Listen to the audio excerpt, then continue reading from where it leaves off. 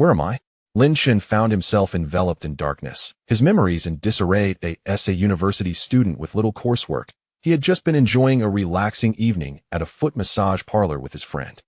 As night fell, they had agreed to head back, but suddenly he was airborne. A motorcycle, despite the red light. A black motorcycle sped towards him at approximately 120 miles per hour. And then, he found himself in this predicament. Could a truck have such an effect? Surely it wasn't a delivery motorcycle? So what had happened to him? Lin Shen strained to open his eyes, although he felt as though they were open. All he encountered was darkness. This sensation resembled a previous episode of sleep paralysis, where he possessed awareness, yet was entirely unable to control his body. He mentally screamed, "Come on, wake up. I'm too handsome to be single. Eyes open up." Little did he know, he would never have a girlfriend again, but rather, "What's wrong?" A gentle male voice drifted from beside him. Lin Shen sensed his soul returning to his body, gradually regaining the sensation in his limbs. He moved his hand slightly. He soon realized his abdomen felt unusually heavy, and there was a tightness in his chest. "Wake up!" The owner of the voice seemed to gently shake him. This person moved with such delicacy. Could he possibly be on an operating table? Haha, Lin Shen felt he could finally breathe, taking deep breaths. Why did it smell so fragrant, even reminiscent of milk? Did you have a nightmare? Before Lin Shen could comprehend the meaning behind the words, he hadn't even registered that he understood them. All he saw was a blonde-haired figure in pajamas, embracing him with a look of concern. Today, Minato had finally wrapped up all his duties and left the Hokage building early. After returning home for dinner, he had fallen asleep alongside Kushina. However, in the middle of the night, he suddenly heard Kushina murmuring incoherently, her brows furrowed. This was unacceptable. She must have been having a nightmare. Yet, it was the first time he had witnessed her in such a state. After a brief hesitation, he uttered those words and gently shook her. Kushina was pregnant. After all, her weakened condition must have led to this. Yet Lin Shen was taken aback, for this blonde-haired figure referred to him as Kushina. Kushina, he had watched Naruto. Had he been transported here by a motorcycle? But he was a man. Though Kushina was beautiful, did this mean he was to have a husband before even having a girlfriend? So, the person before him must be Minato. Minato gazed quietly at the dazed Kushina, realizing that anyone who experienced a nightmare would indeed be bewildered. Thus, he reached out, carefully pulling Kushina into his embrace, gently patting her back. Okay, it was just a dream. Lin Shen felt the warmth of the embrace, inexplicably comforted. Despite having lived as a man for 20 years, however, he was soon confronted with a reality check. His body rested against Minato, devoid of any desire to exert strength. The warmth of Minato's breath brushed against his ear, a novel sensation coursing through him. What an exquisite feeling! Not the time for such thoughts. I'm fine now. Kushina gently pushed away Minato. Minato beamed with a silly grin, radiating more sunshine than any character Kushina had ever seen in her previous lives manga. At the same time, Kushina noticed the dark circles under Minato's eyes, and a wave of memories washed over her. Tomato. Little chili pepper? Little chili pepper is going to hit someone again. Hello, my name is Minato. Can you really teach me this sealing technique? I leave the 9 tails to you. These were fragments of Kushina's original memories. In an instant, she recalled much. It turned out Minato hadn't returned home for 4 or 5 days, remaining at the Hokage's office, while Kakashi, who was entrusted to look after her, brought him meals, finally returning today, and she had not allowed him a moment's respite. Why did Kushina feel guilty? It wasn't her fault after all. She had traveled here too. Yet, gazing at the utterly exhausted Minato before her, her heart ached involuntarily. Perhaps it was the impact of her original memories influencing her. Go to sleep, I'm fine. It's just a dream. Kushina pulled the blanket up, and then she felt Minato's hand intertwine with hers. Within mere seconds, his breaths became tranquil, indicating he was truly worn out, falling asleep so swiftly. He must be extraordinarily busy. Normally that it appears even the yellow flash requires recharging. Meanwhile, Kushina felt wide awake, and she became acutely aware of her pregnancy. Her belly was already quite prominent. It seemed the time for Naruto's birth was nearing. Was she to give birth so soon after arriving? What a predicament! Additionally, according to the storyline, Aido, her dear disciple Aido, was on his way. What should she do? Should she inform Minato? Do travelers not possess a system? Isn't that standard? What's going on with her system? Kushina silently called out in her mind. I'm here, came the calm mechanical voice in response. You're here? You could have spoken up sooner. What's the situation now? Are there any tasks? I don't want to die just after traveling here. Of course, however. However what? Hurry up and tell me. Kushina suddenly realized she was being overly anxious. What was happening? Back in her previous life as Lin Chun, she had always been easygoing. Could it be the influence of her original memories and personality? There was no time to ponder these thoughts. However, please first claim your beginner's gift pack, the unemotional voice of the system stated. Claim, claim, claim. Congratulations, you have received perfect fusion of Hashirama cells, enhanced perception, improved chakra controllability, a complete catgirl outfit, and 10 boxes of tearable items. The items have been placed in the system space. To retrieve them, please call upon the system. Perfect fusion of Hashirama cells. Doesn't that equate to obtaining formidable vitality? Then, for the time being, she need not worry about weakness during childbirth. All set. Wait. What's that last part? Kushina suddenly realized what the system had just said. What kind of joke is this? Those last 2 items must have been intentional. Absolutely deliberate. It is something I would never use. Absolutely not. The system, however, continued its emotionless announcements. This system is a trigger-based mechanism, which will alert the host when a task arises, allowing for the freedom to accept or decline. A notification chimed. Task issued. Promote peace in the shinobi world. Deadline, none. Reward, mysterious gift package. Hey. Why is the first task something like this? The system ignored her, which left her somewhat annoyed. Additionally, she failed to notice that she had unconsciously adopted Kushina's catchphrase. Let me check my status. As soon as this thought crossed her mind, a series of information appeared before her. Name, Uzumaki Kushina skills, sealing techniques, 4 symbols seal, adamant sealing. Chakra control, 13 originally 8, wind and water style ninjutsu, malice perception, 13 originally 8 physique. Perfect fusion of Hashirama cells, Uzumaki. Bloodline. It still doesn't feel right. Although confessing to Minato about Aido would surely be taken seriously, she struggled to conceive a way to earn Minato's trust. What should I do? The Nine Tails. And Jiraiya. I need to find that lecherous old man. Wait, why did I unconsciously refer to him as that lecherous old man? Kushina decided not to dwell on it too much, fearing it would lead to a mental breakdown. Thus, she continued to contemplate and unknowingly drifted into slumber. Kushina, wake up. Sleeping too long is not good. I must be on my way. Minato gently nudged the sleeping Kushina.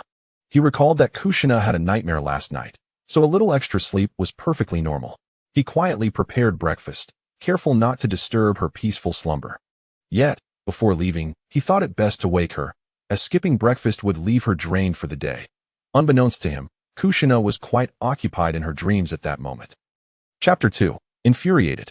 Minato gently shook the slumbering Kushina, who murmured, I'm so tired, Minato. With a chuckle, Minato regarded her cherubic visage and playfully poked her. Suddenly, Kushina sat upright, her tone tinged with excitement. Aido. She had just dreamt of a scene reminiscent of the original narrative, wherein she and Minato were entwined by the Nine Tails. While Aido laughed maniacally nearby, it was utterly terrifying. Minato paused, bewildered by the abrupt mention of his deceased pupil. Kushina, regaining her composure, recalled the events that had just transpired, her face flushing crimson, complementing her fiery red hair, making her resemble a ripe tomato. However, she sensed that this was an opportune moment to share her revelation, considering that prophetic dreams were not unheard of in the shinobi world. Now was the time to voice her thoughts. First, she attuned herself to her surroundings. It seemed there were no peculiar presences, yet she remained apprehensive. Thus, she conjured a small barrier with her sealing technique, enveloping the bed to prevent any eavesdropping by Black Zetsu. Minato, slightly taken aback by her sudden display of caution, exclaimed, Last night, I dreamed of that child, Aido. Was it that nightmare? It's nothing to worry about. Minato was puzzled by her need for a barrier. Could there be something of greater significance? No, Kushina insisted, pulling Minato to sit beside her on the bed. Minato, noticing the serious expression on her face, complied and sat silently, awaiting her explanation. It seems to be a prophetic dream. Do you know about such dreams? I am aware of prophetic dreams. Jiraiya-sensei mentioned them to me. Kushina replied, propping herself against the headboard, unconsciously cradling her abdomen, exuding a maternal aura she perhaps was unaware of. She glanced around, and Minato, observing her anxious demeanor, felt a surge of curiosity regarding the nature of her dream. He gently tousled her tousled red hair, hoping to ease her tension. Kushina's heart fluttered. A familiar sensation washed over her, a comforting reassurance in Minato's presence. Strangely, she found him unexpectedly charming, pondering why she yearned to lean closer, relishing the warmth and security it would bring. No, she scolded herself internally, battling her emotions. As Kushina nestled closer to him, Minato felt a wave of tranquility. His method seemed effective, as she appeared visibly less tense. Truly, I am the illustrious Namikaze Minato. However, Kushina was already immersed in her thoughts. Last night, I dreamt that Aido did not perish. He was rescued by Uchiha Madara. On the day Naruto is born, he will unleash the Nine Tails to wreak havoc upon the village. There are many details I need to, and I believe this to be true. Minato found it difficult to accept the veracity of her dream. If Uchiha Madara were alive, he would be of considerable age. Furthermore, hadn't Aido died before Kakashi, crushed beneath the weight of stone, and subsequently subjected to the explosive detonations from the enemy? Both myself and Kakashi searched in vain for any trace of him. Kushina observed Minato's contemplative demeanor, pondering the seriousness of her statement. I'm not jesting. Can Minato truly retrieve Jiraiya-sensei? A hint of uncertainty flickered within her, for the notion of prophetic dreams was difficult to accept, and she was aware that Minato, as the Hokage, must uphold his integrity. He was not one to abuse his authority, and with the memories of Kushina intertwined with her own, she was even more reluctant to place him in a precarious position. Suddenly, a crucial thought struck her. Minato, in my dream, I witnessed us perishing due to the release of the Nine Tails by Aido, and it seemed I also saw Orochimaru defecting. He was conducting human experiments. I recall the location from my dream. You should investigate. Drawing upon her original memories and the fragmented visions from her past life, Kushina identified several potential sites that could be Orochimaru's laboratory. Minato, noticing Kushina's fervent enthusiasm, recognized the necessity for verification. Retrieving Jiraiya-sensei would indeed be beneficial. The village required his expertise, and even in the absence of urgency, a reunion would be welcome. Additionally, the development of the Rasengan necessitated Jiraiya-sensei's insights. Most importantly, Kushina's seriousness conveyed that she was not trifling with such matters. He should trust her, both as her husband and as Hokage. Very well, I believe you, he affirmed. Success. I knew you were clever. Upon hearing Minato's confident words, Kushina smiled and whispered the location of Orochimaru's laboratory as well as the details regarding the Canopy Bridge, silently apologizing to Orochimaru for inadvertently exposing him. She had forgotten about the barrier she had set, and only after speaking did she realize it was unnecessary to lean in so close. I will personally investigate Orochimaru's laboratory. As for Aido's location, a ninja team will need to be dispatched. Minato playfully pinched Kushina's cheek, relishing the softness he felt, noting that it seemed even more tender than before. No. Aido has awakened the Mangeki Sharingan. I can't articulate everything right now. May I discuss it with you tonight? I need to organize my thoughts regarding the dream. All right. Please take care of yourself at home. If anything urgent arises, you can reach out to Kakashi. I must be on my way. Minato skillfully pressed a kiss to Kushina's forehead, and she blushed, closing her eyes to accept the gesture, refusing to feign indifference to his affection. She is a person of integrity and honor. In her memories, Kushina has always acted in this manner, closing her eyes and awaiting Minato's kiss. Though they now have children, their relationship remains devoid of frivolities, merely characterized by a profound emotional exchange. As Minato gradually departed, the warmth on Kushina's forehead began to cool, and she felt an inexplicable sense of reluctance, inadvertently pouting her lips. Watching Minato don his cloak and stride toward the door, she found him strikingly handsome. His tousled blonde hair, though somewhat disheveled, gleaming brilliantly under the sunlight, radiating warmth. His silhouette exuded a sense of security, evoking thoughts of him in earnest work. What to do? She realized she was developing feelings for a man. How peculiar. They still had to think about having more children. As for the thought of termination, how could that even cross her mind? Even if she were not reluctant, Naruto was an essential factor in confronting extraterrestrial threats. Why the confusion over such emotions? Kushina watched Minato leave and shook her head before splashing her face with water, finally dispelling the chaotic thoughts. Glancing at the still warm meal on the table, she suddenly recognized that she usually took charge of cooking, but today she had indulged in a lie-in, inadvertently burdening Minato. After all, in her memories, She was a full-time housewife who had no chores to complain about. Furthermore, Minato's attractiveness was merely a notch below that of the elderly readers. Having seen him in person, he was indeed handsome, but her self-perception felt misaligned. Clenching her small fists, she grew increasingly frustrated. She nearly slammed them on the table, but remembered this was her home, so she refrained and merely waved her fists in the air. For some reason, since becoming Kushina, her temper had flared. Chapter 3. The mischievous fox. Despite her earlier irritation, Kushina managed to eat her meal. She had no desire to go hungry, especially since she was curious about the flavors of the food in the world of Naruto. She had to admit, Minato was the epitome of a perfect man. His cooking was delightful, albeit lacking in complexity, likely due to the scarcity of seasonings in this realm. After hastily finishing her breakfast, Kushina busied herself according to her memories. She first tidied up the house. As the residents of the village's Hokage, the Minato household was not particularly large, merely a two-story villa. Compared to the expansive compounds of the Uchiha and Hyuga clans, it was quite modest. However, this had its advantages, as Kushina did not have to exert herself excessively.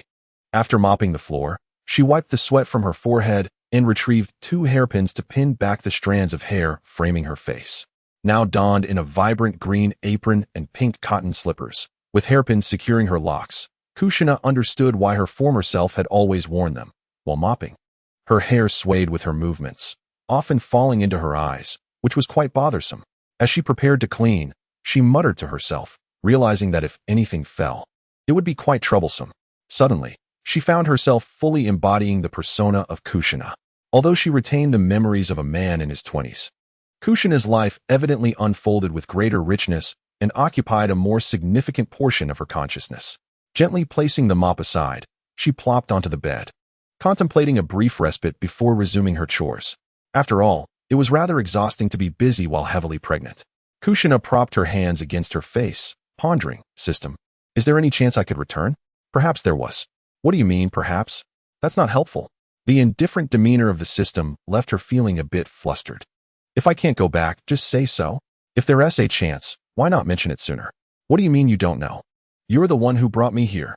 Sighing, she suddenly recalled the Nine Tails. Having only seen it on screen before, she resolved to pay it a visit. With an instinctive familiarity, she entered the sealing space, revealing her adeptness with sealing techniques. It was unfortunate.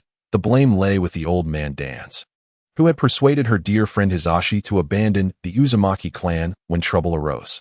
One day, Kushina would avenge her former self. At that moment, within the sealing space, the Nine Tails rested with its eyes closed. Suddenly, it sensed a familiar chakra fluctuating. It recognized that the fiery woman had arrived. "Hey, little brat," it growled, its massive form confined within a colossal sealing sphere, glaring at Kushina. "Can we have a word? Don't move around, otherwise." As she spoke, she gradually unshackled several chains from the Nine Tails, allowing it to descend. The next instant, the Nine Tails became restless, yearning for freedom. Yet Kushina merely furrowed her brow, genuinely taken aback by the sheer size of the creature. She could only imagine how colossal the original sage of the Six Paths must have appeared. "Humph. I will never accept these humans again. What is there to discuss? If only I could break free from this seal." Observing the proud Nine Tails turn away, Kushina felt a surge of irritation, tempted to bind it with a powerful sealing technique and toss it about. However, she restrained herself and cautiously inquired, "Kurama?" The Nine Tails possessed keen hearing, and despite her unexpectedly soft voice, it caught her words. "Shouldn't you be using that chain to torture me? How do you even know that name?" Its usual ferocity was replaced by a look of curiosity, but in an instant, it bared its teeth. "Woman, how did you come to know that? You must have seen it. I mentioned the prophetic dreams I shared with Minato." "Humph. I'm not interested in that. It doesn't concern me." Yet, the wagging of its tail betrayed its intrigue. Kushina suddenly found the creature somewhat endearing, realizing this was the essence of tsundere. "Actually, the dream was quite extensive. I even saw you and my child become friends in the future. He referred to you in that way. So, I believe we could also be friends. What do you think?" The great fox blinked, incredulous. "What nonsense is this? Why should we be friends? Because you tied me up and beat me? Do we even know each other?" Kushina remained unfazed by the Nine Tails, treating its words as if they were mere whispers in the wind. Her fists clenched unconsciously, a simmering displeasure brewing within her. "I've been patient enough. Are you asking for a fight?" Her voice rose slightly, Yet the Ninetales continued to feign indifference, casting a fleeting glance before resuming its meditative state. Suddenly, an idea struck Kushina as she recalled the Ninetales' fear of Madara and Hashirama. Is it truly impossible? I apologize for my previous actions, but if you persist in your obstinacy, I shall summon Lord Hashirama to deal with you. Moreover, Madara will be resurrected, and he will imprison you within the shell of the 10 Tails. Initially, the Ninetales dismissed her threats, but her words undeniably instilled a sense of dread. What? Kushina apologizing? What? Hashirama dealing with me? What? That malevolent, red-eyed disease resurrecting? How does she know about the 10 Tails? The Ninetales rose, towering over the red-haired woman below. You are deceiving me. Why would I deceive you? If you don't believe me, so be it. It's not my hide that's on the line. Besides, your attitude has irked me for far too long. I'm going to teach you a lesson. Kushina began to channel her chakra, her hair gradually lifting with the energy. The Ninetales sensed the chakra surging and hastily reconsidered. I believe you. Not a chance. There's no way I'm stopping. You need a good thrashing. Diamond Sealing Jutsu. Dozens of colossal golden chains erupted from Kushina's hands, swiftly ensnaring the Ninetales' form. A cacophony of screams echoed from the ceiling space as the Ninetales howled in distress.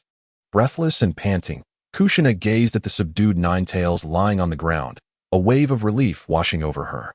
We are friends now, right? Observing the Ninetales sprawled out, Kushina felt a surge of satisfaction. After all, what was more gratifying than delivering a well-deserved thrashing? Had she truly absorbed the essence of the original Kushina? Never mind that. Determined to mend the relationship between human and beast, she leaned in with sincerity.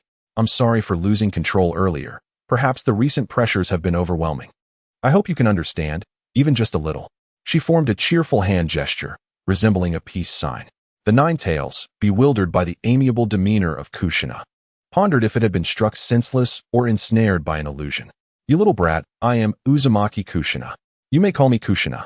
She extended her fist, recalling that this gesture belonged to her son. Surely, using it wasn't tantamount to theft. The great fox, the Ninetales, sighed as it observed her actions. What are you doing? Fist bump. This way, we become good friends. I promise to let you out for fresh air in the future. Until then, I won't keep you confined within that ceiling sphere, but you mustn't cause any trouble. Kushina genuinely regarded the Ninetales as a friend. After all, having a colossal Ninetales fox as a companion was undeniably cool. Furthermore, she could converse freely with it, as it was oblivious to human affairs. No, not a pet. A friend. A partner. Watching Kushina's earnestness, it seemed she truly had no intention of sealing it away again. Could it be real? Reluctantly, let us place our trust in her. The Ninetales slowly extended its claws, meeting Kushina's fist in a gentle collision. Remember your promise. Certainly. However, Kurama, as long as you do not act recklessly. Humph. The Ninetales once again curled up on the ground, its 9 tails adorning its abdomen, exuding an air of undeniable cuteness. Kushina smiled as she returned to the outside world, deciding that it would be best not to delve into the secrets of the Ninetales mode during her pregnancy. Perhaps after the incident with Aido, she could reconsider. Yet, should Aido be confronted with the truth? In her memories, Aido was a kind-hearted child, though perpetually late. Kushina had witnessed him helping an elderly lady cross the street and even assisting a little girl in finding her lost cat. Minato held Aido in high regard. She recalled how, following the Third Great Ninja War, Minato maintained a facade of normalcy while privately grappling with his feelings about Aido. He had often lamented, if only he had noticed sooner, perhaps Aido could have been saved. I wish I had perceived it earlier. Aido is a genuinely kind-hearted boy who cares deeply for his comrades. I have always believed he would fulfill his dreams. This child has persistently trained and upheld his kindness. How could he be anything less? Moreover, Kushina felt it was imperative to allow Aido to make his own choices.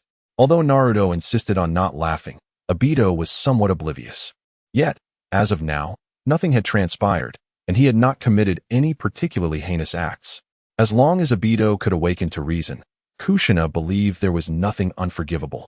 All that mattered was rescuing that foolish boy from his own despair. Lost in thought, Kushina suddenly realized that lunchtime was rapidly approaching.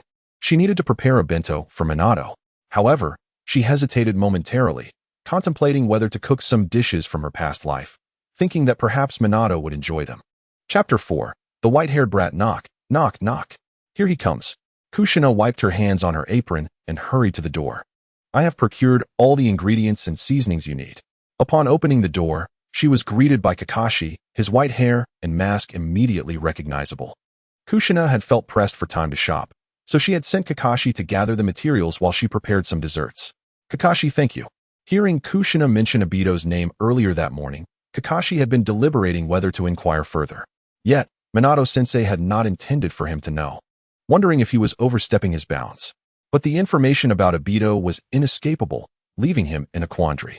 Observing Kakashi's hesitation, Kushina seized the various bags from him and pulled him into the house. Come help me. We are running out of time. Also, I have something to discuss with you. Kushina removed Kakashi's animal mask. It was somewhat inappropriate for her to assign him tasks while she worked, even though she had just called him by name. Yet, she feigned indifference, directing him to assist her. Did he not realize that he was the only white-haired individual in the village? Why wear a mask? Kakashi fumbled with the ingredients, awaiting Kushina's further instructions. You wish to inquire about this morning's events, correct? Kushina swiftly sliced the beef, preparing to make tomato braised beef for Minato. Mother, Kakashi exclaimed, his voice involuntarily rising with excitement. Careful with the tomatoes. And keep your voice down. Kushina playfully punched Kakashi, feeling no qualms about sharing with him. After all, he was no longer the fragile child he once was. Hey, he replied casually, though his heart raced with anxiety. Hurry, don't stop. Your teacher will be hungry. Kushina gave Kakashi a light slap on the back, prompting him to chop the tomatoes with renewed vigor. Observing Kakashi, whose eyes sparkled with life rather than dull like a dead fish, she found the situation amusing. Oh dear, you're clearly quite nervous. All right, let it simmer for a while, she said, placing the ingredients into the pot and igniting the flame. Wiping her hands on her apron, she sat on the sofa in the living room, using a barrier to isolate the space once more. Kakashi, sit here. I need to discuss what you must prepare. Prepare? Kakashi responded, somewhat perplexed. Prepare for what regarding Aido? He had already surmised that Aido was alive and accepted this conjecture as truth. Seeing Kakashi lost in thought, Kushina understood he was overthinking. This boy was hopeless. If he remained silent while mulling over such matters, he would inevitably end up in a regrettable state in the future. It's about Rin. Under the influence of Uchiha Madara, Aido witnessed your connection with Rin and misinterpreted it, leading him to harbor resentment towards you. Kakashi's eyes widened in shock, as if awakening another Sharingan beneath his forehead protector. He comprehended the reason behind his mother's urging to remain calm. Such a revelation was beyond his wildest imagination. Aido had seen that moment. Glancing at his hands, stained with Rin's blood, he realized how deeply Aido loved her. It was no wonder he had been misled. Indeed, he had made a grave mistake. Should he not offer some form of closure to both Aido and Rin? Kushina observed the silent Kakashi, pondering if he was contemplating a reckless act of sacrifice, believing it would bring him relief. Hey, if you think like that, I will seal your chakra. And you won't need to go? Ah, mother, I didn't mean. I understand, she interjected. You were contemplating using your life to explain, thinking that would grant you peace, weren't you? Standing up, Kushina's hair began to float around her. Kakashi felt a surge of fear. No. Ultimately, Kushina restrained herself. Kakashi, bracing for an impending reprimand, hunched over protectively. What you must do is make him realize he is being foolish. Then both of you will return together. With that, Kushina divulged all the information regarding Kimui and the secrets of black and white Zetsu to Kakashi. The Manjiki Sharingan? Kakashi covered his left eye, which belonged to Aido. He was aware of the Manjiki's existence, but knew little of the abilities of the other eye. Thus, Kushina's revelations were of utmost importance. They were critical to bringing Aido back. Yes, you must not go alone. Listen to your master's guidance. Kushina pondered that the current Aido was likely not yet proficient with Kimui, making it entirely feasible to catch him off guard. I appreciate your guidance. I shall approach this matter with utmost caution. Observing Kakashi's serious demeanor instilled a sense of optimism for the future. However, a singular concern loomed. What to do after bringing him back, especially since the narrative had shifted. What role should she assume? Ding. Task. Persuade Minato to bring Aido back to Konoha for the sake of peace in the ninja world. Reward. Yang release chakra. Kushina's eyes sparkled. This was indeed a valuable asset. The Yang release chakra would bestow upon her enhanced vitality, alleviating her worries about her skin. Wait, why should she even be concerned about that? Ah, what an absurd situation. Moreover, there were numerous issues at hand. Inexperienced with Kamui, Aido might not pose as great a challenge, but the true dilemma lay with the two cunning figures, Black Zetsu and White Zetsu. Minato and Jiraiya could attempt to seal Black Zetsu with a sealing technique. Even if they failed, she believed Minato would return with the trio. As for Kakashi, he could employ his verbal prowess on Aido. Kakashi, do not rely solely on brute force. You must convey to Aido that you remain comrades. Do you understand? You must return together and visit Rin, right? Indeed. Kakashi stood at attention. Kushina then recalled something important. They should avoid grave visits for the time being, as White Zetsu might eavesdrop, or Aido could be lurking nearby. Kakashi paused, perplexed by Aido's foolish antics. Such a morbid sense of humor. Precisely. That is also the reason for your barrier, is it not? Yes. When you meet your teacher, refrain from mentioning it. I shall speak to him personally. Understood. Kushina observed Kakashi, whose complexion had improved significantly, feeling a sense of accomplishment swell within her. Was this the essence of aiding others? With that thought, she decided to check on the pot. She dispelled the barrier and carefully packed the nearly finished tomato beef stew into an exquisite bento box, also including the dessert she had prepared earlier. Before she could finish her thought, Kakashi snatched the bento and vanished in a flash. What a true friend. She had intended to suggest he eat a little before departing. Kushina sighed, settling down to enjoy her meal, only to be startled by an unusual sensation in her abdomen. Ah, is this fetal movement? What a wondrous feeling. Just yesterday, I was still a man, and now I am with child. Due to her pregnancy, her breasts had significantly enlarged, and the weight on her chest felt quite unfamiliar. Lying down was particularly uncomfortable. As she ate, she contemplated tidying up some items in the afternoon, and then, what next? There was still quite some time until dinner. What did Kushina typically do? Surely she couldn't spend her time reading Jiraiya's novels. After some contemplation, she had an idea. She resolved to pay a visit to her devoted son, Itachi. According to her calendar, today was September 15th, nearly 2 months since Mikoto had given birth to Sasuke, and in less than a month, she too would welcome her child. Kushina felt an inexplicable surge of anxiety. So be it. Kushina, lost in her own thoughts, set down her chopsticks. Meanwhile, Kakashi, utilizing his utmost speed, rushed about. Teacher, he remarked, observing Kakashi's flustered demeanor. Minato surmised the reason but paid it no mind. Kakashi was not one to act recklessly. Kakashi, you seem rather anxious, he noted. How could he not be anxious? A team member had encountered such dire circumstances, and Aido's eyes were still embedded within his own sockets. Now, with his master informing him that Aido was alive, how could he possibly contain his emotions? Yet, he understood the necessity of discretion. The enemy possessed a peculiar ability, and he could not afford to draw attention to himself. Thus, he took a deep breath and nonchalantly remarked, I fear that the meal prepared by my master might grow cold. Minato raised his gaze from the pile of documents, recalling when he first assumed office. The workload had been far less daunting. Now, it had burgeoned to this extent. The third Hokage had only assisted him in the initial stages, but now he had completely retreated from active involvement. Thank you, Kakashi, Minato said, setting aside the paperwork to place his lunch on the table. I shall commence my meal. What culinary delight had Kushina prepared today, he wondered. Meatballs with beef and tomatoes. How considerate of Kushina. Beef was quite expensive, and she must have been concerned about him going hungry. Little did he know that Kushina would never disclose that the ingredients were purchased by Kakashi, primarily because she had forgotten to give him money amidst her busyness. However, wasn't Kushina averse to tomatoes? Perhaps she had prepared something else for herself, but it seemed the tomatoes truly complemented the beef. He devoured the meal with great satisfaction. It was indeed his first experience with such a dish. Surely, Kushina had exerted great effort to learn this recipe for him. She had truly worked hard.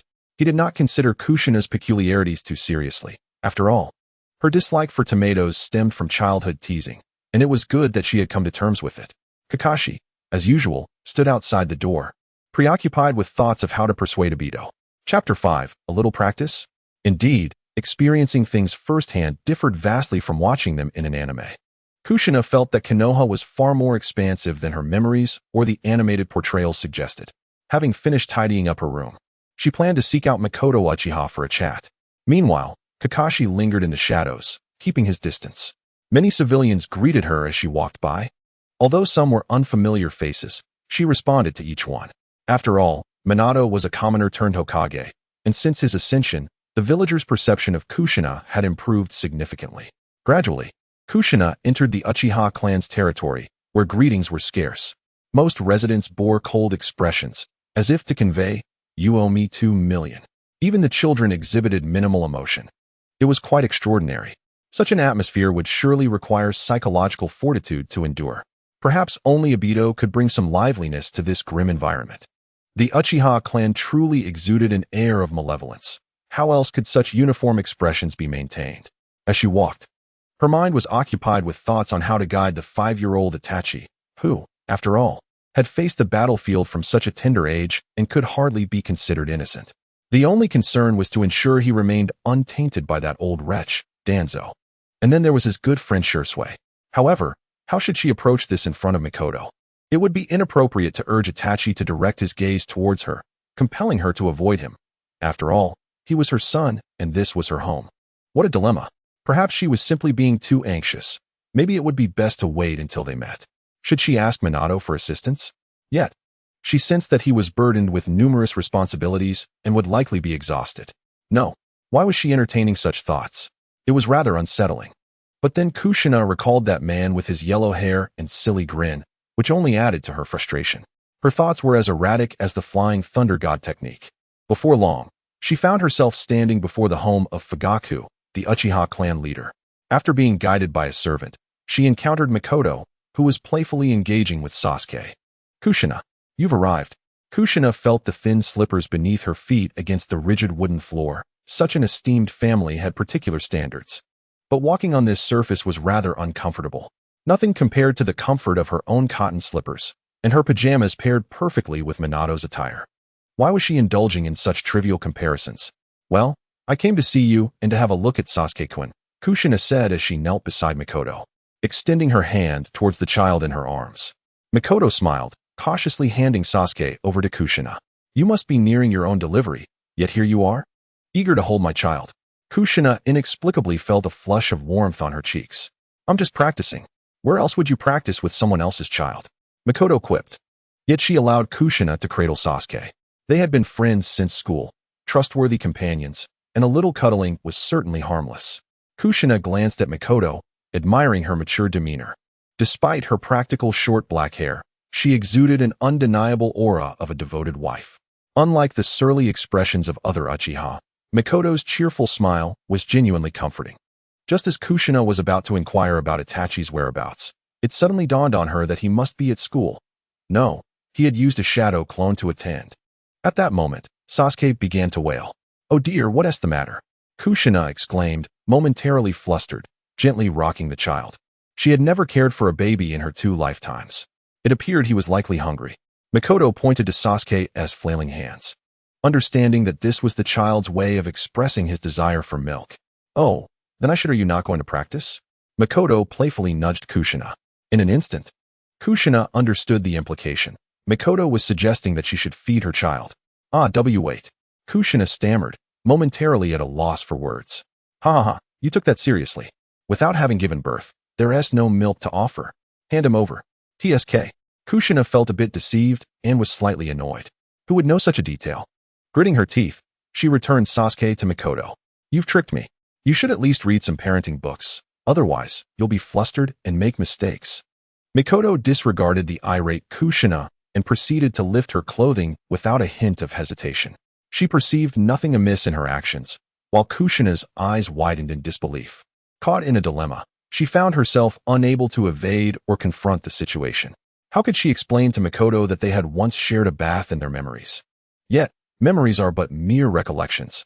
If she chose not to shy away, a blush crept upon her cheeks. Thus, she averted her gaze, affirming, "Of course, I can read. Besides, Mikoto-ne will teach me, right?"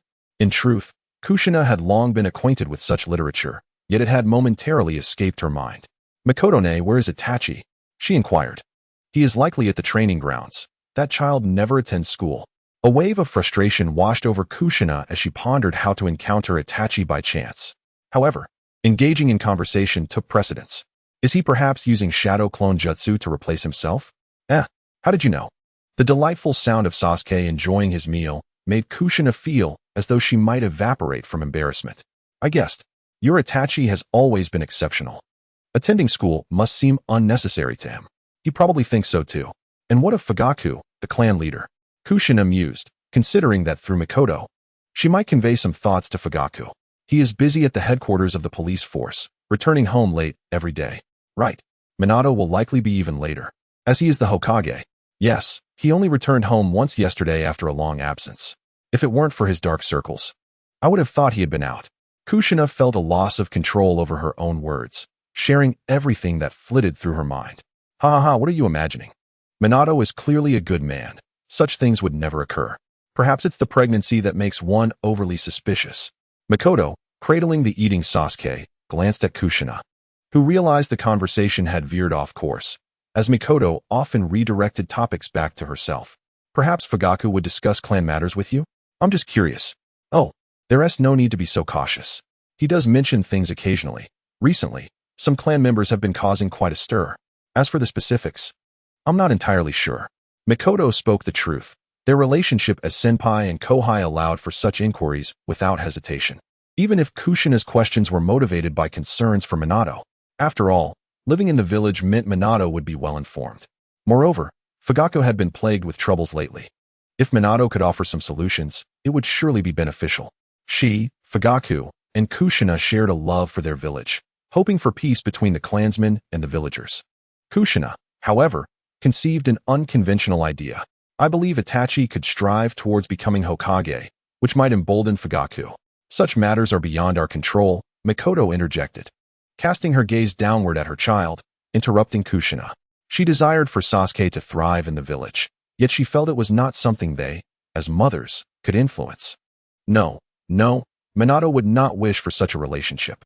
Mikoto-ne, for the sake of our children, we could give it a try. Certainly. If you believe my forthcoming words to be misguided, that is of no consequence. Observing Kushina's earnest demeanor, Mikoto's expression remained largely unchanged, still tinged with a sense of melancholy and resignation, yet she was willing to listen. Kushina, undeterred, had no intention of concealing anything, especially with Kakashi vigilantly safeguarding their discussion. As for any eavesdropping by White Zetsu, such trivial gossip mattered little. I propose that if clan leader Fugaku possesses sufficient authority to restrain his kin, he might consider conveying this to Minato, perhaps by allocating a portion of the police force's responsibilities to other families within the village, while the Uchiha would still retain the majority. The role of the police could then transition from apprehending villagers to assisting them, thereby enhancing the Uchiha's image. This would allow the Uchiha to maintain their inherent pride. Although they would relinquish some power, they would gain the recognition of the community. I understand that each member of the Uchiha clan harbors their own convictions, but surely no one would resent the sensation of being acknowledged, would they? Mikoto bit her crimson lip, taken aback by Kushina's audacity, momentarily at a loss for words. The elders would certainly oppose this. Was it Minato who prompted you to voice such thoughts? No, Mikoto-ne, these are my own ideas. I intend to discuss this with Minato. I do not wish for Sasuke and Naruto to be unable to forge a true friendship. After all, we are good friends, are we not? This bond ought to endure. Mikoto found herself swayed, for as Kushina articulated, she was reluctant to see familial ties strained to such an extent that it would hinder Sasuke from befriending others within the village or the common folk. Itachi's solitary existence already troubled her greatly, and she feared for the day he might stray from the righteous path. Unbeknownst to her, according to the natural course of events, the future would indeed reveal a prodigious son. Rest assured, I shall convey your sentiments to Fugaku. I believe in your ideals, and we are eternal friends. Together, we shall strive to enhance our village. Mikoto's voice carried a note of excitement as she contemplated sharing this with her husband. The level of youthful idealism within the Uchiha clan was truly astonishing. Would it persist even after they had children? However, Kushina did not resist. Instead, she exchanged a knowing smile with Mikoto. At that moment, Minato remained blissfully unaware of the intricate plans laid out before him. How would he react upon discovering the truth? Chapter 6. Doubt the autumn night in Konoha was far from silent. Ninjas strolled leisurely, and some boisterous children had yet to return home. However, Itachi did not belong to either group. He was diligently practicing his kunai throwing techniques. His innate talent was remarkable, surpassing even that of some jonin in skill. Thus, his training was not confined to mere target practice. He was honing the body flicker technique and taijutsu that Shursui had taught him, darting and leaping through the forest, aiming at targets midair. Kunai were firmly gripped between his fingers, and with a swift motion of his arm, he launched 3 kunai from his left hand, his body flickering several times before executing a graceful somersault in the air. Upon landing with poise, he hurled another 3 kunai, each striking true. Had Madara been present, he would have chuckled approvingly, acknowledging Itachi's prowess. After landing, Itachi remained still, his gaze fixed intently on the dense thicket before him. "Itachi, you are indeed here," Shisui remarked. Itachi nodded slightly, maintaining his usual composure and politeness, yet an unspoken understanding lingered between them. Shisui turned to observe the target, now peppered with kunai. "Itachi, you are impressive. In just a few days, you have mastered what I taught you." He approached Itachi and gently patted his shoulder. "Thank you for the compliment, senpai. But I believe I can improve even further." Itachi replied, a hint of determination in his tone. Shisui chuckled softly. It seemed his younger cousin had set lofty aspirations for himself. While he felt joy for Itachi, he also harbored concerns. Itachi was entering the battlefield too soon. His body must not be overexerted, and such intense training every day was unsustainable. "Do not be too tense. Remember to rest adequately. And there will be matters at school as well," Shisui advised. Itachi nodded, allowing Shisui to guide him away from the training ground. "I know you prefer a quieter atmosphere, but ISNT there that girl, Izumi, at school? You seem to have a good relationship with her," Shisui ventured. Upon hearing Izumi's name, Itachi momentarily froze. I encounter her during morning practice, so I am not entirely alone. Please do not worry, senpai. I am aware of what I am doing." Shisui understood that Itachi was not adept at expressing himself. Perhaps he grasped everything, but Shisui worried too much. Although he was not significantly older and had never ceased his own training, he felt a disparity. It was well known that the Uchiha clan was particularly stringent with themselves, and for those they cherished, they would naturally consider their well-being. Shisui was one such individual, caring deeply for his close cousin. Perhaps this was the mutual respect shared among geniuses. "Have you not eaten? Aunt Mikoto will surely scold you," Shisui remarked playfully. "Perhaps. Mother is likely busy attending to Sasuke. It is quite normal. I did greet her before coming here," Itachi replied. "Are you feeling jealous of your younger brother?" Shisui chuckled, playfully patting Itachi's shoulder. Itachi, however, maintained his stoic demeanor. "I genuinely adore my younger brother," he expressed, a truth that resonated deeply. Since returning from the battlefield, Itachi's tender spirit had been profoundly shaken. Yet, the birth of Sasuke provided him with a vague sense of direction once more. Shisui felt utterly powerless in the face of his indifferent cousin, who had emerged from the war with an impenetrable facade. Perhaps it was only in the presence of Sasuke that Itachi could reveal a semblance of the 5-year-old child he once was. All right, I was merely jesting. Let us indulge in some Ichiraku ramen," Shisui declared. "You go ahead and secure us a spot. I'll check if there are any more dango available." Without waiting for Itachi's response, he swiftly vanished, perhaps out of concern for Itachi's weight. In truth, the pair were not particularly close to the Ichiraku ramen shop located in the heart of Konoha, and splitting up would not necessitate haste. Nevertheless, Shisui had always preferred a quicker pace, likely a consequence of his frequent use of the body flicker technique. Before long, they found themselves seated at Ichiraku. As Itachi gazed at the steaming bowl of ramen and the dango that Shisui had handed him, a flicker of emotion graced his countenance, hinting at a subtle joy. Observing Itachi's expression, Shisui smiled gently. During their meal, Shisui broached a subject. "Itachi, what are your thoughts on these peaceful days? They are quite mundane, yet truly wonderful. You feel the same, don't you, Senior Shisui?" Itachi replied. "Indeed, and the 4th Hokage has significantly transformed our village. Be it through the new constructions, but I heard father mention that the clan." Itachi began, but Shisui interrupted him. Even though it was just the two of them and the shopkeeper tidying up, sensitive topics were best left unspoken. "Those matters are beyond our control for now. I merely lament the state of peace." Upon hearing this, Itachi grew somewhat agitated, his small fists clenching. "That's why I aspire to grow stronger, to protect my family, to safeguard peace." "Yes, I believe you will," Shisui encouraged. "In a few years, I plan to apply for the Umbu. What do you think?" "I have faith that Brother Shisui will make our village even better," Itachi responded, altering his address to Shisui, signifying that he felt it was a time for relaxation between them. "Indeed, we must absolutely protect our village. If Kushina were to hear this..." She would surely be furious and give this little rascal a punch, having barely begun to counsel you before you went astray. However, she currently lacked the time. Engrossed as she was in a parenting book at the dining table, where a feast lay prepared. Kakashi had mentioned that Minato might return later, but he would undoubtedly come back. Thus Kushina patiently awaited his arrival. During this time, she did not forget to knit a scarf for Naruto, the green one with white stripes that had caused Hinata to misunderstand. The original Kushina had nearly completed it. She was not in a rush, but instead dedicatedly and slowly crafted it. One must admit that Kushina's ability to undertake such a task was quite impressive, considering it was her first experience with this craft, and she had endured much hardship when she initially learned. There were moments when the needle went awry, only to realize the mistake after progressing to the next row, forcing her to unravel it and start anew, which frustrated her immensely. However, as time passed, she gradually became adept. While knitting, she attempted to turn on the television. Yes, there was indeed a television in the house, even in this peculiar era, and the programs were not particularly scarce. After aimlessly flipping through channels and finding them all rather dull, filled with nonsensical jokes reminiscent of a previous life as comedic performances, she suddenly recalled Mikoto's suggestion to read a book earlier that afternoon. She set aside her knitting to search for a book, merely to alleviate her boredom. However, after a while, she was struck by a sudden realization that she had been male in her past life.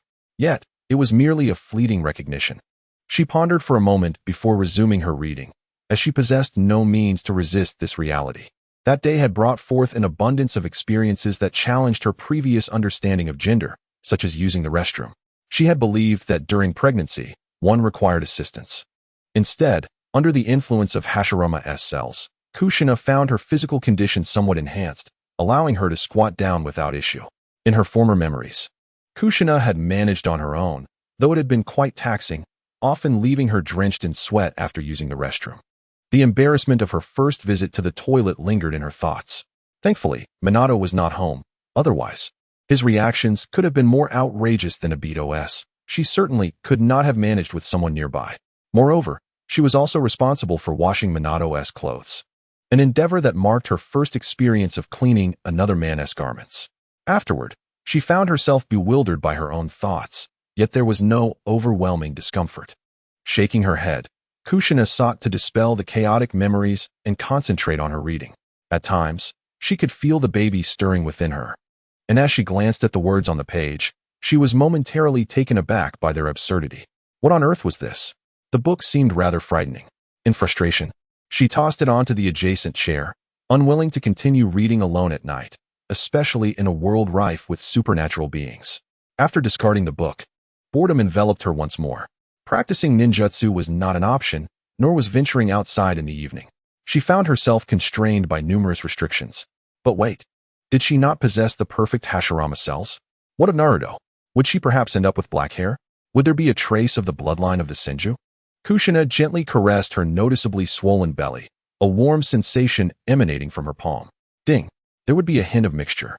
Yet Naruto's bloodline remained predominantly that of his host and Minato Namikaze, still retaining the golden locks.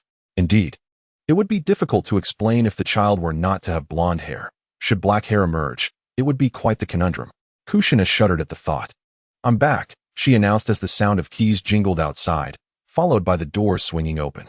Minato, who was about to inquire about her day, was suddenly embraced by Kushina, her belly protruding prominently.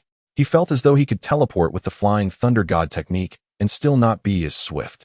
Embracing Minato, Kushina felt as if the world had taken on a more pleasing hue, inhaling the cool, outside scent that clung to him, which brought her immense comfort. The earlier tedium and loneliness were instantly washed away. Indeed, she was in paradise. "All right, you must have waited quite a while. Let's eat first," she suggested. Yes, yes. Kushina nodded vigorously, delight radiating from her. The two devoured their meal with great enthusiasm, especially Kushina, who consumed a considerable portion. Minato had long since grown accustomed to Kushina's hearty appetite. Yet, Kushina was taken aback by her own voracity. Thankfully, she had prepared according to her memories, or there would have been insufficient food for her. Following the meal, Minato intended to wash the dishes as was customary, given that Kushina had prepared the food.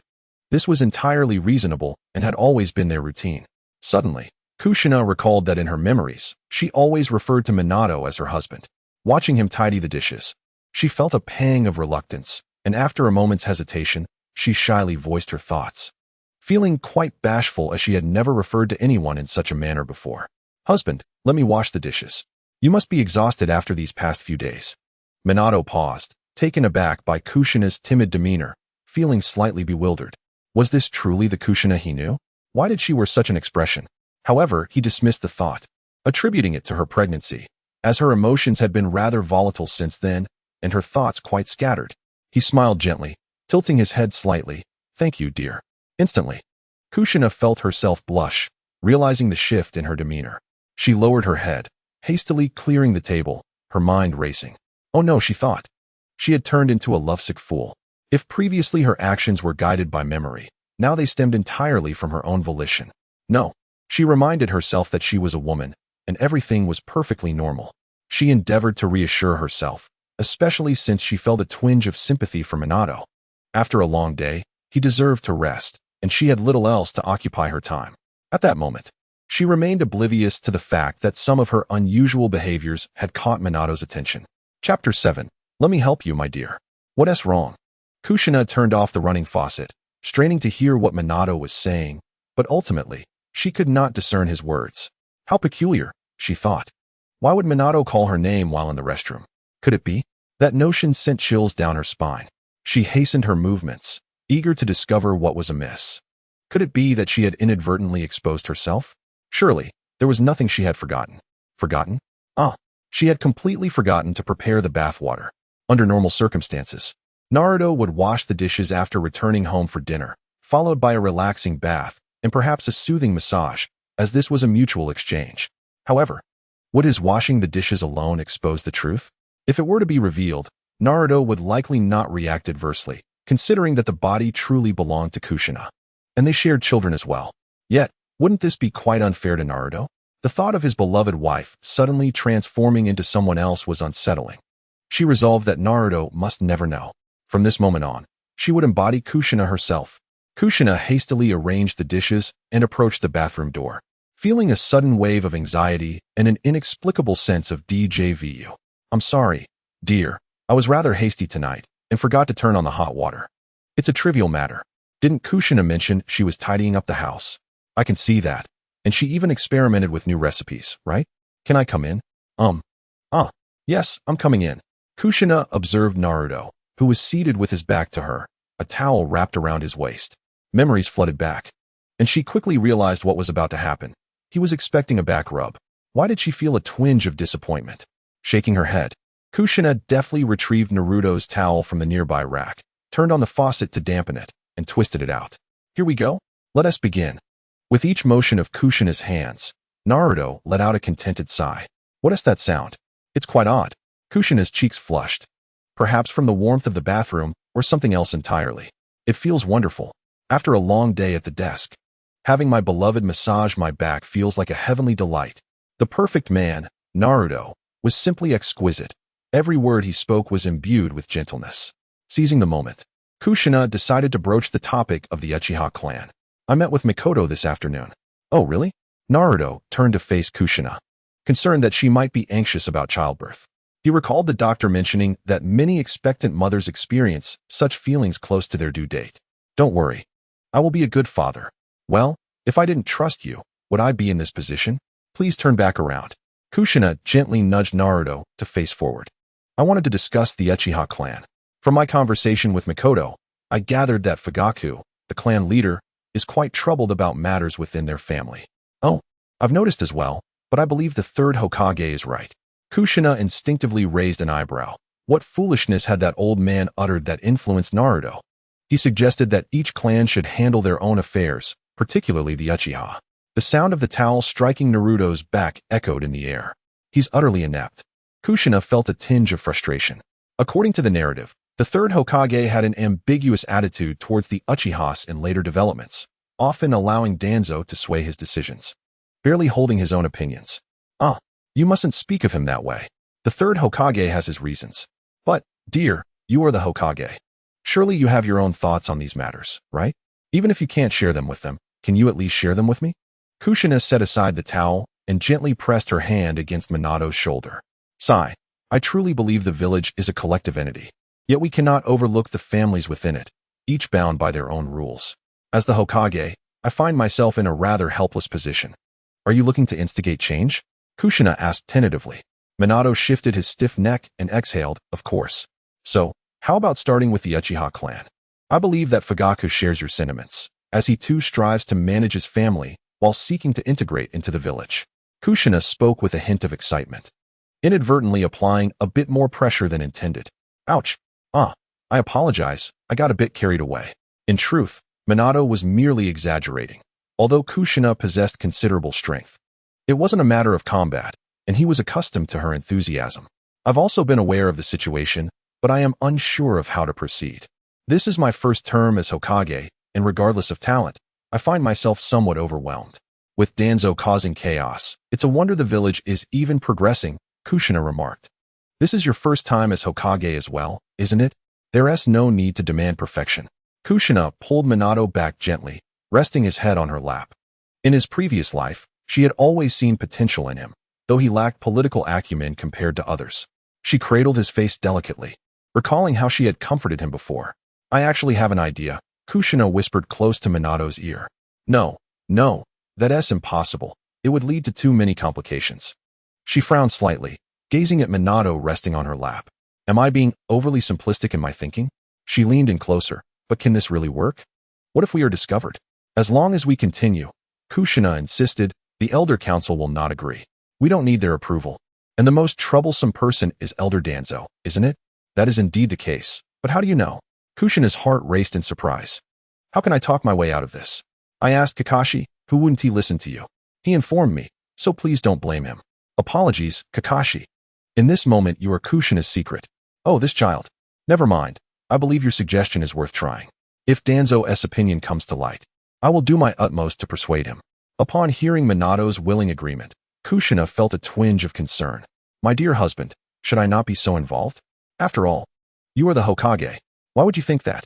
You are helping me devise a plan, and you are doing this for the village and its people, are you not? Moreover, as the Jinchuriki of the Nine Tails, you have every right to participate. That is a valid point. Originally, I would have intervened in village matters. And considering I have a legitimate reason this time, why should I feel apprehensive? Perhaps it is due to the feeling of encroaching on someone else's territory. Darling, it's your turn, Minato said as he slowly stood up. What? As the realization dawned upon her, Kushina found herself momentarily bewildered. She quickly rummaged through her memories, recalling that it was indeed her turn to wash. However, since her pregnancy, Minato had taken on this task, as certain areas had become challenging to tend to, rendering the act quite laborious. Why was she feeling shy? Why did a sense of embarrassment wash over her? I will undress first. Allow me to assist you, she offered, grappling with the absurdity of the situation. According to her recollections, this was a perfectly ordinary occurrence, yet it felt rather overwhelming. Chapter 8. Does Meowing grant one the Sharingan? Until she emerged from the bathroom, Kushina felt dizzy, contemplating that perhaps she would no longer be connected to her past life. Currently, she was forming hand seals to establish a barrier, a small protective field gradually enveloping the bed's perimeter. She needed to clarify the situation regarding Aido with Minato, but he spoke up first. By the way, I personally investigated the matter concerning Orochimaru, and it is indeed true. However, he is no longer present. Therefore, your dream is most likely genuine. I have already dispatched someone to search for Jiraiya-sensei, so you need not worry. What she truly wished to communicate was about Aido. After you left, I recalled many things. This dream seems distinct from others, becoming clearer with the passage of time. Observing Minato's slightly surprised expression, Kushina resolved to divulge everything. Ding. Notification: do not reveal too much of the original storyline, as it may accelerate the emergence of the Akatsuki clan. Come on. Is it not better for everyone to be prepared? She thought. What if I insist on discussing it? Ding. From this moment forth, every sentence must end with meow. Ah, how annoying. I can barely manage one catchphrase. Despite her irritation, Kushina acquiesced, only discussing Aido without mentioning Kaguya. So this entire scheme is orchestrated by Uchiha Aido, and he is merely a victim? Are they near the Kanabi Bridge? Furthermore, there are two non-human entities? Exactly. What do you think about involving Kakashi and the perverted Jiraiya-sensei? He overlooked Kushina's slip of the tongue, considering Jiraiya's well-known tendencies. Have you informed Kakashi as well? Kushina observed Minato's serious demeanor and inexplicably felt a twinge of anxiety. Was she being suspected? Should she have refrained from mentioning it to Kakashi? Have I made a mistake? In Minato's eyes, Kushina was someone who always sought to assist herself and had indeed provided help, yet she remained oblivious to this fact. Instead, her fear of potentially causing trouble manifested as a slight furrow in her brow, her lower lip caught between her teeth, portraying a worried expression. Is this really Kushina? How curious it is that this dream has affected her so profoundly. With the formidable strength of a shadow-level ninja, Minato did not believe that anyone could pose a threat to his wife within the village. He held such confidence in both the village and himself. However, he thought it prudent to wait until Kushina had given birth to reassess the situation. Tomorrow, he would consult the doctor regarding the possibility of any temperament changes during pregnancy. The sudden display of tenderness and vulnerability from Kushina left Minato somewhat unaccustomed. No, my dear, you have done nothing wrong. After our conversation this morning, I have considered Kakashi, especially since he possesses Aido's Sharingan, which may prove crucial. Minato paused, gently caressing Kushina's crimson hair. Nevertheless, I believe we should devise a thorough plan. Additionally, I have an idea to inform clan head Fugaku about this matter. Kushina felt a sense of losing control over the situation. Why involve Fugaku? Why? Because Jiraiya-sensei will not return anytime soon, and your due date is rapidly approaching. Although he will undoubtedly arrive before the child is born, he cannot assist us in this matter. Minato leaned his forehead against Kushina's, observing her puzzled expression. Moreover, you mentioned the idea of winning him over. So I see this as an opportunity. Indeed, that makes sense. I will trust your judgment. Kushina's lips curled into a smile as she raised her fist. An action she herself did not realize was something her former self would never have done. Minato chuckled, delighted that it was still Kushina. Surely, her previous odd demeanor was due to her pregnancy. Thus, I shall take care of these matters. You must prioritize your health. Minato wrapped his arms around Kushina, gently squeezing her shoulders. I have been mindful of that, but it can be quite dull at home, she remarked. You're the one who has been working hard. It was peculiar for her to feel this way, especially when all she had done was tidy up and prepare meals, yet Minato expressed his gratitude for her efforts. Kushina felt increasingly guilty. Minato's kindness towards her was overwhelming. No one had ever treated her so well in her past life, not even her own parents, who loved her dearly but lacked such gentleness. Minato's mastery of the art of language was one of the irreplaceable reasons for his charm. Suddenly, a notification chimed, task discovered, where cat ears and meow at Minato to soothe his weary spirit. Reward, 3 Tomo Sharingan, self-upgradable. Deadline, within 2 hours from now. What? Are you trying to embarrass me? This is clearly intentional. You're not a peace system of the ninja world, you're a farce. Kushina fumed, wishing to confront the system for its absurdity. A dog system? Who would need a 3 Tomo Sharingan? I'd rather have a Rinnegan. Kushina glared at the white cat ear accessory in her inventory, feeling the urge to confront the system. Dear? I just realized that you, the one toiling outside, still say you're working hard, which seems quite strange. Is that so? You startled me. I thought I misspoke. What? Am I being fierce? Kushina intentionally turned her head to Minato, frowning in a mock fierce expression. Not at all. They both gazed at each other and burst into laughter. Suddenly, Kushina felt her hand being grasped, and Minato leaned in closer. What is Minato doing? I'm pregnant. No. Even if I weren't, this is inappropriate. What are you doing? Get a hold of yourself. Kushina exerted a bit of force and playfully thumped Minato's head. Minato, regaining his composure, realized that Kushina was at her most endearing when she was irked. He reclined, facing Kushina, and gently poked her thigh. I'm sorry about earlier. Let us just sleep now. Fortunately, Minato had not been tainted by Jiraiya's influence. Otherwise, Kushina could hardly fathom what life would be like in the future. As she observed Minato, whose eyes were fluttering shut, Kushina released the barrier technique and lay down beside him. Minato seemed to muster the last vestiges of his strength, placing his hand near Kushina's face, and in an instant, he drifted off to sleep. Remarkable. Is this what they call the art of instantaneous slumber? Meanwhile, at the Uchiha household, what? Fugaku took a sip of tea, casting a surprised glance at his wife, Mikoto, nearly choking on his drink. Why was Kushina suddenly engaging Mikoto in such discussions? Was it Minato's suggestion? Even if Mikoto claimed otherwise, he remained skeptical. Are you certain Kushina said that? Yes. She even inquired about Itachi's well-being. Little did Kushina know that her candidness had sparked Fugaku's contemplations. "Call Itachi here. I need to speak with him." Fugaku's words were succinct and authoritative. Mikoto, upon hearing this, swiftly summoned Itachi before turning to leave with Sasuke in her arms. Fugaku regarded Itachi with a serious demeanor. "Tomorrow, stay close to your mother and do not wander off. Training is temporarily suspended." "Yes, father." Itachi's response was characteristically brief. He refrained from questioning the reasoning, as he understood this was a directive from his father, not a discussion. Fugaku offered no further explanations, fully aware of his child's keen intellect. Itachi had likely formulated his own thoughts on the matter. At that moment, Fugaku was not inclined to act recklessly. He recognized the necessity of preventing further escalation of tensions. The immediate priority was to maintain control over the family. Moreover, he possessed formidable strength, having awakened the Mangeki Sharingan during the Third Shinobi War, a fact he had never disclosed to anyone, not even Mikoto. Mikoto, as a close confidant of Kushina, had always served as the clandestine liaison between him and Minato. After all, he was usually under close surveillance, and it was prudent to avoid direct engagement. Fugaku sighed softly, making his way towards the bedroom, pondering what Kushina intended to discuss with Itachi. He understood that this conversation would undoubtedly influence the future trajectory of the Uchiha clan. Chapter 9. Love. The following noon, Kushina, as was her routine, bid farewell to Kakashi as he departed with his lunch. Just as she was about to close the door, she spotted Mikoto on the street, accompanied by the stoic Itachi. How reminiscent of his childhood demeanor. He must have come to seek her out, likely sent by Fugaku.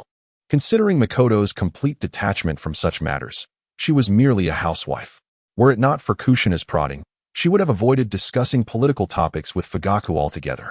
"Kushina, didn't you wish to see Itachi yesterday? This boy, if I hadn't mentioned it, would surely have rushed off to train." Kushina felt an inexplicable sense that Mikoto was boasting about something, though she had no concrete evidence to support her intuition. Just as she had surmised, Mikoto's statement was entirely her own, and upon uttering it, she felt a swell of pride. Her son was truly remarkable. "Come in quickly," she urged, for there were indeed matters she wished to discuss with Itachi. The three of them, no, four, including Sasuke cradled in Mikoto's arms, entered the house. Meanwhile, on a rooftop approximately 50 meters away, a masked root ninja observed the scene with keen clarity. He was dutifully following Lord Danzo's orders, conducting pure physical surveillance on the Namikaze household during Kakashi's absence. Naturally, he maintained a respectful distance and utilized secret techniques to conceal his chakra. The root ninja did not linger for long. He promptly rose and proceeded towards his base. Unbeknownst to Kushina, she remained oblivious to this occurrence, preoccupied with how to initiate a conversation with Itachi. Surely, she couldn't say, "Hey kid, you mustn't cause any uproarious laughter in the future." Noticing Kushina's hesitation, Mikoto took the initiative to clarify her purpose. Last night, before bed, Fugaku had briefed her on the general situation. In truth, it was Fugaku who had sent her. He believed Kushina was correct in her assessment, but urged patience. He asked her to ascertain Minato's stance on the matter. Kushina was pleasantly surprised at Fugaku's swift decision. She had thought he would need more time to deliberate, given his nature. With a hint of pride, she mused, "Humph, peace in Konoha truly relies on me." This sentiment stemmed from her previous life, where she had often perceived Fugaku as somewhat indecisive, leading to a fixed impression. In reality, Fugaku was quite resolute, albeit misdirected in his decisions, which ultimately led to the downfall of the Uchiha clan. Of course, Minato agreed, and they had devised a plan together. Kushina gestured for Mikoto to lean in closer, while Itachi, showing understanding, turned his attention to playfully teasing Sasuke, who was bundled in a blue blanket. "Is this really feasible?" Kushina asked, observing Mikoto's skeptical expression, and decided to have a little fun. She lifted her chin and pretended to scrutinize Mikoto. "Mikoto, as a jonin, your duty is to relay information, not to question its contents." Upon hearing Kushina address her as jonin, Mikoto was momentarily taken aback. It had been a long time since she had heard that title. Realizing Kushina was jesting, she played along. Understood. They exchanged smiles, both sensing that motherhood had distanced them from the life of a ninja. "So, what is it that you wish to discuss with Itachi? May I inquire?" Mikoto asked gently, gazing at Kushina. Oh, how radiant Mikoto is, so akin to Minato. "Of course you may. It's nothing particularly special. I merely wish to chat with the outstanding younger generation of the Uchiha clan, Kushina replied. At this, Itachi glanced over, puzzled. Shouldn't she be seeking Shisui instead? Noticing his confusion, Kushina waved him over. Auntie, what is it you wish to discuss with me? He inquired. In an instant, Kushina's expression darkened. Auntie, it's bad enough to be called a woman. Now I'm being addressed as Auntie. I'm still quite youthful and vibrant. It seems that her belly has grown a bit. She clenched her fists tightly, fervently urging herself that Itachi is still just a child. Makoto, however, was well aware of Kushina's temperament and could instantly tell that she was upset. Couldn't she have called her that before? Nevertheless, it was wise to indulge her. After all, she was pregnant. Itachi, you must address me as sister. Huh. Itachi, who was not particularly adept at social interactions, momentarily failed to comprehend why his mother's friend would require such an address. However, since his mother had instructed him, he complied. Sister, that's more like it, little brat. When speaking with girls, you must be mindful. Otherwise, you may find yourself without a girlfriend in the future. Makoto stifled a laugh, charmed by her child's innocence. Kushina, who had nearly lost control of her fists just moments ago, was not inclined to share this sentiment. I wish to inquire about your current relationship with Uchiha Shisui. It seems to be quite amicable. Why do you ask about Shisui? Has he done something wrong? Itachi looked at the gentle Kushina, aware that she was the wife of the Hokage, while Shisui had aspirations of joining the Umbu. TSK, this child is no wonder so extreme. He is likely concocting various scenarios in his mind. Itachi, I am merely asking because Uchiha Shisui is quite remarkable. What are your aspirations? How do you perceive our village? Though Itachi appeared calm, a tempest surged within him. Makoto seemed to anticipate this and maintained a composed demeanor. I wish for the village to experience peace and aspire to become Hokage. Kushina refrained from passing judgment. After all, it was a common dream among the shinobi of Konoha. Although Itachi was formidable, he might not fully grasp the true predicament of the Uchiha clan. He was aware that his father was often preoccupied with family matters, and that Shisui sometimes spoke in ambiguous terms. Do you know what it takes to achieve peace? Itachi hesitated, ultimately unable to articulate anything of substance. He realized that he seemed to lack a clear plan, merely training fervently. What would happen after gaining strength? What would being Hokage entail? Would the village remain peaceful merely because there was a Hokage? Clearly, that was not the case. During each of the great ninja wars, Konoha had been involved. Peace requires not only formidable strength, but also ample support. One must never act unilaterally. That approach is bound to fail. First and foremost, it is essential to unite the people of the village, to bring together the Uchiha, aligning their wills to minimize conflict. One must not place hope solely in a single individual. Such folly is for the naive. Kushina did not delve into lengthy discourse. Her primary concern was to prevent Itachi from falling into extremism. Moreover, it is through love and shared ideals that individuals can unite. Only love can awaken the Sharingan within the Uchiha. Makoto, upon hearing this, became animated. What did Kushina mean by this? Was it not anger and hatred? Love? However, Shisui had mentioned that he activated his Sharingan in moments of rage. Makoto, do you recall the circumstances under which your Sharingan first manifested? Me? It was during a mission. She too was intrigued. Could it truly be that simple? As she diligently recalled the past, she remembered the time when she and Fugaku were besieged by numerous foes. His chakra was nearly depleted, and in his effort to protect her, he sustained grave injuries. It was then that she awakened her Sharingan, enabling them to break free from the encirclement. So this is how it is. Was it love that awakened her eyes? Fugaku. Kushina was unaware of the burden her words would place upon him. She smiled at Makoto, for it was indeed love, not hatred, that fueled their actions. You are blinded by your own circumstances. If you ponder deeply, you will realize that outsiders label you as cold-hearted, yet you simply struggle to express your emotions. Deep within, you harbor profound affection for someone, do you not? You must find the courage to convey it. As she spoke, her excitement grew, her hands rubbing Itachi's head as if forming a Rasengan. Itachi, can you comprehend this? His eyes seemed to illuminate with realization. So it is indeed love. Who, then, is that special person in his heart? Turning her gaze, she spotted Sasuke, wide-eyed and observing his surroundings. He had discovered the answer. He loved his family, his brother, and Konoha. I understand now. Sister Kushina, almost misaddressing her again, for uttering such words conjured a sense of vulnerability, as if a mother could not protect her own. Humph. It's good that you understand. You must strive diligently and not isolate yourself in training. Yes, I know what I must do. He intended to share this revelation with Shursui, to join him in spreading the message of love. But what exactly should they do? Perhaps it would be wise to consult Shursui first. Kushina had shared enough with herself already. Had Kushina foreseen the events that would unfold, she would surely have regretted confiding in Itachi. Chapter 10. You are the Hokage. As she bid farewell to Makoto and her child, Kushina prepared to tidy up. Suddenly, she heard a notification. Task: alter the future of the Uchiha. Deadline: 3 days. Reward: Ein release chakra. Task completed. Automatically merging Ein release chakra. What is this absurd system? I completed the task only for you to show up now. Delayed, are we? Do you have a love affair with the server? In her previous life, a malfunctioning server had earned her a stern reprimand from her supervisor. This delay was more perplexing than divination. As Kushina sought to continue her internal grumbling, she felt a surge of chakra within her, manifesting as a form of mental energy. The fusion with her original soul had already elevated her mental prowess beyond that of many. Now, with the acquisition of Ein release chakra, she felt that if she could wield Jinjutsu, she would possess power rivaling that of the 3 Tomo Sharingan. Notification. Task: encourage Fugaku Uchiha to become a steadfast supporter of Minato. Deadline: 1 week. Reward: 3 Tomo Sharingan. Task completed. Notification. Task: provide feasible suggestions for Minato's team. Deadline: 2 weeks. Reward: cat ear hair accessory.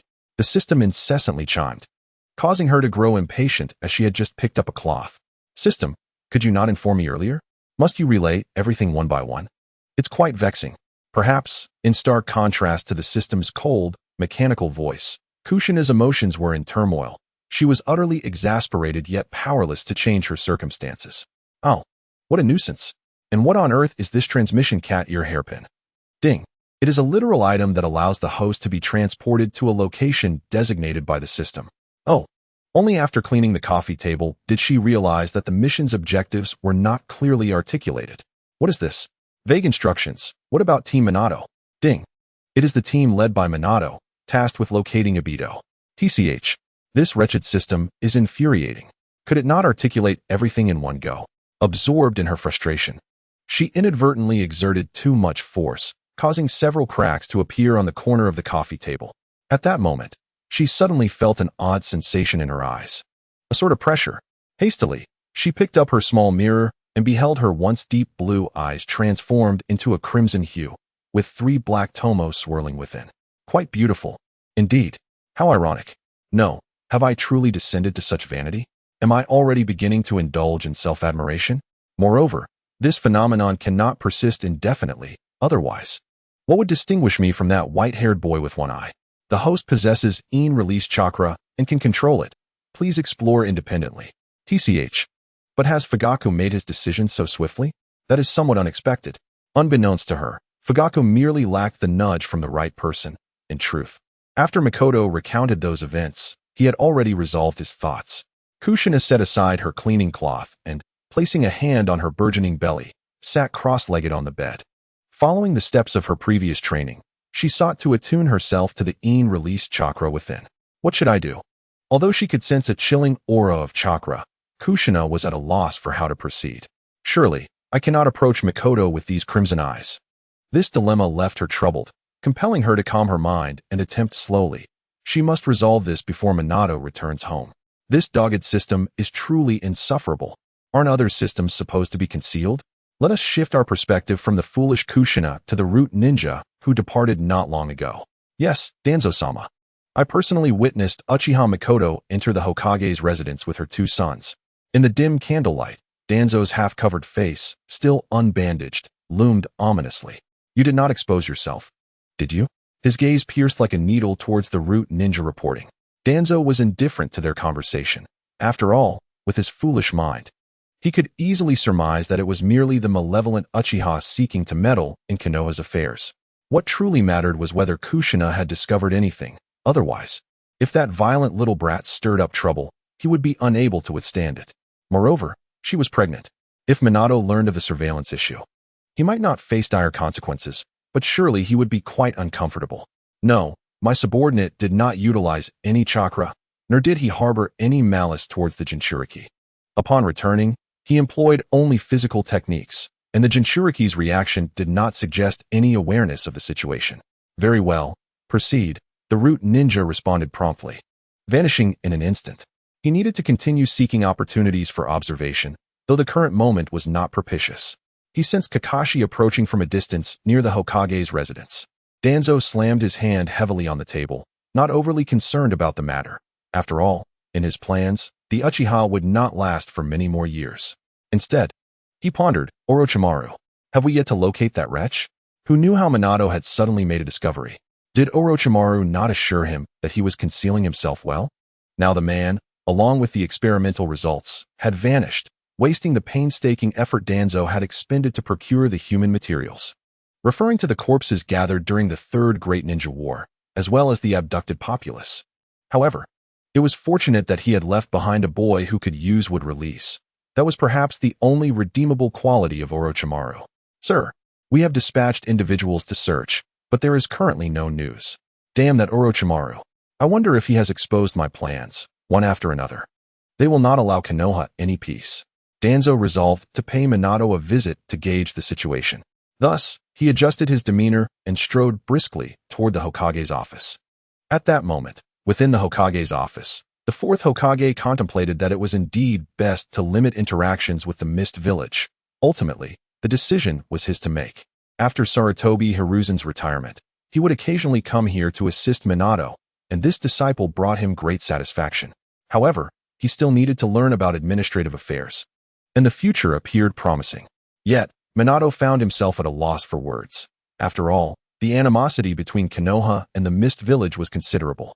Nevertheless, he aspired to foster diplomatic relations and believed it should not pose an issue. Minato, those fellows from the Mist Village are unlikely to engage in civil discourse. Oh, Elder Danzo, I concur, but it is still worth attempting. As he pushed open the door, he overheard Minato concocting dubious ideas. Hiruzen had audaciously declared that everything was to be decided by Minato, and that Konoha still relied on him, the shadow of Konoha. Hiruzen, you are here as well. You must guide Minato diligently. I am aware, no need for your reminders. Minato could discern that Danzo had come seeking trouble. He unconsciously scratched the back of his head. Thinking it best not to blame the third Hokage, it was merely his own foolishness. By the way, Hiruzen, do you know where Orochimaru has gone? As Sarutobi Hiruzen reached for his pipe, he remembered Minato was nearby, along with a pile of documents, so he refrained from lighting it, lest he set the important papers ablaze. How would I know? He must be preoccupied with his own matters. Just as Danzo surmised, Minato did not disclose this affair to Sarutobi Hiruzen. He found himself at a loss for words. It was too embarrassing to admit that his own disciple had turned into a rogue ninja. However, with Danzo bringing it up, he had no choice but to confront the third Hokage. Yesterday, I received intelligence indicating that Orochimaru is conducting human experiments. Upon visiting the laboratory, I discovered he had already fled from Konoha. I have classified him as a rogue ninja, Minato stated earnestly, hoping that the third would not take it too harshly. He paused, pondering, Orochimaru, have you truly chosen this path? Minato, this is his own doing. He cannot blame anyone else. You have acted correctly, and I support you. Though he spoke these words, a sense of unease lingered in his heart. After all, he had always regarded Orochimaru as his most exceptional disciple. How could he have strayed down such a path? If he were to learn that not only his finest student, but also his good friend Danzo had succumbed similarly, he would likely faint from shock. Standing nearby, Danzo clenched his teeth, relieved that Minato had not noticed him. Thus, everything remained undisturbed. Last night, he had utilized a pawn within the Umbu to transfer some of Orochimaru's remaining equipment to his own laboratory, and it appeared that Minato was unaware of this. Having acquired the desired intelligence, he had no intention of lingering to hear the exchange between Hiruzen and Minato, turning to depart. Since Orochimaru was absent, he would conduct his research independently. Chapter 11. So it was upon returning, Danzo received a report from the root regarding the surveillance of the Uchiha training grounds. The two prodigious youths of the Uchiha clan had resumed their conversations. He sensed the power emanating from Kakashi's Sharingan, a testament to his unyielding thirst for strength. These two youngsters would ultimately belong to him. For now, he would allow them to cultivate their abilities. Meanwhile, during training, Shursui suddenly heard Itachi's voice. Brother Shursui. Yes? Itachi. Shursui, training at the clan's grounds, steadied himself and saw Itachi waving from a distance. Hadn't this boy gone to train? It seemed his words had indeed borne fruit. In truth, he was mistaken. It was Kushina's words that had stirred Itachi's excitement. After keeping an eye on his younger brother for a while, he had come to share his news. What is it? Shursui swiftly appeared beside Itachi. The latter did not seem overly surprised, as if accustomed to Shursui's sudden appearances. I have something important to discuss with you. Seeing Itachi's fervent expression, Shursui recalled the last time Itachi was this animated was when Mikoto had given birth to Sasuke. It must be a matter of great significance. Then convey it to me through Genjutsu, Shursui urged cautiously. All right. Itachi nodded, activating his Sharingan, allowing Shursui a glimpse into a fragment of his memory. Peace requires sufficient strength and unwavering support. One must never act recklessly, for that path is doomed to failure. First and foremost, it is imperative to unify the villagers, to bring together the Uchiha clan, so that their wills may harmonize. Outside, only a few seconds had passed. Itachi closed his Sharingan. Peace, unity, and love, Shursui murmured. He was not overwhelmed by an influx of information, for Itachi's strength was not so easily shaken. Rather, he was contemplative, reflecting on the words of Kushina, which shone like a beacon, guiding him toward the path of peace. So this is the way? It seems that one alone cannot suffice. Even with Itachi, it remains insufficient. Unity and love are indeed the answers. As the setting sun cast its golden rays, Itachi exclaimed, "Thank you for revealing all this to me.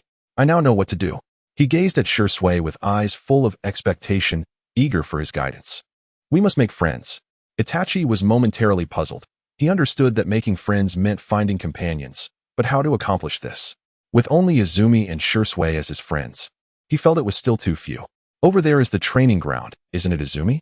Shursui observed from a distance, spotting a lovely young girl who was diligently throwing shuriken. Nearby, several other Uchiha children were resting beneath another tree. Itachi nodded, and in the next instant, Shursui pulled him along. Izumi was not the only one to notice their approach. The other children looked on as well. In their hearts, they shared a singular thought: genius. These two were the Uchiha prodigies their parents often mentioned, individuals they felt they could never measure up to. Hey, what are you two doing here? This is our training ground. Uchiha Daika, Itachi's peer, stood up indignantly, pointing an accusatory finger at him. Itachi's expression remained impassive, which only irked Daika further. I merely came to find Izumi, he stated flatly, which further incensed Uchiha Daika. Izumi is our comrade. Aren't you the one who uses shadow clones just to attend school? A genius, you say? What a pity. Itachi, however, remained unfazed by his words, devoid of any anger. Itachi, do you remember our goal? Let us make friends in our own way, Shursui whispered beside him. Daika, may we duel? If I win, we shall be friends.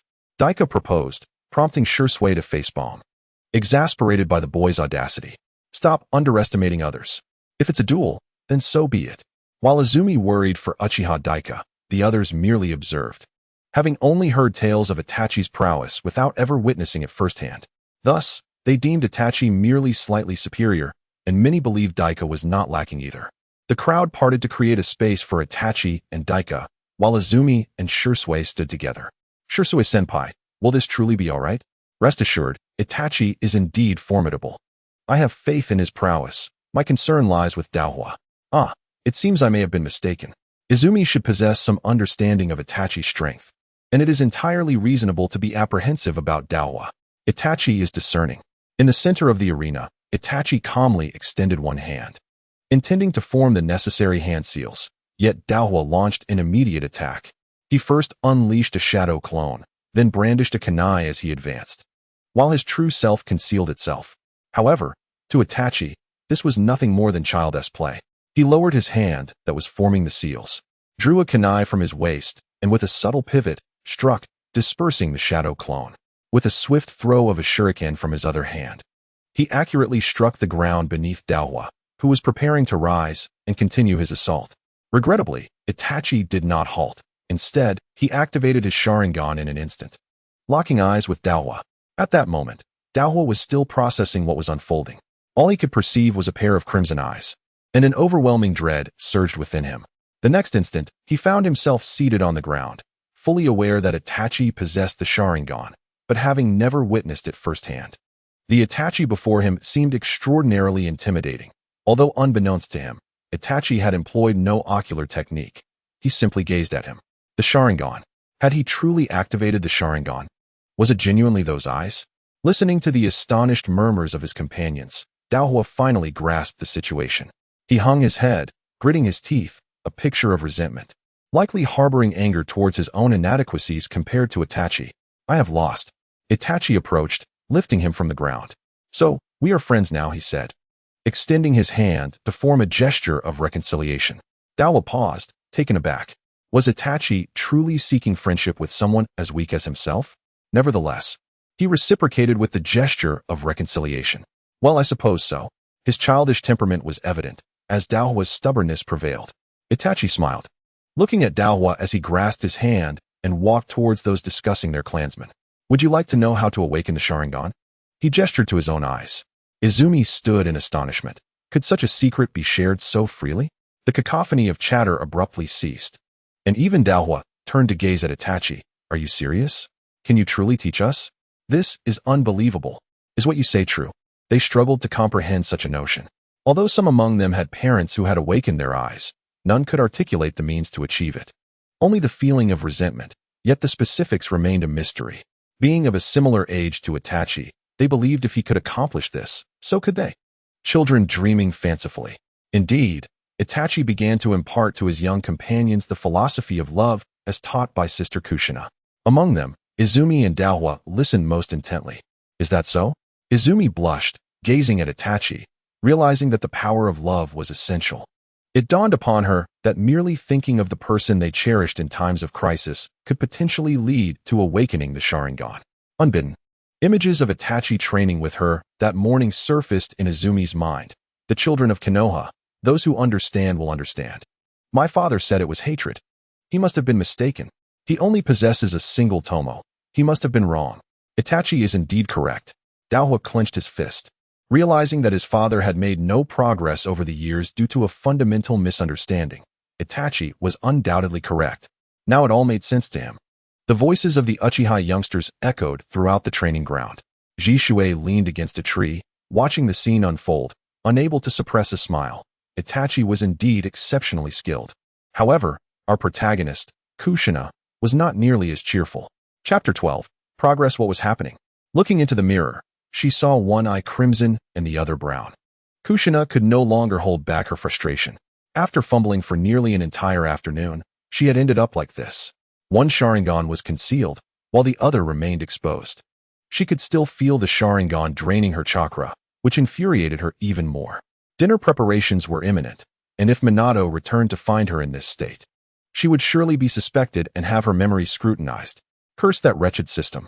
Recalling how that eye had once restored itself, she attempted to summon her body's Yin chakra. What had it felt like before? It seemed to be like this.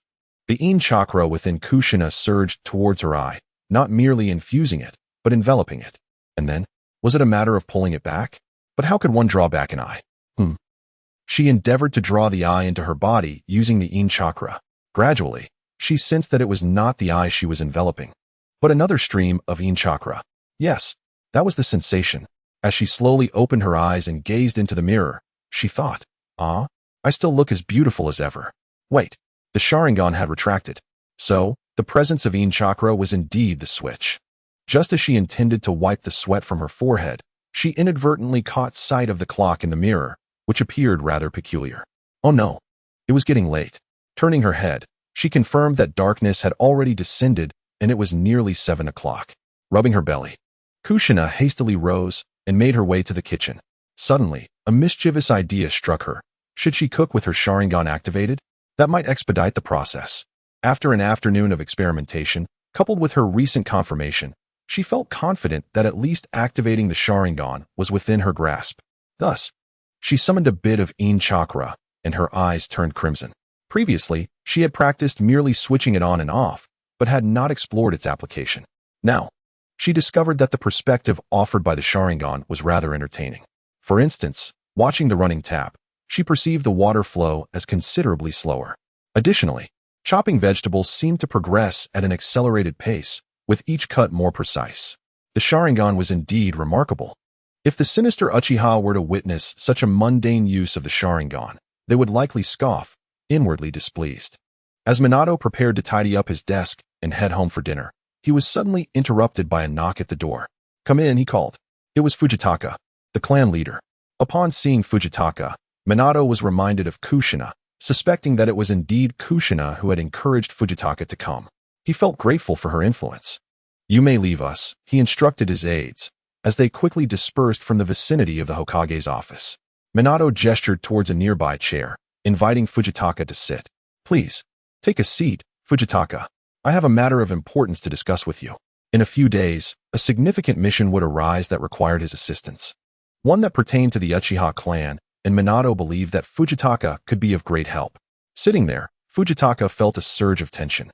What is it? Is it related to the Uchiha?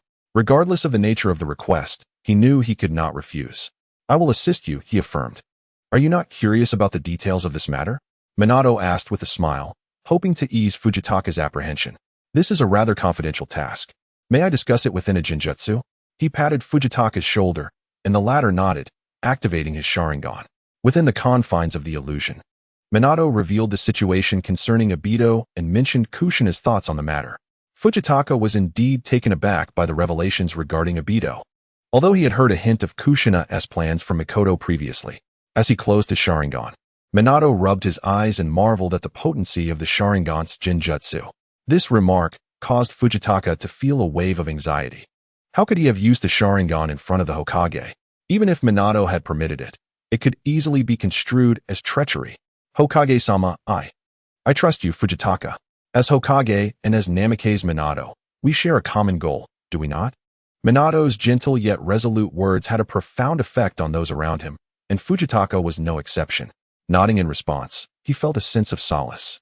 He was not alone on this path. It is time for those in the clan to change, he determined. This was not merely an issue of betraying the Uchiha, but rather a matter concerning their very survival. The elders, who regretted not leaving Konoha with Uchiha Madara, would now find Minato's intelligence to be a significant deterrent to their plans of departure. Those who are driven by passion do not transform into docile sheep merely due to a change in environment. Likewise, the Uchiha would not necessarily find peace and stability even if they left Konoha. That was merely an idealistic notion. After bidding farewell to Minato, Fujitaka resolved to convene a clan meeting. It was indeed time to make a decisive choice. He returned home, intending to bring Itachi along. For even if Itachi did not become the clan leader, his beliefs were still valuable. He had not expected to see Itachi at home, but upon his arrival, he was genuinely taken aback. In the courtyard, a group of children, roughly the same age as Itachi, were chattering away about notions of peace and love. His wife, Mikoto, sat inside sipping tea, while their younger son, Sasuke, peacefully slumbered beside her. "Mikoto, it appears that Itachi has made numerous friends, thanks to Kushina." Upon hearing Kushina's name, Fugaku ceased his inquiries and settled down, requesting Mikoto to fetch Itachi. "Father, you called for me?" Itachi stood before him, a gentle smile gracing his face, which Fugaku found rather unusual. "Shortly, we shall convene a clan meeting. Please inform the head of the police department, Shinhan, Inazuka's father." "Certainly." Itachi nodded, exchanged a few words with his companions, and promptly departed. Fugaku took a sip of tea, when suddenly he felt an inexplicable gaze upon him. Turning, he met the eyes of his wife, Mikoto. "Is something the matter? Make sure to return home promptly after the meeting, Fugaku." He could only nod in response, though he felt a peculiar sense of unease that he could not quite articulate. Setting down his teacup, he walked to the doorway, where the nearly full moon cast its luminous glow upon him, instilling within him a profound sense of purpose. Before long, he arrived at the designated location for the clan's discussions, where a few individuals had already gathered, while others ambled in at a leisurely pace. They remained unaware of the momentous events that might unfold during this assembly. After a lengthy wait, sufficient members had assembled, and Itachi stood beside Fugaku, harboring his own speculations about the meeting's agenda. "Since everyone is present, I shall now disclose the topic for today's discussion," Fugaku declared, his gaze fixed sternly upon the seated elders and key figures. "I intend to allocate a portion of the police department's authority to the village." He deliberately spoke in vague terms, hoping to provoke the more radical members of the assembly. As he anticipated, no sooner had the words left his mouth than a frail, yet resolute voice interrupted. Fugaku, what do you mean? This is inconceivable. A chorus of younger voices echoed in agreement. Indeed, this is outrageous, clan leader. I oppose this. I too dissent. This is our hard-won right. Why should we relinquish it to outsiders? Why indeed? Observing the discord among the clansmen, Fugaku surveyed the room and noted that nearly all dissenters belonged to the faction of the elder. The majority were unwilling to concede, and the few remaining were neutral, adopting a passive stance of simply wanting to get by. Some were loyalists of the police department, waiting to hear more. As the clamoring subsided, Fugaku rose to his feet. Do you not sense the growing animosity from the villagers? They are simply too weak, the elder scoffed dismissively. Nonsense. What about your conduct in my presence? Fugaku felt a surge of anger. How could such archaic notions from the Uchiha Madara era still persist in this day and age? With his words, his Sharingan activated, revealing the intricate patterns of the Mangeki Sharingan. Chapter 13. Let us take a walk together, Fugaku. Though the elder had aged, he remained an Uchiha and could clearly discern the unusual shape within Fugaku's crimson eyes. Those were the Mangeki Sharingan, the legendary eyes in his youth. He had glimpsed them from a distance, the eyes of Uchiha Madara. Yet, the patterns in Fugaku's eyes were now somewhat altered. You claim they are feeble. Then what of your presence before me now? Should I not subjugate you? The dazed elder suddenly exhaled deeply. Surely, the authority of the police force could not be freely bestowed upon them. This was already his concession. After all, one cannot engage in a losing venture. As for causing a ruckus, he was not blind. The legendary Mangeki Sharingan possessed numerous abilities. What could he possibly stir up? Departing with his clan? At nearly 60, where would he find such resolve? It was merely a tool for maintaining his image in the eyes of his descendants. Elder, this is unacceptable. The Mangeki Sharingan does not warrant a division of power. Some younger members, unable to discern the gravity of the situation, chattered incessantly. Silence. Fugaku is the clan leader. Moreover, he has yet to finish speaking. Fugaku nodded at his elder's support. It appeared the elder understood the weight of the Mangeki. Of course, we shall not relinquish power without cause. The Hokage intends to implement reforms, shifting the primary responsibilities of the police force from apprehension and control to assistance, helping villagers lead better lives. For instance, what would happen if you witnessed an elderly civilian fall by the roadside and struggle to rise? The designated Shinra stood up, scratching his head. What is this about? I didn't do it, and I didn't see the perpetrator. Why should we concern ourselves, as long as their children are aware? This is the essence of reform, Fugaku continued. In such instances, members of the police force who witness these events, if not engaged in urgent tasks, should proactively assist, taking the elderly to the hospital and locating their children. Fugaku spoke passionately. It was the first time he had expressed himself so extensively. Itachi nodded in agreement, recognizing his father's newfound understanding of love. However, the assembled Uchiha seemed momentarily bewildered. What? You want us to engage in such activities? How utterly absurd. Furthermore, the Hokage has promised that from now on, significant discussions will include a seat for the Uchiha clan. I will represent our clan in crucial decision-making, just as other major families in the village do. The previously skeptical clan members immediately brightened, for what they desired was the village's acknowledgement. Their previous, roundabout grievances stemmed from a sense of shame at being founding members of the village, yet lacking any voice in deliberations. Now, not only had a method been proposed to change public perception, but they were also granted their rightful authority. This was an unimaginable turn of events.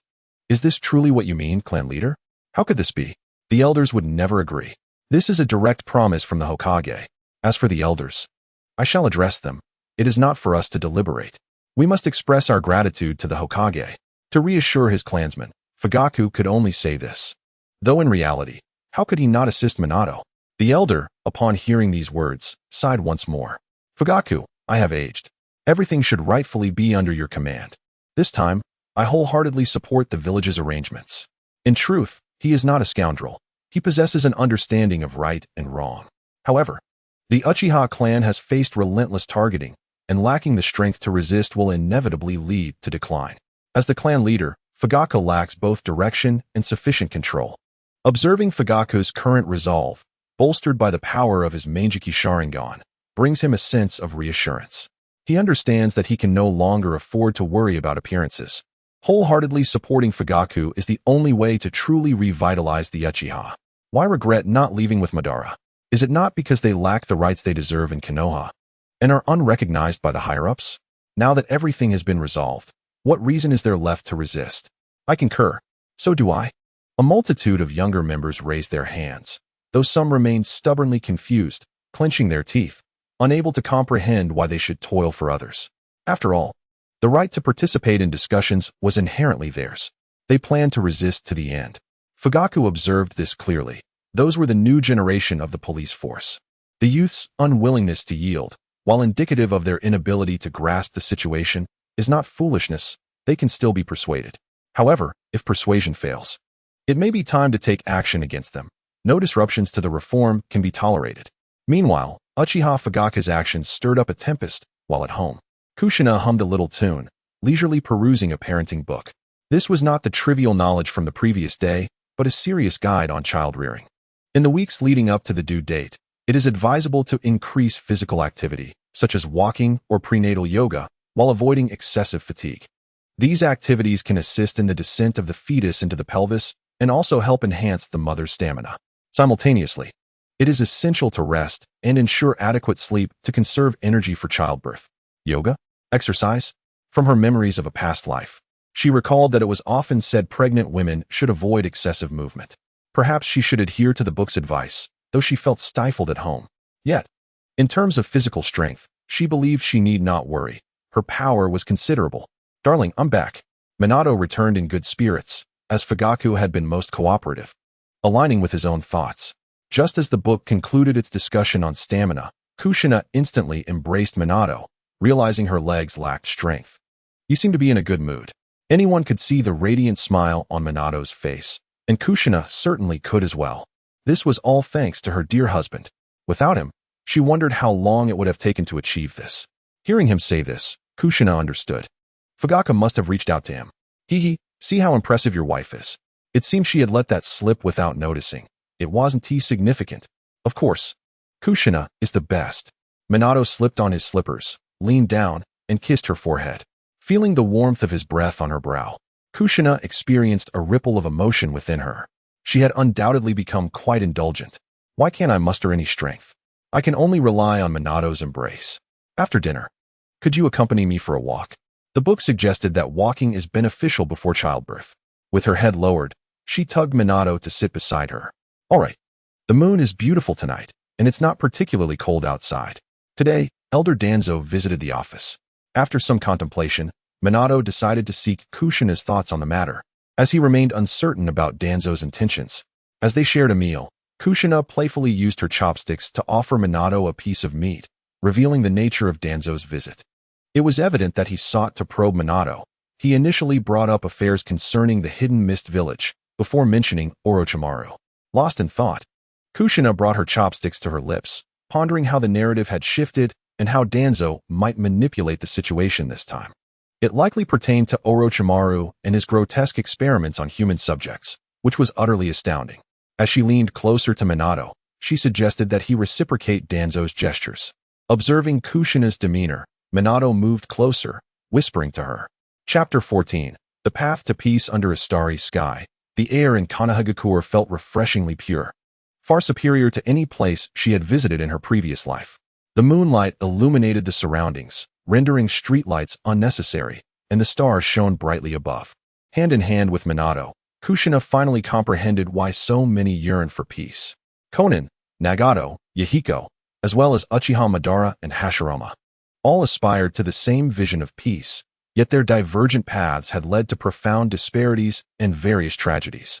It was indeed a pity. Such matters necessitate scientific guidance, not of the kind associated with Orochimaru. My dear, what are you pondering? She asked. After a moment's hesitation, she wondered if Kakashi should be included in their discussion. What can we truly do to achieve peace? What do you think, Kakashi? She inquired. Hearing her words from the shadows, Kakashi approached silently and shook his head. I don't know, but I have a feeling someone will take on that responsibility. Ever the apathetic figure, Kakashi felt that these matters lay beyond his capability, especially as he struggled to protect his own comrades. Minato had not anticipated Kushina would express such sentiments. He had expected her to remark on the pleasant weather instead. It's indeed a complex issue, he mused. Noticing the shift in Kakashi's mood, Kushina gently ruffled his hair. By the way, dear husband, how is the plan regarding that matter coming along? She asked, knowing that Kakashi was present. Ah, disaster. In the hustle of recent days, he had only dispatched a toad from Mount Mayaboku to scout the vicinity of the Kanabi Bridge, and he anticipated receiving news only by the next day. After all, knowing the detailed information about Aido and his inhuman companions would facilitate their capture. He had merely informed clan leader Fugaku and sent the toad to gather intelligence due to his overwhelming schedule.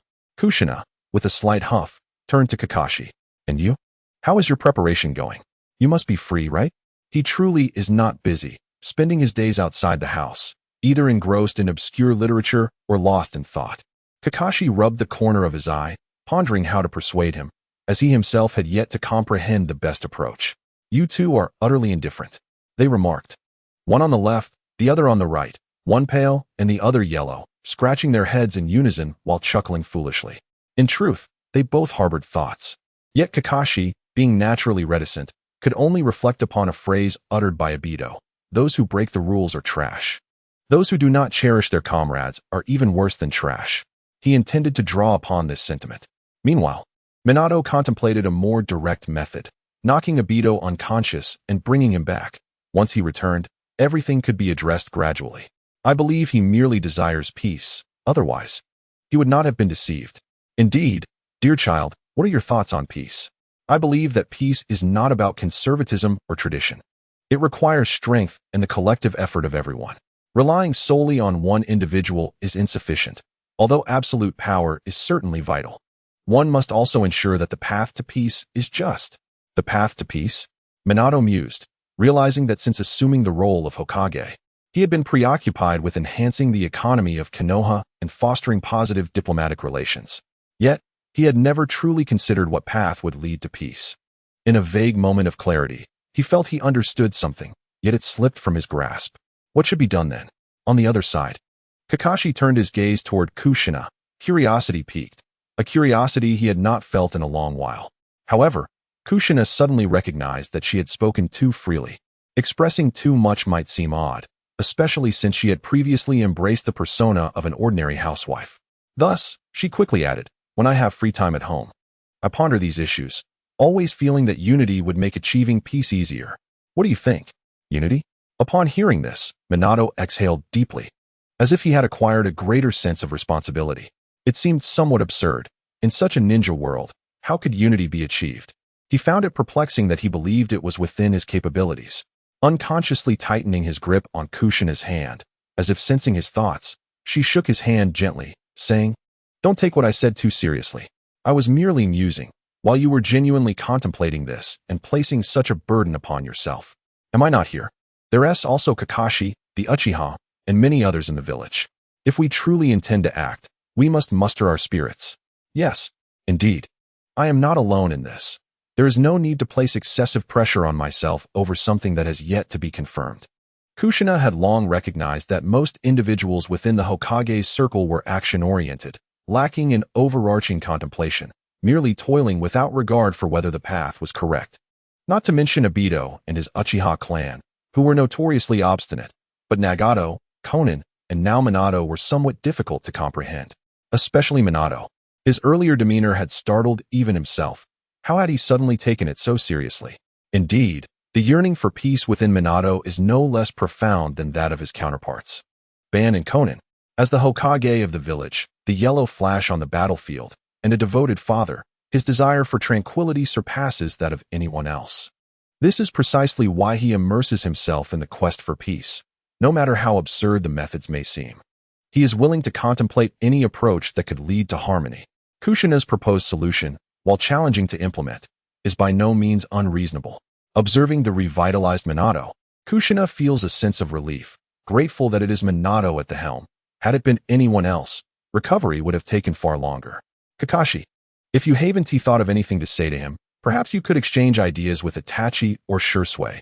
They might offer a fresh perspective, she suggests. Realizing that Kakashi also needs to look after her, she quickly continues, tomorrow, invite them over to our home for a discussion. Understood. Minato glances at his beloved wife. entirely oblivious to Kakashi's subordinate status. Instead, he reflects inwardly on how immensely Kushina has supported him lately. As if sensing his gaze, the red-haired girl turns slightly and offers him a gentle smile. At that moment, in the Kamui Bridge, Aido, who has spent the entire day training, is bathing in a mountain spring when a white figure emerges from the ground beside him. Hey. A significant event has transpired within the Uchiha clan. That doesn't concern me. Yet, whether due to the scheme or his own curiosity, Aido cannot ignore this piece of information. His dismissive tone is merely a fade. Do you wish to know? Return home first. I'll tell you then, ha ha ha ha. With that, the white Zetsu melds back into the earth, disappearing from sight. TSK. That fool. Although he has grown accustomed to the presence of white Zetsu over time, he still finds it unsettling when the creature pulls pranks or behaves erratically. However, for the sake of the plan and the hope of seeing Rin again, all this is worth it. He dries himself off, dresses, and, after a brief fluctuation in space, returns to the cave. Chapter 15.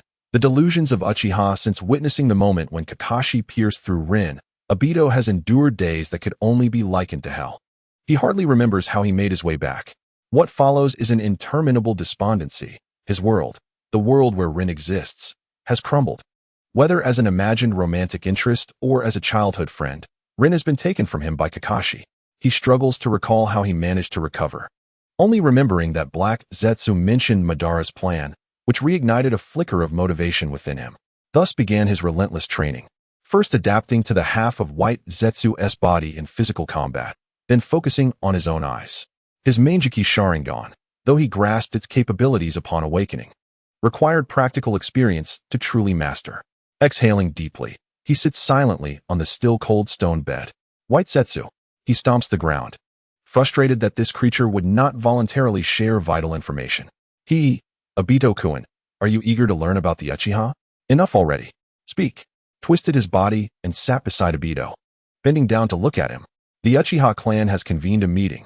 It is rumored that the Hokage has arranged certain matters to redistribute the authority of the police department in exchange for the village's deliberative rights. Is that so? Such matters hardly seem significant. The village holds no relevance to me, nor does the Uchiha clan. White Zetsu shifted to a different position. Of course, there is more. I heard this idea originated from the Hokage's wife. You must be acquainted with her, right? Surely you know her. Kushina Uzumakyo. She said, you must not return with any scars. A phrase suddenly surfaced in Aido's mind, spoken by that fierce woman before the mission. He glanced at his hands, one pale and the other flesh-toned, and clenched his fists tightly. She must be close to giving birth now, right? It seems so. Her belly is quite large. Aido-kun must have been a little baby once as well. Do little babies also need to relieve themselves? Aido shot him a glare. White Zetsu, for reasons unknown, seemed excessively fascinated by excrement, which was utterly repugnant. Get lost. Noticing Aido's foul mood, White Zetsu quietly vanished. However, another dark figure emerged from the shadows. During childbirth, the seal becomes weakened, you know? What? Aido was aware of what the seal entailed, the plan of Madara Uchiha, which he was also cognizant of. Indeed, the Nine-Tails slammed its fist against the stone bed, finally pulling Aido from his chaotic thoughts. Now, he had but one goal, to execute the Moon's Eye plan, to bring peace to the ninja world and to reunite with Rin. Everything else was inconsequential. Without that plan, peace would remain unattainable, and history would inevitably repeat itself. His current strength was sufficient to confront Konoha. Black Zetsu perceived Aido's renewed vigor and chose to remain silent, gradually fading into the inky darkness. He had other matters to attend to, for the information within the ninja world was overwhelmingly vast.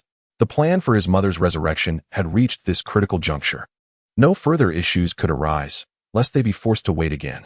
Aido gazed at the emptiness before him and slowly lay down. Indeed, solitude seemed to suit him. Whether in the current cave or his Kamui space, everything felt desolate. Even his aspirations appeared to be an empty illusion. In contemplating this, he couldn't help but chuckle. But soon the laughter turned to tears. It was an unbearable loneliness. What loneliness? I am here, Aido-kun. Get lost. I want to sleep. The sudden appearance of White Zetsu from beneath the covers ruined his mood. This guy was utterly bothersome. Sleep, sleep. Aido turned over, ignoring the incessant chatter of White Zetsu. Not only had this delusional Uchiha received information, but the dark side of Konoha, Danzo, had also just received intelligence from the root. Unlike White Zetsu, the details in Danzo's hands were profoundly intricate, down to the words spoken by individuals and their expressions, all meticulously recorded in coded form on a small scroll. Humph. That Watergate. I have never heard of such matters from the elders. And what of Hiruzen, that old fool, who seems to care for nothing? Just look at the results of his leadership. This is not the first time Danzo has lost his temper before the subordinates. It must be said that he often does so, cursing the Hokage in a fit of rage, whether it be the third or the fourth. The ninjas of Root have undoubtedly heard a word or two. Tossing aside the scroll, he continued to mutter to himself, "Sensei, Hiruzen has changed. The Uchiha are up to no good. Lord Danzo, should we not enhance our control over the Uchiha?" One of the Root ninjas slowly inquired. "Enhance? Of course. We must enhance. Especially those two brats who speak of love and peace. Just look at the factions they are trying to form." There was another thought left unspoken. He intended to personally inquire with Minato tomorrow. Such a significant matter. How could he have received no word on it? After a moment's contemplation, he hastily rose, resolved to inform his elderly friends, Koharu and Hamura. As for Hiruzen, he could sleep soundly for all he cared. Even if he were to tell him, he would likely just take a puff of his cigarette and casually remark, "Since it is Minato's decision, I shall, of course, support him. Do not impede his choices." What a bunch of fools. Only I genuinely care for the village. "Sensei, I miss you." On his way to the residence of Hamura, he encountered Minato, Kushina, and Kakashi, who were strolling at the village's edge. Why must he go personally? Truly, he was beside himself with frustration. However, since he had come across them, he was about to speak when he heard Minato's voice. "Ah, is that Elder Danzo? Minato, have you made some decision regarding the village without informing me?" Danzo stated bluntly, casting a fierce glare at him. "Not that I know of. I am unclear about what you are referring to." Glimpsing Kushina, Minato surmised what Danzo was addressing. Yet he hesitated to confirm it. He had always perceived Danzo as a stern elder concerned for Konoha, albeit somewhat taciturn. As for the affairs of Root, he was not entirely aware of their specifics, only knowing it was an intelligence organization. "Do not feign ignorance with me. I speak of the Uchiha matter." Seeing Minato at a loss for words, Kushina squeezed his hand and then gently released it. "Elder Danzo, regardless of the matter, it seems this is not within your purview." With hands on her hips, she cast an indignant glance at the elder. A wave of displeasure surged within her. This old coot was rather handsome in his youth. Yet now he appeared quite unseemly. "Humph. I am an elder of Konoha. I certainly have the right to inquire." At this proclamation, Kushina clenched her fists, suddenly struck by a playful thought. Raising her eyebrows slightly, she patted Minato's shoulder and disdainfully regarded Danzo. "Elder Danzo, Minato is the Hokage." Danzo pointed a finger at her, wanting to retort, but Minato, with a goofy smile, pulled Kushina behind him. "Elder Danzo, I will make this matter public tomorrow. However, how did you come to know about it?" He was not a fool, nor was he the spineless type who would allow anyone to scold his wife. No one could bully Kushina. Irritated by Kushina's defiance, Danzo waved his hand dismissively. "This is not the place for discussion. We shall speak of this tomorrow. It is evident that this is merely an excuse. He is clearly feeling guilty. The underlying matters should not be exposed to the public eye too soon." Watching Danzo leave in a huff, Kushina stuck out her tongue and grasped Minato's hand, everything flowing seamlessly. It was only when she lay on her bed at home that she realized, shyly clutching the sheets. That was a matter for later. For now, Minato had something to express. "My dear, that was not appropriate earlier. What if he becomes anxious, fearing that something might happen to you?" "I am fine," Kushina reassured, wrapping her arms around Minato's, believing this would ease his worries, and added, "Humph, that old coot. Just say what I told you tomorrow." Minato nodded silently, while Kakashi, observing from the sidelines, was indifferent to the unfolding drama. He trusted the decisions of his teacher and his wife without question. As for Danzo, it was of no concern to him. However, as the protector of his sensei's wife, he would not let him threaten her safety without facing consequences. Chapter 16. Who gave you the authority? "Minato, do you have anything to say to us?" Konoha's Hayashi adjusted his green-framed glasses, joining Tsunade and Danzo in gazing at the perplexed Minato, who was scratching his head. "What is wrong with you today? Has something happened?" Pondering the situation, Hiruzen Sarutobi was baffled by the trio's inquiry. Had something significant occurred? He was completely in the dark about it. How did they know? It must have been that scoundrel Danzo. Ha ha ha, indeed. Clan leader Fugaku has agreed to share a portion of the security team's authority with other prominent clans in the village. In return, I have allowed him to represent the Uchiha in discussions. Although somewhat prepared for this, Hiruzen was still taken aback. After all their years of effort with Danzo, could it all be undone so easily? He still remembered his teacher's admonitions. This, Hiruzen, how could you not inform us about this matter? It's one thing to keep it from you since you are retired, but what about us? We are still elders of Konoha. Is there anything inappropriate about this matter? Elder Danzo? Minato inquired with a smile. Of course, it is inappropriate. Tsunade interjected. The Uchiha have always been an unstable factor in the village. Indeed. The second Hokage mentioned this on numerous occasions. It is indeed problematic, they echoed in a relay-like fashion. Gently tapping the table, Minato disregarded their somewhat malicious stares, his tone becoming more serious. But that was in the past. The new generation of Uchiha now favors the village and seeks unity among its people. Why cling to old prejudices against the present generation? Hearing Minato tap the table, Danzo was somewhat taken aback. This boy was usually quite agreeable. Today, however, he seemed ready to challenge the status quo. Bam! Slamming his cane forcefully on the floor, Danzo's irritation was palpable. Humph, that is merely an illusion. You are still young and must not be deceived by them. As your elder, I must warn you to remain vigilant against the Uchiha. As an elder of Konoha, I absolutely oppose their inclusion in discussions. Little Haru shared the same sentiment, glancing at the silent Mito and expressing her support for Danzo. Minato nodded, turning his gaze towards the third Hokage, Hiruzen Sarutobi. Is it my turn now? Alas, this child is somewhat impatient. What has prompted such a sudden turn of events? Not to mention how the other clans within the village will perceive this. Yet, Minato is someone I have personally nurtured and endorsed. If I do not support him, who will? I hold a rather pessimistic view about this matter. While the major clans may react with some trepidation, you are the Hokage. Have the audacity to act. After speaking, he closed his eyes, adopting an air of detachment from worldly affairs. This scene only served to infuriate Danzo further. Indeed, I was right about this rascal. What a scoundrel. Has he completely forgotten his mentor's counsel? Let us set aside this matter for now. I am curious as to how Elder Danzo acquired this intelligence. I believe I posed a similar inquiry to you last night. Upon hearing this, Hiruzen nearly burst into laughter. You have stirred the pot. Let us see how you respond now. Of course, it was the root ninjas who informed me. With a thud, Minato slammed his hand on the table, rising to confront Danzo with a piercing gaze, eager to unearth the answers to his long-held curiosities, as well as to voice Kushina's admonishments from the previous day. I am aware it was the root ninjas who informed you, but why was I not privy to this information? Why do the root's operations supersede my authority as Hokage? I recognize you as the leader of Root, but Root is the foundation of Konoha, who bestowed upon you such powers. I do not recall ever having seen a request of that nature. Furthermore, I have not placed anyone under surveillance of the Uchiha clan. Why have you taken such actions? Does this truly serve to maintain peace in Konoha? And, are you truly acting for the benefit of Konoha? Why did you inquire about Orochimaru that day? I have many questions I wish to pose to you. Are the root ninjas loyal to Konoha, or to you personally? The assembly of elders was taken aback by this unprecedented side of Minato. Typically, he was amiable, but now he was relentless, addressing Danzo with pointed inquiries. Danzo was momentarily taken aback. What has gotten into this boy? Has he been provoked? The final question particularly struck him. How had Minato suddenly begun to harbor doubts?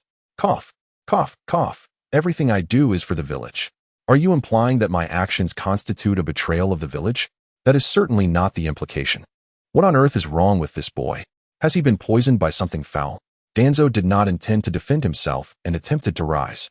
But Minato continued to stare him down, asserting, "Tomorrow, I want all the information regarding Root on my desk. Not a single detail must be overlooked. Otherwise, you shall not be qualified to discuss the Uchiha matter with me. As for the decisions regarding the elders, Tobirama and Mito, that is my prerogative. I will convene the major clans this afternoon, and we shall deliberate then." What? You demand the list of Root members? Indeed, I possess such authority. Danzo gritted his teeth in frustration. Without Root, how could his plans come to fruition? He then glanced at Hiruzen, who feigned ignorance. Hiruzen, will you continue to play the fool? Upon hearing those words, Sarutobi Hiruzen's smile suddenly faded. This matter has nothing to do with me, for I am already retired. The current Hokage is Minato, so there is no need for further discussions. Moreover, it was Minato who summoned me today. Otherwise, I would not have come at all. Since there is nothing pertaining to me, I shall return to accompany my beloved Lake Biwa. He glanced at Minato, who nodded in acknowledgement. In the next instant, our esteemed doctor of ninjutsu vanished, as expected from such an illustrious scholar. Well then, Elder Danzo, will you be executing my orders? Danzo cast a serious gaze towards Minato, realizing this young man was indeed opposing him. Just gather a few names and report them.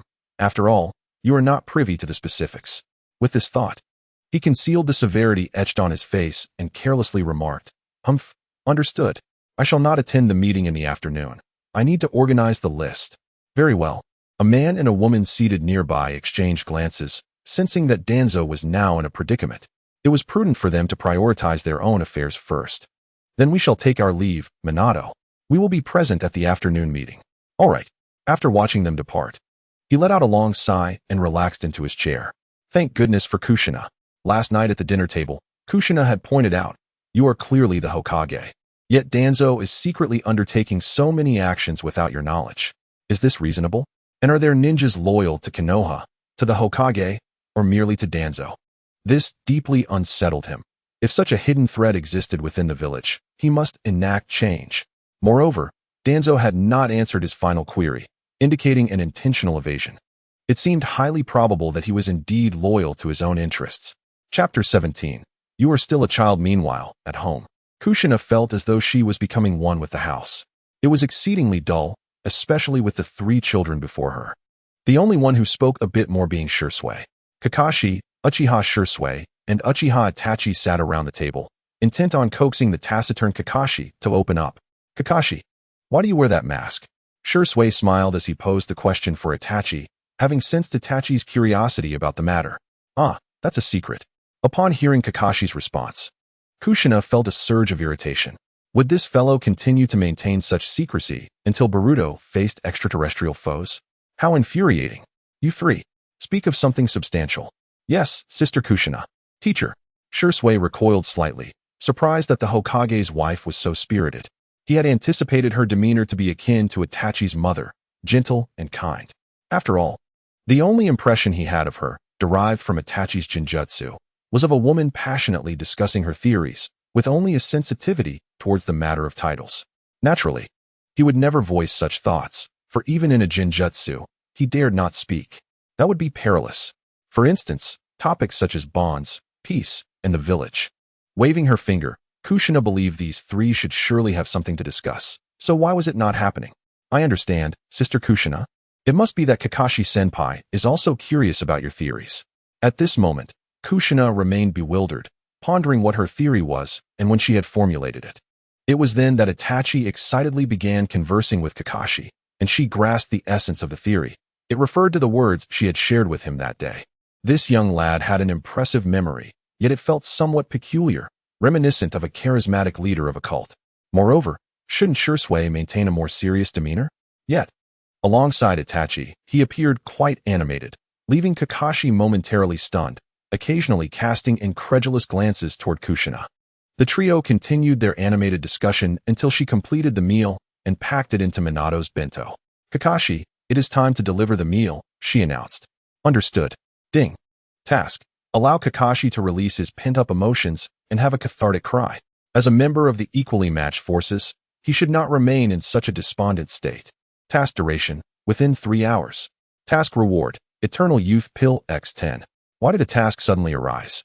However, the name of the reward alone suggested it was something splendid. Thus, I accepted the task. Furthermore, Kakashi's emotional state had seemed off the previous night. Although he often appeared gloomy, Kushina discerned a deeper turmoil through her instincts. Glancing at the 2 spirited Uchiha boys, she devised a plan. "Wait, you should deliver the bento to them." Kakashi raised an eyebrow slightly, perplexed. "Isn't delivering meals my responsibility?" "Shisui, Itachi, you ought to go. Minato would surely wish to meet you. After all, you are the prodigies of the Uchiha clan." She affectionately ruffled Itachi's hair, finding it quite pleasant to touch. "Mother, but enough, Kakashi. Just this once. Surely, you aren't feeling envious, are you?" "I am not." He handed the bento to Shisui. After Shisui and Itachi departed, She pulled Kakashi down to sit beside her. Kakashi, what they just shared with you resonates with me. How did you come to such conclusions? She playfully squeezed his fist and lightly tapped his forehead. You little rascal, do not interrupt my train of thought. My apologies. What they conveyed to you can also be organized by yourself. Communicate that to him, understood? To him?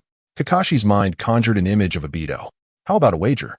I bet he won't heed your words, but will instead be knocked unconscious by your master and brought back. Ah, then I wager that I will persuade him.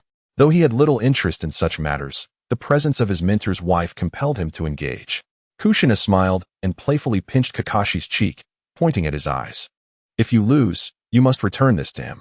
Of course, I will certainly return this eye that rightfully belongs to him. Even without a wager, I would do so. And after you return it, diligently study your own family's swordsmanship. She knew he had not anticipated her mention of this, given the time that had elapsed since the incident, and typically, no one would bring it up. Do you not wish to? The white fang is still in your possession, so do not let its legacy tarnish. Mother, this. His heart wrestled with turmoil. Could he truly draw forth his father's blade once more? Would he be met with scorn, much like the derision cast upon his father? Wasn't he a hero? Yet, did such a blade still hold merit for unsheathing? Upon observing Kakashi's somewhat despondent expression, Kushina crouched down and embraced him. What are you doing, mother? He apprehensively pushed her away, fearing that his shuriken might inadvertently slip from his pocket and harm her. Come now, you're only in your teens, aren't you? Kakashi, do not burden yourself excessively. After all, ninjas are merely human, are they not?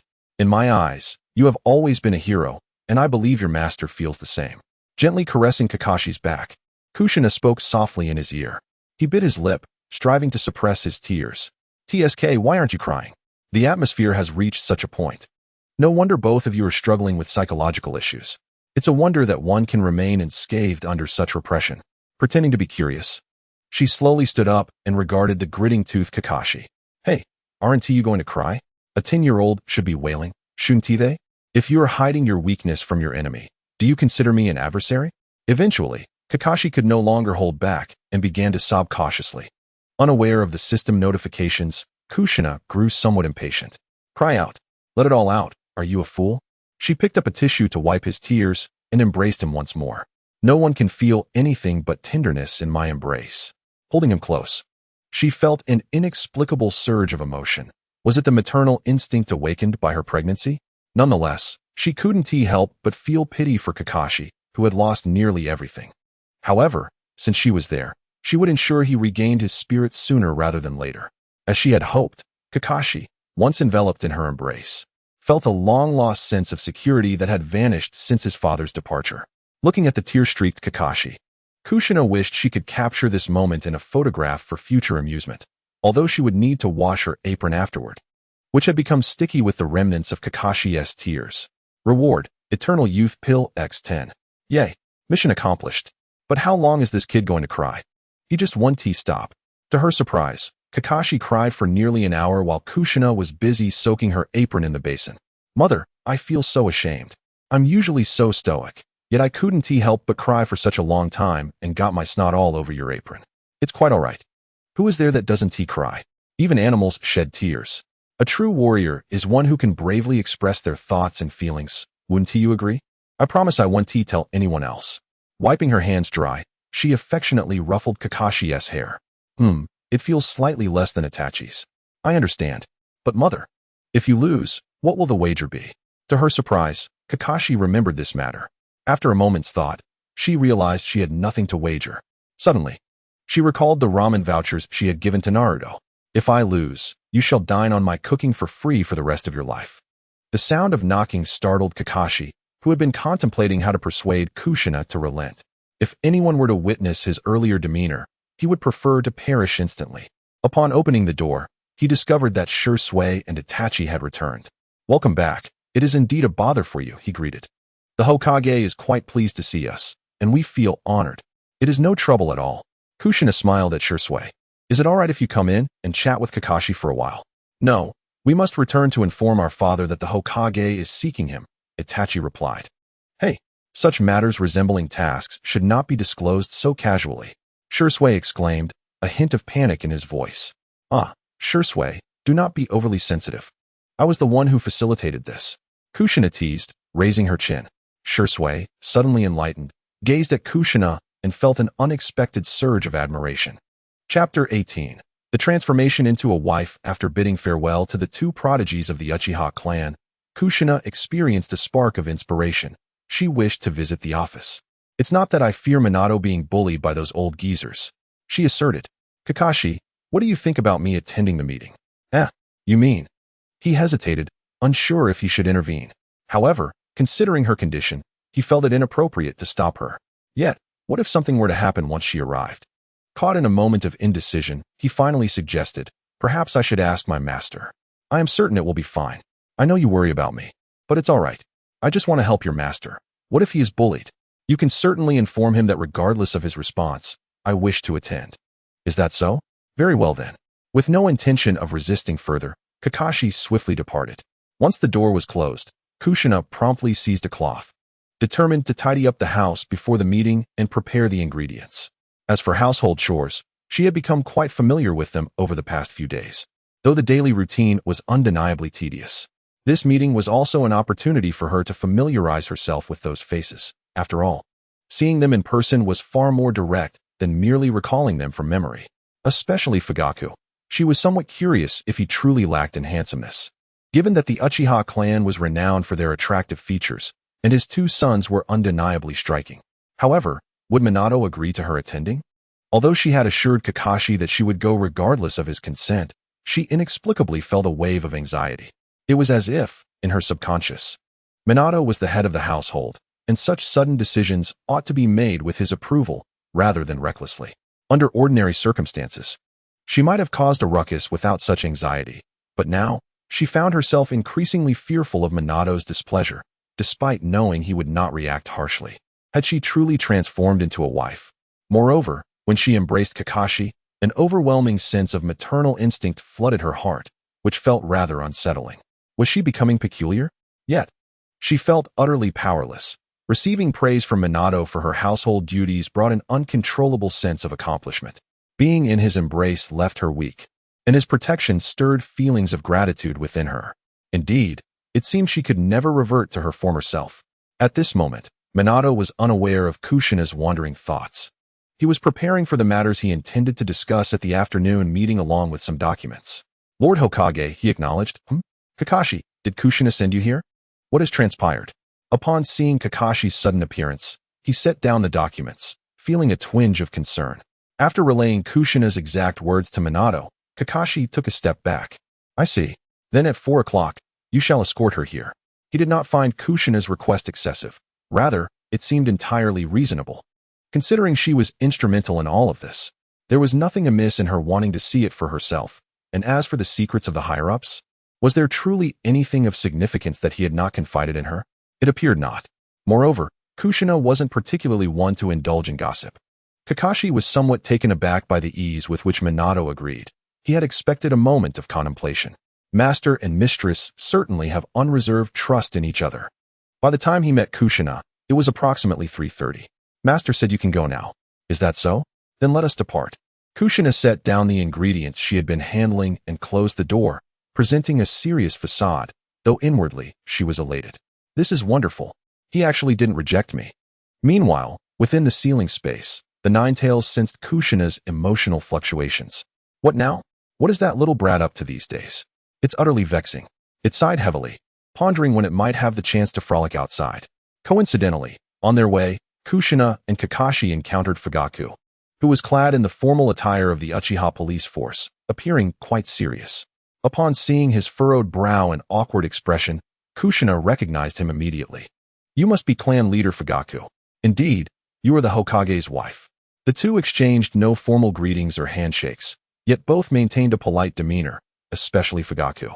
Oh, there's no need to be so formal. I am good friends with Mikoto. Relax a bit. Just call me Kushina. Being addressed as lady was a novel experience for her, evoking a sense of peculiar pride. Fugaku, as reticent as ever, especially around Kushina, offered, since we have crossed paths, let us walk together. You, Kushina, are you also headed to the Hokage's office? What was the situation? Why had Minato summoned his pregnant wife? Was this truly permissible? As a traditional man, Fugaku believed that women, particularly those with child, should remain at home. However, it was not his place to meddle in others' affairs. He merely felt surprised. Oh, I wanted to see for myself. I worry my husband might be bullied by those fellows. Kushina raised her fist, which elicited a rare expression of surprise on Fugaku's otherwise stoic face. Last night, Mikoto had undoubtedly been influenced by Kushina to behave in such a manner. It was the first time he had encountered a wife like that. It was truly astonishing. Our esteemed clan leader, Fujitake, returned home last night after a meeting, only to notice something peculiar about his wife, Mikoto. Although he couldn't quite articulate what was different, he sensed an odd glimmer in her eyes. As soon as he nestled into bed, he understood the situation. At that moment, Fujitake unconsciously felt the slight ache in his lower back.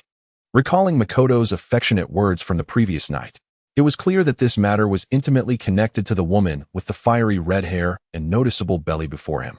Their conversation meandered casually, and soon they arrived at their destination. Fujitake anticipated that she might wish for a slower pace, yet Kushina exhibited no signs of being pregnant, walking briskly all the way.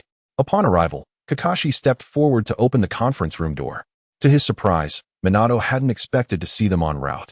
Darling, I ran into clan leader Fujitake on the way, so we came together. We're not late, are we?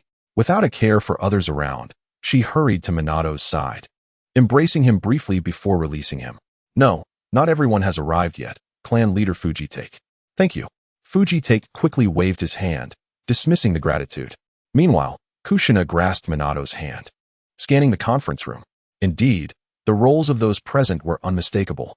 There was Hyuga Hayashi, the head of the Hyuga clan, Nara Shikaku with his pineapple-like hairstyle, the more robust Akimichi Choza, and the tall ponytailed Yamenka Inoichi. Why does it feel like someone is missing? She mused. Suddenly, she spotted Shizune, seated in the corner. Nearly unnoticed, her head bowed, barely revealing her face. Truly, she was the daughter of Shinobu. Chapter 19. Unreasonable. Kushina observed the individuals in the conference room with curiosity. Haven't they all arrived? She whispered into Minato's ear. Aren't Shikamaru, Mito, and Sarutobi also expected? With Minato's remark, Kushina recalled that those elder statesmen had yet to make an appearance. It was already past the designated time. Why were they still waiting for them?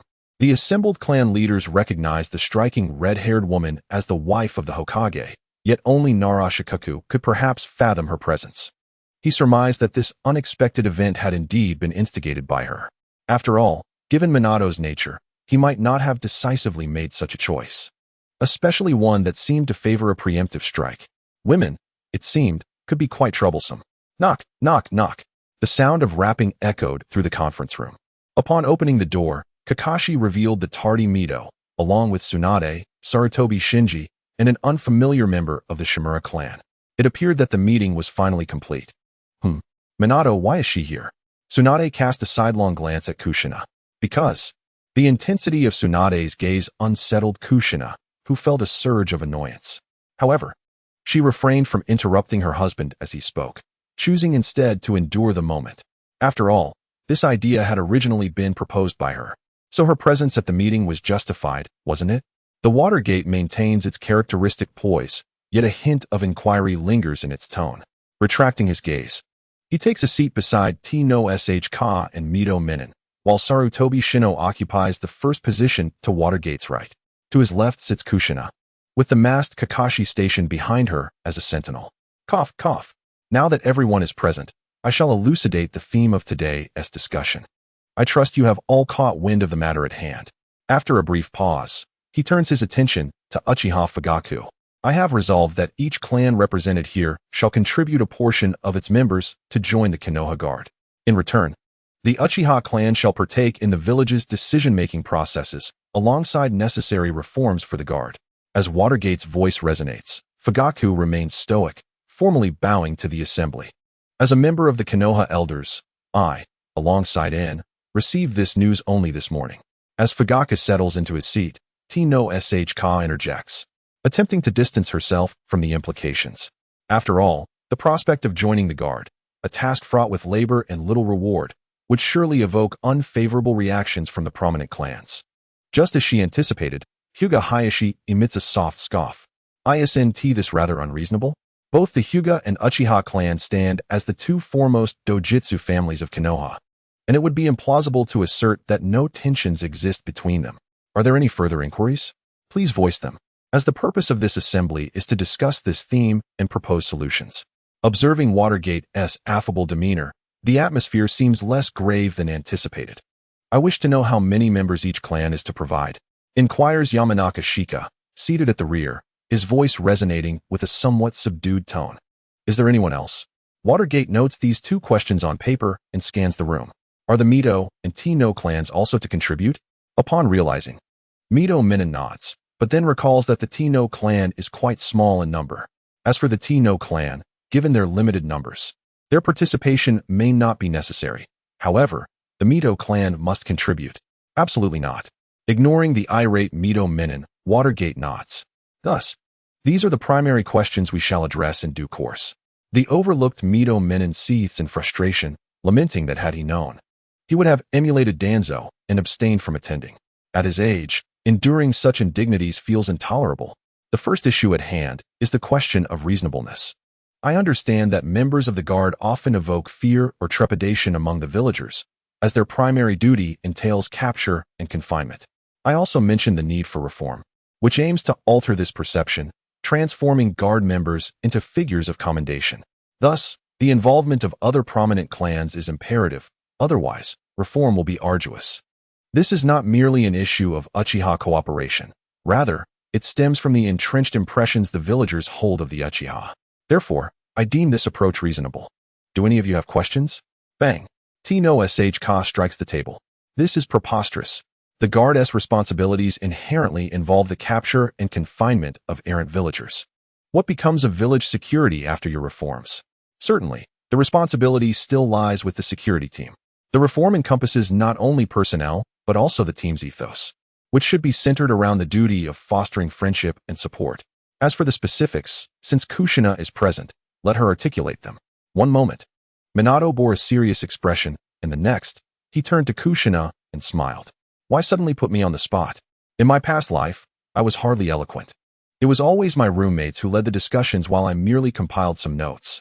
That Minato, he didn't even give me a heads up. Nevertheless, she mustered her courage to speak, stating, I believe that since the security team represents Konoha, it must prioritize the well-being of its villagers, shedding a harsh and fearsome image in favor of one that embodies kindness. The main objective should be to serve the villagers, employing methods of assistance, coordination, and control.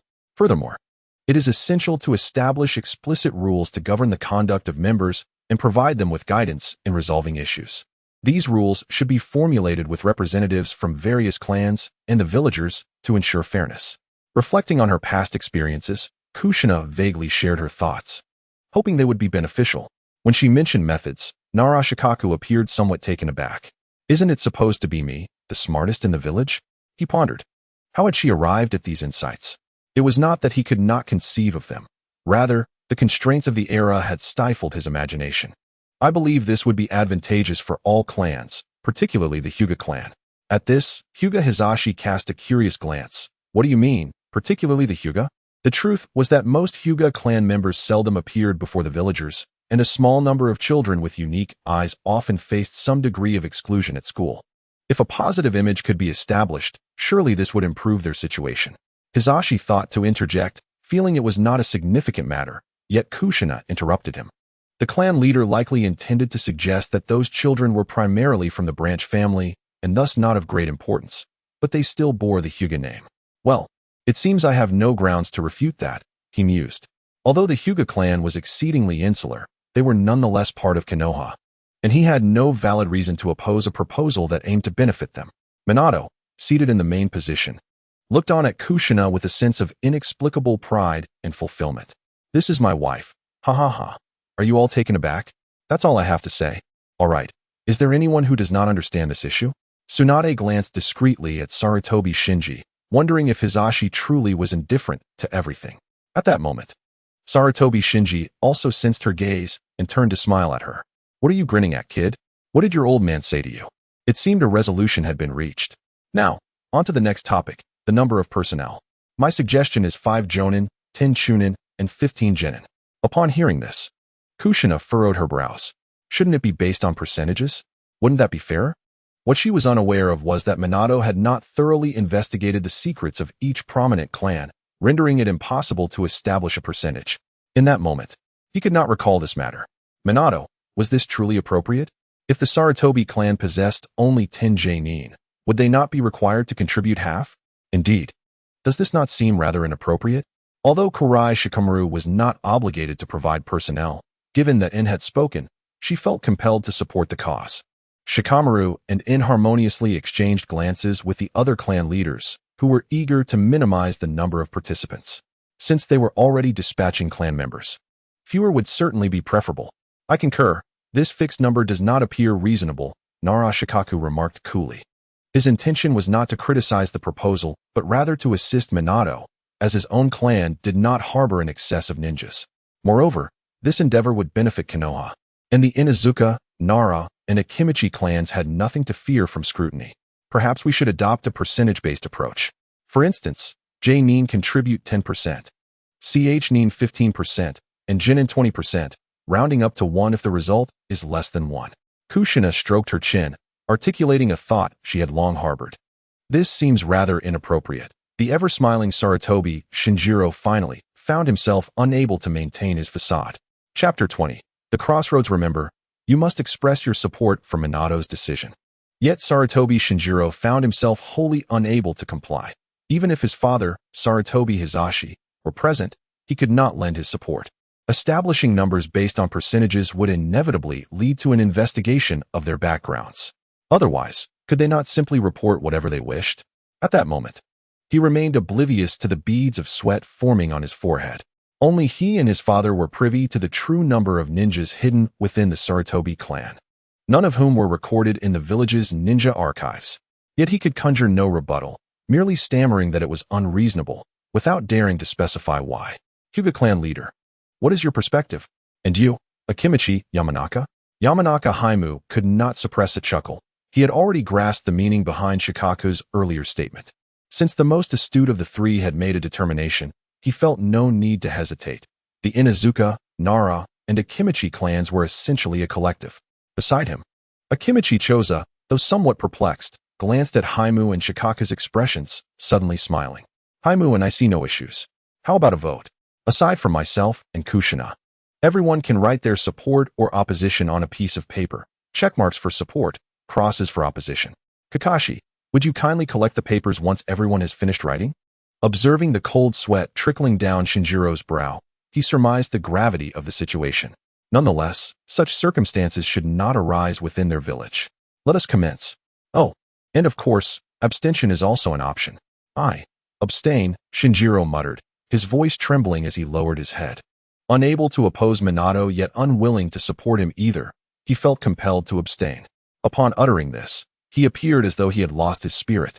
Relinquishing the pen, he had been clutching and leaning back against his chair. Now, Sarutobi, it is your turn to support Minato.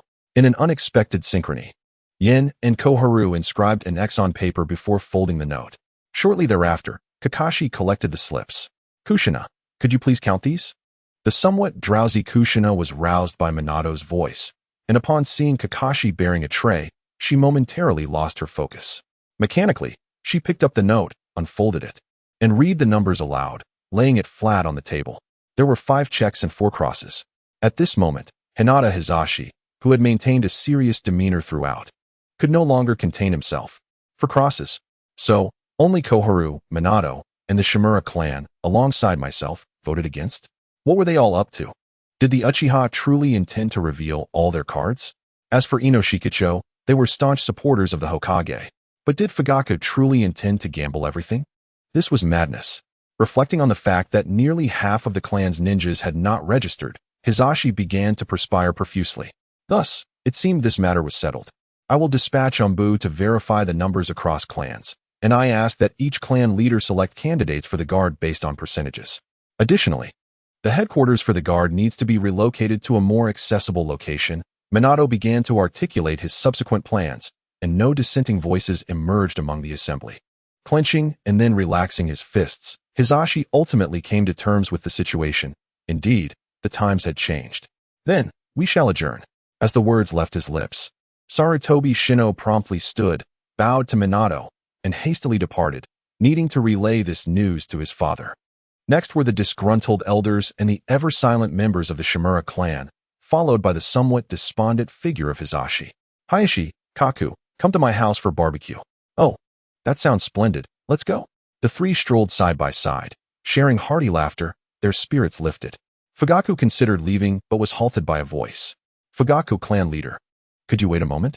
Turning to see Kushina beside him, he nodded.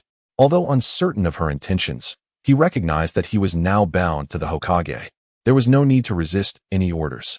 Minato, somewhat puzzled by the turn of events, glanced around the room and quickly grasped the situation. After counting the votes, Kushina regained her clarity. She intended to fulfill a task, specifically, the one involving suggestions for Minato's team.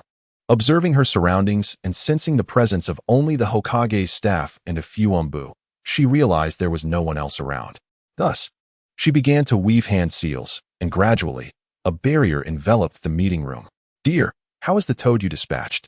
In fact, there had already been news this morning. Aido was indeed alive, residing in a cave near the Kanabi Bridge, accompanied by two indistinct entities, one black and one white. Presumably Kagaya's manifestations. Upon hearing Minato's remark, Fugaku comprehended the situation.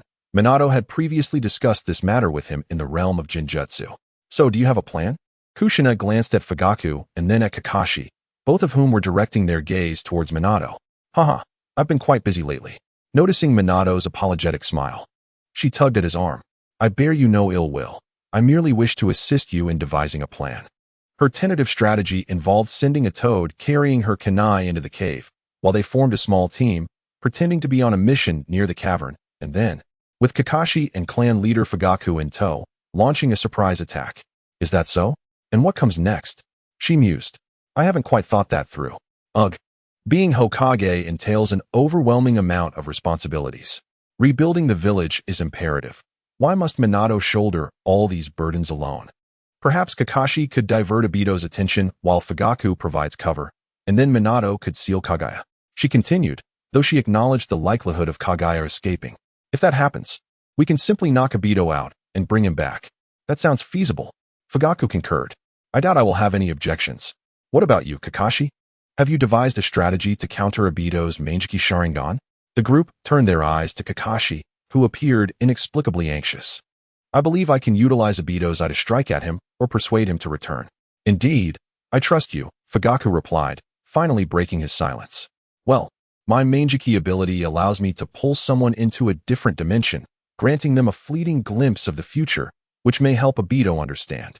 The other ability enables me to unleash unpredictable attacks that cannot be foreseen. That sounds even better, clan leader Fugaku. This is promising, Kushina thought to herself, feeling a surge of hope. Meanwhile, Minato hesitated. This information is trustworthy among those present.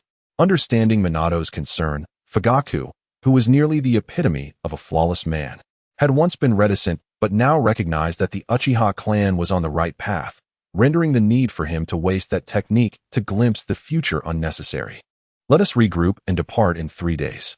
I will fabricate a false S-rank mission, detailing a search for spies along the borders of the Land of Fire. After dispelling the barrier, Fugaku quietly departed, leaving Kushina feeling a bit fatigued after a meeting that had lasted 3 hours, during which the night had fallen outside. How about we go enjoy some Ichiraku ramen tonight? After seeing Naruto relish it so heartily in my previous life, I want to taste it for myself. Alright, Kakashi, you should join us too. Chapter 21. No Peeking. As Kushina savored the meatballs in her ramen, she couldn't help but extol the culinary prowess of the legendary man before her. Otsutsuki's handmade noodles. This is truly delectable. Particularly delightful was the seafood tonkatsu ramen I ordered. With its subtle, delicate fragrance of fish from the corn kernels, harmoniously combined with the aroma of the grains themselves. The dish was adorned with generous slices of meat and fish, complemented by a sprinkle of seaweed flakes, truly a culinary masterpiece. The chef recognized the couple, Watergate and Kushina, and generously presented each of them with a small dish of braising sauce and a perfectly cooked egg. When the egg was cracked open, the yolk was neither runny nor completely solid, but in a state of delightful balance, easily lifted with chopsticks without falling apart. The texture was wonderfully soft and glutinous, and when paired with the braising sauce, it revealed an exquisite flavor profile. Moreover, The noodles were splendid, seamlessly blending with the broth while maintaining their inherent smoothness. Perhaps due to the visit from the Hokage, the chef secretly added extra noodles, much to Kushina's delight, as she found this bowl to be more than sufficient for her appetite. I believe Naruto would greatly enjoy your noodles as well, she remarked. Naruto? The chef pondered momentarily, puzzled as to how one might consume a Narutomaki. Ha ha ha, he is our child. Ah, so the Hokage's child is named Naruto. Naturally, he would relish such a dish. Indeed, I shall ensure he is well treated and grows fond of Ichiraku ramen. As Watergate observed Kushina's burgeoning belly, he couldn't help but daydream about their future life as a family of 3. His apprentice Kakashi and Aido would surely be part of that vision as well. Suddenly, he was reminded of Rin, lamenting the loss and wishing things had turned out differently. Honey, I want to taste yours, Kushina said, her little tongue licking the remnants of soup from her red lips as she gazed at Watergate's pristine bowl of tonkatsu ramen, its white broth exuding a rich, inviting aroma. Here, for you, he smiled, pushing the bowl toward her. Soon, the sound of her slurping the soup filled the air. Ah, this is delicious. Aren't you going to eat the noodles? He inquired. She shook her head playfully. Hee, I've had my fill with my own bowl. I merely wished to savor the flavor of the broth. Besides, you haven't eaten much, have you? Returning the bowl to its original position, Kushina propped her head on her hand, gazing at Watergate. Lately, I've been the one causing you trouble, so please indulge yourself. Her concern was genuine during these past nights. Watergate had been so exhausted that he would fall asleep the moment he hit the bed, hardly stirring, not even snoring, which spoke volumes about his fatigue. Not at all. But I will finish it. Kakashi, observing the scene, found himself perplexed about Aido's recent actions. Why would he do something so reckless? Rin was undoubtedly important. But did that mean the sensei and sensei were inconsequential? Such a thought was infuriating. He resolved to not hold back when the time came, determined to deliver a punch that would awaken that fool to reality. After their meal, the trio took a leisurely stroll, Watergate appearing somewhat strained. Burp. Ha ha. Did I eat too much? It seems that today the weight of the hand-typed uncle has notably increased, leaving one feeling rather stuffed. Ah, but this calls for a stroll. Now you two have a bit of a belly. Kneeling down, Kushina gently patted Minato's abdomen, unable to suppress a chuckle. She hadn't anticipated that such a suave individual as Minato would disregard his image and burp so casually. Yet, it appeared less unpleasant than she had imagined. Quite amusing, in fact. Darling, how can you claim to be full after just one bowl? What does that imply? Are you criticizing my appetite? No, I merely had a sudden realization. After all, you used to consume several bowls. Kushina placed her hands on her hips, contemplating that her own consumption was merely a tad more than the average person. Compared to her future daughter-in-law, Hinata, she was far from excessive. Gazing at Minato's slightly protruding belly, she poked it gently, hoping he wouldn't transform into a portly gentleman in the future. She couldn't bear to imagine such a scenario. Suddenly, an image of a rotund Minato flickered through her mind. Oh, wasn't she supposed to have received the eternal youth pill this morning? However, its specific effects had yet to be observed. Moreover, she seemed to have completed another task. Feeling the warmth of Minato's hand, she inwardly called out to the system. Hey, system, what is the purpose of the eternal youth pill? It retains your body and appearance as they are while taking the pill. Have you forgotten something? The system has forgotten nothing. You release. Before she could voice her complaint, a notification chimed in her mind. Ding. Task completed. You have received the cat ear hairpin. Cursed system. Glancing at her inventory, she found a small pill, a catgirl outfit, and the cat ear hairpin. How vexing.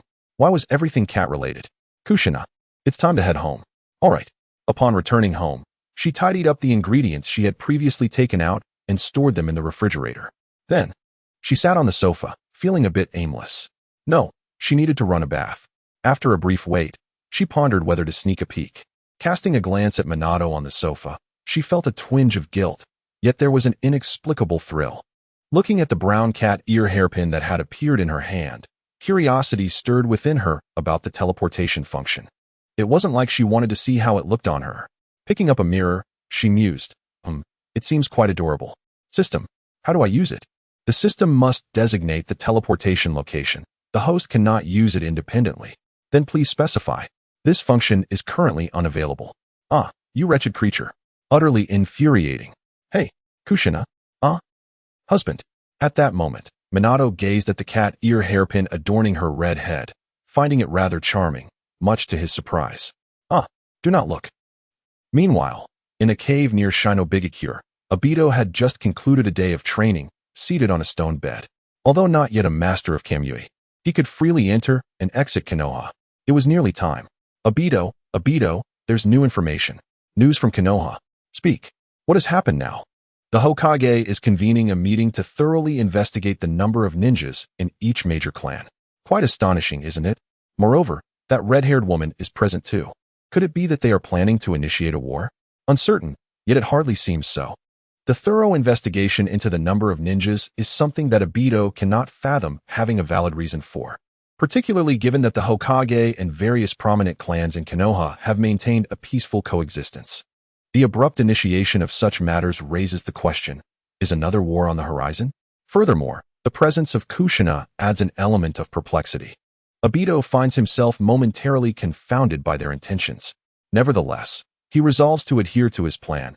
He wonders if there is anything else to discuss, and if not, he intends to retire for the night. Ignoring White Zetsu, he lies down upon the cold bed, yet slumber eludes him. His thoughts meander restlessly.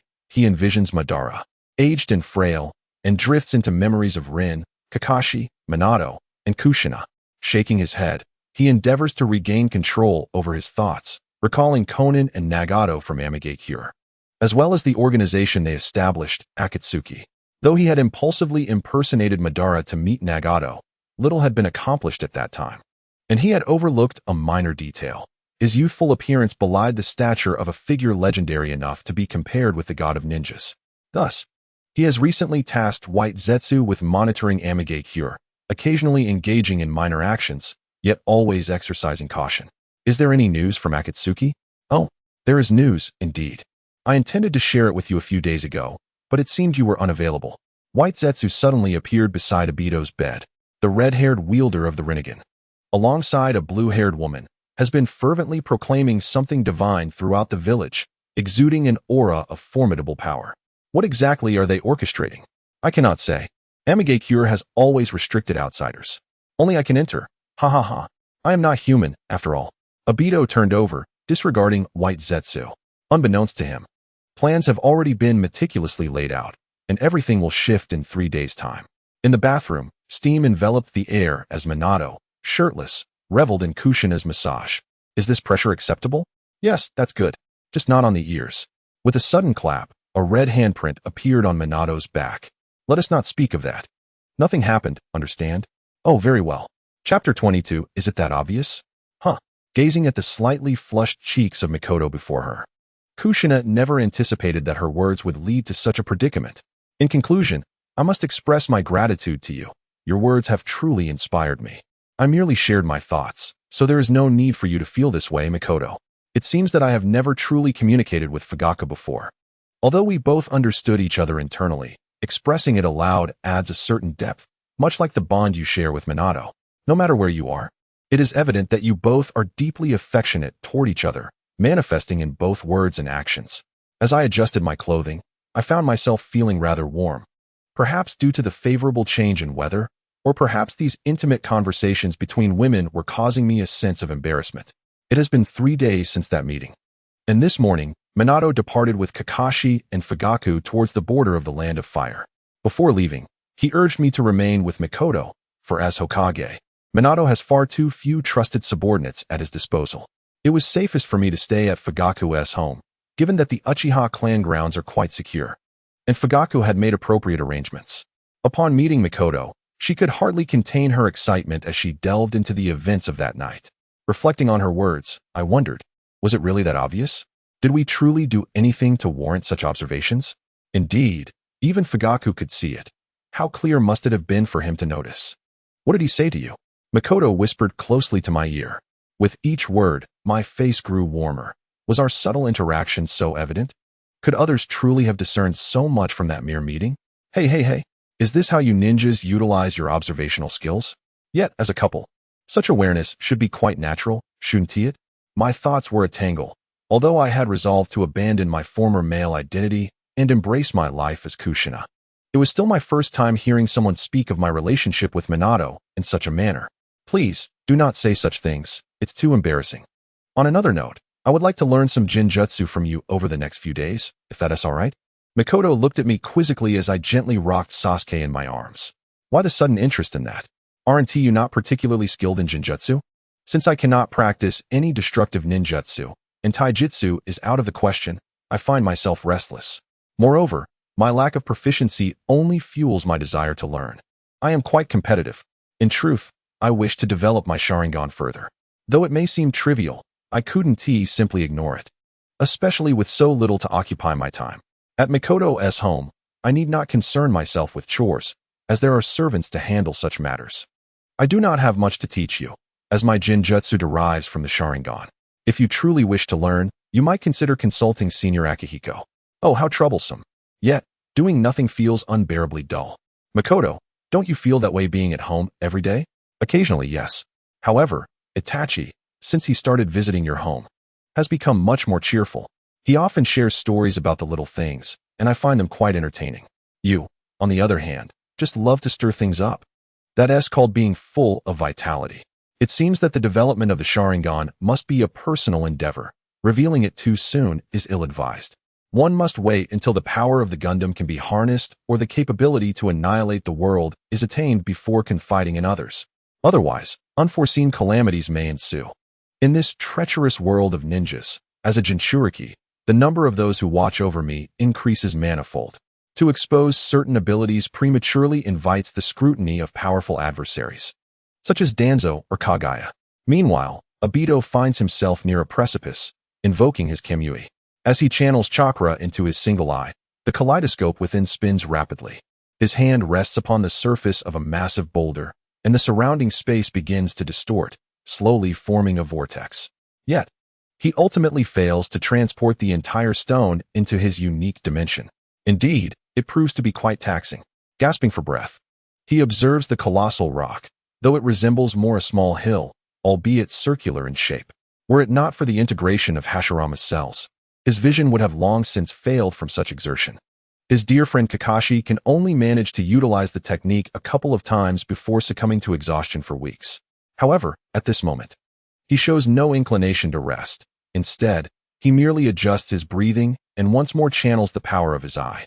Aido, what are you doing? I am training. Can't you see? Something of great importance is unfolding. Humph, speak then, Aido replies, folding his arms and shutting his Sharingan, awaiting the next words from White Zetsu. The Hokage, Uchiha Fugaku, and Kakashi are departing the village on a mission, a high-level assignment. Their destination appears to be quite near. Understood. When they pass by, have them seek me out. It is not yet the time for exposure, especially considering the target is the Nine Tails. Let them pass without incident.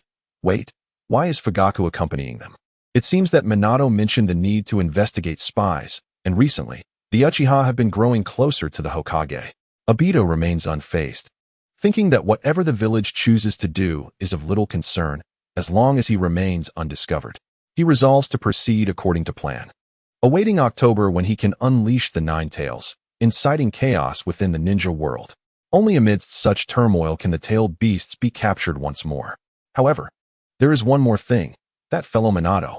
Indeed, Aido harbors a deep-seated resentment towards Minato, a man who, despite his extraordinary swiftness, failed to arrive at a crucial moment. Had he been a tad faster, he could have saved Rin. From Aido's perspective, Minato's negligence during that mission was undeniable. It would be disingenuous to claim that he felt no animosity. Yet, at the same time, the memories of Team Minato remain his most cherished fragments, the last vestiges of his humanity. He is unwilling to take the life of another, nor does he desire conflict under such circumstances. It is perplexing what they intend to achieve, but it matters little. I shall not lose my composure again. It was Black Zetsu who prompted you to convey this information to me, was it not? Ah, you guessed correctly. In that case, I shall seek out Aido in advance. With a cold huff, Aido surmised that this was indeed Black Zetsu's scheme. He now harbors an implicit trust in that half-black, half-white entity, who has aided him immensely. As the true architect of the entire plan, Black Zetsu cannot afford any mistakes from Aido, for he has awaited this opportunity for far too long. Additionally, Aido's impulsive nature renders him prone to losing control. Hence, Black Zetsu dispatched White Zetsu to specifically inform Aido of this intelligence. The intent was to allow him to calm himself beforehand and avoid any confrontation with Minato, for what if something were to go awry? After all, Minato is the Hokage. Accompanied by the leader of the Uchiha clan, Kakashi, what about me? If Aido were to perish, it would be tragic. But who would then spearhead the endeavor to capture the tailed beasts?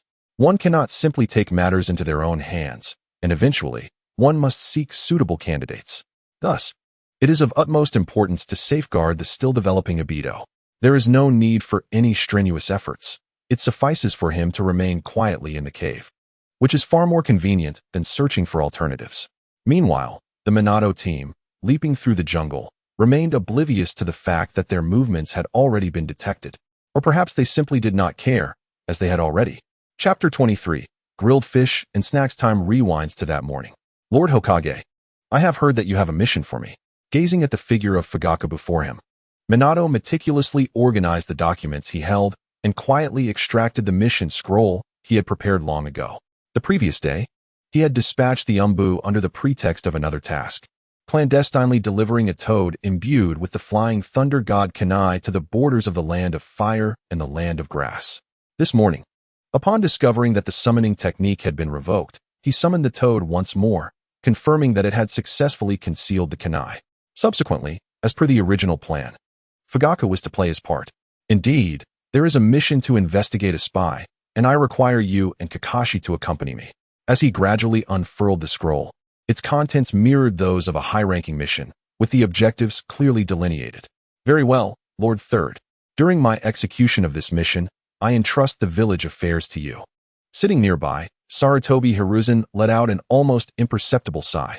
When Sarutobi Shinji informed him of the conference contents the day before, he nearly choked in disbelief but managed to endure, opting to remain silent and simply repeat Minato's instructions. Observing the youthful vigor radiating from Minato, he could not deny the passage of time. Then I shall temporarily take your place. You may proceed with the mission. However, I can't shake the feeling that this task is rather peculiar. Why would a Hokage need to personally investigate a spy? Yet, being retired, such matters were no longer his concern. His only focus was on Minato. Rest assured, Minato interjected, not wishing to deceive but recognizing the necessity of confidentiality surrounding this mission. I will explain upon my return, otherwise, the Third may grow anxious. Very well, I trust your judgment. Go forth, Sarutobi Hiruzen said, patting Minato on the back as he stood shoulder to shoulder with Fugaku. It seemed that since Minato had ascended to his position, this had become his most frequently uttered phrase, affirming his faith in the young man's capabilities. The previous day's meeting had confirmed this belief. The young man displayed more resolve and courage than this old man. He hoped that during his absence, the village would remain untroubled, particularly since he had not heard from Danzo since that day. Minato adjusted his green vest, suddenly pondering whether he had gained weight, as it felt a tad snug. It is likely the result of spending each day in the office. However, Kushina appears oblivious to this fact. Otherwise, she would undoubtedly poke her belly with a disdainful expression. Chiding, you've gained weight, or something to that effect. It seems imperative to engage in some exercise regularly. Meanwhile, Fugaku, after a long absence, has donned a vest. And this morning, Mikoto complimented him, stating that he still exudes a reassuring presence reminiscent of the past. Since that fateful night, the two have seemingly abandoned any reservations and have begun to express their affection candidly, even if Itachi, tilting his head in amusement, observes their exchanges with a smile. As for Kakashi, he remains somewhat detached, for as a member of the Umbu tasked with protecting Kushina, he wears the standard vest daily, leaving little room for sentimentality. Yet, he cannot help but reminisce about his missions with Minato, recalling Aido and Rin. Over the past 3 days, while attending to Kushina, he has devised a rough plan and contemplated the words he wishes to convey to Aido. That rascal.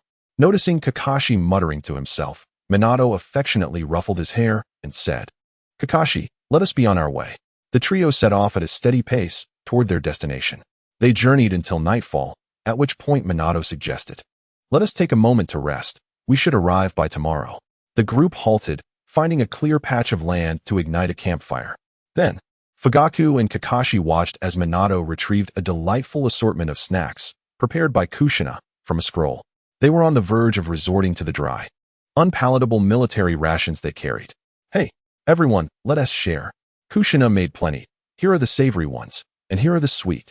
The two suddenly felt a sense of camaraderie akin to a camping trip, hoping that Aido would not prove too elusive, lest the atmosphere be completely shattered.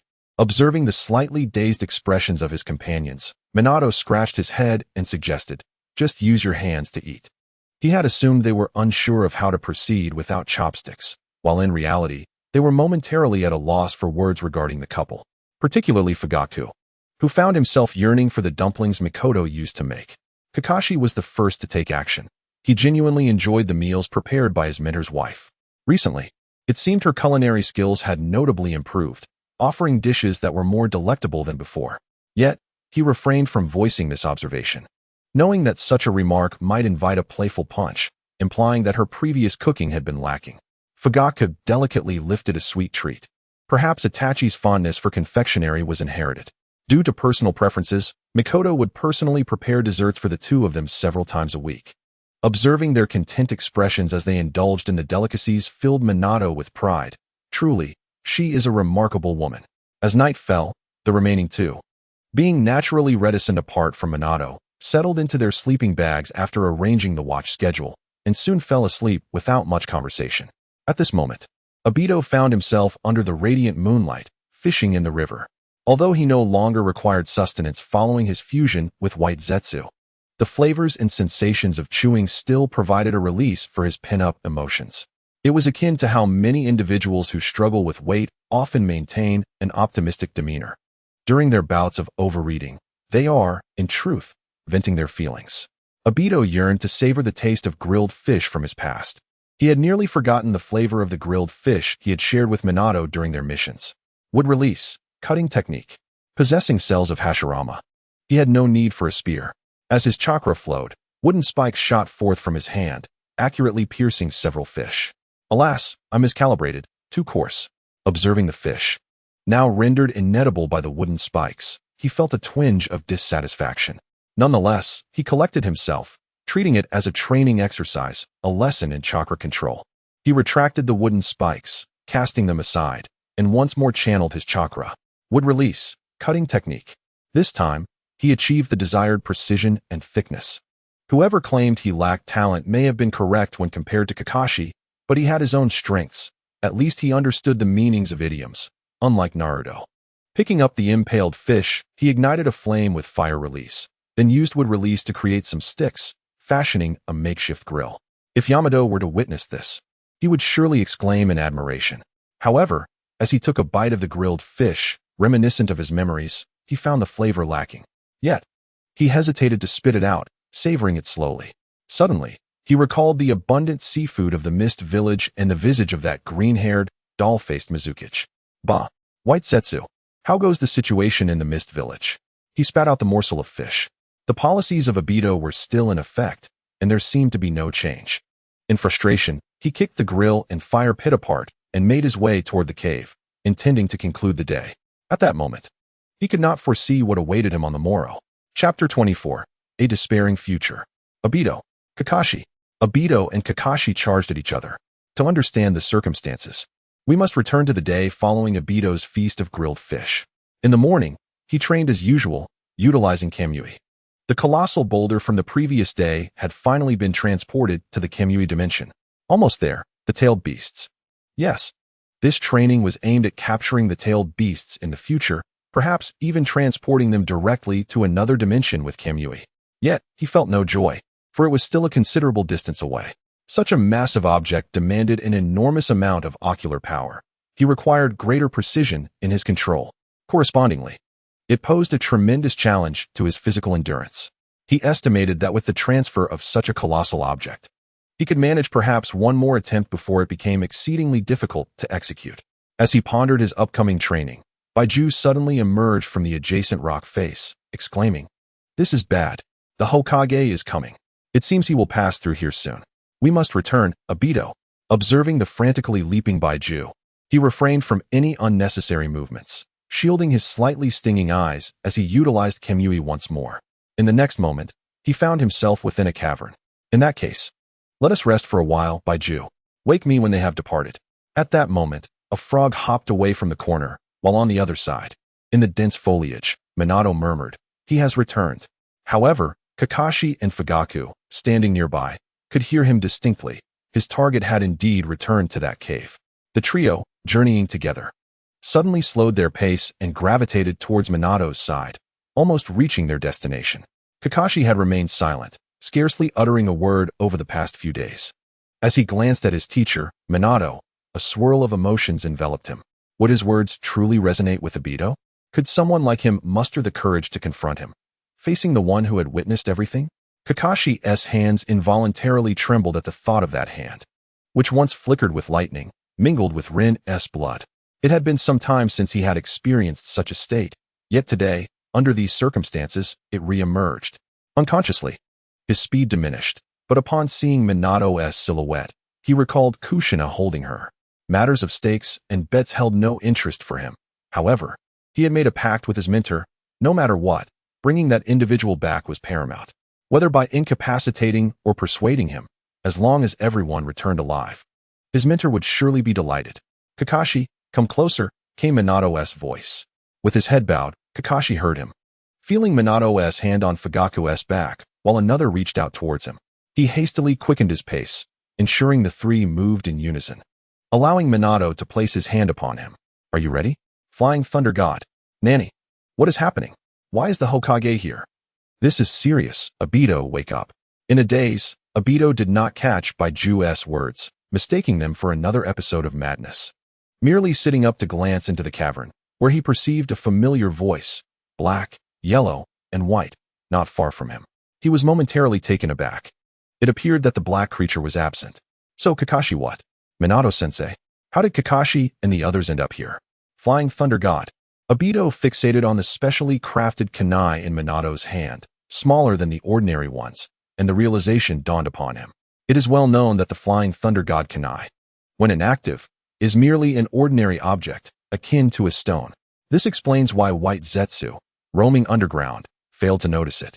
He would not deliberately position himself in a gap or gaze intently at a toad. Rather, he preferred to observe human excrement.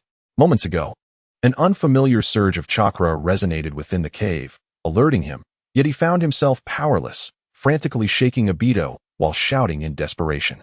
In truth, Aido merely paused for an instant before springing into action. The situation was exceedingly unfavorable for him. He was oblivious to how they had acquired intelligence on him. But now was not the time for such musings. He could only respond while seeking an opportunity to activate Kimui and escape. Given the present circumstances, retreat was the most prudent course of action. However, witnessing Kakashi's demeanor stirred a tide of anger within him. Kakashi, oh Aido, they are deceiving you. Another moment of disbelief ensued. Deceiving oneself? Could it be that that old man, Uchiha Madara, was misleading him? No, there was no turning back on this path. Whether it was a deception or not no longer mattered. He had witnessed the people of the Land of Rain with his own eyes, seen everything that transpired in the Hidden Mist Village. It could not all be a fabrication. This world had become utterly corrupted. But then came the lightning cutter. Kakashi charged towards him. Fire release, great fireball technique. In such a scenario, he had no choice but to create distance. Upon executing the great fireball, he intended to use the ensuing explosion as cover to activate Kimui and depart. Yet, along with the sound of the fireball's detonation, the Flying Thunder God kunai pierced through the flames, forcing Aido to interrupt his Kimui as he sensed spatial fluctuations emanating from the kunai. How could this be? How could his Kimui be interrupted? At that moment, Minato's lips curled into a slight smile. This child nearly evaded him. If that were the case, he would have no way to account for Kushina. Aido, interrupted, attempted to shift instantaneously to circumvent the three, striving to distance himself from Minato, only to be abruptly met with Fugaku's gaze, who had remained motionless until now. That was the Manjiki Sharingan. Why did Fugaku possess the Manjiki as well? When had this transpired?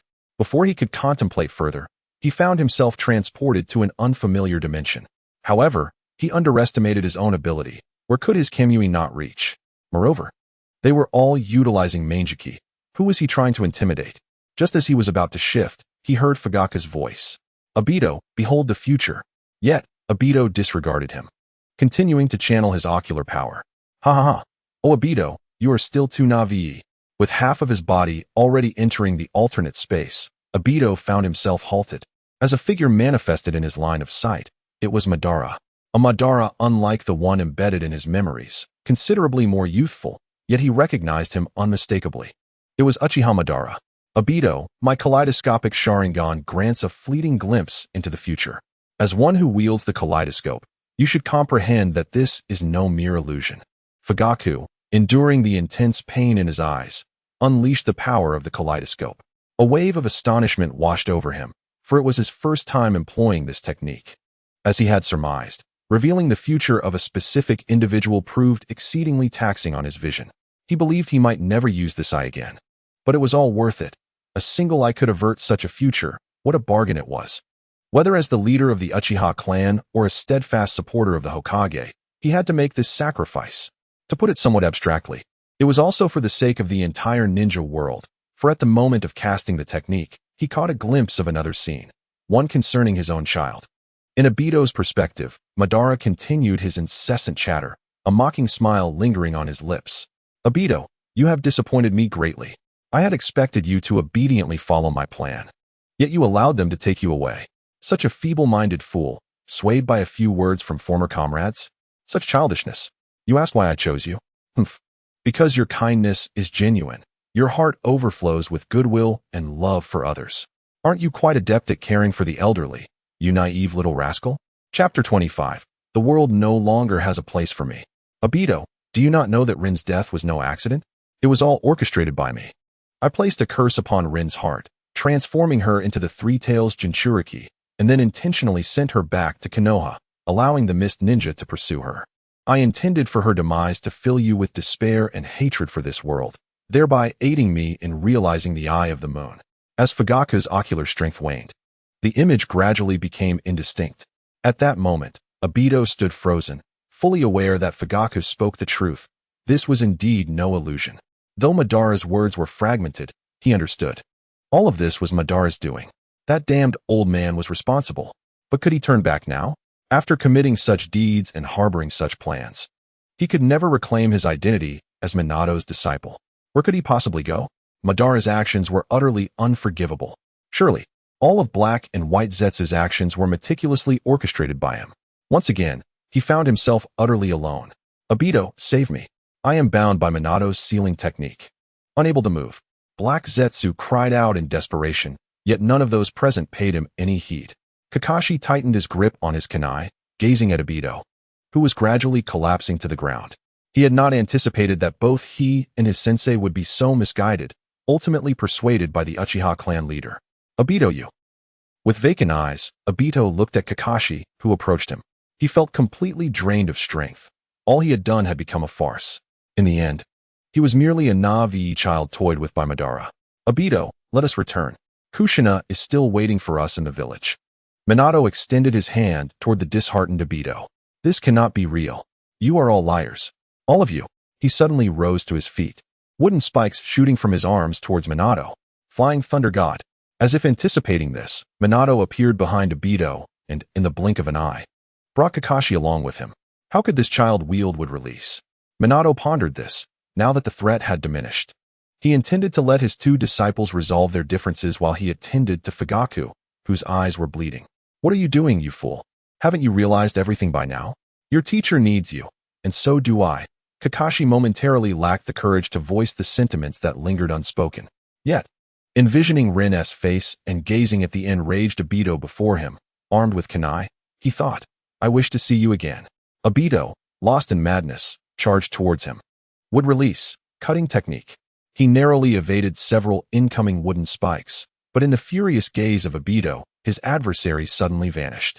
Kakashi, in midair, shifted his body position, gripping a wooden spike to fend off Kakashi's assault from behind.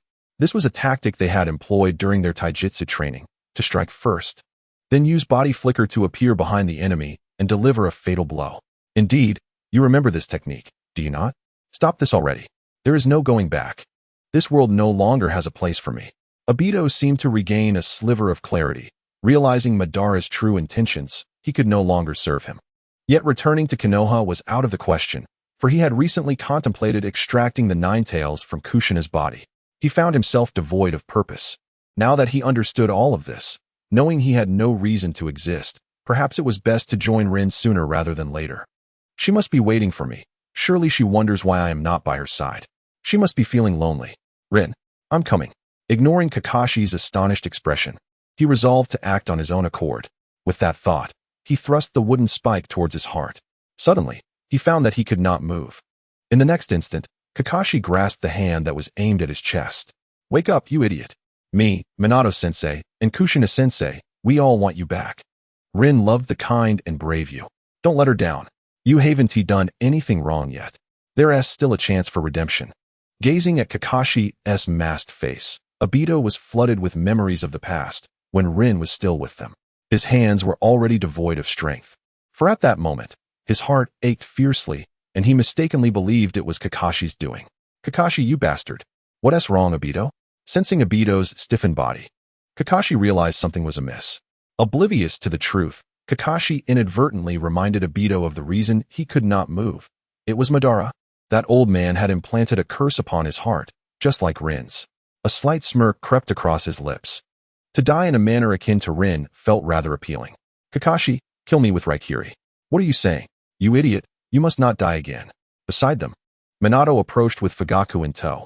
Kakashi, allow me, he said, immediately discerning that the situation stemmed from some seal placed upon Aido. After entrusting Fugaku to Kakashi, Minato turned his attention to Aido's upper body. Aido, can you still hear me? Yes, Aido wished to express his desire to give up on life. Yet the excruciating pain rendered him incapable of articulating even a complete sentence. Do not speak of anything else. Can you perceive where your body is failing? His heart ached. Aido, drenched in sweat from the agony, gazed at Minato's gentle concern. For a fleeting moment, he seemed to rediscover a reason to continue living.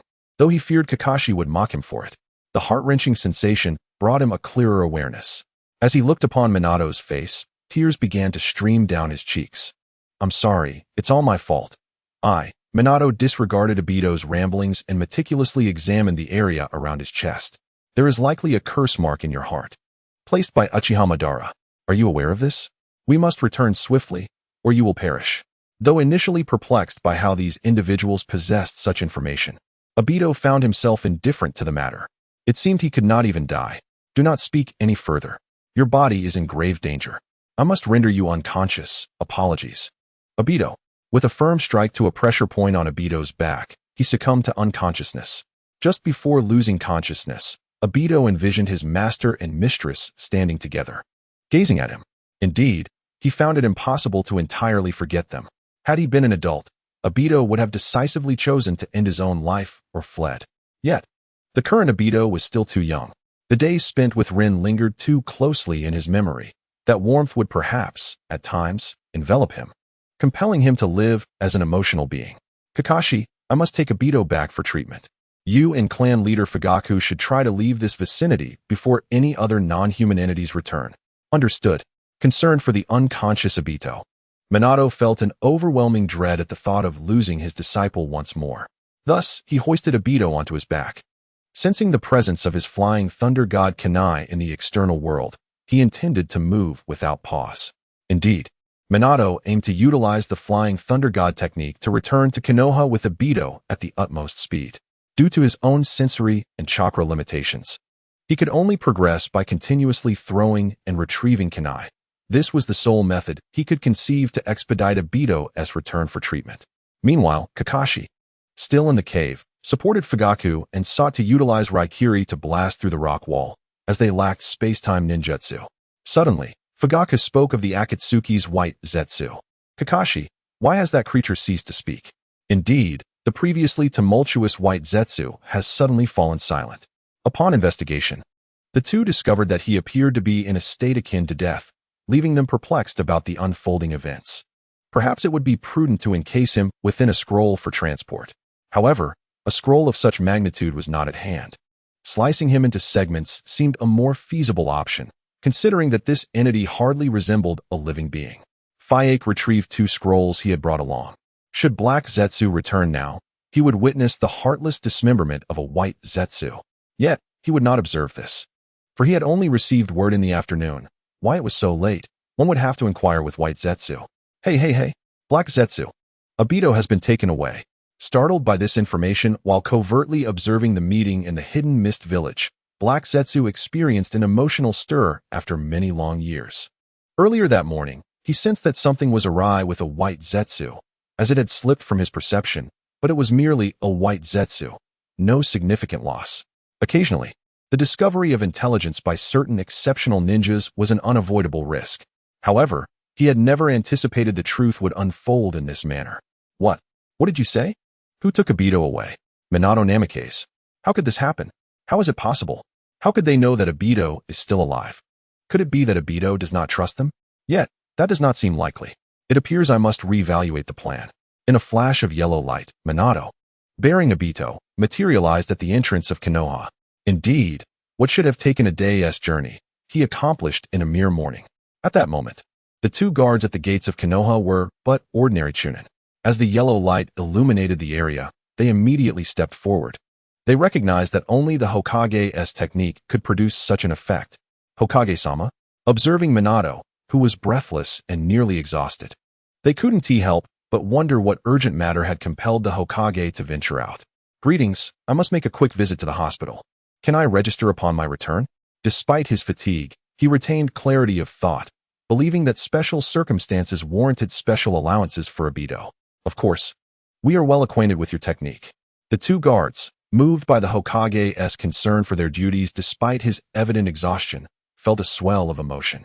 They refrained from offering assistance to Minato, as they understood that in such an emergency, their status as mere chunin would be of little help.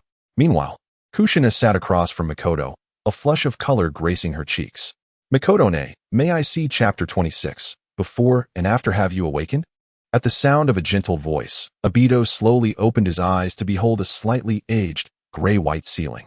Turning his head, he noted the overcast skies and the drab buildings beyond. A sharp pain in his chest brought clarity to his senses. Lowering his gaze, he noticed the intricate bandages encircling his upper body. Do not move. You have just undergone surgery. As for you, Hokage-sama, I shall take my leave. Seeing Aido's bewildered expression, Minato chuckled softly from his seat nearby. The boy remained as he always was. Aido, welcome back. No, I have accomplished many things. I cannot linger here.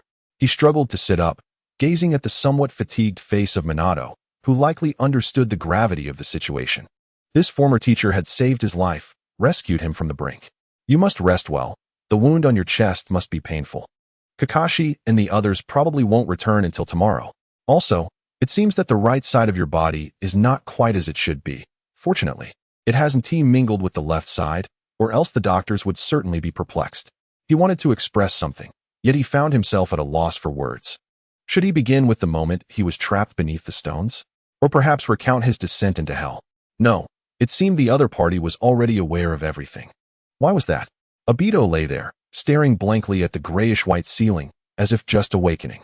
Your information was conveyed to us by Kushina. She had a prophetic dream, foreseeing all that you, Aido, have endured. She has been urging me to bring you back. A prophetic dream? Aido questioned, perplexed. Does such a thing truly exist? What was my fate supposed to be? Would you like to hear about it? Minato pulled his chair closer to Aido, ready to provide answers to his disciples' inquiries. Reverting to a moment prior, Kushina looked at Mikoto, a faint blush gracing her cheeks. Could you show me your Sharingan, Mikoto? Huh, why the sudden interest in my Sharingan? Because in the past, whether friend or foe on the battlefield, we were always cautioned not to gaze into the eyes of the Uchiha. Thus, I have never had the chance to observe it closely, and I am somewhat curious about the process of activation. The underlying reason for her curiosity stemmed from her inability to wield the genjutsu associated with the Sharingan. She had never managed to develop that skill.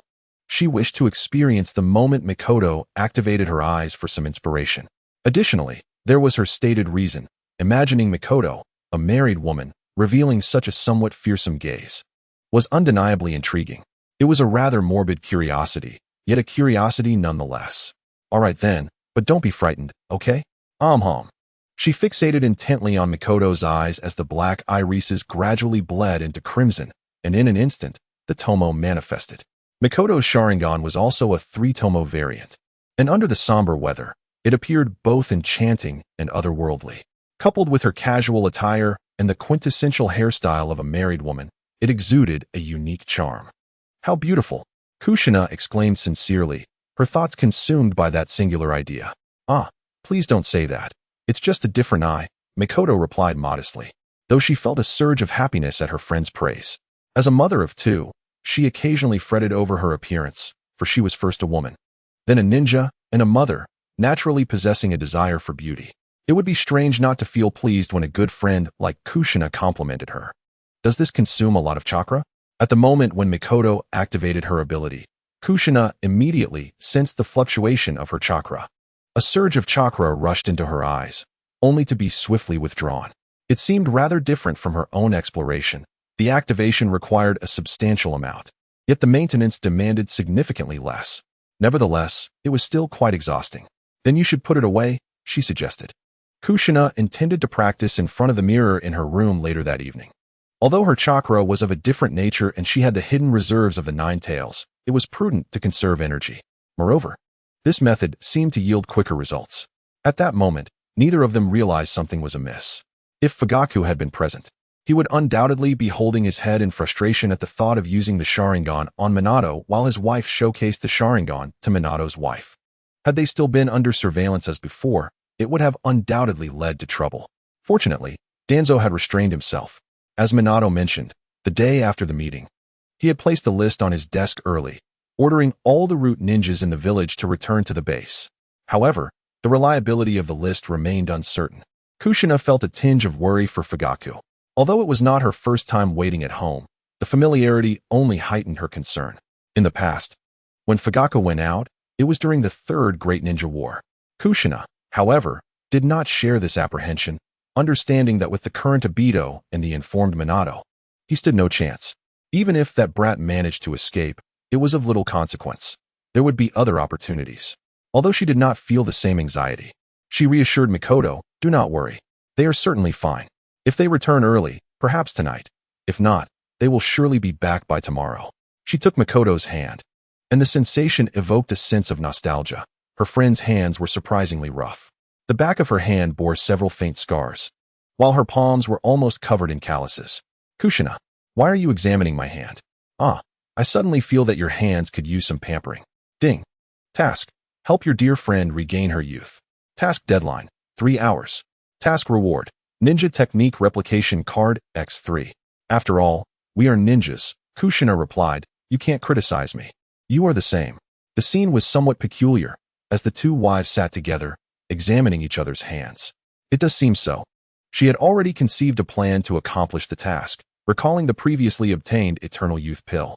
However, a lingering doubt nagged at her, prompting her to inquire in her mind, "System, will it be effective if I crush that pill and mix it with food?" "Not at all. It must be taken with warm water, 1 pill at a time." "Are there any restrictions on the Ninja Technique Replication Card?" "The host must possess the corresponding conditions to replicate. For instance, Sharingan techniques require the Sharingan, while wood release requires Hashirama's cells. The replication effect is permanent and is not limited to exclusive techniques. If the replication card is not used, it will not expire. During the replication period, the host must focus on the target for 5 seconds. This reward is simply astounding. If I upgrade to the Manjiki Sharingan, could I not bring Aido over and replicate his Kamui? But how to get Makoto to take my little pill? Chapter 27. Your husband is quite swift. Wait. Meichin still needs to feed Sasuke. If she transforms into her best self, won't Sasuke go hungry? Oh, this pesky system. While preparing lunch in the kitchen, Kushina suddenly pondered this dilemma. "Hey, system, is this task really necessary? It won't affect anything, will it?" Ding. Task deadline extended to 2 years. "I nearly fell into your trap, you insufferable creature." After cursing the foolish system, she placed the prepared dishes on the table and took a seat. "Thank you so much, Kushina." Originally, she had planned to fry some small meatballs, discreetly insert the pills, and let Meichin taste them, thus perfectly completing the task. Fortunately, she recalled this in time. Otherwise, Sasuke would have suffered from malnutrition. "Don't mention it. You must have not tasted my cooking in quite a while, right?" Indeed. Meichin recalled the first time Kushina cooked, inviting her to taste it, only for her to end up spitting it out. Observing Meichin's expression, Kushina too reminisced about that event, feeling a bit embarrassed. "I've been the one cooking at home lately, so my culinary skills have improved significantly. Rest assured." Hom. Just as she was about to pick up her chopsticks, a scurrying sound interrupted her. A servant appeared at the door, saying, "Madam, there is an umbu looking for Lady Kushina." Mei-chin, you should try the food first. Don't wait for me. I'll check it out. Mei-chin was curious about why the Umbu were so courteous, as they usually appeared unexpectedly. It must be because of Kushina, huh? How amusing. Madam, the Hokage has completed the task and is currently at the hospital. Upon hearing the word hospital, Kushina's heart tightened, and she instinctively grasped the collar of the Umbu's attire. What happened to him? The Umbu was startled. He hadn't expected such a reaction. Although he was mean and should have been unfazed, this was different from merely avoiding danger. As he looked at the Hokage's wife, whose hair seemed to flutter with anxiety, he swallowed hard and explained, "The Hokage is fine. The task target needed medical attention, but there were no issues. The Hokage sent me to inform you that he will bring the target home for dinner tonight." Though she was unaware of who the target was, anyone who could dine at the Hokage's residence was certainly beyond her guessing. I see. I apologize for my earlier outburst. Please tell him I understand. Yes. The masked Umbu hurried off to the hospital. Watching him leave, Kushina finally realized her earlier actions and why she felt such anxiety and fear. Was this the essence of her feelings for Minato? It seemed she wasn't much better than Mei-chin after all. Sighing, she accepted this reality. As Kushina, it was perfectly normal to have such thoughts. She strolled back to her room, finding Mei-chin still untouched by her meal. Didn't I say you didn't need to wait? There's nothing to worry about. Minato probably returned using the Flying Thunder God technique because of his mission. Fugaku will be a bit late. The task must have been successful for this to happen, so I need to head back in the afternoon to prepare dinner for him. Ah, I see. That's a relief. The swift nature of the water gate remains as formidable as ever. How remarkable. The notion of haste, once loathed by men in a previous life, now evokes a curious sensation as it echoes from my current husband. Ah, dear me. Kushina seems to be uttering peculiar thoughts. Perhaps I shall simply indulge in my vegetables. Oh, Makoto, how vexatious you are. Indeed, what could two married women with children possibly discuss? Just yesterday, they engaged in a plethora of trivial conversations. For Kushina, hearing such matters for the first time was nothing short of astonishing. She never anticipated that the gentle Makoto harbored such fervent sentiments. However, most discussions culminated in Kushina transforming into a fully realized tomato. Fast forward to the present, where Minato relayed recent events to Aido. Aido found himself at a loss for how to address the man before him. Should he revert to calling him teacher as before? Yet, given the nature of their prior plans, did he still merit the title of Minato-sensei? Directly addressing him by name felt inappropriate given the current circumstances. After all, he had distanced himself from those matters and returned to Konoha. Upon hearing Minato speak of Kushina's prophetic dreams, he was indeed astonished, as it aligned with his own intentions during Kushina's childbirth, when he unleashed the Nine Tails. However, he never anticipated Minato's demise, although, in his former self, it likely would not have stirred much emotion. Yet, things were different now. He harbored a growing disdain for himself. Why had he been reduced to a mere tool? Why had he failed to discern the machinations of Uchiha Madara? Why had he plotted to eliminate the woman with the crimson hair from his memories? All of this was his own fault. Just call me teacher, Minato said with a gentle smile, gazing at Aido, who was recovering swiftly, possibly due to some cellular properties within him. Thus, Minato contemplated bringing this child home for dinner rather than allowing him to linger in the hospital. Moreover, Kushina would surely wish to meet him soon. Teacher, Aido implored, do not let me fall into despair. You are now a part of Konoha, a disciple whom I can trust. Therefore, do not blame yourself. This is not your fault, and the events have yet to unfold. Observing Aido's newfound composure, Minato surmised what thoughts might occupy his mind. This child, once so full of life and mischief, akin to Kushina, who would always rise again, fists raised, despite sorrow, now exuded a chilling silence. Isn't this world utterly wretched? Aido mused. Minato was taken aback by such words from someone like him. Previously, he would have offered encouragement. Aido, you must have seen and learned much. It is true that tragedies unfold constantly in this world, yet correspondingly, reunions and new beginnings perpetually arise. Do not focus solely on the shadows. This is the lesson I failed to impart at that time. It was my error, believing you too young to comprehend the world through my words, when you should have grounded yourselves in reality. Little did I foresee the events that would transpire. I now express this late to you, Aido, which is indeed my negligence. Aido, having witnessed that darkness, rise up. Let us strive to effect change together. The Eye of the Moon. He still believes in the feasibility of the Moon Eye plan, though he realizes that Madara has exploited him. Such an illusory beauty cannot be sustained by the harshness of reality. To languish in illusion, leading a passive existence, results in the loss of human dignity and the drive to live. This cannot be the way. I had previously discussed matters of peace with Kushina. She holds her own views. I hope, Aido, that you can think for yourself and not be led astray by Madara. Kakashi paused, intending to enlighten Aido, but fell silent at that moment. Faced with the brutal truth, he could conjure no rationale to persuade Aido to see things differently. I'm sorry. This is not your fault. It is Madara's error. I simply feel that a world without Rin is unbearably lonely. He managed to force a smile, fully rejecting the moon I plan within. Indeed, he ought to pursue a path he deems worthy. Even if Rin were present, he would not acknowledge such a false world. Meanwhile, in the Hokage residence at Konoha Hospital, Tsunade fretted, "Where are these two fools? I've done so much." She opened the window, eagerly peering outside, hoping to catch sight of the two figures, one tall and one short. Yet, reality did not align with her anticipation. Instead, she noticed the twinkling stars above. Oh, the sky is clearing up. I can see the stars now. Chapter 28. Another delay. How is your body? I'm fine now. My body contains Hashirama cells, and the wounds will heal swiftly. Kakashi was taken aback. Hashirama cells should belong solely to the first Hokage, Hashirama Senju.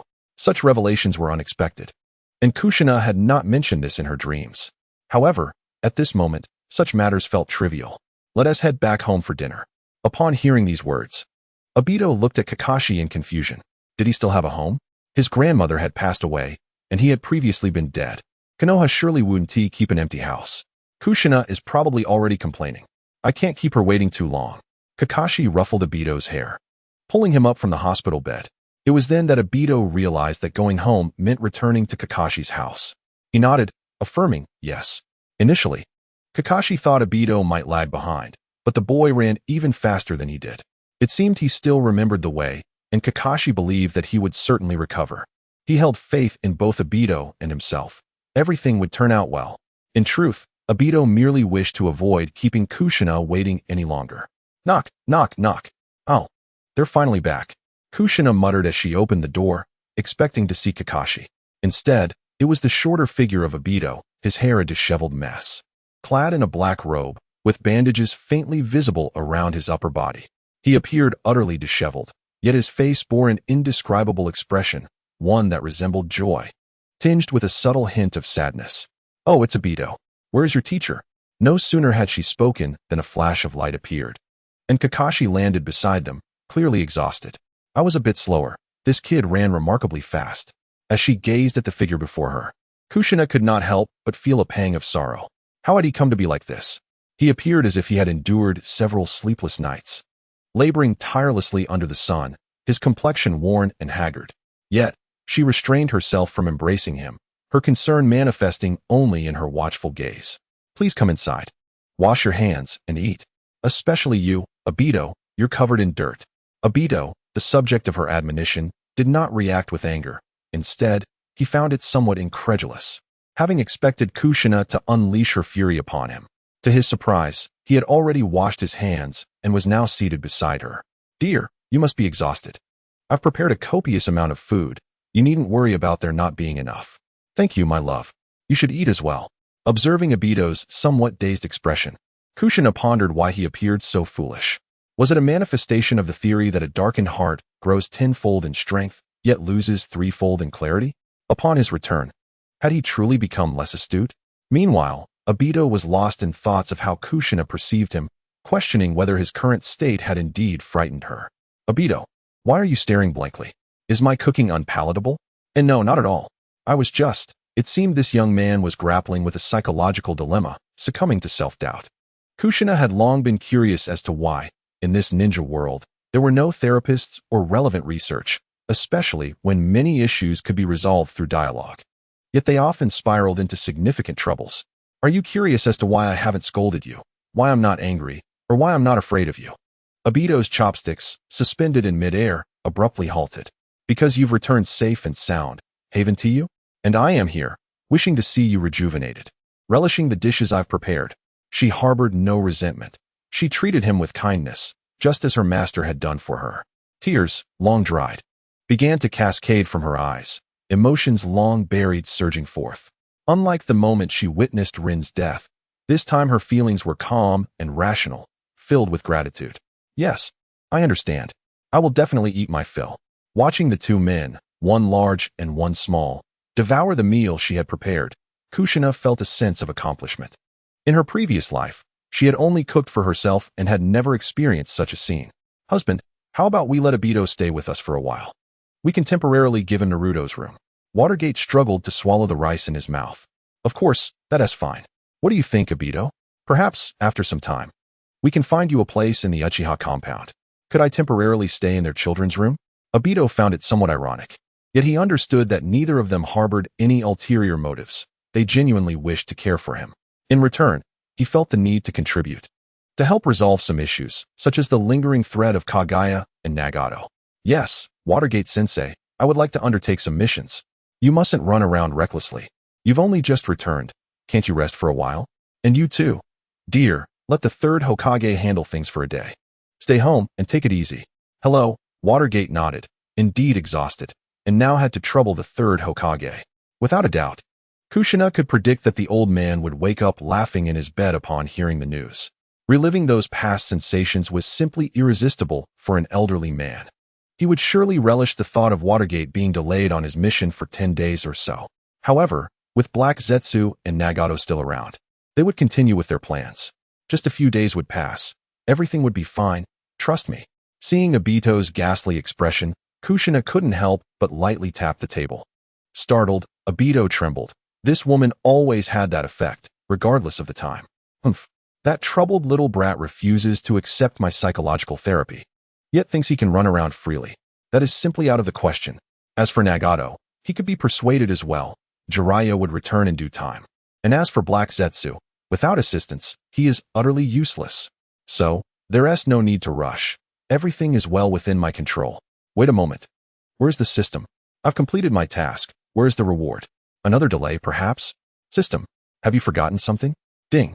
Acquired yang release chakra, now fusing automatically. I knew it. Useless system. Feeling the chakra within, there was indeed a particularly unique sensation, entirely different from Yin release chakra, warm and comfortable, akin to soaking in a hot bath. Meanwhile, the Ninetales was taken aback. Why was there chakra from that old man? It had sensed a portion before, but hadn't paid it any heed. However, the yang release chakra had just manifested. What on earth had this red-haired brat done? Could it be the work of that old man? But that seemed rather strange. Kushina had forgotten about the Ninetales. She was engrossed in contemplating the functions of Yin and Yang release. Once they combined, wouldn't she be able to create a few truth-seeking balls? Though the quantity was quite limited for now, it felt like she could only form 2 at most. Perhaps it would gradually increase. Yin release chakra was like that, very scarce when first acquired. However, it had increased significantly since then, and her total chakra was also rising. Now, estimating her total chakra to be around 18 times that of the original Kushina, it was likely the system's doing. Aside from the delays, the system was quite beneficial. Moreover, she hadn't transformed into some sage with eyeshadows or horns on her head. She examined her hands. Nothing seemed amiss. Taking out a small mirror she carried, she checked again, still no abnormalities. The 2 people across from her looked at her with some confusion. What? Had they never seen a girl looking in a mirror while eating? Kushina shot them a glare, and they resumed their meal. Do not worry, host. The rewards provided by the system are perfectly integrated, posing no risk of mutation. The various bloodline chakra fused within you are aligned with your essence, ensuring no alterations to your physical appearance. That's good. Otherwise, when Watergate wakes up at night and sees horns on his forehead, he would be terrified. Gazing at the 2 leaning back in their chairs with protruding bellies, she couldn't help but chuckle. You two, go wash up right now. Chapter 29, Your Teacher Snores. In the bathroom, Aido remained while Kushina tidied up the room upstairs. Although she had organized things before their return, she was uncertain then whether Aido would truly stay. Now, she meticulously arranged the bedding. Unlike the hard tatami mats at Mikoto's house, her own abode was furnished with modern comforts, and once the mattress was laid out, it felt even softer. Husband, she mused. I must say, Kushina is becoming more and more accustomed to calling you that. She has truly embraced her role as Minato's wife. What's the matter? Are you going to keep Aido company tonight? That child might feel quite uneasy alone. But I can manage just fine. Momentarily taken aback, Minato acquiesced. Indeed, Aido would likely struggle to sleep alone in this unfamiliar environment, so vastly different from the cave he had once inhabited, while the setting was warm and inviting. Such a stark contrast would surely stir feelings of worry and anxiety within him. "Teacher, I'm ready," Aido called out. "Then come upstairs. The room is here," Minato replied. Clad in one of Minato's old pajamas, Aido ascended the stairs slowly, as if apprehensive, yet eventually steeling himself to enter the modest room.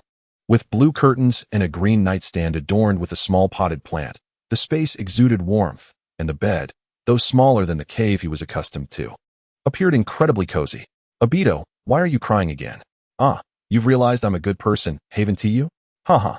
Tonight, you'll sleep with your teacher?" He's bound to snore like a bear. It'll be unbearable. I wouldn't dream of lying next to him. Kushina winked at Minato before descending the stairs. It was best to afford Aido some dignity. After all, he was still a victim of circumstance, suffering immensely. Rubbing his eyes, Aido feared this might all be an illusion. Hesitating at the door.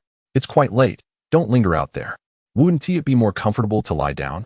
Minato, already in his pajamas and reclining in bed, looked towards Aido, whose silhouette stretched long in the light. After momentarily calming his scattered thoughts, Aido summoned his courage. "Hey, don't come in just yet. Remember to turn off the light. I really don't want to get out of this cozy bed." Pulling the blanket closer, Minato feigned enjoyment, eyes closed. Flustered by the mention, Aido quickly turned and switched off the light. He then stealthily crawled into bed, only to discover that his teacher had already fallen asleep.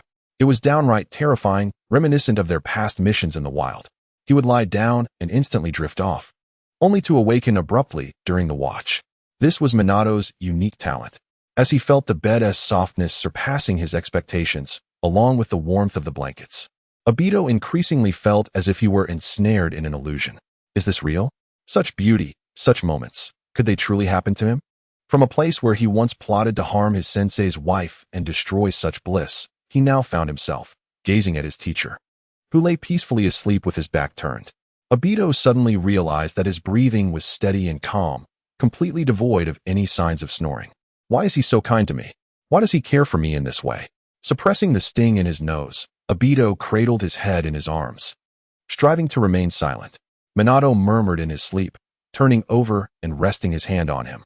If Kushina were to witness this scene, her hair would surely stand on end in fury. This fellow had hoped for guidance, yet had fallen asleep instead. However, she would not disturb him, for she understood that Minato was utterly exhausted today. Aido was also aware that Minato-sensei had spent the entire morning carrying him while contemplating the Flying Thunder God technique. He had unknowingly succumbed to slumber in the warmth, although the tears he shed before sleep had dampened the pillow. In another room, Kushina was gently caressing her belly, marveling at the wonders of motherhood. It was indeed a peculiar sensation, whether as a man or a woman, to contemplate that the life within her would eventually grow into a person. It felt truly miraculous. When asked why she wasn't sleeping, she would explain that she had lingered in Mikoto's home until nearly noon. Unlike her usual routine of rising early to prepare breakfast, she had taken full advantage of her talent for lounging, having been the reigning champion of bed laziness in her previous life. Additionally, she felt somewhat unsettled by the emptiness of the bed. What would happen after the baby was born? Would she have to endure various trials at Minato's hands? Disagree? Yet, Mikoto had said such matters were to be expected. Having no prior experience in her past life, she was at a loss regarding how to navigate this situation. Curse the system. Why had it placed her in Kushina's shoes? Ding. It was not the system's doing. Rather, the system came into existence only after such circumstances arose. TSK, I thought you would feign ignorance. Never mind, you are simply a fool. Perhaps it is time to examine the current status panel. A blue screen appeared once more before Kushina's eyes. Skills, sealing techniques, for symbols seal, diamond lock, wind, water attribute ninjutsu, Inyang release ninjutsu, undeveloped. 3 Tomo Sharingan ninjutsu, undeveloped. Wood release, undeveloped.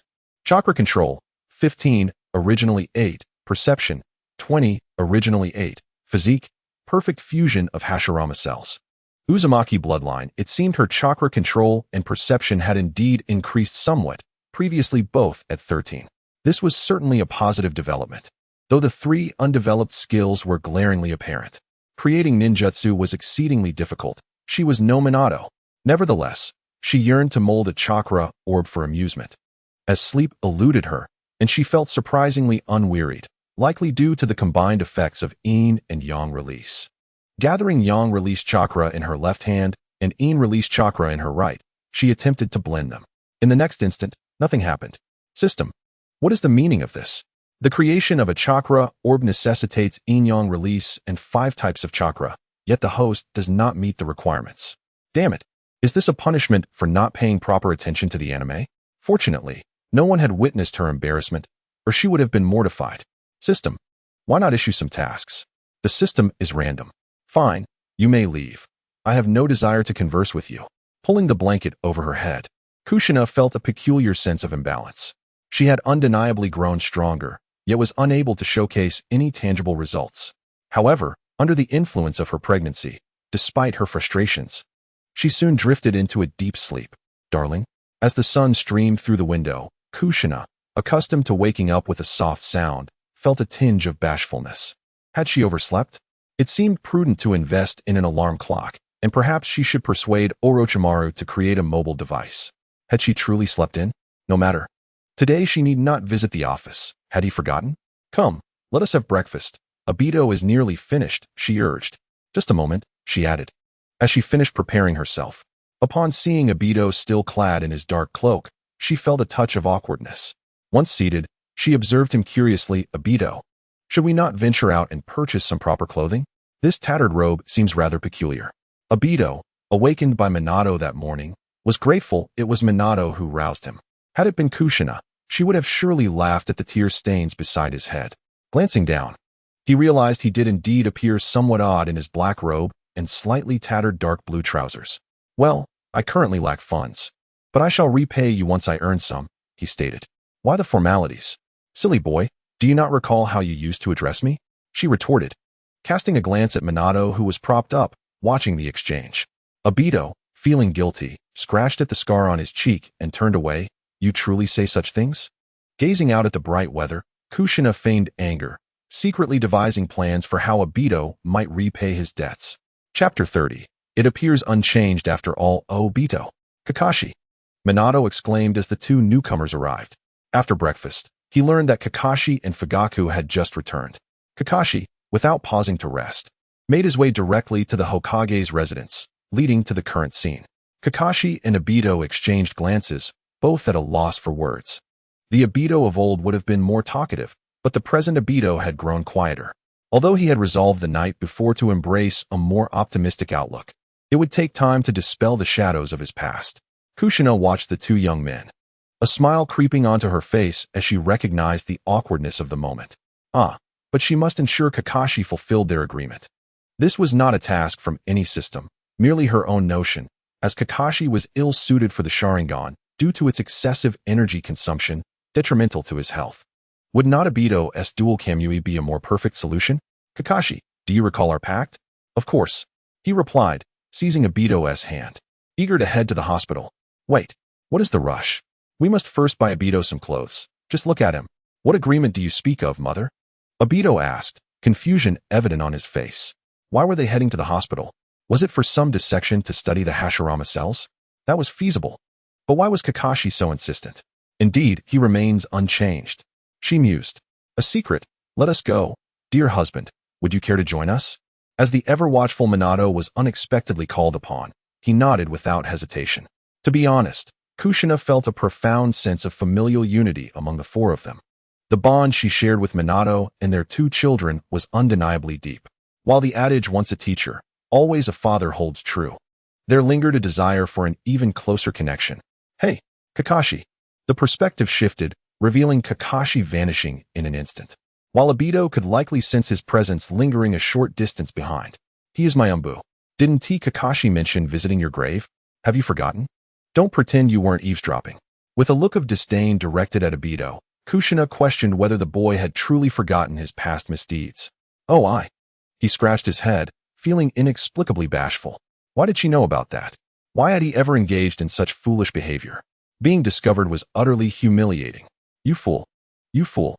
If someone recorded that for Kushina to see, she would undoubtedly be astonished at my childish demeanor. Flushed with embarrassment, Aido managed to squeeze out a few words. No, I didn't tea.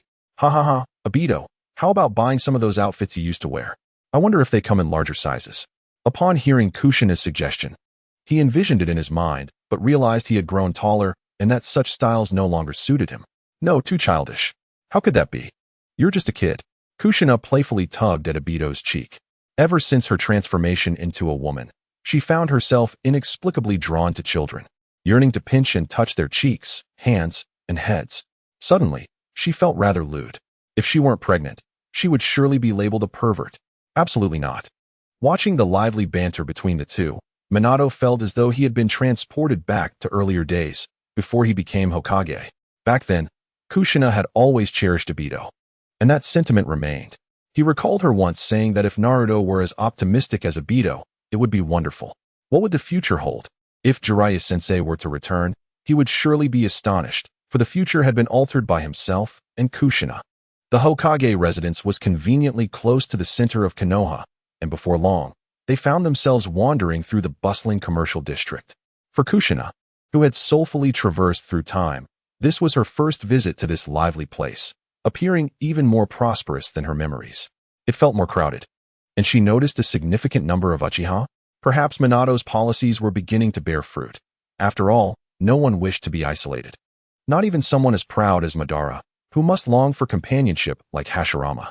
Integrating into the village, being free from hostility, would indeed be the most splendid outcome. As they browsed, Kushina couldn't shake the feeling that Aido's new attire was somehow amiss. Had her taste changed since becoming a woman? In her previous life, she was always decisive while shopping, instantly purchasing anything she fancied. Now, it felt as though nothing quite fit the mark. Meanwhile, Minato began to yearn for home. Not out of reluctance to accompany Kushina, but because everyone along the way was greeting him, who in the village wouldn't recognized the Hokage. The large-headed individual was inscribing on the Hokage rock. He had grown somewhat weary from speaking, and after his throat began to feel strained. He merely smiled and nodded at his companion. Otherwise, his voice would surely falter. Ah, this one is quite nice. I assure you, this is truly the final garment. I beseech you, Aido. Observing the red-haired devil with hands clasped in prayer before him, Aido felt a surge of irritation, having already tried on nearly 20 outfits. This is genuinely the last one. I shall not attempt any further. With a huff, Aido retreated into the fitting room. Kushina surveyed the shop's attire, while Minato engaged in conversation with the proprietor. How has business been lately? Hokage-sama, it seems the village has seen an influx of visitors. We had an increase in customers. Business is quite thriving. An influx of visitors? Why does it feel that way? Aside from a few carpenters and construction workers, I haven't invited anyone else into the village. Indeed, especially today, Hokage-sama, look at the street. It's bustling with people. Minato had noticed this too. Yet he seldom frequented the market and was unaware of how many people typically roamed the streets. He assumed today's crowd was merely a normal occurrence. After mentally noting this, he planned to inquire with the third Hokage later that afternoon about the matter. He hoped no outsiders were taking advantage of this situation to infiltrate the village. Nevertheless, he responded, well, that's rather pleasant. It creates a lively atmosphere. Before long, Aido emerged, appearing considerably rejuvenated, and Kushina noted that he was well suited to turtlenecks. Currently, Aido donned a deep blue long-sleeved shirt, complemented by a high-neck coat of the same hue, featuring white trim and a dark lining, along with deep blue trousers. It doesn't seem much different, does it? Scratching his head, Kushina realized that after trying on several outfits, they seemed to have returned to the starting point. The first ensemble resembled this one closely. Yet, there was an unsettling feeling that something was amiss. What could be missing? Aido, shouldn't there be a Uchiha emblem on your back? Gritting his teeth, he struggled to contain his frustration. Was this the reason he had been so occupied all morning? Ah, you foolish red-haired girl. Did you just realize that? You dare retort. Because you are the foolish one. No, you are. Why didn't you mention it sooner? Baka. Minato, alerted by the commotion, quickly intervened to separate the two. As expected, everything remained unchanged. Chapter 31, He is Mine. In the midst of their quarrel, the four of them ventured to Ichiraku Ramen. This time, Kushina resolved to sample a different flavor of ramen. As for the reason she refrained from cooking, It was because she needed to assist Aido in selecting a residence at the Uchiha compound and to check on Mikoto. According to Kakashi's report to Minato, Fugaka's eyesight was at risk of deterioration. Although she had suspected as much yesterday that Fugaku had sacrificed one eye to grant Aido a glimpse into the future, this was truly a substantial sacrifice. As Mikoto's close friend, she felt a sense of obligation to compensate them in some way. After all, it was her suggestion for Fugaku and Minato to collaborate, and she harbored a modicum of guilt. Yet, she found herself bereft of useful resources. Cursed system, why couldn't it provide some worthwhile rewards? Glancing at the ramen shop beside her, she suddenly recalled the thoughts that had plagued her last night in bed. The everlasting youth pill, designed to transform the body into its optimal state and maintain it, sparked an idea. She mused that if her beloved Watergate were ever injured, perhaps it could serve as a life-saving remedy for him. Furthermore, she had consulted the system, which hesitated. Indeed, the system hesitated, stating that it deemed fatal injuries unmanageable. Yet ordinary ones posed no issues. It appeared she had reached a breakthrough, something the system had not anticipated. Truly commendable. Lost in her reverie, the familiar voice of the system resonated in her mind. Ding. Mission detected. Restore Uchiha Fugaka's eyesight. Mission deadline. 3 years. Mission reward. Mangeki Sharingan. Ding. Mission detected. Locate Orochimaru and compel him to restore Fugaka's eyesight. Mission deadline. 5 years. Mission reward. Fire release fusion. Lightning release fusion. Why were there no delays this time? Issuing missions was as unpredictable as a bout of diarrhea, yet rewards seemed to take an eternity. How annoying. Taking a bite of the marinated egg in her ramen, Kushina began to ponder. She was originally meant to seek out Orochimaru, but how could she persuade him to assist? That reckless fellow would not be easily intimidated. Threats were futile. Collaboration seemed the only viable option. What could she possibly offer him? Kabuto. He was likely at the root. And that old coot Danzo had yet to stir up any trouble. Yamanaka Ino had probably not engaged in any unsavory activities either, meaning Kabuto had not yet embarked on his path to greatness. Thus, she could take the initiative. Yes, that would certainly work. Orochimaru would undoubtedly agree to collaborate with her. And then there was Aido, who possessed Kimui, making him quite the convenient ally. Should she draw him into her plans as well? After all, there were numerous tasks she could not undertake herself, especially with her burgeoning belly. Even after giving birth, she would prefer not to venture out. Cooking for Watergate felt far more secure. Although she had traversed into this life and feared monotony, her greater fear was death. Yet, if any calamity befell Konoha, Kushina would stand alongside Watergate, unyielding before all. Darling, do you want more? She inquired. I can't possibly finish this, can I? Chuckling and scratching his head, Watergate appeared apologetic. Give it to me. I'm almost done too. Ikaku Ramen, a venerable establishment, was not situated in the bustling commercial district, but slightly off the beaten path of Konoha's center. However, upon their arrival, the shop had been populated by a couple dressed in rustic garb, now observing Watergate and Kushina with wide eyes. Isn't that the Hokage and his lady?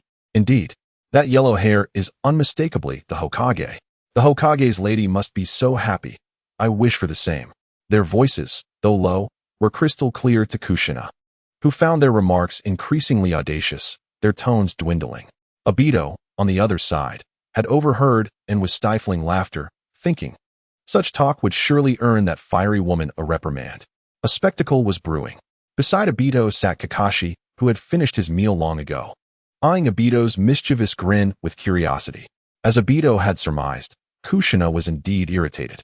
While the earlier comments were innocuous, the latter ones were entirely unwelcome. What do you wish to imply? Watergate is mine, my beloved. Clenching his fist, he struck the table with force. Hey, you two. I heard what you just said. Oh, I'm so sorry, madam. I was merely envious of you. Watergate noticed the commotion and quickly pulled Kushina aside. Humph. No more nonsense. This time, out of respect for my husband, I'll forgive you. By the way, you two aren't from the village, are you? As she gradually sat down, Watergate held her back, feeling that it would be quite shameful for him otherwise. Recognizing that they were not villagers stemmed from her familiarity with the general appearance of the townsfolk. Most farmers in the village were middle-aged or elderly, making these young men stand out. The two individuals, startled by Kushina's demeanor, quickly bowed in apology. It was their first visit to such a large village as Konoha, and even sharing a bowl of ramen at Ichiraku required pooling their money together. Hearing those words from the wife of the Hokage was utterly dreadful. They anticipated severe repercussions. The more they pondered, the more anxious they became, contemplating the act of prostrating themselves. We moved here from a village near the Land of Fire's border, as we heard that after cultivating the wasteland, farmers would receive a share. It's nothing serious, just idle chatter, Kushina reassured them, her nature devoid of malice. Watergate promptly helped them up. Whether due to his inherent character or the responsibilities of the Hokage, he could not allow them to perform such a grand gesture. Seeing Watergate's reaction, Kushina made an effort to calm herself.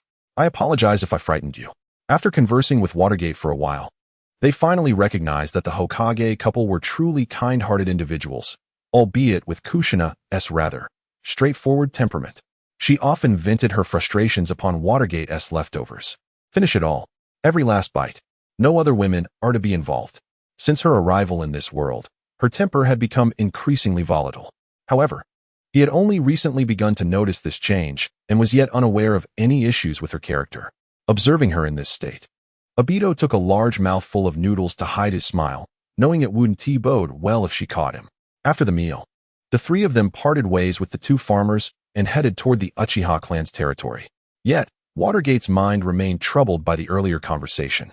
He was utterly clueless about what the two farmers had mentioned. What was the third Hokage up to? Could this be the reason for the bustling activity in the marketplace? Kushina, a youthful voice interrupted Watergate's thoughts. It was Itachi. But why was he holding the hand of the girl beside him? Wasn't he a bit young for this? Just 5 years old. Oh, Itachi, are you heading home? Yes. Itachi nodded obediently, which delighted Kushina. The current Itachi was so different from before, especially with the expressions gracing his face. He no longer appeared so morose, looking utterly adorable. Hey, is this your girlfriend? What is your name? Kushina thought fervently. Uchiha Izumi. This boy cannot be fond of anyone else. Let us not alter the storyline. No. Yes. Kushina, my name is Uchiha Izumi. I walk the same path of a ninja with the one I like. Her feelings for Itachi had long been buried deep within her heart, but this time she intended to express them through Kushina's predicament. Izumi seemed to have summoned all her strength to voice her sentiments. Her cheeks flushed with a rosy hue. Then let's strive for it.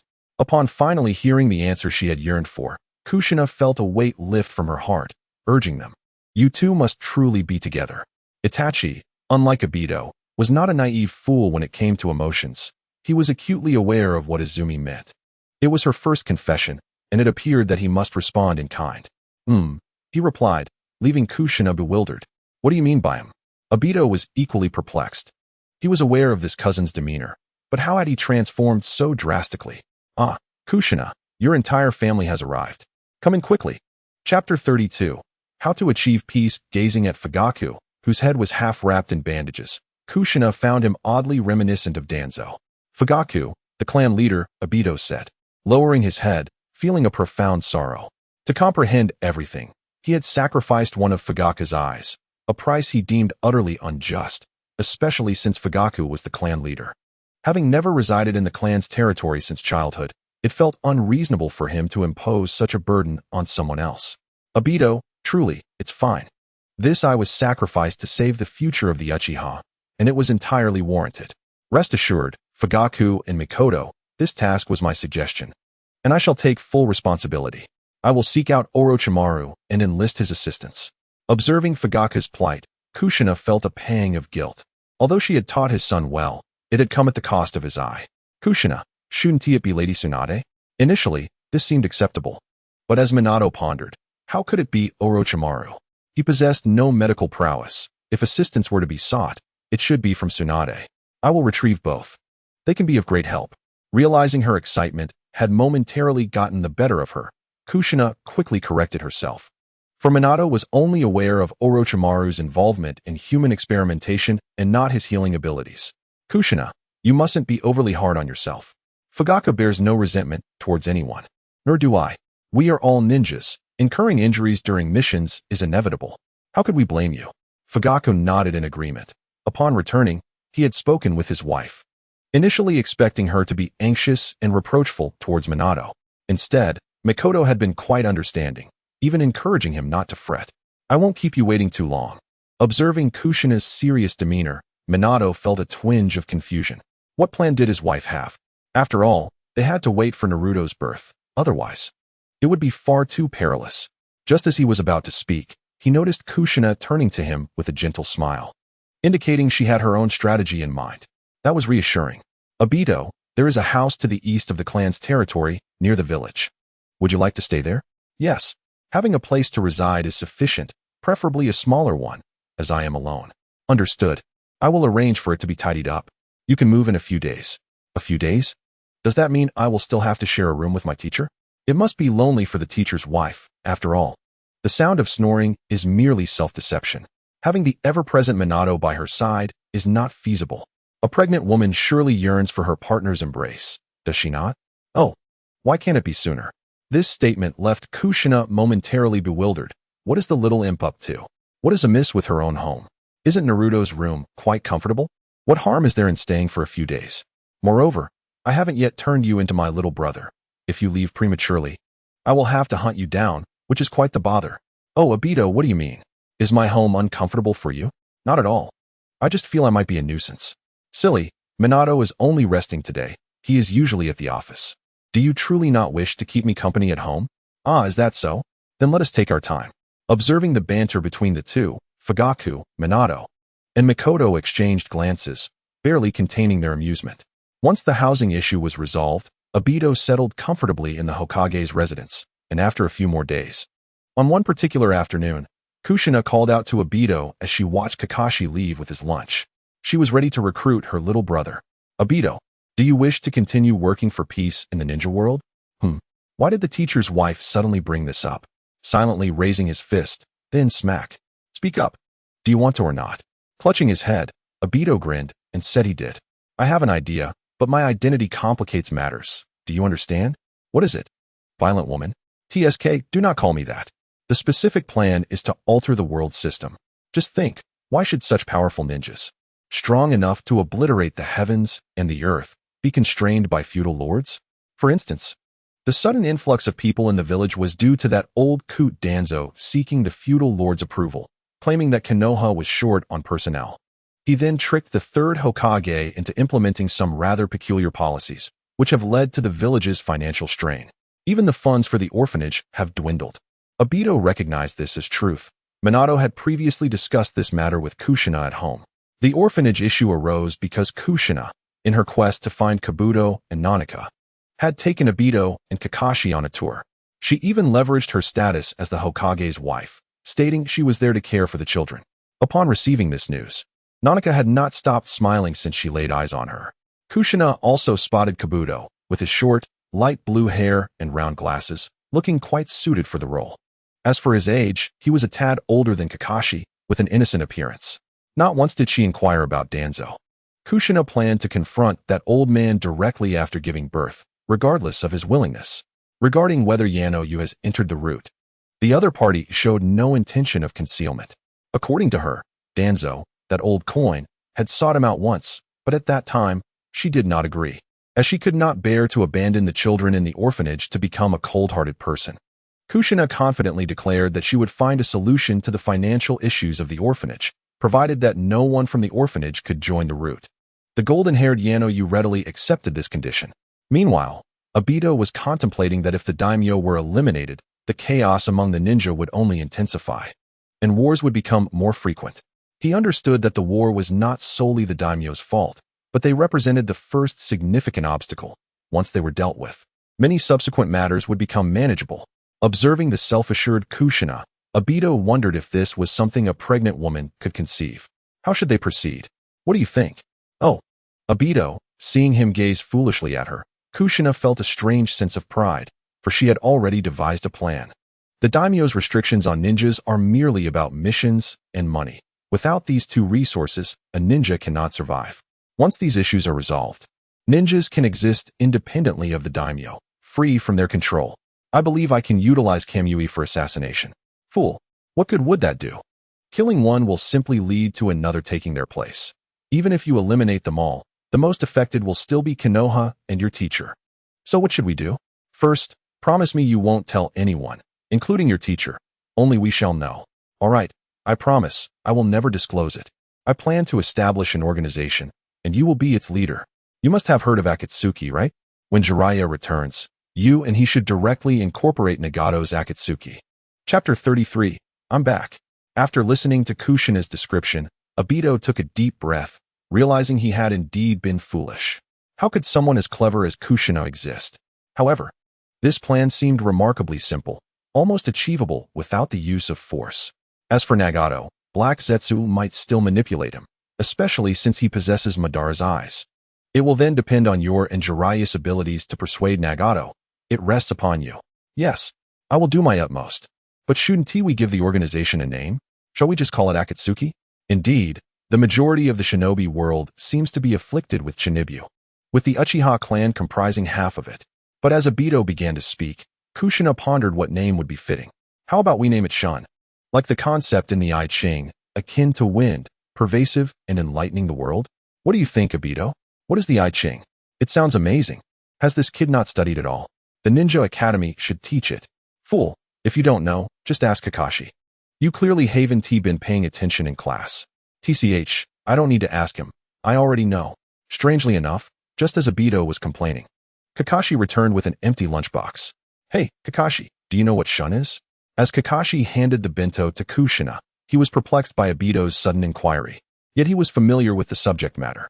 After all, he had excelled in his cultural studies, aware that sealing techniques were frequently employed, such as the 4-symbol sealing used by the matriarch and the 8 trigrams sealing developed by his master, both of which contained the element of sun, representing wind. Why was Kakashi so knowledgeable about this? It was astonishing that he could articulate it with such precision. Such information seemed trivial and easily forgotten after years since graduation. It was only natural to be oblivious. He only remembered how to utilize the techniques that Madara had taught him, not their specific meanings. Indeed, it was Kakashi who was the truly peculiar one. During his stay at Kushina's home, Aido had become considerably more cheerful, almost reverting to his former self. Setting aside the freshly washed bento box, he glanced at the two youngsters, as Kushina intended to guide them through their genuine emotional struggles. Otherwise, Aido might inadvertently encounter complications stemming from this matter in the future. Ding. Task. Guide Minato to master the wind release. Spiraling shuriken within a day. Deadline. 5 years. Reward. Perfect resurrection card X3. The reward for this task was rather enticing, particularly for Rin. But what was this absurd task? How could one possibly learn such a technique in a single day? Even Minato couldn't achieve that in such a short time. This had to be intentional. Well, let Orochimaru research a flawless method for resurrection. 5 years should suffice. If all else fails, I could always resort to the Rinnegan. With this thought in mind, she slowly spoke, aiming to elicit a reaction from the two youngsters. Aido, Kakashi, let us go visit Rin. Indeed, upon her utterance, there was a moment of silence in the living room. The once boisterous Aido and Kakashi fell silent, both instinctively gazing at her. When Rin was still with them, wasn't it her wish for them to get along well? So, let us visit her together. Aido, silent and hesitant, finally spoke, his face contorted with an indescribable awkwardness. I won't go. I knew this would happen. It seems I must resort to talk therapy. Aido, why not? As if recalling something, Aido clenched his fists, trembling uncontrollably. While Kakashi remained silent, his expression somber. I have done many wrong things. I do not deserve to see Rin. But Rin cares for you. If you do not visit her, she will be disappointed. Absolutely, she will be. Haven't you both been friends since childhood? It wouldn't be an exaggeration to call you childhood sweethearts. When you made mistakes, how would Rin react? Can you still remember? Listening to Kushina's words, Aido involuntarily recalled moments from his childhood with Rin. On the first day of school, he was late, and it was Rin who helped him collect his enrollment notice. Every breakfast was brought to him by Rin, and whenever he was injured, it was she who tended to his wounds. Even when he was punished for misbehavior, Rin always showed concern for him. His eyes gradually brightened. Was this how Rin had treated him? Not merely out of obligation, but with genuine care. At last, had he come to this realization? As she observed the somewhat enlightened Aido, Kushina gently ruffled his hair. Meanwhile, Kakashi, filled with fervor, shouted at him, only to realize, you foolish boy, is that so? No matter what mistakes you have made, Rin only cares whether I am injured, not the misdeeds themselves. Therefore, let us go and see her. Aido must sincerely apologize in her presence. Rin will undoubtedly forgive you, for she knows you possess a kind heart. regardless of the circumstances. She firmly believes in the righteousness that resides within you. And now, you have returned, haven't you? Both in body and in spirit. That sense of justice should have returned as well. Since you have acknowledged your errors, go and seek solace from Rin. Do not let her think you are still in the wrong. The Uchiha, blessed with the Sharingan, often immersed himself in love, losing sight of the broader picture. It was high time for Aido to grasp these truths. Even Itachi has a clearer understanding of such matters than you do. For the sake of this boy, Kushina had been pondering deeply for days. I understand now, let us depart. Wiping away a tear, he grasped Kakashi and Kushina's hands and stepped outside. Before long, they arrived at their destination. Along the way, Aido purchased a bouquet, while Kakashi made a brief visit to his home. Suddenly, Kushina recalled something. If Aido were to follow the original storyline, he should have visited Rin the night before she gave birth, then discarded Kakashi's flowers. However, this current situation felt far more appropriate. Gazing at the low, neatly maintained gravestone, Aido gently placed the flowers in the bamboo holder. Aware that Kakashi had always been the one tending to Rin's memorial. Kakashi, thank you. Do not mention it. Rin was also my comrade. Kakashi replied, still holding a bucket of water, an item he always kept at home for such occasions, as he would bring it each time he visited Rin and Aido to clean the gravestone. Please, you both take care of it. I truly cannot squat down. I leave the cleaning to you. With an apologetic glance at Aido and Kakashi, Kushina patted their shoulders, as she observed the two diligently scrubbing the gravestone before them. It seemed that Kushina had truly forgotten who she was, or perhaps the question of her identity had become irrelevant. This was not a cold, lifeless anime tale. This was a world rich with flesh and blood, imbued with meaning and language. She resolved even more firmly to pursue peace in the ninja world, vowing never to let such tragedies occur again. Lin, I have returned. As he wiped his tears, Aido suddenly pressed against the gravestone, weeping uncontrollably. Kakashi and Kushina watched him in his sorrow, neither attempting to intervene nor uttering a word. Particularly Kushina, who felt a twinge of sadness herself. Perhaps it was best to delay informing Aido about Rin's resurrection for a while. As for whether or not to revive her, it was imperative that Aido, with his singular mindset, did not have the final say. Chapter 34. The Dark, the Land of Rain, perpetually shrouded in relentless downpours. The sky resembled a heavy, leaden curtain, continuously drenching the earth with fine droplets. The rain fell upon every corner of this land. Surrounding the land of rain were undulating mountains, their surfaces rendered especially slick and gloomy by the ceaseless rains. The trees upon the mountains drooped, battered by the downpour, stripped of their vitality and vigor. Yet in the distance stood a cluster of buildings, pipes climbing over them, their forms resembling a haunting specter. The incessant rain did not hinder the lives of the people. It merely highlighted the disparities that existed within their existence. At that moment, a girl with blue hair gracefully landed atop a building. Pain, it's Aido.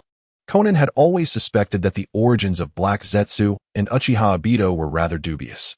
However, given the other's possession of an unprecedented Sharingan and the enigmatic ocular techniques, she chose to believe. Just moments ago, this trust had been shattered. For Uchiha Aido had drawn in Zetsu, who had just found her. What could that fellow be doing? The opportunity was not yet ripe. I just encountered him, and it felt rather strange. Perhaps it was Conan's intuition as a woman that led her to sense something amiss with Zetsu. She had seen him before. He had always appeared the same. But what was it that felt off? Where was Uchiha Aido? Yes, why had that little one not come? They had always been together since summer, and it was the first time she had seen Zetsu alone delivering information. His absence was likely the source of her unease.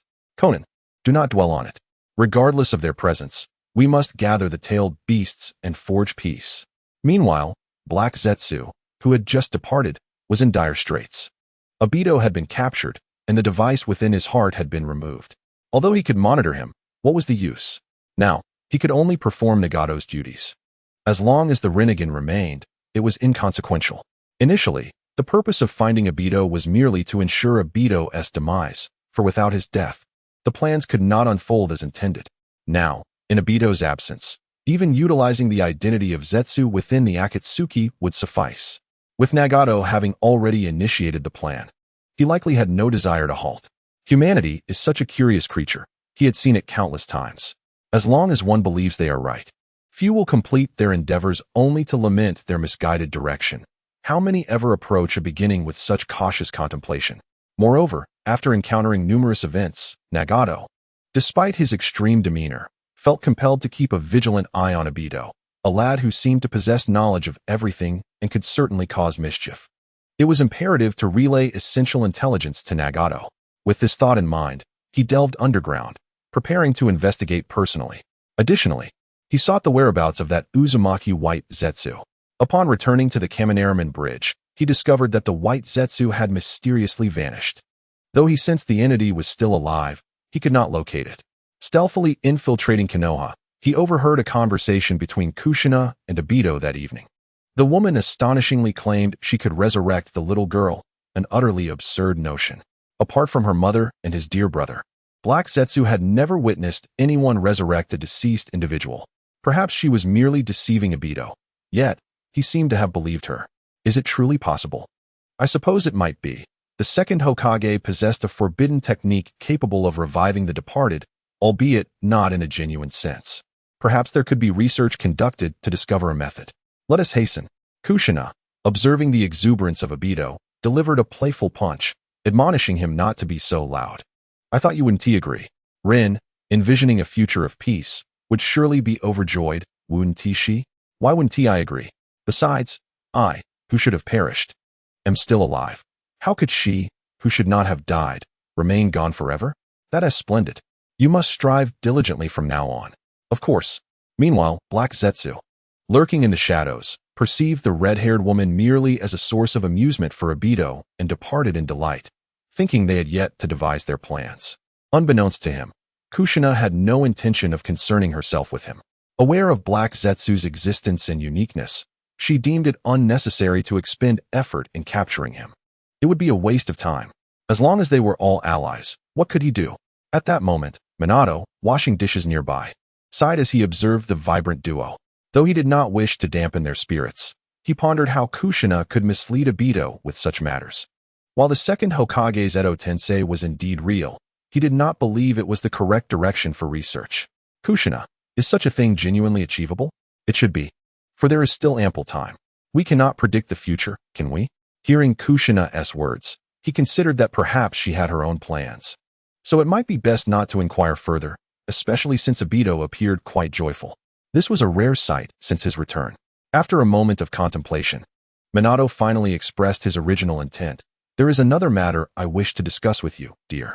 It pertains to Elder Danzo, who has been incessantly complaining about the inadequacy of personnel in the route. He is truly quite troublesome. Observing Minato's despondent demeanor, Kushina felt a twinge of concern. Would that old curmudgeon truly perish if he did not create trouble? Watergate was fortunate that a thorough investigation had not been conducted. How could he dare to demand more? Recently, Watergate has been conversing with Kushina about various matters concerning the village, as he discovered that her insights on these issues were quite commendable. Although many of the solutions were cumbersome to implement, they proved to be effective. For instance, the village's finances were strained, and with the prevailing peace, there were significantly fewer missions, leaving Watergate in a state of disarray, uncertain of how to proceed. Some of the CHNIN found themselves idling, unwilling to undertake menial tasks, yet unable to engage in more advanced missions, leading them to either find trivial jobs or simply stand around. After consulting Kushina, he devised a relatively easy approach to have skilled CHNIN establish interest classes at the school. Some of the curious children from prominent families would inevitably be drawn in, while the common children could participate for a minimal fee. However, this was merely an experimental initiative, and its effectiveness was rather mediocre. The children from affluent families were too discerning to be fooled by the trivial antics of the CHNIN. Conversely, the common children were quite enthusiastic but lacked the funds to join, resulting in the program being discontinued within just a few days. Another solution involved organizing those adept in earth release techniques to engage in mining. This ensured that workers faced no risk of injury, and the village was not required to subsidize their efforts. Additionally, the workers enjoyed stable income, alleviating financial concerns. Unlike missions, this endeavor did not differentiate in rank. Most participants were CHNIN, with even a few J-NIN involved at Kushina's urging, as they had no objections. After all, they needed to eat. The village profited from the price difference, as orders from the land of iron never ceased. With each order came escort missions. ensuring that the reluctant Nin would remain occupied as well. Yet, this was not a sustainable solution. Konoha possessed little in terms of mineral resources, but it sufficed for the present. Kushina pondered how to effectively deal with Danzo. Chapter 35, Schemes and Visitors. After some reflection, she concluded that eliminating Danzo would be counterproductive. He was a hawkish figure, albeit a blind one in every conceivable sense. His extreme ideologies clouded his judgment, leading to numerous complications. For now, it was best to utilize him and address the issue later. Darling, have you confirmed the list of elders associated with Danzo? Do we really need to verify that? It could end poorly. While this was indeed a potential solution, Watergate felt that since Danzo had been somewhat restrained in his surveillance of the village, there was no need to take things too seriously, as it might incite resistance. Danzo, in essence, was simply idle if he were given tasks, such as gathering intelligence on a particular nation or instigating conflicts among smaller countries. It would keep him occupied. I can handle the intelligence. Aido interjected after listening for a while. He felt stifled in Konoha, even though accompanying Kushina was pleasant. Overall, however, it was exceedingly dull, and he had yet to showcase his true abilities. He hadn't even had a chance to spar with Kakashi. Hearing them discuss intelligence, he thought, was this not perfectly suited for him? Silence. You are not permitted to go. You have your own duties to attend to. In the future, once this fellow runs away, after the organization retrieves him, Aido will scarcely have time to rest. Kushina, your proposal seems rather unfeasible. After all, I have always focused on diplomacy. While I have engaged in intelligence gathering, it would be prudent to refrain from involving Root.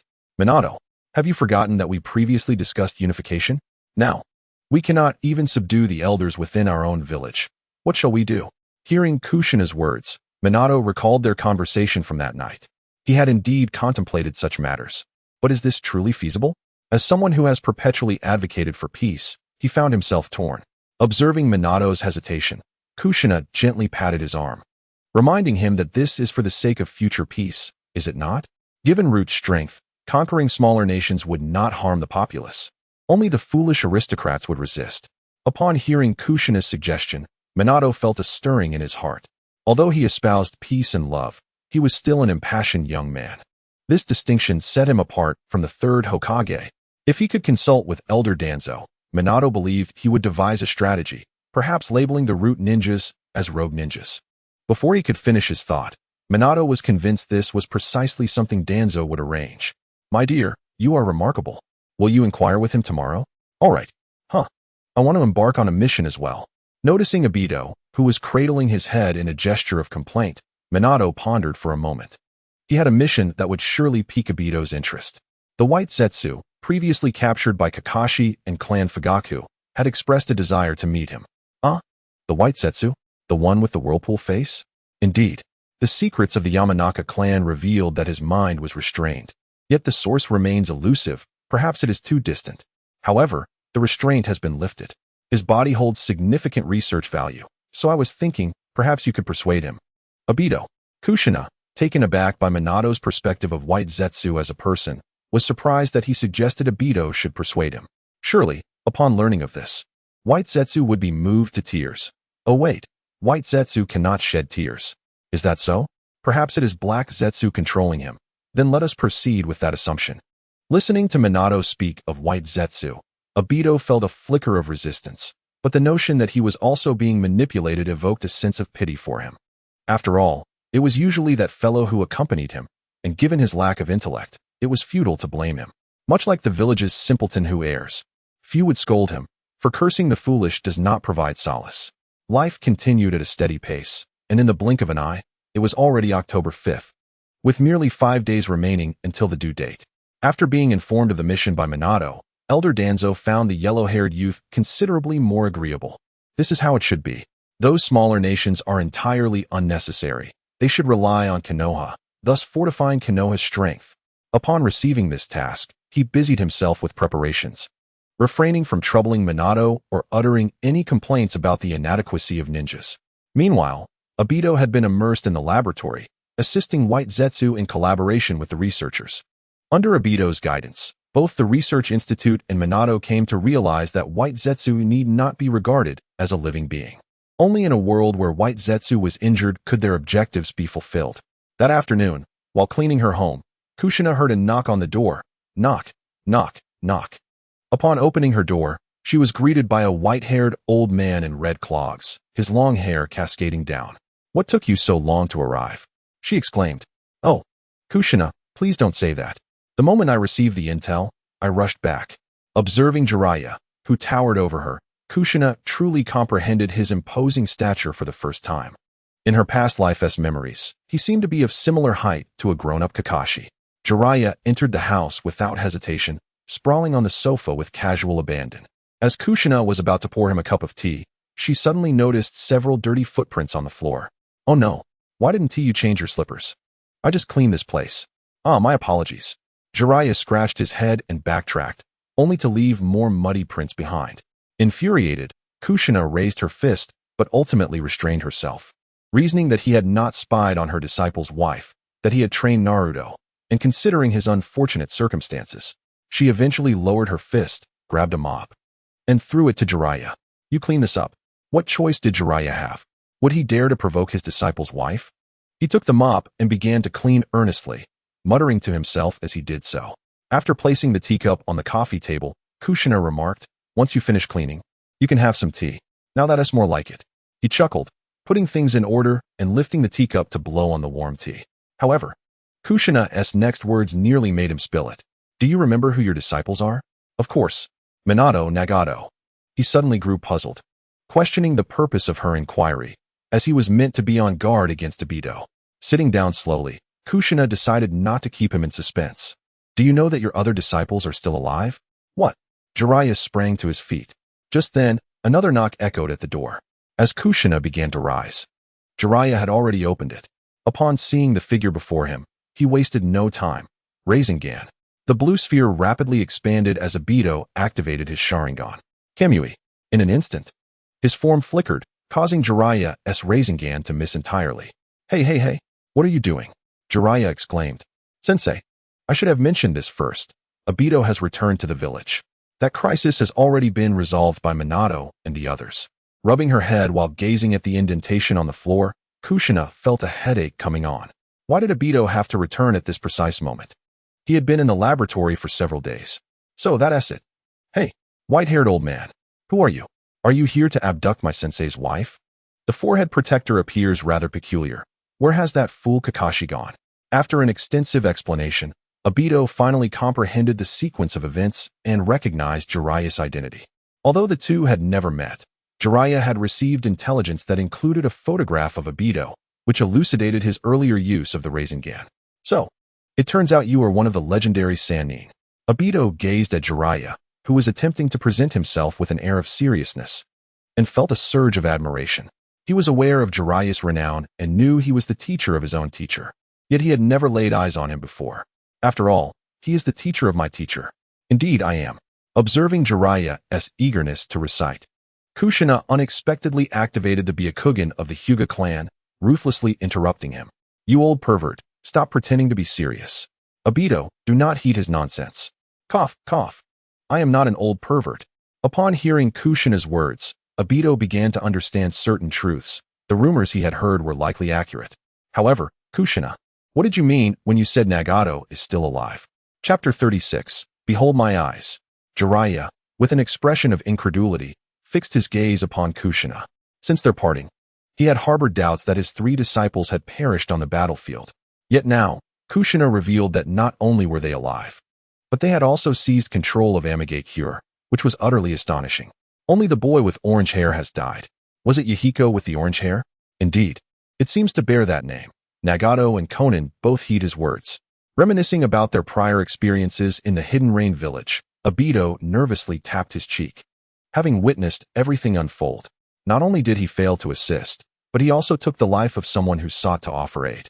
"Aido, please recount the events to me. What truly transpired?" Upon hearing Jiraiya's inquiry, Aido's mood plummeted, his countenance darkening as he hesitated to find the right words. Recognizing his turmoil, Kushina understood that he was once again engulfed in self-reproach. "Oh, Aido, fret not. Sensei Jiraiya will not hold you accountable. Furthermore, the past is immutable. Thus we must focus on the present." She gently ruffled Aido's hair and exchanged a knowing glance with Jiraiya, signaling him to lighten the atmosphere.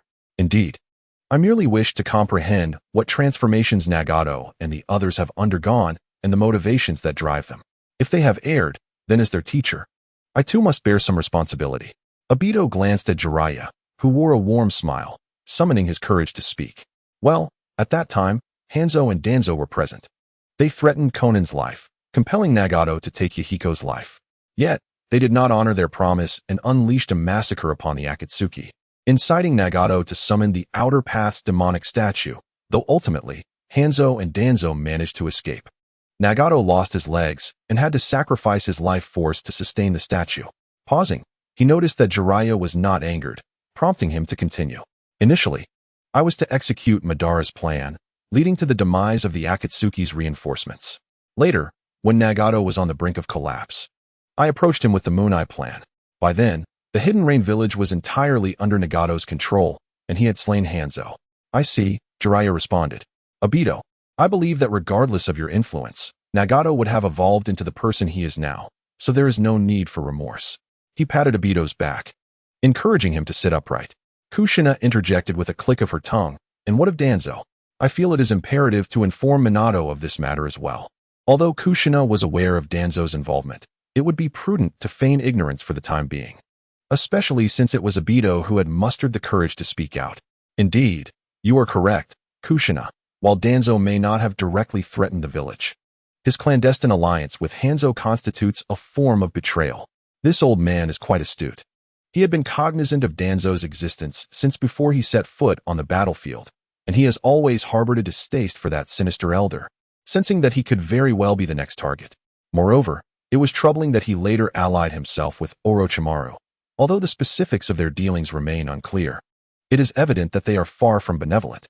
His departure from the village alongside Tsunade was partly influenced by Danzo's presence. Firstly, he believed that Minato was young and capable, and that his perspectives were not overly antiquated, thus alleviating the need for him to remain in the village. Secondly, Danzo's presence made both of them uncomfortable, a sentiment they shared. Additionally, he had received the prophecy from the great sage, urging him to continue the search for the child of prophecy. However, the immediate concern is to prevent Nagato from making grievous errors, possessing such eyes. If he were to pursue extreme actions, it would spell disaster. Observing Jiraiya lost in thought, Aido softly remarked, "My Kamui and the spatial marker there can allow me to take you with me. Is that so? May I see that eye?" Very well, Aido activated his ocular powers, and the Manjiki Sharingan gradually manifested. As Jiraiya gazed into the unique shape of the Tomo within Aido's eye, he couldn't help but express his admiration. Truly, you are a Uchiha, such formidable eyes. He had already witnessed the power of Aido's Kamui, as his Rasengan had missed its mark in the instant it was about to connect. Now, as for our next steps. Noticing Jiraiya's inclination to rise, Kushina felt a twinge of apprehension. What if Nagato fell into madness? After all, his temperament had always been somewhat brooding, unlike Aido, who, upon gaining knowledge of everything, could gradually recalibrate his mindset. If the truth were revealed to him, and he succumbed to insanity, it would be catastrophic. Caution was imperative. With this thought in mind, she interjected to halt Jiraiya. "Jiraiya-sensei, you have just returned, and Minato has yet to see you. There is no need to rush. Moreover, Aido, it is fortuitous that you have returned. Kakashi has something for you." Upon hearing this, Jiraiya settled back down. Indeed, he should meet with Minato before discussing other matters. Yet, concern lingered in his heart for the two young men, his disciples, who, like Minato, embodied his ideals. "Oh, here," Kakashi, donned in his Umbu attire, handed Aido a vial containing a Sharingan enveloped in nutrient solution. After receiving the vial, Kakashi departed without delay, startling Aido. Before he could process the sudden appearance, Kakashi vanished, leaving Aido feeling somewhat irked. Does this guy think my eyes are useless?" As she gazed at the exuberant Aido, Kushina could not suppress her laughter. "Ha ha ha, Aido. That was part of the bet I had with Kakashi, the very agreement you inquired about earlier. If he failed to persuade you and bring you back, he would return your Sharingan. Well, I sent him off to hone his family's swordsmanship, so feel free to keep it. After all, it rightfully belongs to you. Doesn't he it?" Jiraiya, sipping his tea, nearly choked. He watched as Aido opened the jar and, without any preamble, inserted the eye into his socket. This startled Kushina. who had anticipated a more gradual approach. She had thought a trip to the hospital was in order. Truly, the Uchiha's eyes were designed for hot swapping. You little rascal. You nearly gave me a heart attack. Kushina exclaimed as she playfully punched Aido, her shock beginning to dissipate. This was her first encounter with such a terrifying scene. Previously, she had only witnessed it in anime, but witnessing it in reality was altogether more daunting. Hey, what is the big idea? Didn't you tell me to accept it? Aido retorted, still defiant. Kushina twisted his ear and added, Aido's ears, Itachi's head, and the delicate face of Izumi. I can't get enough of them. The Uchiha children are indeed a delightful sight. But you can't just shove it in there like that. Why not go to the hospital? She questioned. Because I possess Hashirama's cells. Going to the hospital would be too slow, and it doesn't hurt at all. See, this eye looks perfectly normal, Aido replied. Brushing aside his hair and winking at Kushina, reminiscent of Sasuke's use of Amaterasu. Watching Aido strike that quintessential Uchiha pose, Kushina found herself at a loss for words. How was it possible for him to execute it so flawlessly? Chapter 37. Perhaps destruction is preferable that night. Minato opened the door to find Jiraiya lounging on the sofa. In truth, Jiraiya had only just returned. After expressing his boredom in the house, he had ventured out. Kushina speculated he had likely visited Hiruzen Sarutobi and then gone off to peep at women. The faint blush on Jiraiya's face suggested either he had been drinking or indulging in such mischief. To be candid, the act of spying on women was utterly disgraceful. Now that she was a woman herself, Kushina felt particularly entitled to voice her disapproval. Being assisted by Minato in the bath had already been quite humiliating. If another man were to witness her, she would prefer death, though, of course, not before exacting vengeance on that voyeur. Wait, Teacher Jiraiya, you're home? I heard from the Umbu that you had returned, yet I didn't see you come to find me. I must admit, I'm rather disappointed. What do you want with me? Aren't you busy? It would be more prudent to check on Kushina's pregnancy first, considering the intel I received. Minato, now in his slippers, had yet to utter a word when a raucous voice interrupted. Teacher, look my eye. Kakashi gave it back to me. Aido turned his gaze towards Minato, who was in the kitchen carrying a plate, while Kushina clenched her fists. This rascal had just claimed he would assist her. I see. Aido, clan leader Fugaku mentioned your house is ready. Would you like to move in? Sure. With my Kimui, it doesn't really matter where I reside. In contemplating the realm of the Naruto universe, one might ponder the efficacy of Kimui, which allows for instantaneous travel. Thus, the question of residence holds little significance for him. Oh, Aido, must you truly expect me to manage all these items alone? Startled by Watergate's words, Aido trembled and hurried over, apologizing profusely. I'm here. Indeed, both Jiraiya and Watergate had also stirred, for provoking Kushina is ill-advised, a lesson they had learned well from previous encounters. Setting down the plate in his hands, Watergate embraced Kushina from behind, expressing gratitude. My dear, thank you for this bountiful feast. What is this sensation? Kushina was taken aback, realizing no one had informed her that being embraced from the front and from behind elicited entirely different feelings. It was overwhelmingly comforting. She found herself reluctant to leave Watergate's embrace, even as Jiraiya and Aido observed. The latter seemed to be adorned with a floating question mark above his head. Was Watergate being intentionally playful? Perhaps he merely perceived her preoccupation as a distraction. After all, she had just raised her voice in self-assurance. It is of no consequence.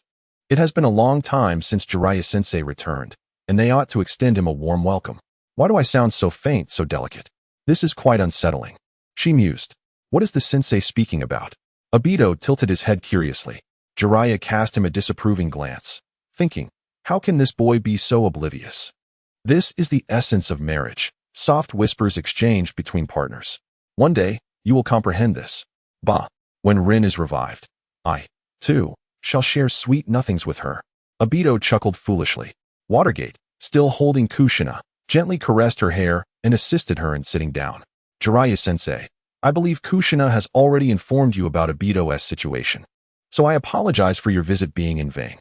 After taking his seat, Watergate regarded his mentor with a hint of regret.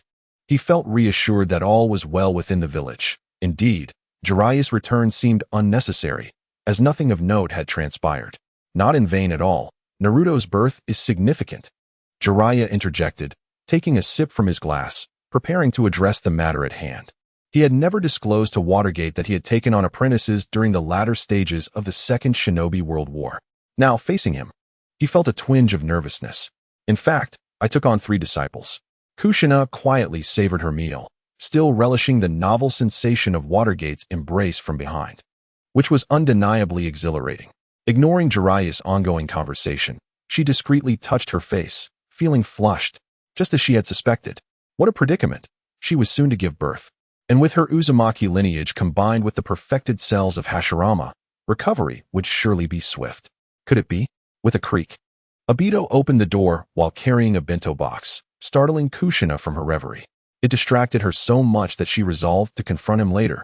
Why hadn't he taken food to Kakashi before the meal? It had to be deliberate. Meanwhile, Aido remained blissfully unaware of the impending confrontation awaiting him. He leapt onto the rooftop, spotting Kakashi engrossed in a book. Kakashi, what are you reading? By the way, you still have that eye, don't you? Reading? Of course I do. You fool. Aido approached, squeezing beside Kakashi to glimpse the words inscribed in the small notebook, inadvertently vocalizing, "Let me see. What is it?" He gently caressed the cover. Kakashi hastily tucked the notebook into his pocket, having intended to seek Jiraiya's autograph with it. He had forgotten about this matter while delivering eyes to Aido earlier in the day. "Hey, what is that? I haven't seen what's behind." Aido exclaimed. "I'm about to have my meal. Stop bothering me." Kakashi, feeling a twinge of anxiety after being caught with the notebook, turned away, clutching his bento box. "Let me see." Aido twisted his body and, seizing the moment when Kakashi was distracted, stealthily took the notebook, then activated Kimui. Indeed, having snatched it away, he immediately entered the Kimui space, rendering Kakashi unable to retrieve it. Gazing at the cover of the notebook, which bore the title Intimate Paradise by Jiraiya, Aido pondered its meaning, though he could not quite grasp it. The fact that the white-haired elder authored a book seemed rather impressive. Eagerly, he flipped it open. Outside, Kakashi waited for an extended period without any sign of Aido's return, reluctantly placing his bento back. Meanwhile, the 3 inside the room had indulged in a hearty meal, especially Jiraiya, who had become somewhat inebriated. Although Minato repeatedly insisted it was of no concern, as a teacher had the liberty to take on disciples, Jiraiya found himself increasingly plagued by guilt as he drank. The raucous noise eventually drove Kushina to intervene with a punch, restoring a semblance of quiet. Noticing Kakashi with the bento box, Kushina questioned, "Where's that rascal Aido?" "I still wanted to give him a thrashing." "Aido? He's in his space," Kakashi replied, hesitating. "He stole my book," and with that, he bolted away. "What? Is that rascal reading my book?" Jiraiya chuckled, his voice booming. "I noticed it in his pocket when I handed him the eyes this morning." "Jiraiya-sensei, keep it down," Minato cautioned, shaking Jiraiya. After all, he had just mentioned going to persuade Nagato tomorrow, and it seemed that the morning was now out of the question. Kushina covered her face, eyeing Minato, who had partaken in a bit of drinking alongside Jiraiya, his cheeks tinged with crimson. Kakashi said Aido was reading that book. It must be Intimate Paradise or something similar. Truly, this household is doomed. "My dear, I apologize." Jiraiya laughed. "It's fine," Kushina replied, clenching her fist. "Later, I'll share the details about Danzo with Minato in bed. Tonight, Jiraiya can sleep on the couch." Chapter 38. Dreamlike days. Just as Kushina had anticipated the previous night, Jiraiya indeed found himself on the couch, as he could not fit on Naruto's tiny bed. Observing the drooling Jiraiya, she vowed to thoroughly wash the couch cover once the old man departed. Moreover, why did Minato and Jiraiya share the same sleeping posture? With a sigh, she looked at Minato sprawled across the bed and gently shook him. "Wake up, dear. Do you still need to go to the office today?" As the sun gently illuminated the room, Minato, with vacant eyes, sat up from his slumber and began to drift into thought.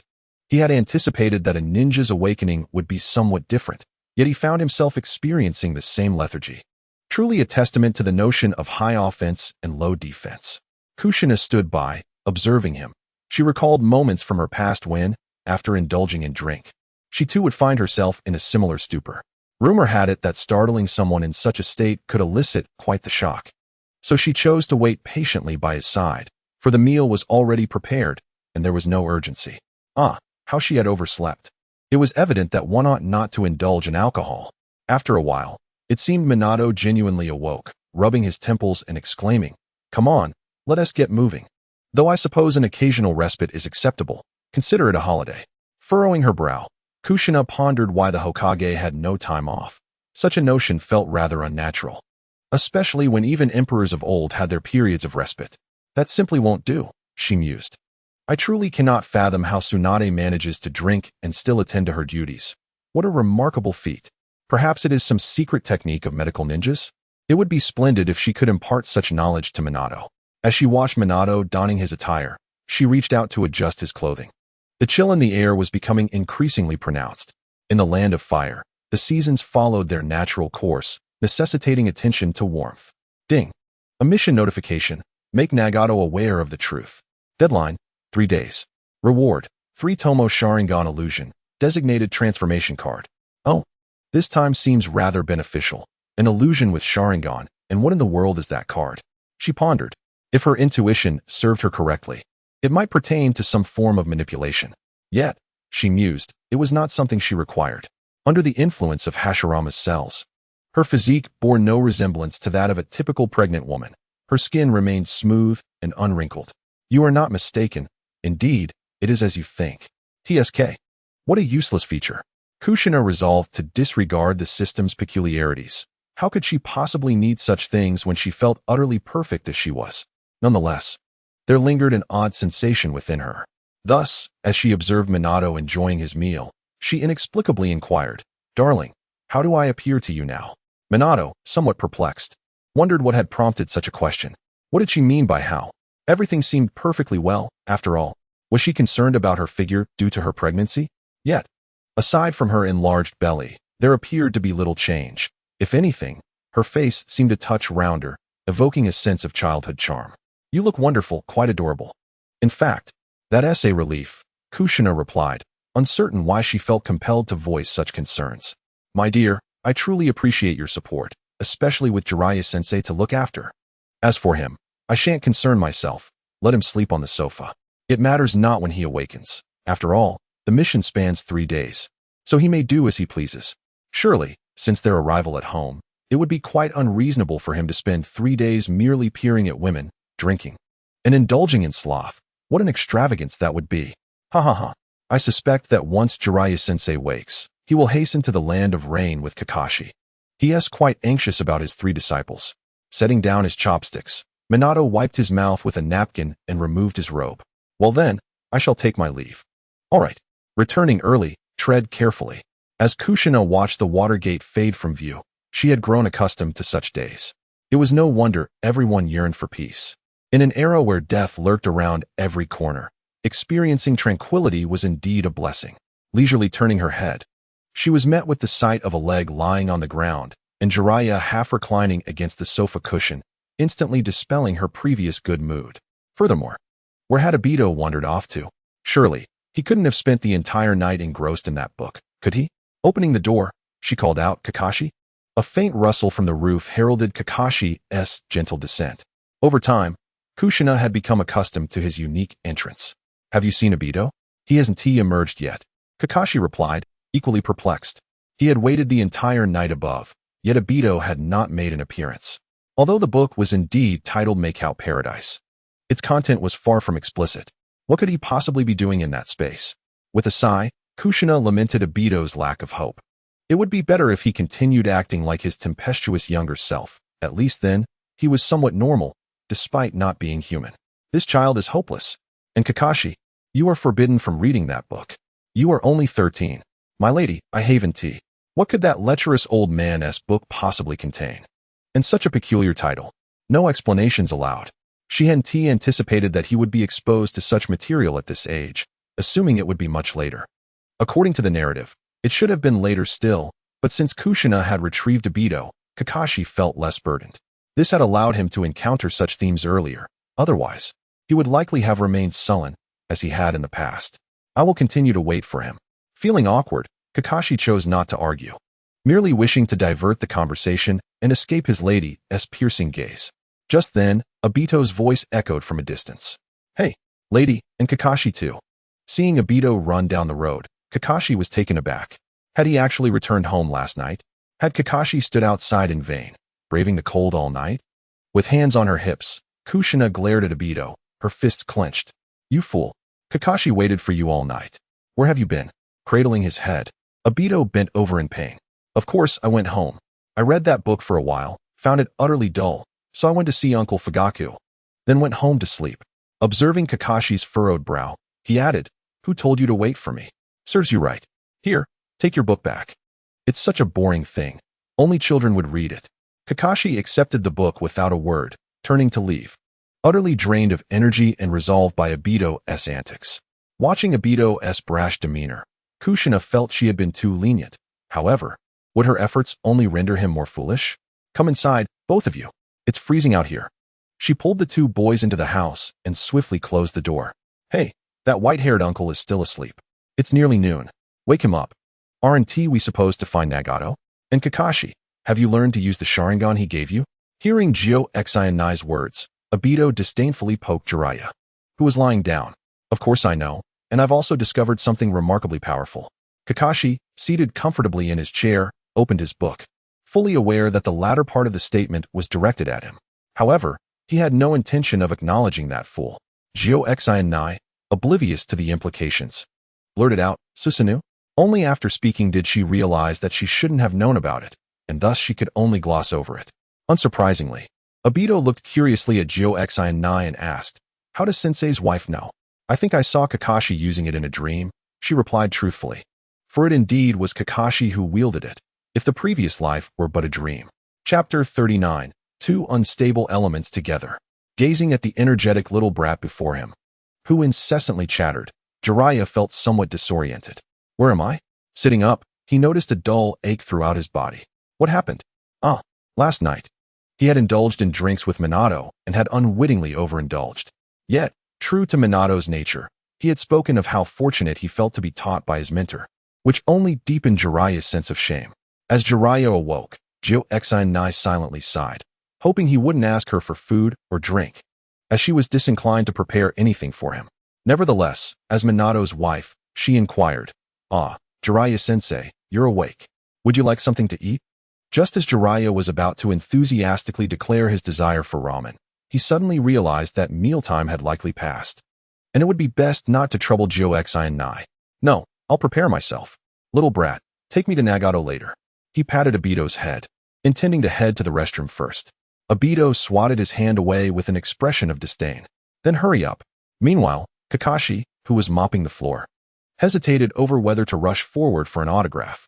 However, upon seeing the latter enter the restroom, he dismissed the thought, deciding to wait a little longer. As Uchiha scrubbed the pot, she suddenly felt that once Naruto was born, the household would be even more chaotic. Fortunately, Aido had begun to assist with household chores, and Kakashi followed suit after Aido's example. Aside from the noise, it was rather pleasant.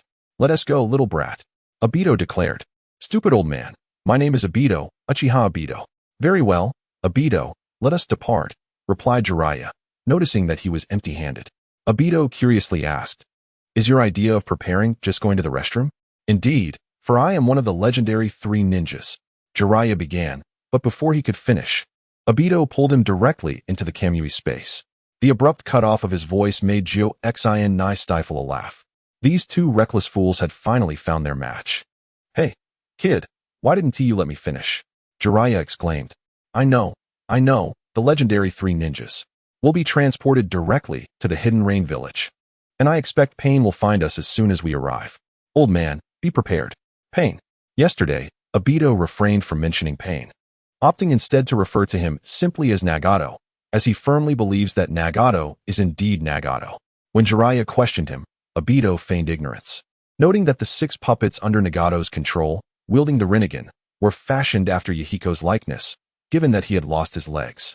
Jiraiya, gazing at Aido, remarked in disbelief, "Why didn't you mention such crucial information earlier?" To which Aido sheepishly replied, I forgot yesterday, haha." After indulging in a moment of laughter, he continued to elucidate that each of the 6 puppets corresponded to the 6 abilities of the Rinnegan. Listening attentively to Aido's ramblings, Jiraiya decided to sit cross-legged on the ground of the Kamui space. Aido's knowledge regarding Pain's 6 paths was not particularly comprehensive. He had previously gleaned only a vague understanding of their abilities through Black Zetsu. Thus, it would be prudent for us to avoid confrontation. Aido nodded to himself, affirming, "Indeed. But with me around, We can always retreat if necessary. True enough. Let us try not to separate. I'll first approach them in the guise of a mentor. And then you can clarify the specifics. Ideally, we should encounter Conan. She is unlikely to act against us. Gradually rising to his feet, Jiraiya adjusted his breathing. His mind swirling with thoughts as he felt the pressure of Aido's hand resting on his back. Even as a seasoned warrior, he couldn't shake off the nervousness that arose at the thought of facing the Rinnegan of the Sage of Six Paths, along with its 6 formidable abilities. Oh, I must retrieve White Zetsu. Otherwise, my right hand may become detached. Just a moment. Aido's sudden exclamation startled Jiraiya, who had been deep in contemplation. What kind of disciple has Minato taken on? Truly unpredictable, he mused, hastily settling back into a meditative posture, pondering the worst-case scenarios, namely, how to contend with the 6 puppets. While Conan might not pose a threat, the unpredictable Nagato could be a different story altogether. Aido's figure swirled, vanishing from their location and materializing within the laboratory. The researchers, now accustomed to his presence, were about to inquire about his abrupt arrival when he interjected, "I need to borrow White Zetsu. I promise to return him after use," before swiftly taking the unconscious White Zetsu with him. Well, it's not immediately necessary anyway. The cultivation of White Zetsu is progressing. Upon returning to the Kamui space, he heard White Zetsu's voice exclaim, "Aido, where are we going? I don't wish to remain there any longer. It's dreadfully dull." "We're going," Aido contemplated, uncertain of how to articulate his response, "to execute a mission." However, in the next moment, he noticed Jiraiya, who had dozed off with his head resting on his hand. "Hey, old man, it's time to leave, and I haven't been gone long." The tranquility and comfortable temperature of the Kamui space were indeed conducive to slumber, and Jiraiya had succumbed to drowsiness while lost in thought. Wiping the drool from the corner of his mouth, Jiraiya stood up again, finally noticing the White Zetsu attached to Aido. "What is this? Armor?" Aido, disinterested in explaining, simply gave him a pat on the back and urged, "Let us go." With the possession of dual Manjiki Sharingan, Aido finally comprehended the entirety of his formidable abilities. The consumption of ocular power for such long-distance teleportation was astonishingly replenished within mere breaths. Jiraiya, however, remained unfazed by the spatial transfer, as he was well acquainted with summoning techniques that also involved spatial manipulation. Yet, upon witnessing the scene before him, he could not help but marvel at the effectiveness of Aido's Manjiki. What lay before him was evidently the landscape of the Rain Country as it once was, albeit with more structures and a seemingly larger expanse. With little time to revel in the scenery, Jiraiya's heart raced. Had he sensed him so swiftly? The sound of rushing air whistled past his ears, but he did not evade, for he had already discerned the identity of the approaching figure. From the fluttering papers emerged a tall woman with blue hair, adorned in a red cloud cloak. Upon seeing him, she gracefully descended. "Sensei? Is that truly you, Jiraiya-sensei?" At this moment, Conan had yet to irrevocably follow Nagato down a dark path. The instant she laid eyes on Jiraiya, a flicker of light ignited within her previously shadowed heart. Before her stood the one who had rescued her and Yahiko during the war, the very individual who had imparted the art of ninjutsu and the ideals of peace to them. "It is I. You must be Conan. It has been quite some time. You have blossomed into a beautiful young woman," he remarked. Conan offered no reply, instead casting a glance towards Aido. He was still wielding the Manjiki, and she recognized those eyes. "Why was he with you? What on earth is happening?" The moment he saw Conan, Jiraiya refrained from his usual frivolity and regarded her with earnestness. "Conan, you and Nagato have erred, and the root of that error lies with me." Aido, bewildered, thought to himself, "Isn't this contrary to what we previously discussed? Were we not meant to avoid conflict? Jiraiya-sensei, you must leave this place." "Nagato." Conan's expression turned frantic. She was aware of Nagato's temperament, and he seemed to have no intention of halting his advance. "Conan, it is unnecessary. I have seen everything, including Jiraiya-sensei." Chapter 40, I understand. A dire situation unfolded. Aido was on his way to find Nagato. Black Zetsu, lurking in the shadows of Konoha, suddenly froze in place. This time, it truly was the end. Although he doubted Nagato would share any unified thoughts with Aido, he knew his words would no longer hold any weight. Yet, the voice of White Zetsu had not ceased. "Do you know who that is?" The once mud-like Black Zetsu suddenly became motionless. This was it. They were truly doomed. That white-haired man could only be Jiraiya. The naive White Zetsu remains oblivious, Yet he possesses an understanding that has evolved since the Rinnegan was implanted into that young man. He is acutely aware that anyone who has crossed paths with him has undoubtedly left an indelible mark. Presently, he feels a profound sense of despair, believing that the resurrection of his mother may be indefinitely postponed. While a flicker of irritation simmers within him, he finds himself resigned to waiting. Meanwhile, in the land of rain, atop the tallest structure shrouded by a relentless downpour, Conan stands beside Pain, observing the two figures before them with a complex expression. Her heart swells with a semblance of joy upon seeing her beloved teacher, Jiraiya, nearly prompting a long-buried smile. However, her gaze shifts to the Uchiha standing nearby, filling her with confusion. Though she cannot fathom why Jiraiya would be in the company of Uchiha Aido, the masked man, she senses that Nagato, the mastermind behind Pain, may not wish for their departure to be so unceremonious. "Teacher, why are you with him?" Pain inquires, his tone devoid of emotion, merely a straightforward question. "I am not Uchiha Aido," the man called Aido replies, a hint of trepidation creeping into his heart. Since reclaiming his humanity, he has grown somewhat more timid than before. Yet, recalling the bluntness of the silver-haired man, he decides that honesty may be the best course. However, Pain has never regarded him as anything more than a mere contributor to a grand scheme, viewing him as insignificant. Thus, the outcome of his words is met with a swift reaction, Shinra Tensei. The moment Aido speaks, he finds himself lifted by the throat, rendered helpless. What he once deemed a brilliant plan begins to unravel in Nagato's mind as a feeling of betrayal washes over him, reminiscent of his confrontation with Hans, who had laughed maniacally behind a gas mask. "You deceived us. Were you involved in that incident as well?" Reflecting upon the past, the chain of events seems both coincidental yet inevitable. The ideologies of Uchiha Aido, initially dismissed by Yahiko during their first encounter, resurfaced shortly after Yahiko's untimely demise. Nagato recognizes the intricacies of this situation. He intends to reveal everything. He wonders if he, as an irresponsible teacher, can still earn your trust. Yet, in order to prevent further misunderstandings between you and Conan, both he and Aido must unveil the stark truth. "Indeed, I have come to realize my mistakes, which is why I am here to explain." Aido did not escape using Kimui. Rather, he spoke in a hoarse, fragmented manner. The damp, heavy air seemed to thicken, as if time itself had come to a standstill.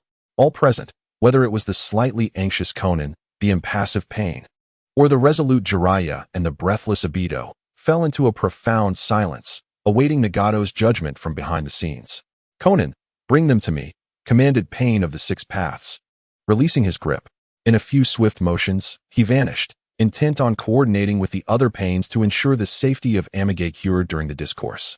Freed, Aido gasped for air, though his eagerness led to a fit of coughing. Meanwhile, Conan took a few steps forward, wishing to approach Jiraiya, but halted at a mere distance. "Sensei, let us depart. I too wish to uncover the truth behind all of this." No sooner had she spoken than she transformed into a flurry of paper, soaring effortlessly through the torrential rain, followed closely by Jiraiya and Aido. Before long, they arrived at a location reminiscent of a laboratory. After Conan activated several mechanisms, Jiraiya finally beheld his pupil. The sight of Nagato, his body frail and riddled with black rods, nearly paralyzed, shocked him despite his mental preparation. "Nagato, how have you come to this?" He instinctively clenched his fists, the words he wished to express lodged in his throat. "Sensei, you must have much to tell us, but I would first like to pose some questions."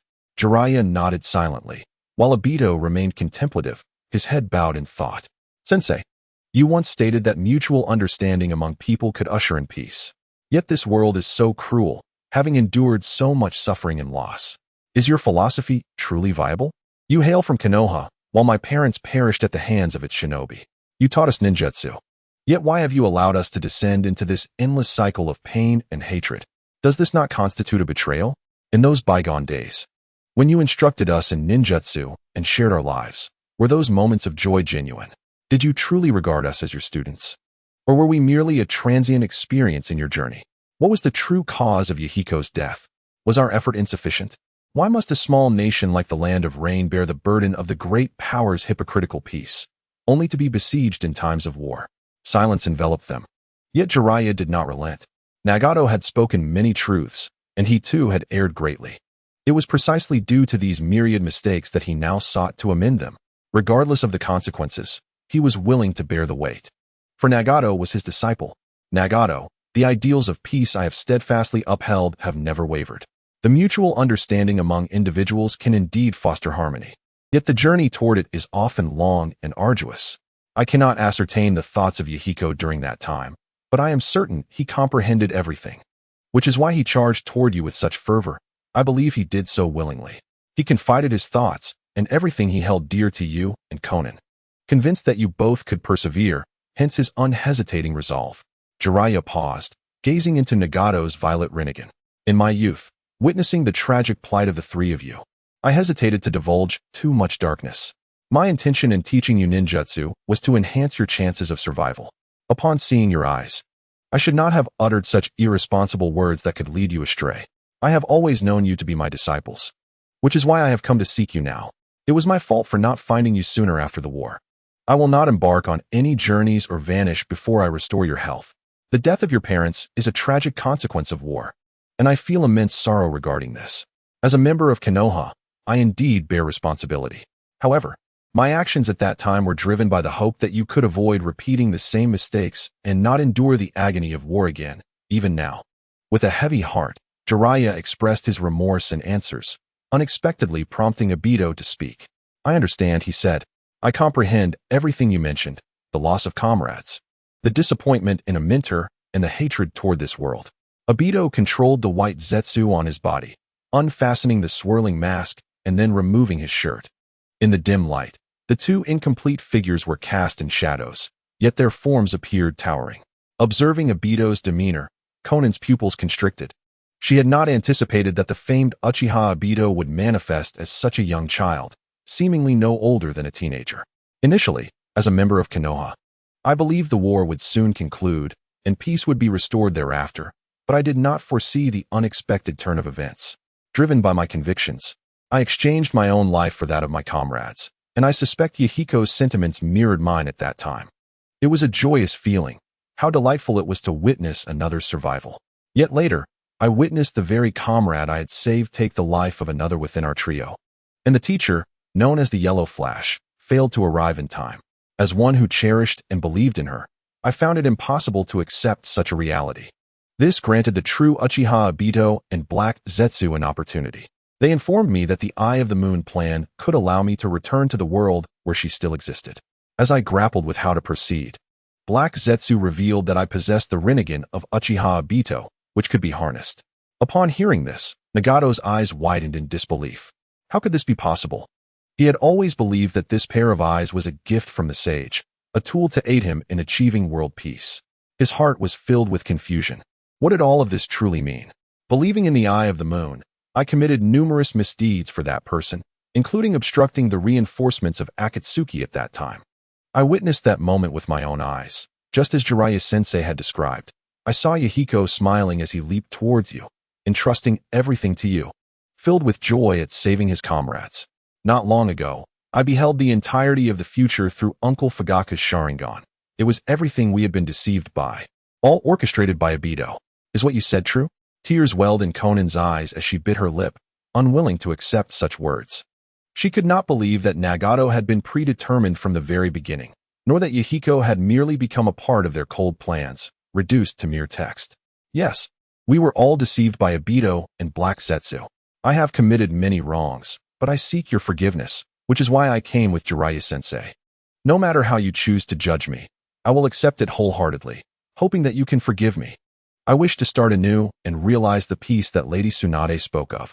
Jiraiya-sensei, Aido, I have heard your responses, and I know the entire truth. Ha. Suddenly, Nagato erupted into laughter, realizing he was merely a pawn in someone else's game. Possessing such power, yet still being a mere piece on the board. Unable to realize his own ideals. How utterly ridiculous. His emaciated body could hardly sustain his laughter, and he soon fell into a coughing fit. Enduring such pain, he would not be defeated by this harsh reality. Regaining his composure, he understood that Aido shared a similar suffering. Aido, I forgive you not merely for revealing the truth, but because you, like me, have borne the same anguish. Like me, you are his pawn, and like me, you yearn for peace. Upon hearing these words, tears streamed down Aido's face, overwhelmed by the fact that both his master and Nagato chose to forgive him, valuing his companions. He had unwittingly crafted the very situation he loathed. That he could be forgiven was profoundly moving. As if in judgment, Nagato turned to Aido and pronounced his verdict. Then he looked towards Jiraiya. Jiraiya-sensei, I comprehend everything you have conveyed, for I have experienced it all, be it peace or turmoil, happiness or suffering. Yet the truth remains. The land of rain continues to be oppressed in the cracks of society. I can accept your apology as my master, but I cannot accept your ideology. Upon hearing Nagato's words, Konan took a few steps closer to Jiraiya. As a woman, she exhibited a demeanor of modesty, yet her heart brimmed with affection for him, yearning to draw nearer. Nagato, we can devise a plan together, but the Moon Eye project is undoubtedly unfeasible. Let us deliberate thoroughly. I still maintain that only through suffering can the great nations come to comprehend the truth. As they spoke, Aido suddenly recalled Kushina and her vision of transforming the Akatsuki into a true organization that champions peace. No, my mother has alternative methods. Through wisdom, he exclaimed excitedly, capturing everyone's attention.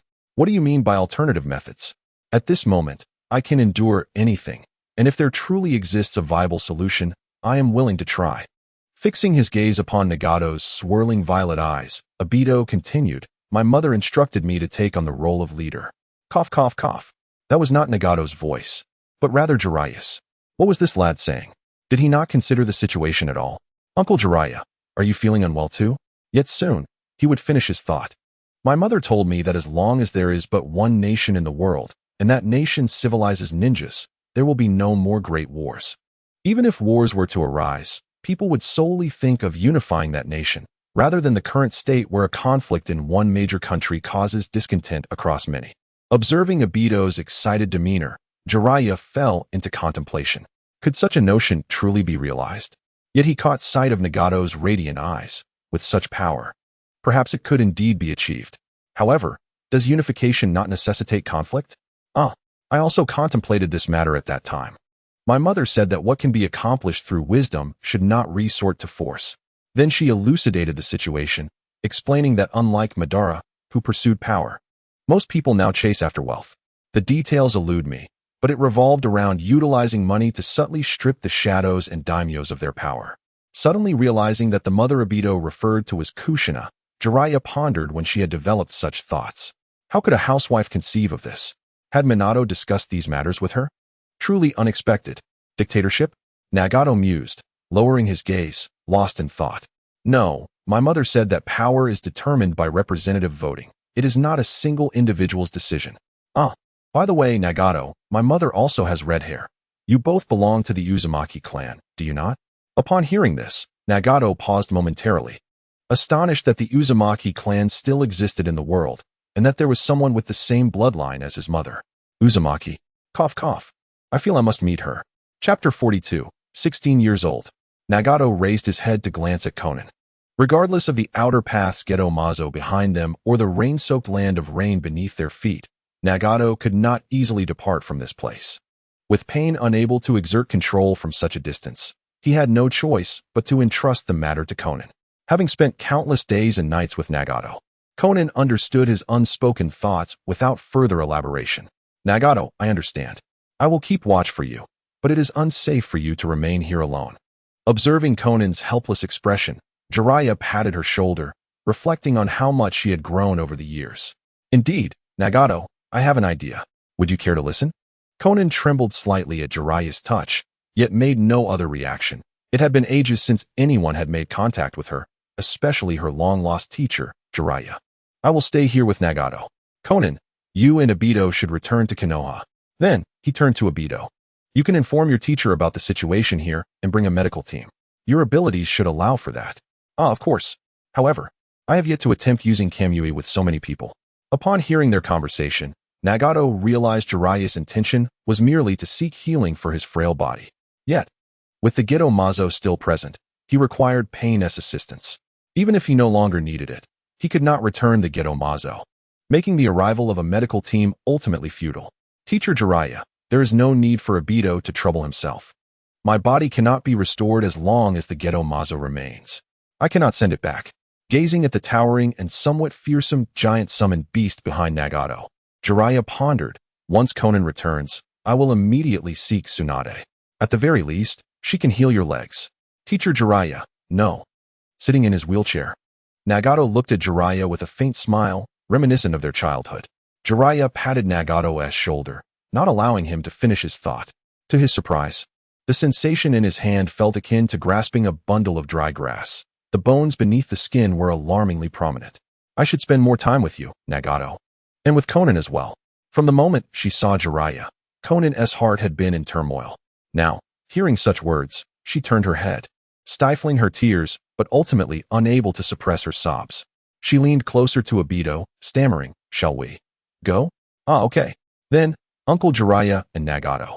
We shall take our leave. Aido, not quite adept at handling emotional situations, scratched his head as he activated Kimui with Konan. Meanwhile, at home, Kushina watched Kakashi depart with a bento, finally able to rest after a long day of labor. Having prepared an abundance of dishes yesterday, she felt utterly exhausted.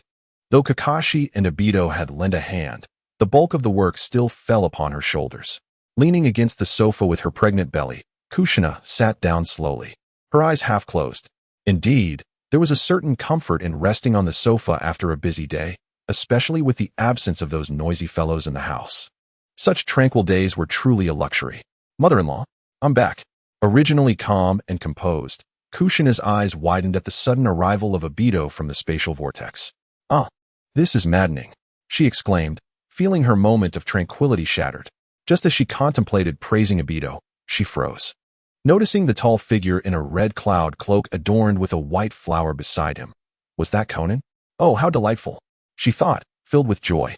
After all, she had accomplished the task entrusted to her by her mentor. What task? She pondered, struggling to recall what she had assigned to this foolish child. Was it to persuade Nagato? But how could he possibly know about the mission issued by the system? Hadn't she merely informed Jiraiya of the facts? Nonetheless, she disregarded Aido and stood to face Konan. If she had not successfully mediated between them, Aido would certainly not have brought her home, indicating that Konan must have been relatively clear-headed at that moment. Konan, right? Such a lovely child, Kushina remarked, gazing at the quiet girl. Without hesitation, she took Konan's hand and settled onto the sofa. Do you know me? Because Jiraiya-sensei mentioned you, Konan replied. Oh, I haven't introduced myself. I am Uzumaki Kushina, the wife of your mentor Minato. You should be just a bit older than Aido, so you can call me sister. Kushina's heart brimmed with joy, aside from Naruto. She wished for all younger ones to address her as sister. Caught off guard by Kushina's warm familiarity, Konan hesitated, ultimately yielding, Sister Kushina. Hearing this, Kushina's happiness soared. Despite Konan's typically stoic demeanor, she found a certain endearing charm in the contrast, thus refusing to release her grip on Konan's hand. In truth, she was curious to see Konan in a frog costume. I heard you are from the Uzumaki clan, so I came in place of Nagato. He cannot leave at the moment. Kushina, now entirely focused on the adorable Konan, noticed the foolishly grinning Aido nearby. Aido, why are you just standing there? Don't you need to inform your teacher? Oh, right, I completely forgot. Aido exclaimed, activating his Kimui to leave. Ever since he had both eyes, he had grown increasingly fond of using Kimui to travel. Kushina looked back at Konan, encouraging her to continue. Nagato's mother was named Fusa.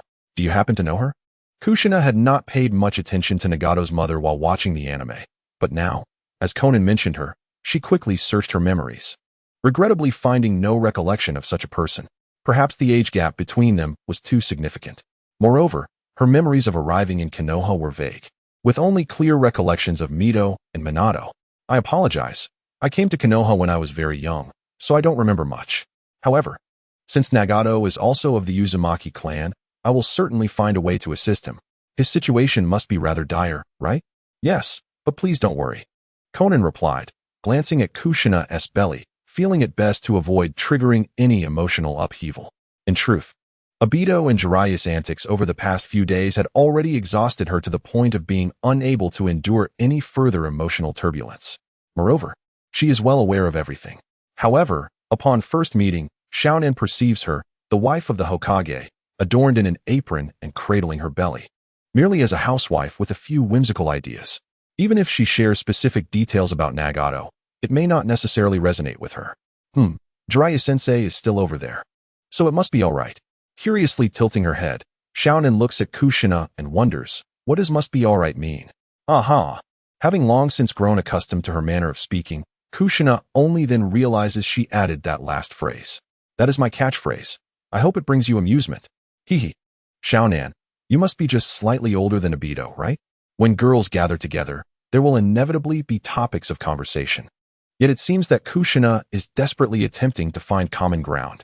After all, Aido, that fool, unexpectedly brought Xiaonan home, leaving her utterly unprepared. I am 16 years old. What? The seemingly mature Xiaonan is only 16? And Aido is merely 13? In the past, they would have been in middle and high school. Kushina now realizes the truth. Indeed, anime often revolves around high school and middle school students. Chapter 43. There is still time. In fact, I have a question for you as well. Xiaonan withdraws her hand from Kushina's gentle exploration, now adopting a serious demeanor. Yes, go ahead and ask. As long as I know, I will share everything with you. Could it be that the method was indeed her own idea? Observing the confident expression on Kushina's face, Xiaonan cannot help but feel a twinge of doubt. Aido mentioned that you have an idea that could bring peace to the ninja world. Hearing this from Xiaonan prompts Kushina to recall Aido's statement. My task is complete. Previously, she had discussed her desire to reign in the Akatsuki. He must have conveyed her thoughts to Xiaonan and the others. Yes. I have discussed that idea with Aido, but that fool undoubtedly failed to explain it clearly to you, right? Indeed. Xiaonan grows excited. For she is not well acquainted with Aido and cannot simply agree to disparage him as a fool. Now that Kushina has expressed such sentiments, her heart swells with agreement. That guy, back when he was Uchiha Madara, appeared quite intelligent. How did he end up like this? The plan, in truth, relies on the Akatsuki. In conjunction with Aido's Mangeki Sharingan, everything would proceed smoothly. However, it requires the recruitment of some talented individuals, such as a certain person from the Takigakure who mastered a forbidden technique and has lived since the time of the first Hokage. Or perhaps there's a child from a Wagakure who enjoys crafting explosive clay, and a certain immortal cultist child from the Yumgakure. There are indeed many uniquely exceptional individuals. As she listens, Xiaonan furrows her brow. How does Kushina know about these people? Is she not pregnant? Shouldn't she be at home all the time? Did the Hokage inform her? This current Hokage seems rather formidable. She possesses such intricate knowledge about each village, information that Xiaonan, as a member of the Akatsuki, is unaware of. How do you know all this? Did your senior brother tell you? After a moment of hesitation, Xiaonan concluded that given the current circumstances and Xianai's character, it would be more appropriate for her to refer to Minato as her senior brother. Yet, Xianai, much like the serene autumn of Europe, held no tumultuous emotions within. It seems that Aido indeed divulged nothing to you, she remarked. A fortnight ago, I experienced a prophetic dream where I witnessed numerous individuals and events. This is what led Minato to reconnect with Aido. At this juncture, Xiaonan became animated. Was it a prophetic dream? Then there is hope. As long as we can foresee the future, we can undoubtedly accomplish that which once seemed unattainable. The Akatsuki can certainly forge a new path. Truth be told, I was already aware of your matters back then, and I have been contemplating how to instigate change. After all, I too am a part of this world, and if we can maintain peace, that would be the most desirable outcome. She had already pondered various specifics, such as the fact that the Hidden Mist village is now largely under control. As the conversation progressed, Xianai suddenly recalled, I wonder if Aido has not returned to the Hidden Mist village. If that is the case, they are truly unfortunate. Black Zetsu cannot unravel the ocular techniques, and the village is likely still embroiled in internal strife. When Aido returns, I must inform him. Xiaonan, taken aback, responded, hasn't the Hidden Mist village always remained unchanged? Although their policies are peculiar, they are indeed orders from their Mizukage, right? Could it be? What? Is the Hidden Mist village under control? Indeed. When Aido was still masquerading as Uchiha Madara, he used his Sharingan to manipulate their Mizukage. Did you not know? This fellow seems oblivious to the importance of sharing intelligence. Aren't we supposed to capture the tailed beasts together? Just how many future visions did you witness? Xianai hesitated briefly, but felt it no longer mattered. Sharing all the information aside from that concerning the Akatsuki could not hurt. Moreover, the Akatsuki had already come under their banner. All of it. Perhaps it is all. So Xiaonan, do not fret. Even if we do not succeed, the tragic events of the future shall not befall us. Xiao Nan, like a curious child, peppered her with questions, taking advantage of the fact that Aido had not yet returned and she could not leave. It was better to inquire thoroughly so they could decide on their future actions. The two young women conversed until dusk as the sky grew dim. Unbeknownst to them, during this time, Aido had taken Minato to meet Nagato. The two, having never encountered one another, were surprisingly cordial under Jiraiya's mediation. Nagato, we can collaborate. A partnership between Konoha and the Rain Village. After sharing this notion with Minato, Aido realized the importance of establishing a cooperative stance, even though he had yet to conceive specific projects. Is that so? The Rain Village has nothing to offer, Nagato replied. His tone surprisingly calm despite the despair of his words, tinged with a hint of resignation. We can initially collaborate politically and economically, with other aspects to be determined later. Once we identify concrete projects, we can implement them without delay. With a faint smile, she gazed at her golden-haired senior brother, who seemed to radiate light, contrasting starkly with the dim, damp atmosphere of the Rain Village. Very well, Nagato, I already have some ideas for your condition. Due to Aido's influence, the laboratory of Konoha discovered that combining white zetsu with the cells of the first Hokage could remarkably enhance a person's physical condition, endowing them with greater vitality after transplantation. The usually quiet Jiraiya was stirred by Minato's revelation. Is this true? Minato, can it really be done?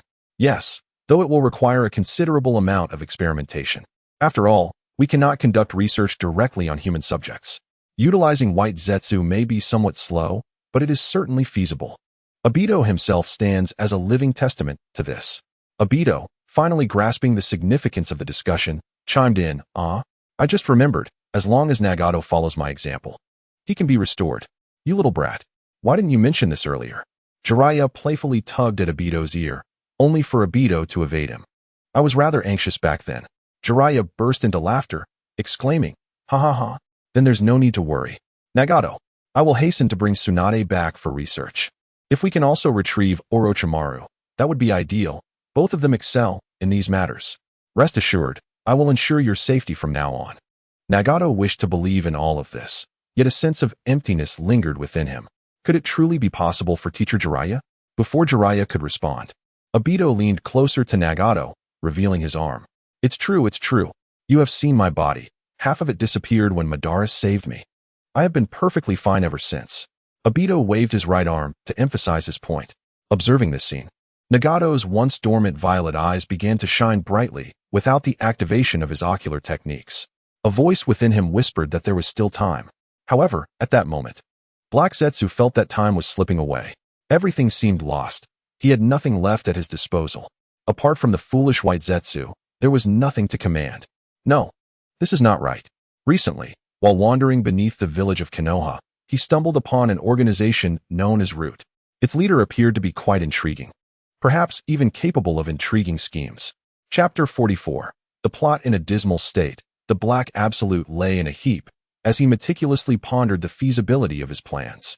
Danzo, that ambitious fellow, had caught his attention before. Although he harbored grand aspirations, he was not particularly astute. His singular desire was to become Hokage, intending to enhance the strength of Konoha by any means necessary. Thus, he resolved to provide Danzo with a glimmer of hope that he could seize control. Once his contemplation reached a satisfactory conclusion, he promptly made his way to the Uchiha clan grounds in search of what he desired. During these past few days in Konoha, he had not merely idled away his time. He discovered that Danzo had been dispatching subordinates to monitor the Nanga shrine of the Uchiha clan. Indeed, Danzo had not given up hope. Although he had reached an agreement with Minato, he merely reduced the number of spies rather than completely terminating the surveillance of the Uchiha. At that moment, Black Absolute trailed closely behind a Root ninja, fixated on the intelligence scroll cradled in his arms. If he could stealthily replace the scroll, everything would unfold naturally. Had it not been for Aido's earlier actions, he might not have had this opportunity. He was uncertain whether to express gratitude to Aido. Following the Root ninja back to the intelligence room of their base, as the ninja prepared to hand over the scroll to his superior, an unusual creature suddenly emerged before them. Was that not the experimental White Absolute? How did it come to be here? This was no ordinary White Absolute. It was adorned with explosive tags. Upon sighting the creature, The two immediately sprang into action. Although they were unsure of the situation, they could not allow such a being to explode in the storage room, especially one that contained all vital intelligence. In the instant they retreated, Black Absolute swiftly produced an identical scroll and executed the replacement. Meanwhile, the White Absolute managed to evade capture by the approaching Root ninjas as Black Absolute delved underground. An explosion erupted, reducing the creature to a cloud of ashes. Who orchestrated this? A report must be made to Lord Danzo. Observing the scene, Black Absolute chuckled softly. The coded messages of Root were not particularly challenging, and he had long since procured the scrolls for cross-referencing. Imitating the notes of that ninja to produce a duplicate was a simple endeavor. Moreover, from his observations over the past few days, he discerned that Danzo placed complete trust in his subordinates, never calling upon a particular ninja to verify information. What were those lab personnel up to? Had they not set up any barriers? Fuming, the Root Squad leader surveyed the explosion site, collaborating with his subordinate to mend the crater using Earth-style techniques. At that moment, Danzo was briefing Minato, who had just returned from Nagato, on the recent battle conditions. The daimyo of the Land of the Hills had been successfully replaced, although there remained some time to deal with the ministers. However, that was a trivial matter, requiring merely a bit more time. Hearing the familiar phrases, Minato felt somewhat helpless. This elder Danzo was indeed diligent in his work, yet he always seemed to request more personnel. Elder Danzo, I believe the list you provided is entirely sufficient, as most of those included possessed Jonin-level strength.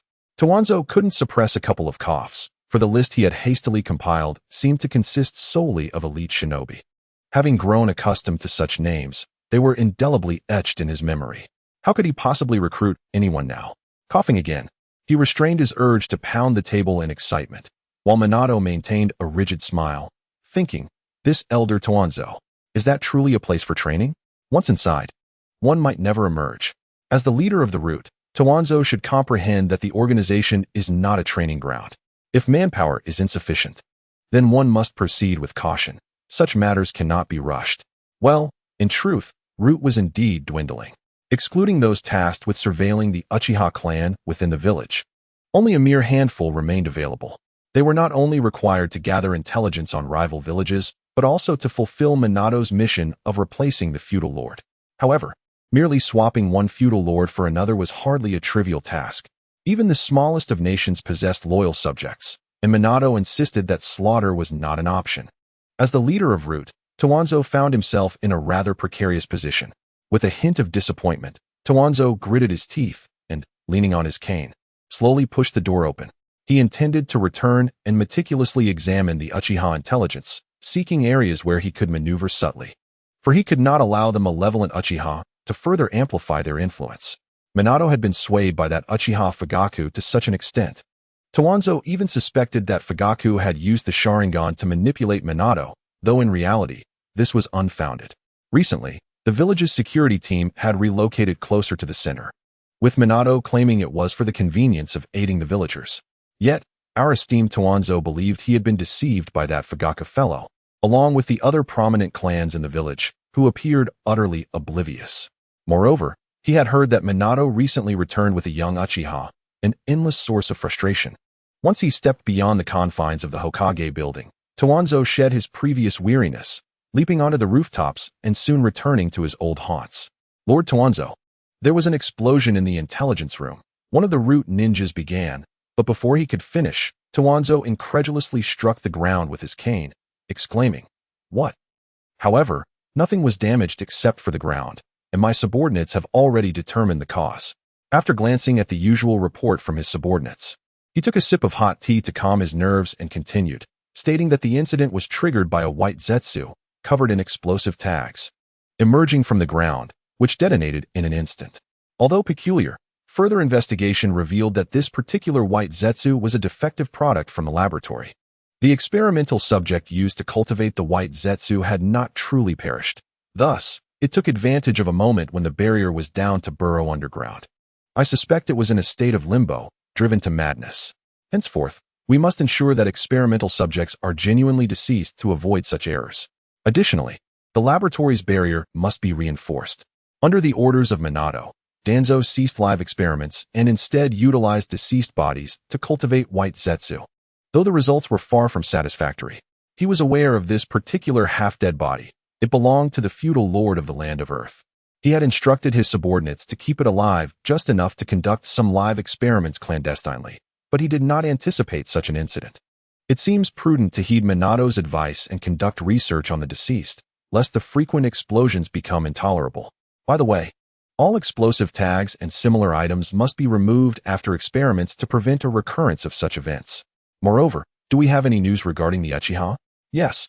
With the information about the Uchiha weighing heavily on his mind, Danzo felt a slight relaxation. After all, if the Uchiha were not causing turmoil, it would imply that his suspicions were unfounded. He had heeded his teacher's counsel and aspired to be Hokage. Thus he must be correct. Receiving the scroll handed to him by a subordinate, Danzo began to read. Around 8 in the morning, Uchiha Aido headed to the Hokage's residence. What on earth is this boy up to? Wasn't he supposed to be dead? Why hasn't Minato reinstated him as a ninja? According to records prior to Aido's supposed demise, he had awakened the Sharingan. Indeed, a 3-tomo variant. What does Minato intend? Is he planning to transform the village into a domain for the Uchiha? As he continued reading, around 6 in the evening at the South Shrine, Uchiha Fugaku, the more he read, the more astonished he became. Chapter 45, still in a state of disbelief. Rubbing his exposed eye, Danzo found it hard to believe. Yet he was aware that the route was entirely under his control. Furthermore, all intelligence was scrutinized by the team leader before being relayed. That very leader stood before him now, his face a mask of loyalty. Thus, this information could not possibly be false. Satisfied, the Black Zetsu observed everything from the ground, reveling in the shock on Danzo's face. Yes, this is the expression of unexpected surprise. Even if Danzo doubted its authenticity, it mattered not. For Black Zetsu had long prepared contingency plans. Join me in saving Konoha, Danzo. As Black Zetsu surmised, Danzo was a cautious individual, otherwise, he would not bear the mantle of the leader of the Umbu. He resolved to undertake this matter alone, without bringing anyone along, to ascertain the truth for himself. Not long after, he arrived near the South Shrine, where the surroundings were desolate and devoid of any presence. He made a point of using his Sharingan to scrutinize the area for any other traces. Unfortunately, everything remained as usual, save for a patch of ground behind the shrine that was slightly elevated. With Danzo's seasoned eye, it was evident that something lay buried beneath. He silently withdrew a kunai from his waist and began to excavate the earth, his actions remarkably uncharacteristic of an elderly man bound in bandages.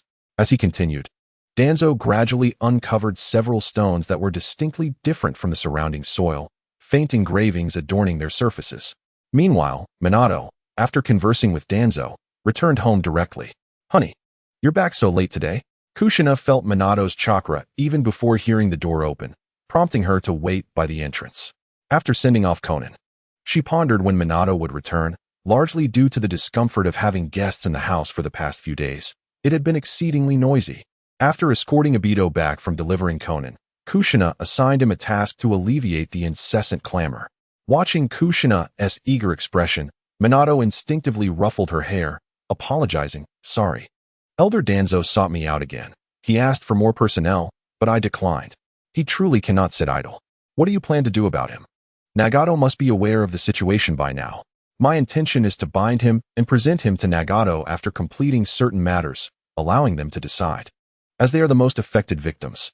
However, before that, Kushina helped Minato remove his Hokage cloak, noting the sound emanating from his stomach. She gently patted it. Eating is important. Next time, don't entertain his nonsense. He is always demanding more personnel." Minato scratched his head, chuckling foolishly. As he settled beside Kushina, "What can I say? I am still an elder after all. Besides, I completed the mission in the Land of Rivers rather swiftly. Kushina, you are remarkably clever for suggesting Elder Danzo take on such tasks." She placed a braised chicken leg atop Minato's rice, a delicacy she had procured at a premium from the apothecary. Although it fell short of the flavors from her past life, it was still quite delectable overall. The only downside was that the braising spices here were sold solely as medicinal herbs, making them exorbitantly priced. Pleased by Minato's praise, Kushina beamed with pride. "However, dear husband, I thought you would be reluctant to engage in such matters." "Initially, perhaps, but Elder Danzo not only brought intelligence tonight, but also a substantial sum of funding. Furthermore, I've come to realize, as you said, that this ninja world harbors significant issues. Relying on ordinary individuals to regulate ninjas with immense destructive potential is utterly unstable. The first generation certainly did not take this into account. Perhaps he was solely yearning for peace. Change may indeed be necessary.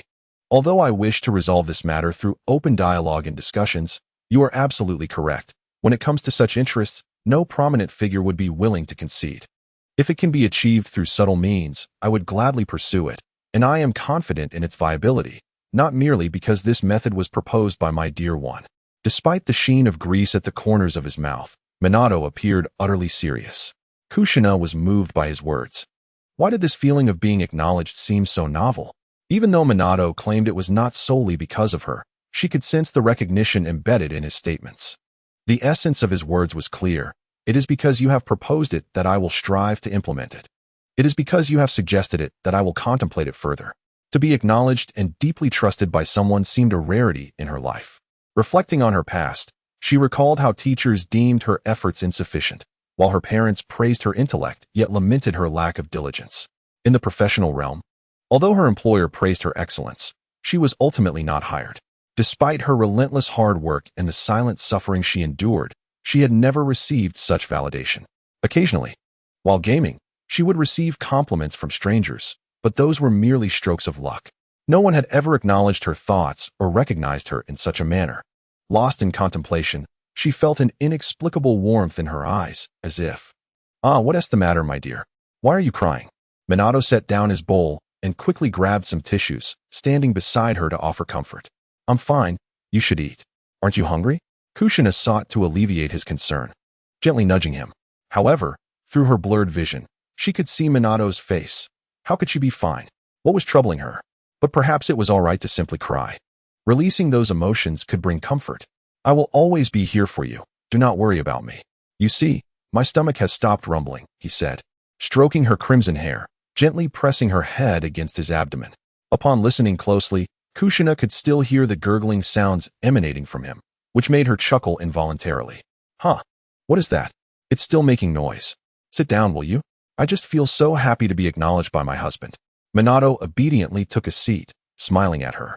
I love you, Kushina, and I believe in you. So this is all entirely natural. Let us savor this moment. Kushina, blushing, finally felt a reminiscence of the emotions buried in her memory. This man truly had a way with words. Yet, that phrase, let us savor it, sounded rather peculiar. Hurry up and eat. I will go prepare hot water. Understood. Seeing Kushina's flustered demeanor, Minato realized she was shy. Indeed, a bashful wife and an irate wife are the most endearing. The actions were somewhat rigid as Kushina rose to head towards the bathroom, yet upon entering, she found herself at a loss for what to do. As she gazed at the bathtub, which she had polished to a gleaming shine and filled with warm water, a wave of shyness washed over her. What compelled her to concoct such an excuse? Chapter 46. Please allow me to finish. That morning, within a secluded tavern located in the frost country of the land of fire, Aido, clad in a black cloak and devoid of a forehead protector, awaited the arrival of his newly appointed leader, Kushina, for nearly the entire morning. Although Kushina had declared him as the leader, he felt too hesitant to mention it in front of Nagato, considering that by seniority, he ought to refer to him as uncle. That afternoon, after being assigned a task by Kushina, he completed the duties within the village before engaging in prolonged discussions with Konan, Nagato, and Jiraiya. Ultimately, they decided to expand the ranks of the Akatsuki organization, largely following the individuals Kushina had indicated. However, it was evident that seeking out those younglings at this moment was ill-advised. It would be prudent to allow them some time to mature. In the early hours, Konan received intelligence pinpointing the vicinity of a target. As one endowed with spatial abilities, Aido was deemed the most suitable executor for this mission, especially given the troublesome nature of the opponent's abilities. Furthermore, he felt no trepidation about embarking on this task alone. Yet, Aido's mind was rife with complaints about being in such an obscure location. He had never been here before, and without the ability to traverse space using Kamui, he was compelled to travel from the land of grass on foot. Just as he was lamenting his predicament, a peculiar figure appeared before him, clad in a black tank top and wearing a black mask, carrying a long white sleeping bag slung over his shoulder. The onlookers merely cast him a fleeting glance, Yet Aido's attention was drawn to the mysterious bulge behind the figure. A smirk crept onto the corner of his mouth beneath his white Zetsu mask. Finally, he had been proven right. He had nearly departed for another exchange site. But fortune had smiled upon him. However, Aido did not act recklessly. Although his demeanor and mood had somewhat returned to normal, his cautious nature had significantly matured during his time on the Shinobi Bridge. Acting impulsively would only attract undue attention. It was best to wait for the individual to reveal himself, avoiding confrontation whenever possible. As Aido had anticipated, the stranger exited the tavern shortly thereafter, having exchanged the white sleeping bag for a handheld suitcase, yet no one approached him in search of trouble. After all, what type of insignificant ninja could possess such wealth? Observing the figure's retreating silhouette, Aido silently followed, making no effort to conceal his presence. The individual seemed to have noticed him from the outset. After leaving the tavern, he broke into a sprint, glancing back, his expression questioning. "Who are you? Are you Kakuzu from Takigakure?" Aido inquired directly, employing the voice of Uchiha Madara, as he felt his own voice lacked maturity. At that moment, Kakuzu was left in a haze of confusion. Why had a ninja from Takigakure come to apprehend him? It had been years since he had any dealings with them, and the absence of a forehead protector suggested this individual was likely not from his village. What could be the reason for this encounter? Perhaps it was a private commission? The thought made Kakuzu rather eager. If it were indeed a private contract, he would undoubtedly stand to gain a substantial profit. Do you seek a personal commission? Deep within, he harbored an intense desire for the other party to request his assistance with some private matters. From his perspective, Aido, who could not even conceal his whereabouts, must surely be grappling with some unresolved grievances, prompting him to seek help. No. So you are indeed Kakuzu. Before Aido could finish his words, Kakuzu frowned, questioning why anyone would approach him for reasons other than monetary gain. He halted abruptly, directing his gaze towards the individual before him, adorned with a white whirlpool mask. It all seemed rife with flaws, and thus he ceased his scrutiny. His fist, propelled by the curse technique, surged away from his arm, hurtling fiercely toward Aido. Aido had anticipated a civil conversation. However, as he beheld the increasingly large fist approaching, he realized he could only evade. Wait. Was the intention to let me finish speaking? If it has nothing to do with money, let us not continue this conversation. Perhaps your corpse could even be found in the exchange for gold, he remarked. Observing the stance of his adversary, Aido concluded that a confrontation was inevitable. Fire style, fireball jutsu, he declared, unleashing a torrent of flames that startled Kakuzu. This individual had deliberately revealed his whereabouts. Such a scale of ninjutsu could not simply be a fireball. It was akin to the rigorous training he had undergone with fire techniques. Barely evading the blaze, Kakuzu wasted no time controlling his heart and activating the cursed mask on his back. Your heart is commendable. I shall take it. Aido, wishing to disengage from conversation and merely vent the resentment that had built up during the wait, felt a surge of confidence, bolstered by the intelligence Conan had relayed regarding Kakuzu. He swiftly unleashed several wooden spikes, teleporting directly behind him. Before he could marvel at Aido's would-release technique, Kakuzu hastily formed hand seals and hardened his body. Wind style, pressure damage. A colossal gust of wind swept through, encompassing Kakuzu entirely. With his hardened body, he remained unconcerned about the damage from his own jutsu, yet Aido, caught within the range of such an expansive technique, would surely suffer. However, as the tempest subsided, autumn leaves scattered, revealing widespread craters on the ground. Yet Aido stood unscathed in his position. Kakuzu, it seems your ninjutsu has proven ineffective. Kakuzu pondered the enigma. What had transpired? Was it ninjutsu or something else? Just moments ago, Aido had been directly behind him. How could he have emerged unscathed from such a formidable wind technique? Who are you truly?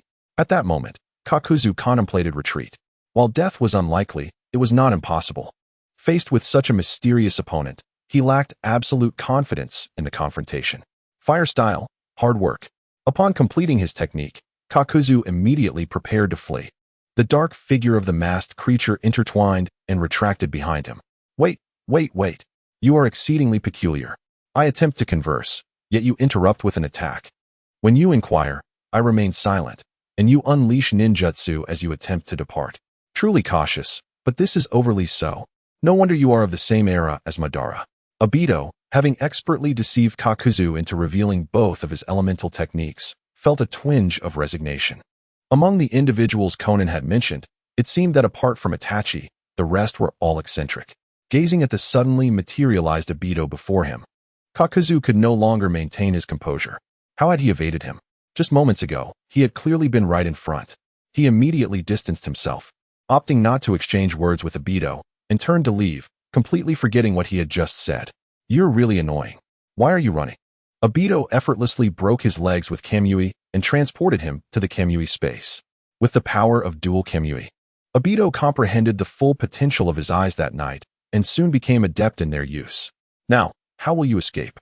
As Conan had informed, Kakuzu, though not dead, could not regenerate flesh and could only stitch himself together. At that moment, he lay on the ground in terror, staring at Aido, horrified to find that his legs had vanished into thin air. So that's it. The reason this guy can evade all my ninjutsu must be because of this. Kakuzu glanced at the severed threads of his doton, glaring at the person before him. Space ninjutsu. And would release. Who on earth are you? He contemplated the right moment to flee. Although he had lost his legs, his mask still had mobility. If worst came to worst, he could be carried away. Now you can finally listen to me. Can I finish what I'm saying? You truly are a bothersome individual. After a brief moment of sarcasm, Aido looked at Kaku, who had resigned himself and sat up, finally delivering the reason for his visit. Upon hearing this, Kakuzu was momentarily stunned. Chapter 47. Tension. Just as I mentioned, the organization pays monthly, with bonuses for outstanding performance. As for the specific tasks, what did you say? Kakuzu narrowed his eyes in confusion, prompting Aido to confirm that he had spoken quite audibly. You heard that correctly. However, we have yet to arrange specific tasks, but there are various jobs available. Reflecting on Conan's words, Aido realized he had omitted something crucial. What could it be? You can manage the organization's finances. Kakuzu, who had initially considered fleeing, gradually found himself less inclined to do so. He now fully desired to join this organization. Who cares about anything else? It offers financial gain, and moreover, this individual before him claimed that one could manage their own time during downtime. The only downside was the restriction against killing innocent ninjas, which irked him slightly. But it was of little consequence. Money was paramount. Yet, being an elder, he maintained a stubborn demeanor. It seemed he might unexpectedly earn some money, but first, he demanded, "You must return my legs to me." After handing Kakuzu a ring inscribed with the character for North, Aido observed him stitching his legs back together, wincing at the sight. However, Aido merely shrugged it off, having endured worse. "So what shall we do now? Is there anything you need me to manage?" He was eager to begin earning. The organization's headquarters is in the Land of Rain. For now, we are still gathering personnel, so you can continue with whatever you were doing before. However, you may only kill rogue ninjas for money. Kakuzu felt somewhat swindled, but was aware he couldn't overpower his adversary. Besides, if he had been found once, he could be found again. You can take your time heading to the Land of Iron. I will notify you when specific tasks arise. Well then, I must take my leave. After seeing Kakuzu don the ring, Aido once again utilized Kamui to return to the basement in the Land of Rain. At that moment, Jiraiya had already left the Land of Rain, seeking Tsunade, as he needed to bring that individual back. Toby, seated in a wheelchair, gazed at the sudden appearance of Nagato, who now bore a notably improved expression, likely a result of the lengthy conversation he had shared with Jiraiya. The mentor, who had once treated him with such disregard while imparting essential philosophies, was someone whom the still unhinged Nagato deeply appreciated. The task had been accomplished. Conan had instructed me to relay everything, although I must admit I overutilized my Sharingan and now require a moment of respite. Toby, clutching his head, offered Nagato an apologetic smile. Go ahead, Conan and Pain are busy on the other side. It would be wise for you to take a break. Toby, who had been reduced to a mere means of transportation, had been utterly exhausted over the past few days, having invoked his Kamui countless times for Jiraiya, Minato-sensei, Conan, and even Kakuzu. He was unaware of how many times he had activated his ability, but he sensed that a few more uses would surely draw blood. Just yesterday afternoon, he had promised Fugaku he would refrain from such excessive use of his Manjiki Sharingan. If the remaining one-eyed Uchiha Fugaku were to witness how recklessly Toby utilized his power and the thoughts that accompanied it, he would undoubtedly wear an even more displeased expression. Upon returning to his abode, Toby collapsed onto his bed and soon drifted into slumber. Meanwhile, in the Uchiha clan's district, Mikoto was carrying Sasuke on her back, while holding Itachi's small hand, intending to visit the Hokage's residence. The weather was splendid today, and having heard from Fugaku about some significant developments in the clan yesterday, she speculated that it was likely the idea of her dear friend Kushina. Considering that her somewhat obstinate husband Fugaku would not easily conceive such a plan, spotting a street vendor's delicacies, she suddenly remembered that she ought to bring some treats for Kushina, given that she had assisted her in numerous matters. However, observing the obedient Itachi, she opted for a different approach. Itachi, let us buy some dango. You haven't had any in quite a while, especially with your father at the police department lately. Okay, Mama, shouldn't we also get some for Sister Kushina? Itachi recalled the figure with the vibrant red hair and almost misaddressed her. Although she was absent, he felt a strong urge to be respectful. Otherwise, it would seem quite disrespectful. Ah, Itachi, you are so thoughtful. I had the same intention. Let us purchase a bit more. Before long, Mikoto knocked on the door. Hey, that Toby fellow. Before the door even opened, Mikoto could hear Kushina's voice, seemingly complaining about Aido. When the door finally swung open, Kushina was momentarily taken aback, her face flushing crimson at the sight of Mikoto. It's you, Mikoto. I thought it was that rascal Aido again. Prior to opening the door, she had imagined Aido walking over from home, just like that morning. Her irritation stemmed from the fact that she had assigned him a task only the previous afternoon. Why was he seeking her out again? Last night, she had enjoyed a rare and peaceful sleep. Although Minato typically held her close, last night felt particularly reassuring. She had fallen asleep without inquiring about her rewards from the system, which she regretted upon awakening to its incessant chimes. Reminiscent of her first year in college when her homeroom teacher would inundate the class with messages. However, receiving her rewards brought her joy, as it meant she could now partake in the legendary experience. She hastily ushered Mikoto and the others inside. Although she had not ventured outside in the past few days, she could still detect the chilly autumn air that clung to Minato. Yet, she wondered if Sasuke was truly all right, wrapped in his little blanket. His cheeks flushed, but not from illness, as he was peering at her with determination. Come inside, it's quite cold out, she urged. It's just a typical autumn day. Winter hasn't arrived yet. You haven't been cooped up this whole time, have you? Feeling inexplicably guilty, Kushina nodded. Why was she reluctant to go outside? Was it the habit formed from her previous life of staying indoors too long? It seemed the original Kushina had enjoyed going out. The streets were bustling with people, and she had encountered a vendor selling snacks, bringing back some fried dumplings for Sasuke. Thank you. Hee, I'm always happy when there's food. Kushina unabashedly opened the paper bag and began to eat, feeling no need for pretense with Mikoto. However, she couldn't help but wonder why Mikoto had come to see her. Noticing Kushina's silence, Mikoto discerned her thoughts. I was worried about you since you haven't been out, and your due date is fast approaching. I'm genuinely concerned. Ah, right. It's on the 10th, Kushina mumbled, glancing at the calendar and realizing she was about to give birth. Isn't that a bit too soon? My hands are trembling. The thought of what was to come filled her with an involuntary fear. Though she felt prepared, the reality of the situation was daunting. You really don't seem to take anything to heart. But that matter with the clan yesterday must have been your idea, right?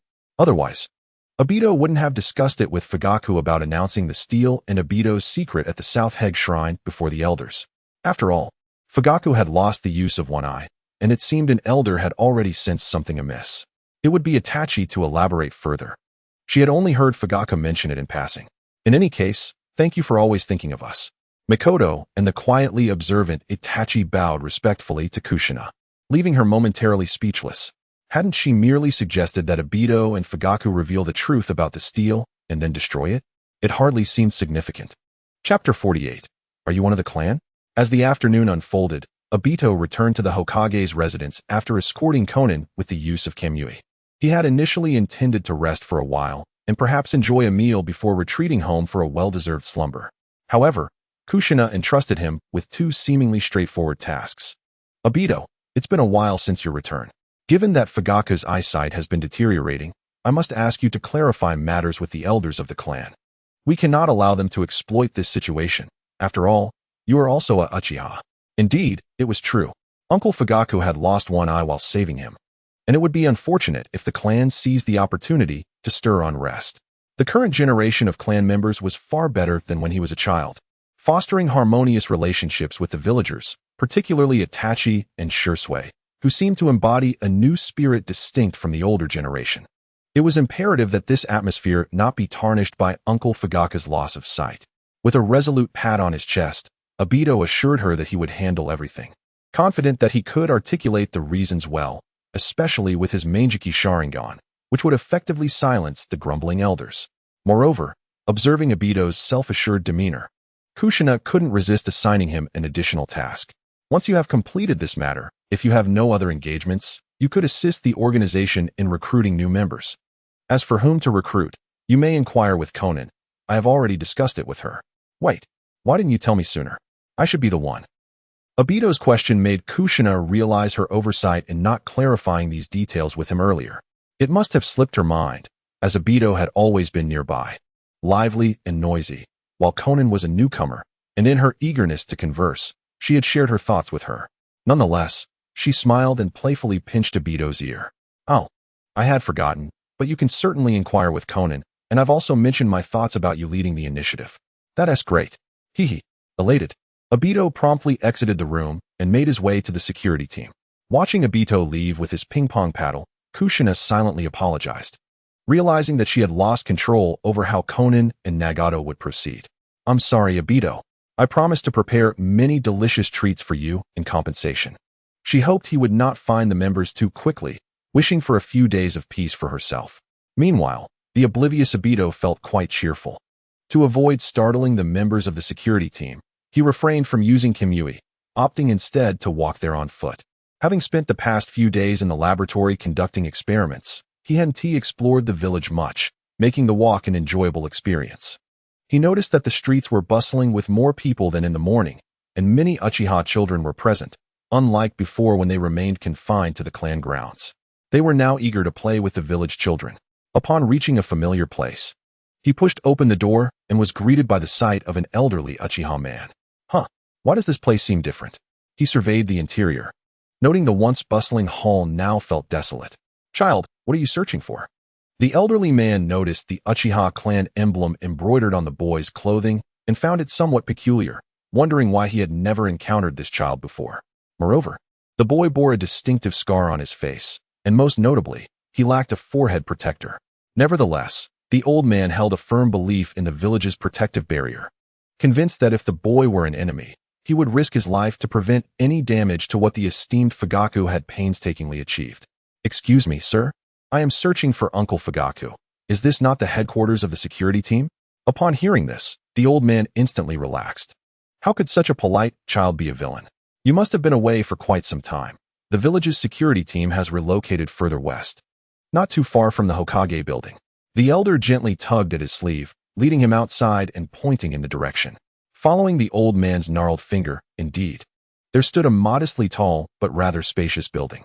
Thank you. Although deceived by Aido, the boy held a fondness for the elderly man. After a slight bow, he departed. The old man watched as the boy's figure receded, exclaiming to himself how long it had been since he encountered such a courteous child. The fourth Hokage and clan leader Fugaku are truly remarkable. Unbeknownst to the boy, he did not hear the old man's praise. Yet he felt quite cheerful conversing with the kind elder. Whistling a light tune, he ambled towards the building with his hands clasped behind his head. Before long, he spotted a group donned in attire reminiscent of the security team, yet it appeared that the assembly included not just Uchiha members, but also members of the Hyuga clan. They were primarily entering and exiting in small teams. This must be the work of teacher Minato, he mused, although he had heard about it. Witnessing it firsthand evoked a sense of nostalgia. In his childhood, he had little interaction with his clan, but now everything had transformed for the better. As he strolled through the entrance, he encountered two elder Uchiha sisters. Just as he was about to speak, one of them addressed him first. What assistance do you require here? Noticing he lacked a forehead protector, the receptionist assumed he was merely seeking help, for after the relocation, many villagers still approached the security team for assistance, including children needing help retrieving soccer balls from trees or finding their mothers. However, the boy before her did not seem like one who was lost. I am looking for clan leader Fugaku. I have matters to discuss with him. The two elder Uchiha sisters exchanged a moment of surprise. This was the first time they had heard such a request. May I ask your name? What is the nature of your business? I can convey your message, as Lord Fugaku is likely occupied at the moment. Scratching his head, Aido suddenly felt the situation becoming a bit complicated, as he genuinely did not know where Fugaku was. Is he upstairs? I can't possibly search room by room. And it seems there is a barrier here. I cannot sense anyone else's chakra. Please inform him that Uchiha Aido is seeking him. Very well, please wait a moment. With that, she hurriedly ascended the stairs. The remaining elder sister locked eyes with Aido. Are you also a member of the Uchiha clan? Why do I feel like I've never seen you before? She inquired. I recently returned to the village due to my mission, and you don't have your forehead protector, she remarked, pointing at Aido's bare head. I completed my task, so I am on a temporary leave and left it behind. After all, it does carry some weight. Faced with unfamiliar clan members, he suddenly felt that the members of his clan were much more approachable than he had previously thought. In school, the boys and girls from his clan rarely engaged in conversation with him. Before the older sister could further indulge her curiosity, the girl who had just spoken descended the stairs. Aido-kun, Lord Fugaku has asked me to take you to his office. All right, thank you. Chapter 49, Wonderful Discoveries. Upon meeting Fugaku, Aido explained the significance of Kushina. I see. I thought you had come to discuss your discomfort with your living arrangements, he chuckled. Observing the hearty laughter of Fugaku, Aido felt as though he were dreaming. Had this person always been so jovial? Was he not perpetually wearing a grim expression? Unbeknownst to him, ever since resolving the clan's conflicts with the village, everything had become significantly smoother, especially after he had subdued some of the more troublesome youth. The reason for his previous frown had been the immense pressure he faced. Now that he was in this state, Fugaku wished for nothing more than to embrace joy daily. Although a few have noticed the issue with my eyes, everything is quite satisfactory at the moment, so there is no need for concern. However, we must clarify the matter regarding that stone tablet. After organizing the documents on his desk, he led Aido to another room, where they found his trusted aide, Shinra. After exchanging a few words, Shinra swiftly departed. Turning to Aido, Fugaku said, "Let us proceed there first. The elders have nothing pressing, so we will not be late." Fugaku did not intend to summon the entire clan. He merely needed to communicate with their elders. Uncle Fugaku, I can use Kamui to take you. So there is no need to hurry. I'm curious about the changes in the security team. It seems quite different now. As he gazed at the child he had personally rescued, Fugaku patted his shoulder. All of this is thanks to your teacher and your mentor. You are likely aware of the original circumstances. Typically reticent, Fugaku now found himself somewhat loquacious, but Aido listened attentively, as he had only heard vague accounts from White Zetsu. However, it truly was perilous. During the voting, it was unclear who had abstained. Aido, there is no need to dwell on that. For now, everyone coexists harmoniously, and that is sufficient. After all, they are all families of Konoha and will not act recklessly. After sipping his tea, Fugaku placed a hand on Aido's shoulder. Shall we go? Yes. Upon arriving at the South Shrine, they discovered that several elders had already gathered. Fugaku, your visit is undoubtedly related to your eyes. The Grand Elder stated straightforwardly, without any circumlocution, voicing his conjecture. Indeed, however, there is a matter of greater significance, which shall be elucidated by Aido. Observing the venerable elders seated before him, Aido exhibited no emotional upheaval, nor did he feel any trepidation. After enduring numerous trials, he had long transcended the insecurities of his youth. Before speaking, Aido surveyed the assembly and activated his kaleidoscope. It is you, Aido, is it not? I recall your mother, one elder remarked.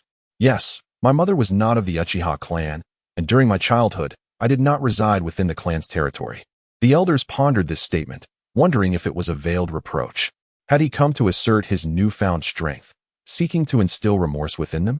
Disregarding the elders' reactions, Aido continued, I hold no concern for matters of bloodline.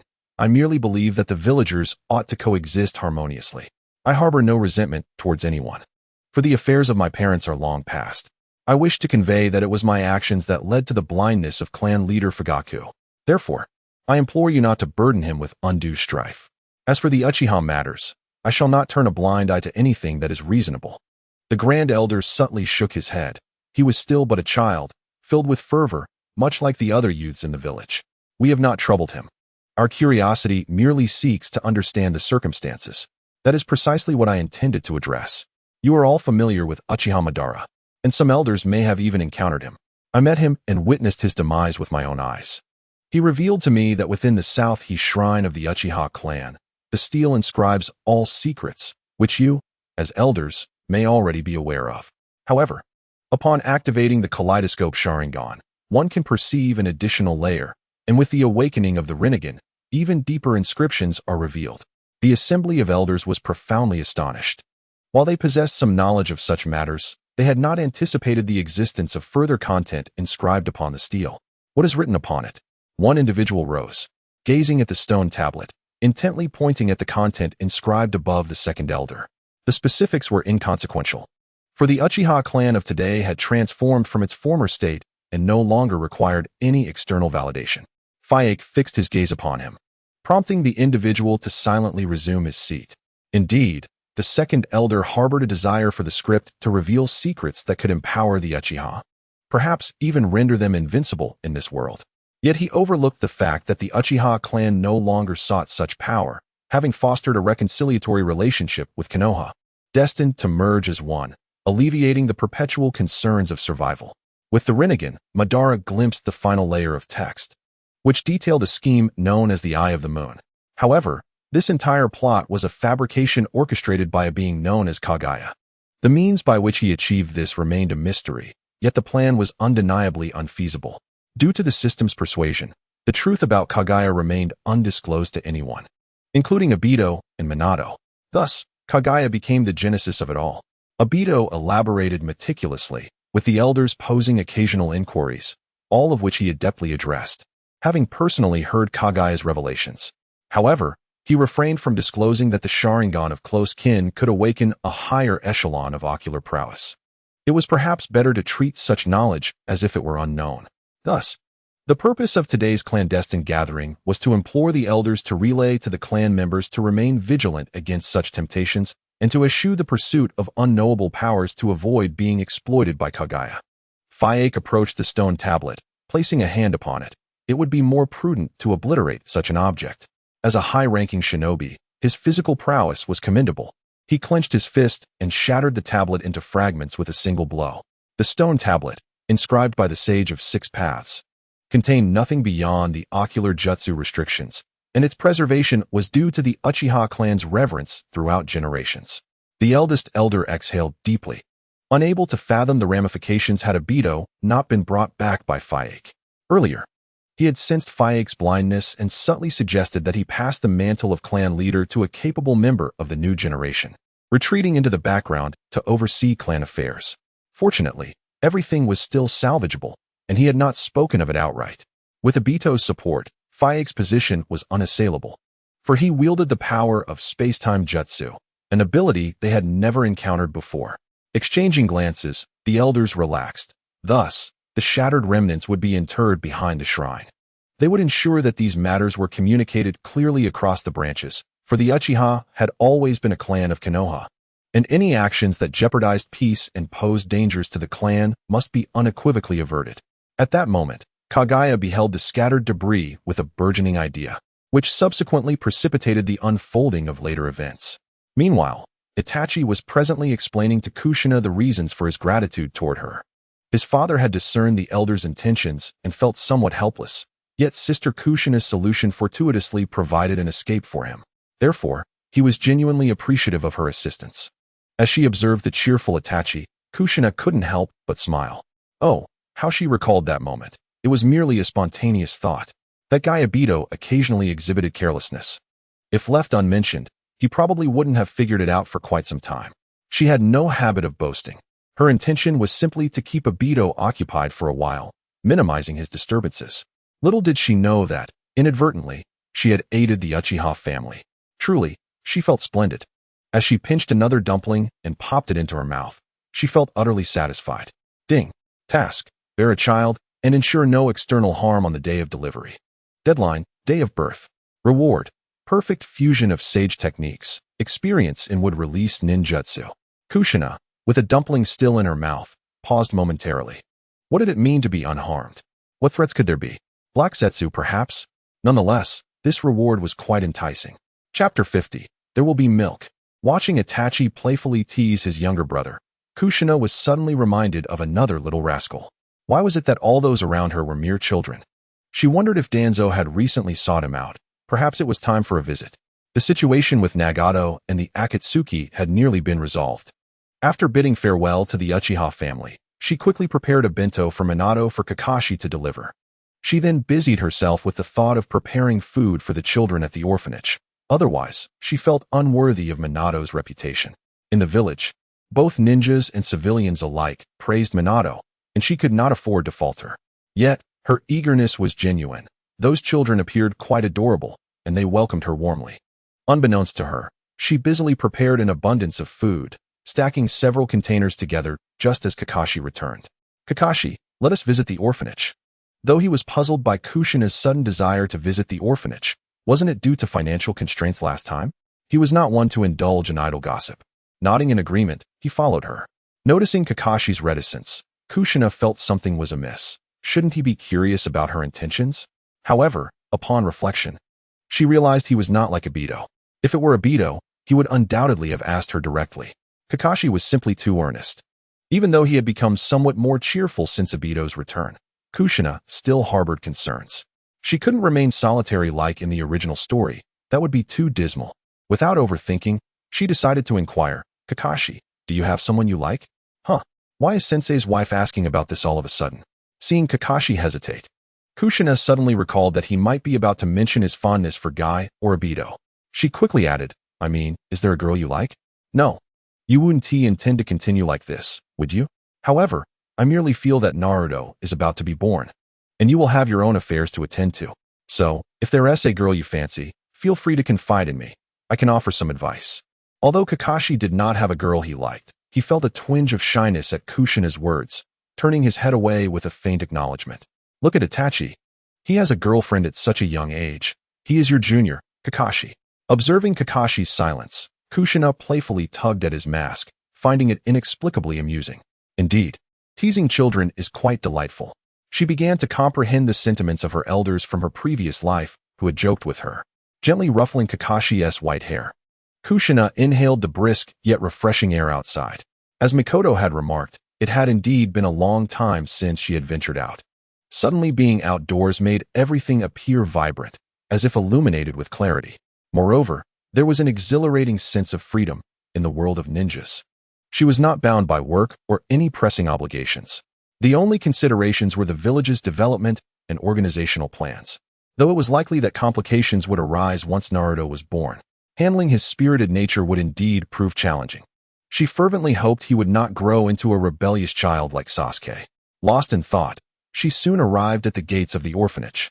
To be frank, the orphanage was somewhat distant from the center of Konoha. However, for Kushina, given her constitution, it was hardly a challenge. Even while pregnant, supporting her belly along the way, she felt no fatigue. The caregiver sweeping the grounds spotted Kushina and promptly paused her work, offering a slight bow. This was partly due to Kushina's status as the Hokage's wife, but largely because the children had attributed their alleviated financial crisis to her efforts, which ensured they would at least have milk to drink. Both the staff and the children held a fondness for this seemingly gentle woman. "Madam, are you here to see the children?" Initially intending to simply drop off the food box and seek out Yakushi Kabuto, she suddenly realized that, as they referred to her, it would be inappropriate to single out one child. Thus, she mustered her courage, replying, "Yes, I came to see the children." She thought it would be fine to first check on the little ones before conversing with Yakushi Kabuto, relieved that she had brought all the snacks she had prepared. Upon entering the building, Kushina was surprised to find the temperature inside nearly the same as outside. Observing the children running about, she suddenly felt that there was simply not enough money. She must find a way to acquire more funds. How could such young children be exposed to the cold? How could they possibly fall asleep at night? With these thoughts in mind, she greeted the children while opening the food box that Kakashi had handed over. It must be said that the quality of education at the orphanage was commendable. These little ones did not scramble for food, but instead quietly took one piece before departing. Before long, the snacks in the box were nearly all distributed among the children, and witnessing their joyous expressions filled Kushina with a profound sense of accomplishment. It felt akin to a nurturing game she had played in a past life, but this time, it was genuinely about caring for children. Casting her gaze around, she noticed not only the absence of Toby, with his light blue hair, but also that of Yano-yu. Thus, she approached the teacher from earlier. "Do you know where Toby has gone? I wish to have a private conversation with him." "Toby? That child went out with Director Yano-yu to procure supplies," the teacher replied, tilting her head to glance at the clock on the wall. "They should be returning shortly, so please wait a moment. Upon hearing this, Kushina had no choice but to sit in the office and wait for their return. She could not simply leave after coming this far. She and T anticipated both of them being absent, yet it was evident how fond Yano-yu was of Toby. The last time she had mentioned Toby in conversation, it had made Yano-yu quite anxious. Now, they had gone out together for shopping. Toby was no longer a child. He was slightly older than Kakashi, yet he was toiling away in the orphanage, which seemed a great waste of his talents. After all, he had the potential to achieve greatness. Before Kushina could settle comfortably in her chair, the sound of the door opening reached her ears, and in walked Yano-yu and Toby, each carrying 2 large scrolls. Both were startled by Kushina's presence, as they had not been prepared for a visitor. The teacher had merely informed them that there was a guest. They had not anticipated such a special guest. I wish to speak with Toby privately, Kushina stated directly, looking at the now somewhat taller Toby, clearly articulating her request. Consequently, everyone, including Kakashi, exited the office, leaving the two to converse in solitude. "Why have you called for me?" Toby asked, maintaining his usual composure. He did not understand why the wife of the Hokage would want him to learn medical ninjutsu. Was it truly just because of his talent? The orphanage still had many tasks that needed assistance. Toby had an insatiable thirst for knowledge, a rational desire, but he felt an even deeper obligation to care for the children. Much like Yano-yu did. Noticing Toby's calm demeanor, Kushina offered him some of the remaining snacks from the food box. "Try these. I genuinely believe you possess a talent for becoming a medical ninja, and furthering your studies would be beneficial. Moreover, I impose no restrictions on you. You may return here whenever you wish, or have you already joined the route?" D gently accepted the delicacies offered by Kushina. To be honest, he relished their taste, which was only slightly inferior to the culinary creations of director Yano. Observing him take a bite, Kushina speculated that perhaps the dish lacked the essence of the root, as there were no seals upon his tongue. "Rest assured, I have declined the invitation from the root. If your promise holds true, I am willing." Indeed, when Kushina mentioned her readiness to return at any moment, D resolved that it was a fortunate decision. "That is splendid. Once you have acquired sufficient knowledge, there will be further opportunities for your assistance. However, my identity renders it inconvenient. Henceforth, any matters will be communicated to you through Aido." Prior to this exchange, D had surmised that the other party's intentions extended beyond mere learning, likely involving certain tasks. Initially, he was curious about the nature of these tasks. Yet in the presence of the Hokage's wife, he found comfort in the notion that she would never harm the villagers. Nevertheless, he was unfamiliar with Aido's identity. "You will come to know him in due time. Starting tomorrow, focus on your studies in the hospital." "Yes." Observing D's earnest demeanor, Kushina felt a surge of admiration for her earlier words, reveling in the ease with which she had succeeded. Yet, she needed to converse further with Yano. She must ensure that Tsunade was not deceived by Danzo. "Please summon Director Yano. I have other matters to discuss with her." Upon hearing Yano's name, D momentarily hesitated, but ultimately bowed and departed to fetch her. Upon encountering Kushina, Yano greeted her with a beaming smile, exuding warmth. As Kushina absent-mindedly handled her food box, she suddenly realized that she had just given D the very last of her treats. This realization sparked an unexpected wave of embarrassment, prompting her to clear her throat. "Ahem. Director Yano, may I inquire if Danzo has approached you since your arrival?" "Not at all, madam. After your arrival, the Hokage allocated additional funds to the institute, improving our financial situation, which was why I did not acquiesce to his advances." She tilted her head, appearing to reminisce, though slightly older than Kushina. She maintained an adorable charm. Kushina hesitated over whether to make a particular request, feeling that it might be quite peculiar. As she contemplated her words, a blush crept onto her cheeks, yet she felt compelled to ask, "Might I see your tongue?" The members of the root bear sealing techniques upon their tongues. Unfamiliar with this detail, Yano, having never been part of the root, was taken aback, yet recognizing the gravity of Kushina's inquiry. She obediently opened her mouth and extended her tongue. Kushina sat beside her, observing closely. No seals. Very well, I would like to discuss other matters with you." "What would you like me to do?" "I do not wish to part from the children." Observing the worried expression of Yano-yu as she retracted her tongue, Kushina quickly clarified, "I merely wish to inform you that I intend for Kei to attend the hospital to learn ninjutsu. Additionally, I would like to offer you some suggestions. Although Minato provides financial assistance, the orphanage remains rather rudimentary, and continuous support is simply untenable. Even if Minato possesses such goodwill, it is unlikely that Yanoyu would shamelessly continue to ask for help. Upon hearing Kushina's words, Yanoyu exhaled in relief. As long as she would not be separated from the children, there was little to worry about. As for Kei, he was already of an age where studying at the village hospital would not preclude their encounters, so that was acceptable. However, she was somewhat astonished by the notion that there could be alternative means of generating income. Encouraging the children to engage in charitable activities, with the Hokage leading the donations, felt somewhat akin to orchestrating a scam. Nevertheless, the alternative suggestion of organizing performances in public venues was quite appealing. After all, given their youth, the standards for their performances need not be particularly stringent, yet any funds garnered would be most welcome. As the two continued to brainstorm various ideas, Yanoyu found her perspective on fundraising greatly expanded. Thank you. You truly are remarkable. I shall endeavor to implement these methods, and the children will surely be happier. Moreover, with additional funds, we can enhance the facilities at the orphanage. She bowed repeatedly in gratitude, which brought joy to Kushina. After all, in the original narrative, aside from herself, only Kei had shown concern for these children. Being able to assist them filled her with a profound sense of accomplishment. Quickly grasping Yanoyu's arm, Kushina smiled. I too am a mother, and thus, I share that desire to protect them and help them flourish. Indeed, Yanoyu gazed at the woman with crimson hair before suddenly embracing her. Kushina was taken aback. After all, she had never experienced such an embrace with another woman in her previous life, and in this life. Her only embraces had been with Minato. However, the faint scent of antiseptic mingling with Yanoyu's own aroma was surprisingly pleasant. Thank you. Yanoyu reiterated her gratitude. Releasing Kushina as she realized her excitement had led to an overzealous display. I truly apologize for my rudeness. Please do not hold it against me. Oh, it's quite all right. If I find myself perplexed regarding the children, I may need to consult you. Especially since the children at the orphanage appear exceptionally well behaved and utterly adorable. Is that so? Do you truly believe so? Gradually, their conversation evolved into a discussion between two mothers concerning child rearing, despite neither having children of their own thus far.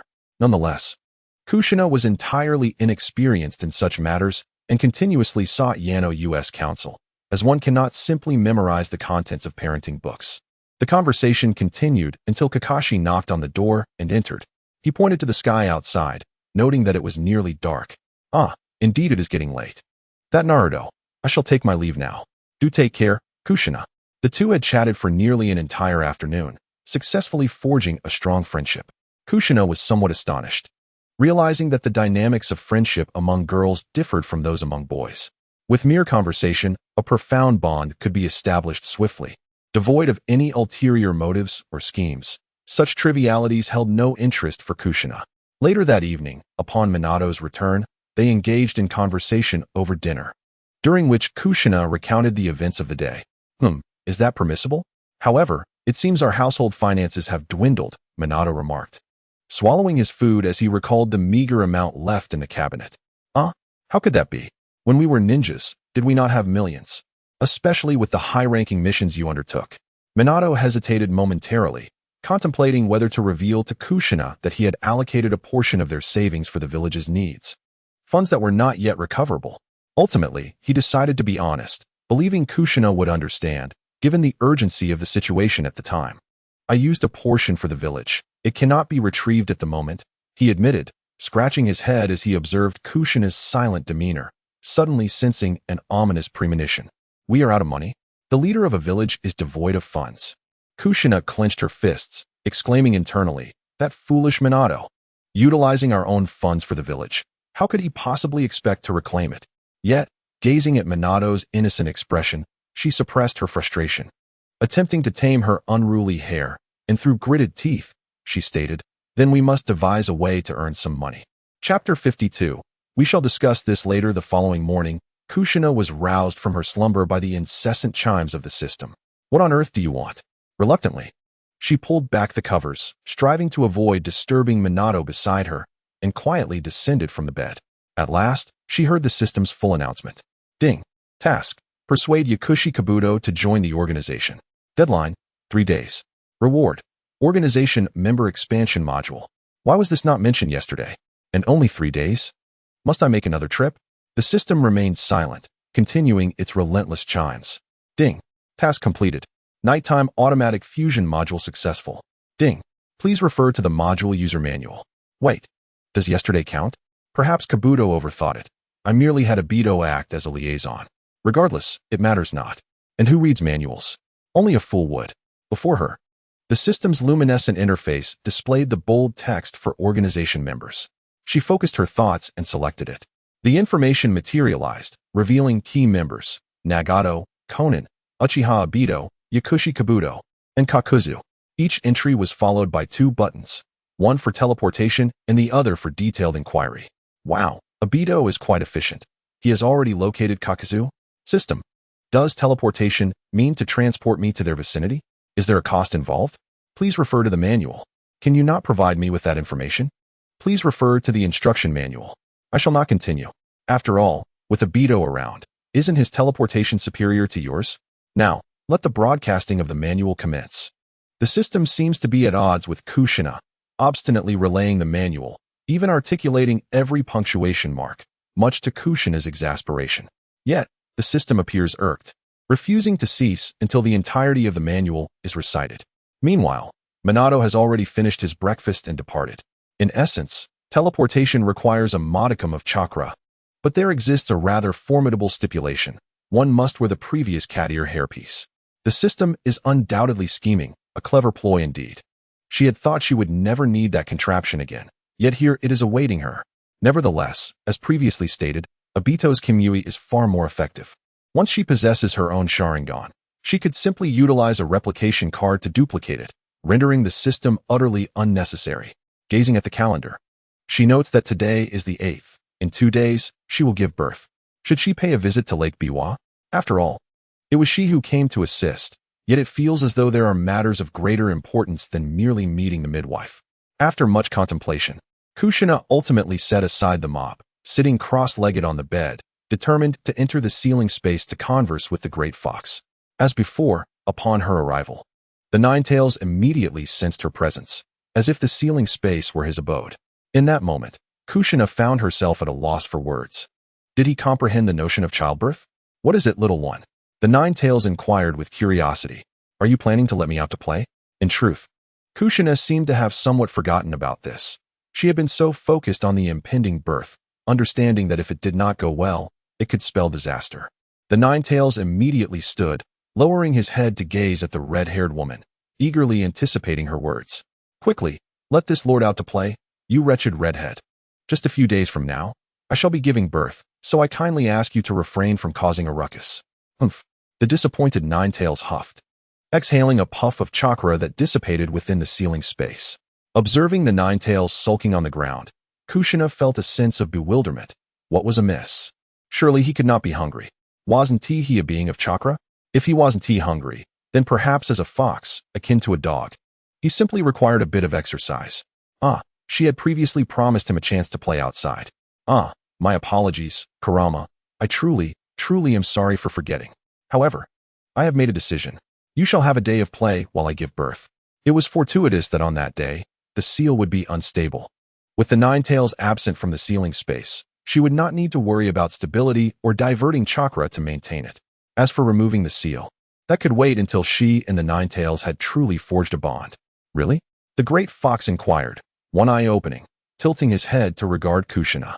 According to the original tale, the Ninetales was known for his stubbornness, so if she softened her tone, he would surely acquiesce.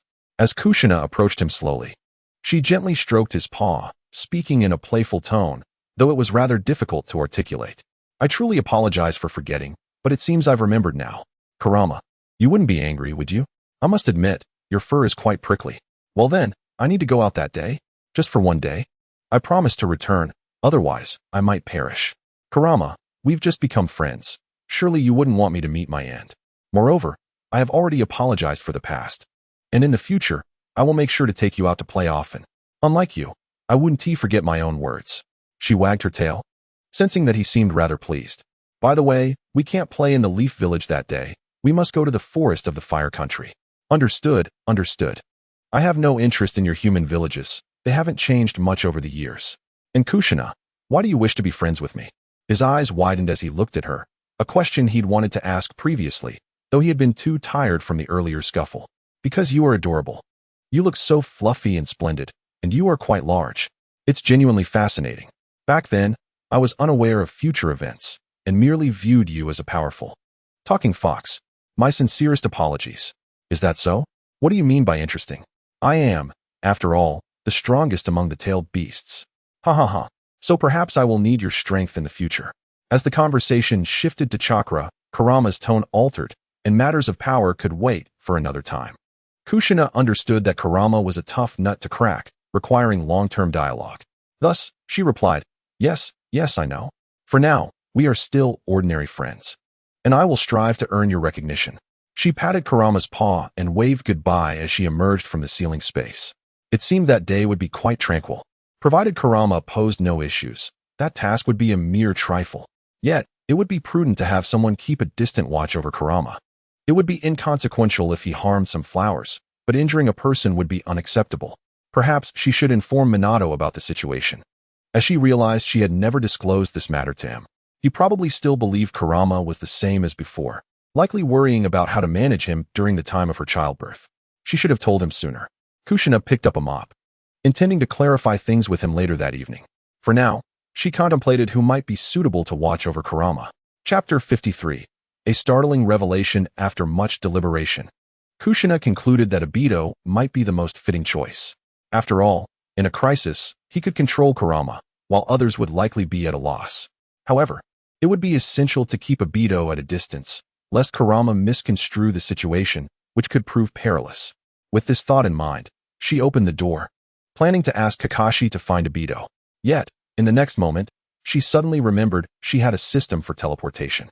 Just as she was about to press the button, she realized a predicament. How would she explain her sudden appearance? What if this fellow was in the restroom? A shiver ran down her spine at the thought. She opened the door and was surprised to find two familiar faces. Is Kushina heading out? In a flowing white robe, Sarutobi Hiruzen and his wife, Paipahu, gazed at Kushina. As they were about to knock, the door unexpectedly swung open. Faced with the two elders, Kushina found it impractical to continue her search for Aido. She had intended to look for them in the afternoon, yet here they were now, complicating her already busy schedule. No, I merely wish to find Kakashi, she said, inviting them in. The couple entered without hesitation, and Kushina offered each of them a cup of tea. Observing Kushina's polite demeanor, Hiruzen felt a sense of clarity wash over him. Earlier, when Sarutobi Shinjiro had briefed him on the meeting's content, he had nearly been overwhelmed. After reluctantly providing a list from the clan, he had stepped back from his duties, entrusting everything to his son. Now, noticing Kushina's unusually calm and courteous manner, he realized that it was likely she who had encouraged Minato to make a resolute decision. Kushina, I shall dispense with any trivial matters. Today, Paipahu and I have but two matters to discuss, although it may ultimately be one. Hearing Hiruzen's lengthy preamble, she felt exasperated. Why not just be direct? There was no need for diplomatic niceties. Please, be straightforward, I can surmise some of it. Firstly, I wish for Paipahu to assist in your delivery. Secondly, as the village's Jinchuriki, you are aware that the sealing process can cause fluctuations during childbirth, leading to potential complications. Therefore, I understand. I have already made arrangements. Hiruzen, who had been nodding in silence, was momentarily taken aback. What did she mean by having made arrangements? He had not yet finished speaking. He turned to glance at Paipahu, questioning his own memory, wondering if he had indeed completed his thoughts. Yet, Paipahu appeared equally perplexed. What? The very reason she had considered seeking Kakashi was to retrieve Aido, as his space was exceedingly secure. Just as Hiruzen reached for his pipe, Paipahu gently tapped his hand, prompting him to set it down, a habitual gesture. Aido? Minato's disciple? But he should have perished in the war. Kushina narrowed her eyes at Hiruzen, scrutinizing him. Do not feign ignorance. Aido has been back for several days now. Noticing Kushina's expression, Hiruzen cleared his throat, while Paipahu interjected, Oh dear, Hiruzen, you truly are getting forgetful. Just a few days ago, you mentioned hearing from Minato regarding that child. His intention had been to play the fool, believing it unnecessary for the Hokage's husband to be privy to every detail. He thought it best to keep Kushina in the dark, but his plan backfired, requiring his wife to come to his aid. Cough, cough, that day. I remember now. What about that child's space? Is it secure? Seeing Pai Pa's sheepish look, Kushina had no desire to let the two feel awkward. After all, Hiruzen had been quite supportive of Minato thus far. Of course it's safe. Aido possesses the Mangeki Sharingan, a unique ocular technique that allows him to transport individuals to an alternate dimension. In that space, there is nothing. Without Aido's teleportation, entry is impossible. Biwako found herself perplexed by the term kaleidoscope Sharingan. She was only familiar with the Sharingan itself, having treated many patients with it during her time at the hospital. As long as she ensured the safety of Kushina and the seal, that was all that mattered. However, upon observing the expression of Sarutobi Hiruzen beside her, she sensed something amiss. Their third Hokage had never heard from Minato about Aido possessing such eyes. In fact, when Minato mentioned it, he had expressed curiosity. Yet, being a disciple of Minato, Hiruzen felt no obligation to inquire further, simply hoping for Aido's safe return. But now, to learn that upon his return he bore such eyes that held spatial abilities, capabilities even the esteemed doctor of ninjutsu did not possess, was indeed troubling. Aido, after all, was roughly the same age as Kakashi. What had transpired in the village? Though she had noticed recent changes, Hiruzen had ceased to utilize certain members of the Umbu after stepping down, leaving him largely unaware of what Minato had undertaken, and even more so regarding the intelligence on Aido. Is this truly the case? After much contemplation, he felt compelled to verify it. If Aido remained loyal to Konoha, he would be a significant asset, especially at such a young age. Hiruzen hoped that Danzo remained oblivious to this matter. Perhaps they should summon Kakashi to bring Aido over? Observing Hiruzen's skeptical demeanor, Kushina's imagination began to wander. If she could restore Fugaka's eyes, she too would possess them and could take turns glaring at everyone. Just imagine their bewildered expressions. How delightful. Let us call him over. I, too, wish to behold the legendary eyes. Kakashi, perched atop the roof, overheard everything clearly. Initially, he anticipated the third Hokage and his wife would arrive. Upon hearing their request, he swiftly entered the house and bowed respectfully before setting out to find Aido. Old man, what is this kaleidoscope Sharingan? Biwako inquired, watching the two men exchange cryptic remarks, puzzled as to why her husband seemed so exhilarated. It was a bloodline limit of the Uchiha clan, rarer and more formidable than the commonly seen Tomo Sharingan. According to the village records, only the former Uchiha Madara had possessed such eyes. In that moment, Hiruzen found himself at a loss for words. He had only heard his mentor Tobirama mention it, and he had been incredulous at the time. The third Hokage is here too. Kakashi, why didn't you inform me? Startled by the sudden voice, Hiruzen jumped. Having sensed a spatial fluctuation and initially believing Minato had returned for a matter of urgency, only to find a child before him. Panting heavily, Kakashi entered the room, clearly having sprinted at full speed, and he was quite fast indeed. You fool. I hadn't finished speaking before you dashed off. How am I to tell you? You must be Aido? Realizing the child before him was clad in bare pajamas, Hiruzen was taken aback by Aido's personality, which unexpectedly reminded him of Jiraiya. Meanwhile, Kushina felt utterly mortified. How could this boy appear in pajamas, looking like he had just awakened? His hair was a tangled mess. She had initially thought to allow Aido to impress the old man, but who could have foreseen this? You fool. How utterly disrespectful. Kushina, her cheeks flushed, delivered a decisive punch to Aido, overwhelmed by embarrassment. So what brings me here? Chapter 54, Truly Impressive, Mother-in-Law. Hiruzen Sarutobi spoke in circles for quite a while. Yet Aido remained perplexed. Aido, it simply means that your mother-in-law should give birth in your space. It would be much safer. After hearing this from Biwako, he finally understood. So that is what it was. Why the convoluted explanation from the third Hokage? Pondering with a hand on his chin, Aido feigned deep consideration. All right then, I agree. Kushina, silent, covered her face in despair. This boy was truly embarrassing both himself and Minato. When would his intellect finally improve? Must one resort to villainy to gain wisdom? The cost was far too great. Can I go take a look? Upon hearing Hiruzen's words, Aido hesitated, glancing at the ever-quiet Kushina. Her discomfort was palpable. Why was he looking at her? Wasn't it as though the fourth had ordered him to disarm? Was he not aware that the third Hokage was the one inquiring? Why are you looking at me? That technique is yours. Kushina winked at him. Oh, okay. Aido moved closer to Hiruzen, nodding. Grandpa, are you ready?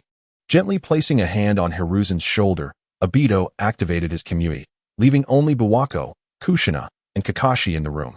Kakashi silently thought Aido a fool. His earlier antics were utterly embarrassing. Aido reminded him of Jiraiya, such an amusing child. Looking at Kushina with a smile, Biwako shared her thoughts, recalling the times she cooked for Jiraiya. While Hiruzen preferred the diligent Orochimaru, she had always favored the entertaining Jiraiya. Now, seeing Aido, she felt no disdain. For after growing up, Jiraiya had become a man of great responsibility. Aido has always been spirited, albeit a bit reckless at times. Overall, he is a good kid. Trying to avoid looking at Biwako, Kushina managed a bitter smile.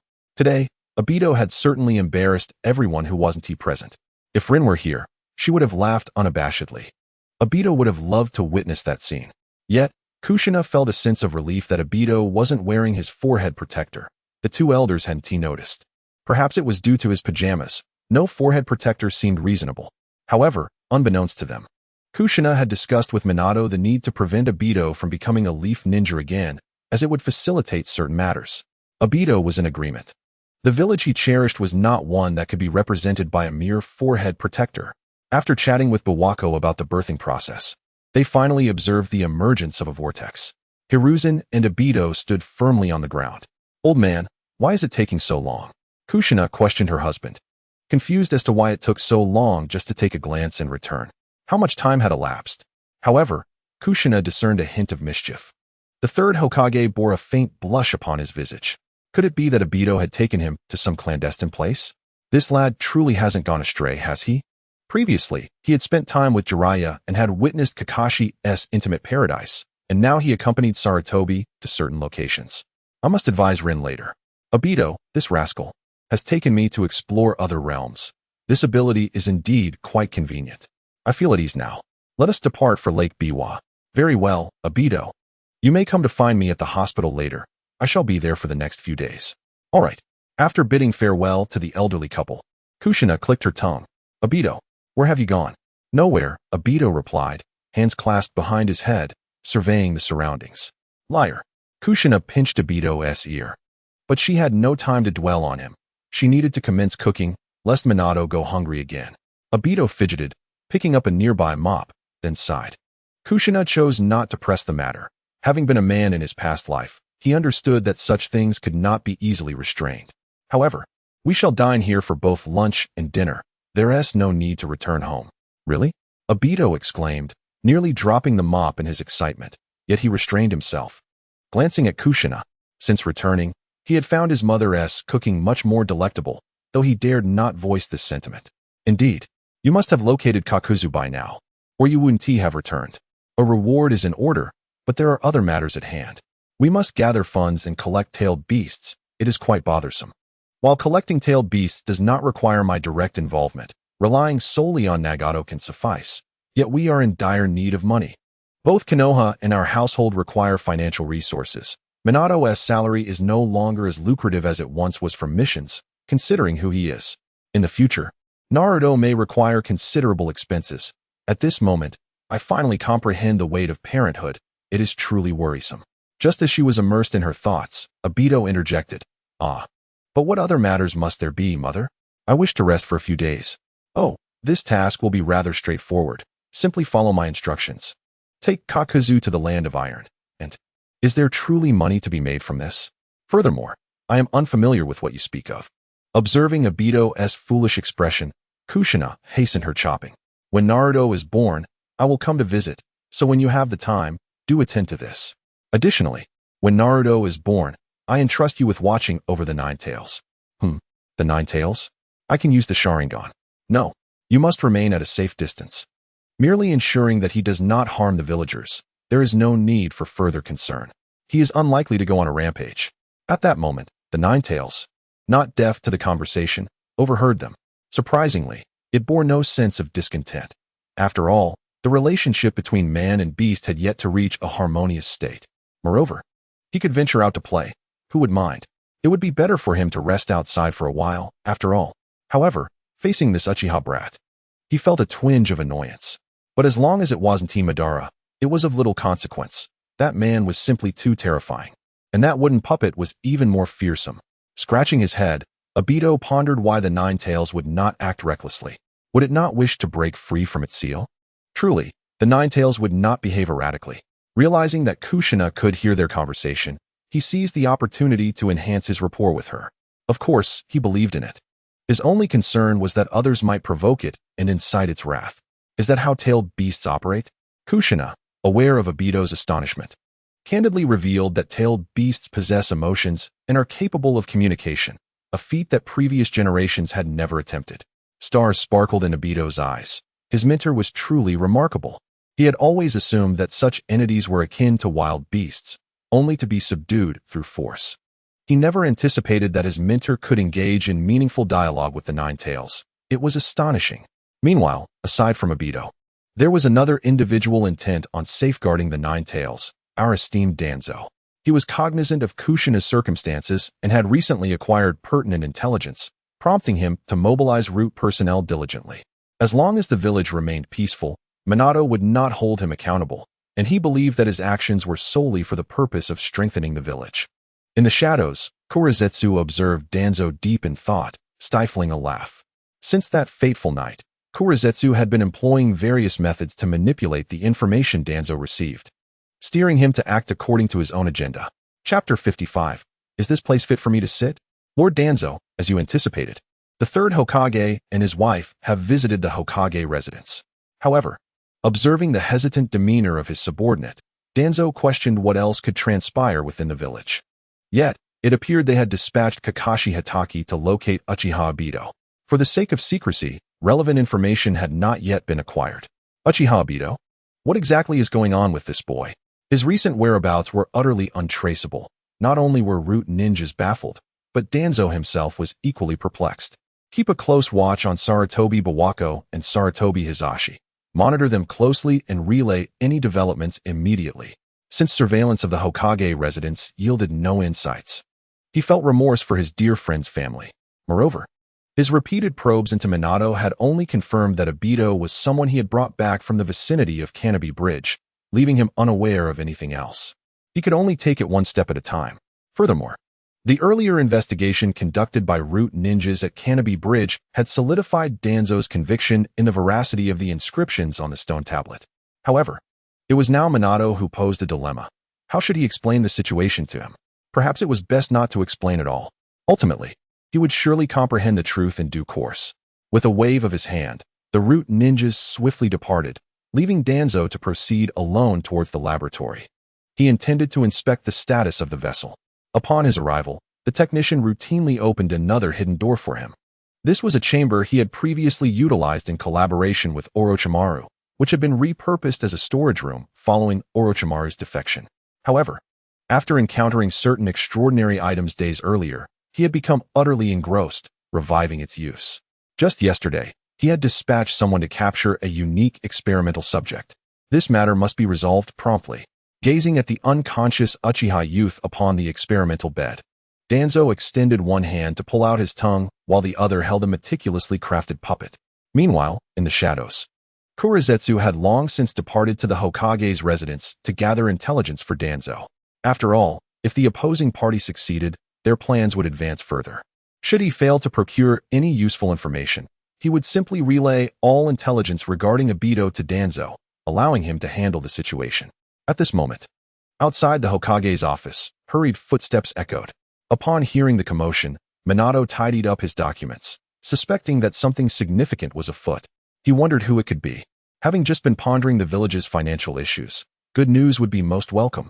Lord Hokage, Uchiha Wind has vanished. Minato, observing the panicked Itachi before him, quickly processed the situation. He recalled having seen Uchiha Wind's name on the list submitted by Fugaku. Wasn't he merely a freshly graduated genin? How could this happen? Furthermore, the mission assigned to them did not seem overly perilous.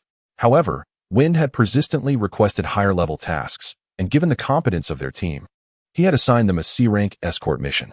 Had something gone awry? Yet, their supervising jonin should be more than capable of handling such situations. Itachi, take your time to explain, Minato urged, stepping down from his position to gently place a reassuring hand on Itachi's back, guiding him to sit in a chair within the office. This startled Itachi. Was it proper for him to occupy such a seat? Wasn't that a privilege reserved for the elders of Konoha? Nevertheless, he steadied his breath, intent on fulfilling the task his father had entrusted to him. Moreover, Wind appeared to be a cousin of Shursui, which only heightened Itachi's anxiety. In truth, Itachi was overthinking. It was merely a chair, accessible to anyone. My father sent me. He began. Uchiha Wind is a newly graduated genin. After sending a letter home about a month ago, there has been no word since. Their mission was simply to escort a craftsman from Konoha to the land of grass. Itachi articulated his thoughts clearly, and Minato began to comprehend the situation. Uchiha Wind was the grandson of the clan's elder, and due to his prolonged absence on a mission, the elder had personally sought out Fugaku for assistance. The elder's demeanor had been reasonable. He merely wished for Fugaku to help, considering he was the clan leader, and it was natural for a clan member to seek his aid after such an extended period away. Upon understanding the circumstances, Fugaku promptly dispatched Itachi to Minato to request 2 security teams to investigate. In times past, the elder would have likely urged Fugaku to mobilize the entire clan. After all, this was his grandson, and setting aside Shursui, he was a prodigious talent, having achieved the 3-tomo Sharingan at such a young age, with a promising future ahead. I understand. Minato, known for his promptness in addressing matters, reassured Itachi, gently ruffling his hair to soothe his nerves. Itachi, your team should thoroughly search along the mission route and return with a report as swiftly as possible. As soon as the words fell, a masked figure swiftly departed. He was a newly appointed member of the Umbu under Minato's command.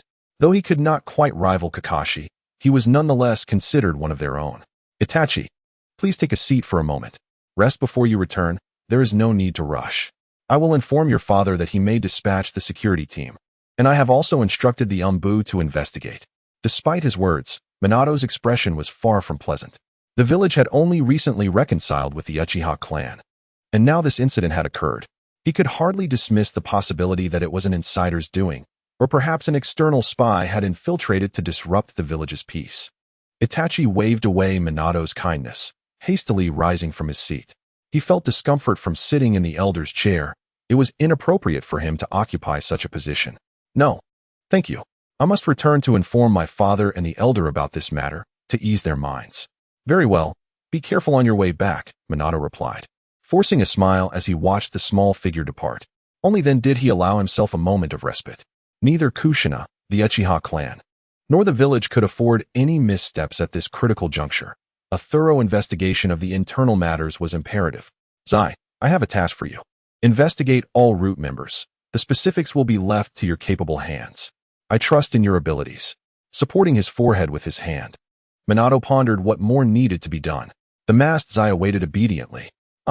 Have Mu return immediately with a report, if he is able to do so. After a silent salute, Zai set off to carry out his mission as the newly appointed Umbu leader. As a member of the Nara clan, he possessed sharp intellect and was well aware of how to handle such matters.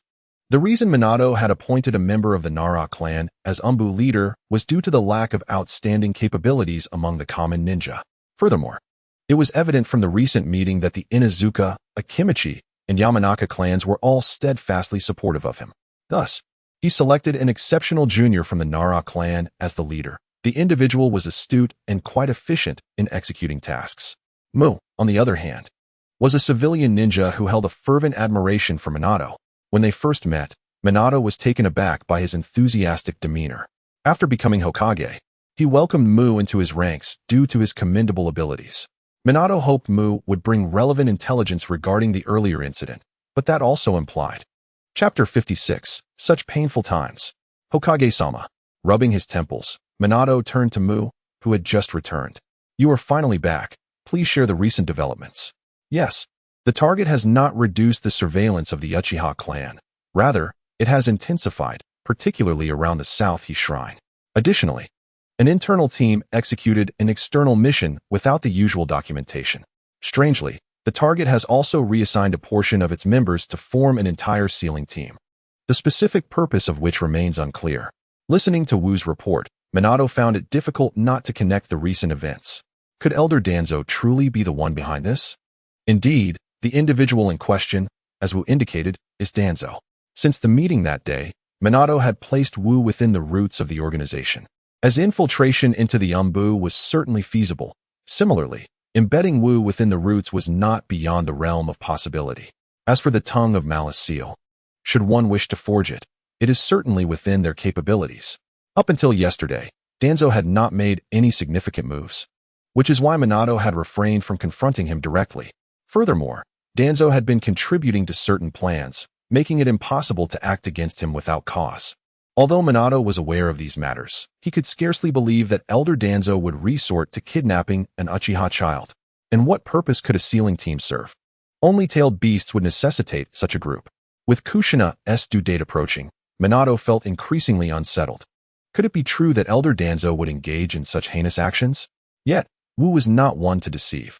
Minato had glimpsed the admiration in Wu's eyes when they had first met, a gaze that could not be fabricated. This was precisely why Minato had chosen him for infiltration. Investigate whether that team's mission is linked to the missing Uchiha. If there are no task records, examine the various secret chambers. The roots should lack the capacity for hidden spaces. Indeed, speaking of hidden spaces, isn't Aido in possession of a separate dimension? That provides some reassurance. However, it remains challenging to uproot the cancer that is Danzo. He poses a considerable threat to the village. If he remains unchecked, it will be difficult to eliminate his roots, and the other two elders are certain to obstruct any efforts. Moreover, one wonders what the third Hokage's stance would be. This is a stark contrast to previous discussions, as Danzo has been his friend for many years. Nonetheless, the safety of Kushina and Naruto cannot be gambled with. There will be other opportunities. Furthermore, the village is not yet at a critical juncture for survival. With this thought, Minato breathed a sigh of relief. He had spent the entire afternoon anxiously contemplating various matters. The Uchiha child was likely located, and as long as Aido was with Kushina, they would be safe. What remained was the task of bringing that child home. At that moment, Kurizetsu observed the snoring Aido, feeling as though the sky had fallen. The Aido of now was entirely different from the one at Kemui Bridge. Back then, he trained tirelessly without pause. However, ever since Kurizetsu had come to the Hokage's residence this morning in search of information, he had found Aido, after finishing lunch, sleeping like a pig. Kushina seemed accustomed to his behavior, attending to her household chores without a word. The two had exchanged not a single syllable. It was utterly exasperating. How could one gather intelligence in silence? It appears that I must return and directly relay all information regarding Aido to Danzo. How infuriating it is that he is nothing but a harbinger of misfortune from beginning to end. After thoroughly venting my frustrations about the slumbering Aido on the sofa, Kurizetsu once again returned to the roots. He entrusted Aido's intelligence to another, passing it on to Danzo, which relieved him of his own headaches. However, it was Danzo who truly had cause for concern. How old is that kid? To possess a Mangeki Sharingan, especially one with such spatial capabilities, is exceedingly troublesome. The Minato couple will undoubtedly contain the Nine Tails within that space, and I shall never lay eyes upon it. Moreover, Aido would not foolishly wander outside. Yet, this opportunity is too rare to overlook. If Minato does not intend to have a second child, my plan to capture the tailed beasts will forever remain incomplete. This is an unbearable predicament. If only I had not been so eager to seize that boy. Should I merely allow him to remain in slumber? I cannot operate as I usually would within the roots. If it is discovered that there is an Uchiha within the roots, all will be lost. Furrowing his brow in distress, Danzo pondered deeply and resolved to proceed with caution and patience. As long as he could still command the root ninjas, there was always a chance to await a more favorable opportunity.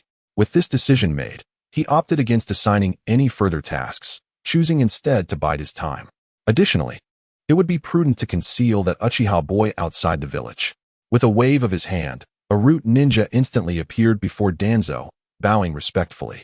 My lord, take a team and escort the child to the stronghold in the land of the hills. Once he awakens, train him as per the usual methods. Understood.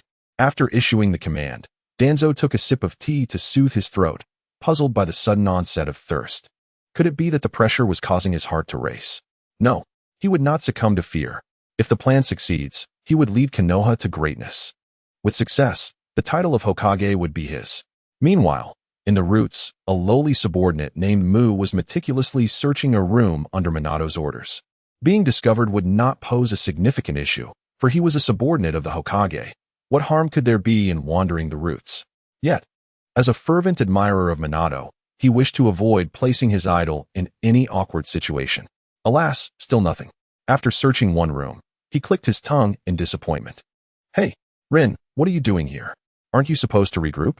The Lord said that aside from Team B on a mission, all others should return to the organization for training. His teammate, Ketsu, looked at him in confusion. Wasn't he this guy typically fond of slacking off? What was he busily doing today? Suddenly, Mu adjusted his demeanor, transforming into the lazy Rin of the Roots, elongating his voice. Huh? Why do they get to go on missions? In a tone reminiscent of Shikamaru. Because they are elite Jonin. Now let us go? His teammate waved dismissively, signaling Rin to follow. At that moment, the astute Rin had formed a general suspicion in his mind. It was imperative to relay this intelligence to the Hokage. An elite Jonin-level mission. Danzo would never casually employ such power without due consideration. It seems they intend to relocate that child. How utterly vexing. Is it possible that I have inadvertently exposed myself? Yet, everything appears to be as it always has been. Could he have acquired other intelligence? What could it be? Rin returned to the headquarters with his teammates, only to find their captain standing in a corner, seemingly awaiting their arrival. Rin, refrain from wandering off to secluded places to slack off. The days ahead will not be easy, he warned, given that everyone bore the curse mark of their misdeeds. And being in the root base, there was no need for concealment. After years in the root, having risen from a mere member to captain, he had witnessed no incidents of note. Wasn't he at merely training? Such matters could be approached casually. No. In the past, the sealing team was the only one permitted to practice sealing techniques. Now we must all learn those symbols, which are quite exasperating. Rin's teammates had also been led astray during this time, easily succumbing to the pleasures of idleness. After all, the orders were relayed by others, not directly from Danzo to him alone, and the power of sealing was not so formidable that one could avoid exertion. Ahem, let us not dwell on that. We shall simply focus on executing our learning tasks. At that moment, Rin had already devised a plan to urgently transmit the intelligence. It was imperative to intercept them. Chapter 57. Transmitting intelligence. The assembled rabble of the root followed their captain to their designated training ground. Couldn't this be during the day? It's nearly dark. Rin lamented. As for how to convey the intelligence that very night, he had yet to formulate a precise plan. He still needed to await the opportune moment. Shoo! One teammate glanced at Rin, squinting. How could he say whatever came to mind? If overheard, he would likely have to relive the agony of joining the root. The team, going along with the flow, soon came to a halt, for before them stood an unfamiliar figure. However, they recognized him immediately by the mask on his face as a ninja from the root. By order of Lord Danzo, each team will soon receive a scroll of sealing techniques, and we will learn here tonight until everyone has mastered it. Not a single member of the rabble complained, all in unison affirming their compliance. After their captain received the scroll, he unfurled it upon the table. You too, do your best. I truly lack this talent. With that, he stood aside, arms crossed, resembling a sentry. Meanwhile, Rin displayed an interest in the sealing technique, which intriguingly operated in space. A remarkable feat. Lord Danzo was willing to let them learn such invaluable knowledge. That makes it all the more challenging. Who can possibly grasp this? We may have to endure the night here, his teammate sighed, slumping onto the table like a student reluctant to attend class. Rin, however, produced paper and pen from his pocket, jotting down notes and sketches, catching the attention of the two. You truly intend to learn? I believe this technique bears resemblance to summoning jutsu, so I thought I'd give it a try. In reality, Rin was documenting intelligence using a cipher on the paper. The other two, one standing and the other slumped, possessed neither talent nor interest in the sealing technique, and thus paid him no mind. Other teams were similarly indifferent. As newly recruited members of Danzo's, most were not particularly remarkable. I succeeded. Rin let out a loud shout, drawing the attention of nearly everyone in the room. As he continued to form seals with his hands, his chakra began to circulate, and with a sudden burst, a bird materialized before soaring away. Meanwhile, no one noticed the disappearance of a crumpled piece of paper on the table. What an idiot. I told you it was impossible to learn that so quickly. It's a waste of everyone's emotions, the crowd muttered, turning their backs on the dazed Rin. In the office, Minato observed the disheveled Yu as he returned. You're back. How did the investigation go? Did they get distracted on the way? Upon hearing Minato's inquiry, Yu found himself at a loss for words, as the reality was the complete opposite of what Minato presumed. Not only had they not been found playing around on the road, but even the craftsmen who issued the tasks had vanished. The villagers at the border of the land of grass expressed ignorance. stating that they had no means to monitor the situation after the craftsmen entered. They had no knowledge of the whereabouts of those individuals. As for the ninjas assigned to protect them, there was even less information. However, the Umbu team led by you discovered signs of a battle approximately 3 kilometers from the designated route, yet no bodies were found. They could only ascertain that it was likely the remnants of their own team's passage, evidenced by a patch of scorched grass on the ground, shaped in a curve that could only result from the use of the Great Fireball technique. You handed the report scroll to Minato, who, upon glancing at it, confirmed his suspicions. This revelation shattered the lingering positive impression Minato held of Danzo. He had always believed that Danzo, the stern elder, was merely burdened by the nature of his work in the roots, but the present circumstances obliterated that notion entirely. With a grim expression, Minato rose from his chair and gazed out at the darkening landscape of Konoha. A troubling question lingering in his mind. What might become of their village if Danzo were allowed to act without restraint? Summon Elder Danzo, he commanded. Yes, there's no need to summon him. I was just about to pay a visit to Lord Hokage.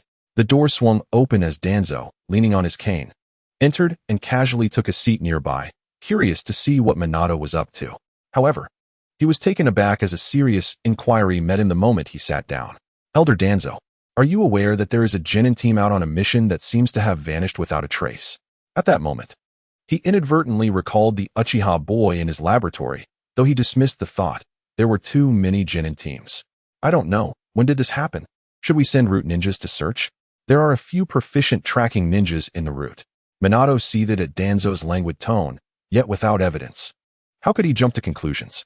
Setting that aside, Elder Danzo, is there a pressing matter that brings you here?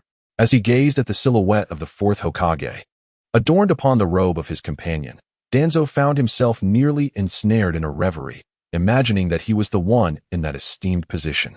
Yet, he knew he must exercise restraint.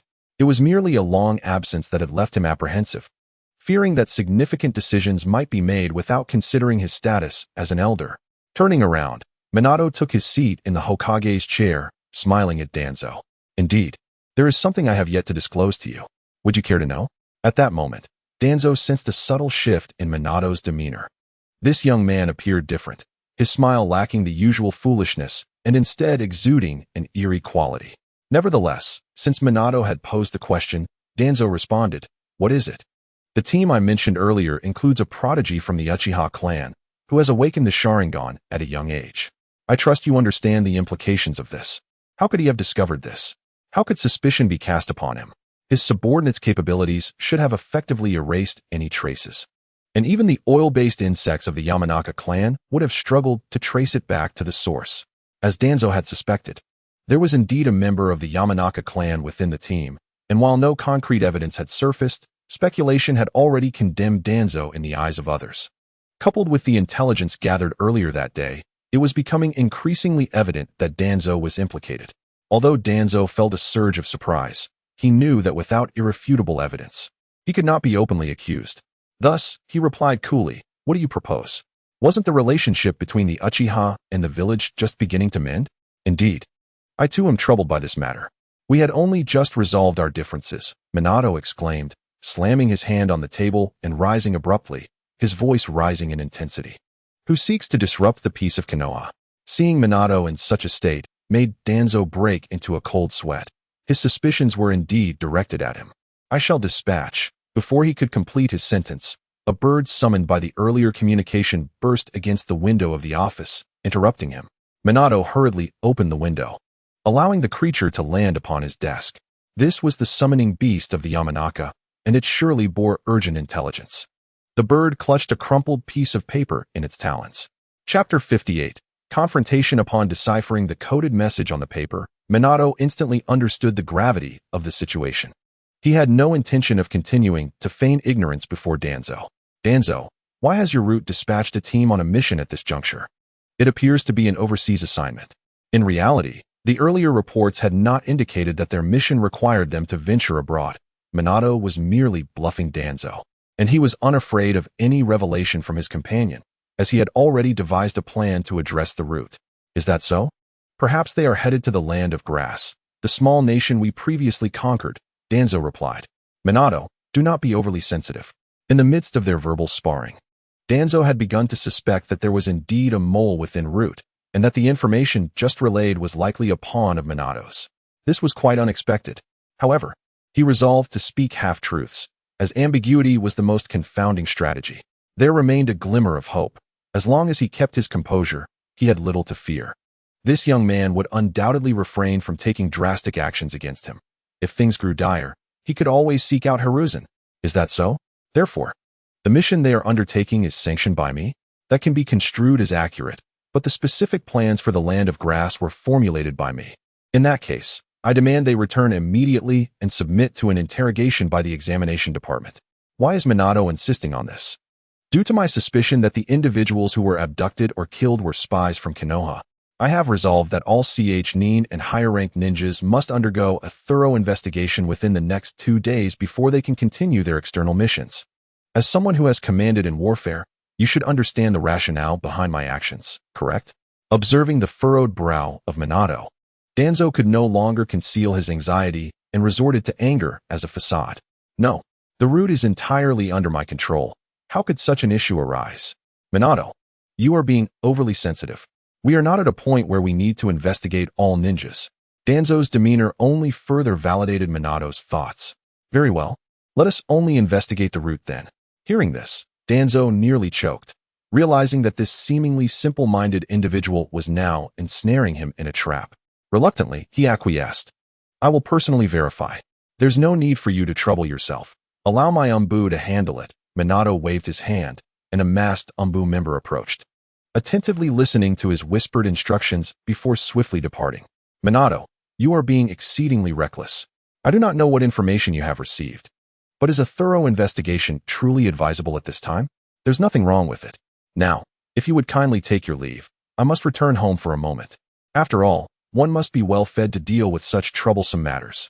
The grip on Danzo's cane tightened, realizing that Minato was leaving him no room for negotiation. It dawned on him that this was a serious confrontation, and it seemed necessary to eliminate those individuals. After all, they were Jonin, which pained him greatly. Furthermore, it was imperative to uncover the spy sent by Minato. He was not going to have a restful night. This conversation had aged Danzo significantly, transforming him into a true semblance of an elder. Watching Danzo's retreating figure, a weary Minato finally returned home, burdened by a heavy heart. He had never anticipated that Danzo could be so ruthless, committing such dreadful acts. That Jonin was merely a young man who had recently risen to his rank. How could he be capable of such deeds? What was the underlying motive? With a troubled expression, he knocked on the door before losing the will to retrieve his keys. This was the most serious predicament he had faced since becoming Hokage. Honey, Kushina exclaimed, rushing towards him. Noticing Minato's disquiet, she sensed that her little son had dimmed inexplicably. What has happened? Minato-sensei, you have returned. Aido's voice faltered upon seeing Minato in such a state. A first for him. Aido, please set the dishes on the table, Kushina instructed, glancing back at the stunned Aido. She then took Minato's hand, guiding him to sit down steadily. Honey, what is wrong? Is the village completely out of money? No, it's not that. I simply never expected Elder Danzo to act in such a manner. How could he be that kind of person? Upon hearing this, Kushina felt reassured, realizing it was likely another one of Danzo's schemes. If she could provide him with a little guidance, he would surely recover. After all, he was her little son. But how should she approach this? It seemed too hollow to merely encourage him. What should she do? One cannot simply forego meals. Yet such a mood might render one unable to eat. Hurry, Kushina, think quickly. What should be done? Reflecting on a past life, one feels a profound discomfort. If only there were a partner. A scene that made Kushina feel bashful flashed through her mind. But must it truly be this way? After traversing through time for so long without such an experience, she caught sight of Minato's somber demeanor, which tugged at her heartstrings. Resolutely, she approached him. Minato was taken aback when Kushina unexpectedly kissed him, letting out a soft gasp. Just then, Aido happened to turn around, holding a plate. Hey, you too. Can't you wait to eat? He exclaimed. Ah, you fool Aido. Why must you arrive at this moment? Reliving the previous sensation, Kushina nestled closer to Minato, burying her face. Minato chuckled upon witnessing Kushina's shy expression, unable to contain his laughter. Surely, his earlier actions must have caused her worry. He ought not to have done that. Ever since Kushina's pregnancy, Their moments of intimacy had dwindled to mere forehead kisses. "I apologize, my dear. I did not anticipate he was such a person," he said. "Are you very disappointed?" "Well, it doesn't matter anymore. Where there is light, darkness inevitably follows. Just as the roots signify, but Danzo has committed unforgivable acts. Even in darkness, one must not turn against their own. I have come to understand." "Then, let us eat," she timidly suggested, pulling out a chair to return to her previous seat. If one were to consider it from a past life perspective, that had been his first kiss. Although they had only brushed lips, she felt no extraordinary sensation, merely the heat of embarrassment rising to her cheeks. She was truly on the verge of becoming a ripe tomato. "Thank you, my dear. But I must step out for a moment," Minato managed to say, feeling guilty for not being able to accompany her so close to her due date. He hoped she would not be upset. "Ah, I guessed it. But you must be dealing with Danzo, right? I support you wholeheartedly. That old man should have been dealt with long ago." With a determined fist holding a bun, Kushina elicited a knowing smile from Minato. He no longer cared whether she used honorifics. After all, Danzo was not worthy of such respect. Had he not refrained from cursing, Minato would have already unleashed his wrath. Before departing, however, he had matters to discuss with Kushina. If tonight he could rid them of the malignant tumor that was Danzo, it would spare her from further troubles. Yet, it was imperative to speak up. This concerned her life and the safety of the village. Unbeknownst to him, Kushina had met with the Sarutobi couple earlier that morning and had devised a plan. Now, she pondered how to convey this information to him. Chapter 59, Dismemberment. As Watergate observed Obito with his mouth stuffed, he pondered, and then spoke. "Obito, I have a favor to ask of you." He did not even inquire why Obito was present, for he had long grown accustomed to such circumstances. He could easily imagine the sense of solitude that both Kakashi and Obito experienced upon returning home. Moreover, it was thanks to them that Kushina had someone to keep her company. "Well, teacher, just leave it to me. I can definitely do better than Kakashi." Kakashi, perched on the roof, caught wind of Obito's mutterings and instinctively rolled his eyes, hastening his pace of eating. "Obito, swallow your food before you speak." "Oh, it's not very tasty for the next few days. I entrust you to stay by Kushina's side, and when the time comes for her to give birth, you will transfer to your space, my dear. What do you think?" Just moments ago, Kushina intended to discuss this matter with Watergate, but was surprised to hear him mention it first. Could it be a meeting of minds? No, this was not the time for such thoughts. She was about to voice her opinion when Obito interrupted. "Teacher, Auntie mentioned this to me this morning, and even Grandpa Third and Grandma Biwa came by. He wanted me to take him to see." His murmuring abruptly ceased, nearly revealing the secret he shared with Grandpa Third. That was perilously close. What to see? Watergate glanced at Kushina, perplexed by Obito's unfinished sentence, while Kushina chuckled. Perhaps something amusing had occurred, but now was not the time to discuss such matters. "Since you have conferred with Lady Biwa, I feel reassured," he said, casting an apologetic look at Kushina, feeling somewhat inadequate. Lately, he had been preoccupied with village affairs, anxious about the seal of the Nine Tails, and had forgotten about Obito. Had it not been for Danzo's threats in the afternoon, he might not have recalled Obito's abilities at all. After all, he had hardly seen Obito use them in front of him, nearly forgetting about it altogether. Conversely, Kushina had grown accustomed to Obito's sudden appearances. "Don't worry, my love. Do what you need to do. I support you." "Well, then I can suppress the Nine Tails in Obito's space at that time." "Huh, teacher, you didn't know?" Kushina, holding her forehead, felt a surge of frustration at Obito. How could he have carelessly revealed such information? Now, how was she to explain to Watergate what she had kept from him? It should have been her to disclose it in the first place. "I apologize, dear. After you had that prophetic dream the other day, I communicated with the Nine Tails. It can maintain its normal state." With a sudden burst of excitement, Watergate sprang to his feet. "Really?" Yes. I promised it that on the day of the birth, it could send a clone outside to play." Kushina, in a state of panic, feared Watergate might blame her for this, but it seemed he was not angry. Rather, he appeared delighted. Unbeknownst to Kushina, Watergate was secretly relieved. In the midst of dealing with the Uchiha boy and guarding against Danzo's potential schemes regarding the Nine Tails, he felt utterly untroubled now. As long as the Nine Tails retained its rationality, how many could truly capture it? This is wonderful. Absolutely splendid. However, it is essential to ensure that the Nine Tails remains constrained. I have entrusted Obito with the task of safeguarding it during that time, ensuring that it remains undisturbed. As long as no one provokes it, there will be no issues. After casting a sharp glare at Aido, Kushina felt her dissatisfaction diminish slightly, although Aido remained oblivious to her feelings. That is reassuring. At that moment, Aido must prevent anyone from disturbing the Ninetales clone, and all will be well. Minato turned to Aido, urging him to keep a vigilant watch. Aido swallowed hard and solemnly replied, "Rest assured, Sensei, I will definitely do so. I would sacrifice my life if necessary." Observing Aido's demeanor, Kushina believed that he would indeed risk his life if the situation demanded it. "Fool, it shouldn't come to that. Besides, if you are gone, how will I escape from your space? But why must you be so cautious, my dear?" Minato then recounted the events of the day to both of them, including Kakashi, who was on the roof. Kushina was perplexed as to why Danzo had suddenly begun targeting the Uchiha clan. Surely, it couldn't be the result of a butterfly effect caused by her arrival. But wasn't the devoted son of the Uchiha family doing well? Aido felt indifferent. Despite being part of the same clan, he hardly had any connections. If there was any commonality, it was merely that they were all residents of Konoha. Furthermore, it mattered little what schemes Danzo concocted. If Minato-sensei could not address the matter openly, he would take it upon himself to act in his stead. What are Danzo and Hanzo? They are but petty individuals, and one must employ even darker means to deal with such scoundrels. Unlike the blunt Aido, Kakashi was meticulous in his thoughts, yet he did not believe Minato needed assistance with such trivial matters. All he needed to do was ensure the safety of his beloved teacher, Kushina, alongside the foolish Aido. It was merely conjecture, but he leaned towards that notion. Indeed, that seems quite troublesome. However, dear, you must not disclose your intentions to investigate the route to the third Hokage. He will undoubtedly dissuade you. To prevent Danzo's allies from speaking in his favor, Kushina felt it necessary to prepare Minato in advance. Yes, I also believe it is better that the third Hokage remains unaware of these matters.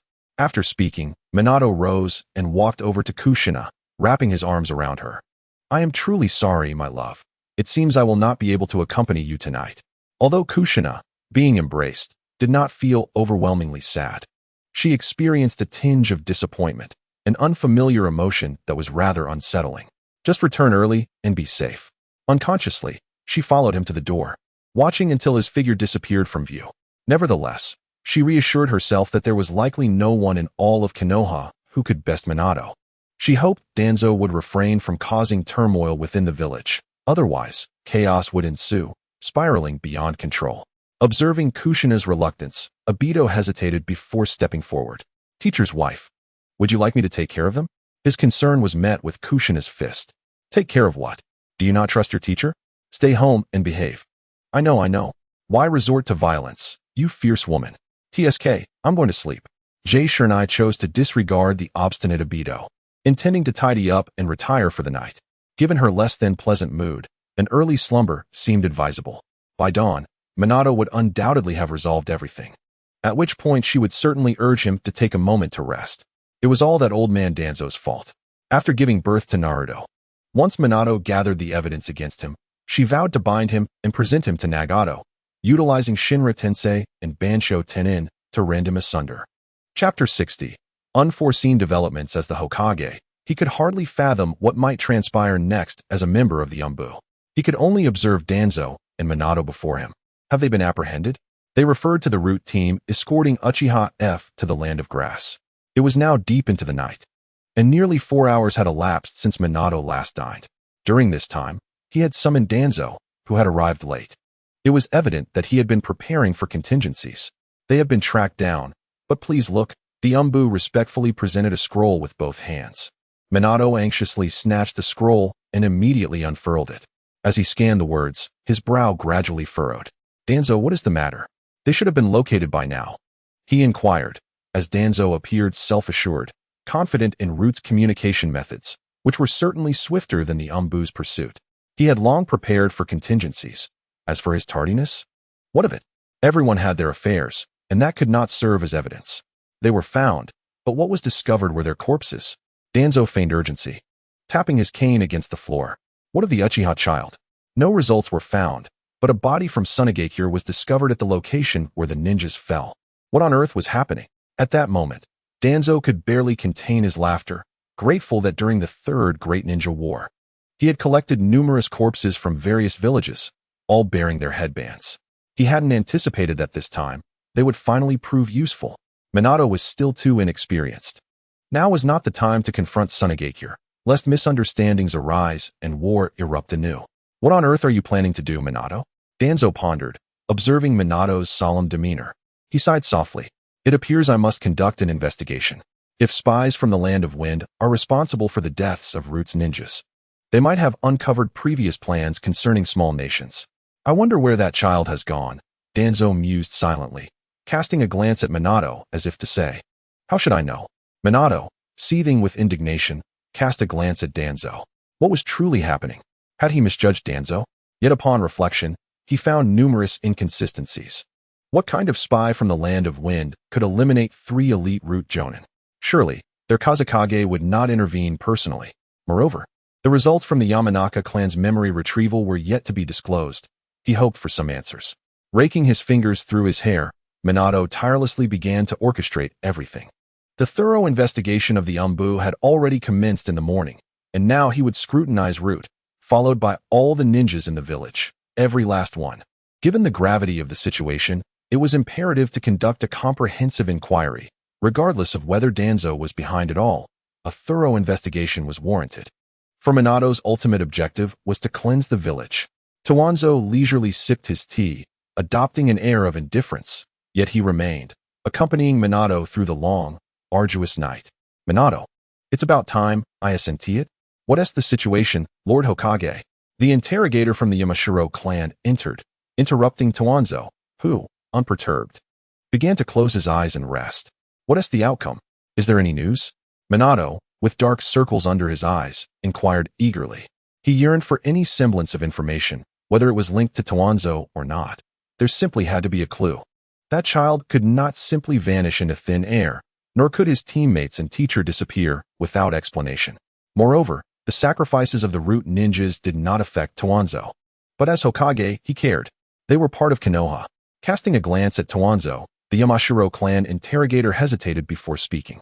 Although the corpse from Sunagakure appeared to be freshly deceased, it was impossible to extract any memories. Strangely, the 3 Root members retained only the face of Elder Towanzo in their memories, while all else remained obscured, devoid of any discernible information. Towanzo, mentioned by name, slowly responded. Did I not mention this before? I must be getting old, having forgotten to tell you. To prevent our members from being captured by other villages and revealing information, each individual has a seal placed in their brain. Their memories are obliterated the moment they perish, leaving only my visage. I truly apologize. I should have recalled this sooner. I am indeed aging. With his eyes still closed, Towanzo self-reproached at a leisurely pace, uttering not a single falsehood. As for the memory sealing technique, Root had its own Yamashiro clan. They had developed this sealing method after rigorous training, and its purpose was precisely as he described. Minato clenched his fists, feeling a sense of frustration. Was it truly the case that they had come up empty-handed? Not entirely. Within the flickering fragments of memory, there existed an image of a scroll. However, neither the scene nor the corpse bore this scroll. I believe we should investigate this further. The appearance of the scroll has been sketched out. He retrieved a piece of paper from his chest, revealing a drawing of a distinct red scroll, which, judging by the illustration, should not be particularly large. At this point, Towanzo had ceased his repose and hastily approached the table for inspection, but soon relaxed once more. What was he expecting? This is a Root scroll, used for storing ninja tools. The Root base has numerous reserves.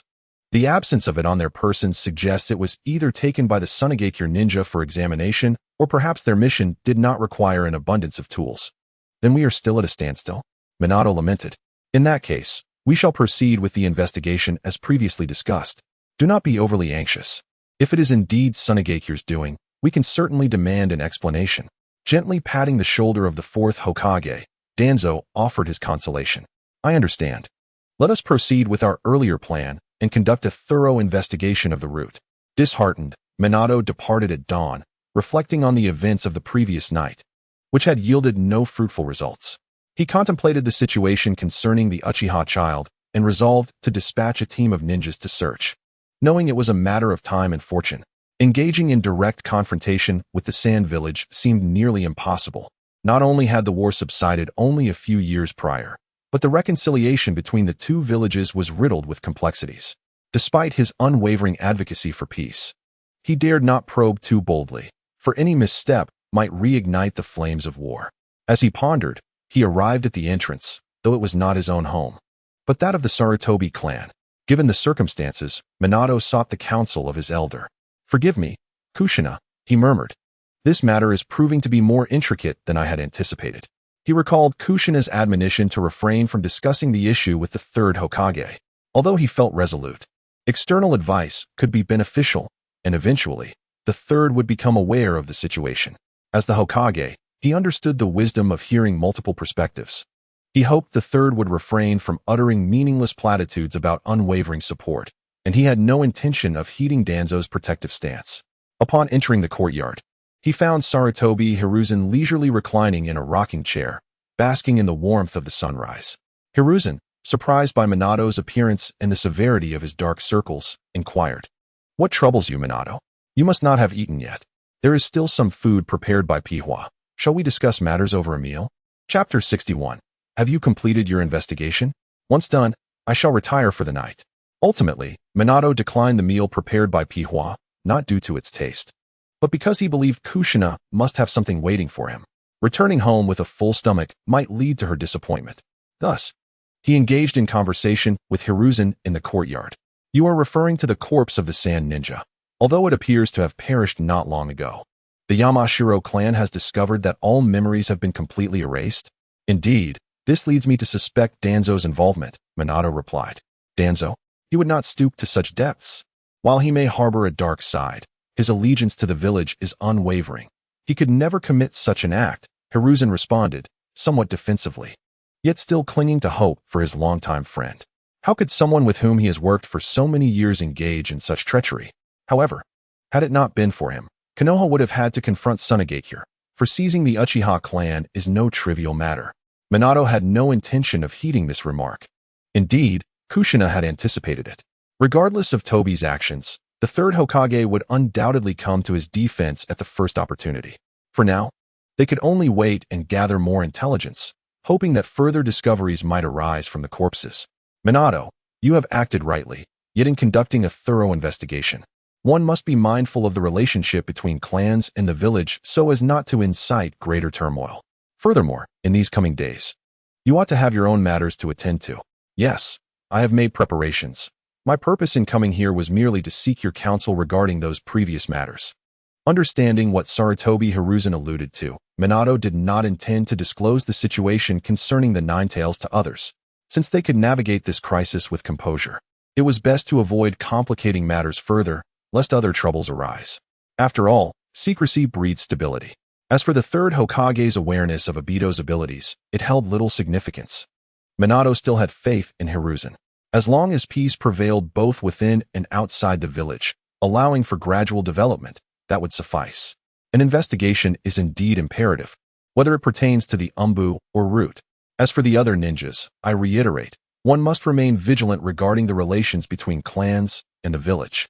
For instance, that Uchiha child is the grandson of the elder, isn't he? Were I in your position, I would likely choose to discuss this matter with him face to face. Of course, this is merely my perspective. Truly, Sarutobi Hiruzen, on the verge of old age, could ramble on endlessly, often repeating himself with only slight variations. Yet, Minato was adept at extracting the counsel he needed, which was precisely what he sought. It is better to speak than to remain silent, else he might feel utterly isolated. On the path to maintaining internal peace within the village, he did not wish to walk alone. Third Hokage, thank you. I now understand what I must do. I should take my leave, or else Kushina will worry." Hiruzen, interrupted, bore no resentment. Rather, he grew anxious for Minato, well aware of Kushina's temperament. "Why did you arrive here first? Doesn't that girl know? Why didn't she say so earlier? Hurry back. I need to rest for a while this morning. I leave the office in your capable hands." Of course, having gleaned the essential knowledge, Minato utilized the Flying Thunder God technique to return home. Contemplating that if Kushina had not prepared breakfast and was instead sleeping in, it would be unwise to wake her abruptly. Upon the flash of yellow light, he found himself face to face with Kushina, who stood with her hands on her hips, breathing heavily. She had been preparing breakfast when she sensed a surge of chakra and had hastened over, compelled by an inexplicable urge to see him. "Ah, I apologize for returning late. Gazing at Minato's panda-like eyes, Kushina found herself at a loss for whether to laugh or cry. To laugh would be insincere, as she genuinely worried for him. To cry would be equally futile, given his disheveled hair and appearance. Since their kiss the previous night, her perspective had shifted dramatically, and she could no longer regard her relationship with Minato lightly. You idiot. Why did you take so long? I was worried sick. Apologies. For a multitude of events have transpired. Very well, I do not hold you at fault. Do go and have a meal, then hasten to your slumber. As she pushed Minato into the chair, she suddenly realized that she was still clutching the kitchen knife she had used earlier.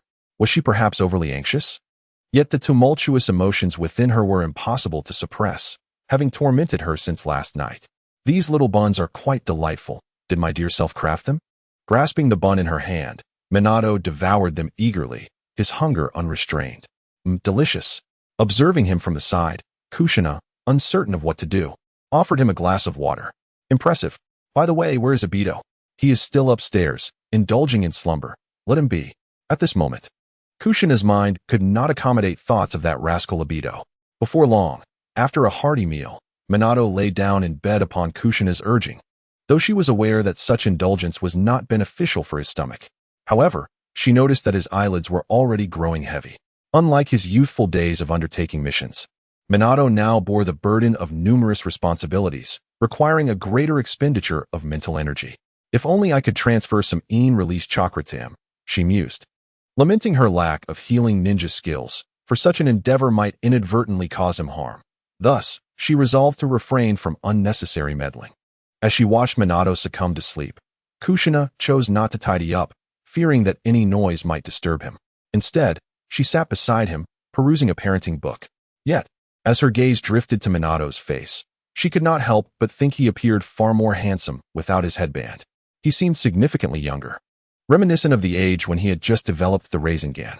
As thoughts meandered, Kushina recalled Boruto's Naruto. What a complex matter. She resolutely refused to allow him to adopt such a hairstyle.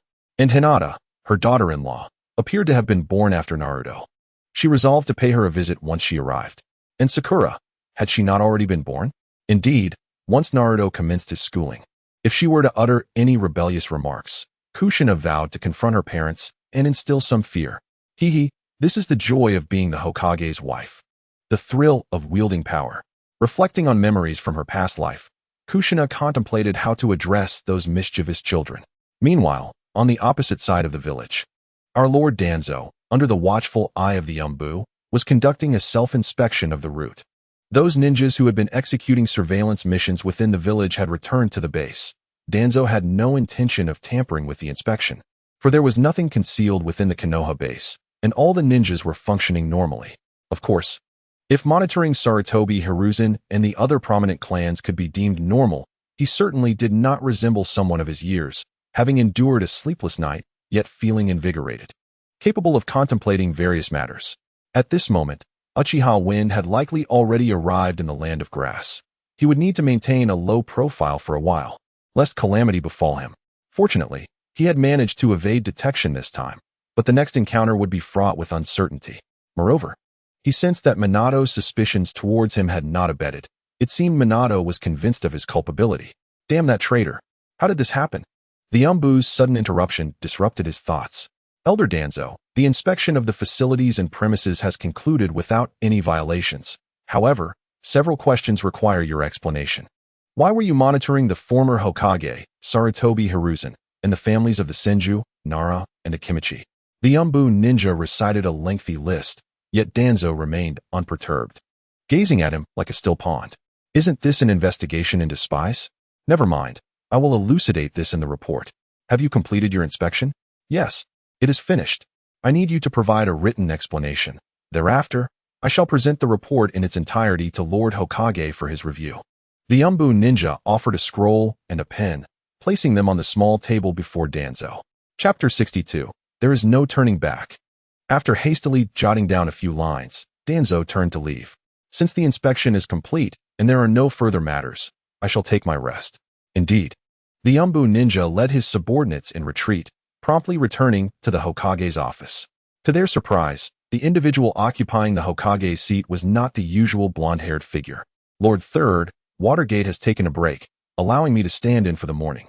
He has briefed me on the specifics. Do you have something to report? Observing the hesitant member of Root before him, he could not fathom what transpired. Could it be true that Danzo had betrayed the village? What on earth is happening? This is the report that Elder Danzo and I composed together. I kindly ask you to review it. Taking the scroll, he swiftly unfurled it, eager to discern Danzo's actions. To protect former Hokage Sarutobi, to ensure the village's safety alongside the various clans. Scoundrel. That scoundrel. Sarutobi Hiruzen could never have anticipated this. Even the medical ninja, Hibiki, working in the hospital, is under surveillance. She is merely a medical ninja, not involved in village affairs. At this moment, Sarutobi had not yet considered Kushina's impending childbirth. For Hibiki was first his wife, then a medical ninja, and lastly, the midwife for Kushina. Danzo has truly become a stranger. Monitoring families is one thing, but not even sparing a longtime friend. When Watergate returns, I shall show him this. Next, we must address the ninjas of the village ranked Chunin and above. This will be a monumental task, so you must exercise caution while undertaking it. Understood. However, within the shadows, there lie several spies, and I hope you can personally investigate. Very well, let us depart at once. Sarutobi Hiruzen was not particularly astonished by this revelation. It was customary for each village to infiltrate the upper echelons of their counterparts. In the past, the lack of scrutiny was merely due to the absence of necessity, for most of them existed on the periphery of power, unaware of the actual events unfolding. Their role was primarily to relay trivial information regarding recent happenings in Konoha, nothing of substantial value. Similarly, Konoha harbored its own spies in various villages. Accompanying the Umbu ninjas to the interrogation chamber in the basement, Sarutobi Hiruzen encountered a spy from Sunagakure and another from Kumogakure. The Kumogakure spy bore no discernible traits indicative of his village. He was diminutive and possessed notably fair skin. Were it not for the Umbu's assertion that he was indeed male, Hiruzen might have mistaken him for a kunoichi. This peculiar appearance likely explained his assignment as a spy. Given that most Kumogakure ninjas were robust men, there was also a ninja from Kusagakure. Hiruzen puzzled over the audacity of someone from such a small village. How could they dare to act in this manner? After an extensive investigation, they unearthed little of value, merely that the Sunagakure spy meticulously documented the time of Minato's return home each day, just before departing the basement. A thought struck him. Both spies hailed from Sunagakure, and perhaps they could provide a clue. He instructed the Umbu to bring the Sunagakure spy to identify the corpse. Time flew by, and by noon, no significant discoveries had been made, while the examination of the other ninjas progressed sluggishly. It was then that Hiruzen noticed Minato entering the room. Minato, you've arrived, so I shall. No, you cannot leave just yet. There is something I wish to discuss with you. Though Hiruzen had nothing to feel guilty about, Minato's inquiry inexplicably filled him with a sense of unease. What has transpired? There is news regarding the corpse. The Umbu just reported that the Sunagakure spy has identified it. Remarkably, it belonged to a ninja from the Third Great Ninja War, although he had actually perished during the conflict. Minato paused, believing that Hiruzen would grasp the implication without further elaboration. How could this be? You mean Danzo? Yet, it still could not serve as conclusive evidence. Upon hearing Danzo's name, Hiruzen's first instinct was to feel compassion. Could there have been a mistake? It seemed unlikely. The Umbu had thoroughly investigated Danzo's memories and indeed discovered relevant experiences. Furthermore, the deceased had been a close comrade of his, having died before his eyes. This was the very reason he had sought to become a spy in Konoha. I must confront Danzo, given the circumstances. Hiruzen was compelled to question who would collect the corpses from the Third Great Ninja War. Only Danzo, who controls the laboratory, or Orochimaru could be responsible for this. However, Orochimaru has already defected, and it would be illogical for him to return suddenly, leaving a corpse on the mission path to the root. Thus, it is unequivocally Danzo's doing. Minato reached out to stop Hiruzen Sarutobi, his expression resolute, stating, "No, you must not confront him. We still need to gather more evidence. We cannot alert the snake in the grass. I do not wish to see the elders of Konoha engage in such actions, but if it is indeed true, we must accept it and remove him entirely. Third Hokage, you must understand that for the sake of the village, we cannot afford to be lenient. What if he continues to abduct other children? Should you really approach him with kindness?" Hiruzen, held back, revealed a complex expression. He had not anticipated that the usually gentle and sunny Minato could possess such a side. Even more astonishing was his own inclination to discuss matters with Danzo, which could jeopardize everything. "I'm sorry, Minato. I have been foolish." Hiruzen attempted to speak, yet found himself at a loss for words. "Third Hokage, there is no need to apologize. You are merely nostalgic for the Danzo of your memories. The one that exists now has changed."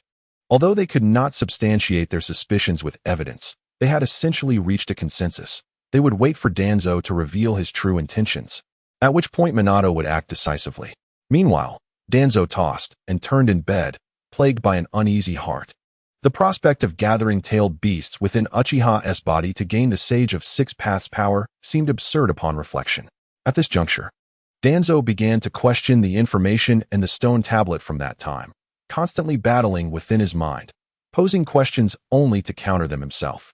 The Uchiha could not possibly achieve such a feat, and they were currently content in their allegiance to Minato. After all, possessing such power would be futile. Yet, the records of their meetings indicated that such methods could sway hearts. Had he been swayed? Impossible. The power of the tailed beasts was undeniably the mightiest. And combining it with the Uchiha's bloodline to accomplish what was inscribed on the stone tablet was not beyond the realm of possibility. Turning over, Danzo rubbed his Sharingan, cursing the Uchiha. "All the good things are in your possession." The disappearance of a single Uchiha child had caused such an uproar, and Minato, that rascal, had become Hokage. What a reckless fellow. Konoha was surely on a path to ruin because of them. The more he pondered, the angrier he became, ultimately losing sleep and chastising himself for thinking he could find peace. With the Uchiha and tailed beasts around, he could not hope for even a day of tranquility. He had to continue with his plans, monitor Lake Biwa closely. The moment Kushina gave birth, he would immediately dispatch the sealing team to control Uchiha Aido. For now, this was the course of action. If he wished to acquire such power, the plan must advance. Since the moment he kidnapped Uchiha Wind, there was no turning back. A fleeting sense of security could only lead to missed opportunities. After all, he could not outlive Kushina. He could not wait for her demise to extract the Nine Tails. The prospect of becoming Hokage and commanding her to surrender the beast was even more improbable. He must strive for his objectives in his own manner. Chapter 63. Suddenly, pain strikes.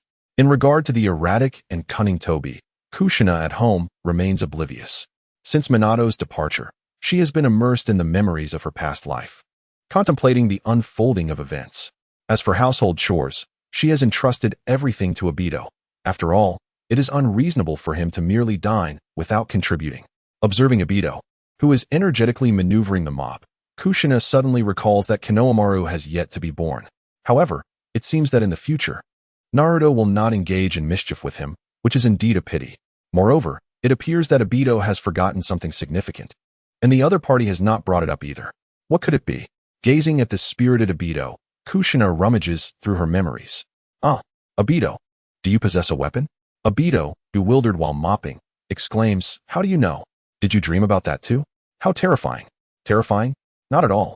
I merely inquired. It's not as though I would demand it for the village. Might I see it?" After sifting through her recollections, Kushina finally remembers that Aido should be carrying a fan on his back. Once he matures further, she plans to gift him a white mask. That would be absolutely perfect. Reluctantly, Aido sets aside the mop, yet ultimately reaches into his Kemui space. Witnessing his demeanor, Kushina feels no need to chastise him. After all, he is still a child, reluctant to share his belongings. After handing over the flame fan to Kushina, Aido stares at her, his expression unwavering. "TSK, you little rascal. I have no intention of stealing your possessions. I am merely curious, as I have never seen one before." Stung by her words, Aido merely huffs and ascends the stairs with the mop. The flame fan is something he had retrieved from the underground base during the night, although Madara deceived him. This weapon has committed no wrongdoing, thus he intends to keep it safe. However, when he visited that day, he noticed that all the white Zetsu had vanished. Yet he paid little heed to it. Moreover, Kushina had previously mentioned that if Black Zetsu had no one to manipulate, there was nothing to fear. Weighing the fan in her hands, Kushina realizes its considerable heft. However, it feels manageable since her strength has notably increased after acquiring Hashirama's cells. Though it still pales in comparison to Tsunade's monstrous strength, it is quite substantial, and as she holds the fan and gazes into the mirror, She thinks, ah, I look quite splendid. This weapon is utterly wasted on the current Obito. That child has no need for it, constantly utilizing his Kamui. Such an item would be of no use to him. Wait, didn't I just tell Obito that I wouldn't take his belongings? How shameful. Holding the flame fan, Kushina is reminded of another matter. Does he not also possess a blade? Well, he likely does not at present, as there remains a considerable time until Itachi matures. Obito. I have finished looking. I merely wish to see it. Upon hearing a sound, Obito dashed downstairs with remarkable speed, swiftly stowing the flame orb into his own space. Observing the foolish grin on Obito's face, Kushina resolved that upon Tsunade's return, she would arrange for him to undergo a cosmetic surgery. His half-smiling visage was rather perplexing and strange. However, she felt it was prudent to consider his opinion first. Obito, how do you feel about your appearance now? The bewildered Obito glanced down at his attire and scratched his head. What? I feel perfectly fine. Kushina pulled him in front of a mirror, pinching his face. Right here. Right here. Is it the scar? It doesn't hurt. I'm used to it. Why are you suddenly bringing this up? What are you trying to say? Are you really so oblivious? I mean, do you think you look good like this? Prompted by Kushina's remark, Obito scrutinized his reflection, realizing there might indeed be something amiss. Surely, Rin would be startled upon seeing him like this. Compared to Kakashi, he seemed a bit less attractive. But what could be done? Mother, you must have a solution. Yes, but we must wait for Lady Tsunade to return to remove your scar. As long as there is a solution, that's good. Otherwise, Rin would surely be frightened. The thought of Rin made Obito fidget restlessly. Kushina regarded him with disdain, hoping that when Rin was revived, she wouldn't declare her affection for Kakashi. If that were the case, the Obito she had worked so hard to encourage back would be in jeopardy again. Sigh. I wonder if your teacher will return on time tonight. Distracted from her thoughts of Obito, Kushina recalled Minato. What on earth was Danzo scheming? She hoped this situation would resolve swiftly. Minato had likely been unable to rest properly these past few days. I told you. I could have taken care of that guy myself. But both of you opposed it. Have you noticed that since returning to Konoha, you seem to have become somewhat dull-witted? To be honest, Kushina had contemplated such a plan herself, to stealthily guide Obito into the roots of the organization, then use Kamui to confine Danzo, or even eliminate him outright. Yet, upon reflection, she realized that it couldn't be done, as Minato was conducting an investigation. Danzo was ostensibly a suspect, and should a suspect suddenly die, someone else would inevitably have to take the blame. Surely, they couldn't involve Tsunade here, given their current impoverished state. A minor incident could lead them to act desperately and wage war. Obito, confronted with these inquiries, began to ponder deeply. Had he truly become dull-witted? Surely not. Hadn't he always been like this? Or could it be, I have always been like this? Then why did you seem so well-prepared and adept at handling matters at the Shinju Bridge? It is because Kurojitsu offers me suggestions. That fellow is quite intelligent. When I am uncertain, I simply inquire, and he elucidates. However, I do prefer to make my own decisions. With a slight smirk, Kushina did not expect Obito to be so composed. Surely, there must be some shift in his intellect. Regardless of whether Obito comprehended her words, she elucidated the reasons against direct assassination. Obito displayed an indifferent demeanor. Since he embraced the goal of achieving world peace, he perceived everything else as trivial. Those with lofty aspirations often overlook minor details, hence the necessity for a more meticulous plan. Did you not previously express a desire to become Hokage? If you are unconcerned about these matters, then there is no hope. Humph. As for Hokage, my sensei can take on that role. I have no desire to deal with all those bothersome responsibilities. I merely lacked awareness before. In truth, he merely felt unworthy of the title of Hokage. Although his mindset had adjusted, he was not amnesiac. Guilt still lingered within him. As for Hokage, he believed Kakashi was quite suitable. Observing Obito's nonchalant demeanor, Kushina found it strikingly reminiscent of Kakashi. Just as she was about to teach him a lesson, an intense pain surged through her abdomen. What is happening? Surely, my cooking could not have been that dreadful, and Obito seems unaffected. Could it be? Chapter 64, Utter Madness. Hiss. It was a sharp intake of breath from Kushina, rather than Orochimaru entering the dragon's cave. Upon witnessing Kushina's state, Obito was momentarily taken aback, swiftly handing her some tissue. You fool. It's Naruto. Naruto? Obito paused for a moment before promptly carrying Kushina to the bed and transporting both her and the bed into the Kamui space. Hang in there. I will return shortly. Meanwhile, within Kushina's ceiling space, the Nine-Tails opened its eyes. Hey, kid, how about letting me out first? In excruciating pain and drenched in cold sweat, Kushina disregarded the peculiar remark from the Nine-Tails, simply agreeing with a fervent, Emichim, Emichim, Emichim. Hearing Kushina's affirmation delighted the Nine-Tails, as it exerted more chakra to create a clone. After all, what the clone experienced, the original would also feel. As for why it provided so much chakra, it was primarily to prevent interference from others while it relaxed. Then release the seal. Kurama, please do not act recklessly. Enduring the pain, Kushina followed the method she recalled to unseal her abdomen. Ha ha ha, I have finally emerged. Accompanying the exclamation, a surge of red chakra erupted from Kushina's abdomen. This declaration startled Kushina. Surely, this creature would not undergo a transformation. Kurama, rest assured, I have stated that I am unlike you humans. Any promise made will be honored. I merely feel a surge of joy. The colossal Nine-Tails gazed at Kushina, who was clutching her abdomen on the bed, gently pulling the blanket over her with its paw. Why are you covering me? I am sweating profusely from the pain. Just as Aido returned to the outside world, he encountered Kakashi. How could this happen so soon? You fool. Is this truly the moment for such matters? You go to the hospital to find Granny Peepa, and I shall inform Teacher Minato. Let us convene at the hospital entrance. Very well. Aido possesses the coordinates of the hospital. He has previously lain within its confines. Upon entering the hospital, Aido did not foolishly shout for Granny Peepa's whereabouts. Instead, he seized a nurse and requested her assistance in locating her. However, the instant he laid eyes upon Granny Peepa, he became acutely aware of some peculiar auras nearby. Although he could not distinguish between good and evil, his perceptive abilities had been somewhat enhanced by the influence of the Hashirama cells.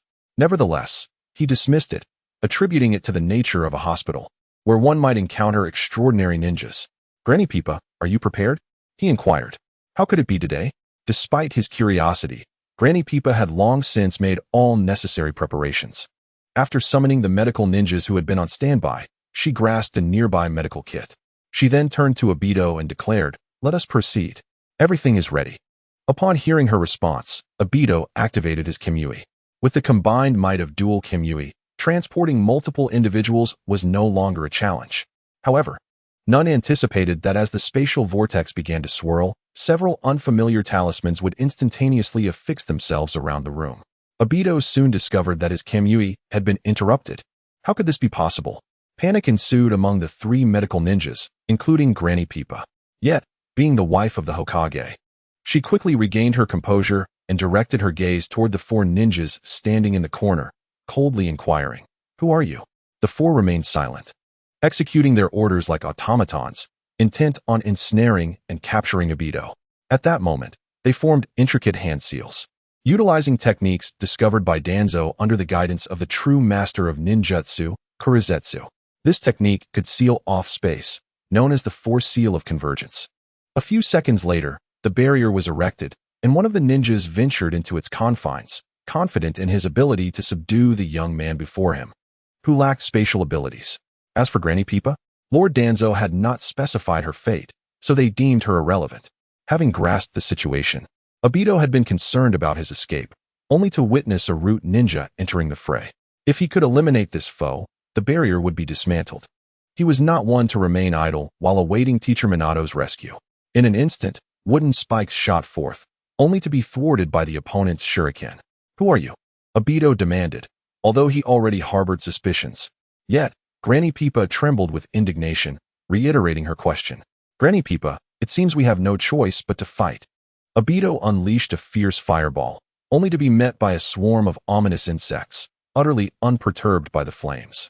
Regrettably, the hospital's office was compromised, revealing the presence of the Oil Woman clan, leaving Lake Biwa with a newfound understanding of the situation. Meanwhile, Minato had just received word from Kakashi and promptly utilized the Flying Thunder God technique to head toward the hospital. The third Hokage remained seated in the office, engaged in conversation with the grandfather of the Uchiha clan, the elder statesman. The two elders found solace in their dialogue, their spirits seemingly untroubled. However, Minato's demeanor shifted to one of grave intensity as flames began to flicker in a corner of the hospital, his gaze sharpening with determination. He hurled a kunai imbued with the flying thunder god technique towards the blaze, a flash of yellow light illuminating the air as he prepared a Rasengan in his hand. Aido, sensei. His words were abruptly cut short as Aido, confined within the barrier, felt a wave of dizziness wash over him. He glanced at his arm. A sudden shock coursing through him. Is this poison? When did this happen? At that moment, he witnessed Minato pressing the Rasengan firmly against the forehead of a root ninja, resulting in a catastrophic explosion of blood and matter. It was Minato's inaugural use of the Rasengan against another's head, yet it did little to quell his fury. Sensei. Aido exerted all his strength, seizing the opportunity as the barrier began to falter, teleporting the trio from Lake Biwa into the Kamui space, only to succumb to unconsciousness moments later. Meanwhile, he was whisked away by the root ninja, who fled towards the interior of the hospital. Despite the emergency evacuation triggered by the fire, some civilians were still unable to escape in time. The remaining two members provided cover for their retreat, complicating matters for Minato, who was reluctant to harm the innocent bystanders and thus sought to maneuver around them while fending off the relentless assaults from the two ninjas. Ultimately, the hospital had its limits, and the root ninja, burdened with Aido, made their escape into the outside world. Minato threw a kunai, only to have it intercepted by the assailant's body, who then gouged out Aido's eye, tossing it away to be caught by another hidden ninja nearby.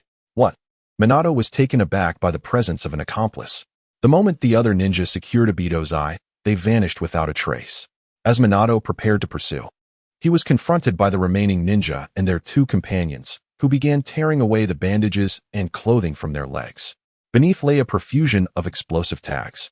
And without a second thought, they charged toward the hospital, unbeknownst to Kushina in the alternate space.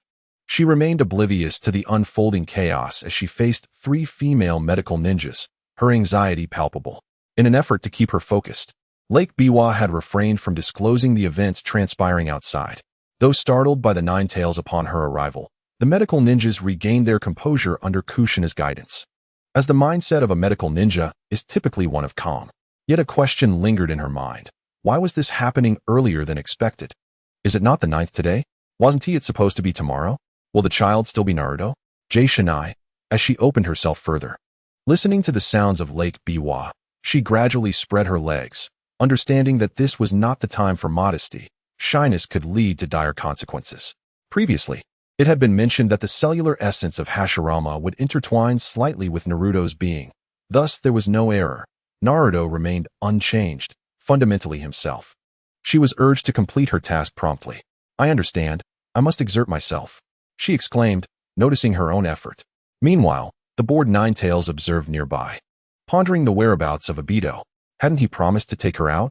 If he failed to uphold his promise this time, it would truly incite its wrath. Chapter 65. A step ahead in a predicament, Minato ultimately encountered his savior, Kakashi, accompanied by the Umbu.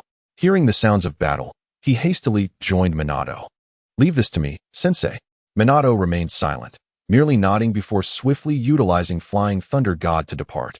Kakashi unsheathed his white fang, swiftly subduing the rogue ninjas intent on self-detonation and chaos. Thanks to the shadow binding technique, they managed to handle the situation without much trouble, as these were not inexperienced genin or civilians, but rather elite members from the root, making the situation quite troublesome. After securing the area, Kakashi spotted Aido lying on the ground. With a touch of concern, he checked for signs of life, relieved to find him merely unconscious. It seemed the enemy had initially aimed to capture him alive. Carrying Aido, Kakashi placed him gently on a hospital bed and closed his hollow eyes, which looked unsettling when left open. He then began to re-examine the surroundings with Zetsu for any anomalies, while other Umbu members extinguished the fire in the office and escorted any fleeing individuals back to the hospital. The weather outside was frigid, and darkness had descended. It was imperative that they be provided with proper care. This unexpected assault had exacerbated the plight of many already wounded and recuperating, even leading to fatalities. Meanwhile, Minato, in pursuit, sensed something amiss. If one were to question why he did not simply chase after them, could it be attributed to a lack of speed? Certainly not. At the outset, he had been confident of catching up in an instant, allowing the enemy to flee in order to glean intelligence on their destination. Now, realizing they were headed toward the land of rivers, he formulated a plan. He had to intercept the ninja carrying Aido's eyes. There was no room for escape. He sensed the presence of others nearby, likely reinforcements. Upon witnessing the techniques of the Yamanaka clan, Minato concluded that the mastermind behind these events was Danzo. But what could be his motives? Regardless of the reasoning, Danzo had irreparably crossed his boundaries. Both as Hokage and as a husband, his limits had been thoroughly transgressed. Throwing the flying thunder god kunai, a flash of yellow light illuminated the scene, yet the Rasengan did not land as anticipated on the target's back. Instead, another individual leaped forward to intercept the attack, blocking it. Danzo. These are all ninjas of Konoha. As the confrontation unfolded, Watergate experienced a fleeting pang of heartache. Yet it was swiftly overshadowed by a surge of indignation. Utilizing the shadow clone technique, he had no time to heed the increasing reinforcements of his foes. With dozens of clones at his side, he once more pursued the individual in question. He reached out and touched the man's shoulder, only to be ensnared by others, causing him to lose his grasp. However, Watergate had devised a plan. The brief contact had left a mark.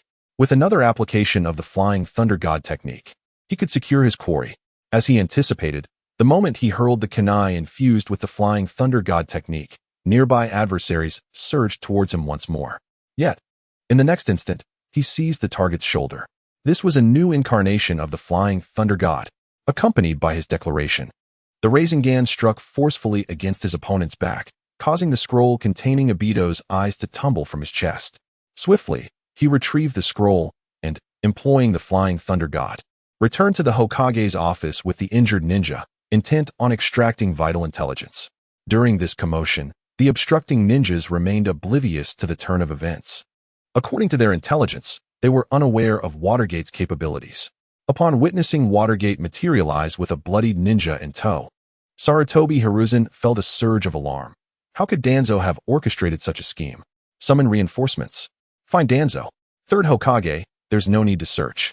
The one responsible for this has likely already fled from Konoha, Watergate remarked, unfurling the scroll to retrieve Aido's eyes, instructing the Umbu to detain the ninja for interrogation. Fortunately, his unwavering vigilance had prevented the adversary from swapping the scroll. Otherwise, retrieving Aido's eyes would have been an impossibility. Meanwhile, Kushina and the others in the void were in peril. Third Hokage, please deliver the eyes to the hospital for Aido at once. To thwart any further incursions from the root ninjas, I must confront Danzo. Uo and you accompany me. Remaining in a state of readiness in the shadows, Uo and you followed suit. Why were they chosen? Because their team possessed the Byakugan of the Hyuga clan, making the search considerably more efficient. Sarutobi Hiruzen gazed at the two crimson Sharingan eyes glimmering on the table, his mind in turmoil. He had surmised the general sequence of events. Why had Danzo resorted to such measures? Was it for the Nine Tails? But had he not yearned to become Hokage? Placing the eyes back into the scroll, he grasped it in his hands and, disregarding his dignity, dashed across the rooftops. Poor Aido had truly endured much. As Watergate had indicated, upon receiving word from his subordinates that they had surrounded Lake Biwa and Aido, Danzo had promptly initiated his departure from Konoha. He was currently concealed within a root-safe house in the forests of the Land of Fire. However, upon receiving the report from the root ninja before him, he realized he had utterly failed. Slamming his hand against the desk, he felt despondent. He had lost everything. This place is not safe. I must leave immediately. You shall provide cover from the rear, while you and Jean accompany me. Jean is the sensory ninja from the Hyuga clan, and me possesses mastery over 3 types of chakra ninjutsu. Though he is yet to enter the twilight of his years, his abilities have considerably improved since the bridge incident. Still, we must remain cautious to avert any unforeseen circumstances. The Land of the Hills is no longer an option, thus we must seek an alternative location. Fortunately, I still have another place to retreat to, albeit requiring another relocation. Otherwise, we shall truly be left with no viable options. Hold on a moment.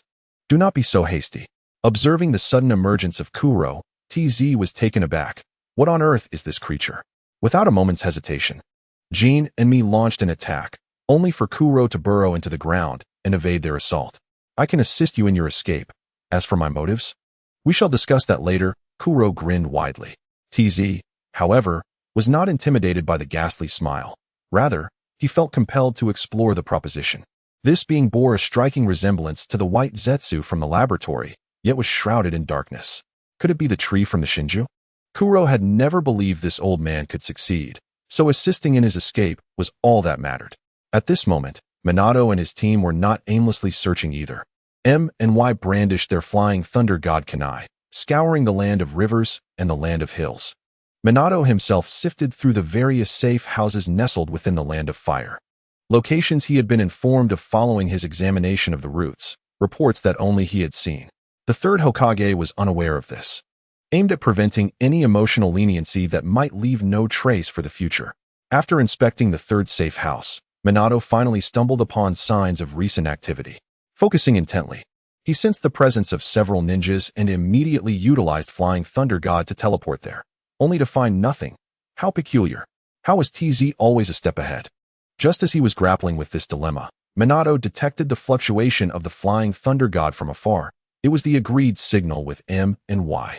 He promptly set off, employing the Rasengan to break up the skirmish between Y and another individual. Just as he was about to inquire, he sensed a disturbance from M's kunai. What is happening? He swiftly deduced that the adversary was aware of his every move. It rendered further pursuit impossible, which was deeply frustrating. Why? Regroup. Chapter 66. Was there someone here after all? With a grim expression, Minato returned to Konoha with the M and Y team, fully aware that he had been outmaneuvered by TZ. Yet, his ire was not merely at being outsmarted, but at TZ's prior actions that had left him in a perpetual bind. The audacity to use the safety of the villagers as leverage was what incensed him the most. If Aido and Kushina were the targets, then the innocent civilians affected within the hospital were utterly blameless. Meanwhile, within the Kamui space, Lake Biwa cradled a golden-haired child while presenting him to Kushina. Likely due to the influence of Hashirama's cells, Kushina felt that aside from discomfort in her lower body, her condition was not particularly grievous. Gazing at the infant with a tuft of golden hair, Kushina sighed in relief. It appeared to be Naruto, thus all was well. Hey, Kushina, where is that little brat?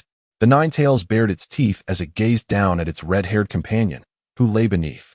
I have no idea either. Logically, we encountered a seal and an ambush outside, and before I lost consciousness, Aido managed to transport us here. We are unaware of what transpired thereafter. What could possibly seal Aido's Kamui? It must have been Danzo's doing. But where did he acquire such advanced technology? Ding. Task completed. Perfect Sage Art is commencing fusion. Would release ninjutsu experience is beginning to merge. Estimated time required. 2 days. Please be patient. Well, rewards are of little use now. I hope Aido is alright. If anything were to happen to him, we would all be trapped here, and that child has already suffered far too much. Yes, Kurama, you heard that too. It's an unfortunate situation, but there's nothing we can do. However, if that kid dies, Aido will not perish. With Minato and Kakashi present, everything should be fine. People Lake nodded with a smile. Indeed, it was only after Minato arrived that Aido had the opportunity to transport us. Then we need not worry. Although we may have to wait a bit longer. As Kushina spoke, she attempted to rise from her bed. She felt no fatigue, merely a sheen of sweat that left her quite displeased. She yearned to get up and move around. Hey, you just gave birth. How can you get up? Oh, I am quite well, truly. I assure you, it's nothing, People Lake Senpai. Ignoring the objections, she descended from the bed and began to bounce lightly. Finding the pain in her body had significantly lessened. People Lake, exasperated, decided not to stop her. If she could manage that, it seemed she was indeed fine. This was the first time she had encountered someone with such a constitution. Could this be the unique vitality of the Uzumaki clan? It certainly stirred envy among women. After taking a few steps, Kushina felt the sticky sensation on her body dissipate somewhat. She reached out to embrace the wailing Naruto. The experience of giving birth felt oddly reminiscent of a rather unpleasant memory, akin to the sensation of relieving oneself, perhaps influenced by hormones. She felt an overwhelming desire to snuggle with the infant in her arms. Kushina, why are you just holding him? The baby is still crying. You can feed him. Can he really drink so soon after birth? Won't he choke? Oh, how could that happen? People Lake frowned at her, while the other 2 medical ninjas watched with bemusement. Even with only 1 fox present, 3 women, and a child, Kushina felt a wave of shyness wash over her. Despite having practiced many times according to parenting books, she still felt somewhat flustered. Turning to face the 3 medical ninjas, Kushina inadvertently caught sight of the Ninetales' enormous eyes. What are you staring at? The Ninetales, bewildered, wondered what it had done. Hadn't it merely been lying there all along? It found the human concern baffling. Humph.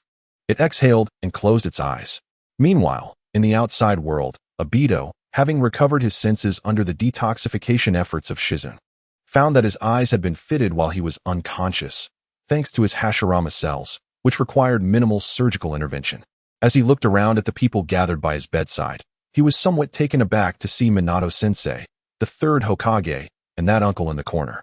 Why is everyone gathered around me? What is going on? Aido, you're awake. At the call of Minato, Aido recalled the moments before his fainting. Sensei Minato, have you caught them? Minato, with a bittersweet smile, inquired about Aido's condition. Sarutobi Hiruzen, observing Aido, shifted the conversation to another subject. Aido, first, go see your teacher's wife.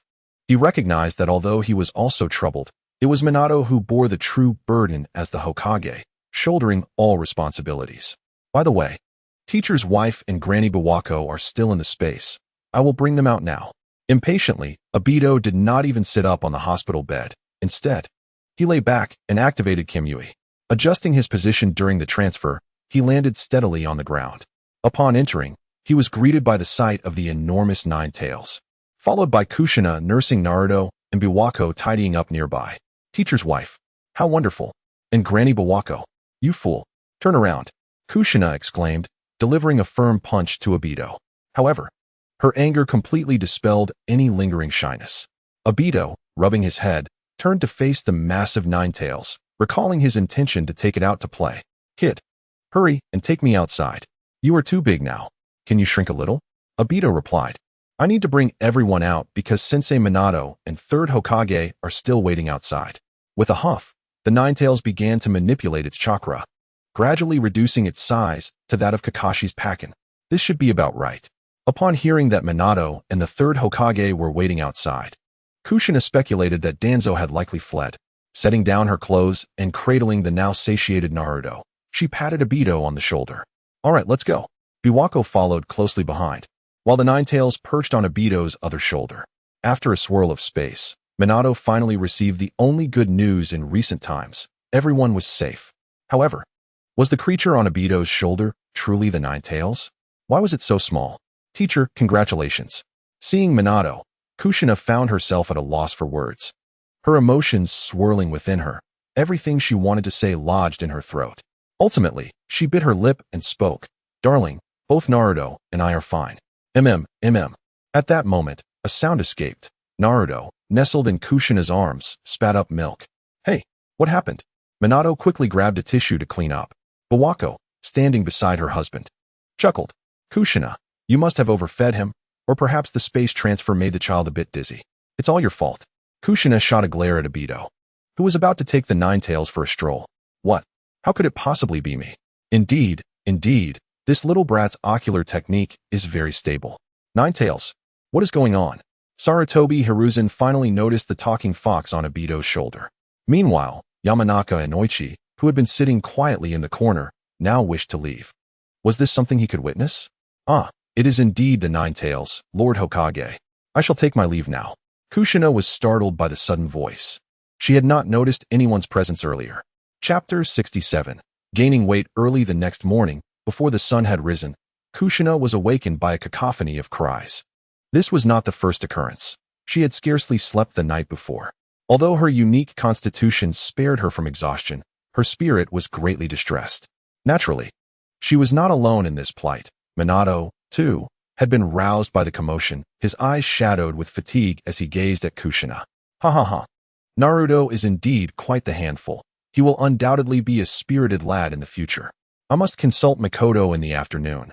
This is truly unbearable, Kushina lamented. She had noticed nothing particularly amiss with the child. He had not been overfed, nor was he starving, and there was no sign of illness. What could possibly be the matter? Surely, he was not possessed, for such peculiarities seemed to abound in this realm. Perhaps I should rise. There is much to attend to in the village.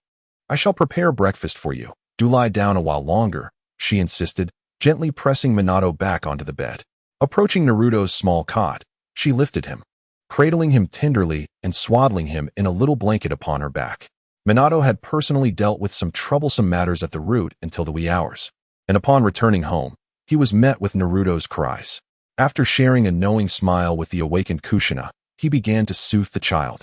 Having barely slept a few hours, he complied with Kushina's suggestion to rest. Otherwise, he would indeed face a long day without any reprieve.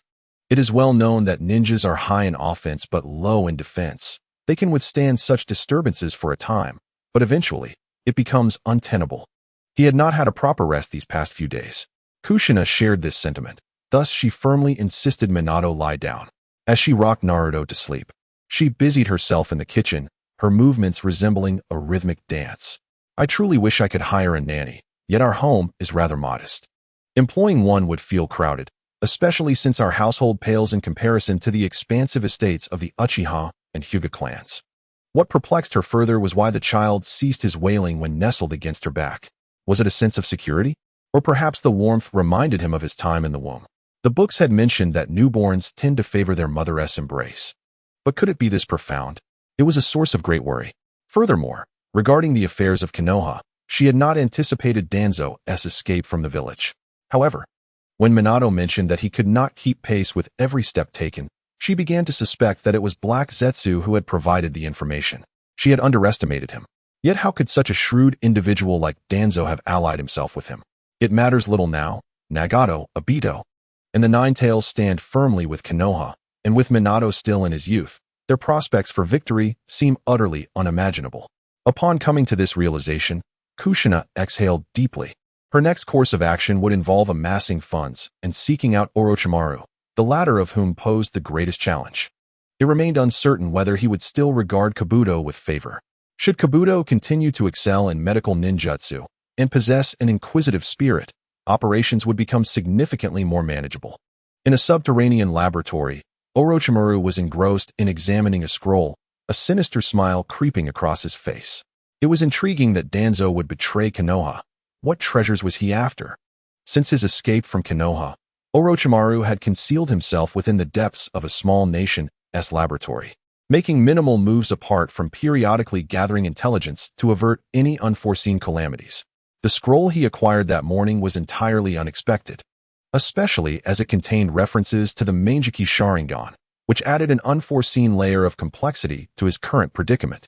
Nevertheless, this did not hinder his research. During this interval, he had also become aware of another fascinating organization, Akatsuki. However, his interest remained superficial, as he found little of significance among them.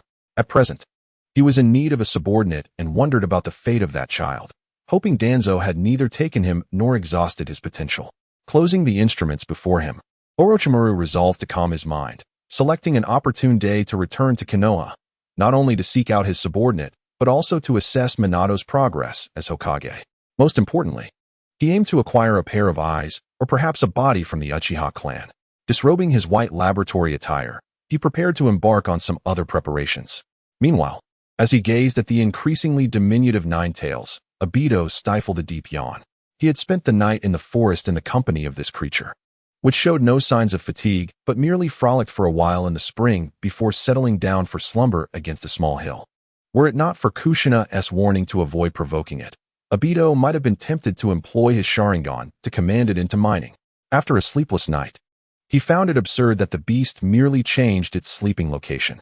With a flicker of his Kimui, Aido and the now smaller Nine Tails instantly appeared at the entrance. Following Kushina's earlier complaints, he refrained from entering the house directly. Just as he was about to open the door, he encountered Minato, who was attempting to exit while stuffing his mouth with buns. "Careful on your way, teacher.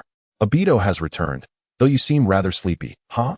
I shall take my leave now," he remarked, tousling Aido's hair before Minato vanished without a trace. Turning around, Aido spotted Kushina sitting despondently on the sofa, cradling Naruto. It appeared that Minato's family had also endured a rather taxing night. "Mother, I have brought back the Nine Tails. Farewell. I am off to sleep." Just as Kushina was about to respond, Aido had already left, having discarded the Nine Tails, clearly exhausted. "TSK, it's just one night without sleep. What a fragile little creature." The Nine Tails gracefully leaped onto the sofa, grinning at Kushina, who cradled Naruto in her arms. This made Kushina feel somewhat uncomfortable. "Kurama, are your feet dirty? You're stepping on the sofa. And that grin of yours is quite distasteful. How could I be dirty?" The Nine Tails disregarded her latter comment, wrapping itself in its own tail. It was perplexed by the notion of being distasteful. Was it not attractive? Among the tailed beasts, it considered itself the most handsome. Observing the nine tails, who seemed unwilling to return to its seal, Kushina felt a twinge of anxiety. Surely, it wouldn't refuse to go back. She still wanted to try out the Kurama mode. The thought of its golden appearance would surely astonish Minato. However, time was of the essence, as she needed to care for Naruto. Kurama, when will you return? One day? Why are you in such a hurry? A day consists of both day and night. Stop urging me. All right, my apologies, Kushina replied, gently patting the nine tails, ignoring its wide-eyed expression.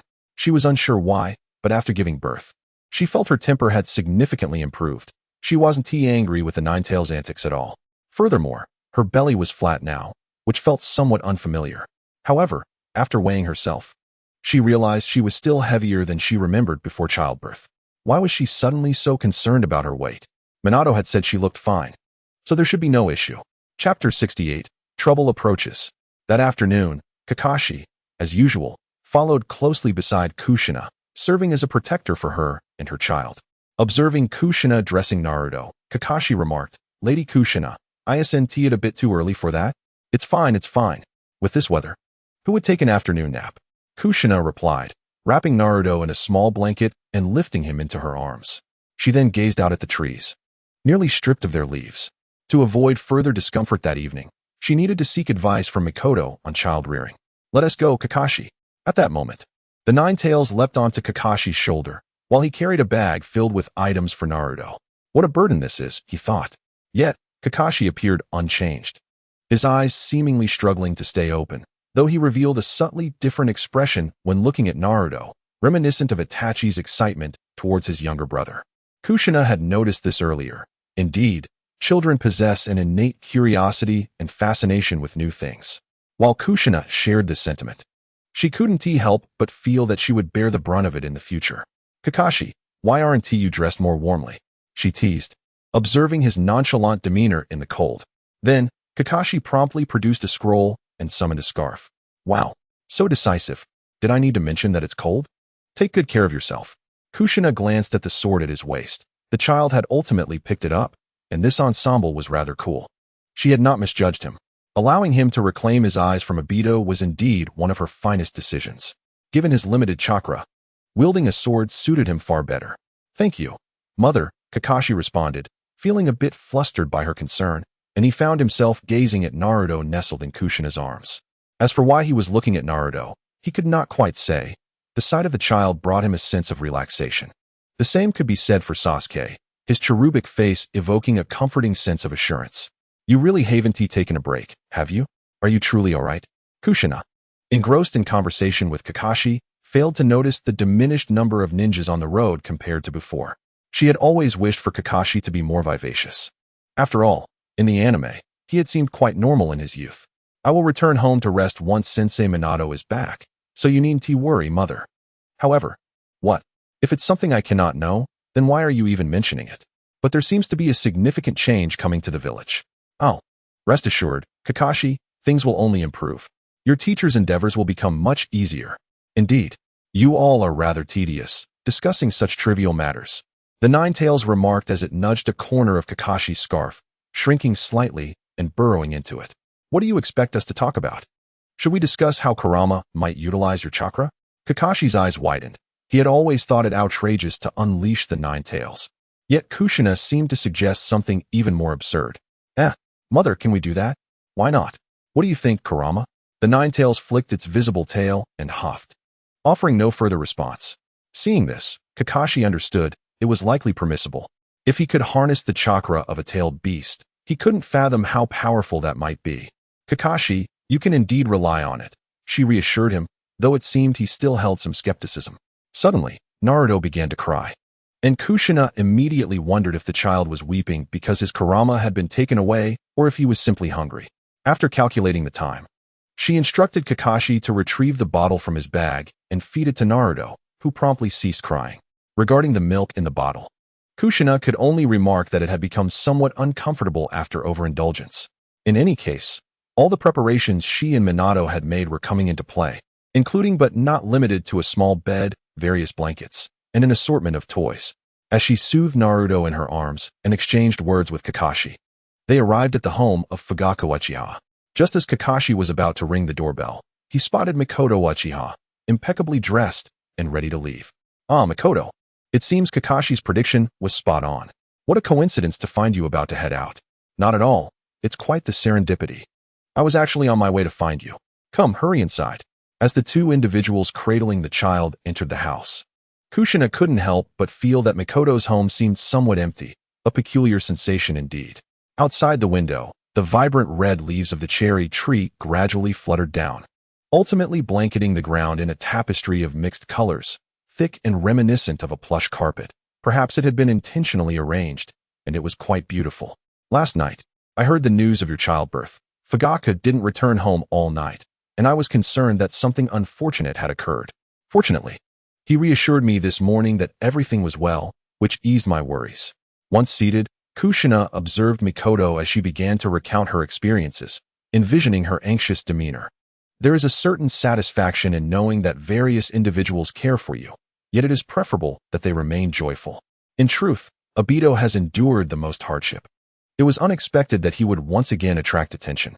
However, we are fortunate to have Minato around. I heard Kakashi played a significant role last night as well.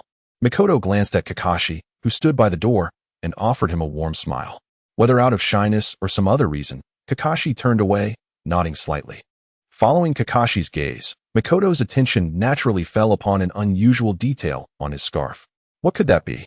She felt a rush of anxiety. Could it possibly be 1, 2, 3, 4, 5, 9 tails? The 9 tails. But fear not, Mikoto reassured her sister. There is truly nothing to worry about. Let us focus on our conversation. That troublesome creature always finds ways to complicate matters. Why can't it just remain sealed instead of lingering at home? And to think it would express such human-like behavior. It was indeed fortunate that it witnessed Naruto's birth, which led it to perceive humanity as an intriguing species. Additionally, its harmonious relationship with Aido allowed it to grasp certain concepts, however vaguely. I had initially planned to bring you some items around noon. But reflecting on the time right after giving birth to Itachi, I decided to postpone my visit to the afternoon. Surely the first day is quite challenging. Indeed, while the sight of a child can invigorate one's spirit, it still brings about a degree of fatigue. Will you have another child? Mikoto pondered for a moment before adding, perhaps a girl with Minato? You've just given birth to one. Such matters can be discussed later. Kushina's voice dwindled. Yet her mind began to wander into fantasies. Should we have another girl? No, that is impossible. The pain is too great. It's exhausting. Absolutely not. She recalled the information from the system space. Wasn't it stated that women who have just given birth should be free of such thoughts due to hormonal changes? Could it be that her robust constitution allowed for an earlier hormonal balance? What a conundrum. Kushina, what's wrong? Mikoto inquired, noticing Kushina's dazed expression, gently touching her forehead. Chapter 69. Returning home after confirming that Kushina was well, Mikoto sighed in relief. I was merely jesting. You nearly frightened me to death just now. Ah, how amusing. I did not anticipate you would pose such a question. However, I have no intention of entertaining that thought. Indeed, I have given it some consideration. Mikoto chuckled, finding the notion of 2 children rather delightful. Yet, with Minato frequently absent from home, 2 children might prove to be quite troublesome for them. Observing Mikoto's demeanor, Kushina felt a tinge of helplessness. It seemed unlikely that they would have more children. Naruto, in his growing years, was already quite the handful. The mere thought of another child was daunting. Actually, my visit to you, Mikoto, is of great importance.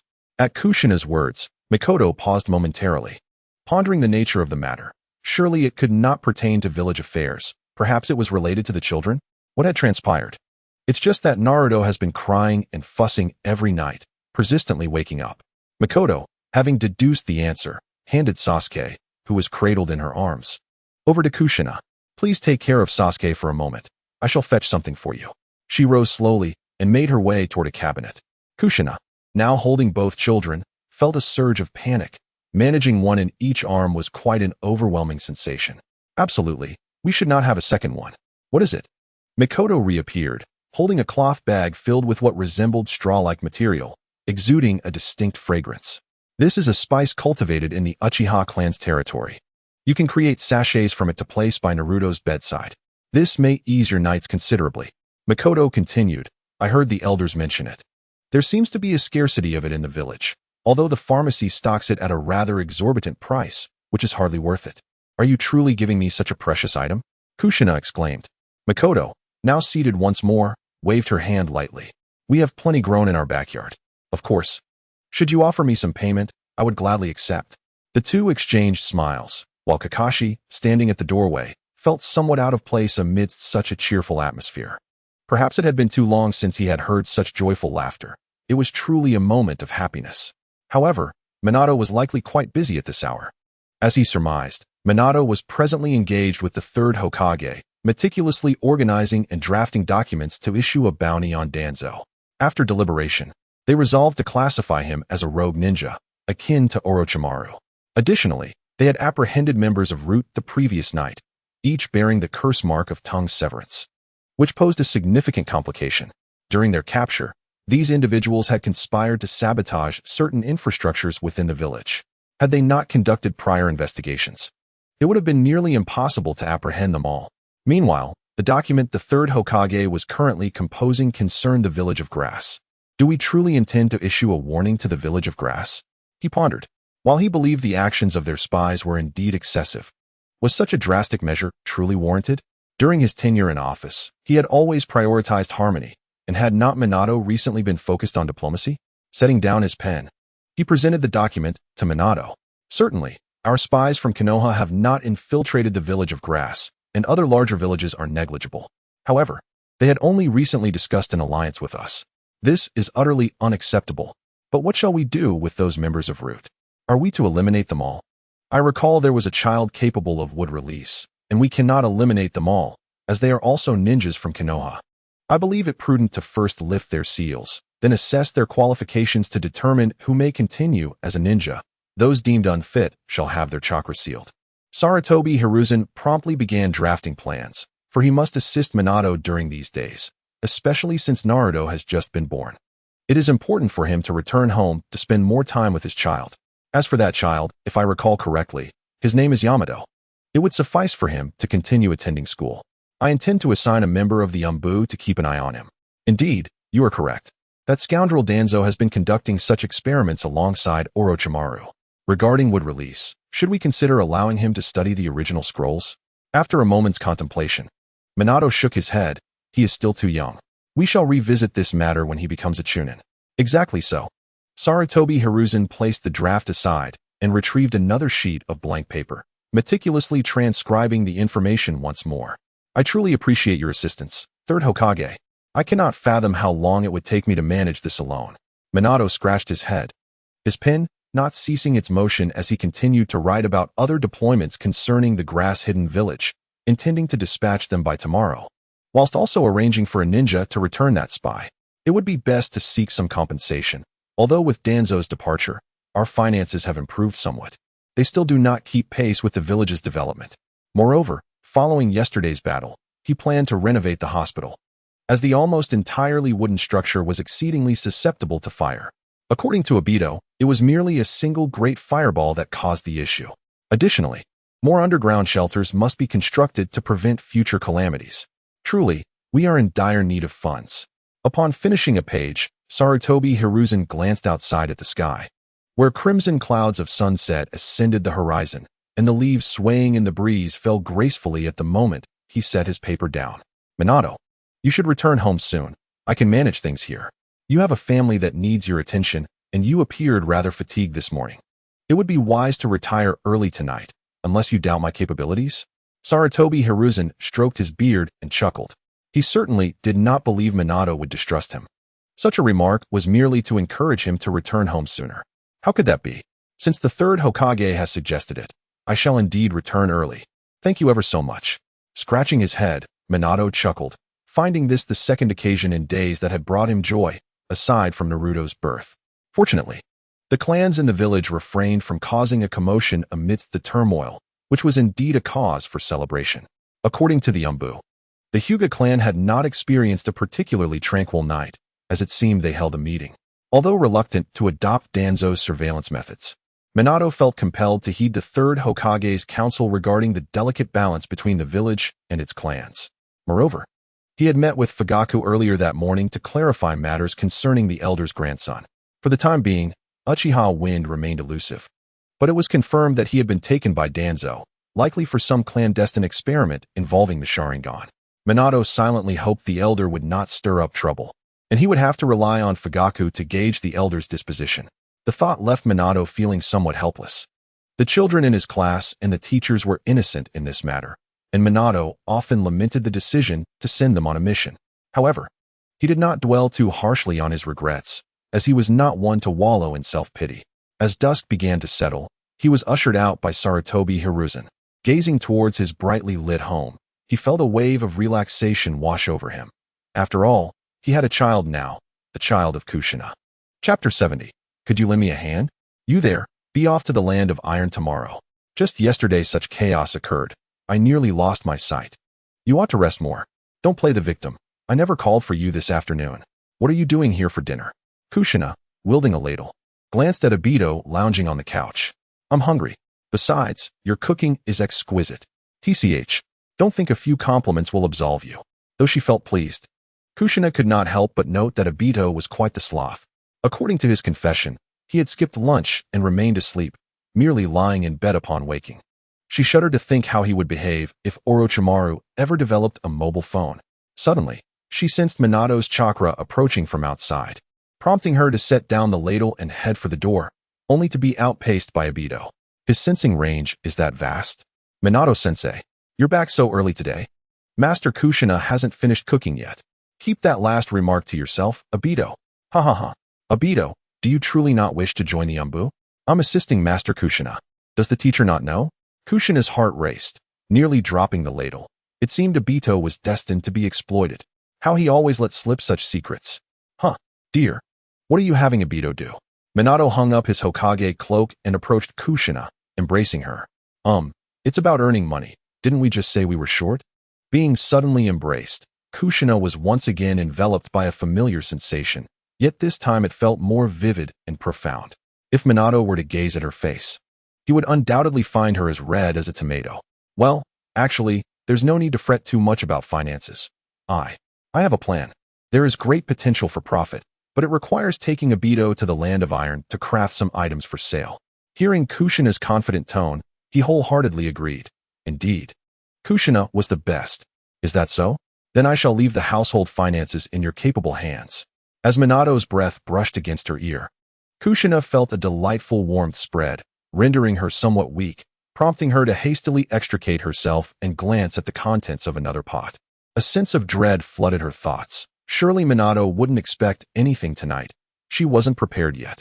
Minato merely perceived that it had been a long time since he had held the slender, flat-bellied Kushina, and he assumed her mention of money pertained to trivial family matters, unaware that she was referring to resolving the village's finances.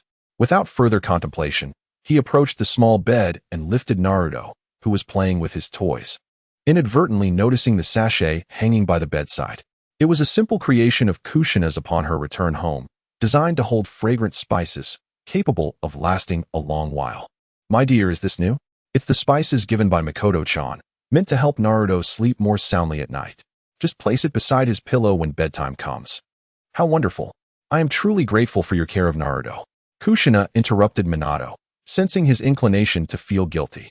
No need for such thoughts. In Kushina's eyes, Minato had never relaxed. He was always busy, while she found herself feeling a bit bored with the routine. At that moment, Kurama, the Nine-Tails, rose from the sofa, playfully wagging its tail. I'm still here. Have you not returned at all? Why are you so hasty, just like her? Do you not trust me? My apologies. I merely hadn't considered it. Minato, chided by Kurama, found himself apologizing, then sat beside it while holding Naruto. Once he freed a hand, he realized that Kurama was not a mere dog. It was wise to refrain from petting it too casually. Meanwhile, Aido lounged in another corner, perusing a magazine, his gaze occasionally drifting towards the pair of Minato and Kurama. When he had arrived that afternoon, he had playfully petted Kurama, only to receive a swift reprimand, which had amused Kushina. Now, he wondered if Minato would behave similarly, but disappointment washed over him when he saw Minato's hand remain still. Was he the only one who dared? Aido, come help. Kushina's cheeks flushed slightly, though she remained unaware of it.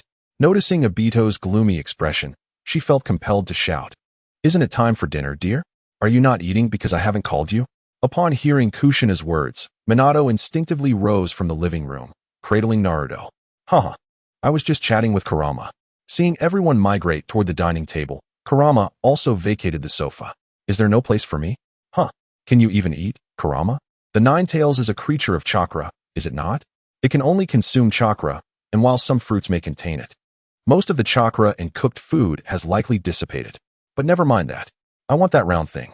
The Nine Tails extended its claw and pointed at the fish balls.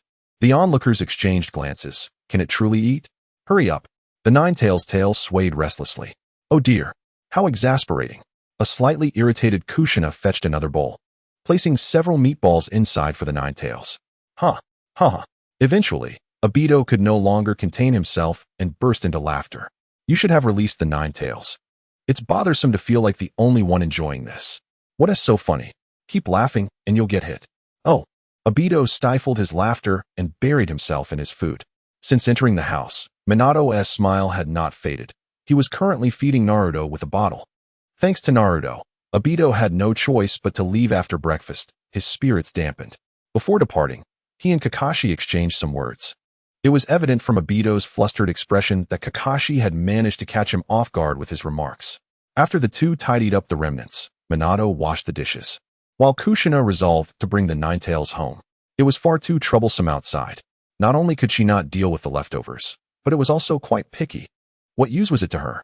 Moreover, it refused to share chakra, which was simply outrageous. Kurama, it's time to go back. All right, I got it. Just as the words fell, it transformed into a stream of red chakra and entered Kushina's abdomen. Sitting cross-legged, she intended to explore the ceiling space. Kurama, how is it? Observing the fused clone of the Nine Tails, Kushina resisted the urge to pull out the chains. I wish to venture out occasionally to savor the fish balls. While it cannot digest them, it can efficiently dissipate food with its vast chakra, even more effectively than humans. As for why it enjoys fish balls, that remains a mystery. TSK. Fine, but you must allow me to use some of your chakra. If there are fish balls, I'll share a bit with you. Good. Not wanting to see this glutton any longer, Kushina quickly emerged from the ceiling space, only to hear a loud commotion from the bathroom. Should I? Darling, could you assist me? Chapter 71. A confession. The following morning, Kushina was not awakened by Naruto's cries, but rather by the system's notifications, as her sage arts and wood release techniques had successfully fused. After watching Minato depart, she began her experimentation. Last night, Minato had done nothing out of the ordinary, merely holding her close, yet she felt something amiss. Waking up that morning, she experienced an unexpected sense of loss. Had she truly fallen so far? Perhaps it was best to ponder that later. She decided to attempt the wood release technique. Pinching Naruto's small face, she realized that a baby carriage was nowhere to be found. How utterly disastrous. Although carrying the burden was not particularly exhausting, it did impose certain restrictions on her movements. Suddenly, Kushina conceived a brilliant idea, but she first needed to adapt to the wood release jutsu. She picked up a potted plant from the windowsill, within which lay a common roadside flower. Concentrating intently, she summoned her chakra, and with a resounding rustle, vines began to sprout and intertwine. And in the blink of an eye, the wooden floor was adorned with blossoms. Oh no, this is a disaster, she exclaimed. Kushina, what happened? Kakashi, hearing her scream, leaped through the window into the room. Observing the chaos of flowers and vines on the floor, he was equally perplexed. What on earth is going on? Kakashi, please help me clean this up. Otherwise, we might not finish today.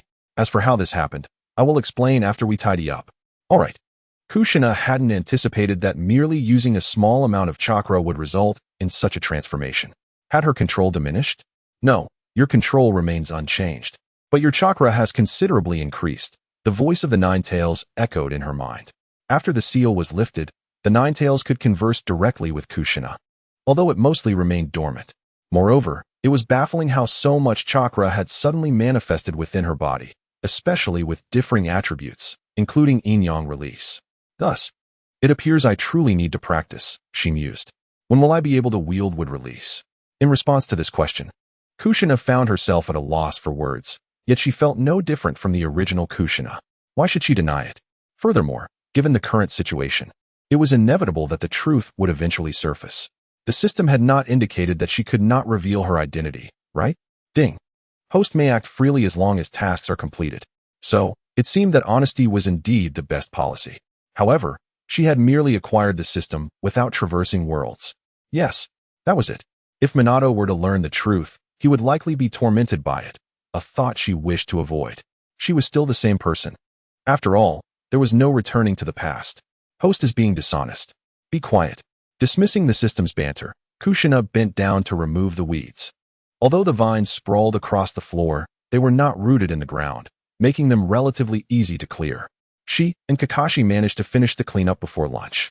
At that moment, Kakashi was carrying a large bag filled with the discarded vines and leaves as he made his way outside, while Kushina had collected the flowers, having discovered that they could be brewed into a sweet tea.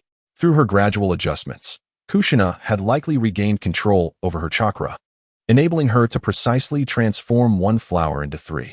However, coaxing a single flower to bloom remained a formidable challenge. Setting down the potted plant, she resolved to write down the details regarding the system for Kakashi to deliver to Minato, as she found it difficult to articulate in person. To be frank, she was reluctant to lie to Minato, but this did not constitute a lie, merely an incomplete truth with the order altered. After finishing her task, she carefully placed the contents into an envelope, just as Kakashi returned. "Mother, what was that earlier?" he inquired, his gaze fixed intently on Kushina. He suspected it was likely related to wood release, a technique she had not previously mastered. The details of the incident are all contained within that envelope. When you deliver the meals later, review it with your teacher, but remember to destroy it completely afterward, she replied. With a deep breath, Kakashi tucked the envelope into his cloak. Suddenly, a knock echoed through the room. They exchanged a glance, instantly knowing it was Aido. However, upon opening the door, they were greeted by Biwako. "Kushina, I've brought some items for the children. I hope you don't mind," she said, slightly lifting the basket in her hands. Inside were handmade baby clothes and small toys. "Of course not. Please come in," Kakashi responded, taking the basket and guiding her to the sofa. Kushina was puzzled by her visit at such an hour, especially with dinner approaching.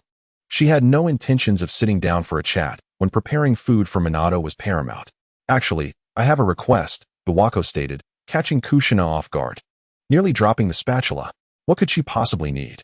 With her status, was there anything she lacked? Had something happened to Minato concerning Hiruzen? Just let me know. And if I can assist, I certainly will. Kushina replied, eager to help. These past few days, Hiruzen has been accompanying Minato and has praised the snack you made. I thought I might learn how to prepare it myself, Biwako explained. Oh, of course. That is not a secret recipe, just my discovery. I happen to be making it now, so come and see. It's quite simple, Kushina said, relieved that Minato's situation was merely about learning to cook. By the way, I have a request for you as well. There is a child at the hospital named Kabuto. Are you referring to the blue-haired boy from the orphanage? Yes, exactly. I would like to ask you to nurture him. He possesses remarkable talent. To be honest, I feel I have little left to teach him. His aptitude is truly astonishing. His skills are impressive, likely due to his background. However, I will keep a closer eye on him, Kushina assured her. Thank you.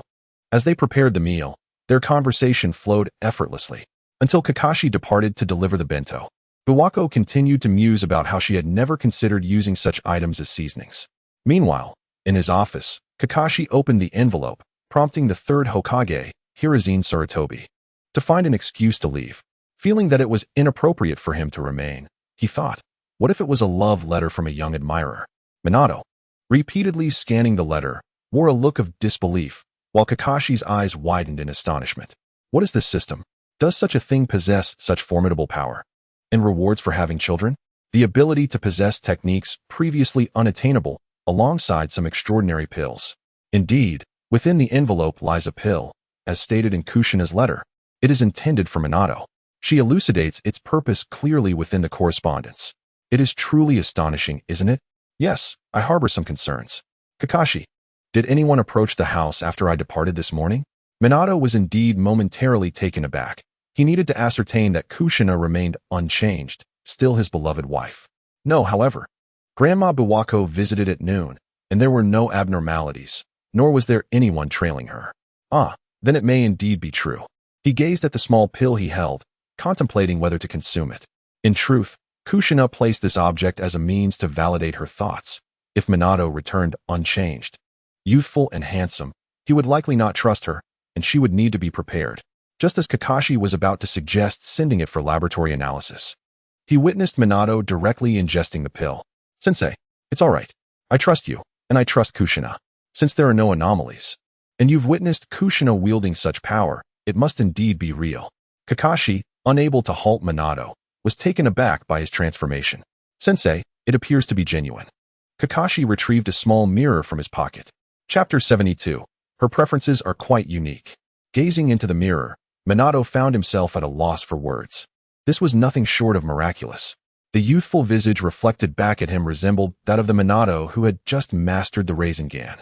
Moreover, after swallowing the pill, he suddenly felt less fatigued and noticed his clothing was somewhat looser. This was truly, Sensei, we must not let anyone else know about this. The lady instructed that this letter be completely destroyed. Indeed, no information must be leaked. As Minato spoke, he began to act. First, he soaked the entire sheet of paper in ink, then set it ablaze until it turned to ash. Finally, he summoned a toad to carry the ashes to Mount Mayaboku for scattering. Rising from his position, Minato felt an invigorating absence of chakra constraints. Sensei, I believe you should employ a transformation technique. Otherwise, the third Hokage. Kakashi whispered sideways to Minato, eliciting a chuckle from him. Indeed, he had been somewhat reckless earlier. He now needed to disguise himself. Truly, fortune and misfortune are intertwined. He felt a twinge of anxiety. Pondering the implications if the third should discover his newfound youth, he must not allow it to seem peculiar. Kakashi, thank you for the reminder, otherwise, the third would surely be astonished. He reassembled the bento and handed it to Kakashi, then utilized the transformation technique, returning to his original appearance. Well then, Sensei, I shall take my leave. Kakashi, inexplicably exhilarated, once again climbed through the window into the house. At this moment, Iwako had already departed, and Kushina was nursing Naruto. Lady, Sensei is already aware of the matter, and he has consumed the pill. It indeed has such effects. Upon hearing Kakashi's words, Kushina's face lit up with joy. It seemed she had successfully passed the test. Unbeknownst to her, Minato had rejuvenated, naturally leading to some other changes, with her bearing the brunt of it. Meanwhile, Aido heeded Kushina's words and resolved to embark on a mission. He intended to make a trip to the Land of Rain to ascertain what Nagato and Konan had been up to in his absence. Konan, who was conversing with Nagato, noticed the spatial vortex before them. I hope they are safe. Hey, Konan. And Nagato. The two exchanged glances with Aido, their expressions tinged with apprehension. Aido, is Minato-sensei's family all right? Of course. With me around, they are just fine. Have you heard the news already? It travels fast. Aido was taken aback by their inquiry, for the villagers remained oblivious to the specifics of the situation, likely only sensing that there were fewer ninjas during the day. Good to hear. We received news this morning from Konoha about Danzo's defection, which also warned the grass village, Konan remarked. I see. Scratching his head, Aido admitted he was unaware of these developments, having been preoccupied with battling the Nine Tails and indulging in a feast the previous day, completely neglecting to inquire about Minato's affairs. Could you enlighten us about what transpired? Konan inquired, her brow furrowed. Certainly. Kushina mentioned wanting to visit Nagato, but she had to bring Naruto along, so it might be postponed. Given the relationships between Nagato, Kushina, and Minato, Aido felt no need to conceal anything, as they were all part of the same organization. He recounted the events in detail. So it was that scoundrel Danzo. In that case, the Land of Rain will likely issue a bounty. Nagato harbored a profound hatred for Danzo. I hope Konan can accompany me to the Sand Village and then to the Iron Country. Are we required to bring that individual back? Yes, I can manage it alone. Konan replied confidently, well acquainted with the person in question. Kushina emphasized the need for haste as acquiring funds is crucial. Funds? Glancing at Aido, Konan appeared puzzled. Isn't there money at the Uzumaki household? Indeed. Whether it concerns our organization, Konoha, or the Land of Rain, finances are essential. Both Sasori and Kankuro can assist us in generating revenue. Nagato wore a contemplative expression, struggling to fathom the situation. Aren't they merely assassins? The plan is as follows. Aido reiterated Kushina's words regarding their financial strategy. Is this truly feasible? It should be. Does this not imply further warfare?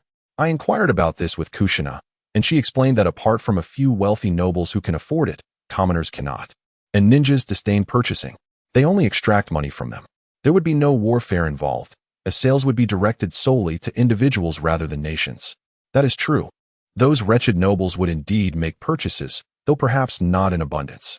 Kushina stated this is merely the initial accumulation. We shall see what unfolds after completing this phase. Remarkable. Nagato sighed, realizing the absurdity of his earlier thoughts, contemplating how he had considered resorting to morally questionable means to address the financial woes of the land of Rain. Then it is settled. Conan, let us depart. We should complete this within 2 days. Indeed. Take care of yourself, Nagato. It's only a couple of days.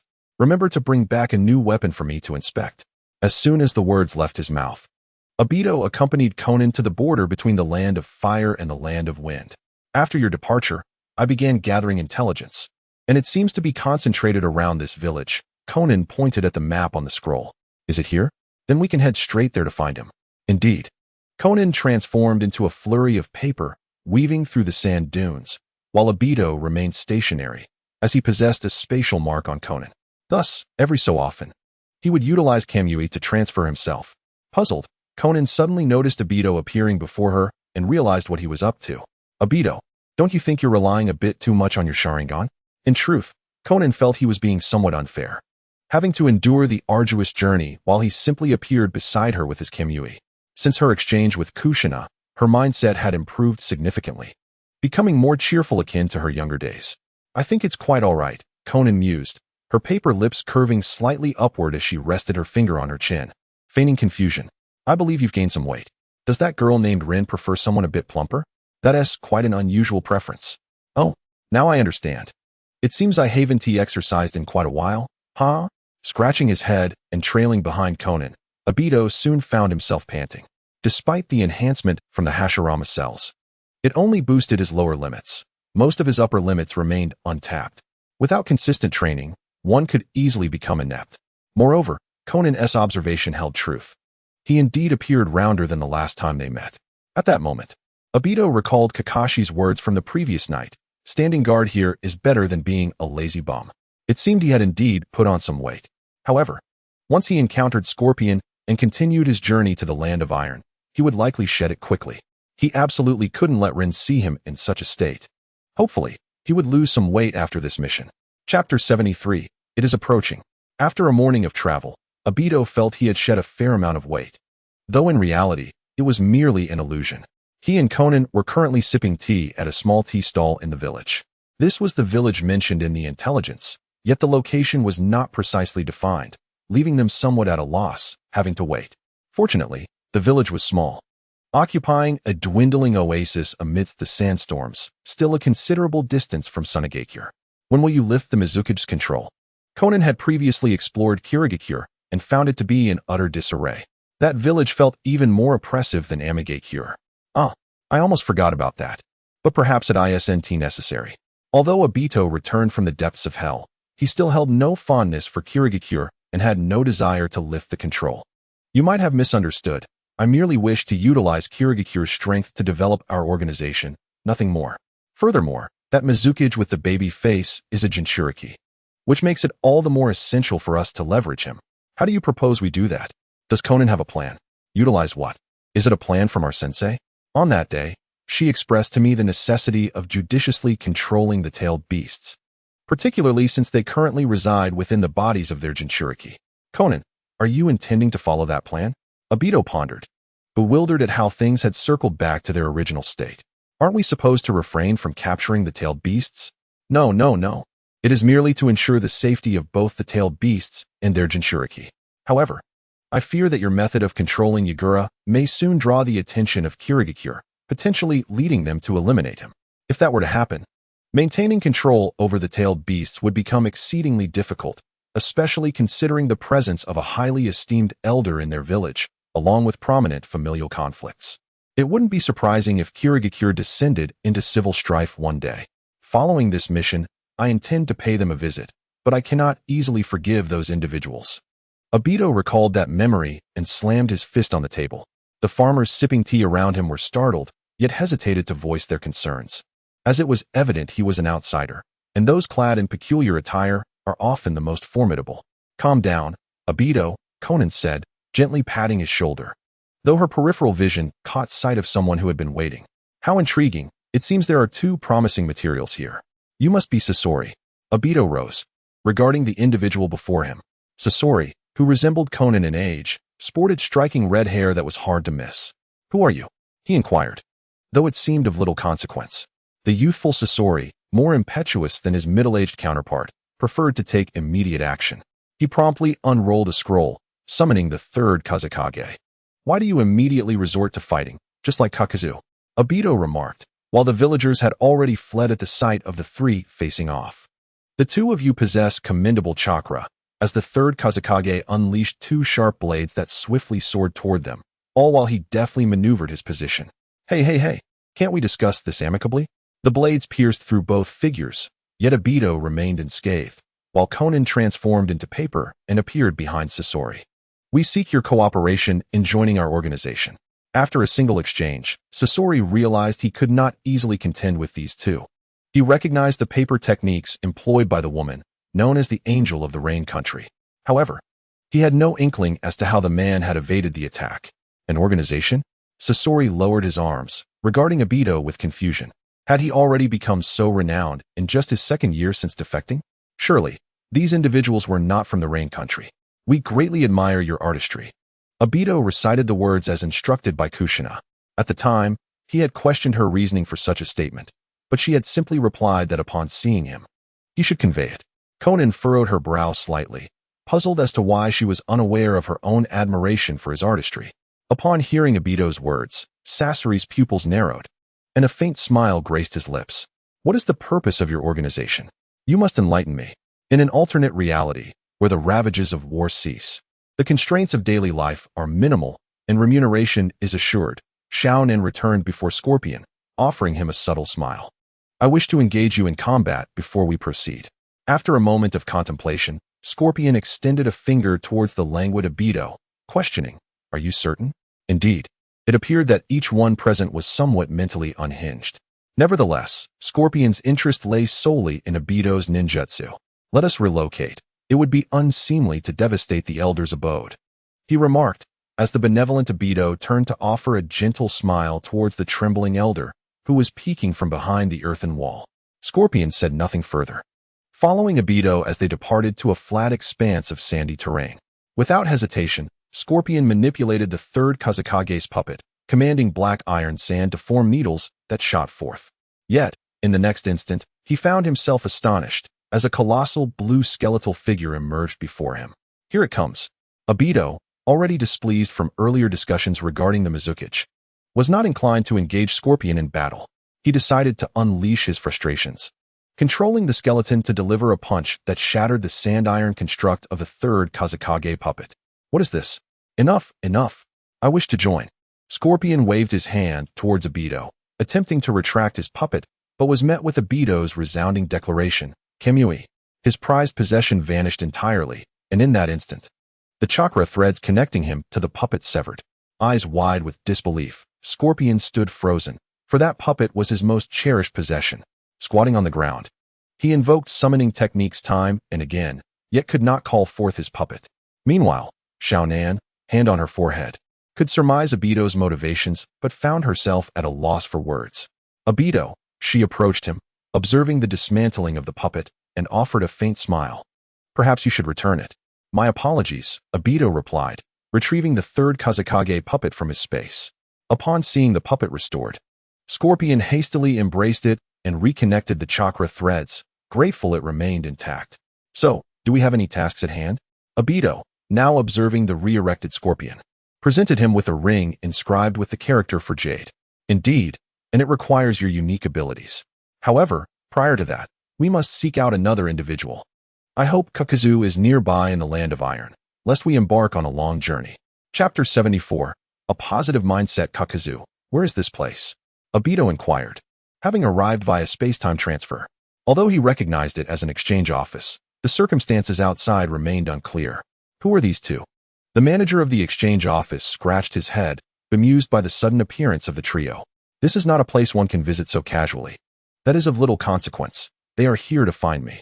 Hand over the money. Ah, understood. Xiao Nan, Scorpion, and Aido exchanged glances, enveloped in a moment of silence as they observed the bald manager counting cash, placing it into a box to present to Kaku. Upon emerging, the worldly Xiao Nan recognized their location. Kakuzu, this must be the border of the Land of Iron. Are these two newcomers? Jiao Du did not respond to Xiao Nan's inquiry. Instead, he questioned about his acquaintance, Aido, noting that the red-haired individual was Scorpion, who had just been recruited today. Xiao Nan was not like that. Indeed, they were at the borders of the Land of Iron, for the leader had instructed him to head there. Upon hearing Jiao Du refer to him as leader, Aido's spirits lifted considerably. That was more like it. In truth, from a certain perspective, Jiao Du was merely an honest man.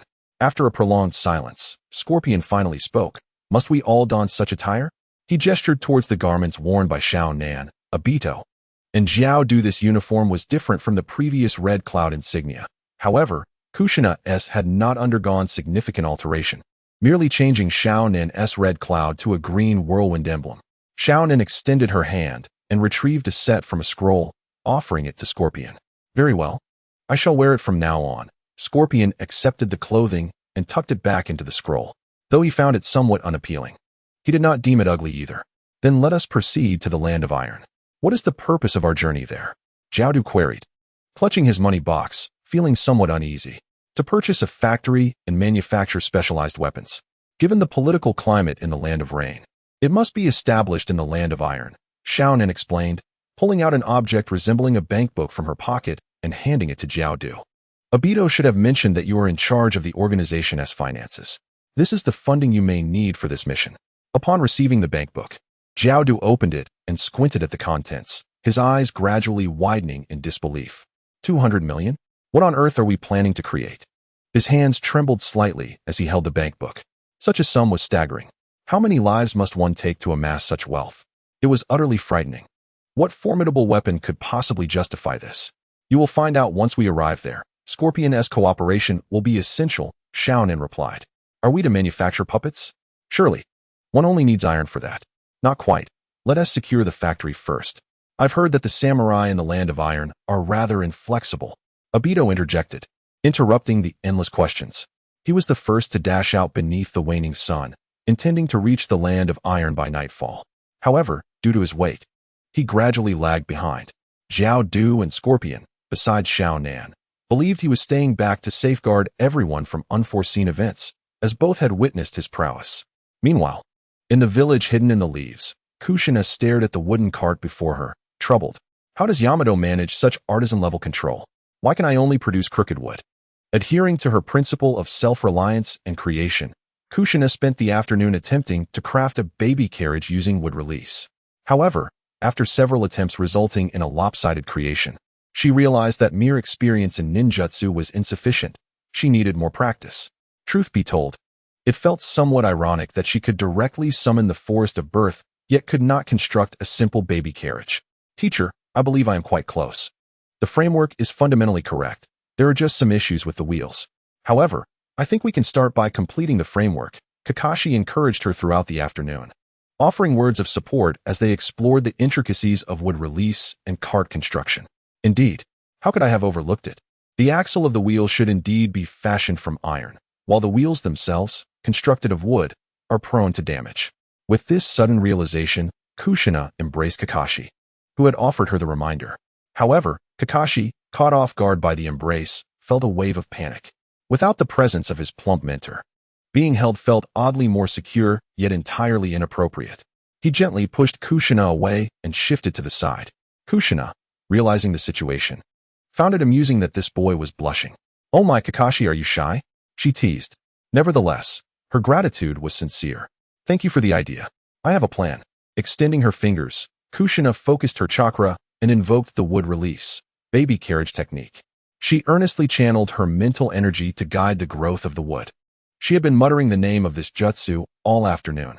Kakashi adjusted his mask, determined not to laugh. If others discovered that wood release was being used for such a purpose, they would undoubtedly accuse her of wasting it. The name itself was even stranger than those given by Sensei Minato. As the wood began to take shape in Kushina's palm, it slowly formed the rudimentary silhouette of a small carriage. Though it was merely a framework, lacking wheels, a sunshade, or a cushion. The overall design featured rounded edges, devoid of sharp corners. She had invested significant effort to ensure the wood took on a smooth contour. This is nearly perfect. Tomorrow, I shall take it to the blacksmith for wheels and an axle. How impressive. Kakashi, playing the role of the supportive friend, praised her. Haha, yes indeed. I am quite remarkable. Kushina stood from the sofa, stretching her arms in a long yawn. Blinking, she suddenly realized something was amiss. How was it already nearing dusk? Oh no, I haven't prepared dinner. Kakashi, have we been too absorbed in our work? Typically vigilant, Kakashi was momentarily stunned. It did seem so, he should have noticed. Unbeknownst to him, the sense of security he felt in Kushina's presence had caused him to relax his usually taut nerves, which explained his oversight. Meanwhile, Naruto had been unusually quiet that afternoon, playing in his crib, only crying occasionally when hunger struck. Dodging around the sofa, Kushina hurried to the dining room, just as the sound of a key turning in the lock echoed through the door. Oh no, what have I done? Kushina clasped her hands atop her head, momentarily at a loss. Thanks to the third Hokage, I was able to return home early. Minato, observing Kushina's slightly off demeanor, noticed her awkward stance with her arms crossed. What is the matter? What has happened? Although he knew Minato would not be perturbed by such matters, Kushina still felt a twinge of embarrassment. Darling, I completely forgot to make dinner. I was too focused on this. She gestured towards the wooden baby carriage. Wait, is this for Naruto? It would release. Isn't it? There aren't any gaps. You're amazing, my dear. You can create something like this. Stepping closer to examine the carriage's frame, Minato instantly recognized that it was not crafted by a mere artisan. The answer was evident. Ha ha ha, this is truly impressive. You've mastered wood release to such a degree. You truly are Kushina. He approached swiftly with a smile, lifting Kushina into his arms. Upon receiving the letter, he had believed that Kushina could merely be liberated. He never anticipated that she could now create such exquisite items. As Kushina was held by Minato, her mind was completely bewildered. Why was Minato so excited? Shall we go for barbecue tonight? Kakashi too. Although the thought of how expensive barbecue could be made Kushina hesitate, she could not dwell on it upon seeing Minato's joyful demeanor. In truth, Minato's exuberance was largely thanks to Kushina's little pill, ever since consuming it. He felt not only a change in his appearance and chakra, but also a rejuvenation in his overall mindset. In fact, if one's body remains sufficiently youthful, it is impossible to maintain an overly matured disposition. However, Kushina might find it difficult to remain in high spirits for the time being, as she had just recalled the reason for Minato's excitement. Chapter 75. Your clothes are inside out. As Kushina had anticipated, after the barbecue, Kakashi returned home, while Minato remained exhilarated, playfully roaming around during their bath. Yet, just as Kushina was about to resign herself to the situation, he abruptly halted, leaving her utterly perplexed. What is wrong, darling? Kushina inquired. I apologize. But we shouldn't. What nonsense is this? You're about to break my resolve, and you said you wouldn't stop. How can this be? The game has begun. There is no reason to pause. Minato found himself momentarily speechless as he gazed at Kushina. He recalled that he had previously spoken with People Lake, yet, seeing Kushina blushing fiercely, he realized she was acutely aware of the changes occurring within her body, sensations she had never felt before. As the steam in the bathroom thickened, she steeled herself and opened the system space. This is it. This will suffice. Let me take charge. Observing Minato's dazed expression, Kushina took the initiative to move closer. She no longer wished to hesitate. After all, this step would eventually need to be taken, so why not embrace the moment while the atmosphere was so agreeable? The ambience was indeed pleasant, and the steam enveloping the bathroom intensified. Outside, Naruto peacefully slumbered in his stroller, thanks to the fragrant spices provided by Mikoto, which ensured they would not be interrupted. Early the next morning, Obito and several members of the Akatsuki had already entered the Land of Iron. Ordinarily, one would enter through the front gate. However, these individuals had no habit of doing so, opting instead for a direct route in pursuit of speed. We need to rest, Conan declared, pausing as she leaned against a nearby tree. Obito began to catch his breath, convinced that his relentless running throughout the night would surely result in weight loss. There lies a village ahead, a place where Scorpion and Kakuzu remain silent. Both are seasoned travelers, accustomed to the night journeys that once seemed relentless. Now, they are entirely at ease. It is, however, the fellow named Obito who, upon entering the village, seeks out a ramen shop, though he deems it inferior to Ichiraku's. He nonetheless stacks bowl upon bowl, eliciting astonished expressions from the others, particularly when he claims he has no money and intends to use the organization's funds. Kakuzu's countenance darkens further, as he suddenly feels deceived. "Let us rest for 3 hours and reconvene here in the afternoon," suggested Konan, who has always exhibited more leadership than Aido. No sooner had she spoken than the two vanished without a trace. One can only hope they do not stir up any further trouble. Meanwhile, Aido employs Kamui to return to his own dimension, where he had previously set up a bed and some essentials. Since life has resumed its normal cadence, he has dedicated himself to enhancing his Kamui space, which is vast. The area where he has placed the bed is strictly off-limits to others. Konan rises with the intention of finding an inn to rest and refresh her makeup, as her eyeshadow has been smudged by sweat from the night's travel. Kakuzu, on the other hand, is inquiring about factories within the village, discovering that samurai seldom sell their establishments. However, there are instances of rentals, which leaves him troubled. He cannot shake the feeling that he has indeed been duped by Aido. He traverses to the other end of the village, only to receive similar responses. Most factory owners are samurai families. It seems conflict is inevitable, which is rather exciting. Yet, he forgets that Aido belongs to the Uchiha clan. By the afternoon, Kakuzu, Scorpion, and Konan reconvene at the ramen shop. "Where is the leader?" Konan asks, exasperation evident as she taps her forehead. "Let us continue without him. He won't get lost. He is so unreliable. Isn't he supposed to be meticulous as an Uchiha?" Scorpion chuckles at Konan's frustration. "I've heard of a bustling town to the north. It likely has factories that meet our needs." Ignoring Scorpion's remark, Konan continues to speak of their destination. However, Kakuzu interjects, "That town is controlled by a samurai family. If we wish to purchase or build a factory, we may have to resort to violence." Beneath his black mask, a smirk forms at the corners of Kakuzu's mouth, his hands itching for action. "Let us proceed there. You must have heard Scorpion mention it. That fellow possesses the Sharingan." Realization dawns on Kakuzu as he recalls their previous encounter with Aido, where he indeed glimpsed a flash of red light, likely the source of his space-time ninjutsu. "TSK. I had been eager for a fight. Indeed, I feel quite unsatisfied after being bested by that guy." They converse as they depart the village and continue their journey. Meanwhile, Aido awakens suddenly in his Kamui space, having shouted in his sleep, plagued by a nightmare. He dreamt that Rin stood over him, regarding his prone form with disdain, pointing at his abdomen and exclaiming, "Disgusting, fat pig." It was utterly terrifying. He vowed never to allow himself to become that way. Turning his gaze towards the clock perched on the bedside table, he hastily changed out of his bare pajamas. Late, utterly late. What a disaster for his image. Once he donned his attire, he found himself before Xiaonan, prompting a halt in the ongoing conversations. Scorpion burst into laughter, exclaiming, "Surely you didn't just wake up now." With a pat on his shoulder, Xiaonan added, "Come on, Aido." In this moment of embarrassment, Aido's mind raced faster than his Sharingan, processing thoughts at an incredible speed. "What nonsense. I was occupied with other matters." Xiaonan and Scorpion ignored him, but Kakuzu approached and gravely stated, "Chief, your shirt is on inside out." Ignoring Aido's tardiness, the group swiftly arrived at their destination before nightfall, easily locating the largest mansion in town. Is it truly impossible to storm the place? Xiaonan shot a glance at the indifferent Scorpion. "No, if we assault it, the organization will be confronted by the entire land of iron." "Such a bore," Aido lamented. "It's all on you. Just use Jinjutsu to control him, and have him sell us a factory along with its workers." Ruffling his hair, he pondered. "If I can control him, why buy it? Why not just have him handed over?" Absolutely not. Both Kakuzu and Xiaonan countered Aido's flawed reasoning. Since the organization aims to maintain peace, we should proceed without unnecessary conflict.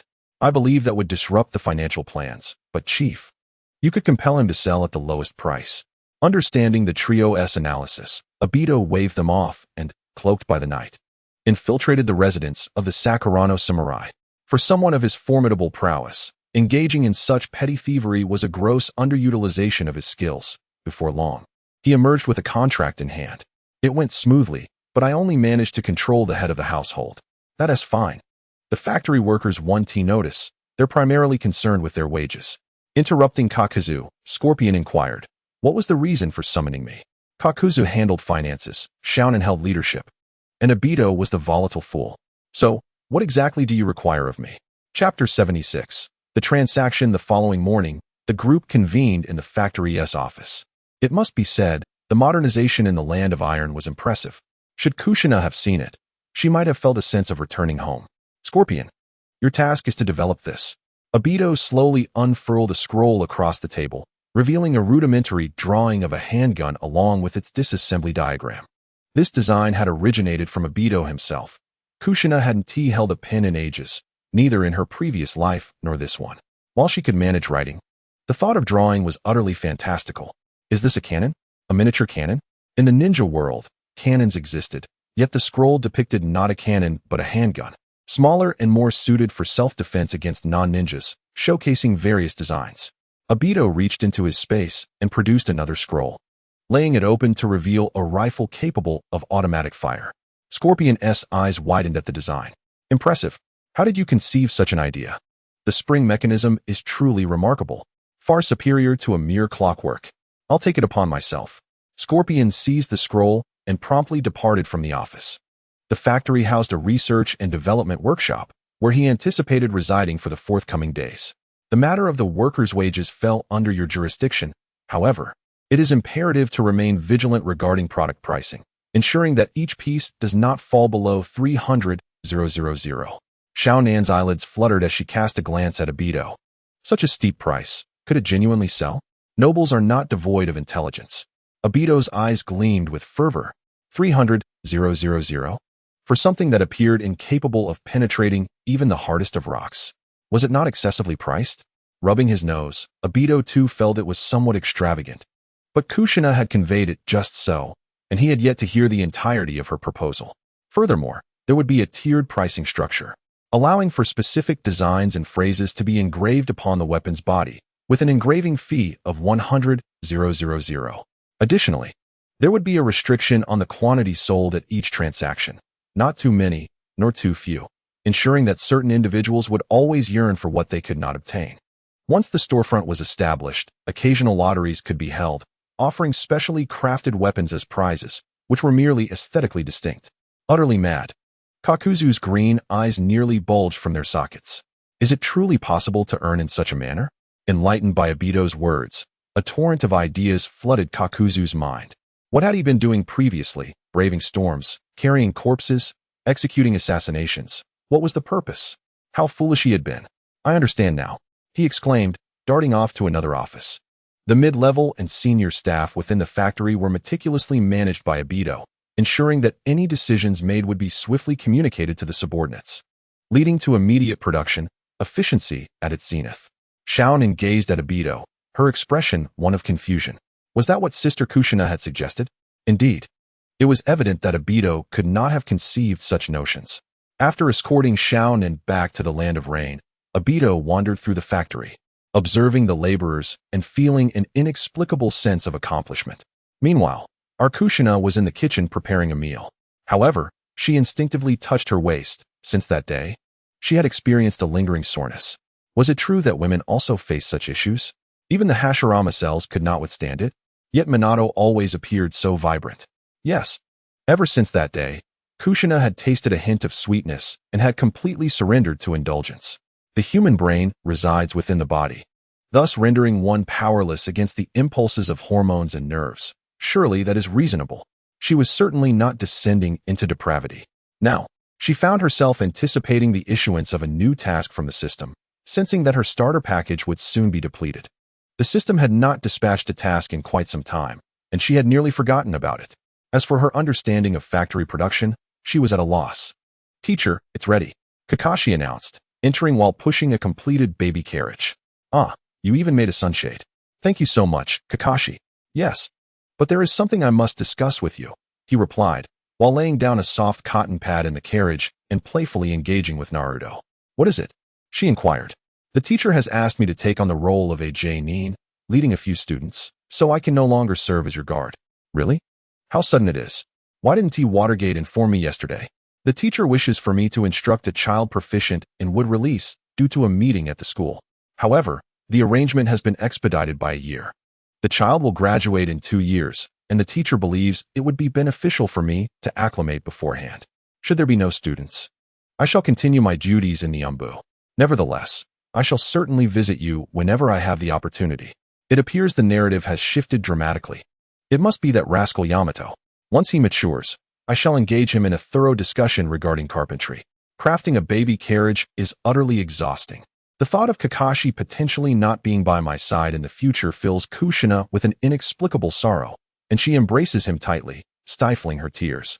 Very well then. I must express my heartfelt gratitude to you, Kakashi. Additionally, I am genuinely delighted to see you wielding this blade once more. Your father was indeed correct. He is the hero of the village, and you must strive diligently.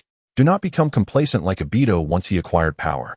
Kakashi, held in her embrace, found himself at a loss for words, listening to Kushina's quivering voice as she rambled on. Yet, he felt an overwhelming sense of happiness. Concerning his father, he had long since come to terms with it upon reclaiming the White Fang's legacy. His father had committed no wrong. The true fault lay with those who spread falsehoods. His father is the hero of Konohagakure, his very own hero. Kakashi, take good care of yourself. You are always welcome to join me for a meal whenever you are hungry, although aware that this diminutive Konoha is not vast. And as long as Kakashi does not intentionally evade her, the odds of encountering him while taking a stroll remain high. Kushina still felt a profound sadness. Okay, farewell, sensei. Goodbye, take care. As she closed the door, Kushina found herself grappling with an indescribable emotion, prompting her to step outside for a walk. The life of a housewife can indeed be quite lonely. When Kakashi was around, she could at least converse with him. Now, she could only speak with Naruto. Cradling Naruto in her arms, Kushina contemplated visiting her dear friend, yet before that, she must construct a baby carriage frame for Sasuke. It wouldn't be fair for Mikoto to flaunt her creation alone. Would release baby carriage ding. Task, Cell 1000 automatic rifles. Task deadline, 1 year. Task rewards, 10 boxes of Delay C, 1 Dark Knight Catgirl set, 10 6-flavor Remania pills, Chakra laser cannon crafting tutorial, gene modeling tutorial. Huh, is this a mistake? Can those rewards truly be combined? They are utterly incongruous. Listening to the system's announcement, Kushina felt somewhat speechless. Although she had previously lamented the scarcity of resources, it seems this system had been scheming all along. Meanwhile, in an underground lair of a small nation, Danzo gazed at Kurizetsu and Uchiha Wind, contemplating new plans. You, who are said to inherit Madara's will, right? Indeed, thus my proposed transaction is quite reasonable. You assist me in reviving Madara, and I shall aid you in gathering intelligence and locating tailed beasts. How can you ensure that he won't turn on me and eliminate me? He is a Uchiha, renowned alongside Hashirama. Moreover, I could obtain that information too, albeit at a slower pace. Is that so? Are you certain you possess a wealth of information, including that of the Mangeki? You refer to that elusive individual, Aido. Indeed, Danzo has not received any recent intelligence regarding him. Kaguya waved her fingers dismissively. No. I am referring to another. It would be quite effortless to locate her. Alas, only I am privy to her whereabouts. Chapter 77. Have I been deceived by him as well? Is there another Uchiha clan member outside of Konoha? Danzo's gaze was fixed intently on Kaguya, unable to fathom the implications of this revelation. Apart from Madara, could there truly be another Uchiha beyond the confines of Konoha? She has been sealed away. We must make preparations. I have not yet consented to collaborate with you. Despite Kaguya aiding his escape from Konoha, Danzo remained ever vigilant of this enigmatic being. You have no alternative, do you? What? Do you intend to return to Konoha and apologize to that blonde-haired brat? You wretched creature. Stung by Kaguya's mockery, Danzo found himself momentarily at a loss for a rebuttal. Yet, he resolved to bide his time. Perhaps his old acquaintance, Orochimaru, could lend him a hand. Allow me to ponder this further. As you wish. Kaguya had no desire to rush him, for she possessed an abundance of time to await his acquiescence. Sooner or later, this cunning and malevolent individual would find himself at an impasse. He silently sank into the earth, vanishing from Danzo's view. Danzo, however, remained unmoving, deep in thought. The number of root ninjas he had brought with him was scant, most having perished in the village of Konoha, rendering his current situation rather dire. It was imperative to identify someone who could be of use. Kaguya was too elusive to manage effectively, necessitating a more suitable partner. But would Orochimaru still be willing to collaborate with him? He planned to send someone to inquire with that individual. Days later, within his laboratory, Orochimaru received sudden intelligence from his subordinates. It was from that old coot, Danzo. So he has indeed come seeking me again, thought Orochimaru. However, this time, as he gazed at the scroll in his hand, he placed it upon a candle and incinerated it completely. Indeed, he did not believe this old man could offer him any significant advantages. His previous collaboration had merely been due to Danzo's possession of experimental resources, particularly the cells of the Senju clan, resources that he could not acquire independently. As for now, both were rogue ninjas, and he was no longer an elder of Konoha. What remarkable treasures could he possibly possess? Meanwhile, Danzo, awaiting a response, was left in utter confusion. Was my offering of 3 elite jonin insufficient? That man is exceedingly greedy. Casting a glance at Uchiha F, who stood beside him with vacant eyes, Danzo steeled his resolve. He would employ the Sharingan to ensnare the proverbial fish, Orochimaru. Upon receiving the latest information, Orochimaru no longer exhibited his previous calm demeanor. During his earlier reconnaissance of the village, he had scarcely uncovered any exploitable opportunities. However, that young lad, Kabuto, appeared to be advancing remarkably, seemingly nurtured by someone with deliberate intent. It was now evident that he must retrieve the boy to expedite his research on the resurrection of the dead. Thus, it was prudent to acquiesce to Danzo's demands. He set aside the scroll in his hand, scribbled a few notes casually, and tossed it to his subordinate. Moreover, preparations were necessary for a visit to the Hidden Leaf village. Days later, Danzo, upon receiving the information, revealed a smug smile. "You truly know how to plan," he remarked. Kaguya, with a sidelong glance, was filled with disdain as he realized Danzo intended to collaborate not only with Orochimaru but also with him. An old fox unwilling to bear any losses. Yet, Kaguya had initially placed his bets on Danzo, and with his agreement, there was no reason to decline, though caution was warranted regarding the cunning Orochimaru. I am considering this for everyone's benefit. With Orochimaru's assistance, certain matters will progress more swiftly. Danzo relinquished the scroll and shook hands with Kaguya. So, is what you mentioned regarding the Manjiki Sharingan true? Indeed, the means to unlock the seal are nearly prepared. We need to embark together, lest that individual spirals out of control. Out of control? Does she lack reason? Danzo felt deceived, yet he possessed no evidence. Yes, her state is uncertain. Let us proceed. Here is the address. I trust you will not be tardy. Kaguya nonchalantly tossed a scroll, which Danzo swiftly caught. Tearing it open to reveal a place he found somewhat familiar. A fortnight later, Kaguya and Danzo arrived at a winter-clad locale, still brimming with verdant trees. Halting before the rugged mountains. Quite a distance indeed. But are you certain you can maintain control? If she were to lose her composure, you might be fine. But Danzo regretted coming here. Dispatching a single person would have sufficed. He felt quite foolish. I believe it will be manageable, and besides, I require you to resurrect Madara. I cannot allow your demise. Then I shall commence. Channeling chakra, Danzo swiftly formed the seals as instructed by Kaguya. Release. With a resounding declaration, the mountains began to reveal dark ink, densely inscribed with intricate seals, at the center of which lay a young girl. Is this the Uchiha you spoke of? Danzo observed as the seals slowly retreated from her form, cautiously approaching to examine her more closely. Hey, be careful. Kaguya's warning was cut short as Danzo beheld 2 pairs of blood-red eyes, marked with extraordinary insignia. Hey, Uchiha Nameless, we are here to assist you. Do not harm this old man, Kaguya shouted, positioning himself protectively in front of Danzo, who now found himself in the presence of a fallen root ninja sprawled on the ground. Kaguya, is this your notion of control? Danzo's legs grew weak. In his haste, he had not brought many shinobi, and the base required oversight. Do you know me? Shadowy figure. You are not human, are you? Before Danzo could react, he saw the Uchiha girl grasping Kurizetsu's neck. Unfortunately, Kurizetsu seemed to slip away like liquid, submerging underground, revealing only his face to gaze at her. Yes, but let us harbor no hostility. We share a common goal, to incite war, to take vengeance upon this world. As Kurizetsu spoke, Danzo, who had retreated, began to harbor doubts. Was he deceiving himself in the same manner? What time was it now, and where were those individuals? Uchiha Nameless inquired incessantly, seeking assurance that those individuals still existed. They are all deceased, much time has elapsed. However, their descendants are thriving now. Shall we retreat to a secluded place to converse further? What? The descendants are truly infuriating. Ultimately, Under the relentless persuasion of Kurizetsu's eloquent tongue, Uchiha Nameless consented to return with them. Nevertheless, upon reaching Danzo's base, she nearly killed Uchiha Wind. It was only through the combined coaxing and deceit of Kurizetsu and Danzo that she finally calmed down.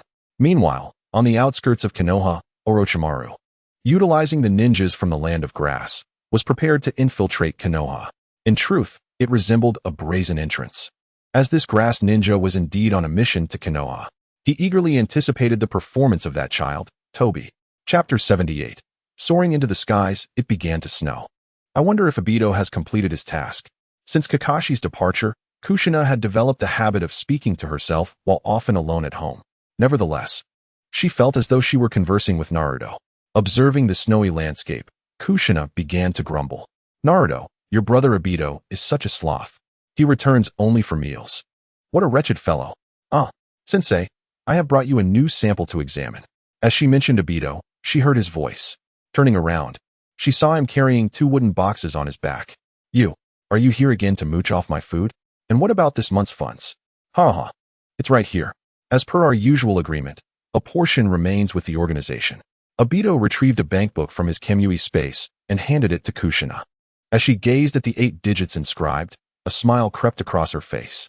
It's dwindling, Aido. Don't you think we ought to raise the prices? This amount was significantly less than what Aido had previously brought. Over the past 3 months, he had returned with nearly 1 billion, most of which Kushina had given to Minato. When the initial windfall arrived, those in the know were elated. Yet only Kakuzu and Kushina fretted over how to sustain their earnings. Raise them? Hardly anyone is buying handguns anymore. The feudal lords' funds can no longer support their competitive nature. Did you learn that from Conan? Perhaps we should lower the prices instead. Do consider your own research. Accepting the briefcase, Kushina poured a cup of tea for Aido. Realizing that Kushina had seen through his facade, Aido dropped the act. I'm at a loss on how to handle this. It's quite complex. However, I shall certainly endeavor to heed your advice. He placed the wooden box upon the coffee table and opened it, revealing a pitch-black rifle within. Kushina gazed at it, sensing that she had inadvertently guided Scorpion to develop something extraordinary. Before her lay an unmistakable sniper rifle, with its scope serving as irrefutable evidence. Was the ninja world about to be thrown into chaos by her actions? Scorpion claimed that this weapon had an exceptionally long range. Any ninja lacking sufficient perceptual abilities would undoubtedly fall victim to assassination. Indeed, this was alarming.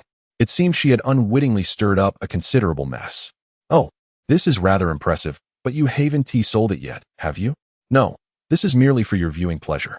Then do not sell it. You should conduct your own research. Absolutely refrain from marketing new inventions. Moreover, you could initiate a new line of business. Why can't we sell it? Kakuzu insists that this could fetch 1 million and still find buyers. Clenching his fists, Aido wondered why Kakuzu was so devoid of common sense. This is a threat to the majority of ninjas. Thus, it must not be sold. The shop can begin a repair service, offering various parts, maintenance, and modifications. If Scorpion develops new inventions, they should never be sold. Well, the 1,000 rifles you mentioned might not be available until next month, Aido mused, scratching his head as he recalled the documents he had seen in the office. The purchase quantities were declining almost daily. Isn't the land of iron a neutral state? We could sell to them nearby. They would only use them for self-defense, and a rifle or handgun poses little threat to ninjas. Additionally, the original knives can still be sold. That shouldn't be an issue. Oh, I see. Then I shall leave these 2 sniper rifles with you. By the way, remind Scorpion that ammunition could also be made from chakra. How is the organization's plan to acquire the Shortshan street shops progressing?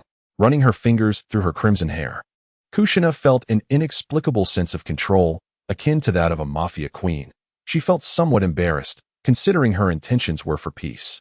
We've already acquired a few, though the modifications will take some time as there aren't many skilled individuals within the organization. Then let us establish a branch, a commercial department. As for the execution, I believe Nagato should be well informed. Tell Kakuzu not to be too stingy with recruitment funds.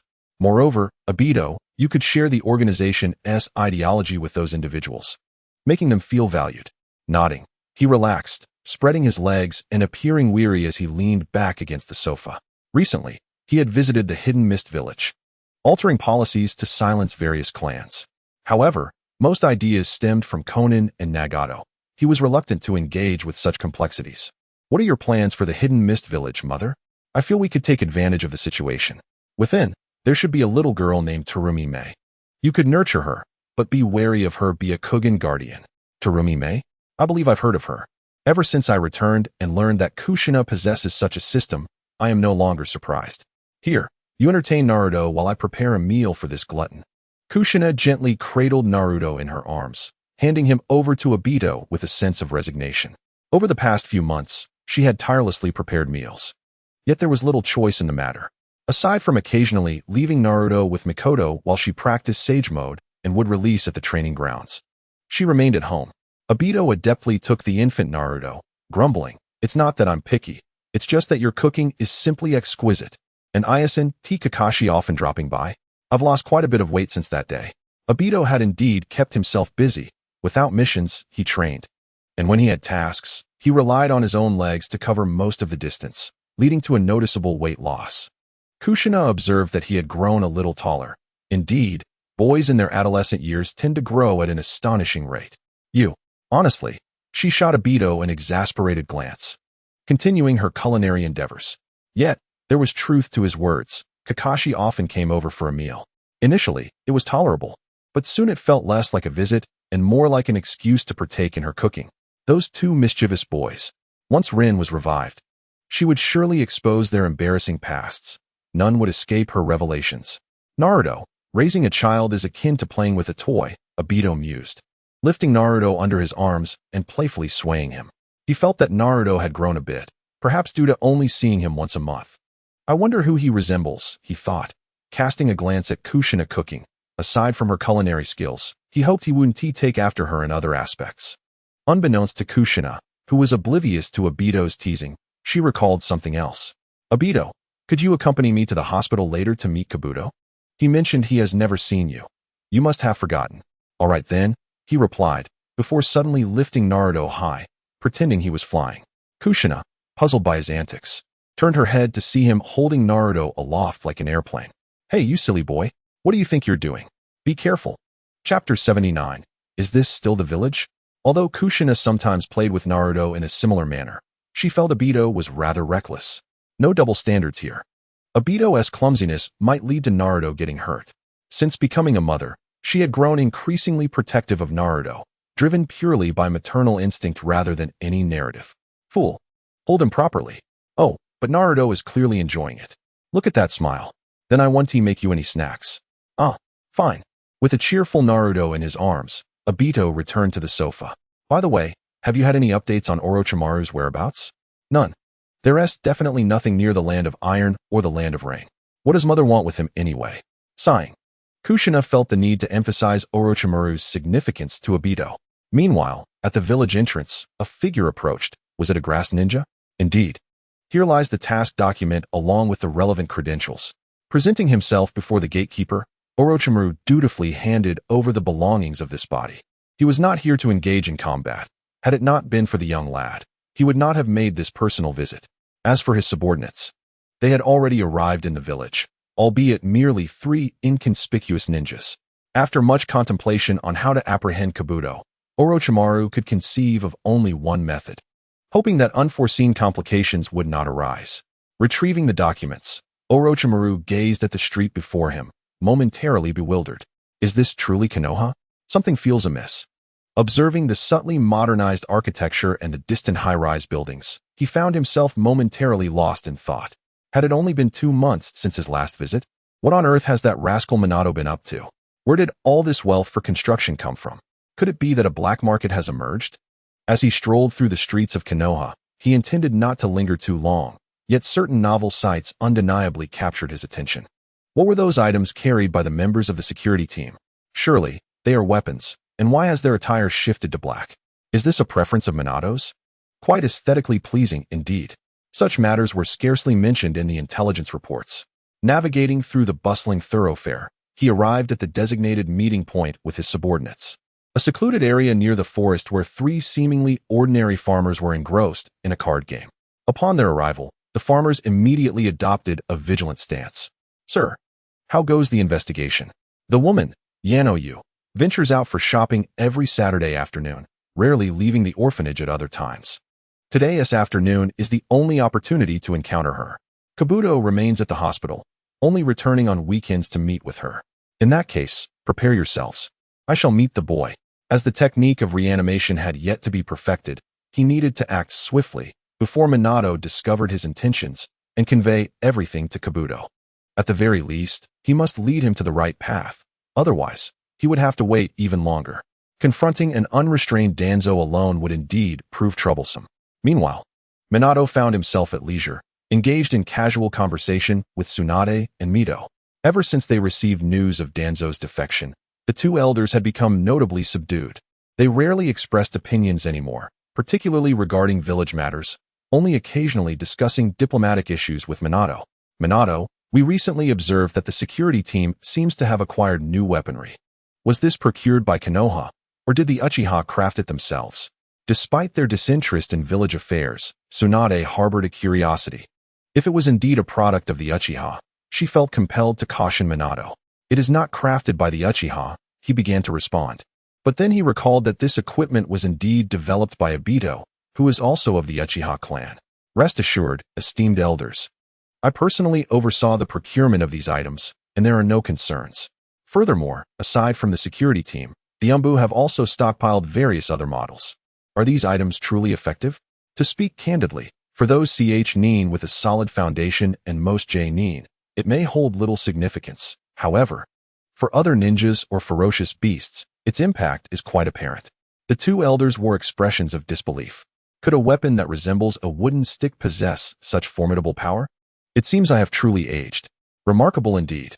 Reflecting on the first encounter with a handgun, Minato found himself chuckling. It was when Aido unexpectedly appeared at his home, brandishing a firearm he had never seen before and handing it to Kushina. Naturally, he leaned in to witness the spectacle, feeling indifferent towards the object at the time. Yet, when Aido fired the gun, he was rendered utterly composed.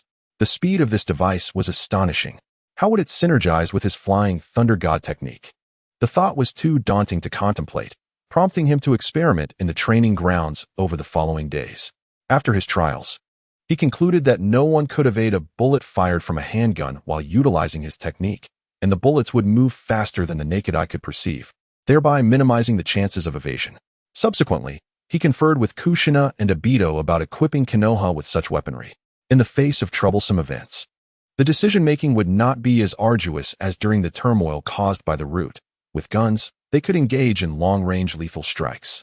Indeed, rest assured, this is merely a weapon, devoid of any other implications. That is reassuring. However, there is another matter regarding the buildings in the village. When the construction was initially discussed, it seemed that the height was not mentioned, and the materials felt rather peculiar. That too is a new innovation, yet exclusive to Konoha. Akin to that weapon, only we possess it. I see. It appears that I and In have grown quite old.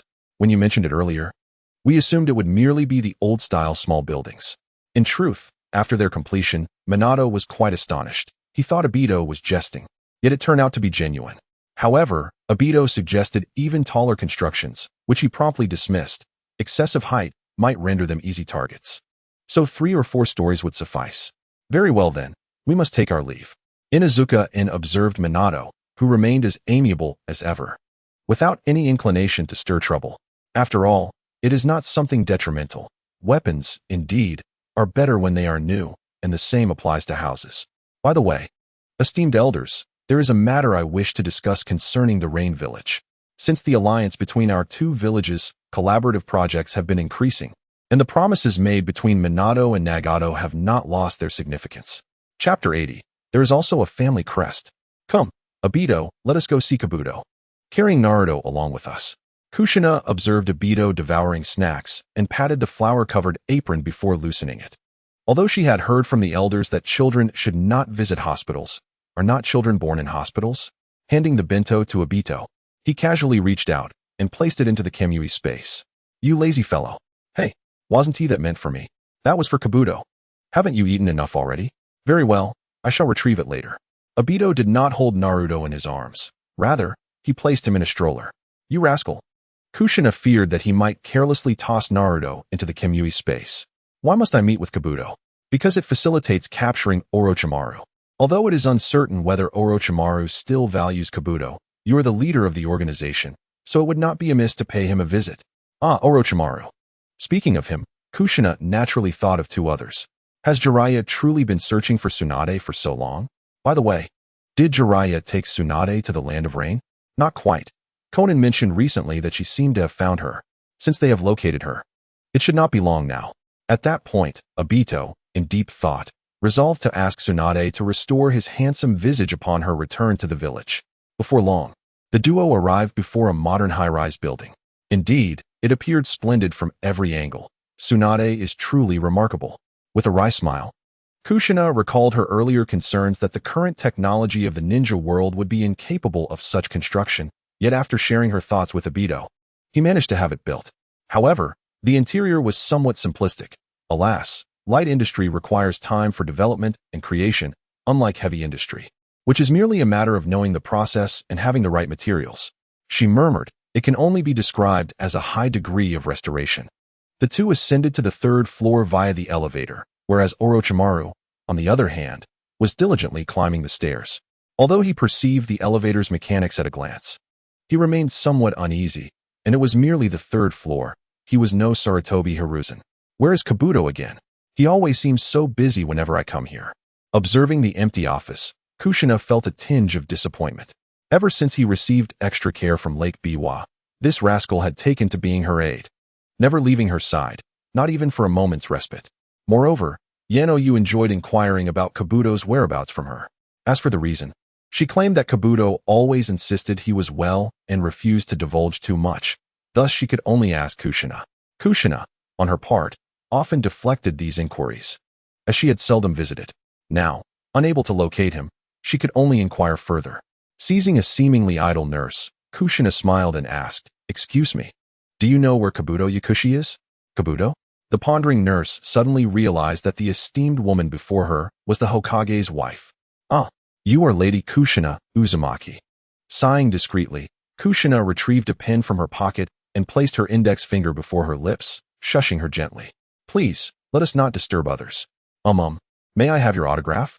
In this moment, the young nurse's voice noticeably softened as she gently tilted her head, exhibiting an excited demeanor before Kushina.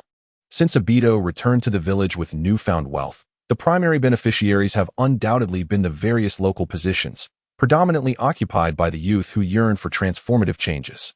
Minato has aptly fulfilled their aspirations by constructing new houses and announcing plans for additional facilities, publicly crediting Kushina for her indispensable contributions. Consequently, the young populace harbors immense admiration for the couple, Minato and Kushina. Upon receiving the nurse's notebook, Kushina deftly inscribed her name, though the Japanese signature felt somewhat awkward as she had secretly practiced it at home for a while. Thank you. I shall take you to Lord Orochimaru. He should be attending to patients. Kushina, pushing the baby carriage, trailed behind the nurse, while Obito displayed a demeanor of sheer indifference, following closely behind her. To accommodate various circumstances, the hospital was constructed with ample space. After traversing a considerable distance, they encountered Orochimaru, who held a medicine bottle. Ah, it's Sister Kushina. You've come to find me, haven't you? Is Naruto unwell? Setting down the medicine bottle, Orochimaru noted that the nurse had discreetly excused herself, displaying her understanding of the situation. No, I merely wish to see you. Also Obito. Casting a glance at Obito, who had yet to produce his lunch, Kushina wondered why he was so slow. Furthermore, shouldn't he introduce himself? After a moment of confusion, Obito finally responded, presenting a bento from his Kemui space to Orochimaru. I am the person your master spoke of. I apologize for not approaching you sooner. Is that so? Greetings, I am Yakushi Kabuto. Hello, I am Uchiha Obito. Uchiha? Observing Obito's deep blue attire, Kabuto failed to find the ping-pong paddle he anticipated. The Uchiha patient he had previously encountered bore a clan emblem even on his undergarments. Quite curious indeed. Kabuto, we have matters to discuss with you. We require your assistance. Follow me. Kabuto, clad in a white coat, led the way, and Kushina found his presence rather imposing.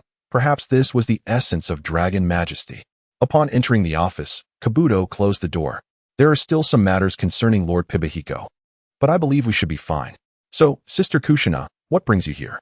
Kushina nodded towards Obito, who regarded their companion and, along with Naruto, entered the Kimyui space. Hey, this is the Mangeki Sharingan. Do not speak of it to others. This place is more concealed. What I wish to discuss pertains to Orochimaru. Are you familiar with him? The rogue Sannin? Yes, I am aware. During my time at the Root Laboratory, Lord Pibahiko took me there, and I encountered some of his manuscripts. What do you think of him? After pondering for a moment, Do did not intend to tell a lie. The person before him was a close friend of Yanoyu, and he himself was considered her subordinate, not to mention the wife of the Hokage. How could he possibly deceive her? From the manuscript, it was evident that the research he conducted was remarkably advanced and astute. Indeed, I require your assistance in locating him.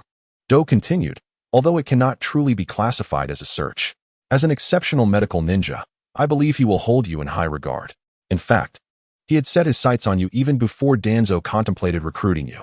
Is that so? I will take action. Do not rush. Allow me to finish. What I need you to do is simply learn from him. If he finds you, just stay close and absorb knowledge from him.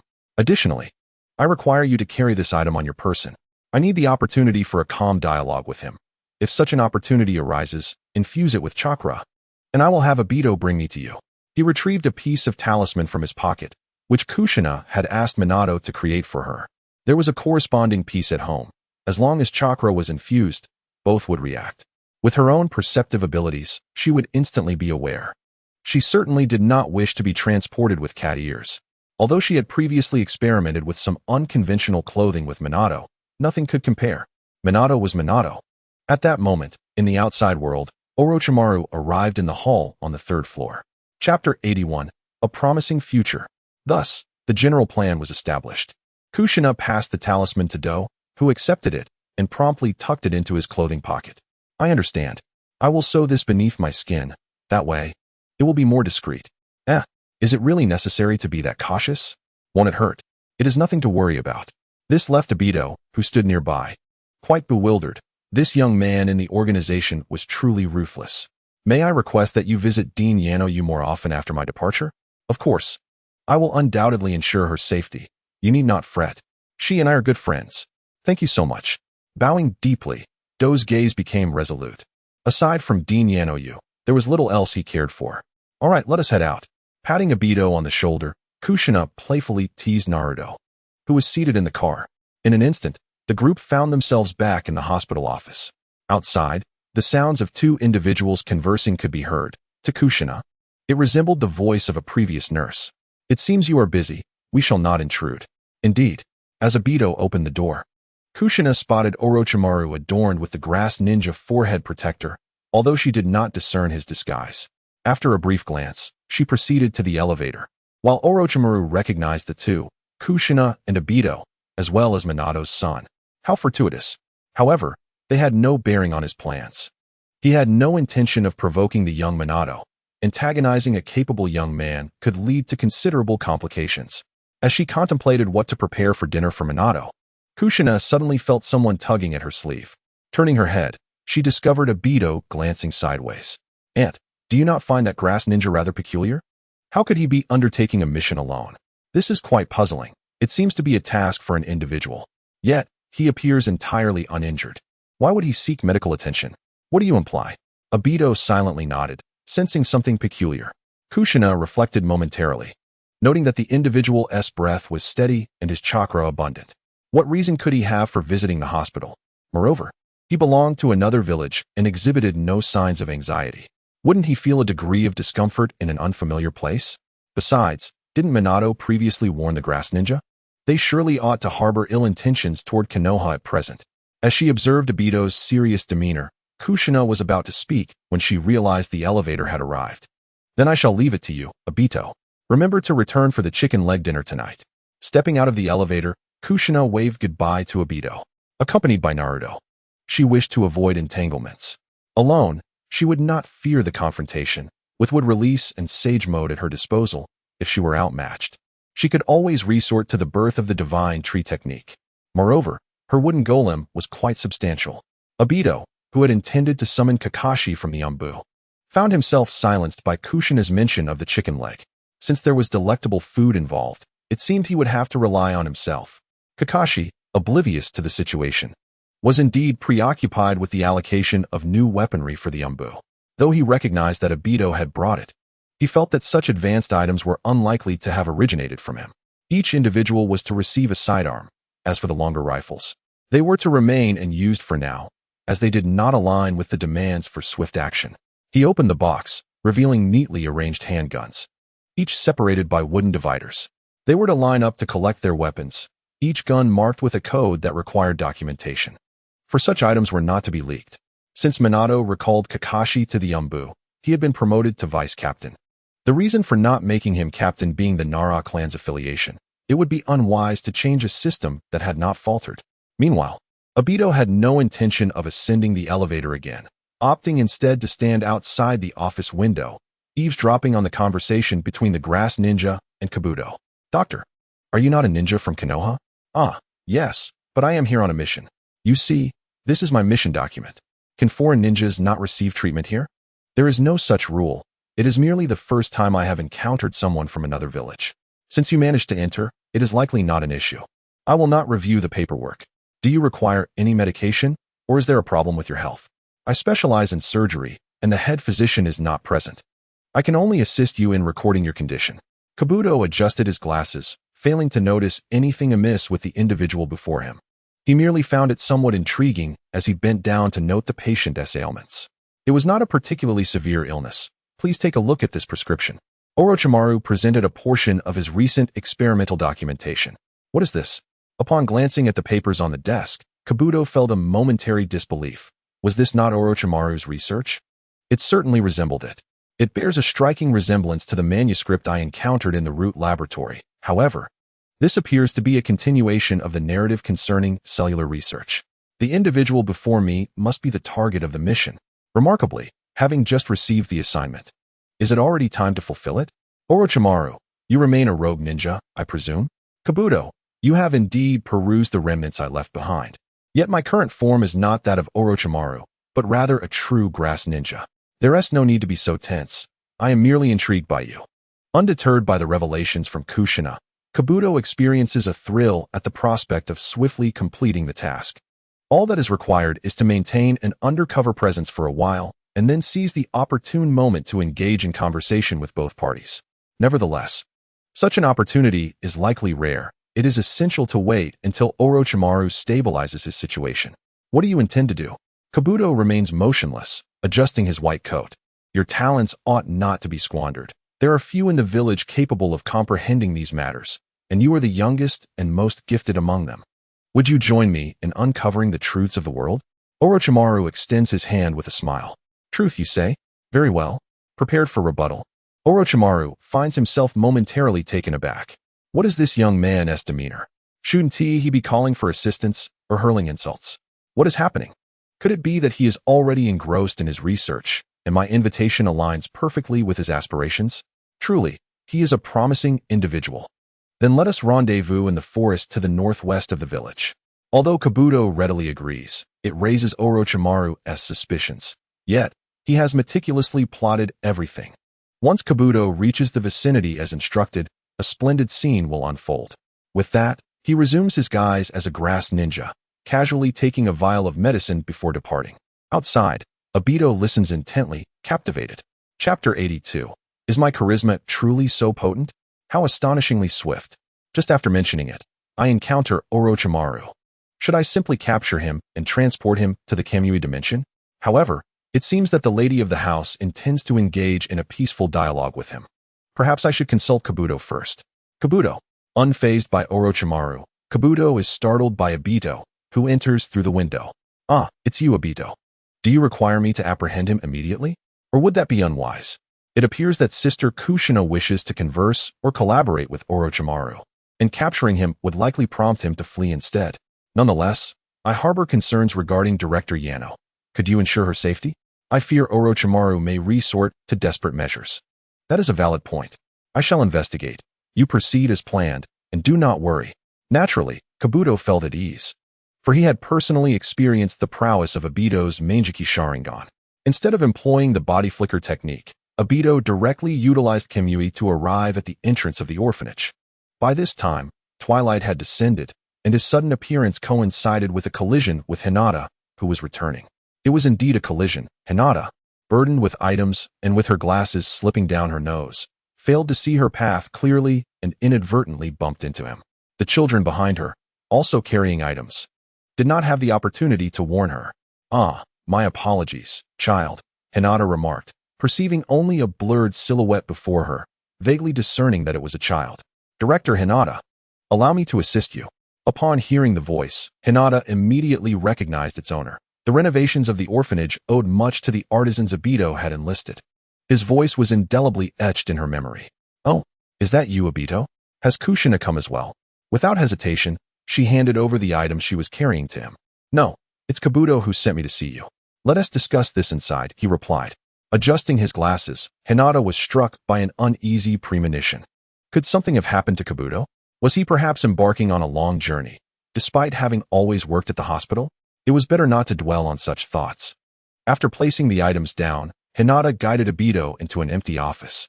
Though she had continuously reassured herself, she remained deeply concerned about Kabuto's well-being. "Rest assured, you need not worry about his safety. However, he must embark on a journey far from here and may not return to see you for some time." With Kushina absent, Aido's words lacked conviction, leaving Hinata with an unsettling feeling, as if they were discussing the abduction of a child. "Is it due to a mission?" Hinata inquired. Having anticipated some degree of this situation, though she felt apprehensive, she was not panicked. "Indeed, but you can rest assured that there will be no issues. I can guarantee his safety. That is reassuring. I have great faith in you, Aido, and in Kushina as well." Additionally, he mentioned that some individuals might come seeking them that evening, and he would remain nearby to ascertain the situation. Meanwhile, Aido was silently contemplating why Orochimaru had yet to initiate any trouble, as he still had to return and partake in a meal of chicken legs. "Thank you very much. You haven't eaten, have you? If you'd like, I can go to the cafeteria and fetch some food for you," Hinata offered, rising from her seat. To Hinata, despite Aido's formidable appearance as a ninja, he was merely a child in Kushina's company. Thus, she thought it prudent to treat him accordingly, a role she was well accustomed to fulfilling. Observing Hinata's gentle smile, Aido felt somewhat bashful about declining her offer, and he followed her to the cafeteria, where they collected some fried dumplings in a paper bag. He then concealed himself in the darkness outside, keeping watch. On the other end, Kabuto had arrived at the designated meeting place with Orochimaru. Upon discovering that Orochimaru was absent, he leaned against a tree. Meanwhile, Orochimaru, upon spotting Kabuto in the shadows, was elated. Was his charisma truly so compelling? However, this is of little importance. My subordinates are now poised to act. Although not apprehended on the road, the illusions I imparted to them will undoubtedly prove effective. After swiftly forming the necessary seals, the three hidden ninjas near the orphanage sprang into action, their cursed seals emanating a pulsation that served as a signal from Orochimaru. Meanwhile, a figure on the rooftop, Aido, sensed the disturbance with alarming clarity. There were three of them. It seems that Orochimaru requires a conversation with Minato-sensei. The inspection mechanisms in Konoha certainly warrant an upgrade. Activating the Manjiki Sharingan, Aido instantaneously appeared behind one of the assailants, swiftly transporting him into the Kamui dimension, leaving the other two utterly bewildered. However, one among them managed to react, throwing a kunai before meeting the same fate in the Kamui space. With another Sharingan at his disposal, Aido needed no physical contact. Mere sight was sufficient to ensnare beings and objects within that realm. After signaling, Orochimaru resumed his conversation with Kabuto. Yet, after a brief wait, the anticipated commotion failed to materialize. Could they have been detected by the Umbu? It was imperative to depart swiftly. The urgency of the situation precluded any deep contemplation of the underlying reasons, especially since Kabuto had already consented to accompany him. Although the circumstances felt peculiar, there was no reason to remain. "Let us leave at once." Indeed, observing Orochimaru's somewhat flustered demeanor, Kabuto realized that his suspicions were correct. Orochimaru had made a move against Director Yano. However, judging by the current state of affairs, it appeared that Director Yano was safe. It seemed that Aido had indeed honored his promise, prompting Kabuto to hasten his pace. Meanwhile, on the other side, Minato, who was tidying up documents, stretched and prepared to head home. The sudden appearance of a spatial vortex hinted at the arrival of his beloved pupil, Aido. Before Minato could finish, Aido waved his hand, revealing three lifeless bodies. "What? They committed suicide? But surely you have a means to address this?" Observing the scene, Minato began to piece together the situation and promptly summoned the Umbu, only to find Kakashi arriving. Kakashi, what on earth were you doing?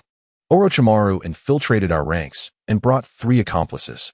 Aido stood with arms crossed, casting a disparaging glance at Kakashi, who, unfazed, ignored him. After listening to Minato, Kakashi proceeded to take the 3 bodies away. Aido, Kakashi has his own matters to attend to this afternoon. Do not place the blame solely upon him. However, I will ensure the Umbu are stationed near the orphanage for a while to prevent any further incursions. Very well, shall we return then? Are you not curious about what transpired? Kushina is undoubtedly aware. You shared the details with me. How could I not listen attentively? Enough of this. Use your Sharingan to guide me back. Scratching his head, Aido felt that his teacher was indulging Kushina a tad too much. Yet, if Rin were present, he would likely do the same. Upon arriving home with Minato, Aido immediately detected the enticing aroma wafting through the air. Kushina, how many drumsticks have you prepared? This is overwhelming. Enough already. There's plenty for you to eat. Kushina, exasperated by Aido's antics, nearly dropped her chopsticks onto the table, only to be prevented by Minato's firm grasp on her wrist. My husband has returned, and it seems that Dado possesses a modicum of filial piety. He has brought your teacher back with him. Ah, that's merely a coincidence. Dado had not intended to bring Minato home. One can only imagine the reception awaiting him. Kushina's fist. At this moment, Orochimaru found himself increasingly perplexed. The demise of those 3 was not surprising. And while it was unexpected for Kabuto to accompany him, it was still somewhat acceptable. However, the fact that Minato had not discovered anything was rather odd. It should not have been the case. Chapter 83. A heart transplant will suffice. Orochimaru, filled with trepidation, returned to the temporary base with Kabuto. Due to the strange circumstances, he remained vigilant. He planned to linger for a while, assessing Kabuto's condition and the affairs of the village. As anticipated, he received intelligence in the afternoon indicating that Minato had dispatched a team of Jonin to scour the vicinity for his traces. This news brought him some relief, as it confirmed that no other unforeseen events had transpired. It was merely unfortunate for those subordinates, who could have been further exploited. Let us depart, Kabuto, to a new location where someone familiar awaits you. Smiling, Orochimaru resolved not to waste any more time. The sooner he completed his technique, the sooner he could commence research on other crucial matters. He hoped that Danzo was not deceiving him. Otherwise, he would not meet a favorable outcome. After half a month of travel, the 2 finally encountered Danzo. At this moment, Kabuto comprehended that the familiar person referred to was none other than this fellow. Truly, fish seek fish, and shrimp seek shrimp. I did not expect to see you here, Danzo remarked, taken aback. Previously, he had struggled to persuade Kabuto, and now he was following Orochimaru. It was quite exasperating. This is Orochimaru, observed Kagaya with some confusion, feeling uncertain about the value of this entity. Kagaya.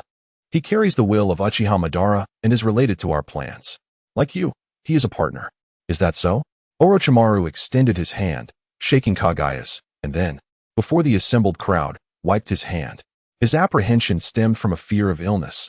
Until he had adequately studied such a peculiar being, he would not feel at ease. Kagaya was indifferent, caring only for his own schemes and the girl named Uchiha Onmii. That is the item promised to me, is it not?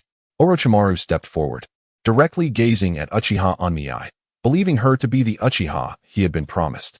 As he approached, intending to grasp her chin and examine her eyes, he was abruptly yanked back by Danzo. At this moment, Onmii had activated her Manjiki Sharingan, merely glaring at Orochimaru. This unnerved him. To possess the Manjiki Sharingan at such a tender age was truly frightening. She is Uchiha Onmii, a partner whose temperament is rather volatile. Exercise caution, for your belongings are located elsewhere. After witnessing the extraordinary abilities and destructive potential of the enigmatic figure, Danzo was ever cautious not to provoke her.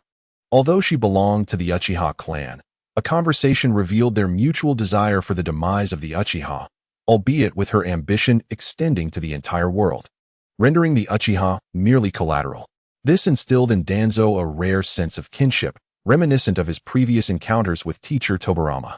My apologies, Miss, Orochimaru said with a smile, observing that the enigmatic one exhibited no further actions before moving to another side. He finally beheld what he had long sought, a sealed child of the Uchiha, adorned with the precious 3-tomo Sharingan. youthful in form and pure in lineage. With Kabuto by his side as an aide, he felt a surge of exhilaration. He lacked for nothing. Given time, everything was within reach. However, judging by the expression, it seemed the child was under some form of control. That mischievous Danzo would require thorough examination before any potential utilization. As it appeared the assembly was complete, it was time to commence the next phase of their plans. What are you all planning to do with the Akatsuki? Orochimaru inquired, glancing at the somewhat excited Kaguya. They are no longer the Akatsuki of old. They have rebranded themselves as Tsukuyomi. It seems they have lost interest in collecting tailed beasts, likely due to their ties with Aido and Konoha. This is the current intelligence, Kaguya replied, waving his hand before disappearing underground, unwilling to elaborate further. As long as these individuals adhered to the plan, all would proceed smoothly. Farewell, Danzo. To be clear, I have no interest in the tailed beasts. I will pursue my own research, and you shall provide the experimental materials as before. Orochimaru was well aware of what should and should not be touched, believing there was little merit in studying the tailed beasts. Humph, Danzo scoffed, departing with the enigmatic figure, leaving only Kabuto, Uchiha Wind, and Orochimaru in the room. At that moment, Kabuto's mind was tumultuous, akin to a tempestuous sea. They were indeed formidable. And that Uchiha girl, despite her tender age, emanated a presence akin to that of a seasoned warrior returning from the battlefield. It seemed he would need to linger a while longer. On the following day, after returning to the factory office, Aido hurriedly sought out Scorpion, who was engrossed in his drawings. To his surprise, Scorpion spoke first. What do you think? Does she approve? She does, but she insists that this creation is too perilous for sale. It must remain for personal study and cannot be disclosed. Rubbing the back of his head, Aido feared Scorpion would be angered by her words. After all, the last time she crafted an overly mechanized puppet, Kakuzu had ridiculed it for being cumbersome, which had incited her ire, leading to a fierce confrontation that ended with Aido confining Scorpion in the Kamui space for several days until matters cooled. Ah, indeed. Haha, she is certainly formidable. She truly possesses the keenest insight. Aido mused, having long championed his mentor, though in truth, he merely spoke some truths, employing a touch of embellishment. When others praised Kushina, he felt a sense of pride. Otherwise, he would not have extolled her virtues so fervently. Indeed, she asked me to remind you that exchanging ammunition for chakra might prove quite challenging. While I could consider modifying the apparatus for chakra ammunition, it poses some complications. Scorpion, with his crimson hair, rested his chin on his arm, lost in contemplation. In fact, she also instructed me to seek assistance from another individual on your behalf. However, that will require some time. For now, let us focus on weapon enhancements. He did not elaborate fully. That span of time is likely to be around a decade or so. The boy named Deidara has already visited him, apparently born just last year. No need. I can manage alone. With a sudden burst of energy, Scorpion rose from his chair and departed the office, retreating to his small chamber. Inside, it was a veritable treasure trove, filled with an array of puppets and various firearms. Meanwhile, Aido sought out Kakuzu, who had some new plans in the works. He proceeded to explain Kushina's arrangements to him. Is that so? Are you contemplating the commercialization of other locations? Such new establishments would undoubtedly attract a throng of customers. Kakuzu mused, his imagination ignited by visions of the future, his eyes gleaming with ambition. Roughly so. I still need to visit Conan. I entrust this matter to you. Wait, how could I possibly manage so many tasks on my own? The matron suggested, perhaps you could offer a high salary to recruit more personnel. Very well. I suppose I shall just have to replace a few hearts. Upon hearing this, a bead of resigned sweat trickled down Aido's forehead. Chapter 84, Fire at Me. Aido pondered that perhaps he should indulge in more of the matron's cooking next time. Otherwise, his constant comings and goings would prove quite taxing. A spatial vortex faintly materialized, transporting him to the hidden mist village. After observing for a while, he entered the Mizuki's office. The aide before him halted her tasks and respectfully stood aside, awaiting Aido's seating. Continue with your duties. I am here to inquire, he began, but his question was abruptly interrupted by a report, prompting him to conceal himself in the shadows, nodding at the aide. Report. Come in.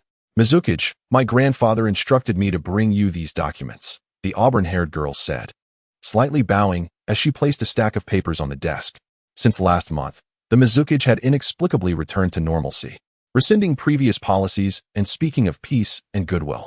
This had derailed her family's original plans, as her grandfather had hoped to collaborate with other clans in the village. It's truly odd. Thus, she had come today to observe the Mizuki's condition on her grandfather's behalf. And you are?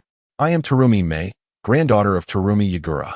I apologize that my grandfather cannot attend in person due to health issues.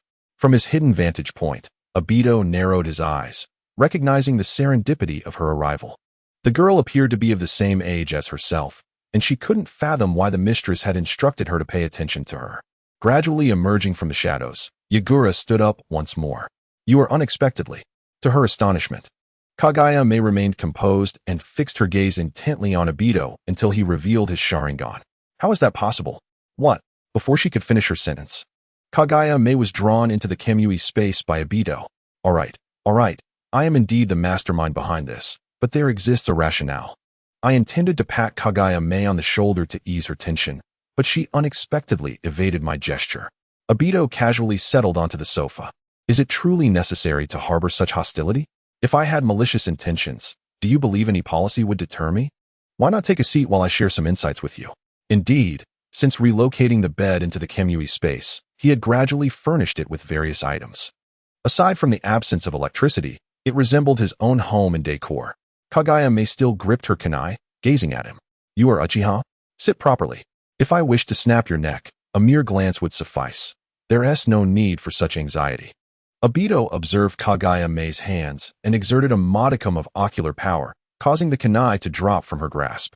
I understand now. The astute Kagaya-me, witnessing such prowess, relinquished any thoughts of resistance. Even being hailed as the genius of her clan was futile before those eyes. She found herself utterly powerless. Perhaps it's best to listen to what I have to say. I might even end up being controlled myself. What a misfortune. Observing the somewhat tense Kagaya-me seated on the sofa, Aido began to recount past events. Though he had not only lived through them, but also remembered them vividly. He felt a tinge of gratitude towards Uncle Fugaku each time he shared these tales. These ninjas, like you, are also innocent. That is why I instructed Yagura to cease hostilities. Now, there is a question at hand. Glancing at the now relaxed Kagaya-me, Aido stood and slowly approached her. Do you wish to become the Mizuki? Kagaya-me quickly shook her head. She had no desire to be controlled, and that man's demeanor seemed rather lecherous. If he were to take control of her, would it not lead to dire consequences? You misunderstand. If the right opportunity arises, I will allow you to take over without exerting control. This is for the sake of peace. How can you assure me that once I emerge, I won't disclose anything? She began to speak, only to realize she was rendered speechless. He possessed the Sharingan, and how could she possibly reveal anything? Oh, a slight control over you will suffice to keep our secret hidden. But you shall understand in due time. I will ensure Yagura looks after you. You will follow him to learn how to become the Mizuki. Hey, how can you be so domineering? It's unfair. I haven't even answered whether I want to. The kaleidoscope began to spin within Aido's eyes, while Conan found herself unable to articulate the revelations he had just shared with her. She could only ponder inwardly. Believing even to write would be futile. All right, let us step outside. You are now considered a member of the organization. I shall present you with your ring later. Although the necessity of sealing the tailed beasts within the 10 tails had dissipated, the organization still employed rings as tokens of allegiance. Anger and humiliation welled within Conan, nearly bringing her to tears, yet she found herself powerless against the scarred man before her, suspecting even a desire for self-destruction was beyond her reach. Thus, she glanced around, seeking something to shatter in her fury. Grasping a picture frame from the table, she was poised to hurl it when she noticed familiar faces within. Your teacher is the current Hokage? That arrogant teammate you mentioned is Kakashi? Oh, you know Kakashi? Is he truly that renowned? His Sharingan is yours. Now, do you not aspire to be the Mizuki? Come, let us go. Aido released her hand, and then he reappeared in a shadowy chamber behind Yagura. This room, of course, was designed for Aido to locate him with ease. After collecting her thoughts, Conan exited the small chamber, resolved not to resist any longer. Following Aido's explanation, she comprehended the power of that eye. If it genuinely benefited the village, though it was shameful, she could endure it. However, when the time came, should Aido indeed neglect his promises, she would undoubtedly confront him. Yagura regarded her with a smile, though his youthful visage exuded gentleness at that moment. She sensed no emotion from him. Meanwhile, in Konoha, Kushina weighed her sniper rifle in hand, her gaze fixed upon Minato in the distance, her nerves fraying. Darling, are you truly certain about this test? Rest assured, my love, everything will be fine. Minato, clad in his Hokage garb, waved his hand reassuringly. Kushina sighed deeply, inhaling several calming breaths, surveying the Umbu and medical teams around her, and confirming the location of the flying thunder god Kanai. She then aimed at Minato's feet through the scope and slowly squeezed the trigger. As the immense recoil jolted her shoulder, Kushina swayed slightly, and a flash of yellow light flickered before her. She felt Minato's presence behind her, enveloping her in an embrace. See, my dear, I was right. No problem at all. Yet, interrupting Minato's words, Kushina playfully punched his shoulder. You fool, do not engage in such tests again. Are there not wild beasts for that? And machines meant for testing? Such devices cannot gauge a ninja's reflexes. I assure you, it shall not happen again. Watching the affectionate exchange between the Hokage and his wife, the Umbu and medical teams felt a sense of being ensnared in their own predicament. Minato loosened his grip on Kushina's waist slightly, only to have her pull him back in. Her anxiety had been palpable. Since the birth of Naruto, she could no longer bear to see Minato in peril. Had he not insisted repeatedly, she would not have acquiesced. I wish to stay with you for a while. Naruto is safe with Mikoto. Very well, everyone may return. Everything is fine. Additionally, Kakashi, please take these two weapons back to the Umbu and store them properly. Yes. As Kushina contemplated inviting Kakashi to dinner that evening, she recalled that others had yet to finish their tasks. She hesitated, pondering whether such open favoritism was inappropriate, but ultimately chose to remain silent. Shall we go shopping? I wish to purchase a few items, she suggested, casting a glance upward at Minato, marveling at how striking he appeared from that angle. It truly was astonishing. Of course, at that moment, she had assumed that her beloved's mention of earning money referred to their household, only to be astounded by the substantial funds he had brought back to Konoha. She had feared he might have sent Aido to commit heinous acts for profit. The two made their way towards the commercial street, their figures gradually fading from view as time flowed on. Chapter 85. Are you hungry? Time passed swiftly, with most events unfolding in a manner that was meticulously anticipated by Kushina. Naruto. She called up the staircase, intending to take him out to procure some ingredients. It had already been 5 years since Naruto was merely a small infant, yet he remained upstairs, oblivious to the passage of time. Ever since he had learned to call her mom, Kushina could no longer regard anyone as mere characters in a narrative.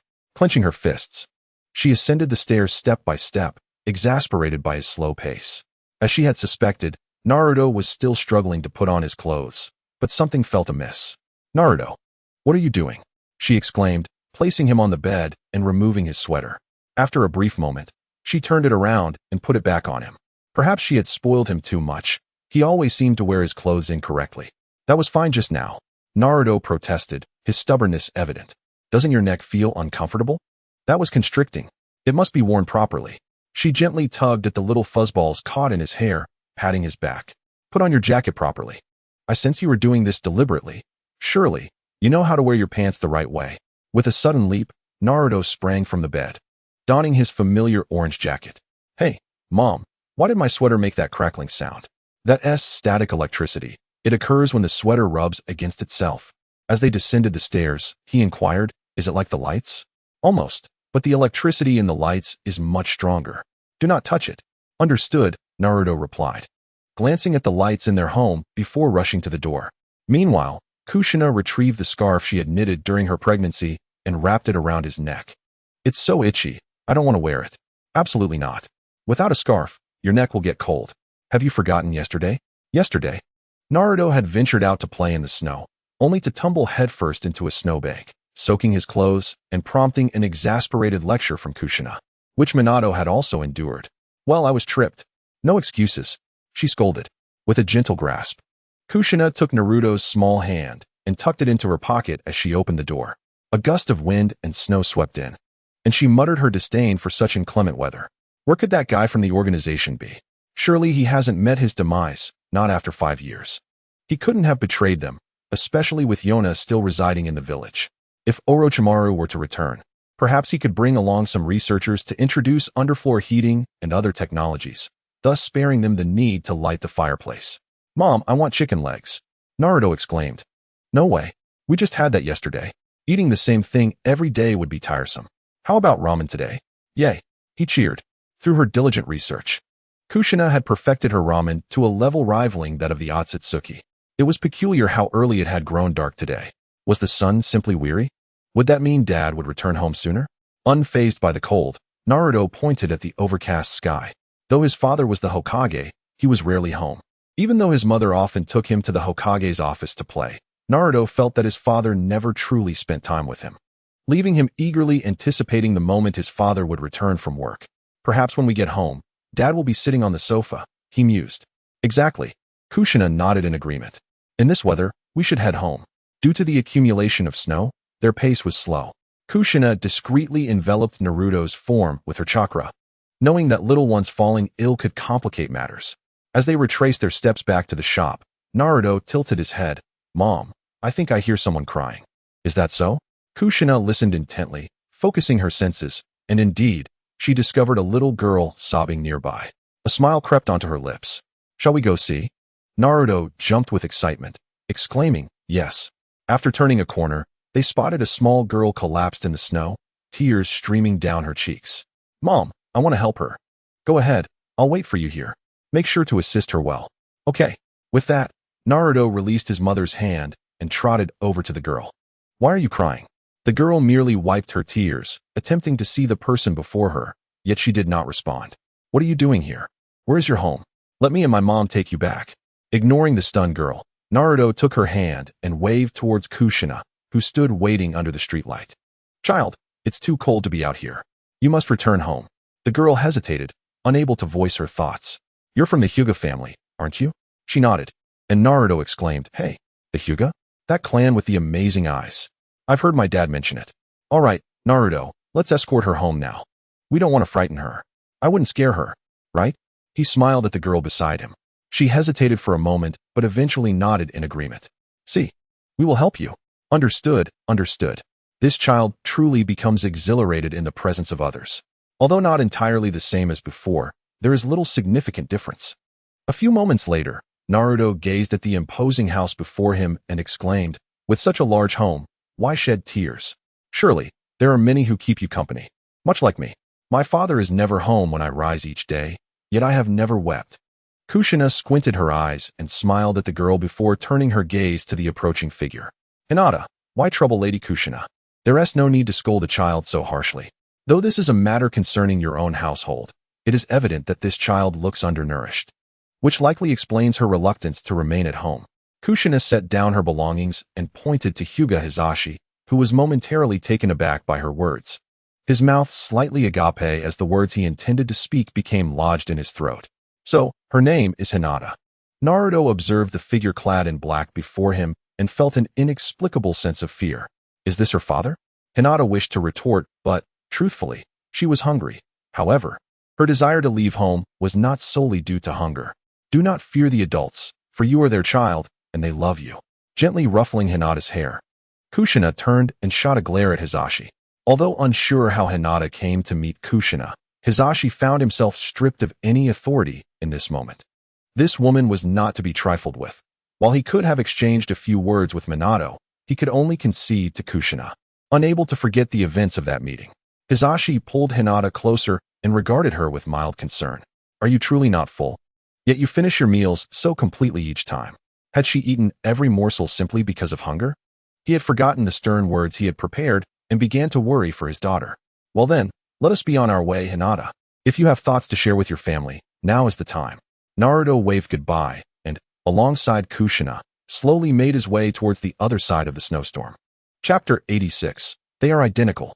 Mom, how did you know Hinata wasn't full? I guessed. If you were to run outside, it would surely be to buy snacks. In response to Naruto's innocent inquiry, Kushina chose not to divulge family matters, aware that he was too young to comprehend. Besides, Hinata was indeed hungry, otherwise she could not possibly hold the title of the Great Eater. That makes sense, haha. We're back. Kushina pushed open the door. As expected, nothing was amiss. And given the inclement weather, Minato had returned home early. At that moment, he was boiling water. Dad. Upon spotting Minato, Naruto immediately released Kushina's hand and dashed toward him. Oh, how my heart aches for my dear mother. Naruto, Minato squatted down to embrace his son and then lifted him up. Look how big you are. Yet still being lifted to play. This is so much fun, right Naruto? Yes. Haha. Kushina sighed, blaming Aido for this. When Naruto was younger, he always lifted him to play. Alright, Kushina, allow me to assist you. Before Kushina could utter a word, Minato gently set Naruto down and took the items from her hands. Observing the ingredients, he surmised, are we having ramen today? Yes. How delightful. My dear, your ramen is simply the finest. Alright, enough with the flattery. Go spend some time with Naruto, she playfully urged, nudging Minato away from the kitchen. Though a hint of jealousy flickered within her, he was, after all, her child. Settling comfortably onto the sofa, Minato placed Naruto, who was rummaging through a bag for snacks, onto his lap. Naruto, how do you feel about going to school in spring? School? He asked, looking up at his father while tearing open a package. He understood that school was a place where one could learn ninjutsu. Yes, school, where many children your age will be. It'll be quite enjoyable. No, I want to learn ninjutsu. Why is that? Because I want to defeat that guy Sasuke and surpass you, Naruto declared, raising his fist and playfully punching Minato's chest. Why do you wish to surpass me? So that you can stay home and spend time with me. Minato chuckled, ruffling Naruto's nose and taking a candy from his hand. Hey, I wanted that flavor. You eat this one. Naruto quickly swapped candies, placing one in Minato's hand. Alright. Dad, let me tell you something. Naruto whispered conspiratorially in Minato's ear, who listened attentively. Meanwhile, in the misty hidden mist village, Mei Terumi, weary from a long day's work, prepared to head home. Since that day, she had been diligently following Yagura, managing various affairs, which had delighted her grandfather, the former Mizukage. He had even bought her a house near the Mizukage's building, encouraging her to live independently and not return to the clan, effectively quelling her resistance against Aido. Oh, I wonder if the economy will double by spring?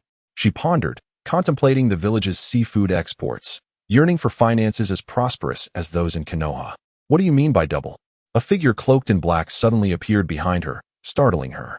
Hey, don't just appear out of nowhere. It's so annoying. I was referring to the village's economy. I believe it's time for you to visit Konoha. There are matters to discuss. Is that so? When?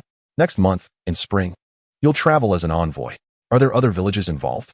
Yes, the Rain Village as well. ISNT, that essentially an internal meeting? One could interpret it that way. That old coot Danzo has been causing quite a stir lately. We need to strategize. Ugh, how bothersome. Can't you just go over and take him out? Mei twirled a strand of hair with her finger. Without a space-time marker, and with Black Zetsu constantly feeding them information, I'm at a loss. Very well. I shall go. By the way, shouldn't you release that Jinjutsu? Turning around, she shot a glare at Aido, but his tone remained nonchalant. I didn't use Jinjutsu on you. I merely gazed at you through my Sharingan. After uttering these words, he vanished. Stunned, Koyomi began to attempt to articulate the truth of that year. Her lips trembled as she uttered her first syllable, which flowed forth with remarkable fluency. Ah, this scoundrel. He has deceived me for all these years. For countless days, Koyomi had scarcely enjoyed a moment of respite, either engrossed in political studies, delving into economics, or honing her ninjutsu. She had never relaxed, and because Aido merely cast a glance at her, one could only wonder how she had endured those 5 years. I should have unleashed my boiling release upon his face. Her burgeoning resentment towards Aido was palpable.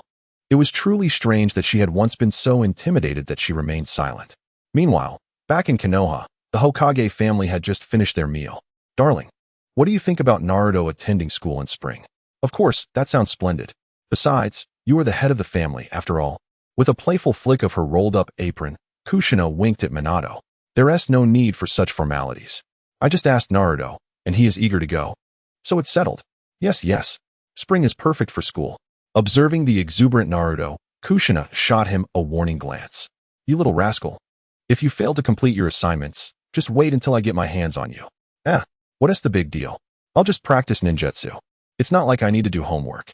Ruffling Naruto's hair, Minato adopted a serious demeanor. No, we'll discuss this later. As the three conversed, a knock echoed through the room. I'll get it. Leaping off the sofa, Naruto hurried to the door. Aido-sensei. Here you go, kid. I brought you something nice, Aido said, producing an egg-shaped item that, when pressed, would spring open to reveal a creature-shaped toy. Naruto eagerly accepted it and scampered upstairs. intent on placing it in his collection. Aido had a habit of bringing him small toys on each visit, and he cherished these gifts. Teacher, the sensei has been notified. That's good. However, Aido, your timing is quite unfortunate. We just finished dinner, Minato remarked, scratching his head as he looked at the now towering Aido, who had grown remarkably in these past few years. Why are you here so early? It's not even dinner time yet. You fool, look at the weather outside. It's dark and dreary. We should eat earlier. All right, but there are some leftover snacks. I'll warm them up for you. Great. Kushina grinned, knowing that he never turned down food. Aido, there is something I failed to mention to you. This time I have also invited the Sand Hidden Village. They wish to negotiate a transaction with the Rain Hidden Village. It's no trouble, just an additional participant. However, I am concerned about the presence of individuals from 3 villages, particularly with Danzo around. I see. In that case, I will return to assist if necessary. The organization has its own resources. That won't be required. Your presence alone suffices, and besides, Shursui has recently joined the Umbu, so we should be fine. Understood. But why must we go to Konoha? Before Minato could respond, Kushina brought in freshly prepared snacks. You, as ever, are not using your brain. I want to tell you. You must figure it out yourself. Casting a glance at Minato, he swallowed the words he was about to utter. What? Aido's eyes widened. They used to explain everything to each other. Now he had to come up with his own conclusions. Aido and I, look at what you just gave me. Kakashi and I also gave me one. Naruto exclaimed, dashing down the stairs with 2 identical toys in hand. Before Aido could ponder the situation, he was immediately alarmed by Naruto's words. How could that be? How did Kakashi manage to acquire one of those? Chapter 87, Collaboration? Kabuto gazed at Orochimaru, who was clad in a white lab coat, and felt a sense of nostalgia. Ever since they left Konoha that year, Orochimaru had genuinely regarded him as a subordinate. Although there were certain matters he may have concealed, he was mostly informed about everything, including the details concerning their partners, which Orochimaru would reveal, sometimes intentionally and other times inadvertently. For instance, a few years ago, the unnamed and Kurizetsu managed to gather intelligence from within the rock-hidden village, utilizing Uchiha's unnamed ocular prowess to control a high-ranking shinobi. As for other information, he was less certain. Those individuals had been tirelessly seeking intel on the tailed beasts. With Kurizetsu's assistance, they faced minimal obstacles, albeit at a somewhat sluggish pace. The unnamed individual had become their most crucial combat force. Over the past several years, they had been searching for individuals with substantial chakra, marking them with the 8,000 Spears seal, so they could extract it when necessary.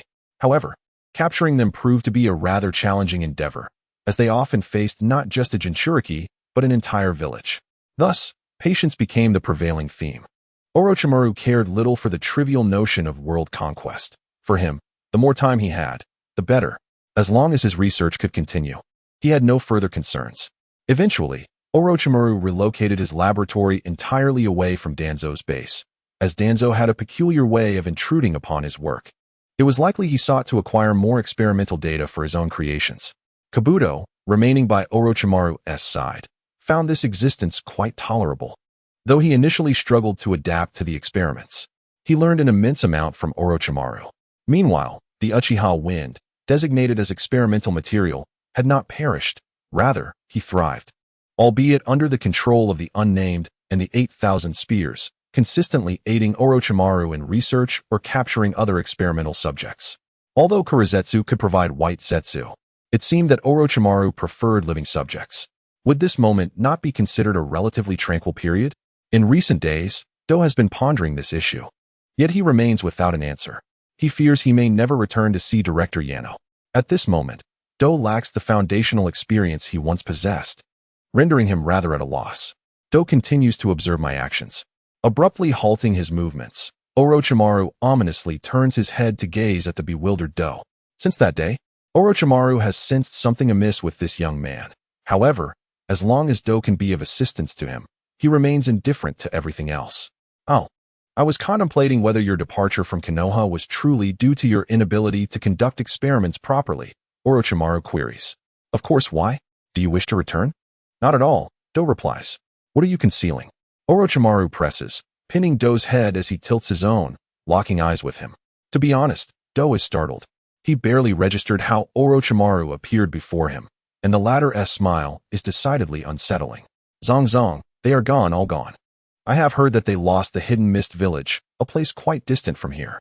We have never even visited that base. Do you wish to seek them out? Do opens his mouth, unsure whether to voice his thoughts. Do you think I am unaware? Orochimaru remarks, tapping Do's arm, beneath which lies the talisman sewn into his skin. It must be Minato, he surmises, licking his lips as he breaks into a smile. No, it is Lady Kushina. The Jinchuriki of the Uzumaki clan? Aren't they one and the same? Do stares at Orochimaru, his eyes not daring to blink. Orochimaru-sama, are you not going to kill me? That depends on whether you are forthcoming.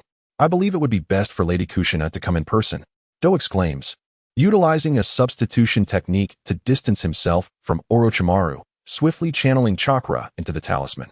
Ah, it seems I was indeed somewhat hasty back then. What a failure. Meanwhile, far away in Konoha, Kushina, who is searching for clothes for Naruto, senses an unusual fluctuation of chakra. Is that Do? This rascal has finally sought me out after 5 years of silence. Mom, did you find it? Naruto dashes out from beneath the covers, bare and unashamed. Here it is. But next time, don't come out like that. Aren't you cold? What if others see you? She tosses clothes to Naruto, surprised that this child, at 5 years old, still wets the bed. Seeing his foolish expression, she playfully pinches his bottom. Ah, I get it.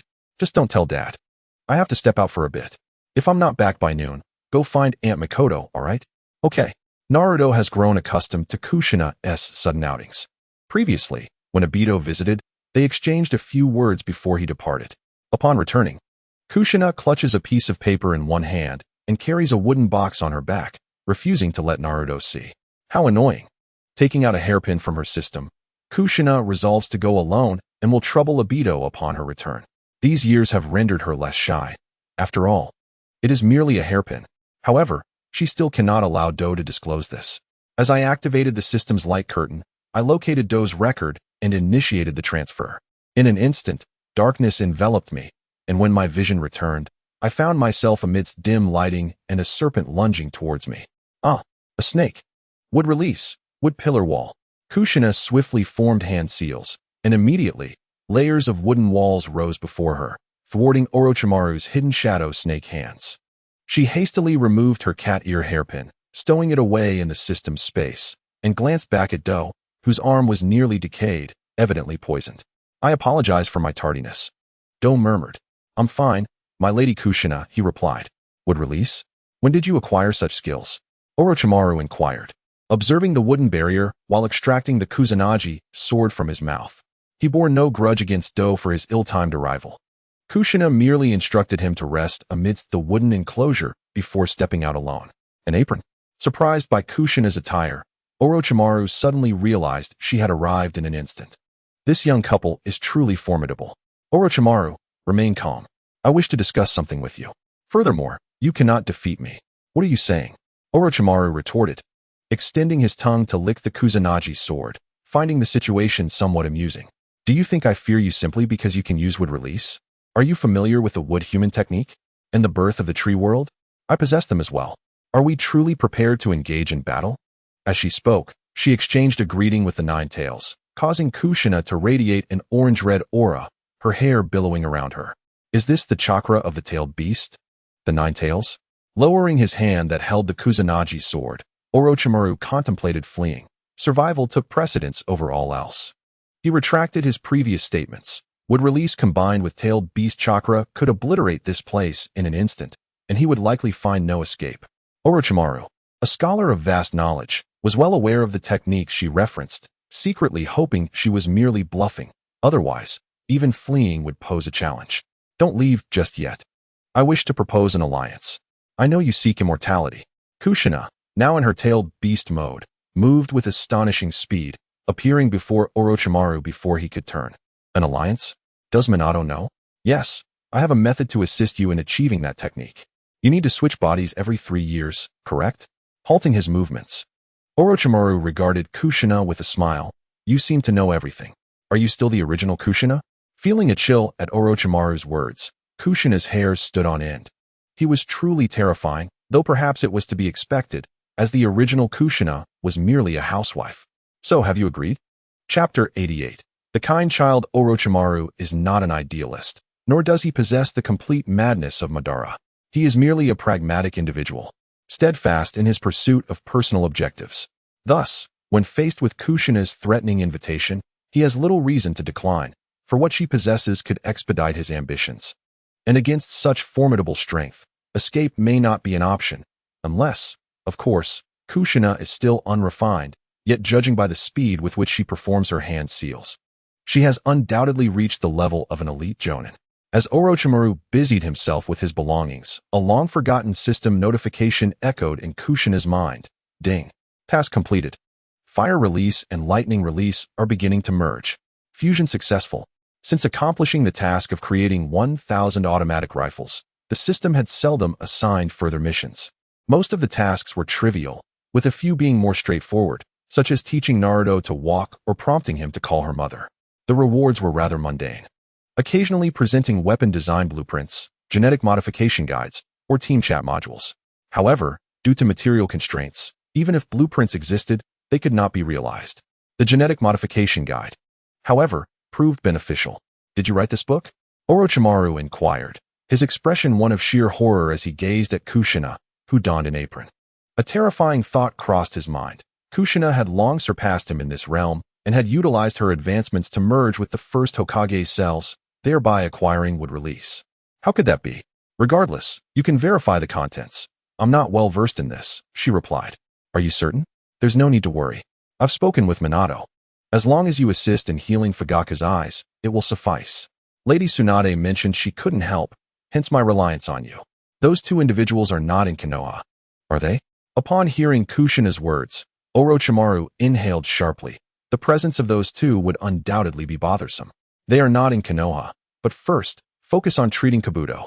The pained Kabuto grinned at Orochimaru, momentarily unsure how to confront this individual. To speak frankly, he was a spy, yet simultaneously, he was Orochimaru's student. And now it seemed he had reverted to his original role.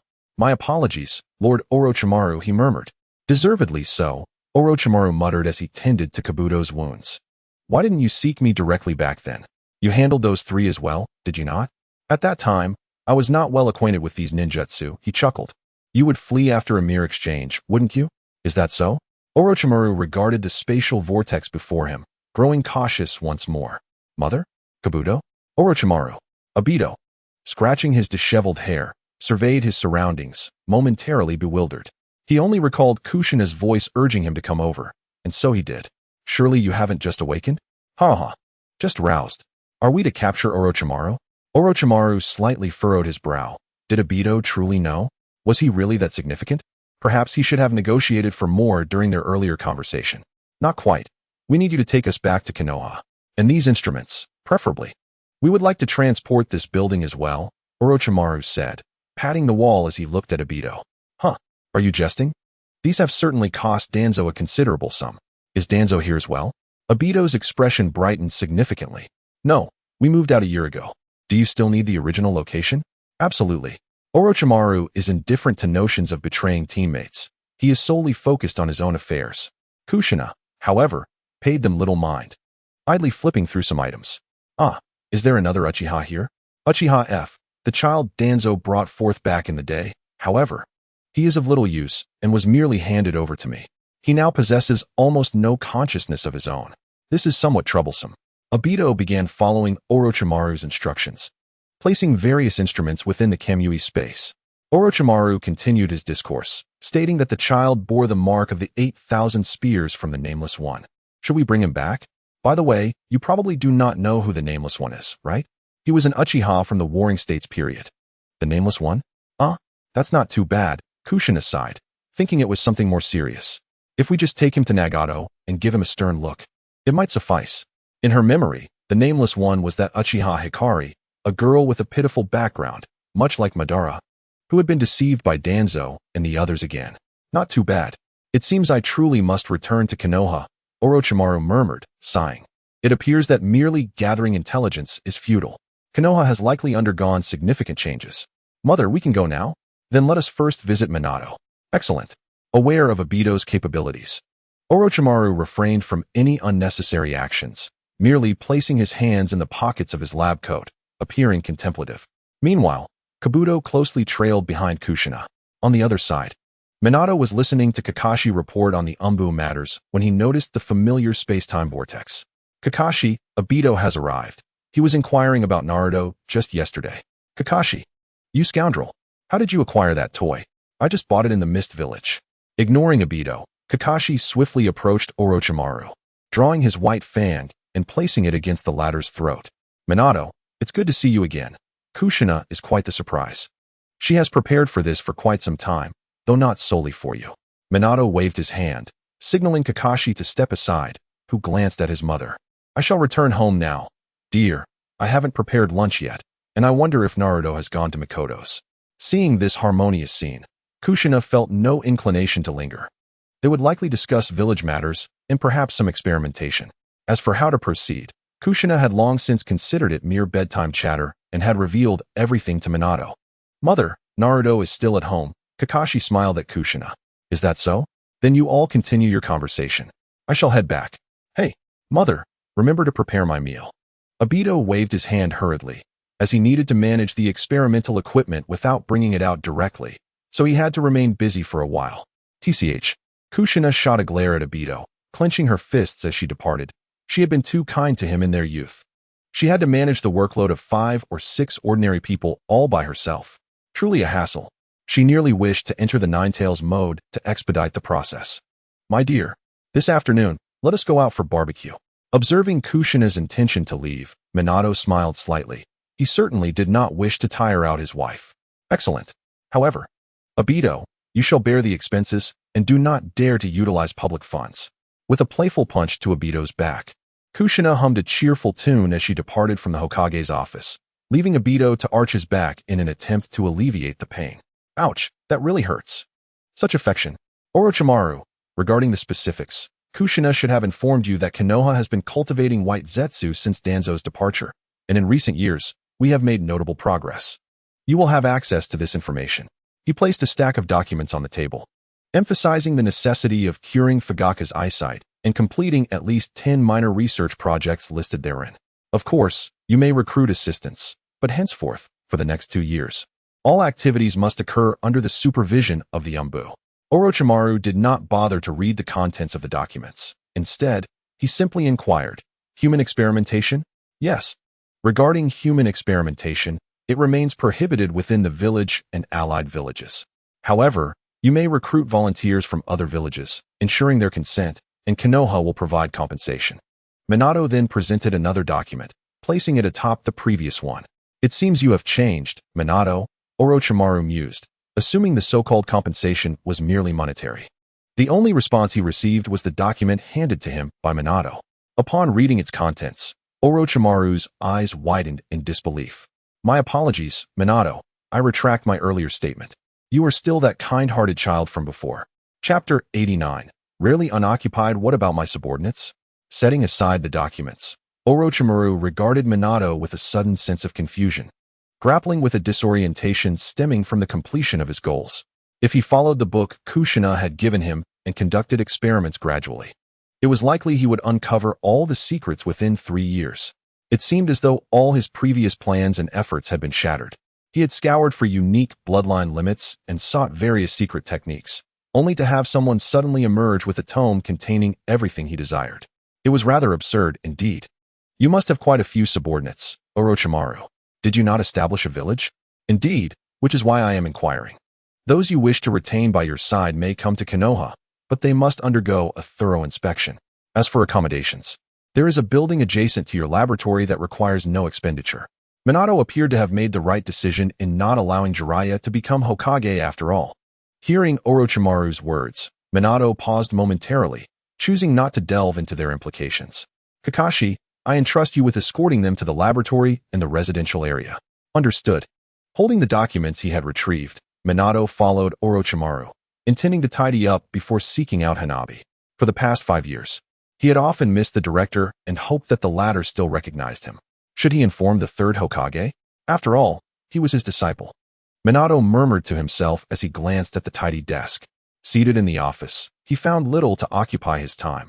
Most matters were progressing smoothly according to plan, leaving him with no area to intervene, nor did he wish to overstep his bounds. After enjoying the bento that Aido had delivered, he felt increasingly at ease. With that in mind, he summoned a subordinate to keep watch over the office while he went to see the third Hokage. Thanks to Kushina's reminder, Minato had inscribed the flying thunder god marks throughout various corners of the village to prevent unforeseen circumstances. Additionally, he found that when he ventured outside, villagers would often crowd around him. While he appreciated their affection, it could become rather troublesome. In a flash of light, he appeared at the corner outside Sarutobi Hiruzen's home. Upon entering, he found the third Hokage leisurely rocking in a chair, cradling a child. Ah, Minato, is this Konohamaru? Indeed, isn't he adorable? Hiruzen chuckled, fully relishing the joys of retirement while holding the 1-year-old boy. Minato gently touched Konohamaru's face, who was still fast asleep. Observing Minato's relaxed demeanor, Hiruzen wondered why he had come to visit. It had been 5 years, and surely there was no pressing issue that required his intervention. Actually, I came to inform you that Orochimaru has returned. The rocking chair abruptly halted as Hiruzen gazed at Minato in astonishment. Had he been captured? Not exactly. They required his collaboration for research purposes. Be very careful. Although he was my disciple, his demeanor has darkened significantly since the Third Great Ninja War. You haven't engaged in battle, have you? Hiruzen expressed his concern for Orochimaru, hoping that Minato would not fall victim to deception as he once had. Not at all. The collaboration has proceeded smoothly. However, we have been unable to locate Danzo. Ah, that guy? Hiruzen exclaimed. Minato, could you provide me with any recent intelligence regarding him? After a brief moment of hesitation, he added, not that I wish to interfere. The third Hokage is overly cautious. I can certainly share this information with you. As of now, we only know that he is near the Mist Village, likely probing for news regarding the tailed beasts. Minato continued, previously they Danzo. What a scoundrel! Hiruzen interrupted, his frustration palpable. How could he be so foolish? He was utterly perplexed by the behavior of his old friend. Since that fateful night, this confusion had only deepened. As Minato began to narrate, Sarutobi's eyelids fluttered with unease. Danzo, you truly are insufferably dim-witted. If only Tobirama-sensei were still around, he would undoubtedly have resolved your predicament in an instant. Alas, Kagaya's influence is insidiously pervasive. He refrained from further reprimanding Danzo, instead lamenting the presence of Kagaya. With age comes a wistful yearning for the past, particularly for the days when Danzo was absent from the village. When Sarutobi encountered Koharu and Hamura, he often felt as though a vital part of himself was missing, reminiscing about their shared experiences on missions and in their studies. The intelligence regarding Kagaya had been disseminated to the other prominent villages many years prior, yet they appeared indifferent. The relationships between villages are inherently fraught with tension, even in times of peace, often tinged with a hint of hostility. Consequently, any information that had not been previously encountered would be met with skepticism. Indeed, it is this very chasm that perpetuates conflict. Were unity to be achieved, the majority of tragedies could be entirely averted. In that moment, Minato's resolve to realize his aspirations solidified. Only he, Kushina, and a select few operatives were privy to this matter. He had no intention of sharing any information with others. Kushina shared this sentiment. The two conversed back and forth until Kakashi arrived, accompanied by Orochimaru. Old man Orochimaru, now that you're back, couldn't you show me a modicum of respect? Sarutobi swiftly turned to shield the young Konohamaru from Orochimaru's gaze. You needn't be so cautious, haha. Minato chose not to intrude upon their reunion and retreated to his office. He longed to take a day off to spend time with Naruto. Glancing at Kakashi, he asked, Kakashi, is it all right if I step out for a moment? Actually, there is something you should know. We've apprehended a grass ninja infiltrator. Interrogation revealed that he is not a spy, but rather a rogue ninja. The grass village is indeed relentless. However, let's discuss this later. I shall return home now. You keep watch for a while. Farewell, Kakashi. Without waiting for a reply, Minato utilized the Flying Thunder God technique to return home, leaving a somewhat exasperated Kakashi leaning against the office wall. He suddenly contemplated retirement from the Umbu. Indeed, returning to teach students seemed far more enjoyable. Since Naruto had become more aware, he had learned the art of relaxation. Just as Aido was voraciously consuming a chicken leg, he was startled by Minato's sudden appearance. Nearly dropping his meal. Father, why are you home so early? Are you going out again later? Naruto exclaimed, clinging to Minato's leg with an innocent expression. Perhaps, haha. Chapter 90. Their family must be quite wealthy. Naruto was unbothered by Minato's words, He felt elated simply by the unexpected return of his father. Had Kakashi been left alone in the office once more? Kushina wiped the water from her hands, casting a disdainful glance at Minato. Ha ha, it's nothing serious. Just asking him to take a look. I really can't do anything with you. She rapped her knuckles against Aido's head, not wishing for him to disrupt their precious family time.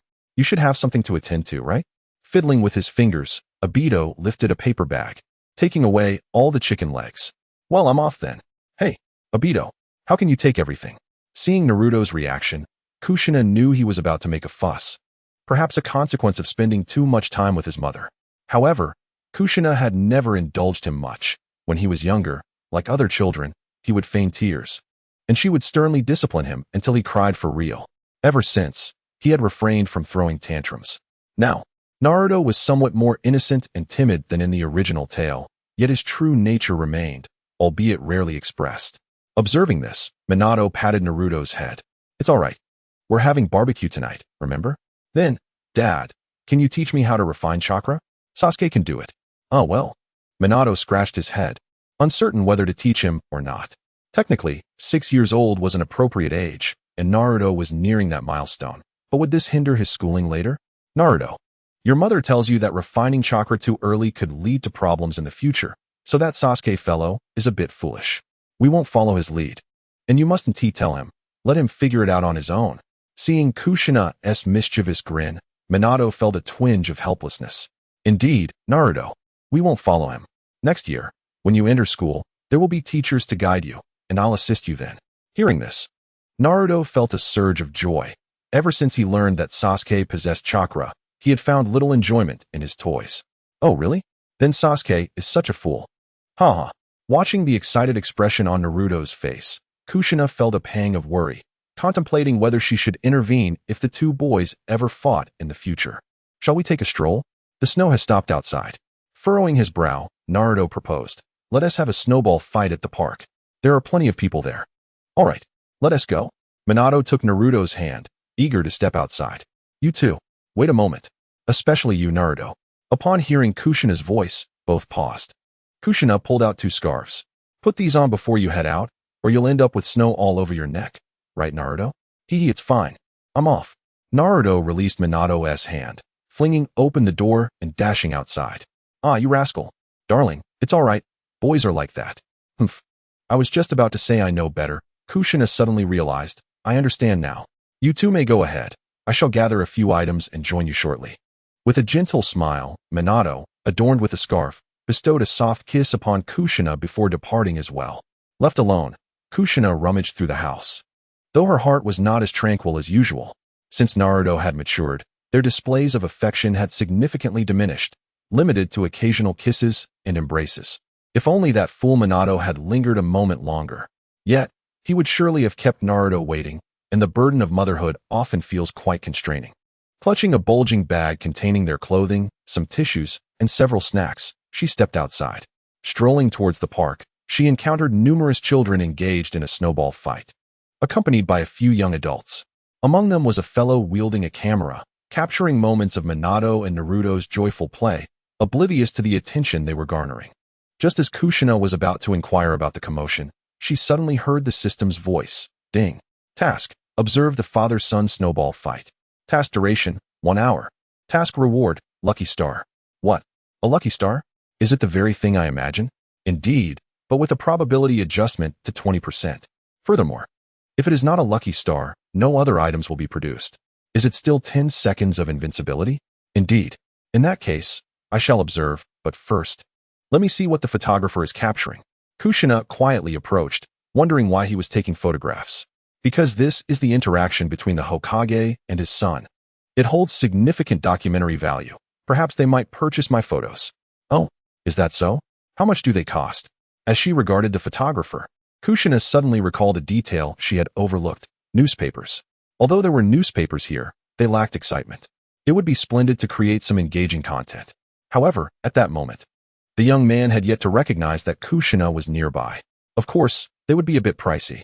The Hokage surely wouldn't be short on funds. As their conversation progressed, he noticed that the woman beside him had no intention of leaving, prompting him to divert his gaze from the camera's viewfinder. I believe our household could use some financial support. Ah, Lady Kushina. Haha, I was merely jesting. Yes, just joking. I shall certainly provide them to you free of charge. That won't be necessary. Let me see how your photos turned out. They must be quite splendid. Hey, when did the ninja world invent instant photography? Observing the young man as he fanned out the photographs, Kushina's curiosity piqued. However, she restrained her eagerness, deciding to first assess the quality of the images. Not bad at all. They are quite clear. What kind of camera is this? Upon mentioning the camera, the young man became noticeably flustered. Lady Kushina, I cannot share this camera with you. It is a prototype I developed, still in its imperfect state. You designed it? Indeed. If you like, I could create a custom one for you. Kushina regarded him with a look of disdain. That won't be necessary. But I believe I could ask you for a favor. Whispering her request into his ear, the young man eagerly handed the photographs to Kushina before rushing home. Filled with excitement to prepare for her request. At this moment, the father and son had set aside their snowballs and began to build a snowman. Ding. Task completed. Lucky Star awarded to the system space. Ignoring the system's announcement, she approached the two and handed them a pair of gloves, one large and one small. You two. Your gloves must be soaked. Come and change into these. Mom, what was that brother doing just now?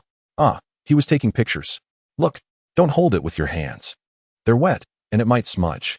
Oh, Watergate and Naruto gathered around, catching sight of the image in the photograph.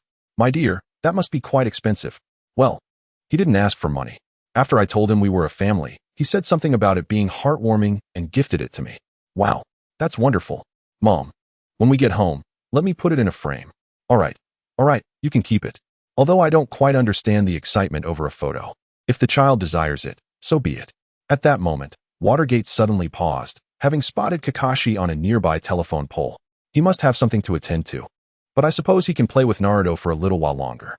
Kushina, with her keen perception, had already noticed Kakashi's presence. They're having fun, how bothersome. She winked at Watergate and walked towards Kakashi. Father, hurry. The snowball seems to be falling apart. Kushina clicked her tongue, thinking, this brat really forgets his mother now that he has a father. My dear, please be careful. Watergate waved at Kushina. Not a problem. Father, what is Mom doing? Your mother is helping me with some matters. Really? Then let her eat more barbecue tonight. Yes. Chapter 91. A slight adjustment. Kakashi, what's the matter? Master you. Watergate said I should handle it, but you go ahead and explain first. If it's too troublesome, we might need to call him. Kakashi leaned closer to Kushina's ear and clarified the situation. It turned out that within the consciousness of a captured grass ninja, they discovered a member of the Uzumaki clan. I see. Kushina pondered, recalling old memories. It seemed to be the mother and child of Karen. Now that she was still alive, she certainly couldn't allow them to suffer there. She had almost forgotten about it. We must rescue them. But Kakashi, do you have a plan? I'm not sure. Should we send a team for the rescue? Feeling slightly awkward in front of Kushina, Kakashi knew she would want to save them, but hadn't he considered what to do next. Let us discuss this in the office. I have an idea. But I need paper. I can't tell you directly here. After handing a bag he was holding to an Umbu ninja for safekeeping, Kushina and Kakashi made their way to the Hokage office. Don't you really need to discuss this with the teacher? Watching Kushina write, Kakashi felt a twinge of concern. This statement can be sent out first. The grass ninja should still be alive, right? Indeed, just a bit unclear in consciousness. That is sufficient. Tomorrow we will send this statement to the grass ninja. It seems Naruto will be dining at Mikoto's house. I hope he doesn't end up fighting with Sasuke again. Madam, is this declaration perhaps a bit too radical? I sense that the Hidden Rock Village may take action. Upon reflecting on the words I have penned, I suddenly feel as though it conveys the sentiment of declaring war. Although I am accompanied by Aido and Shursui, I still wish to tread cautiously. Perhaps I should revise it a bit, allowing Kakashi to incinerate the original. With that thought, I resumed writing another version. Does this seem somewhat too submissive? No worries. Kakashi, we are indeed the victims here. My relatives are being unjustly detained in the Hidden Grass Village, denied any semblance of freedom and subjected to maltreatment. We are the true victims.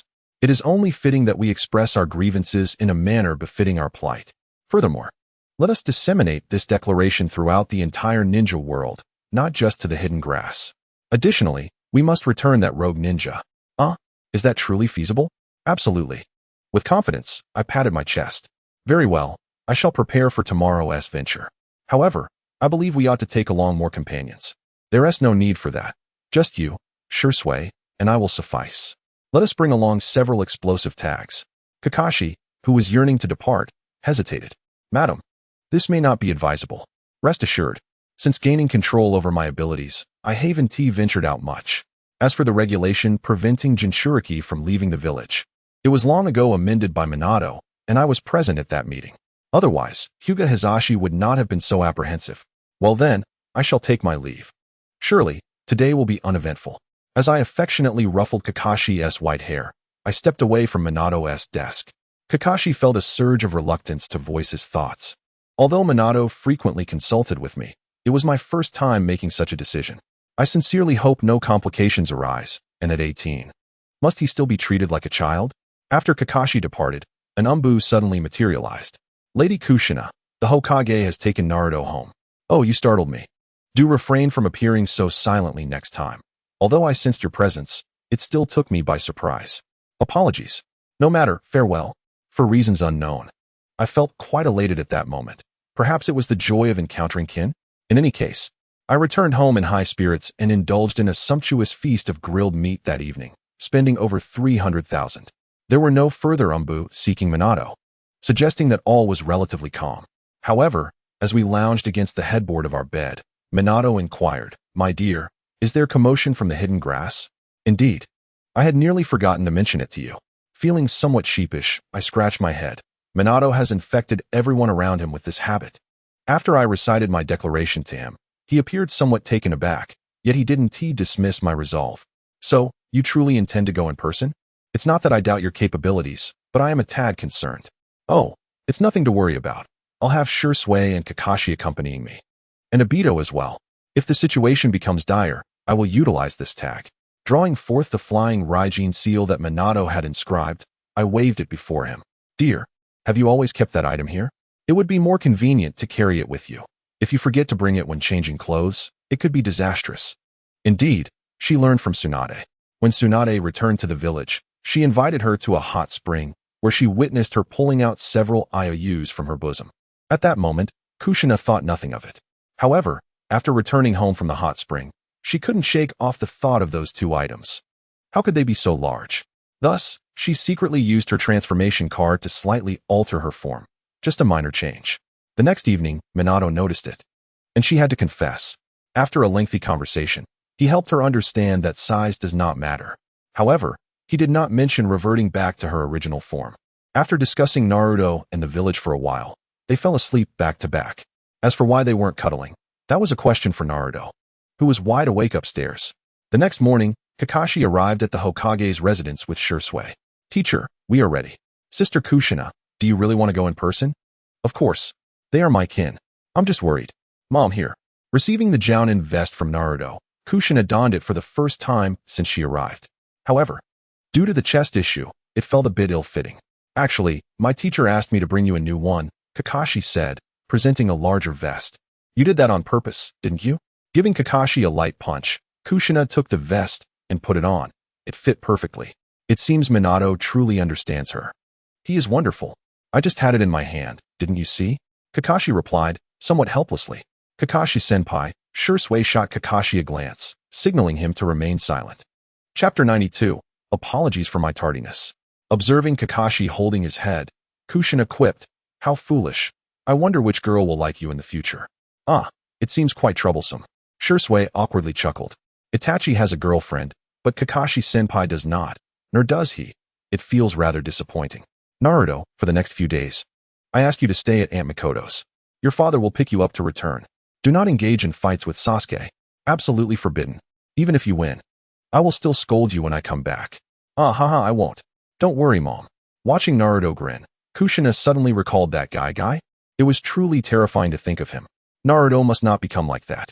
After packing their belongings, the three of them gradually made their way toward the hidden grass village.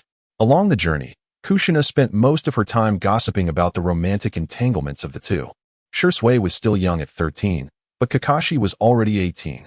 She had ultimately transformed into the very persona she once detested. However, Kushina had stocked up on various seasonings in the system space, so the two were quite content when faced with delicious food. Through Kakashi's revelations, It appeared that Shui had grown quite close to a girl from the Umbu. Shui, be brave.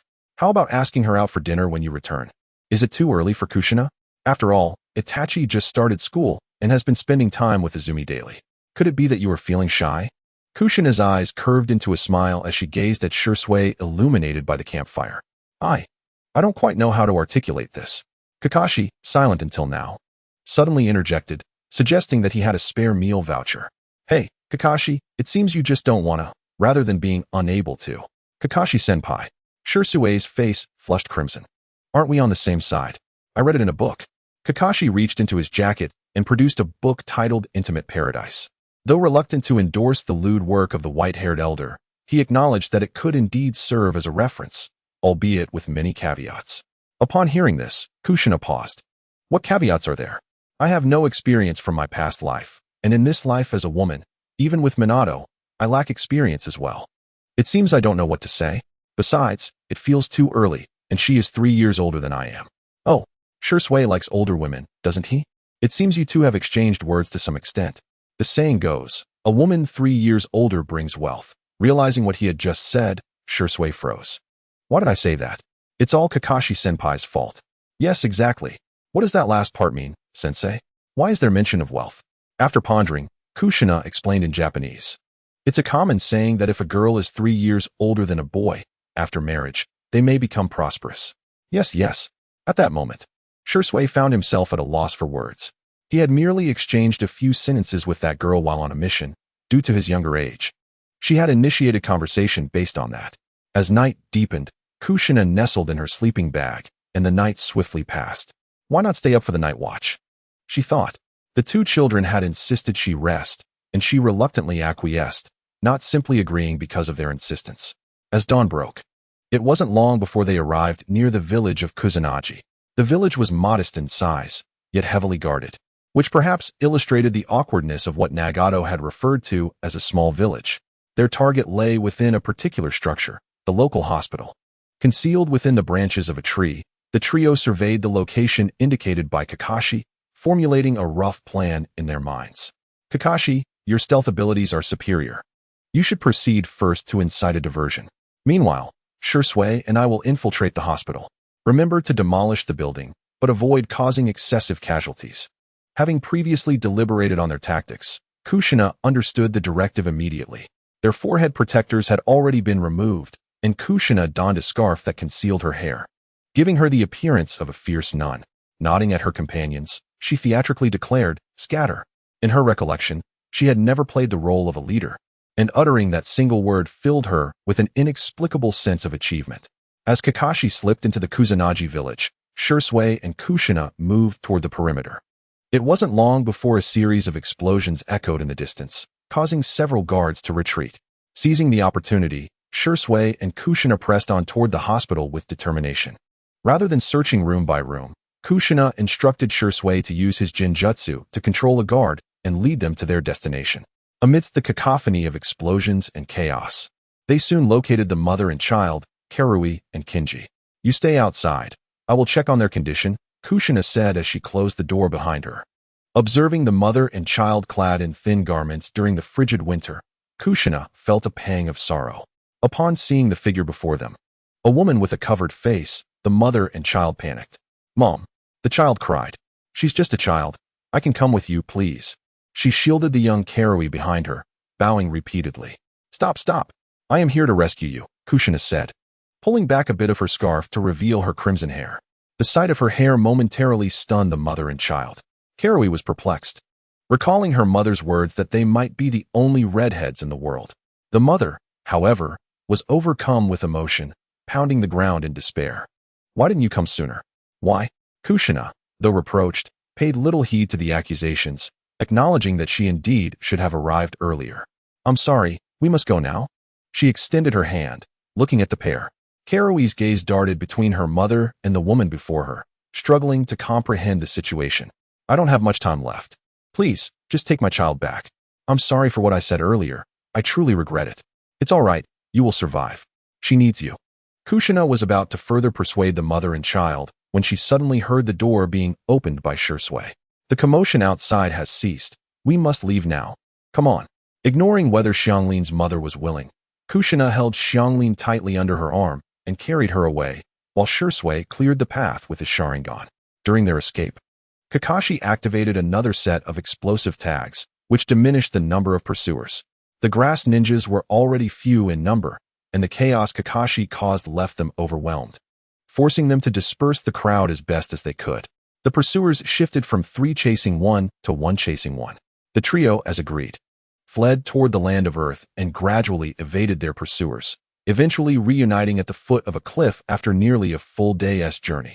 After setting the mother and daughter down, Kushina provided them with 2 improved soldier pills and then removed her headscarf. Sorry for being late. I am Uzumaki Kushina. And you? I'm Aiko, thank you. But where is this? Auntie, you once hurt me and my mom, right?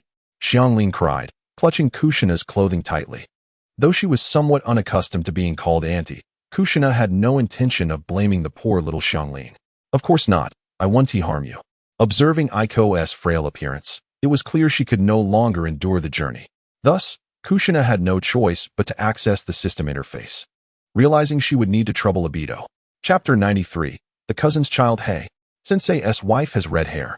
Upon the sudden appearance of Aido, Kushina felt certain that this child was beyond saving. How have you grown up like this? Must one learn to be bad to become clever? It seems I will have to deal with Madara properly later. Aido, take us back to the hospital in Konoha. Without hesitation, Kushina delivered a punch to Aido and then lifted Aiko, who had been neglected in their flight. Holding her now, Kushina felt as though she were cradling a mere skeleton. The weight in her heart grew heavier, contrasting sharply with the lightness of her burden. After escorting everyone back, Aido departed, realizing they were too far from mealtime. Meanwhile, in another office, Minato, who was engrossed in paperwork, suddenly sensed the presence of Umbu in front of him. Lord Hokage, Lady Kushina, and Kakashi are currently in the hospital. Minato vanished as the Umbu ninja lifted their gaze, having spoken only moments before. Will Lord Hokage misunderstand? Am I going to be fined? At that moment, in Konoha Hospital, Kakashi, Shursui, Kushina, Aiko, and Xiangling all turned to look at Minato, who had suddenly appeared beside Kushina. Darling, are you alright? Seeing Minato's worried expression, Kushina had an inkling of what was happening. We're fine, but Aiko is a bit weak and will need to stay in the hospital for a while. Following Kushina's finger, Minato noticed Aiko lying on the bed, emaciated, alongside Xiangling. I'm glad you're alright. He gently touched Kushina's cheek before moving toward Aiko. You're the Hokage, right? That jutsu you used.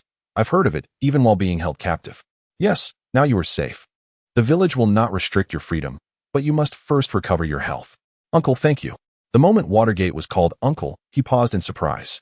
It was the first time anyone had addressed him in such a manner. Typically, he was referred to as Hokage-sama, or by Kushina, who affectionately called him her husband. After all, he had seldom ventured outside. Well, it's all right. Take good care of your mother, he said, gently ruffling Shine's hair before making his way towards Kakashi. In a composed tone, he instructed, Kakashi, please head to the office and discuss the specifics. Husband, I'll stay here with them for a bit. I'll find Naruto and return home later. All right, that sounds fine. The 3 exchanged glances and nodded. Kakashi departed with Shursui and Watergate, leaving behind only the red-haired girl in the hospital room. Auntie, do we need to stay here from now on? Shine, unable to sit still, voiced her curiosity, which was shared by Aoi. Although Watergate had mentioned it, Aoi still felt a twinge of concern. Kushina contemplated for a moment, realizing that Cheyenne was referring to the hospital. No need, but the housing situation is indeed an issue. I can lend you money to purchase a home. Once you're well, you can move in. Upon hearing Kushina's words, Aoi's eyes widened in disbelief, and she silently pulled the blanket to cover half her face. Kushina, I don't know how to repay you. Honestly, I feel quite guilty for not rescuing you sooner, so you needn't worry about repayment. However, you must work diligently to repay the loan, huh? I apologize for saying such things back then. I was truly desperate. There's no need for apologies. With a gentle embrace, Kushina held Cheyenne close. Having been confined for so long, she could faintly detect a peculiar scent emanating from the child, and she recalled having perspired during her escape. Cheyenne, shall we take a bath? A bath? Is that where we wash our bodies with water? The grass ninja truly lacked humanity, even as tools. They couldn't ensure the most basic physiological needs, and didn't it disgust them to bite? Yes, let's go together. But won't I waste water? The unsteady environment had instilled in Cheyenne a sense of skepticism and self-doubt towards the sudden kindness. However, Kushina hadn't contemplated it deeply. She took Cheyenne by the hand and said, I'll take Cheyenne to bathe, and I'll bring back some food for you later. Auntie. Cheyenne expressed her confusion over why a hospital would have a bathing facility, unaware that Always room was a luxurious suite, complete with its own bathing area. Hearing Cheyenne call her auntie again made Kushina twitch. She was only in her early 20s and at the height of her beauty. Why was she being mistaken for an aunt? Once they entered the bathroom, she looked at the little girl and asked, "Do I look very old?" "No." Observing Cheyenne's innocent and helpless expression, Kushina suddenly felt disinclined to correct her, especially since even Sasuke referred to her as auntie. She began to undress Cheyenne and was met with a horrifying sight. The small body bore several bite marks. After all, she was just a child the same age as Naruto. After a swift wash, Kushina led Shikurin to purchase some clothing before heading to Mikoto's residence. She intended to bring Naruto along. Otherwise, they would have to take a longer route. However, upon arrival, Mikoto squinted her eyes and uttered an astonishing remark. "Oh, is the little girl with red hair another child of Kushina?" "Mikoto-ne, what are you talking about? Auntie is just joking with you, given the hair color. You must have realized she was previously held captive by the grass shinobi. I just brought them back today." Gently stroking Shikurin's head, Kushina suddenly heard a sound of footsteps. "Mom. Huh. Who is she?" Naruto, nestled in Kushina's embrace, looked at Shikurin with a puzzled expression. "She's a relative's child. Go greet her." "Oh, I'm Uzumaki Naruto. And you are?" Taken aback by the sunny demeanor of the blonde boy, Shikurin found it disconcerting to encounter someone her age who greeted her so warmly for the first time. "I am Shikurin," she stammered, bowing slightly, unable to meet Naruto's gaze directly. At that moment, Sasuke rushed in, exclaiming, "Naruto, you scoundrel!" However, upon seeing Kushina, his voice suddenly dropped, as he was intimidated by her presence. Previously, when the two had fought, Mikoto had refrained from being too harsh, and with Fugaku and Minato also reluctant to intervene, the responsibility of teaching the two rascals a lesson inadvertently fell to Kushina. Now, whenever Sasuke spotted her, he was reminded of the pain he had endured. "Oh, Aunt Kushina is here too." Observing Sasuke, who resembled his character from the original story, Kushina glanced at the smiling Mikoto before her expression slightly furrowed. "Well, Sasuke, has Naruto been teasing you again?" Chapter 94, Naruto, open the door, it's Dad. "No, we were just playing, no pranks involved." Mikoto smiled at her child, noting that while Sasuke was usually well-behaved, he became somewhat off-kilter around Naruto. She didn't quite understand why, but Kushina reassured her that it was perfectly normal, so she did not dwell on it further. "Why don't you come and meet Shikurin?" Waving her hand, Kushina watched as Sasuke approached, ruffling his hair. Yet it was not as enjoyable as it was with Itachi. "Hey, red-haired girl." Children often have a keen sense of observation, which is why Sasuke noticed Naruto was chatting with a little girl with red hair. "Naruto, we should be leaving soon. Shikurin's mother is still waiting for me to bring dinner." "Okay, I understand." Despite his words, Naruto remained seated on the tatami mat, gazing at Shikurin with a look of confusion. "What are you thinking about?" Sasuke inquired. Naruto leaned closer to his ear and whispered, "Look at her wrist. It has bite marks. Does she often chew on her hands? What a strange habit. Don't make baseless assumptions about others. It's quite rude." "I merely had a sudden thought. In my younger days, I often nibbled on my fingers, resulting in my mother administering a rather harsh reprimand." As Xianglin gazed at the two young boys before her, she found herself utterly at a loss, bowing her head and obediently kneeling. "Hello, I am Uchiha Sasuke." "I am Xianglin," she replied, slowly lifting her gaze, only to be taken aback by the cool demeanor of the dark-haired boy before her. Meanwhile, Naruto continued to ponder the earlier question until Kushina led them away, contemplating whether to inquire about it with his mother later. "Auntie, do we really need to buy so much?" Xianglin questioned, eyeing the substantial amount of items Kushina was carrying. Was this truly the quantity of ingredients required for a single meal? Previously, she had only consumed a shallow bowl of porridge. Not at all. Mother ate enough grilled meat for 4 people the day before yesterday. Before Kushina could respond, Naruto chuckled at Xianglin, reminiscing about the events of the previous night. Naruto, however, with her arms laden with bags, she found it impractical to scold him, her irritation mounting. "Just wait until I get home to deal with you." Observing Kushina's expression, Naruto recoiled slightly, and then seized Xianglin, dashing back home. He surely possessed the house key, and upon entering, he closed the door behind him, leaving Xianglin bewildered and breathless. Why did Naruto run? Mother's anger can be quite fearsome. Her hair will float. It hurts when she hits. We should wait until we eat before going out. But first, let me show you something wonderful. He pressed Xianglin onto his bed and rummaged through his cabinet, displaying various trinkets gifted to him by Aido and Kakashi. Look at this. Before Xianglin could fully comprehend, she felt an unprecedented softness beneath her. How could it be so comfortable? She pressed her hands against the bed, utterly astonished. Was this what everyone else experienced? It was far softer than the hospital beds in Grass Ninja Village. Meanwhile, Kushina ambled back home a while later, reflecting on the exhausting nature of motherhood. Although it was satisfying to reprimand Naruto, the stress he caused could be quite unbearable. Naruto, are you hiding in there? Xianglin, are you inside as well? Yes, Andy, I'm here. Naruto is showing me his toys, she replied. Don't be foolish. Keep quiet. You little rascal. Come out for dinner, and I want to hit you. I don't believe you. Losing patience, Kushina descended the stairs to begin her preparations. Indeed, while undertaking missions could be thrilling, she found herself more accustomed to cooking.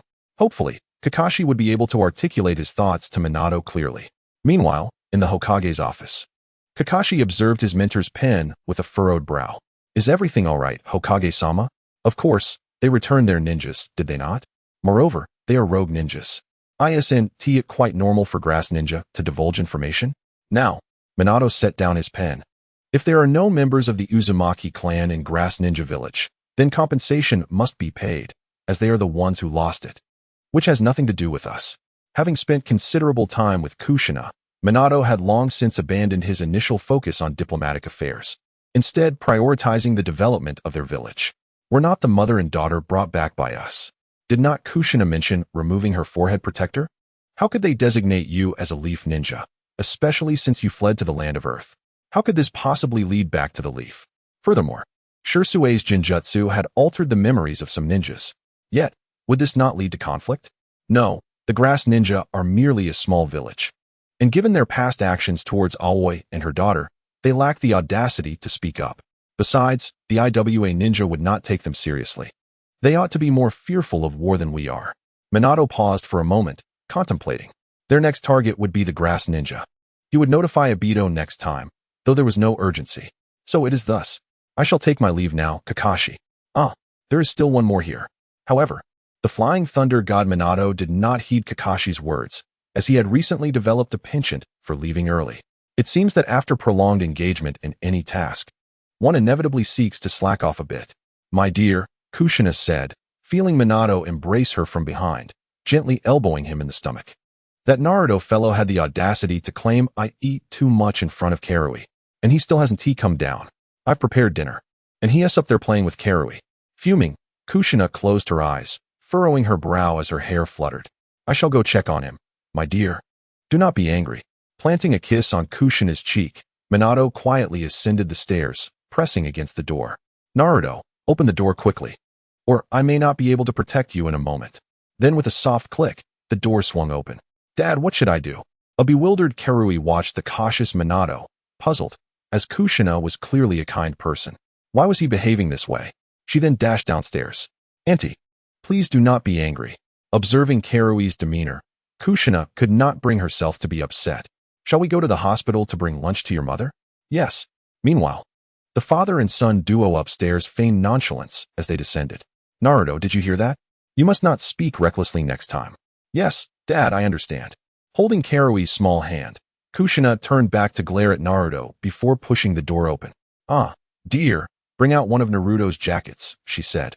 Feeling the chill of the wind, she returned inside, having bought clothes for Karui, but decided to borrow one of Naruto's for an extra layer.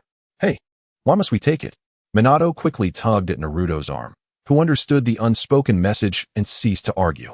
He did not wish to face immediate repercussions. Prolonging the inevitable was preferable. Chapter 95, A Misstep in Words. Was Kushina being a tad excessive? Gazing at the array of food boxes laid out before her, Kushina furrowed her brow slightly. How could this be? Karui has yet to eat. That may be true, but... All right, do not fret about waste. Karui, do you wish to sleep at the hospital? You can use the adjacent bed. or would you prefer to return with me? There is another room next to Naruto's. I can tidy it up for you. I want to stay with my mother.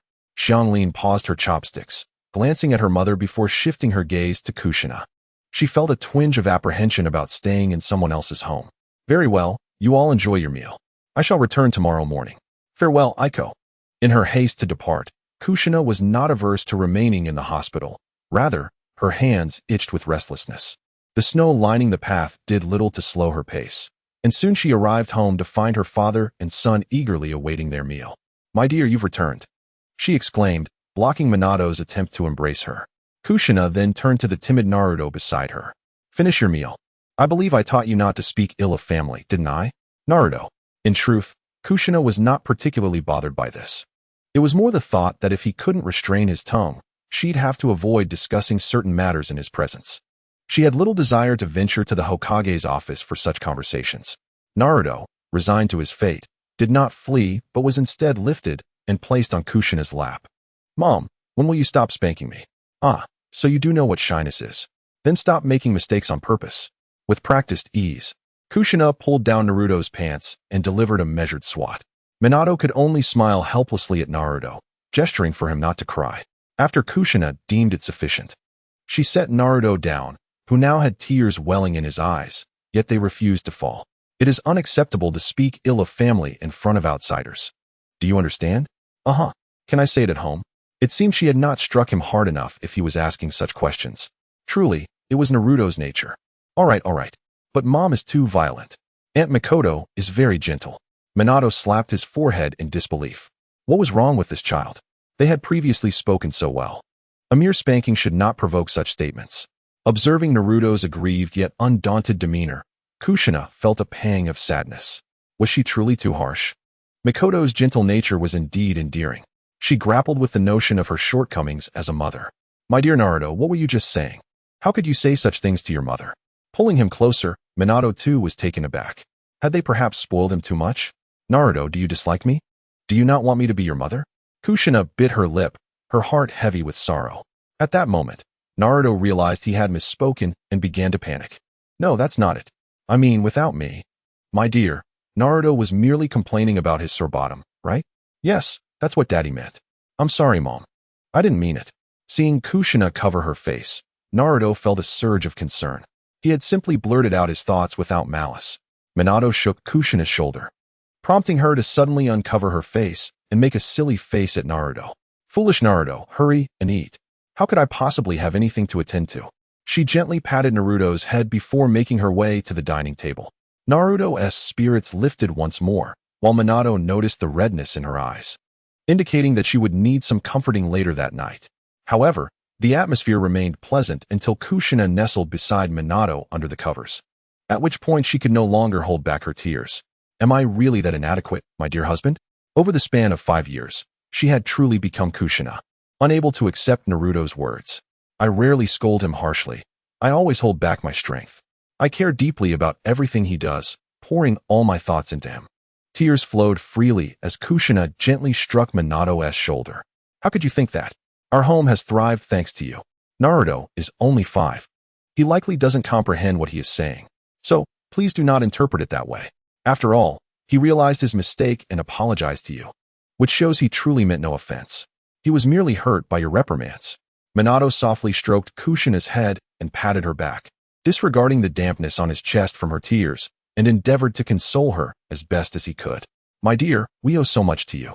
Whether in the village or at home, I cannot imagine what it would be like without you. Aido and Nagato are living well because of you, and your innovative ideas continue to inspire. Ultimately, if you are unworthy of being Naruto's mother, then who could possibly be worthy? You are my wife and Naruto's mother. I have witnessed everything you have done for Naruto. He has always been a bit mischievous, and I worried he might turn out poorly, but you have raised him splendidly. Haven to you? He acknowledges his mistakes, is generally well-behaved, and aspires to become a ninja. He has not rebelled because of my absence. I have always been concerned that his personality might lead him to resent the village in my absence, but you have transformed him. Haven to you? If that is not being competent, then who could possibly claim to be? She mentioned Mikoto, likely unaware that Sasuke was very well-behaved and would never provoke his mother. Minato's comforting words brought some solace to Kushina, and she looked up at him with hopeful eyes. My dear husband, have I truly been excessively violent? Not at all.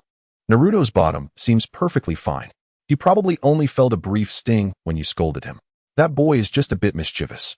He needs a little discipline now and then. Ah, I understand now. Kushina blushed slightly as she touched Minato's shirt. Have I really been crying for that long? Let me fetch you a dry one to change into. I will wash this tomorrow. Kushina lifted the covers and gently stepped out of bed, retrieving Minato's pajamas from the wardrobe, just as he was removing his own. My dear, it has been over 4 years since you last cried. Perhaps a good cry isn't so bad after all. How annoying. As the truth about the Watergate incident was revealed, Kushina smiled, feeling a slight warmth on her face. For years ago, it was the sudden illness of baby Naruto that had driven her to tears. In Chapter 96. Oh, Moshi Roy, the two were nestled in bed, casually discussing their tasks. Do you believe I possess such abilities? She inquired. What abilities? The capacity to replenish chakra? Yes, why don't you give it a try, dear? Watergate touched his nose, recalling that he had bitten a few places before. Ah, don't mention that, he exclaimed. I meant to say at that time. I had no opportunity to sense chakra. Then why not attempt it now? Gently, Kushina suggested, extending her hand toward his lips. Seeing her serious demeanor, Watergate obliged and lightly bit her wrist. How does it feel? He released her unblemished wrist and reached for a tissue on the bedside to wipe away the saliva. It seems there is some effect, though not substantial. In truth, Kushina could feel a slight depletion of her chakra, but it was hardly noticeable given her abundant reserves. Perhaps you bit too lightly, she mused, withdrawing her hand and shifting beneath the covers. Sensing something amiss, Watergate gently asked, Darling? Naruto is asleep. I can suppress my voice. It's nothing. For reasons unknown, after shedding tears, Kushina felt a lingering restlessness in her heart, prompting her to extend an invitation for a playful battle between spouses. Watergate was more than willing to engage, having felt quite youthful since their rejuvenation, and he seemed to rarely experience fatigue.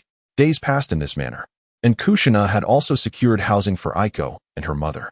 By now, it was nearly March, and Aiko had undergone some treatment from Orochimaru. Otherwise, her lifespan might not have been sufficient to witness Sarada's growth into adulthood. However, Kushina had kept a watchful eye to prevent any foul play from Orochimaru. Orochimaru, have you fully grasped the Hashirama cells?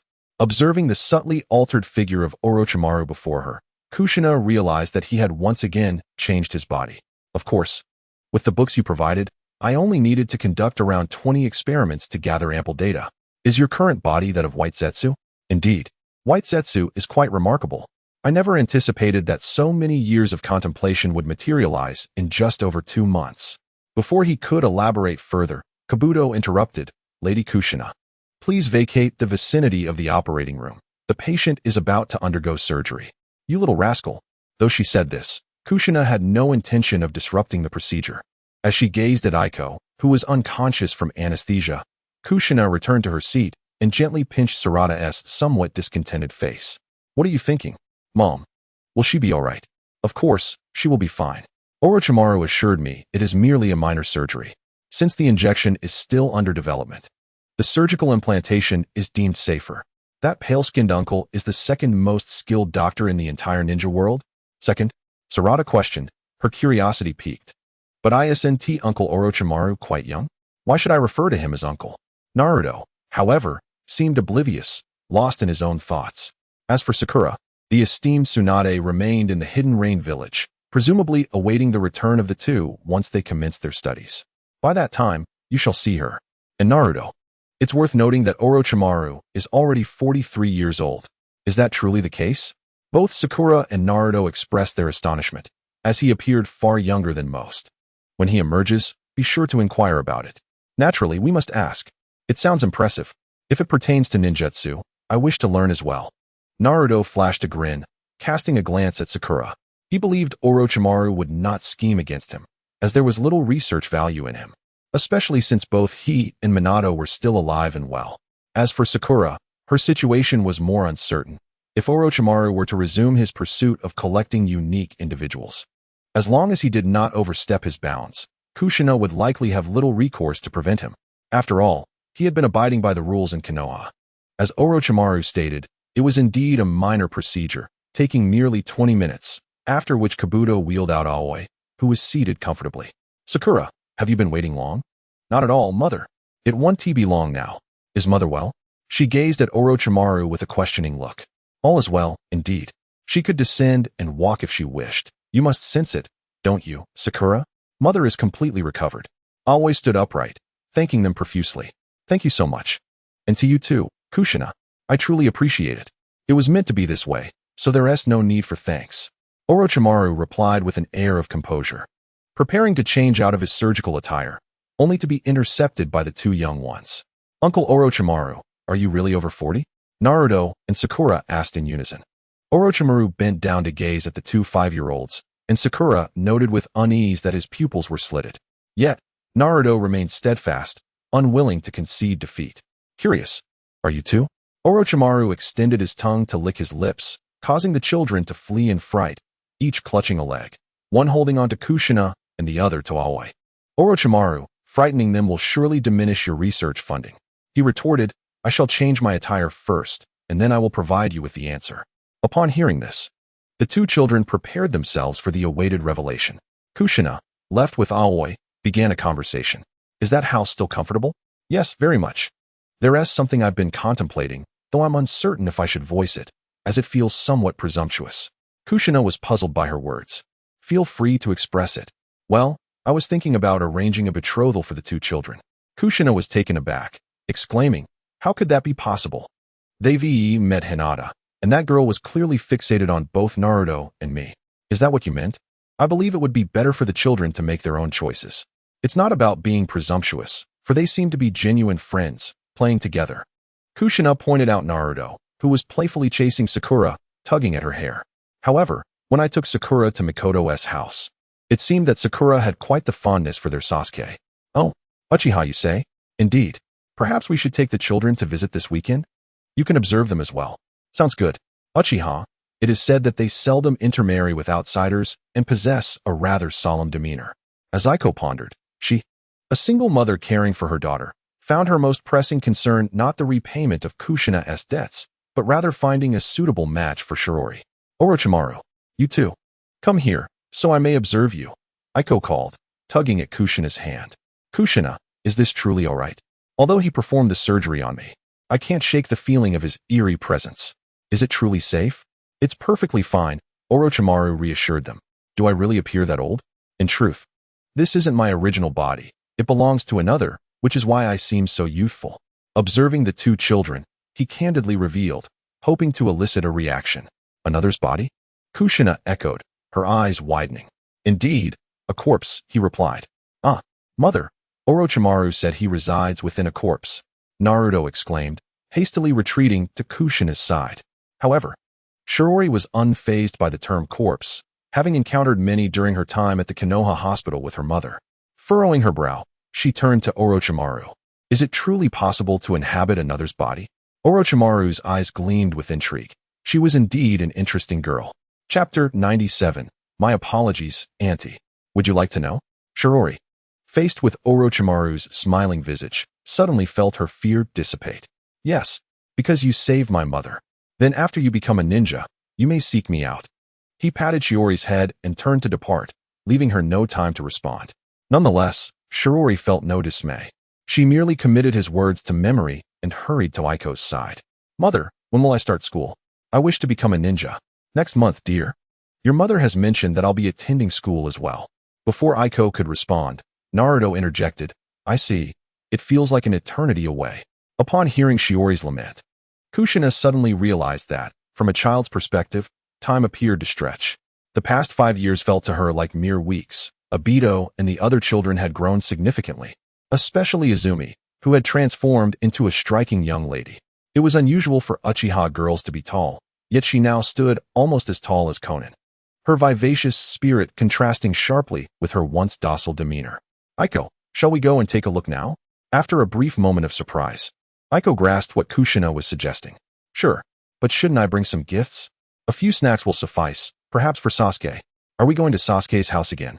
Naruto asked, having lost interest in visiting Mikoto after remarking on her gentleness, as it often reminded him of his mother's sorrow.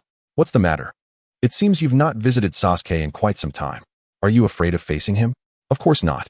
As they exited Orochimaru's research facility, the group strolled through the streets with Aiko praising Minato for his impressive accomplishments in transforming the village.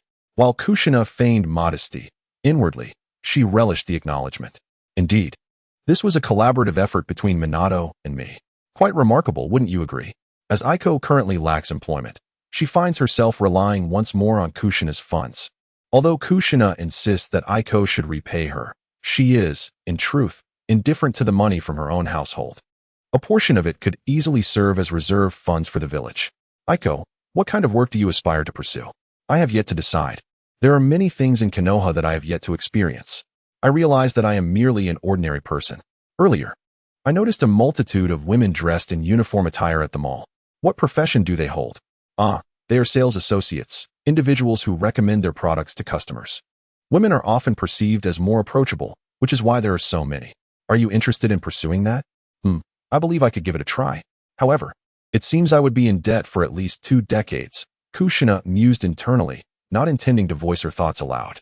Her motivation for assisting them was not financially driven, but stemmed from an inexplicable sensation guiding her, which she temporarily referred to as the allure of bloodline and clan. In early March, the snow in Konoha had long since melted, and the flora began to bud anew. Upon reaching their destination, everyone, including the children, was met with awe. The cherry blossom tree in Mikoto's backyard had burst into bloom, its dense pink petals vying for space, some gently cascading down with the branches and spring breeze. Isn't it beautiful? Such a rare sight I've never encountered before, Aiko exclaimed, her words genuine and unembellished. I had planned to visit you alongside Kushina, but to my surprise, you arrived today, making it the perfect opportunity to share this view with you. While Kushina also expressed her admiration, she evidently preferred to indulge in snacks with the children. Although Mikoto's cooking was somewhat milder in flavor compared to her own, it possessed a unique essence. For instance, the dorayaki she held, with its sweet red bean paste, offered a pleasantly cool sensation, utterly delightful without being cloying. Mom, this is your second one, Sasuke remarked with a glance, nudging Naruto with his elbow. Naruto, as ever, spoke his mind, seemingly oblivious to his previous blunder. Yet, immediately after speaking, he regretted it, questioning if he had misspoken once more. Kushina was not angered. She merely patted his head and paused her actions, overwhelmed by the deliciousness. She pulled Sasuke close, embracing him. One must admit, Sasuke was undeniably adorable as a child. Other people's children seemed to shine even brighter. Sasuke, being held, offered no resistance. He was accustomed to Kushina's boisterous affection. Sometimes, even his mother would not cradle him. But Kushina would. Leaning closer to Sasuke's ear, she asked, "What do you think of Karen? Are you referring to her character, Aunt Kushina?" Sasuke, observing Karen beside Aiko, admiring the cherry blossoms, quickly processed the question. What feelings did you experience upon seeing her? Happiness or curiosity? Indeed, when I first encountered her, I noticed she had red hair like yours, but she appeared rather reserved, much quieter than Naruto. Is that so? So, do you harbor some fondness for her? Upon hearing this, Sasuke's face flushed with a deep crimson. He had grasped what Aunt Kushina was implying. Was she suggesting that he and Karen could develop a relationship akin to that of his brother and sister-in-law? But isn't she only 5 years old? Aunt Kushina. I didn't know. Gently pinching Sasuke's little face, Kushina gazed at the shy Sasuke, feeling an inexplicable joy in her heart. Indeed, entertaining children is the most delightful pastime. Ultimately, the dragon slayer becomes the dragon. When I was young, I never liked it when adults joked around. Creak. The door to the living room was gently opened, and everyone turned to look. Kushina felt a surge of excitement. Could she finally replicate that ninjutsu? She sensed a potent chakra of in release. Itachi, your eyes. Auntie, Itachi is like this because he is protecting me. I'm sorry, Izumi said, bowing deeply towards Mikoto, her long hair swaying and a beauty mark gracing the corner of her eye. What happened to Itachi? Brother, your eyes. Mikoto and Sasuke were suddenly alarmed at the sight of Itachi's head wrapped in bandages. Only Kushina, suppressing her laughter, thought to herself, how did this little rascal become like this? He used to be so obedient. Was it during an escort mission? Is it as I suspected? Mikoto touched Itachi's forehead, her brow furrowing slightly as she glanced at the unknown mother and daughter beside her, noting their crimson hair. Auntie, I apologize again, Izumi stammered, her gaze evasive. Meanwhile, Aiko sat quietly beside Kushina, noticing her stifled laughter. Kushina, why are you laughing? Unable to contain herself, Kushina exclaimed, Izumi, you naughty girl. You've led Itachi astray. Hurry and take off the bandages. This is too much. Makoto will be very worried. Makoto, perplexed, looked between the two. Kushina, it seems you cannot hide anything from her. Izumi carefully removed the bandages from Itachi and tidied his hair. But auntie, I still want to apologize. I just wanted to surprise you. Chapter 98. Isn't it a bit too early? Itachi rubbed his nose, while Izumi pulled Sasuke onto her lap. Mother, it's quite similar to what Izumi said.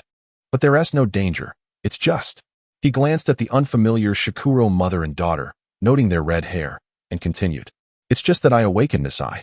Seeing the strange patterns swirling in her child's eyes, Makoto covered her mouth. Realizing this was to protect Izumi. It seems we must choose a wedding date. Andy, what did you just say? Izumi blushed like the cherry blossoms falling outside, unsure of what to do despite her usual decisiveness. Naruto tugged at Itachi's sleeve, scrutinizing his eyes. Itachi, why do your eyes look similar to Obito's? Naruto, you rascal. Come back here. Kushina waved her hand, pulling him back from disrupting the atmosphere. They are discussing wedding dates. You should not meddle. Mother, isn't it a bit early? Makoto smiled at Kushina and Aiko beside her. Kushina, what do you think? And Aiko, you two have been together since school. Aiko, not wanting to speak out of turn, remained silent, while Kushina boldly declared, of course, we must choose a propitious date. Auntie, we are only 11. Oh dear, we can at least set a date. But Itachi, does your father know about your eyes? He knows. Oh, didn't he say anything? Father, Itachi recalled the words spoken by his father. He simply urged him to treat Izumi well. Well then, Izumi, I shall pay you a visit tomorrow morning. Izumi's eyes widened in surprise. Was it truly happening so soon? Initially, she thought the adults were merely jesting. Kushina chuckled. What's the matter? Are you unwilling? Provoked by Kushina, Izumi decisively expressed her willingness and promptly dashed home. Kagura tugged at Koiko's sleeve, leaned closer to her ear, and softly inquired, Mom, is Itachi brother going to marry that Izumi sister? Indeed, replied Koiko. If you ever find a boy you like, make sure to tell Mommy at once. Okay. Although she didn't fully grasp the concept of liking, Kagura committed it to memory. However, Kushina had no time to tend to the children. She had more pressing matters at hand. Itachi, may I inquire about your Manjiki Sharingan abilities? Of course, Mother. You wouldn't mind, would you? Not at all. Makoto naturally paid no heed to the children, nor did she concern herself with Kushina and Koiko. According to Kushina, Koiko's life was one she had saved, and their earlier conversation had been polite, indicating that Koiko was not one to speak carelessly. With Makoto's encouragement, Itachi began to explain. My right eye is called Amaterasu. As Kushina had predicted, it was indeed the same ability. Although much of the storyline differed, this remained unchanged. Gazing into Itachi's eyes, she silently questioned the system, wondering if it was merely one eye utilizing a replication card. By the way, is it possible for me to function without the Manjiki? Indeed, it is not possible. However, the system can assist you in preserving it, collecting 5,000ths of your chakra daily. 5,000ths. That amounts to quite a sum. Not counting the 9 tails, of course. Not included. That seems reasonable. If we were to include the 9 tails, 5,000ths would equate to a substantial amount, comparable to Kakashi. Very well, please assist me in storing it. Wait, why not simply replicate Shursue's Kodo Amatsukami? What a fool I am. After chiding herself inwardly, Kushina pondered carefully. With 3 replication cards, it would be possible to obtain Kodo Amatsukami and the 2 Kimui from Obito. That's it. Tsukuyami is of little use. Tormenting others or casting illusions pales in comparison to Shursue's Kodo Amatsukami, and as for Amaterasu, it is virtually ineffective. At that moment, Itachi concluded his explanation. Quite remarkable.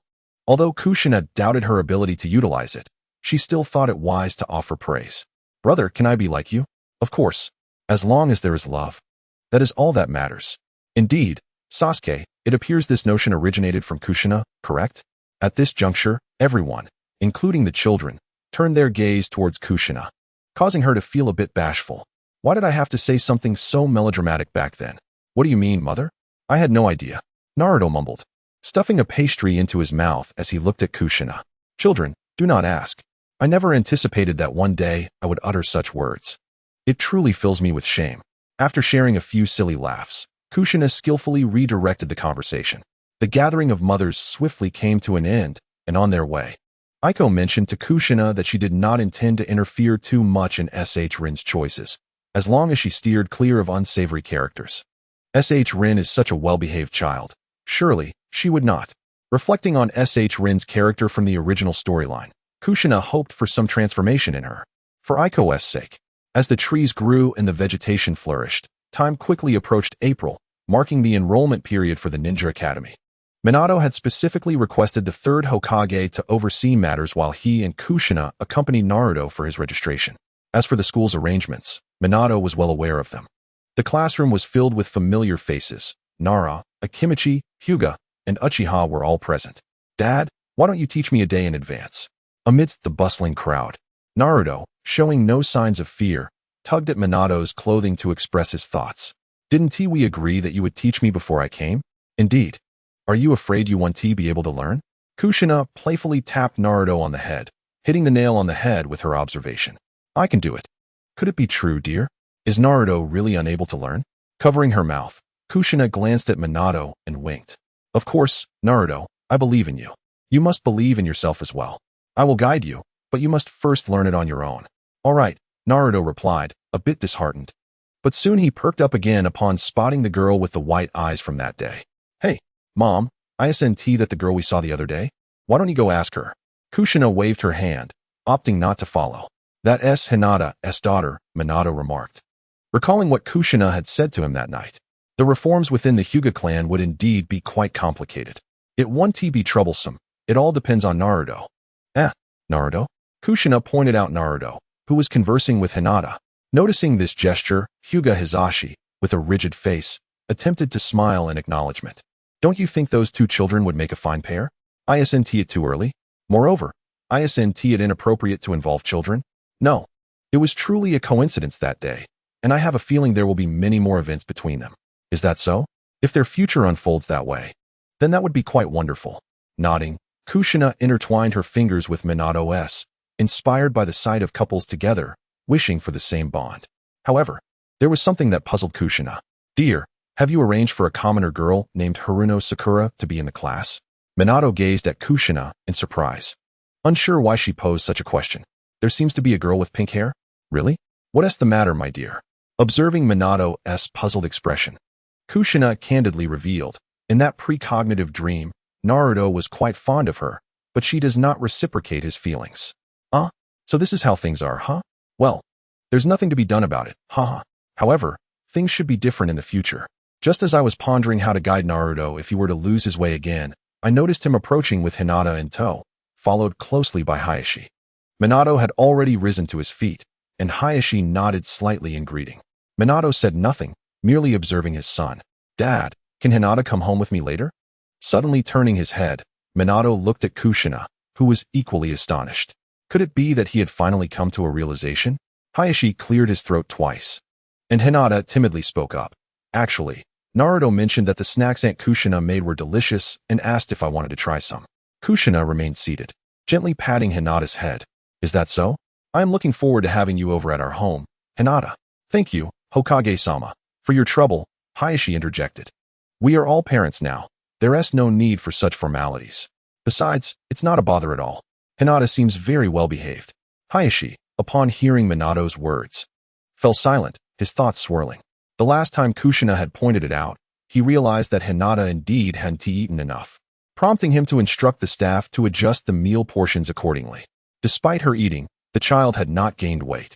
Now, with the prospect of visiting the Hokage's household, he couldn't help but worry about being discovered for any shortcomings in his parenting.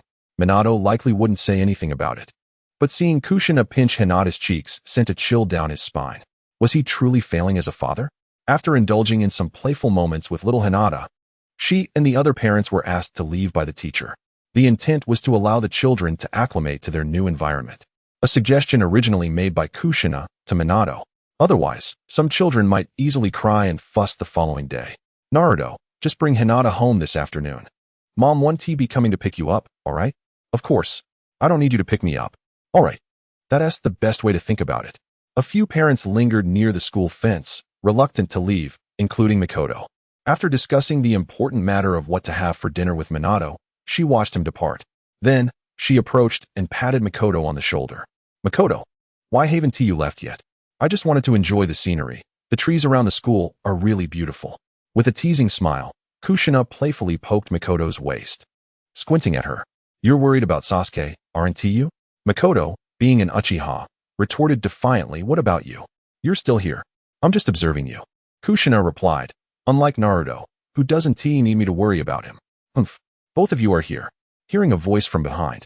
They both turned their heads to see the elegantly dressed Aiko. Aiko, you look so youthful.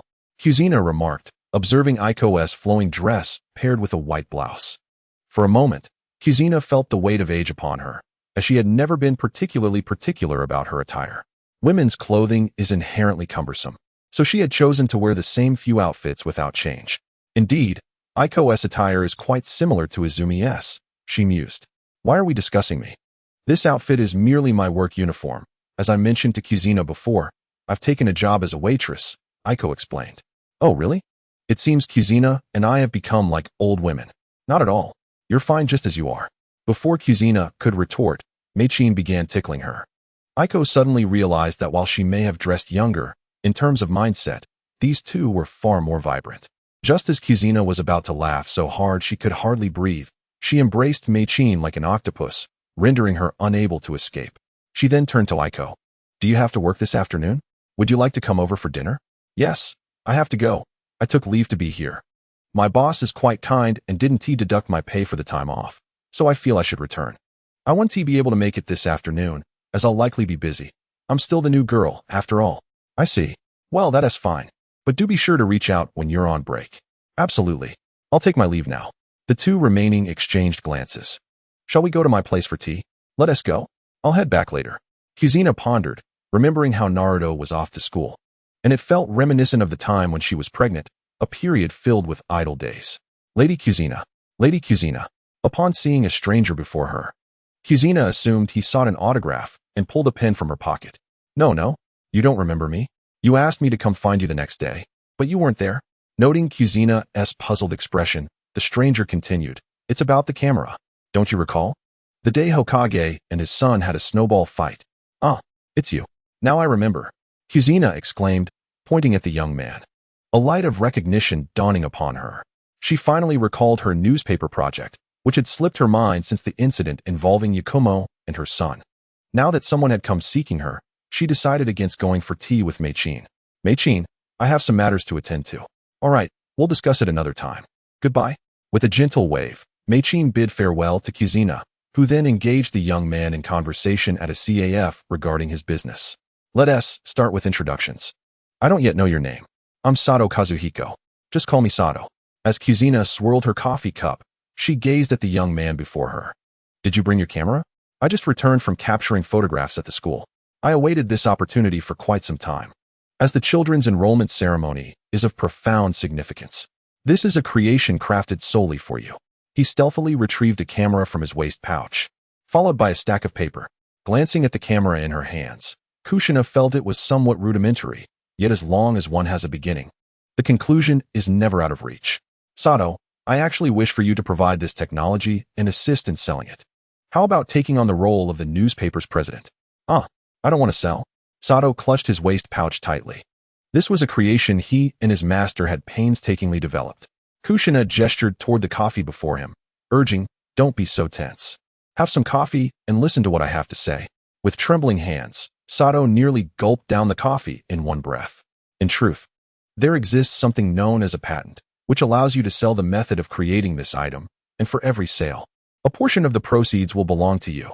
Additionally, I will seek assistance for you to continue your research. Is that so? I need to consult with my master. You have a master? Then you both can collaborate. As he tightened his grip on the coffee cup's handle, Sato appeared to relax somewhat and inquired about another matter. Is the newspaper the kind I envision? Chapter 100. I will show you shortly. It's somewhat similar, perhaps a bit different, but the fundamental model remains the same. The content varies. So, should I still discuss this with my master? Really, why are the young so timid? In truth, Sato did not wish to be timid. He was merely an ordinary photographer, while Kushina stood before him as the esteemed wife of the Hokage, reputed for her fiery temperament. How could he possibly feel at ease? As for the specifics, you should return and discuss it today. Can you provide me with your address? He hurriedly pulled out a small notebook from his pocket, tearing off a page only to realize he had no pen. Kushina then offered him her signature pen. She couldn't help but wonder, am I truly that intimidating? Yet, many people greet her daily. After Sato completed his writing, he stood and bowed, returning the note and pen. In a few days, a fellow named Uchiha Aido will seek you out. He will discuss the details with you. In truth, Kushina had no choice but to enlist Aido's help, as establishing an organization like the newspaper was evidently crucial. As the nominal leader, Aido would need to interface directly. All right. Am I really that fearsome? I want to take the camera. You can keep it. Farewell. Sato bowed again to Kushina's departing figure. Rather than heading straight home, Kushina made a detour to a clothing store. Despite having consumed a small pill and undergone a transformation, she felt she appeared rather drab. Yet, Aoi looked so stunning. Gazing into the large floor-length mirror, she realized she indeed resembled a typical housewife. Lady Kushina. Shoo, I am merely here to purchase clothing. Please do not disturb others. She gestured to the starry-eyed shop assistant, who promptly quieted down. However, she remained uncertain about what to wear. She certainly could not dress like she did in the Hokage mobile game. That would be far too revealing for her. Are there any clothes suitable for me? After some contemplation, Kushina finally spoke up, preferably something youthful. Just casual wear, nothing too revealing. Can I choose according to my own preferences, Lady Kushina? Of course. I am not entirely certain what would look best. Regrettably, she soon found herself overwhelmed by the store assistant, who presented her with a plethora of options. However, they did meet her criteria, not overly revealing and quite appealing. Yet, she found herself questioning the young female assistant's peculiar tastes, as the choices predominantly featured stockings and skirts. After trying on several outfits, Kushina decided to purchase a few. Lady Kushina is buying the clothes I selected. Observing the excited assistant before her, Kushina chose not to dissuade her, knowing her female fanbase could be rather fervent at times. All right, thank you. Nodding at her, Kushina proceeded to the checkout, only to realize that the sky had begun to darken. How much time had she truly spent? Who had stolen her time away? It was unfortunate that she had not even bought ingredients. Once she figured out a better freezer, she would need to acquire a larger one for home. Busy Kushina finally managed to prepare dinner before Naruto's school ended, then collapsed onto the sofa. She needed to summon Aido and ask him to visit Sato. That lad would undoubtedly stay for dinner. Did you call for me, lady? Aido, what have you been busy with lately? Noticing Kushina sprawled on the couch, Aido skillfully retrieved a can of drink from the refrigerator and began to gulp it down. Didn't Orochimaru mention that Danzo might be in the mist? I've been hanging around there, but it seems I've been discovered by Kaguya. I only saw a girl who resembled Madara. Hearing this, Kushina nearly laughed. Madara indeed had a striking resemblance to Light. That must be the nameless one Orochimaru mentioned. I really wonder how long that Kaguya intends to keep them hidden. What is the status of the other-tailed beast's protection? The Jinchuriki from the Cloud Village is still a child, yet they seem to be training him relentlessly. The other one appears to be a perfectly normal ninja. The Sand Ninja seems to have some personality issues. I have yet to locate the Jinchuriki for the 4 tails and 6 tails. Well, I plan to meet the person at this address tomorrow. I intend to establish a newspaper, and I would like you and Kakuzu to provide funding for him, as well as for research. Not overly concerned about the Jinchuriki, Kushina believed that if Aido could not find them, Kaguya likely wouldn't either.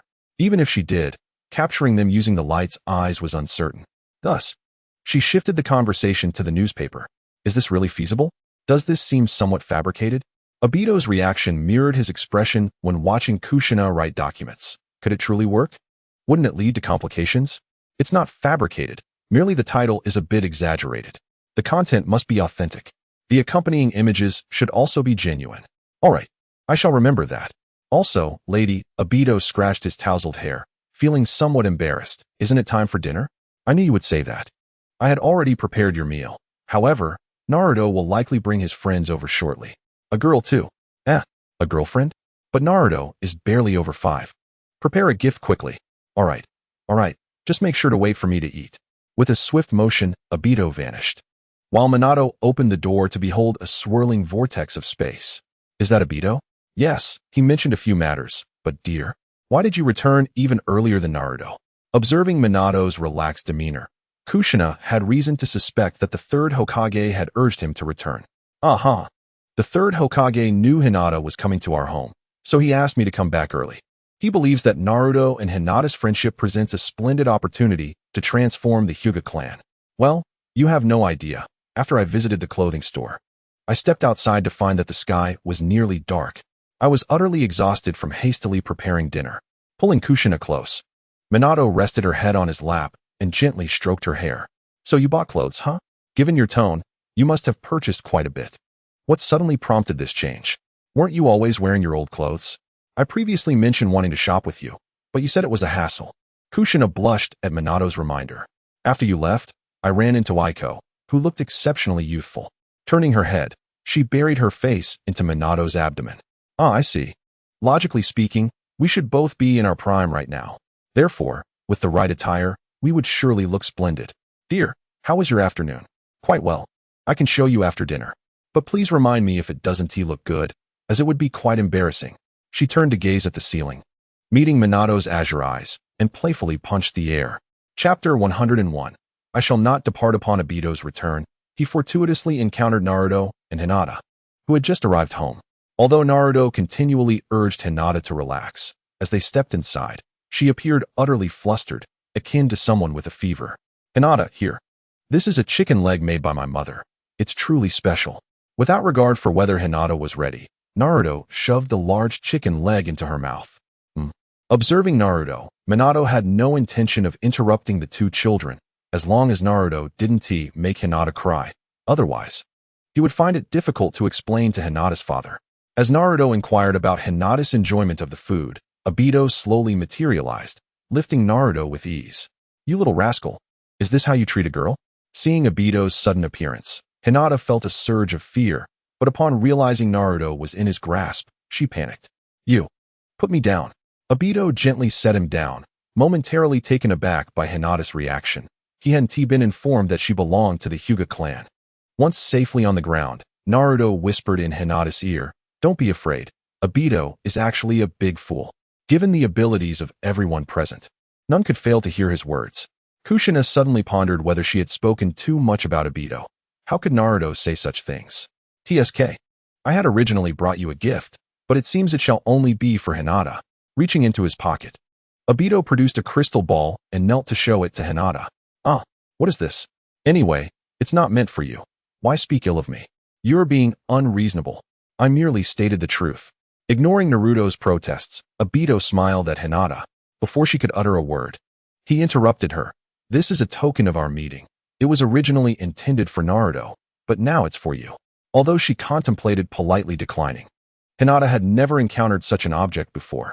Captivated by his smile, she gently cradled the crystal ball in Aido's hand, discovering something wondrous within, truly enchanting.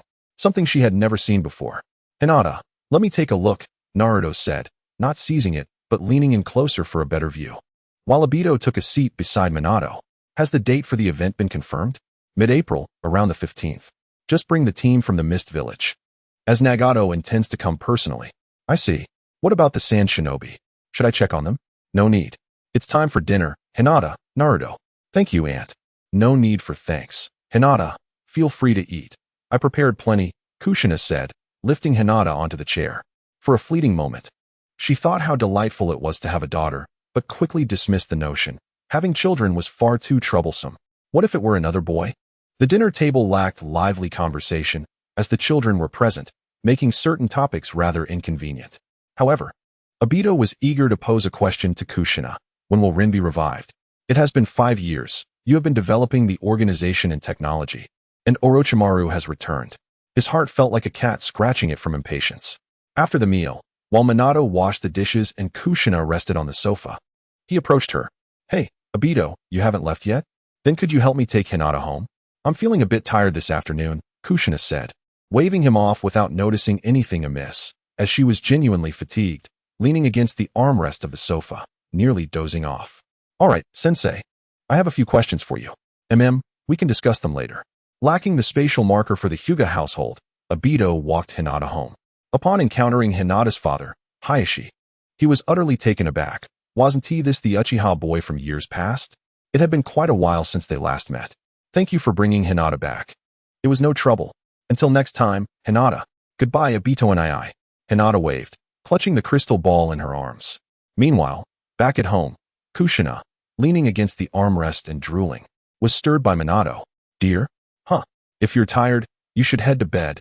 You might catch a cold here. Rubbing her eyes and wiping her mouth. Kushina straightened up. Aido mentioned he had something to tell me. I must wait for him. Sensei, I'm back, Aido announced as he re-entered. Minato glanced at him, curious about what he would say. When will Sensei revive Rin? I should have copied Itachi's Tsukuyomi. How could I forget? Originally, she intended to employ the moon reading technique to enable Minato to master the wind style, spiral shuriken, within a single day, thereby fulfilling the task and earning the perfect resurrection card to revive Rin.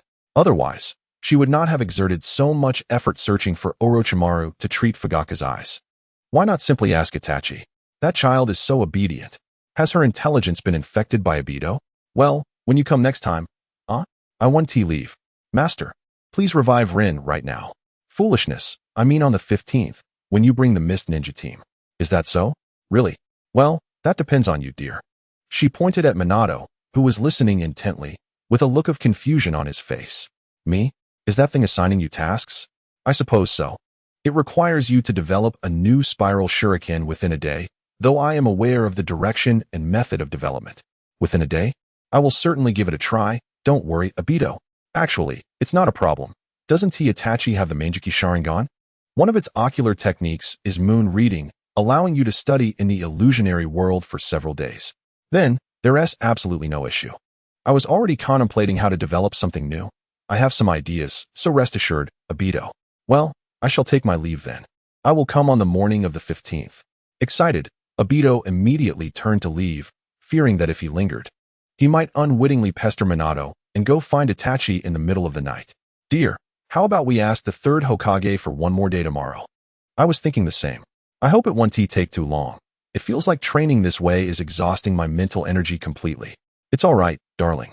I possess in-release chakra. I learned healing techniques from Lady Tsunade previously and can assist in your recovery. That's good to hear. I really miss that child. But after being revived, she should return to her original body, right? Just a child, Aido? Kushina had not considered this issue. Aido, facing Rin who was younger than him, would certainly not dare to confess. Let me ask the system, does the perfect resurrection card revive a person at their age at death, or can it be set freely? It's adjustable. So, she will still be her? The soul is the same, the body too, though the individual might find it somewhat disorienting. That's all right. After explaining this to Minato, both of them sighed in relief. Chapter 102. Get out of here, you two. Early the next morning, Minato summoned Itachi through the Umbu and asked Kakashi to inform the third Hokage. Did Minato mention what it was about? No. I see.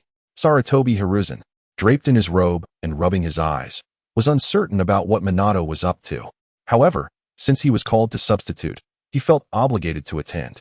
After all, there was nothing pressing lately. He could just sit in the office, occasionally smoke a few puffs, and escape his wife's supervision. Now that was freedom. Kakashi found it quite strange as well, but since Minato hadn't informed him, he had no intention of inquiring. In truth, Kushina and Minato aimed to surprise Kakashi. Meanwhile, Itachi, who had been summoned, was somewhat puzzled but still dutifully made his way to the training field. Kushina was inquiring about a serious matter with the system. System, will one be naked after resurrection? Yes. Fortunately, I remembered. You scoundrel. Previously, you did not inquire further, disregarding the system. Kushina took a scroll, slung it over her back, and departed from her home. She intended to purchase some clothing for Rin. This troublesome system truly leads one astray. How tall will she grow? Upon arriving at the store, Kushina boldly purchased an array of sizes, for she was not lacking in funds. Any surplus would be donated to the orphanage, thus not deemed wasteful. After completing her shopping, she hurried to the training grounds, where she found Itachi and Minato seated side by side on a bench. Kushina, has the Hokage already entered? Yes. She sighed with relief as she set down the scroll and glanced into Itachi's eyes. Are you injured? It's nothing. I will recover soon.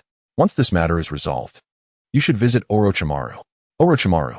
Itachi recalled the Uchiha Wind, who had returned home not long ago. Although he never met the elder before his passing, his parents remained alive, and their attitude during their lengthy conversation with his father had left him with little fondness for Orochimaru. With your assistance, I believe Fugaka's eyes will heal more swiftly. Itachi was momentarily stunned. Really? Can my father's eyesight be restored? I believe so. Collaborating with Orochimaru on research should expedite the process, but prioritize your own safety. I understand. Kushina smiled gently at Itachi and took Minato's hand to replenish his chakra. How long will this take? I can cease at any moment. Though it seems the Hokage has yet to succeed. I see. As Kushina held Minato's hand, she gently rubbed it. She had informed him of the training methods before sleeping last night, so it should not take long. All right. Itachi observed Minato utilizing a brand new technique within the illusionary space.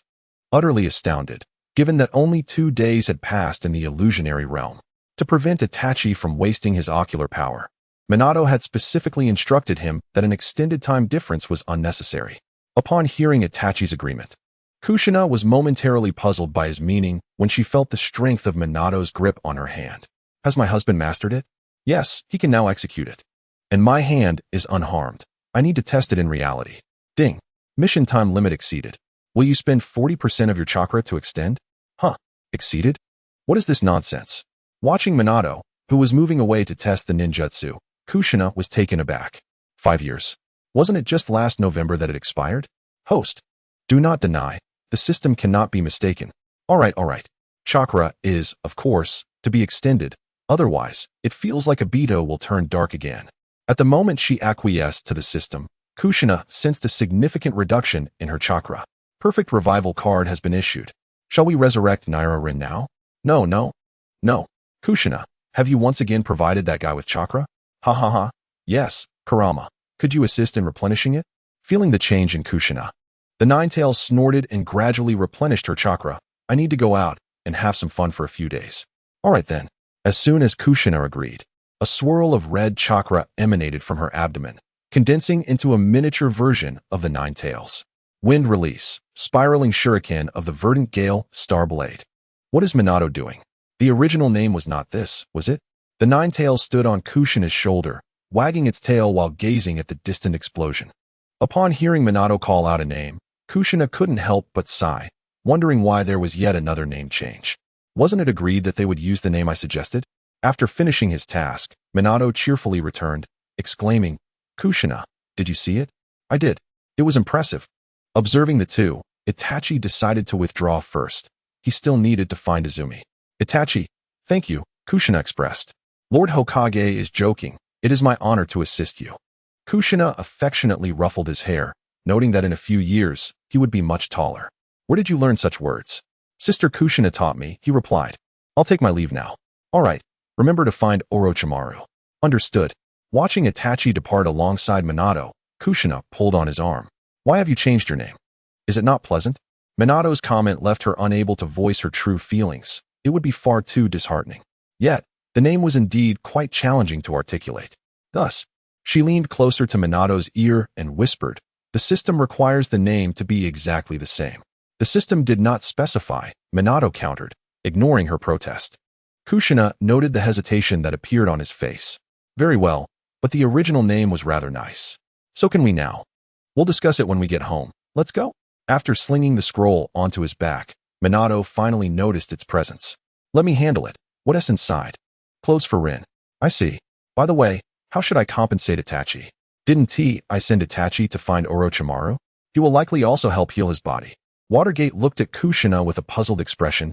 Is Itachi unwell? He may become ill. It's wise to check in advance. In that case, let's have Tsunade take a look at him later. This child is so obedient that I hardly know how to reward him. Indeed, Itachi is a good child. The two engaged in conversation and soon returned home. Minato had no intention of going to the office. He planned to relax at home. However, just as he settled onto the sofa, he noticed Kushina heading upstairs. Dear, is there anything I need to prepare for Rin's revival? Prepare an empty room. Just don't come upstairs. Oh, understood. Changing positions, Minato reclined on the sofa. Indeed, as Kushina suggested, establishing specialized departments was quite beneficial, making his tasks much easier. Meanwhile, Kushina reached the guest room, closed the door, and shooed the Nine-Tails outside. What is going on? Can I take a look? No, go find Minato. Then she activated the revival card within the system interface. Please select a character, Noira Rin. Select body age, she pondered, of course the same age as Aido. He should be 18 this year.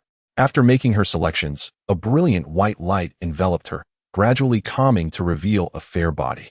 She quickly grabbed the clothes she had prepared nearby. Hey, Sister Kushina. Chapter 103. Is this still Konoha? Noera Rin stared in bewilderment at the red-haired woman before her.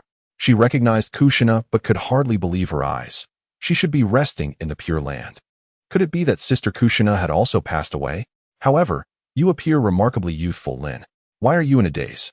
First, put on your clothes. I didn't expect you to be slightly taller than me. Still processing this revelation, Lin took the garment from Kushina's hand. After dressing herself meticulously, she could not resist inquiring, Sister Kushina, where's this place? This is my home. Your teacher is just downstairs. Let me think of how to explain this, Kushina replied. As she took Lin's hand and sat on the bed, locking eyes with her.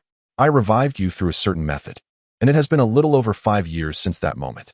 Moreover, Aido is still alive. The important thing is that you are back, and your body is that of an 18-year-old. There's a mirror downstairs. You can take a look later. Upon hearing Kushina's words, Lin tightened her grip. Is Aido all right? He is fine. Everyone is well, and Aido has grown quite tall, albeit somewhat foolish, Kushina reassured her. Lin could not help but laugh.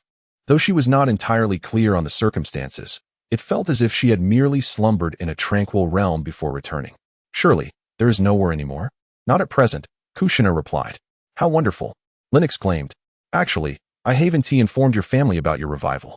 After we have lunch, I'll ask your teacher to take you back. Why must it be Teacher Minato?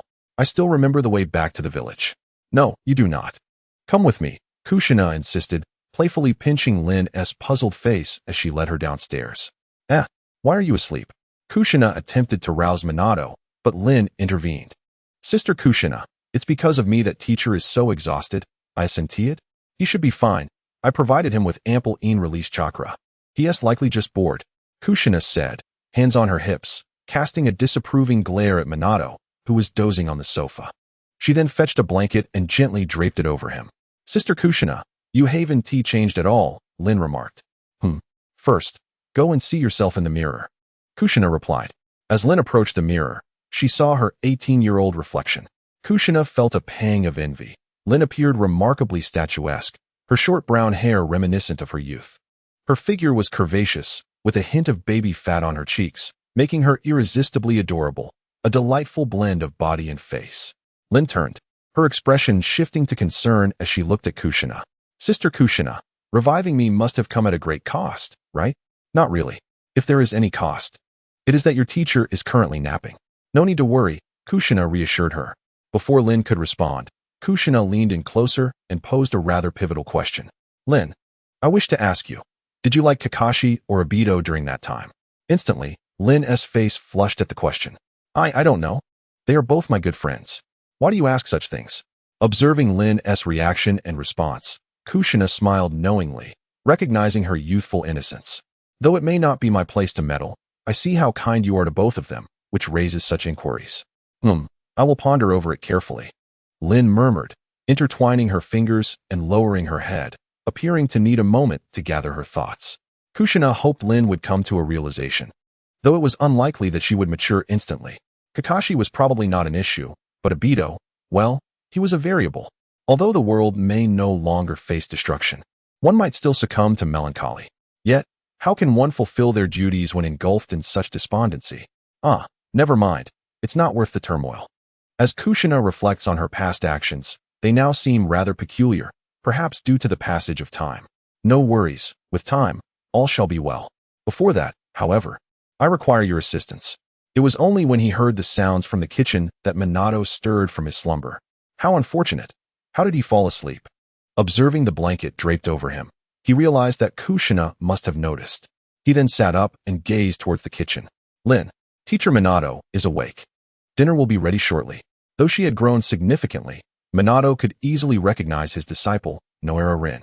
Dear one, indeed it is Rin, and she has blossomed into a remarkably beautiful young lady. Fitting her age, he mused, patting Rin's head, relishing the long-lost sensation. Actually, I have always wanted to ask you and Sister Kushina a question. Why do you both seem unchanged? Rin inquired, wielding a spatula. Kushina suddenly burst into laughter, leaving Minato at a loss for words. This matter should be addressed by my dear Rin. I'll tell you next time, she replied. Why is that? Rin complained just as the door swung open. Naruto bounced in, grabbing a snack. Who is this lovely older sister? I feel like I've seen her before. Hey, is she the teacher's child? As she crouched to meet the bright-haired boy, Rin was about to caution him when Naruto exclaimed, "Is it Sister Rin?" "I'm Naruto." It appeared that the boy had indeed recalled her, proving that Minato's relentless sharing of photographs had not gone in vain. "Hey, I must look different from the pictures, right? Yet you resemble them greatly, and I've seen those who cook with my mother," he added, showcasing his intelligence. Just as the group basked in joy, Naruto's next remark left everyone momentarily stunned. "When is Sister Rin marrying Aido?" "Ah, I've only just returned, no rush." "But why do you think that?" "Because Aido often mentions Sister Rin's name. Are they not meant to be together?" As Rin froze in slight shock, Kushina swiftly picked up Naruto, exclaiming, "Off you go, let us eat." All right, Minato sighed, following his son, pondering how he could lack emotional intelligence, so unlike himself. Perhaps it was due to their limited time together. "Rin, children often speak without understanding," he reassured her. "I'm fine, Sister Kushina," Rin said, brushing her hair aside with a gentle smile. Indeed, she was just as he remembered her, a little girl full of life. After sharing a meal with Minato's family, Rin felt a strong yearning to return home, prompting Minato to escort her back. Along the way, she expressed her astonishment. "Is this truly Konoha? The architecture is so strange, so tall, and there is so much glass. Won't it break? Will our home also be in such a house?" As if he had penetrated into Rin's thoughts, Minato slowly spoke. "In truth, your parents have remained in the same place. They have yet to relinquish their attachment to you. Aido and Kakashi frequently visit them." Chapter 104. Just fainting would suffice. Gazing at the wooden door before her, Rin felt an inexplicable sense of familiarity, yet the act of knocking had become daunting. She feared witnessing the frail, aged visage of her parents. They must be overjoyed, Rin. Upon hearing Minato's gentle voice, Rin mustered her courage and lightly tapped on the door. Suddenly, footsteps echoed, and the door swung open. "Mama!" Embracing the figure before her, Miko felt a momentary confusion. Before she could comprehend, tears inexplicably streamed down her cheeks. "Is this really you, Rin? But why have you grown so much? Could it be a secret mission? Were you merely in a state of false death?" "Madam, Rin has returned. I apologize for the prolonged suffering you endured." "Lord Hokage, Teacher Minato." Wiping her tears, Rin quickly grasped Minato's hand as he attempted to bow. He had always harbored profound regret for his three disciples, Aido, Rin, and Kakashi. However, it appeared they were all faring well now. "Rin, I grant you a month of leave, after which you are to report to the Hokage's office," he said, affectionately ruffling her hair. Without further ado, Minato departed, leaving the mother-daughter duo at the threshold. "Rin, is that truly you?" "Yes, Mama, I have returned. By the way, has Teacher Minato become Hokage?" "Indeed. Did you not accompany him on his return?" "He never mentioned it to me or Kushina." As she reminisced about her teacher's home, Rin recalled a distinctive robe hanging by the entrance, inscribed with the title Fourth Hokage. How could they have kept this from her? The ensuing days flew by, with Rin visiting Minato's home nearly every day, yearning for Kushina to recount the events of the past few years. Kushina also took her to meet Orochimaru and Aoi. Yet, Rin remained curious, despite Kakashi's affiliation with Umbu. She had not seen him even once during this time. She was aware that Aido would eventually return, but was Kakashi truly that occupied? "What are you pondering?" Kushina gently pinched her arm. "Ah, I was wondering if Kakashi is really that busy." "I see. I thought something was amiss. You could simply inform your teacher. I assumed you had already encountered him." "Oh no, does he not wish to see me?" "It is likely that your foolish teacher did not convey the message or intended for him to reunite with Aido first." "Is that so? But it won't be long now." I can already imagine Aido's expression. "Ha!" Observing Rin's squinting eyes and infectious laughter, Kushina felt a sense of foreboding. Was she truly planning to treat Aido as she had in the past? The hints from that day were exceedingly clear. Recently, due to the delegation, Watergate has arranged various slogans and other decorations throughout the village. As for the reason behind not discussing Lin with Kakashi, it aligns with what Kushina thought. He does not wish to make Aido feel particularly unique. Although Aido likely wouldn't mind, Watergate believes it's better for them to meet together. Meanwhile, in the land of rain, Tsunade, are you considering returning? Naturally, I must return. Didn't Watergate mention there would be significant changes? Additionally, I've heard that Orochimaru has also returned, and I intend to teach him a lesson. However, it is quite rare for you to refrain from wandering about. With her glass of sake swaying, Tsunade cast a disdainful glance at Jiraiya. Nagato still requires a period of recovery. Sigh, you my friend. Listening to the rain outside the base, Tsunade truly didn't wish to linger in the land of rain. Had it not been for Nagato's care, she would have returned to Konoha long ago. However, Watergate surely hasn't dismantled the gambling establishments in Konoha, has he? Speaking of which, that fellow should also be returning. Right? That fellow naturally refers to Danzo, with whom the three of them have some reservations, especially now that he is stirring up trouble. It is likely that if they could capture and deal with him, it would bring considerable relief. Yet, I fear he might not dare to show up when the three of us, along with Watergate, are present. Jiraiya tossed a peanut into his mouth, remarking that the most formidable presence was neither of them nor Watergate. Is it Nagato? His eyes have been overexerted and have yet to recover fully, necessitating further time for recuperation. No, it's that woman. Weren't you bathing with her? Frowning, Tsunade covered her head, striving to recall. You mean Kushina? You old pervert. Even with your disciple's wife.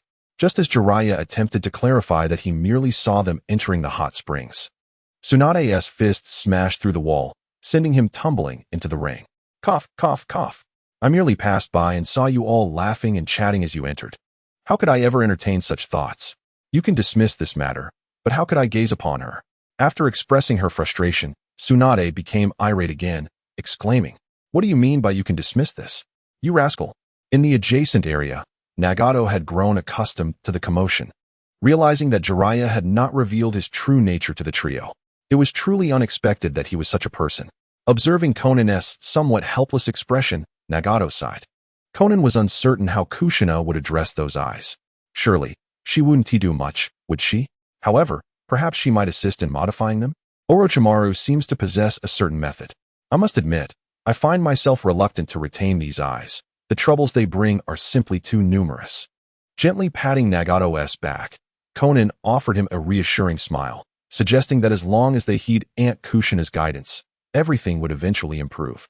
Indeed, after this, they could implement their subsequent plans, which filled her with anticipation. I, too, share in this sentiment. A world such as that is undeniably alluring. In the Hidden Mist Village. Within the Mizuki's office, Mei Terumi stifled a yawn beside Yagura. Although Aido had not exerted control over her, she had grown accustomed to it over the years, and returning to her clan would likely result in her being cast out. Thus, she began to indulge in idleness, focusing on honing her own strength rather than concerning herself with political affairs as she once did.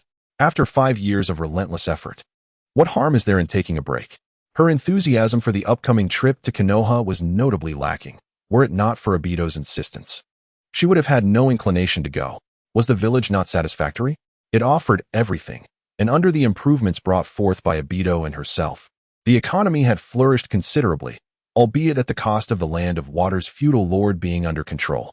As the eldest daughter of her clan, she was certainly not short on funds. Naturally, after work, one must indulge in shopping. During her vacation, a visit to the hot springs and enjoying delicious cuisine were in order. After such a lengthy period of busyness, she had barely managed to keep track of the new establishments in the village, all thanks to that scoundrel, Aido. Meanwhile, the instigator, Aido, found himself in his own dimension, gazing vacantly at a photo of the three of them. He wished fervently that he could simply lose consciousness and awaken to the day, for he had not slept well in months, constantly preoccupied with thoughts of Rin. He wrestled with the dilemma of whether to confess his feelings. Kakashi had been in the village and would surely have prior knowledge. He was certain to mock him if he spoke up. Yet, he had waited for so long. Chapter 105, Frog? Time swiftly advanced to mid-April, and Konoha was adorned with the warmth and fragrance of spring. On the evening of the 13th, representatives from various envoy groups began to arrive one after another. The other two villages were utterly bewildered, uncertain of their intentions. Although the Hokage had previously mentioned discussions, they had not paid much heed. The Tsuchikage and Reikage were now completely perplexed, unable to comprehend the situation. How could the wind and water shadows take part? The wind shadow, being somewhat impoverished, might have seen it as an opportunity to sell goods. But was not the water shadow known for being quite insular? Why the sudden change? That night, the spies from the two villages were tirelessly engaged in their endeavors to acquire valuable intelligence. However, Konoha remained an impregnable fortress. Following the events at the root, Minato and Kushina had devised a confidentiality strategy. Upon assuming significant positions, Each ninja would undergo a thorough social background investigation and memory examination, accompanied by routine monthly checks to ensure the accuracy of their information. Consequently, only the spies from the Mist and Sand villages had any tidings. Yet most of it proved to be of little consequence. After all, the Wind Shadow indeed intended to engage in trade with Konoha, while the Mist merely spoke of discussions on peace. Onoki and A neither believed such fabrications. At that moment, under the cloak of night, Nagato subtly raised his head, astonished by the numerous renovations to the buildings. Minato truly was remarkable. Nagato, I shall take my leave now. You can surely find me if you require assistance, he said. Shizune, let us depart. I wonder where the tavern has relocated.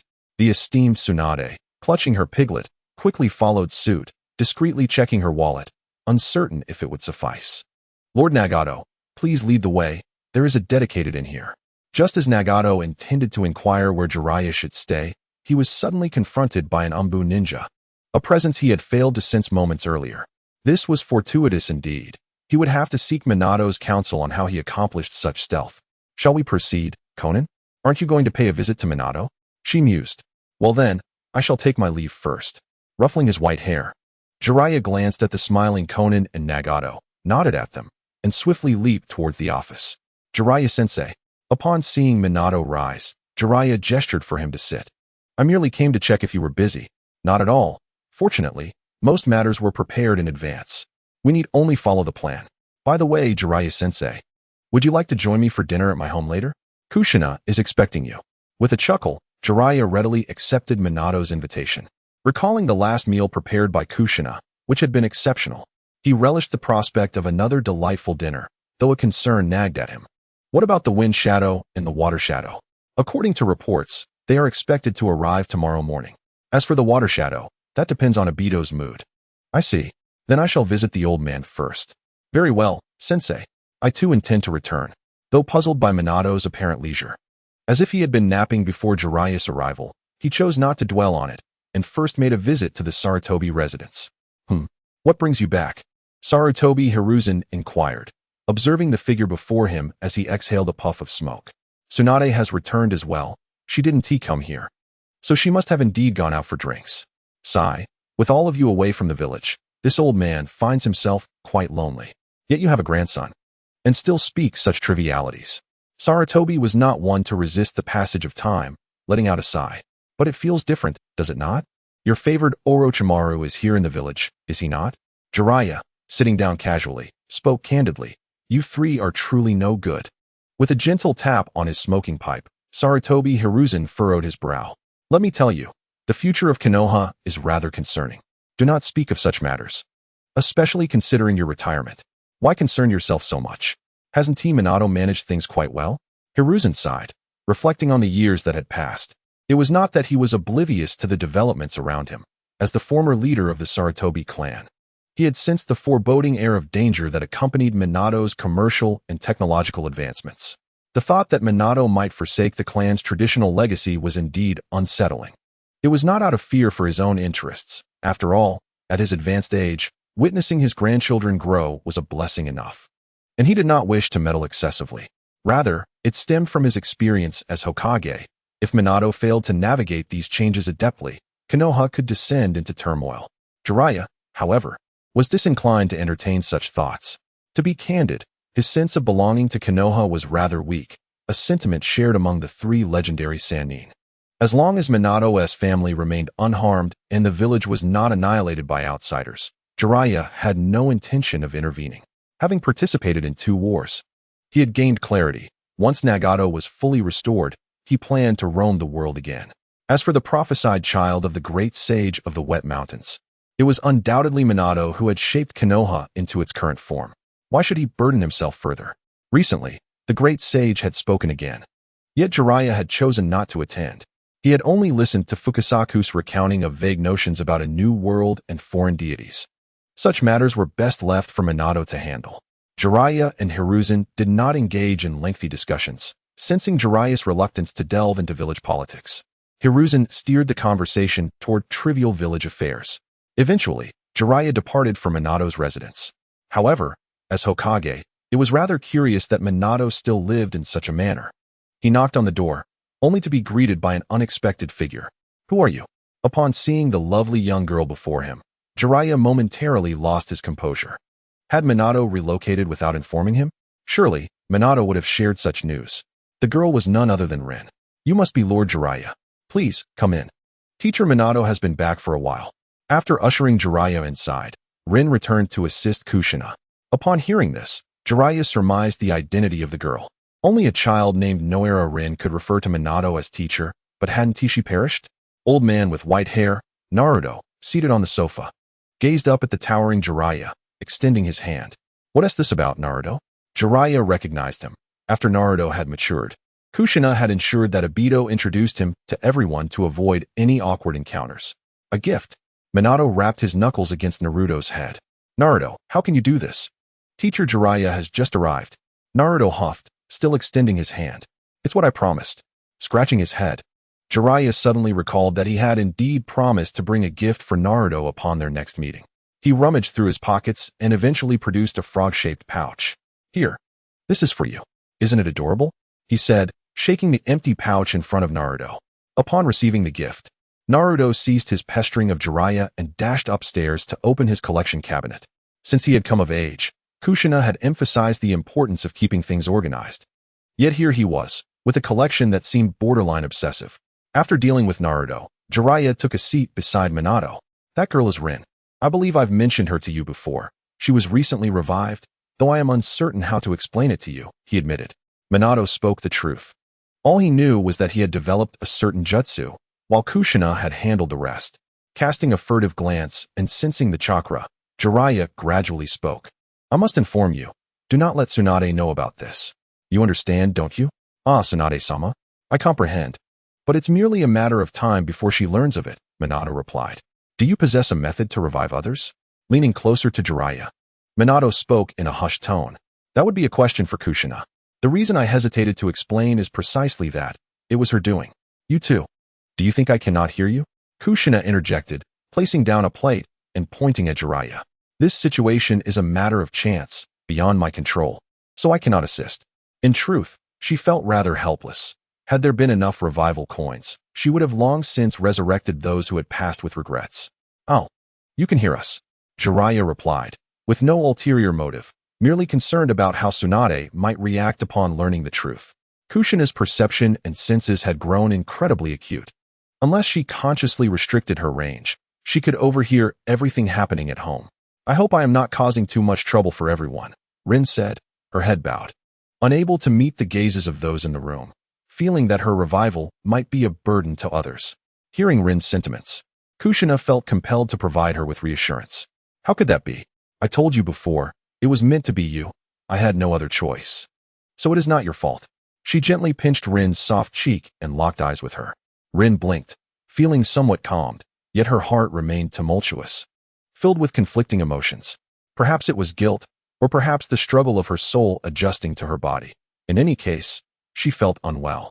Rin, go call Naruto down for dinner, but don't disturb his collection. Okay, I'll go now, she replied.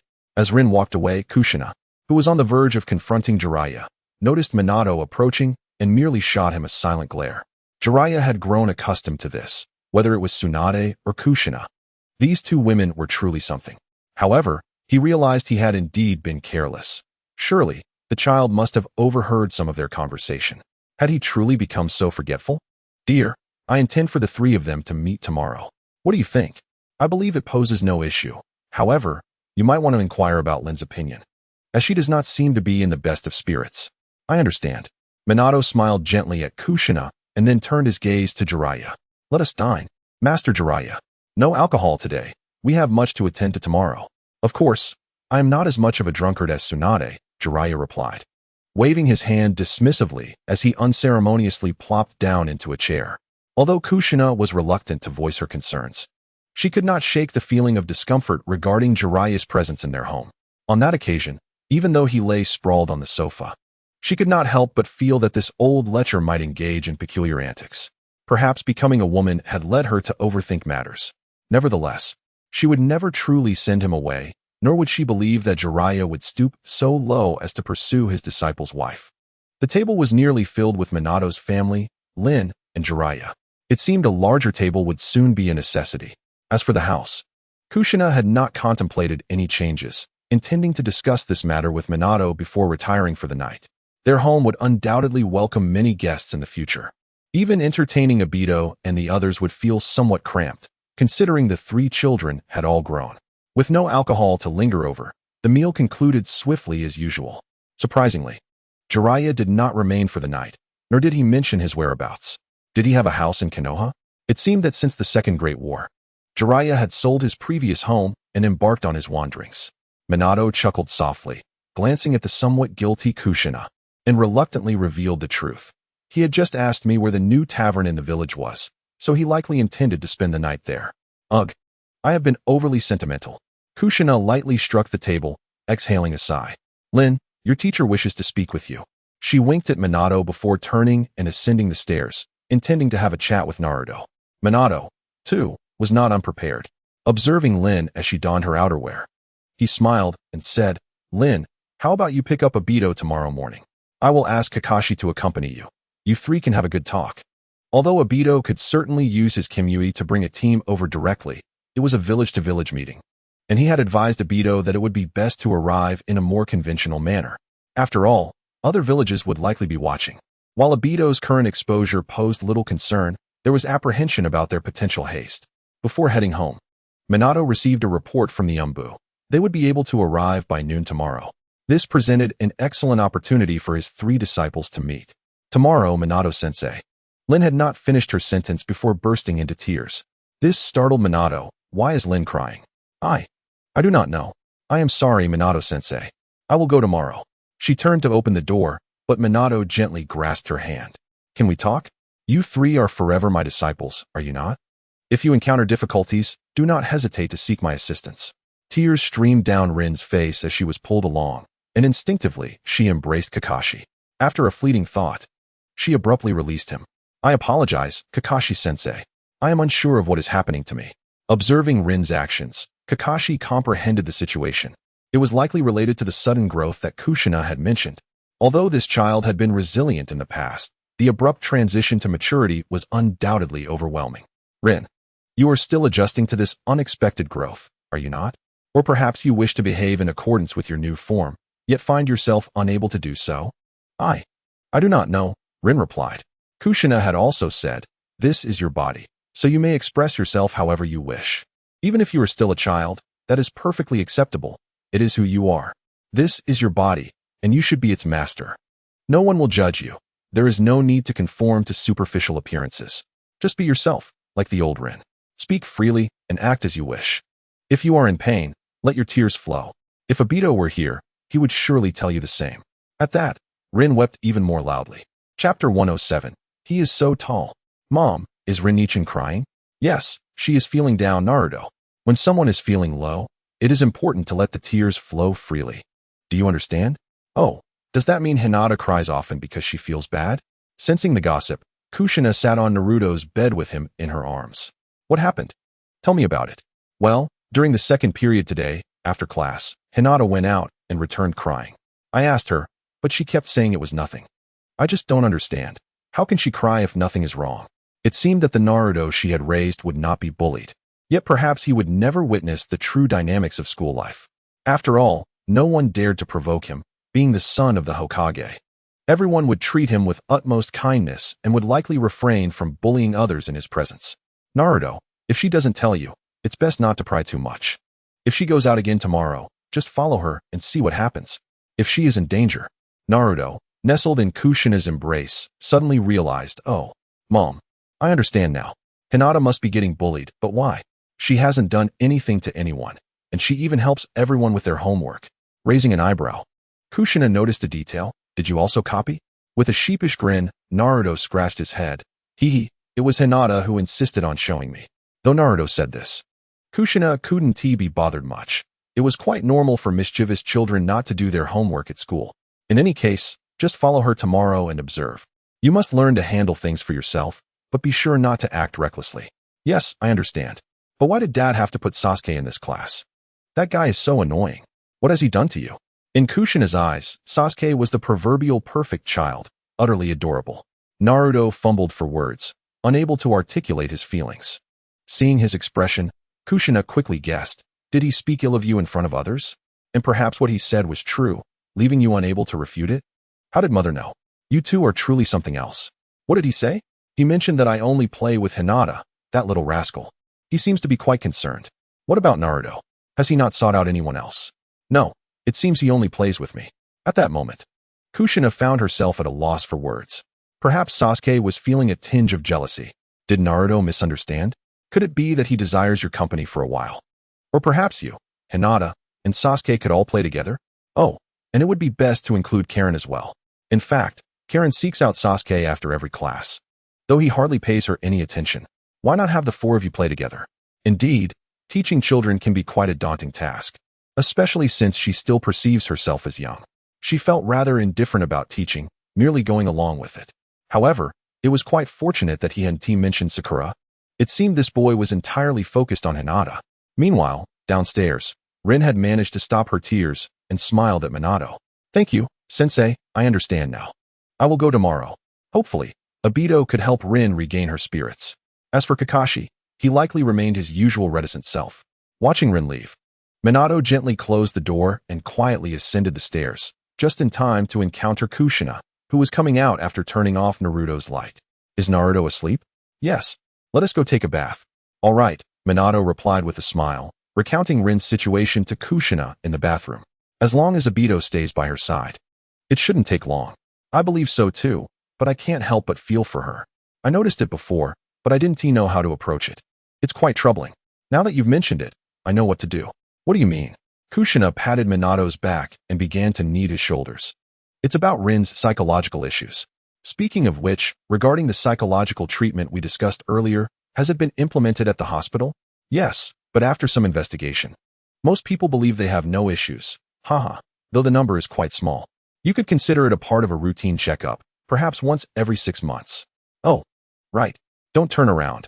Aren't you busy tomorrow? Slowly turning, Minato replied, I was merely stirred by your enthusiasm. Kushina playfully smacked him on the back with a towel. Who would believe that? It's my turn now. Cooking every day is quite tiring. Indeed. Cooking daily can be exhausting. You truly work hard, my dear.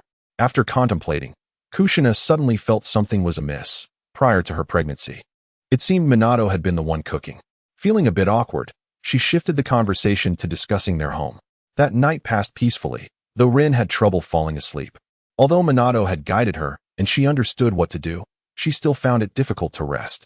Early the next morning, after preparing breakfast for her parents, she left home early. Hey, are you going out? Come register. No, I'm here to pick someone up. It might take a while. Smiling at the two guards before her, Rin continued, why don't you come sit inside for a bit? Although it's spring, it's still quite chilly in the morning. The guard beckoned her to the gazebo. Thank you. The guards, feeling bored, engaged Rin in conversation. You're only 13?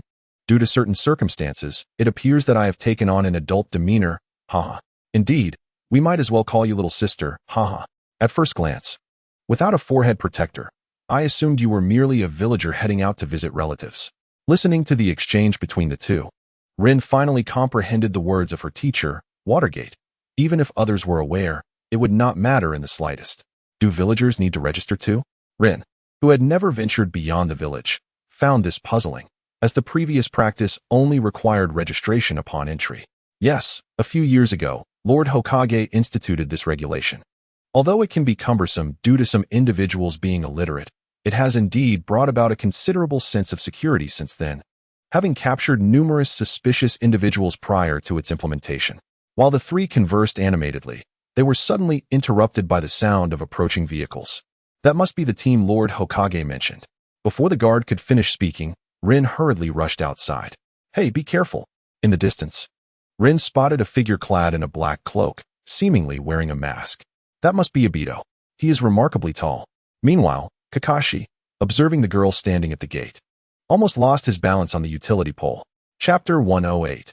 Aido lazily trailing behind Yagura and Terumi Mei, Obito's face, hidden beneath his mask, bore the marks of exhaustion with dark circles under his eyes from several sleepless nights. Suddenly, Terumi Mei felt a jolt on her back and turned to glare at Aido. Hey, watch where you're looking. You haven't been drinking too much, have you? Ah, my apologies, I am a bit drowsy. We should be arriving shortly, honestly. If you're tired, just use your eyes and go back to sleep. No way. I can't do that. Rin is definitely waiting for me. By the way, you aren't nursing some unrequited feelings. Are you? Upon hearing Terumi Mei's words, Aido paused momentarily. How could that be? Don't say such things. Is that so? But I think Kakashi looks better than you. And he must be far more serious. Aido, already not in the best spirits, found himself suddenly anxious due to Terumi Mei's comment. Yet, he reassured himself that as long as Rin was happy, that was all that mattered.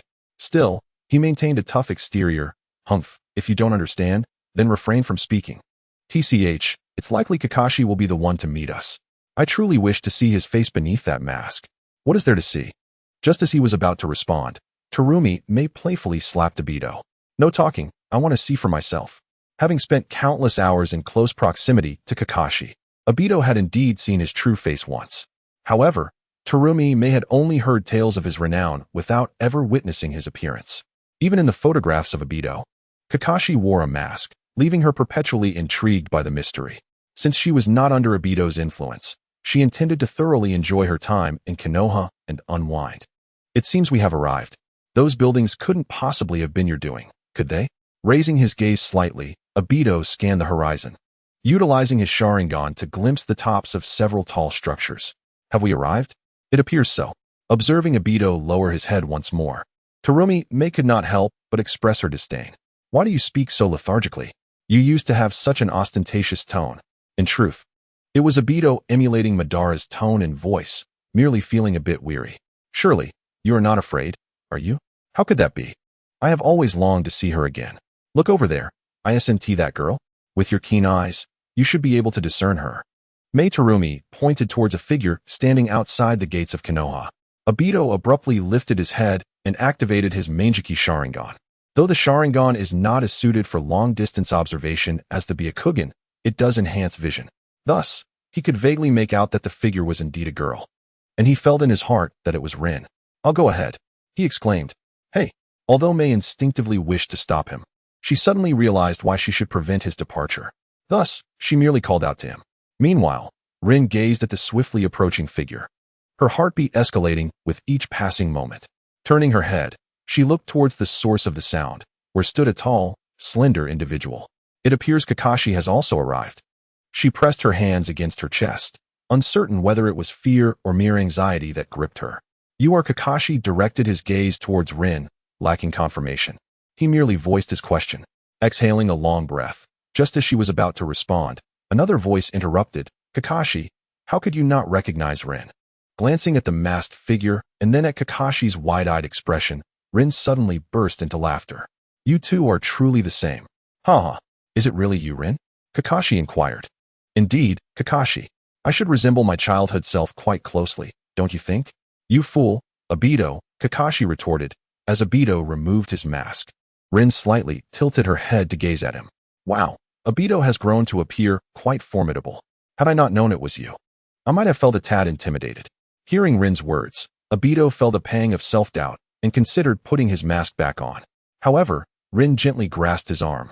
Though her grip was almost weightless, he felt an overwhelming heaviness. I'm sorry, Rin. What are you talking about? I mean, you look quite dignified and cool now. Kakashi remains unchanged. It was the teacher who sent me to fetch you both. Does Lord Minato know about this? Kakashi stepped forward. Incredulity etched on his face as he looked at Rin. Why are you being so serious? You'll frighten Rin. Aido shot a glare at him. I'm merely all right. You two aren't going to start bickering upon meeting, are you? Lord Minato wished to maintain fairness, which is why he didn't inform you. Is it not better to meet now than never? Though Kakashi's heart brimmed with excitement, he was at a loss for words, merely responding with a quiet as he focused intently on Rin. If you both keep staring at me, I'm going to get nervous. There is one more thing. Kushina-san mentioned that my soul remains that of a child, but my physical age is the same as yours. So you can treat me as you did before. I'm not very good at pretending to be an adult. At that moment, Aido's face began to flush slightly. He had pondered over his feelings for so long. How could he not express them? Lin gazed at Aido, her laughter fading. Yet a smile lingered as she reached up to gently pat his head. Aido, you like me, don't you? Upon hearing Lin's words, Aido's initial instinct was to refute her claim, but he restrained himself. From the moment Lin brought me meals and we engaged in countless activities together, I have cherished her deeply, though I have long refrained from expressing it. How foolish of me. At that moment, Terumi Mei and her companions reached the entrance, inadvertently overhearing Aido's confession. Hey, Aido, is this truly how one professes their feelings? Terumi Mei lightly teased, observing the trio huddled together. However, her comments fell on deaf ears, save for Kakashi, who cast a fleeting glance in her direction. Lin, standing before the significantly taller Aido, articulated the response she had long prepared. Aido, please do not blame yourself, it is not too late. Upon hearing Lin's words, Aido became animated, placing his hands on her shoulders. Lin, I must apologize for constantly praising Kakashi in your presence. After all, everyone adored him at that time. Yet, I have always been by your side, spending time with you. How could you not have realized this? Unperturbed by Aido's grip, Lin leaned into his embrace, while he stood there, dazed, his arms raised in the air. Not understanding his bewilderment, Lin stepped back slightly, observing him, and gently touched his forehead, growing anxious. Aido, surely this can't be. Are you really just dazed with happiness? I think perhaps delivering him a punch would be more effective, Kakashi remarked, having observed the scene unfold. In such circumstances, Kakashi had often envisioned the scenario. While he wallowed in his own grief, he imagined Lin and Aido sharing a joyful life together, content merely to be a spectator. Now, he felt a profound sense of fulfillment, as if his dreams had materialized. Aido, you won't hold my earlier remarks against me, will you? After all, we are still comrades. Right? Of course. I must take my leave now. There are tasks to attend to. You can look after this fool. Let us continue our conversation at the teacher's house this evening. All right. Chapter 109. What a pity. How could you not understand all this? Aido's mind echoed with Lin's earlier words. Still lingering in the air was her delicate fragrance. This must mean she agrees, that she holds feelings for me too, Lin. So what? Ah, love. I still possess the heart of a child, dear. Please, bear with me a little longer. Let us depart. Kakashi has been gone for quite some time now, and the sentinels have been watching us, which makes me feel rather bashful.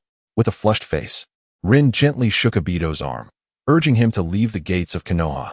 Thus, Aido was led away by Rin. The two arrived at a quaint CAF, a place previously visited by Kushina. Gazing at Aido's clear, earnest eyes, Rin smiled once more. Did he not realize it? You agreed, right? Noticing him bow his head, unable to meet her gaze, Rin pushed the coffee towards him. Please do not act this way. Let us return to how things were before. Although, it seems you have remained much the same. Rin, you have grown quite beautiful, he chuckled. Ha ha ha, in that black cloak of yours, paired with your current visage. It truly is amusing to hear you say such things.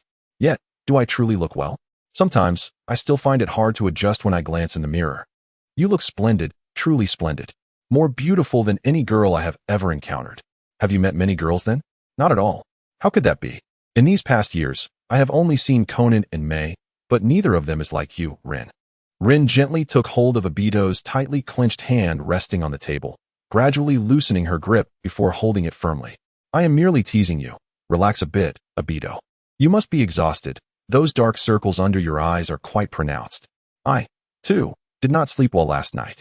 And so, Rin began to recount the events of the previous night and her own struggles. As she narrated, Aido gradually calmed down. Rin, you are doing wonderfully now. There is nothing peculiar about you. Just as the teacher said, it is perfectly fine to be a child. In truth, upon seeing Aido resembling his memory, I was no longer tormented by that incident. Have I truly not changed? I feel as though I have not. Why do you ask? Do you perceive yourself as different? It is because of what transpired before. Hearing Aido's words, Rin understood his meaning. Although Kushina had spoken of it before, she was eager to hear Aido express it again. Throughout this exchange, they held hands, though Aido seemed oblivious to it. Aido, you must not alter the world for my sake. That would not bring me happiness. Absolutely not. Ever since that day, I would never do such a thing. No one can deceive me. Seeing Aido's serious demeanor, Rin couldn't help but smile. Hee, Aido. What is it, Rin? I am simply happy. Meanwhile, Kakashi discreetly observed the red-haired woman, feeling inexplicably wary, sensing that she possessed considerable strength, not inferior to that of an average jonin. Why do you keep staring at me? By the way, what do you look like beneath that mask? Could you show me? Absolutely not. Besides, my interest in you is purely a matter of duty. Indeed, after Minato had briefly conversed with Yakumo and Mei, having confirmed certain matters, he instructed Kakashi to take Mei for a stroll. As for the tool known as Yakumo, Minato had the other Umbu escort him to an inn. Seeing Kakashi appear rather dispirited, Mei grew increasingly curious. Really, can't you let me have a glimpse? I shall keep this to myself, Kakashi remarked, retracting his gaze. Feeling somewhat uneasy under Terumi Mei's scrutiny. Very well, since you wish for me to show you around, you must have some recommendations. I find myself rather hungry. What culinary delights do you suggest? There's ramen. Do you partake? Terumi Mei furrowed her brow, perplexed by the suggestion, pondering what made ramen so special when the ninja world was replete with ramen shops. However, her true intention was not merely to dine, but to seize the opportunity to discern Kakashi's true character. Let us proceed. Lead the way, she instructed, giving Kakashi a gentle pat on the shoulder. This gesture left Kakashi feeling slightly vexed. How did Aido manage to deal with someone like her? Surely, they must have clashed at some point. Though reluctant to engage with Terumi Mei, he was unsure why his sensei, Minato, had assigned him this task. Thus, he begrudgingly escorted her to Ichiraku Ramen. Ah, this establishment is considerably smaller than the ones we passed earlier, she observed. Are you going to eat? He inquired. Of course. What about you? Aren't you hungry? Kakashi glanced at the sun above, then rubbed his stomach, realizing it was indeed time to eat. Then let us dine together. I shall treat you, she offered cheerfully. Kakashi scratched his head, bemused by her smile. How could he refuse such a generous invitation? Thank you then. You plan to stay for a few days, correct? I shall treat you again later. The Kakashi of legends portrayed outside was quite different from the man before her. He seemed gentle, a stark contrast to the ruthless persona she had heard about in her youth. She found him quite striking as well. It baffled her how Rin, such a charming girl, could have consented to accompany Aido, a man who seemed utterly unrefined, a pure rogue. Lost in her thoughts, the chef presented the menu. Oh, Kakashi, is this your girlfriend? I've never seen her before. Wait, is that a Kirigakure headband? My apologies. He laughed, realizing Kakashi had never brought a girl before. Setting the menu down, the chef stroked his stubble, offering Terumi Mei an apologetic smile. Surprisingly, she felt unperturbed by the comment and began to scrutinize Kakashi. Had he truly never brought a girl here before? Moreover, he seemed indifferent to the girl named Rin, portraying him as a rather solitary man. At that moment, Kakashi appeared to Terumi Mei through a lens of admiration, transforming into an exceptionally rare figure. Wait, this is merely our first meeting. What am I thinking? She chided herself, turning back to the menu and casually ordering a bowl. To her astonishment, the menu depicted hyper-realistic images of the dishes, and indeed, they were plentiful. Yet, the critical aspect was to observe. Watching Kakashi's empty bowl, Terumi Mei clenched her fist in frustration. Why do you eat so quickly? Has it just been prepared? Is there a problem? I have always eaten this way, he replied nonchalantly. Ah, I see. You intend to observe my face beneath the mask while I eat, do you? What a pity. Kakashi narrowed his eyes, and Terumi Mei understood he was indeed amused. She merely expressed her astonishment, and he finished his meal. What a cad. Was he targeting her deliberately? You scoundrel, she exclaimed, casting him a glare before resigning herself to filling her own stomach. After all, she wasn't departing tomorrow. She was determined not to miss the opportunity to see. Chapter 110. A Need for Assistance. Black Zetsu. Are you implying that the Wind Shadow, Fire Shadow, Water Shadow, and that young man Nagato are all present in Konoha? I should have mentioned this to you earlier. Have you forgotten? Danzo stroked his chin, recalling that Black Zetsu had indeed mentioned this matter, but at that time, he was preoccupied with searching for the Four Tails Jinchuriki near the Land of Earth. Are you aware of this? Yes, she replied tersely, disregarding both Black Zetsu and Danzo, closing her eyes to meditate. Shall we stir up some trouble for them? It would be ideal to control that woman Kushina. I share the same sentiment. Black Zetsu nodded in agreement. Danzo then turned to the silent, nameless one. Do you wish for me to expose our plans? It seems you are the only one capable of handling this. Sending some insignificant pawns would yield little result. Then prepare accordingly. I shall not partake in infiltration. Just instruct me on the course of action. Black Zetsu emerged from beside her feet. Actually, I have already devised a plan. However, Danzo, I require you to provide some lesser fish to assist. Not a problem. We must ensure that the Wind Shadow is injured. A confrontation would be preferable. I concur. Our influence should be directed towards the Wind Shadow, while we must also slightly restrain Nagato, who possesses the Rinnegan. As Uchiha Nameless listened to their conversation, she reflected on her journey since awakening, following these two individuals. From her perspective, the world did not seem to have changed significantly. Peace appeared to be mere pretense, with continuous conflicts between small nations and mutual testing among the great powers. It felt even more repulsive than the era of relentless bloodshed she had once known. Throughout this time, she had not visited Konoha, constantly hearing these two speak of it.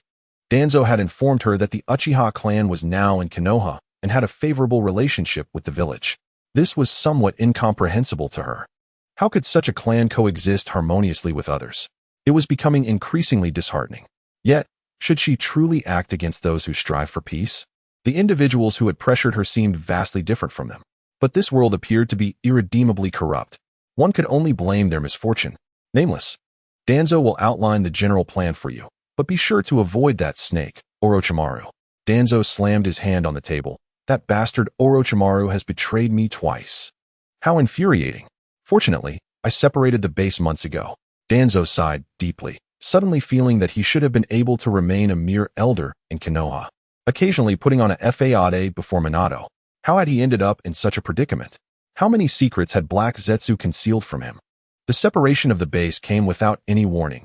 Black Zetsu must have known long ago. Nameless, come with me. I shall instruct you on what to do. Nodding silently, Nameless followed Danzo.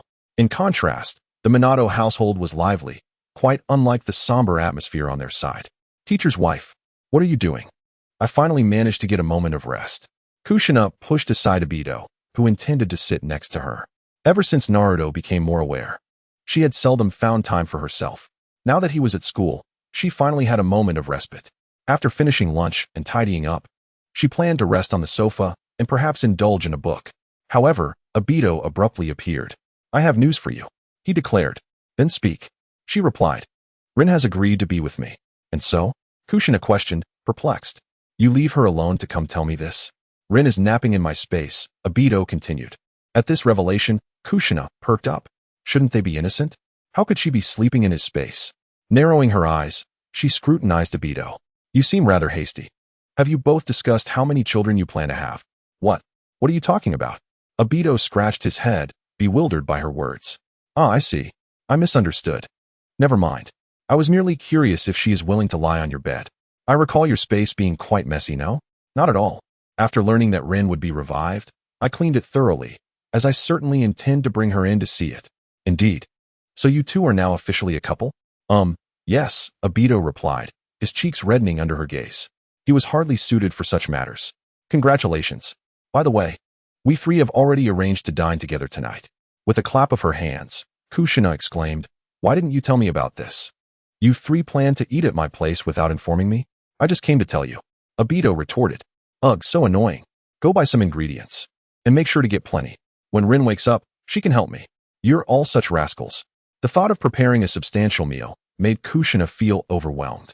Why can't a girl just drop from the sky to assist me? Aido and Kakashi were utterly incompetent in the kitchen, while they could help chop ingredients. She didn't want to burden Minato, who would be returning from work. Should I find someone else to assist you? Aido suggested. Who? She asked. If they can't cook, don't bother bringing them over. It's that person you mentioned before, Mei Terumi. She seems to be hanging out with Kakashi now. Can she cook? Not sure. Idiot. Get out. You're driving me crazy. Kushina kicked Aido playfully and closed the door. What kind of life is this? Sighing, she lay back on the sofa, stretching her legs, feeling a tension release. Ugh, these stupid stockings. Bare legs will do just fine.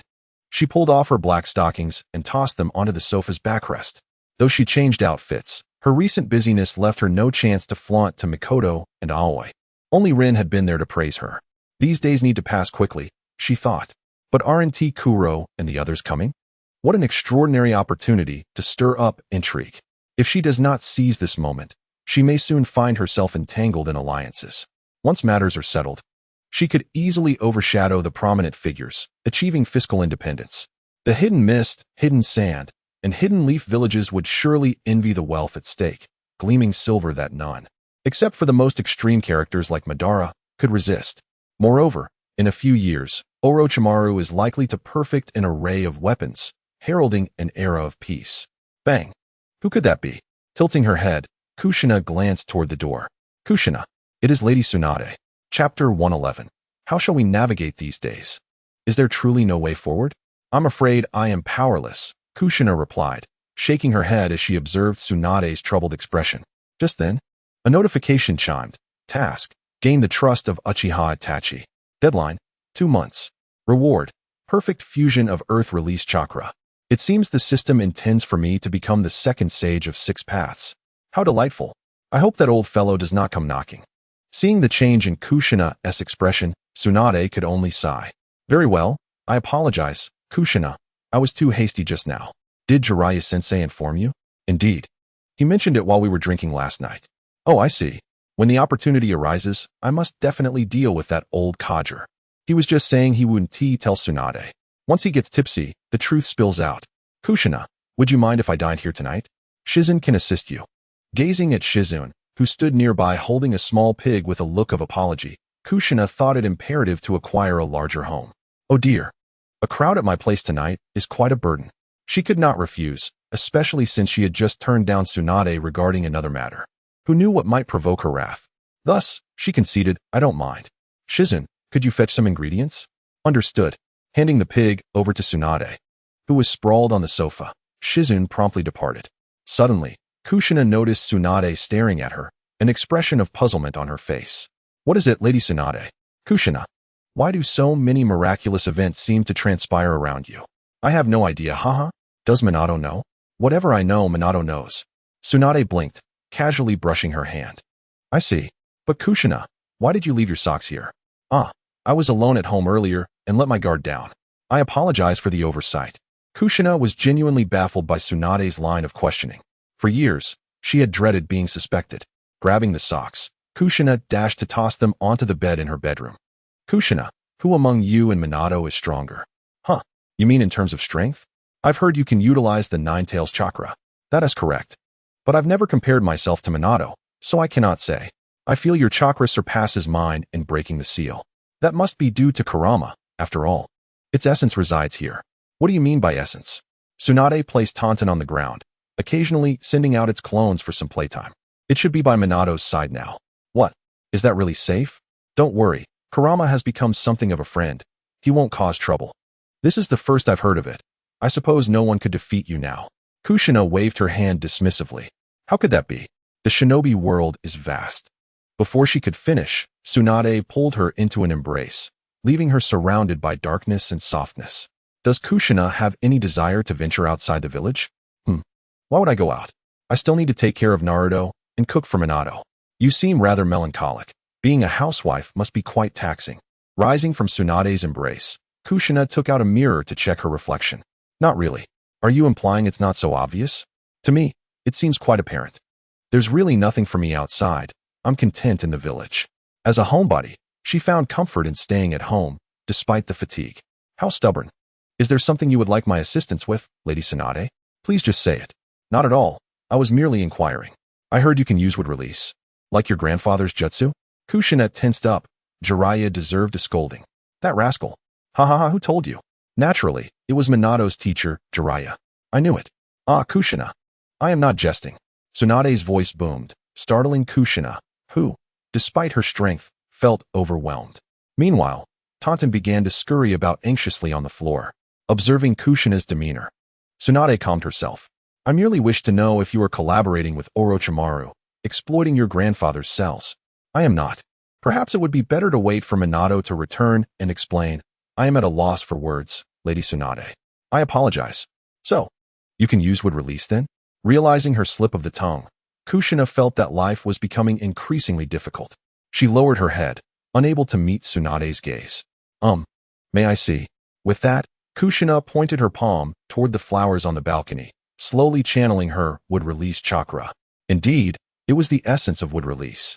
Tsunade watched as a pot filled with blooming plants appeared before her, her previously composed expression fading. All right. As long as it's not reckless and not an affront to your grandfather's legacy, I am genuinely pleased to see your mastery. Of course not. Kushina was genuinely fearful that Tsunade might inadvertently destroy the house. Sighing in relief, she gradually sat down, feeling quite exhausted from the day. Knock, knock, knock. Who could that be? Tatan, Please go and open the door, Tsunade gently patted Titan's rear. Before Kushina could rise, the little creature dashed over, leaping to grasp the doorknob. Lady Hokage, gazing at the two individuals before her, Kushina was utterly astonished to find them there. You must be the wife of the Hokage. How youthful you appear. I am Mei Terumi from the Hidden Mist Village, sent here by Aido to assist. Oh, I see. Thank you in advance, Kushina responded, feeling a twinge of nostalgia as she looked up at the slightly taller Mei. Why was she shorter than these younger generations? Rin was one, Mei was another, and Izuna too. However, surely Kin would not surpass her in height, as Aoi was about her stature. No need to mention it. After all, I am considered one of Abido's puppets, Mei remarked. After encountering Abido on her journey, her frustration grew.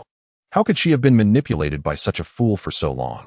Thus, she resolved to exchange some barbs, perhaps even reveal his dubious nature. After all, they were essentially comrades here. Kushina, upon hearing this, was momentarily at a loss for words. What on earth had Abido been up to? Wasn't he supposed to be mentoring Mei? What did being a puppet even mean? Was it not akin to being a mere marionette? At that moment, Tsunade turned, crossing her legs. A puppet? Surely, Kushina and I are not unaware of that. I assumed the higher-ups in Konoha would be well informed. Mei, Kakashi shot her a disapproving glare. Are you all not aware? Abido wouldn't be deceiving me, would he? With organizations and whatnot. That guy has already tricked me once. Mei observed their astonished expressions, feeling an inexplicable unease. Well, if you think about it, you could have Kakashi summon Shursui to truly become a puppet. Kushina pinched Mei's cheek, admiring the softness of youth. She wondered if Mei had perhaps indulged a bit too much to utter such words. What nonsense had that foolish Abido been feeding her? Although everyone here was privy to the organization's affairs, to inquire so boldly felt rather unbecoming for a leader. Life was truly exhausting. Chapter 112. What am I thinking? No, it's fine. Mei waved her hands in a slight panic. Had Abido not informed them of anything? Where is Abido? Wasn't he supposed to be shopping? When we encountered him, he was busy purchasing items with Rin. He is likely still at it, Kushina sighed. Well, in that case, let us wait a bit longer. Kakashi, please inform your teacher that if he can return early today, he should. Upon hearing Kushina's words, Kakashi glanced at Mei, then at Tsunade, ensuring that Mei wouldn't cause any trouble before he departed. Kushina, seated beside Tsunade, exhaled deeply, her gaze falling on Mei, who still stood there, unsure of what to do. What are you doing just standing there? It's still early. Why not come and sit down to rest? She patted the space beside her, prompting Mei to gather herself and take a seat. I sincerely apologize for earlier. Could you elaborate on what exactly transpired? Tsunade gazed at her curiously. So it's Abido? With a hint of resentment, Mei Terumi clarified her earlier statement. That fool Abido, but you should be around the same age as him. How could you be deceived? I don't know. Perhaps I was just too frightened at that time. It was my first encounter with the Sharingan. Observing the flustered Mei Terumi, Kushina, also seeing her for the first time, noted that she had always appeared as an adult woman in the anime. But aren't you sensitive about marriage? Although the plot didn't elaborate, it seems you may have missed someone important. Should I play matchmaker? Kushina felt like an ant at that moment, contemplating such matters. It was quite a sign of aging. Aren't you married yet? Tsunade inquired, stroking her chin as she assessed Mei Terumi. No. I've been too busy with village affairs and haven't encountered any suitable young men. Surely, Tsunade wouldn't start acting like a true aunt now. What do you think of Kakashi from earlier? What about him? Oh, come on. You and I are practically elders. What is your opinion on Kakashi? Hearing this, Kushina couldn't hold back. Yes. Although Kakashi appears indifferent, he is actually quite attentive. I don't know, it might be too soon. How can that be? Aren't you the same age as Abido? Do you want to wait until regret sets in before feeling pain? Mei Terumi fidgeted, momentarily at a loss for words. This was too sudden. Aren't we from different villages? Didn't Abido mention the organization's goals to you? What goals? Peace. I'm aware of that. Kushina slapped her forehead and glanced at Tsunade, who chuckled. That rascal Abido. Just as she finished speaking, Rin and Abido appeared at the door, carrying items. Why are you scolding me? What happened? I don't know, but let's hope it's a misunderstanding. I don't recall doing anything wrong. As the door opened, everyone turned to look. Mother-in-law, why are you blaming me? Seeing Abido's innocent demeanor infuriated Kushina, who stood up and tugged at his ear. Hey, I told you to mentor Mei Terumi. Yet you told her nothing? Were you playing with her? And you already mentioned the organization. Why not clarify the goals? Ouch. due to Rin's presence. Mei Terumi chose not to say much. Had Rin not been there, she would have stuck her tongue out at Aido. You didn't tell me anything. And you tricked me into playing. This is karma. Ah, you rascal. It was just a little prank. I truly apologize, Miss Mei Terumi. Aido did mention that matter to me. It was indeed his fault. Rin set down her items and quickly bowed to Mei Terumi, who, of course, felt unworthy of such respect. It's fine. I just assumed Lady Kushina already knew about these matters. Kushina, Aido, you scoundrel, making Rin apologize for you. Tsunade pinched her cheeks and laughed. Rin really does have the demeanor of a wife, doesn't she? Both Rin and Aido flushed, though Aido's ears were particularly red. I'm sorry, I shouldn't have pranked you. As for the organization's goals, how did you come to discuss that? As it seems that Terumi may harbor some feelings for Kakashi, Aido jested. Oh? Kakashi? Were you referring to the photo of Terumi Mei? Who was slightly turned to the side. He chuckled heartily. Ah, so that's it. You should have mentioned it earlier. Rin also stifled a laugh nearby, clearly amused, suggesting that Kakashi would not be lonely after all. Ahem, apologies. It appears you have had an interest in Kakashi for quite some time, Tsunade remarked, giving Terumi Mei a gentle pat on the arm. I merely wanted to see what the famed Kakashi looked like, she replied, though a sense of guilt washed over her for speaking such a truth. Why not stay in Konoha for a few months? It just so happens that I could use an assistant, Tsunade proposed. Is that not feasible? Aido can handle things back in the Mist Village, and with his Kimui. Finding Rin won't be a hassle. My family would not approve. So if your family consents, there would be no issue? Aido, could you take care of this? I'm on it. Terumi Mei, rest assured, your grandfather will surely agree. Wait. Before Terumi Mei could respond, Aido had already departed. All right, it's settled then. As for your accommodation, I'll arrange something affordable when Minato returns. Kushina took Terumi Mei's hand, feeling somewhat like a real estate agent who had just convinced a fresh graduate. Flustered, Terumi Mei realized that Tsunade and Kushina had made arrangements for her. Am I really going to end up married into Konoha? I hope my grandfather doesn't have a fit. However, it seemed Kakashi lacked family, which meant he would likely face Kushina and Minato as elders. Should she then be more respectful towards them? No. What am I thinking? Lady Kushina, may I inquire about the organization's goals? Rin and Lady Tsunade will explain. I'll go prepare the ingredients, she said, carrying a multitude of bags into the kitchen. Looking at the items, Kushina felt a pang of anxiety, hoping that Terumi Mei, the eldest daughter of her family, could indeed cook. Otherwise, she might just lose her temper. Lady Tsunade, could you open the door? It must be Shizun returning. Rin, you go ahead. I'll check, Tsunade replied, uninterested in the mundane details. Just then, Shizun arrived, bags in both hands, each one bulging with contents. Shizun, you really need to strengthen your training. You can't compare to Lady Tsunade. Indeed, it's quite heavy. Quick, lend a hand. Chapter 113. We're about to see it. Though Kakashi had mentioned having a large family, why did it feel as though there was not enough space for everyone? Rin, Terumi Mei, Shizun, and Kushina were in the kitchen, while Tsunade cradled Naruto. Aido was amusing himself with a pig, and Kakashi was reluctantly helping in the kitchen. Minato, the house is truly lively, the Ninetales remarked, wagging its tail as it leaped down. Hey Dad, you returned quite early today. Perhaps due to the leisurely nature of the day. Observing Naruto, Minato draped his robe and affectionately ruffled the boy's hair before settling beside Tsunade. Minato, it might be time for you to consider acquiring a larger residence. Indeed, Tsunade's words held merit. Kushina had previously suggested the same, recommending the addition of a bar to stock some spirits. This notion left Minato feeling somewhat awkward, as he had no intention of pursuing such endeavors.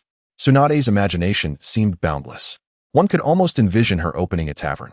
Is it true that you have a fondness for alcohol, Tsunade? Yes, indeed. You'll understand when you're older, but until then.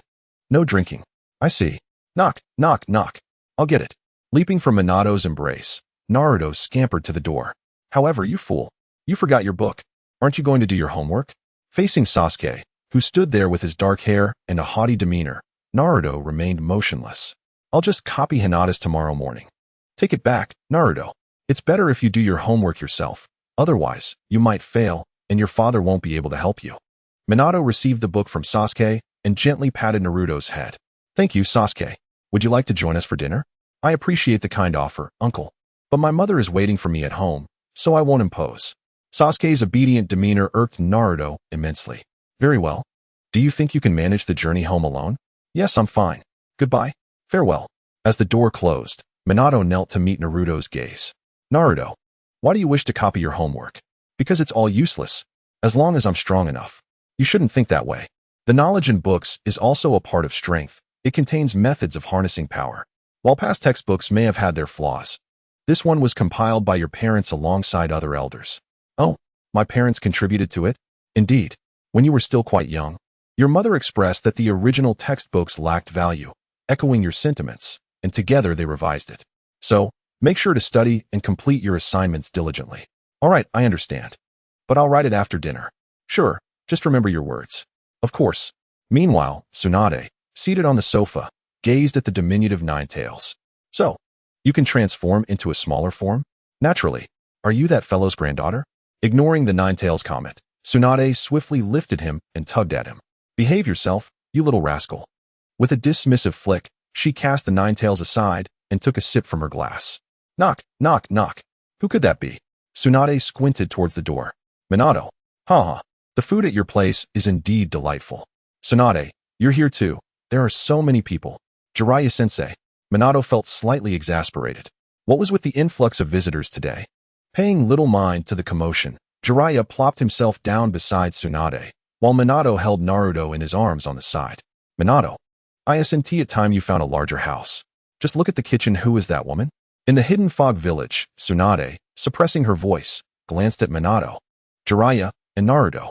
She had long harbored feelings for Kakashi. Oh, is Kakashi finally getting a girlfriend? Naruto pretended to lower his voice. Yes, that seems to be the case. Haven't they just met? Minato was somewhat perplexed, but held no objections. Tsunade had admired him for quite some time. So that's how it is. And Naruto. Tsunade continued to gaze at him. Your brother Aido also has a girlfriend now. Who do you think it could be? It must be Rin, right? Mom often says that guy Aido needs to be taught a lesson by Rin for him to remember such things. Ah, it seems you are quite perceptive. Jiraiya remarked with a grin at Naruto. Of course, Minato was at a loss for words, realizing he had indeed assigned the right task to Kakashi earlier that day. Does Naruto have a crush on anyone? Tsunade took a sip of her drink and smiled at him. Ah, I don't know, Naruto stammered. And Minato felt a wave of concern. Something was amiss with the boy. Had their homeroom teacher not noticed or reported it?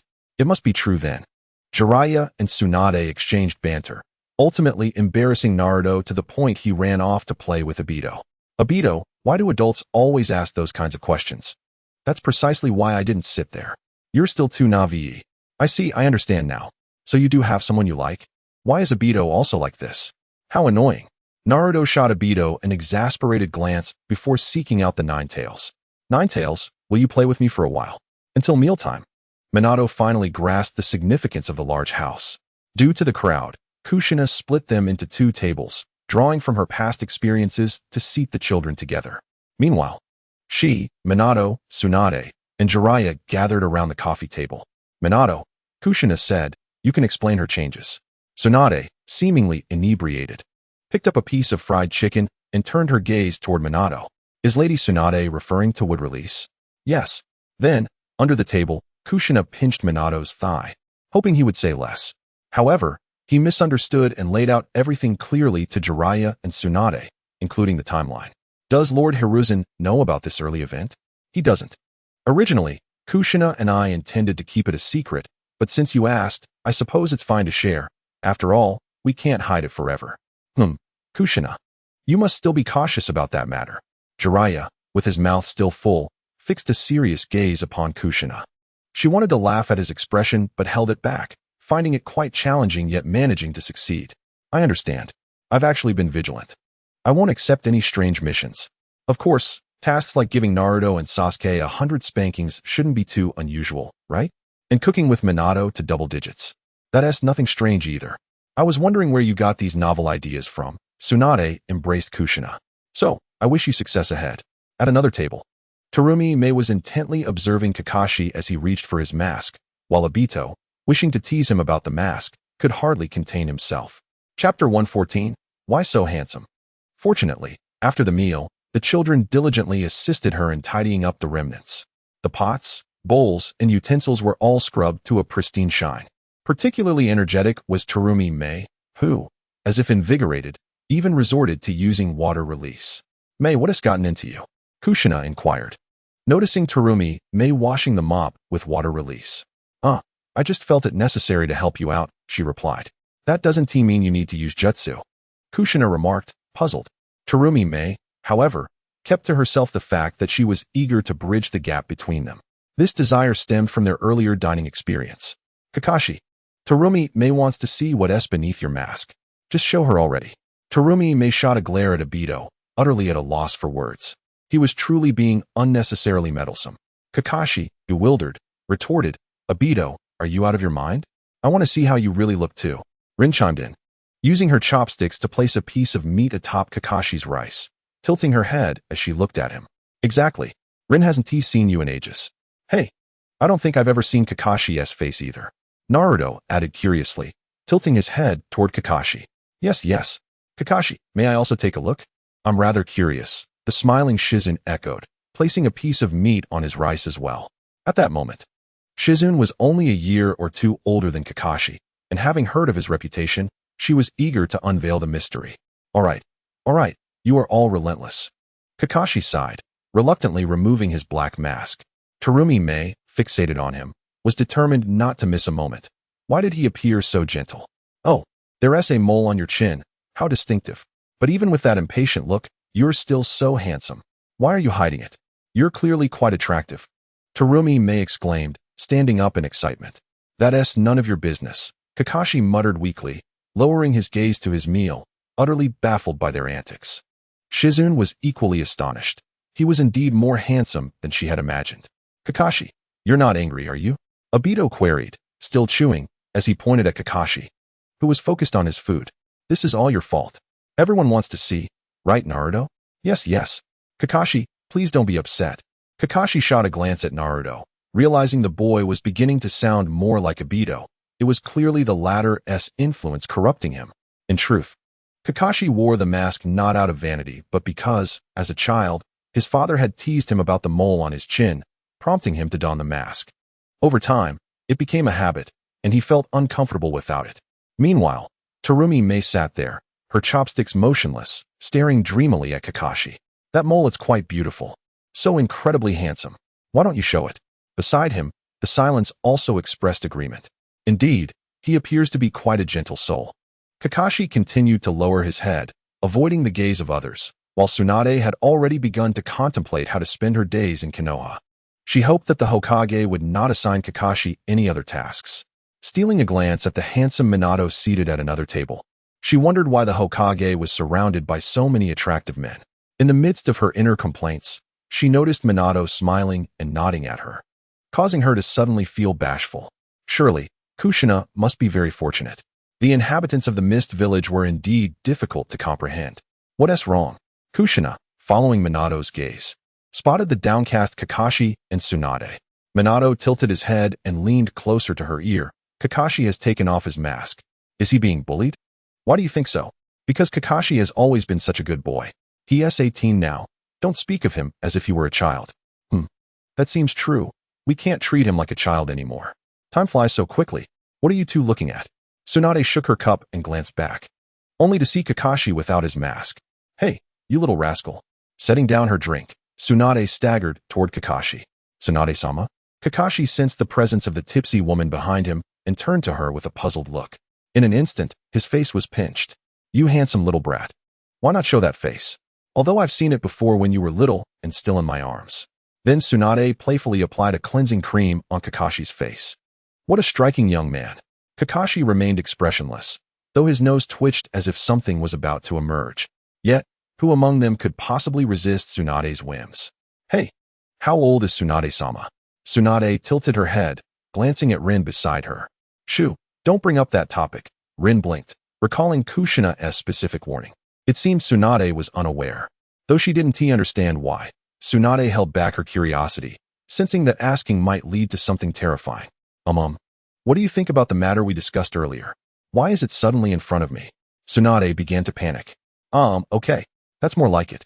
Isn't Kakashi handsome? The most dashing young man in Konoha.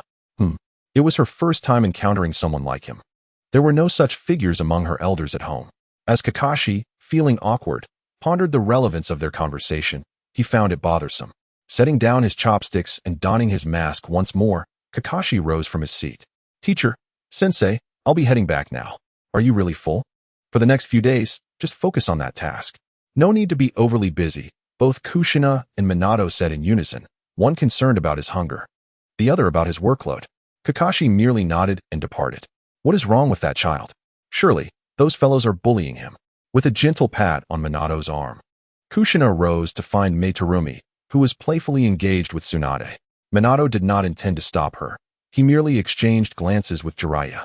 Yakina, Tsunade-sama is quite inebriated. Please assist her to rest. May I address you as such? Yes, of course, she replied, although her curiosity was piqued regarding Kushina's secret recipe. Kushina drew up a chair and sat beside her. Aido cast a sidelong glance before resuming his meal. Kakashi seems rather displeased.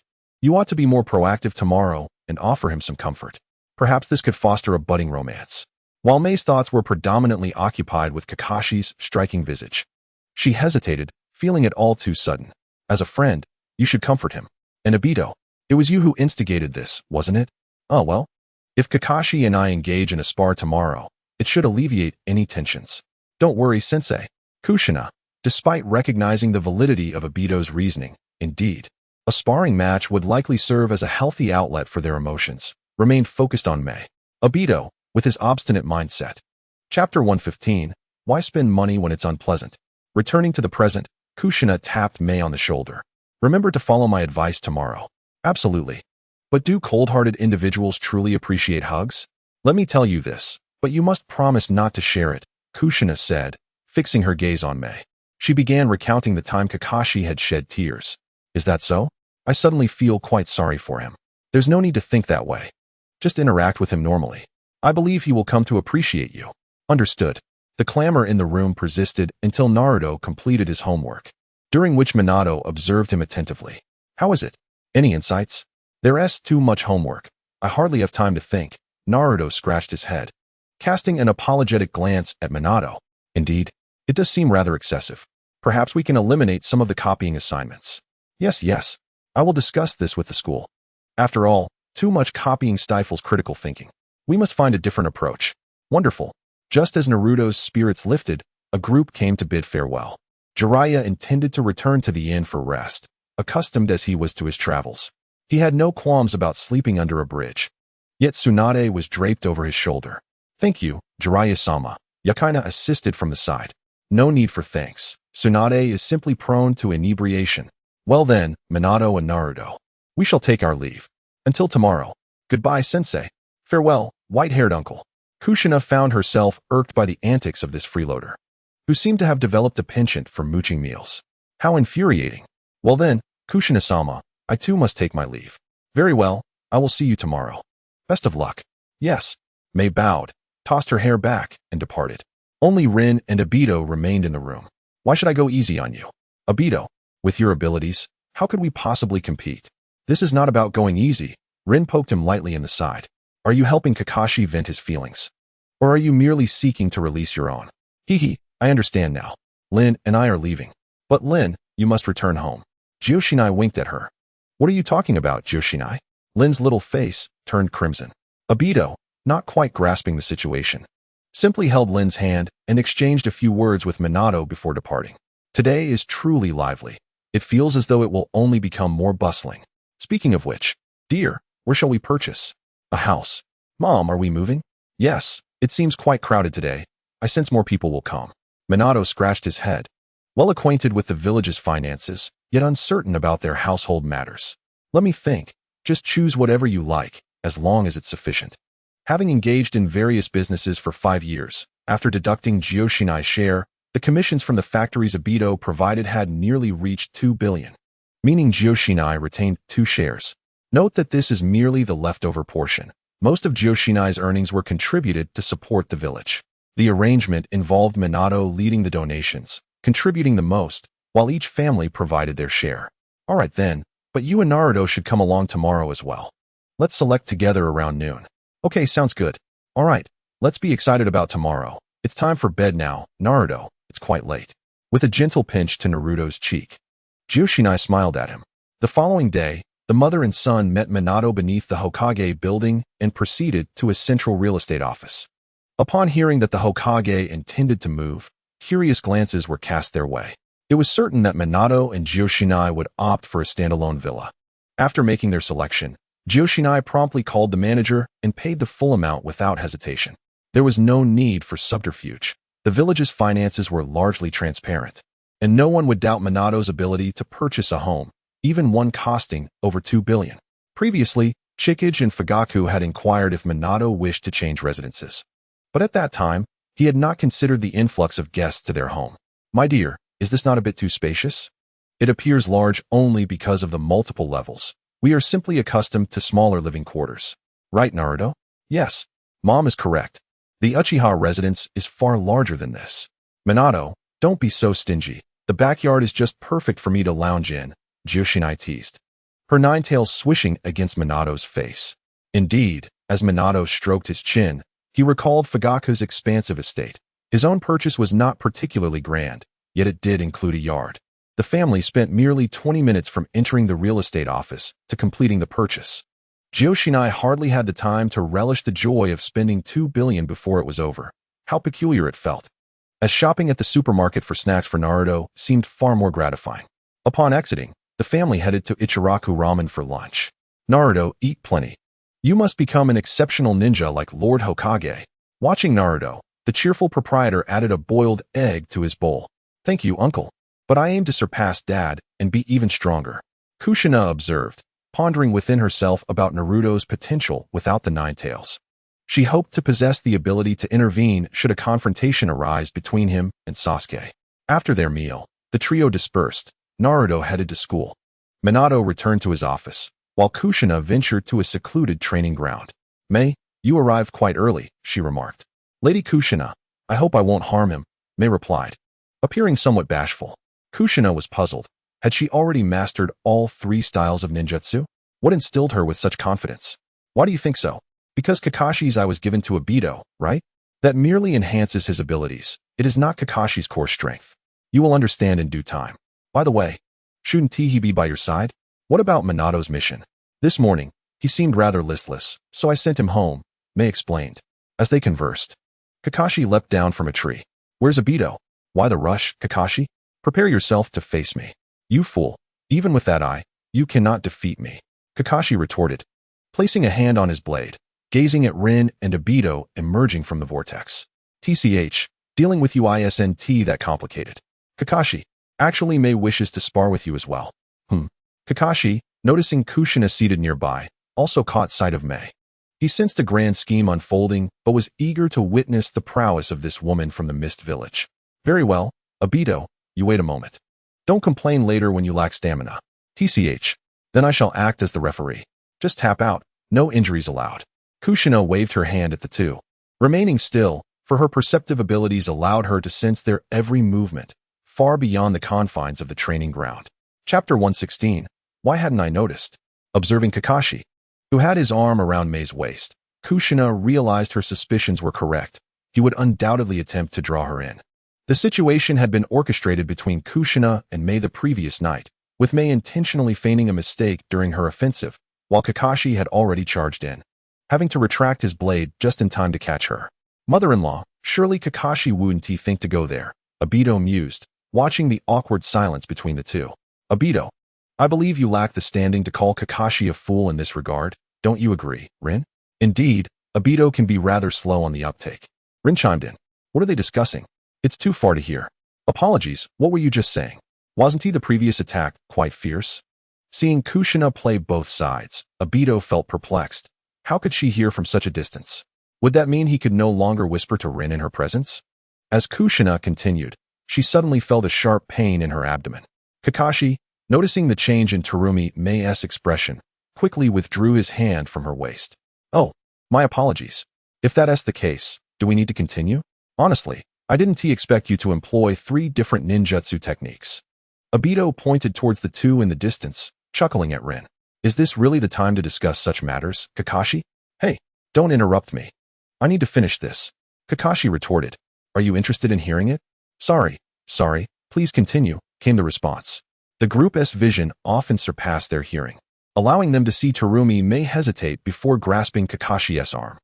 Could you assist me back? Aren't you in pain? Is it necessary for me to support you? You have no sense of romance at all, she remarked, though she did not release her grip. With a sigh, Kakashi resigned himself to escorting her back. Upon seeing Terumi Mei, Kushina winked and smiled at her, receiving an equally playful glance in return. Kakashi, come on. Show me your swordsmanship. Aido was unconcerned with such matters. After finishing his snack, he was eager to fight. Let us go, Aido. Just as Terumi Mei was feeling pleased, Kakashi slipped away from her grasp, leaving her to sulk as she returned to Kushina. That guy has no sense of fun. All he cares about is fighting. Hey, Mei. Don't take it to heart. Aido and Kakashi have always been like this. When it comes to competition, they disregard everything else. Is that so? Then you and Minato shall host your wedding, she suggested. Wait, is it really happening this quickly? Is it customary to get married after just a hug in Konoha? Don't be absurd. Kakashi wouldn't easily allow a woman to approach him. Back in the Umbu, he preferred male teammates because he found women troublesome. Right, Rin? Indeed. During our childhood, Kakashi was quite cold. Many girls would offer him gifts, but he always rejected them. It wasn't until we were in the same class that I had any real interaction with him. Before that, it was all thanks to Aido. I see. So he has feelings for me, doesn't he? Let us say that's a possibility. So, Mei, keep pushing forward. Hey, if Rin calls me sister, then Aido no. No, I only said that because I'm still a child. Aido is practically the same age as you. Listening to the two girls converse, Kushina felt relieved that neither Rin nor Terumi Mei were troublemakers. Otherwise, she would be in for a challenge. After all, Terumi Mei came from a prominent family and had been quite naive, misled by Aido, while Rin had always been a well-behaved child, nearly impeccable. With this thought, Kushina opened her arms wide, embracing both of them. You two are incredibly fortunate to have each other. Lady Kushina, I'm still undecided. Take your time. Kushina inhaled deeply, savoring the scent of spring grass mingled with the sweet fragrance from Rin and the damp aroma from Terumi Mei. Being a woman felt wonderful. Shall we go to the hot springs tonight and invite Lady Tsunade? Lin turned her head, only to find her view obstructed by Kushina's two bonds, forcing her to tilt her head upwards. Is it tonight? Yes. How about we let Lady Tsunade treat us? You two little rascals should ask. Sister Kushina is quite cunning. Whatever the little ones say, she will surely be generous. Hee, I can't be of assistance. After all, I am not from the village. But how old is Lady Tsunade? Anyway, cough. Don't inquire about such things. I won't tell you. Lin doesn't know either, right? Indeed, it would be better if Sister Mei's curiosity remained unsatisfied. Well, all right. Playfully pinching Mei's cheek, she added, if you share what just transpired with her, she might just offer to treat us. Let us give it a try tonight. Meanwhile, the two combatants had become increasingly embroiled in their struggle. Fire release, great fireball jutsu. A massive fireball surged forward, accompanied by several sharp wooden spikes. Kakashi opted against a direct confrontation. Facing the currently chakra-empowered Aido head-on would be the height of folly. Earth release, earth wall. The earth swiftly rose, encircling Aido. Yet, Aido showed little reaction, simply standing there with his arms crossed, sensing Kakashi's decline in prowess, unaware that he had actually grown stronger due to the cells of Hashirama. The battle was not particularly intense, ultimately concluding with Kakashi's new technique, Lightning Blade, slicing through Aido's cloak. How did you do that so quickly? I didn't even catch a glimpse with my Sharingan. Aido spoke the truth. He genuinely had not registered Kakashi's movement. One moment, he was fending off Kakashi's water dragon jutsu. And the next, he felt a chill at his back, accompanied by the cacophony of crackling sounds. You don't even need a blade. Kakashi couldn't be bothered to explain, as Aido would not comprehend his words. Kakashi, why didn't you use that jutsu on me just now? Unnecessary. May became animated. Are you underestimating me? I hope it's not perceived that way. Let us have another match before I leave. All right. Waving at the expressionless Kakashi, Kushina invited him to sit beside her. Kakashi, take care of yourself. That technique you used earlier shouldn't have been fully completed. Come over, and I'll treat you. Sister Kushina can perform medical ninjutsu too? Lin gazed at Kushina's hands, momentarily stunned. Did Kakashi sustain injuries? How had she not noticed? In truth, the moment Aido returned, Lin had approached him, unaware of Kakashi's leg being amiss. Indeed, I learned a bit when I met Lady Tsunade. How did your teacher know? Oh, your technique forcibly accelerates your speed, which is quite detrimental to your legs. I think it's viable for escape, though. Alternatively, you could train your taijutsu with Might Guy to build your body's endurance. Feeling the warmth in her knee, Kakashi nodded. In truth, he merely wished to gauge his speed against Aido. Previous injuries from training had not particularly concerned him. All right, that should suffice. Let us head back, said Kushina, stretching her limbs. Chapter 117. I certainly do not need such things. Kakashi, please convey to your teacher that he is entrusted with preparing dinner for Naruto tonight. The three of us are heading to the hot springs with Lady Tsunade. I shall inform him. After Kakashi nodded to Kushina, he cast a glance at Koharu before vanishing in an instant. I was just watching you. I truly can't fathom what he is thinking, Koharu remarked, crossing her arms and nodding towards Rin, who had also noticed the earlier exchange. You're going to the hot springs? When did this happen? Just while you were sparring with Kakashi. Apologies, Aido, but I want to be able to cook dinner for you tonight. Upon hearing this, Kushina swiftly grasped Aido's ear. You, allowing Rin to cook for you? At her tender age, not only do you refrain from treating her to something delicious or taking her out for a stroll, but you also expect her to prepare your meals? With his ear in her grip, Aido had no choice but to bend down to alleviate the pain. No, it's a misunderstanding. Sister Kushina, please don't be angry. It was my initiative. I just thought. Rin tugged at Kushina's arm, urging her to release Aido's ear. You meant to embody the image of a devoted husband, right?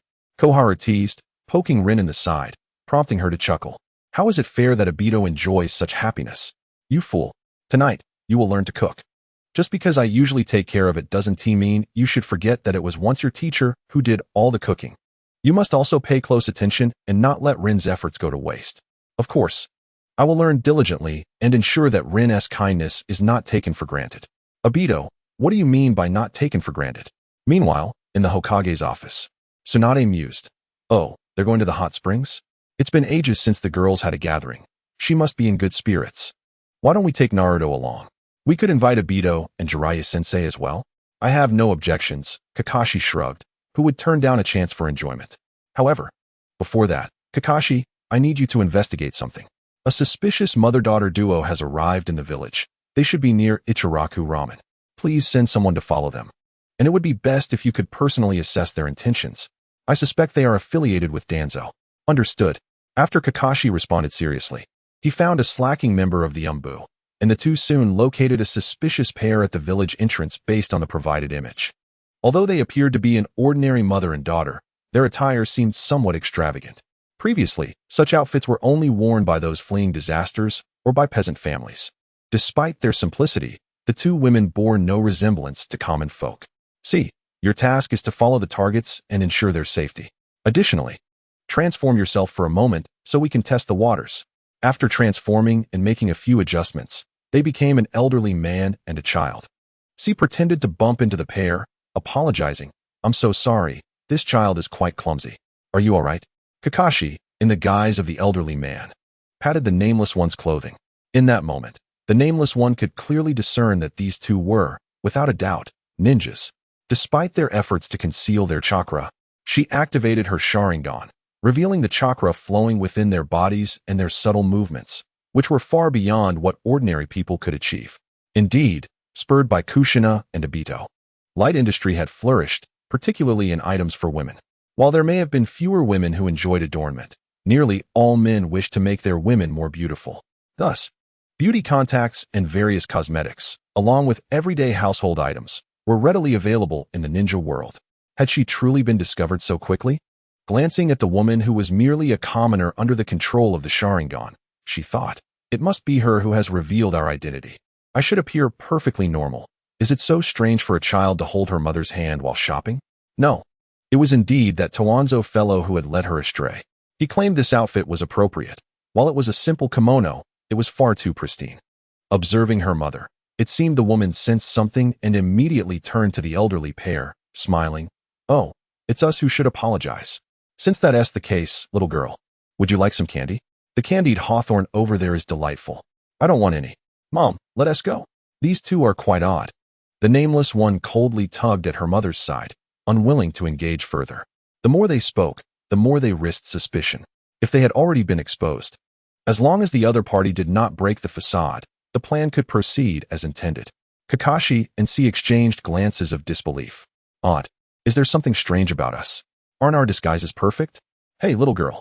Kakashi, wanting to retain their attention, could only wave his hand. But the pair did not turn back. Thus, they retreated to a corner to shed their disguises. Clearly, something was amiss. See, I'll leave this to you to keep an eye on. I'll have Shin join you. You two can take turns. Remember to report back on time. Understood. Having arranged matters, Kakashi did not dwell on them for long. He intended to seek out Aido to discuss the matter of the hot springs, hoping that the fool had left the village, allowing for a modicum of tranquility during his soak. However, there was also Naruto to consider. Meanwhile, the Nameless One, sensing the departure of the two, began the search for shelter, as sleeping on the streets was not an option. Moreover, the striking beauty of this mother, which she did not comprehend, drew the unwanted gaze of many lecherous individuals along the way, particularly that revolting white-haired man from earlier. Had it not been for the inability to contend with the higher-ups of Konoha, she would have surely dealt with that lascivious old man. Although this mother bore no relation to her, the attention was nonetheless uncomfortable. Madam, would you like to buy your child a skewer of candied hawthorn? They are quite sweet and adored by children, and they cost only 15 coins, a vendor called out. The halted mother glanced at her child, and after a moment's hesitation, considering that no one would know, she decided to indulge. After all, one cannot go without food. She nodded and received a string of translucent candied hawthorns. This was a delicacy she had yet to experience. Taking a gentle bite, she was pleasantly surprised by the delightful flavor. The exterior was crisp and sweet, while the chewy candy inside offered a perfect balance of tartness and sweetness, harmonizing splendidly with the fruit without being overly cloying. Is it delicious? Be careful not to prick yourself with the skewer, the mother smiled at her, and for a fleeting moment, the Nameless One felt a sense of disorientation. Had the illusion faltered? That seemed impossible, for she had not issued any commands. Could it be instinct? An indescribable ache surged within her heart as she pondered the nature of her own parents and their treatment of her, memories blurred and indistinct. Had they ever engaged in similar acts? No. How could she be deceived by such triviality? Such things were unnecessary for her. Chapter 118. Thus, I shall not be disturbed. Correct? After wandering the streets for a while, the Nameless One settled in a tavern with her mother. The funds for this endeavor were scant, as Danzo was notoriously stingy, despite having profited significantly from Black Zetsu's intelligence dealings. Sighing, she contemplated how to initiate communication, wondering when their meetings would commence. How could she possibly know? I will inform you. Black Zetsu interjected. Didn't I tell you not to appear suddenly and speak? It's quite alarming. My apologies. In any case, if an appropriate opportunity arises, I shall seek you out, and we will proceed according to plan. Black Zetsu whispered softly to the Nameless One, his presence floating above the wooden floor. There are those who are watching you, but it matters not. It is merely a distraction for them, he continued. You need not remind me. I am aware. Now, leave me. I require rest, she replied, slowly dismissing him. Black Zetsu felt a twinge of unease, sensing a change in her demeanor. Was there a potential issue? Are you hungry? She asked, glancing at the woman beside her, tilting her head and blinking. Not particularly, though it is indeed getting late.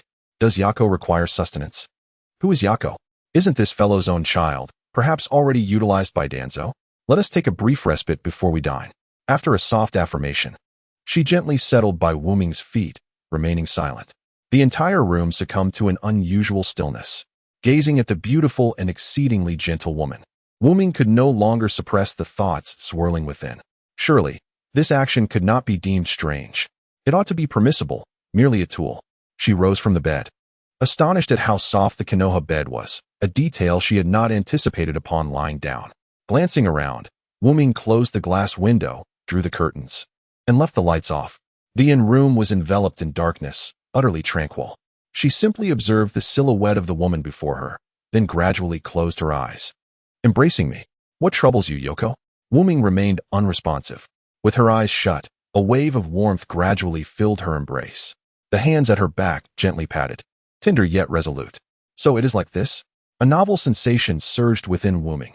After being awake for so long, it was the first time someone had touched her back.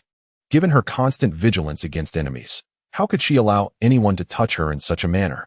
The feeling of being embraced was truly extraordinary. Wiping the moisture from the corner of her eyes with her sleeve, Wuming disentangled herself from the other's hold. I apologize. Although she could not fathom why she felt compelled to apologize to this unrelated woman, it slipped out instinctively. Perhaps, all along, she had been in pursuit of such tranquility, only now to disrupt another's peace. Yet she could not resist the urge for contact. Thus the apology arose from the depths of her heart. A complex array of emotions lingered within her, refusing to dissipate. Meanwhile, Aido and Rin, after parting ways with Kushina, meandered through the streets of Konoha for quite some time. Now, standing before a vending machine, they indulged in beverages. Aido, you must try this. It's delightful. Really? I don't believe I've tasted it before. He casually accepted the drink, but soon realized something amiss. Was this an indirect kiss? A quintessential experience for couples. He had read about it in a novel held by Kakashi. At the time, he thought little of it, but now, it seemed far more exhilarating than he had imagined. Observing the can in his hand, Aido fell into a momentary silence. Aido, what's wrong? Are you displeased with me? If so, I can buy something else. Rin, well aware of Aido's thoughts, poked her finger at her own cheek, feigning a troubled expression. Surely, he must be quite exhilarated. Whenever he was excited, he either danced about or lapsed into silence. Aido is truly adorable. That remark was intentionally uttered by her. She delighted in teasing Aido, sensing that such words brought immense joy.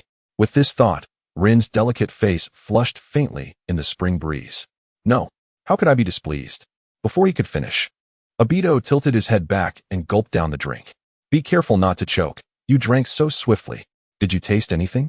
Lin feigned a frown, pursed her lips as if deep in thought, while Aido appeared oblivious to any flavor, seemingly unable to savor the moment.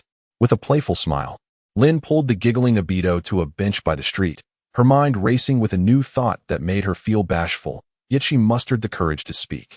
I believe there's still a lingering aftertaste. She hoped that Aido, the simpleton, might comprehend her implication. Alas, her expectations were dashed. Should I fetch you a bottle of water to rinse your mouth?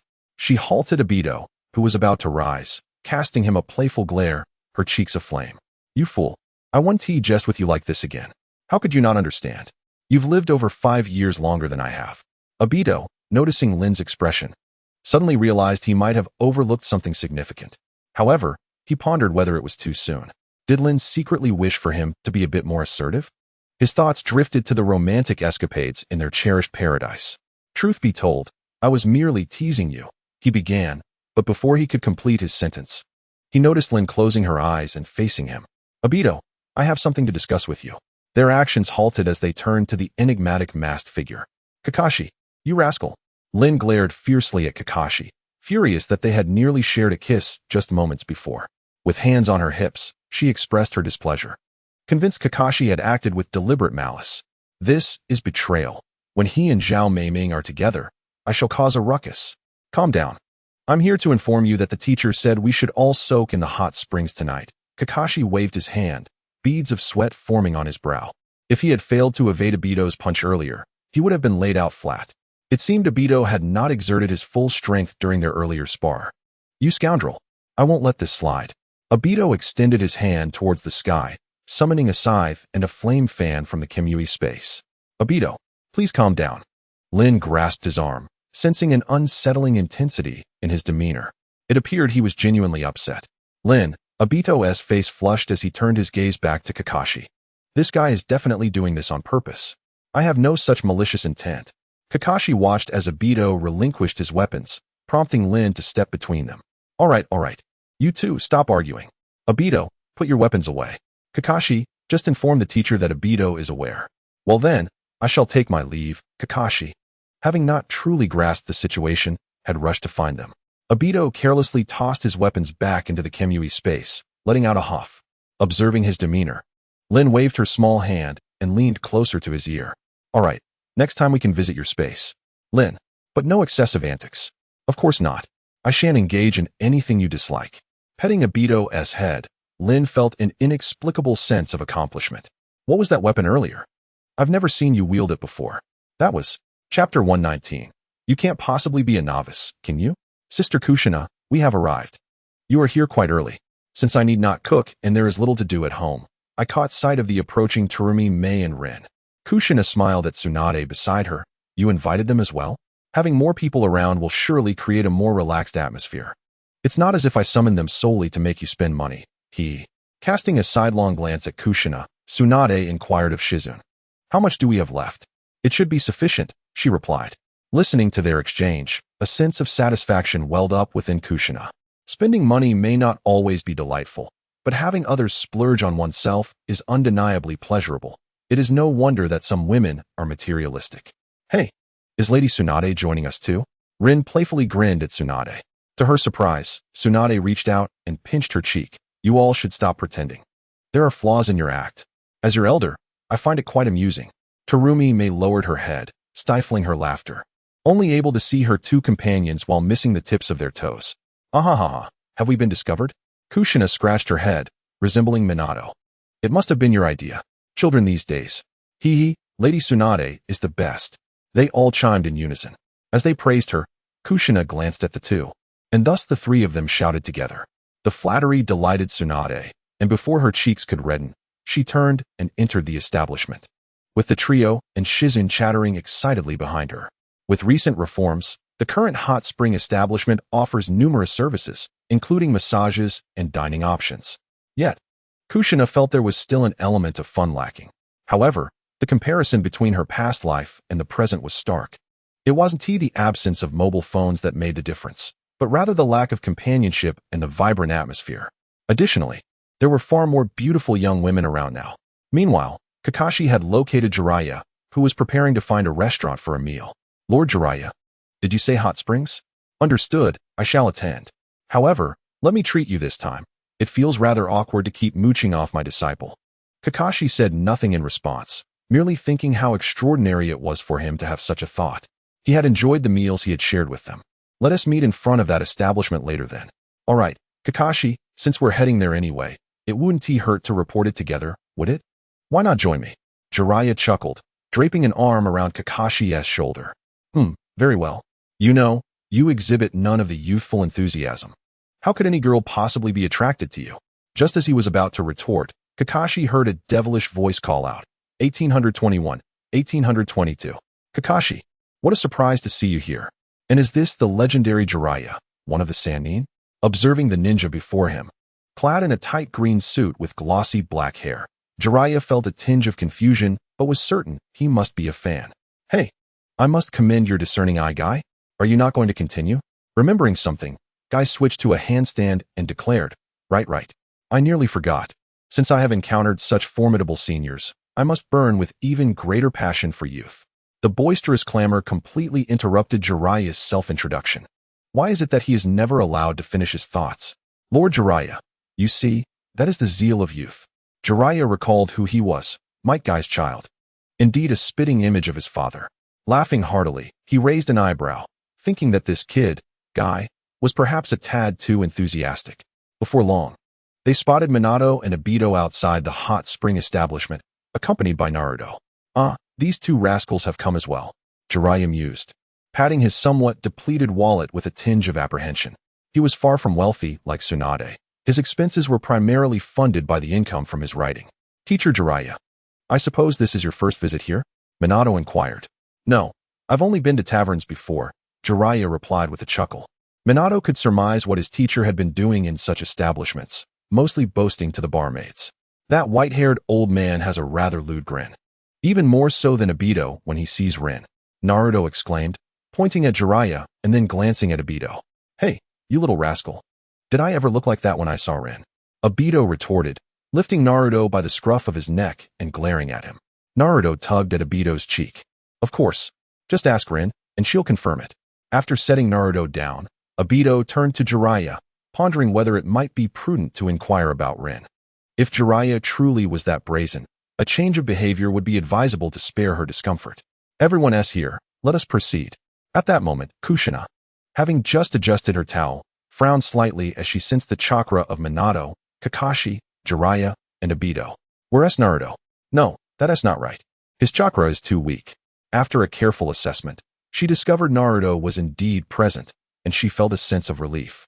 If Minato were truly negligent, she would not hesitate to reprimand him immediately. Kushina retrieved a hair tie from her small bag and gathered her long crimson hair into a ponytail. Lady Kushina, allow me to assist you. came a voice that she instantly recognized as Terumi Mei's. "All right, thank you, dear," she replied, not giving it much thought. It was a trivial matter, merely a gesture of assistance, likely a sign of respect from the younger generation. However, Terumi Mei was thrilled, perceiving this as a form of acknowledgement. Although she had never soaked in a hot spring with others, surely such an activity was reserved for those close to her.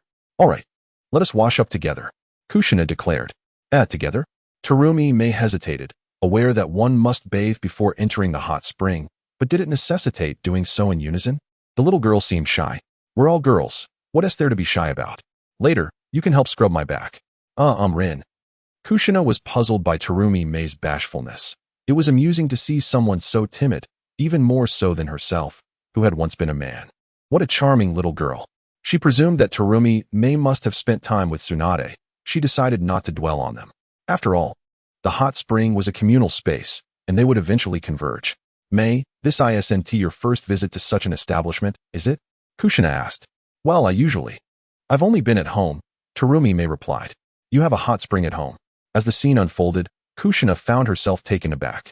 Indeed, the Hidden Mist village was abundant with springs, hence their household possessed one as well.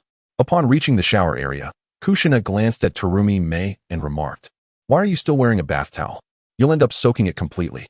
It will be quite chilly once we emerge from the hot spring." With that, she reached out to tug at Terumi Mei's towel. Being a woman certainly had its advantages, as evidenced in this moment. Lady Kushina, I can manage on my own," Terumi Mei replied bashfully, her chestnut hair framing her slightly taller figure. Kushina felt a wave of satisfaction wash over her. Indeed, one could never tire of the sight of such a beautiful girl. Terumi Mei's physique was almost rivaling her own. If only she were a tad taller. But there was no pressing need for that. Slowly peeling off her towel, Terumi Mei dared not lift her gaze. Typically so assertive, she now appeared even more reserved than Rin. With a grin, Kushina playfully pinched her, reveling in the different sensations that accompanied their touch. It seemed that Kakashi's offspring would not be deprived of sustenance. "Lady Kushina, please stop." Terumi Mei felt that it would have been better to summon Rin to this place instead of herself going to Tsunade. Unbeknownst to her, Rin was blushing profusely at Tsunade's side. "Is it true, Lady Tsunade?" Terumi Mei inquired. "Have you forgotten my profession, child? I am a doctor. How can you doubt my words?" Tsunade responded. I understand," Shizune sighed, covering her head in exasperation. This child was truly innocent. Chapter 120. Shall we take a look? Kushina beamed at the circular object floating before her, a silly smile gracing her lips. "Hee, this is truly delightful." Rin gently gathered the tray floating in front of Kushina and seized the wine jug. "Hey, Rin, you're still underage. You can't drink," Kushina exclaimed, snatching the jug from Rin's grasp and fixing her with a stern gaze. "But I'm already 18. Drinking has nothing to do with the soul, right, Lady Tsunade?" Rin declared confidently. Before Tsunade could respond, Terumi Mei, her face flushed, shifted in the water to lean against Kushina. "Indeed, Lady Kushina, you needn't be so stringent. Normally, it's not an issue, especially since everyone else is partaking. Only Shizune and Rin have yet to taste it. It would be quite dull otherwise. Kushina, as an elder, you ought to be more lenient," Rin chimed in. "Oh dear, why must you escalate matters?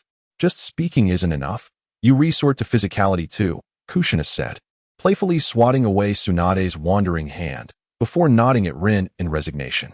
Seemingly resolute, Rin looked at the wine jug and filled her cup to the brim. "Silly girl, you shouldn't fill it to the top. You should sip it slowly, as if you were drinking hot porridge. Don't gulp it down all at once." In the clear white porcelain cup, Rin's reflection seemed to shimmer. Had Kushina not made that remark earlier, she suspected she would have downed it in one go, as the cup appeared deceptively small and easy to underestimate. Following Kushina's advice, Rin brought her lips to the cup and delicately took a sip. Instantly, a spicy, invigorating flavor surged through her mouth, igniting a small fireball in her stomach. Shizune observed the unfortunate girl and leaned in closer, whispering in her ear, "Rin, you really shouldn't listen to them. They're all intoxicated." "I'm fine, I want to try it." "But what about you, Shizune? Aren't you going to drink?" "I cannot decline, as I must also care for Lady Tsunade." As she stated, she has no intention of drinking and has been indulging in the various snacks brought to her. Of course, these are served by the waitstaff, not complimentary. Observing the girls before her, Kushina couldn't help but sigh. realizing that she would need to frequent hot springs more often. However, why does Meiterumi cling to her after finishing her drink? She can sense the warmth emanating from her companion, heightened by the effects of alcohol. On another note, Dad, did you speak with the teacher? The amount of homework has indeed decreased significantly. Ah, is that so? Such tasks are utterly futile. Really, Aido? Naruto splashed water on him and chuckled. TCH, you rascal. Aido attempted to retaliate, intending to tidy up after Naruto. Aido, don't lead Naruto astray, Minato sighed. Opting not to intervene with the two boys and leaning against the rock with his eyes half closed. Minato, truly, you do not drink? I cannot. As I must take Naruto home, it would be unwise to indulge too much. Let Kakashi accompany you, he suggested, glancing at Kakashi, who was oddly wearing a mask even in the hot spring. Wasn't he? It's stifling. Ah, indeed. So, Kakashi, before he could finish his sentence, Jiraiya suddenly heard Tsunade's voice. Did I mishear? Is that truly Tsunade's voice? Kakashi peered at the wooden wall, retrieving a cup from the ground. I must not have misheard. It is indeed Lady Tsunade's voice. As soon as he uttered this, Jiraiya stood up from the water, crouching down with a wicked grin, pressing his ear against the wall. Ah, the white-haired uncle is utterly unashamed. Shoo, Naruto, a true man does not concern himself with such matters in the presence of others. Jiraiya-sensei, please do not instill such peculiar notions in Naruto.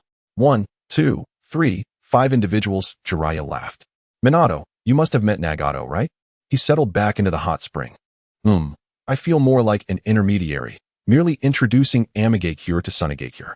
That contraption is truly a marvelous invention.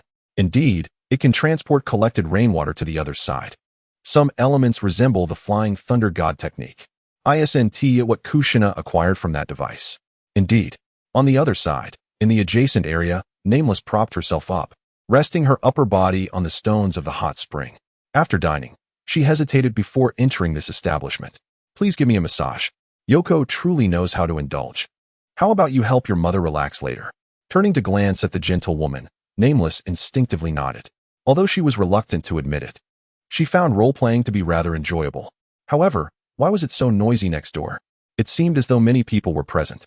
Moreover, the Konoha Umbu were quite considerate. Having even replaced the observer with a woman, how very polite of them. How did it come to this? Why is there an incessant sensation of aging? In the past, I would never relent until my adversary was vanquished. As I indulged in my mother's massage, a sudden thought crossed my mind. Perhaps it is best to simply accept things as they are. Yet, it seems I am unable to evade tasks I wish to avoid. This has always been my plight. During that time, I was taken by my kin, subjected to control and rigorous training.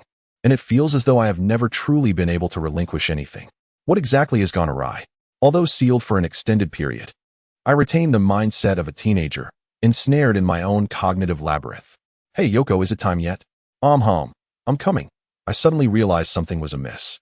I could have chosen not to assist her with the massage. After all, she is merely a tool, a mere role to play. Yet, why did I instinctively feel joy moments ago? But there is someone observing. I must proceed with caution. How troublesome.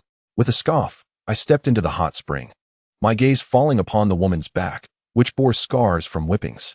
Surely, I must have similar marks on my own back. How laughable. Kushina-sama, Tsunade-sama. It is truly time to depart. Rin and Mei, you too as well. Observing the group sprawled by the hot spring, some inebriated and languid, I felt a sense of exasperation. Taunton's skin had turned a deeper shade of red from the heat, resembling a roasted piglet. Aside from Tsunade, nearly everyone else appeared to be in a stupor, while she babbled nonsensically with a silly grin. Kushina's mind remained relatively clear, although her body felt overwhelmingly fatigued. Due to her yin-yang release chakra, she could circumvent this state. Yet the intoxicating allure of the drink had lulled her into a state of blissful drowsiness, akin to snuggling in a warm bed on a winter's night, enveloped in another's embrace. It was an exquisite sensation, and she had no desire to utilize her chakra to regain alertness. However, another matter weighed on her mind, a chakra signature she had never sensed before, unmistakably Uchiha in nature. The quantity of yin-released chakra within was substantial, even surpassing that of Itachi and Shursui, which was decidedly peculiar. It could not possibly be Fugaku, could it? Yet, how could Fugaku venture alone? He would either be accompanied by members of the security team or Sasuke, and this chakra did not belong to Fugaku. Should I investigate further? unaware of her own impulsiveness. Kushina rose abruptly from the hot spring, wrapping herself in a towel, and without hesitation, propelled herself upward on a wooden stake, enabling her to peer into the adjoining space. Hey! The next moment, a youthful voice filled with embarrassment resonated. What is this strange Annie looking at? Chapter 121. Who is Uchiha Hikari? Auntie. Who, me? Kushina queried, pointing at herself, her gaze meeting that of the individual before her. This person resembled Madara. Ah, this must be Uchiha Hikari. Hikari, how did you come to be here? In her inebriated stupor, Kushina vaulted over the wall, landing beside Uchiha Nameless, who appeared utterly bewildered. This must be the woman Danzo had spoken of, the one with the crimson hair. Yet, she must be inebriated.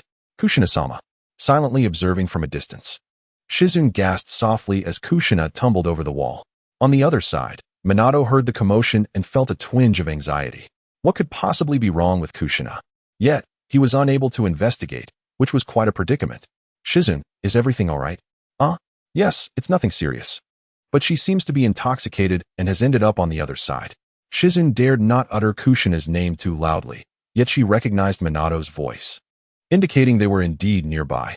It was perhaps best that fewer people were aware of such matters. Please, could you check on her? All right, I shall. After taking a circuitous route, upon entering the room, Shizune beheld a girl with dark hair cradled in Kushina's arms, appearing quite distressed.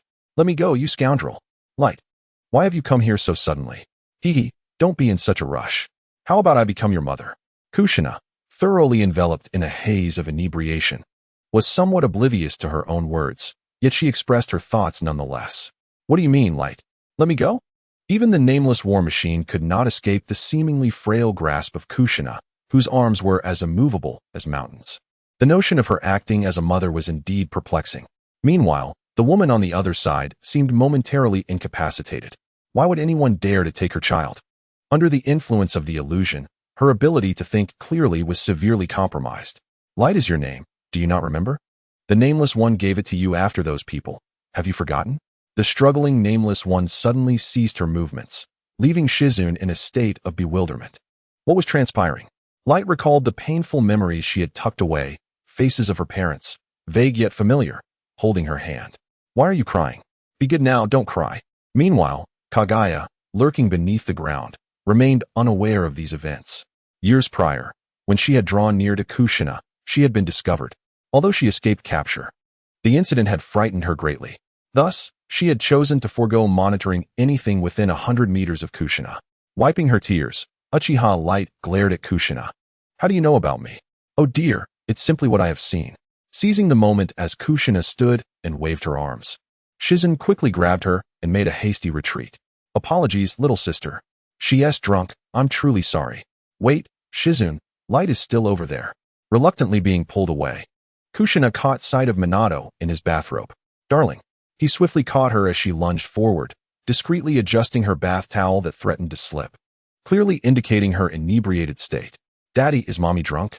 It appears that young people simply cannot handle their liquor. With a glass in hand, Tsunade gently swayed it, chuckling softly. I truly appreciate your kindness. Not at all, not at all. Shizune, please assist her in changing clothes. I shall keep an eye on these two little ones. Tsunade sighed as she glanced at the two dazed individuals behind her, realizing she had unwittingly brought trouble upon herself. Had she known better, she would have refrained from bringing these rascals to drink. Looks like it's Shizune's turn to manage. She smiled at Shizune, while Minato remained unfazed. Kushina rarely indulged in alcohol, and when she did, she became exceedingly gentle, quite unlike her usual self. Hey, did Rin also get drunk? With a glance at Tsunade, Aido felt a tinge of displeasure. In his mind, Rin was still a child. How could she consume alcohol? Just a little. This girl can actually hold her liquor quite well.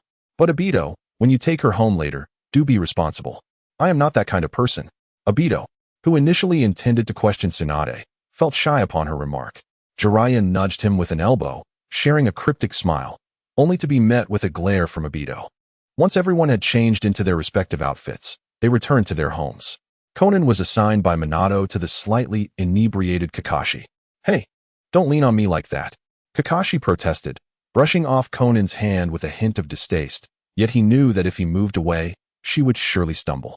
Reluctantly, he allowed her to lean on him as they made their way back to the guest house. Kakashi, let me see you again. What? That handsome face of yours. Is it possible? Do you find me annoying? Listening to Conan's nonsensical chatter, Kakashi offered no response, merely lowering his mask. Naturally, Aido was tasked with escorting Rin home. Rin, how much did you drink? Your face is so flushed. Just a little, Aido. Do you like me? Huh. Why do you ask that all of a sudden? I'm afraid of being disliked by you, especially as we grow older. What if you no longer care for me? Aido's heart ached at her words. How could that be? I have always liked you, Rin. Please, don't cry. Beneath the glow of the street lamp, Aido gazed at Rin, feeling a surge of tenderness. Really? I used to tease you when we were children. It was all my fault. I just wanted to see your silly expressions. Aido-kun, do you think I'm selfish? A woman who toys with others' hearts? Ever since that day I confessed, I've worried you might dislike me. After all, you probably think I'm closer to Kakashi and see me as a bad girl. Tears streamed down Rin's cheeks, leaving Aido at a loss for what to do. Merely repeating reassurances and lavishing her with praise. But, gathering his courage, Aido leaned in to kiss her, silencing her sobs, and gradually, they embraced each other tightly. Rin, I'm sorry, I truly don't know what to do. Do not apologize. I find solace in this moment. May we hold each other a while longer? Indeed, I too feel as if my heart has been filled with something, a sensation entirely distinct from before. Tsunade and Jiraiya resumed their conversation, yet Jiraiya found himself on the receiving end of a blow, having inadvertently revealed his eavesdropping. Tsunade was exceedingly displeased. Meanwhile, Uchiha Hikaru lay in the small room of an inn, observing the woman beside him, who appeared rather discontented. What is the matter? Why did that individual claim she is Yoru's mother? She is merely intoxicated. Do not concern yourself with her, came the response. Indeed, it is true. The words of a drunkard are often nonsensical. After speaking, she cradled Hikaru in her embrace. At that moment, darkness enveloped the window. What transpired after encountering Kushina? How has the usually stoic Nameless transformed into this? I hope she remains loyal. How infuriating they are. I must speak with Danzo regarding the issue of controlling Nameless. On the other hand, at home, Kushina lay on the bed. Naruto, remember to complete your homework. It's not too late yet, just like after dinner. No slacking off. I understand, but is mother all right? She is merely drunk. She will be fine by morning. I will prepare breakfast, so let her rest a bit longer. Okay. Observing Kushina sprawled across the bed, Minato adjusted her position and covered her with a blanket. Dear, aren't you going to sleep? It's still early. You should rest first. Upon hearing this, Kushina pulled the blanket up to cover the lower half of her face, closed her eyes, and playfully kicked her legs, pouting, then, a kiss. I need a kiss before I can sleep. Kushina's antics brought a smile to Minato's face. The sight of a drunken Kushina was utterly charming. If only it could be captured in a moment. Yet, it must remain unseen by her when she is sober, or else there would certainly be a tempest. With these thoughts, he leaned closer. Good night. I will return shortly to keep you company. Love you too, darling, Kushina murmured as she turned over, clutching Minato's pillow. My dear wife is so adorable. I hope nothing occurred during that time. I wish that child does not mind. Furthermore, who is Uchiha Hikaru? Kushina has never mentioned him. I shall have to wait until she awakens tomorrow to inquire. Chapter 122. On the brink of control? Rubbing her somewhat foggy eyes, Kushina groggily sat up in bed. Hearing Naruto's voice. Why hasn't Timon gotten up yet? Is she really all right? She will be fine, do not worry. By noon, you will see her brimming with vitality. Looking at his father, Naruto blinked. He could not recall a time when his mother had been intoxicated, this being the first instance, which filled him with deep concern. Shall I escort you to school? No, I can manage on my own. In the bedroom, Kushina, due to her constitution, was spared the torment of a hangover. Her vision was merely slightly blurred. Surely, it couldn't be a kaleidoscope effect. Glancing at the mirror beside her bed, she felt a wave of disappointment. She simply had overslept. Leaning against the headboard, she began to reflect on the events of the previous night, uncovering many dazzling details. Uchiha Itachi had likely been sent by Danzo to Konoha. It would be best if he could keep her safe. However, there seemed to be something else, something she couldn't quite recall, perhaps a conversation with Minato. After much contemplation, Kushina suddenly covered her mouth in disbelief. How could she have uttered such words? What was that about needing a kiss before sleep? Even in moments of affection, she would never be so demanding. She vowed never to drink again. Hopefully, Minato wouldn't bring it up. If he did, she would have to feign anger to deflect the situation.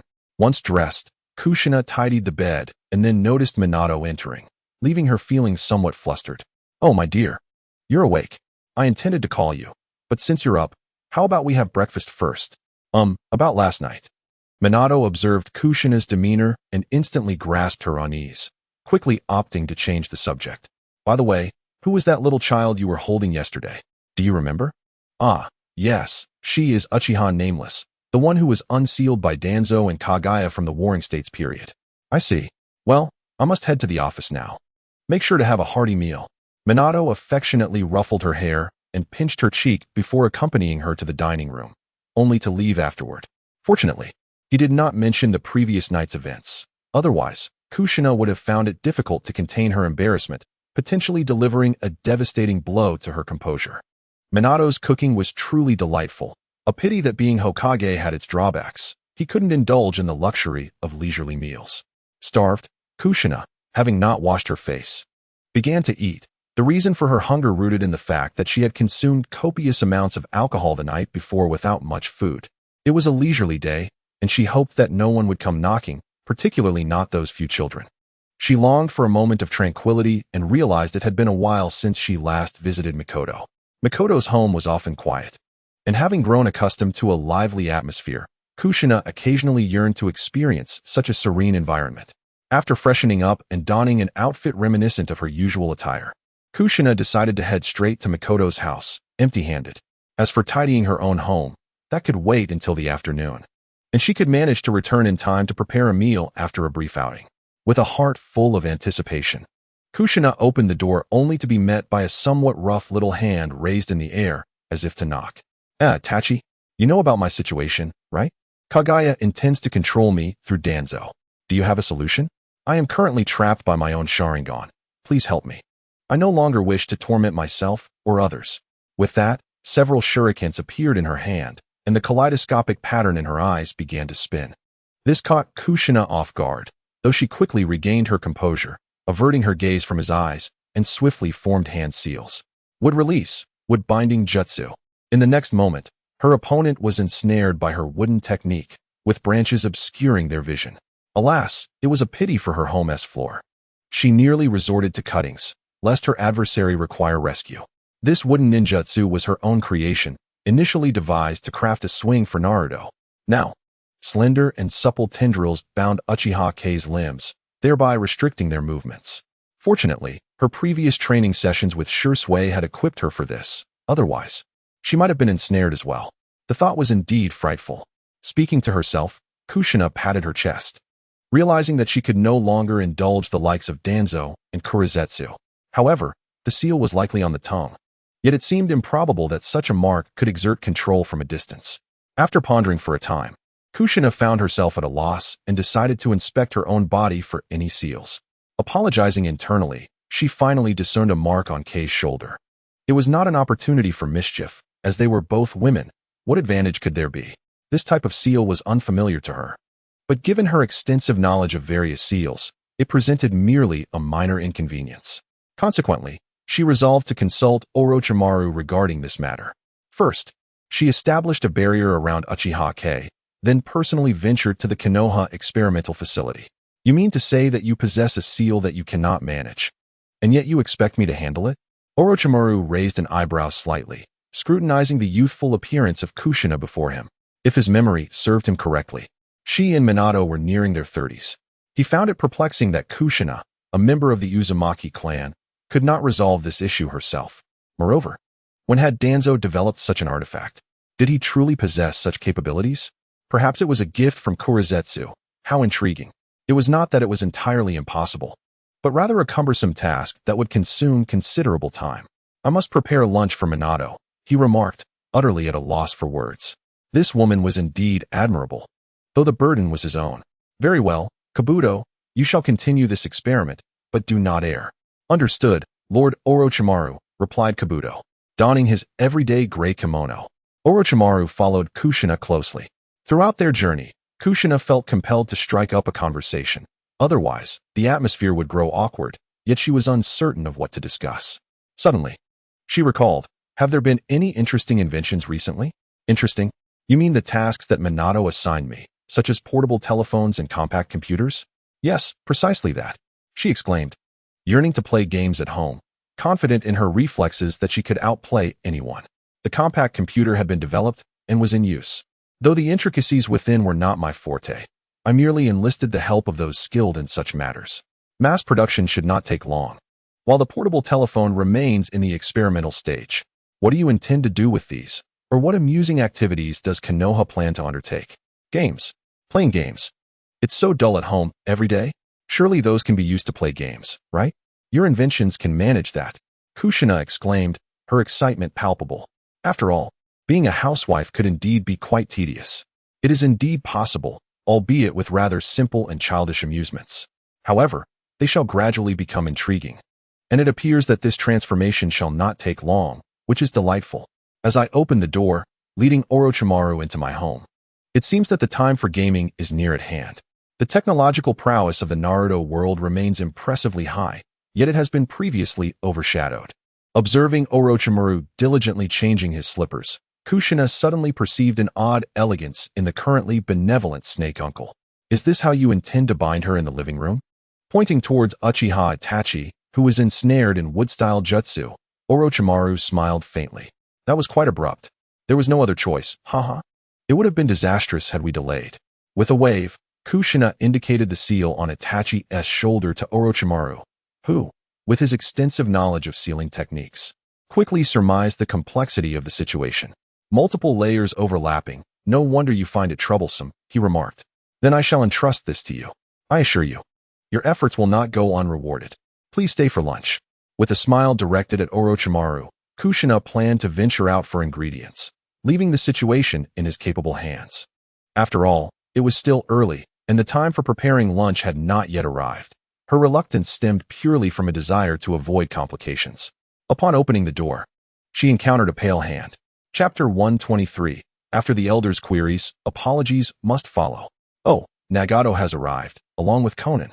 My, how you've grown. Conan, you're nearly a head taller than me, Kushina exclaimed as she ushered both of them into the house. Is that Orochimaru as well? Nagato inquired, glancing at the figure ensconced in branches, exchanging a puzzled look with Conan. Haha, this child is affiliated with Danzo's group, though she was likely deceived into joining. Now she is under seal control, and Orochimaru is here to assist. It has been quite some time. Nagato merely nodded at Orochimaru, who cast a cursory glance before resuming his study of the seals, truly the epitome of a research enthusiast. Since that is the case, Conan and I shall not intrude further. No, you two must stay for lunch. Nagato, you can join Orochimaru in his research, and Conan, come with me. Initially, Kushina intended to check on them, but ever since giving birth to Naruto, she increasingly felt a sense of being an elder. Surely, these young ones ought to come to see her instead. Hence, she had refrained from taking any action until now. Since you are here today, you must stay? Conan, can you seal her with paper? My wood style might constrict her too tightly. Of course, Conan replied, gradually raising her hand, causing the paper to flutter gracefully. In the moment the branches loosened, the paper enveloped Uchiha Itachi securely. That will suffice. You two may explore the dining area for any available snacks. Feel free to indulge. As she spoke, Kushina guided Conan, closing the door to her home. As for why she felt such trust in Orochimaru and Nagato, was it not obvious? What could Orochimaru possibly desire from her household? And as Watergate's junior disciple, how could Nagato possibly act recklessly? Moreover, the two individuals are somewhat alike in essence, both willing to resort to any means to achieve their objectives. Now, however, their ambitions have become entangled with their own actions. Oh, the taste of absolute control is indeed delightful. Of course, aside from the unexpected assault this morning by Kushina, what brings her out? To procure ingredients, and additionally, both of those individuals possess rather aloof temperaments, making their company rather dull. Thus, a stroll is in order. With a playful pat on Conan's arm, Kushina suddenly realized that Conan shared a similar disposition. However, she must have improved somewhat, as the Conan she had influenced is likely more childlike than before. Is that so? I thought there was a secret, Conan remarked, poking her finger against her cheek, her expression one of confusion. Hey, who taught you that? Is it truly you, Conan? Of course it is. I must be the only one capable of such paper techniques. Indeed, she has become considerably more cheerful over the years, thanks to Kushina and Aido. who frequently took her and Nagato out to explore. Had she remained as she once was, it would likely have aligned with Kushina's expectations. Have you given any thought to marriage? Huh. Conan scratched her azure hair, momentarily perplexed by Kushina's sudden shift in topic. Having always regarded herself as the elder, Kushina naturally relished in gossip. You must still have feelings for Yahiko, right? Aye. Conan turned her head away, avoiding Kushina's fervent gaze. Witnessing Conan's bashful demeanor, reminiscent of a demure maiden, brought Kushina a sense of joy as she savored the moment. Did I guess correctly? Do you harbor no feelings for Nagato? Kushina, please refrain from posing such impertinent inquiries. We three are inseparable friends. Such matters do not exist between us. Unable to contain her embarrassment, Conan ultimately succumbed to a small outburst. Realizing her indiscretion, Kushina acknowledged that she had overstepped, especially considering Yahiko's passing had occurred long ago. The bond shared among the three friends was profound, yet Conan's reaction hinted at something deeper. However, she chose not to pursue the matter further and quickly offered an apology. My apologies. As a mother who has given birth, I have grown accustomed to prying. I truly am sorry. May I ask this instead? Has Conan ever contemplated marriage? No. I do not wish for that. As long as I can witness the realization of peace, that is sufficient. What a truly innocent child.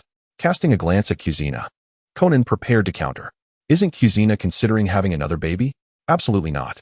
If it must be, I believe that child alone would suffice. That child is rather unfortunate. I would gladly share my affection with her, and I doubt Naruto would mind. Just last night, I drunkenly held her and asked her to call me mama. Reflecting on the previous night's events, Kushina felt no shame, but rather a sense of pride.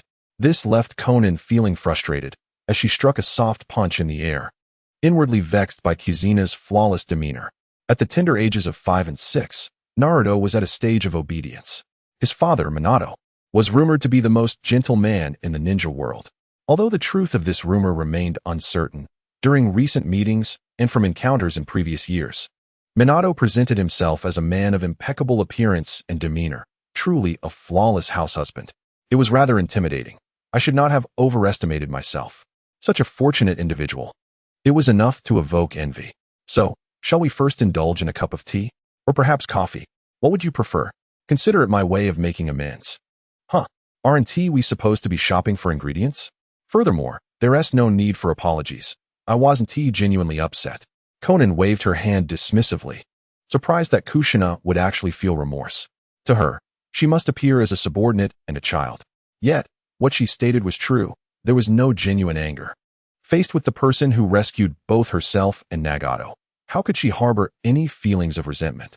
Her earlier reaction was merely shyness. You mentioned earlier that it was still early. Is this truly appropriate? Conan recalled Nagato's slightly awkward demeanor as they parted. He was not particularly adept at socializing, especially not with someone as peculiar as Orochimaru. It was somewhat pitiable for him. Then let us have tea. I am not accustomed to coffee. Since you are not angry with me, I shall take you to the CAF next time. This time, let us visit Mikoto's home to enjoy her personally brewed tea. Conan exclaimed softly, trailing behind Kushina. Why must we go to someone else's home? Is that truly acceptable? Meanwhile, at the Hokage's residence, that woman possessed a remarkable courage. Did she not? Nagato paused from his task of inscribing seals, casting a curious glance at the speaker. Are you addressing me? Who else could I be speaking to? Clearly, it is just the two of us here. You are not afraid of me, are you? With such eyes as yours, how could you possibly fear me? Orochimaru raised his head, narrowing his eyes with a smile directed at Nagato's purple gaze. I am not afraid of you. It's just, he trailed off, leaving his thought unfinished. Instead, he shifted the topic. These eyes do not belong to me. Since you are that man's disciple, why have you not inherited his character? Look at your teacher. He revels at the tavern daily. Do you monitor him? Is that what you call it? Orochimaru chuckled lightly. Jiraiya has not changed. There is no need for surveillance. After some reflection, Nagato felt somewhat foolish for posing such a question. However, your vitality should still be lacking significantly, even if Tsunade has healed everything. Indeed, it is an unavoidable circumstance. These eyes extract too much energy. Then why not remove them? At Orochimaru's suggestion, Nagato grew agitated, sensing ulterior motives behind his words. What exactly are you plotting? Hello, there's no need to be so harsh. Surely you don't think I require your keen sight? Given enough time, the future will unveil myriad wonders. perhaps even more formidable than this. After all, I am of the same age as Jiraiya. I merely express a curious concern for the younger generation.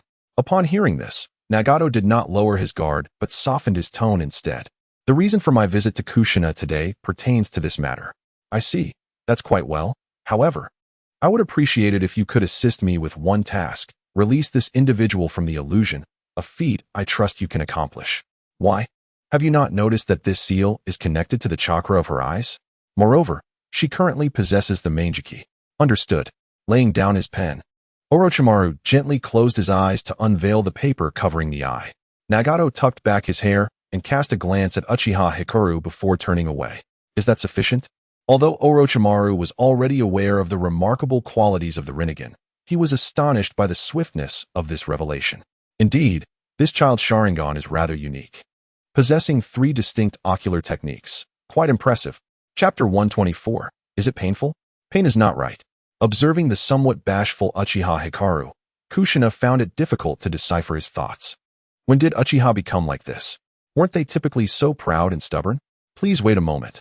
Once we have arranged our belongings. Kushina offered a slight smile of apology to Hikaru as she and Konan squeezed through the doorway.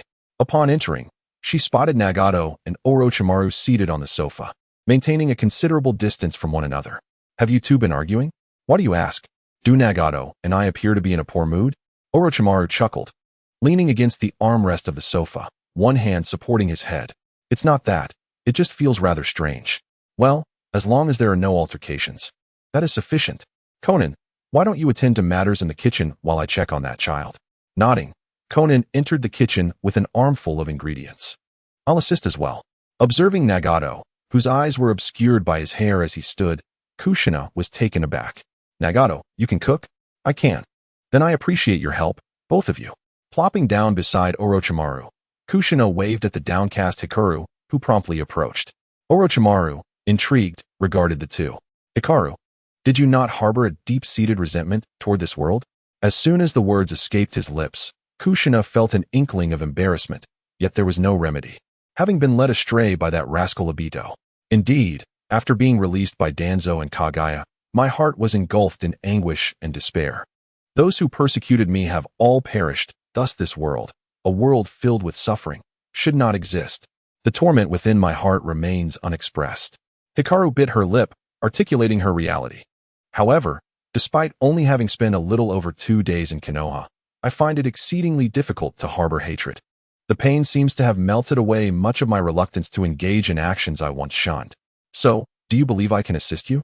Raising an eyebrow, Orochimaru grew increasingly intrigued by the events that were about to unfold. I was rather impulsive just now. It wasn't meant in the way you might think. A visage strikingly reminiscent of Aido's adorned with a blush of bashfulness emerged. Is that so? I suppose I shall accept it. Since that's the case, let it be. However, I will assist you. Nodding, she gazed at Kushina, who unknowingly revealed a hint of disappointment in her expression. Ha ha ha, the Uchiha truly are all the same. Kushina exclaimed, reaching out to embrace the person before her. Feeling the sudden warmth, Uchiha Hikari was momentarily taken aback. But it must be approved by Minato and Naruto first. Hikari opened her mouth, yet no words escaped her lips. She merely began to tremble. This alarmed Kushina. Hey, what's wrong? Is there some sort of seal? And no, Hikari stammered. Hearing the tremor in her voice, Kushina shot a glare at Orochimaru. Hey you, get into the kitchen and help out. Stop ogling. Under her fierce gaze, Orochimaru reluctantly rose and exited the living room. Though he was eager to witness the unfolding drama, he understood the importance of preserving his own life. Kushina's eyes were lethal. Once Orochimaru had departed, Kushina cradled Hikari beside her, sensing that she might be suffering from anxiety. Am I peculiar? Why do you say that? Kushina inquired. After all, you are a stranger with unclear intentions towards Konoha, suddenly coming here to utter such words. What am I doing? Realizing the oddity of her actions, Hikari attempted to rise and flee. All right. I can accept this. Please don't contradict yourself. But may I inquire about your age? I can't quite recall. Just as Kushina was about to steer the conversation elsewhere, they heard Orochimaru's raspy voice. Around 12 years old. One can tell by her teeth. Stop eavesdropping, Hikari retorted. In truth, it wasn't solely Orochimaru. Konan and Nagato were also privy to the exchange. Were it not for such amusing occurrences, Orochimaru would not have lingered. Speaking of 12, what about that woman from yesterday? I dispelled her illusion before coming here. She is likely being escorted away by Konoha's security team. I see. Then, I must ask you to fetch Naruto. It should be around the time school is letting out. Ah, Kushina replied. Let's see if you two hit it off. Naruto is easy to please. I have faith in you, so go for it. As she observed Hikari's hair frizzing with agitation, Kushina gently stroked her head and pinched her cheeks. But Uchiha Hikari was somewhat astonished. Did she truly believe in her so swiftly? It was rather strange, and to suddenly request her to fetch Naruto was unexpected. Gently nudging Hikari towards the door, Kushina patted her shoulder. You can do it. I believe in you. But Naruto doesn't he know me? That's all right. Just explain things to him. The child is remarkably gullible. Subsequently, Kushina shut the door, leaving Light engulfed in uncertainty. After a brief moment of inner conflict at the threshold, she resolved to venture to school. Having already uttered such difficult words, it seemed prudent to persevere. After all, if she were truly to join this family, she would become Naruto's sister. Yet, would Kaguya not come looking for her? A series of knocks echoed. What's wrong, Light? If you truly don't wish to go, that is perfectly fine. Kushina had been waiting behind the door, sensing the child's stillness. It's not about me leaving you. Kaguya will undoubtedly seek you out. After some reflection, Kushina realized that Light had intended to say mother but faltered. Such an endearing child, she thought, one she wished to cradle and fiercely cherish. Indeed, Nagato. Accompany Light, she decided. Only Nagato, possessing the Rinnegan, could deter Kaguya's approach. As for herself, she had to prepare dinner. Nagato removed his apron and turned toward the door. Very well. The atmosphere throughout their journey was notably quiet. Nagato had overheard Light's earlier sentiments, her disdain for the world, her inner turmoil. This child mirrored his own past self. Truly, she was remarkable, wasn't she? Glancing at the red-haired individual beside him, Light struggled to grasp his words, but soon caught on. Yes, I have erred in many ways. I shall improve. Your eyes are superfluous, he remarked. Why do you think so? They are a source of immense power. These eyes have committed many wrongs, just as you expressed earlier. I too have once loathed this hypocritical world, burdened by anguish, yearning for everyone to share in that suffering, to confront the harsh realities of existence. Indeed, it is quite similar. So, do you wish to cast aside those eyes? Yes, once they have fulfilled their purpose, I shall utterly destroy them. Such a sentiment felt regretful. Yet it was your choice to make, Light. Unaware, she voiced her perspective, inadvertently offering Nagato a moment of clarity. Chapter 125. An unforeseen combination? At the school gate. The longer daylight hours of spring and summer afforded the ninja school a midday break. Students could choose to stay at school or return home. However, the school did not provide meals, making arrangements quite challenging. You insufferable brat. I'll deal with you during afternoon training. TCH, idiot. Sasuke dismissed Naruto, slipping his hands into his pockets as he walked away. Naruto exchanged a few more jibes before departing the school entrance, only to be halted by two peculiar individuals. A tall young man with red hair and fair skin, alongside a long-haired girl reminiscent of the Uchiha clan, bore a striking resemblance to the arrogant Sasuke. Who are you? Naruto, unafraid, stood his ground. After all, this was Konoha, and his father was the Hokage. The villagers treated him well. We're here to take you home. The dark-haired girl crossed her arms, seemingly unsure how to address a child. In her memories, she had taken many lives, yet none had included moments of dialogue. Did you notice my hair? It was Kushina who sent us to fetch you. Pointing to her own head, Nagato smiled at Naruto. But I have never met you. Naruto exclaimed, attempting to bypass them. Yet, the two suddenly reappeared before him. What exactly do you intend to do? He asked. We are here to take you back. One of them replied, imitating Nagato's earlier demeanor, managing a somewhat awkward smile. I know the way myself. Strange fellows. After saying this, Naruto glanced at the two and suddenly recalled that his mother had mentioned a red-haired older brother. However, this individual had purple eyes, and the person before him had hair obscuring his gaze. Summoning his courage, he approached Nagato, hoping to glimpse beneath the hair. Is this what you were searching for, Naruto? Meanwhile, in the Hokage's office, Minato, engaged in conversation with Yakura, noticed the sudden appearance of the Umbu. Lord Minato, they addressed him. Ah, Kushina as well. But you mentioned she went with Nagato to find Naruto? Indeed, came the reply. You should follow them. Although Minato had great faith in Nagato and Kushina, he felt it prudent to take precautions, fearing potential complications. After this, he turned his attention back to Yakura. Even though the latter was under Aido's control, he retained his intellect, allowing for discussions on potential collaborations. Serving as an informant, updating Minato on the situation in the Mist Village would suffice. Meanwhile, the Umbu had taken their positions, observing the trio below, perplexed by their unexpected gathering. It seemed that the Hokage was quite at ease. "So, you are Nagato's brother, correct? And who might she be?" he inquired. At a loss for how to explain, Nagato hesitated. "Her name is Uchiha Hikari," Naruto murmured softly. "A relative of Sasuke's clan." No wonder, he contemplated. Hikari, fully aware of their conversation, felt a pang of discomfort. It appeared that her request had indeed been peculiar. Simply living a tranquil life was sufficient. It was rather impolite and odd to intrude upon another's family. Yet, the embrace she received from Kushina the previous day lingered in her heart, stirring an inexplicable sensation. Compelled by an unseen force, she uttered, "Naruto, I apologize." Naturally, Naruto did not grasp her meaning. "Why are you apologizing?" "Uchiha's sister, are you coming home with me?" Yes, she responded. "Surely you must be related to Aunt Mikoto. You must know Sasuke." "I do not know them," she replied. Tilting his head in confusion, Naruto found this conversation exhausting and ran to Hikari's side. "But Sasuke's father is the Uchiha clan leader. How could you not know him?" He tugged at Hikari's sleeve, casting a puzzled look her way. "I left a long time ago, so I don't know them. Yet, judging by your height, you cannot be that much older than me." Hikari dismissed such remarks. In battle, a petite stature could be advantageous.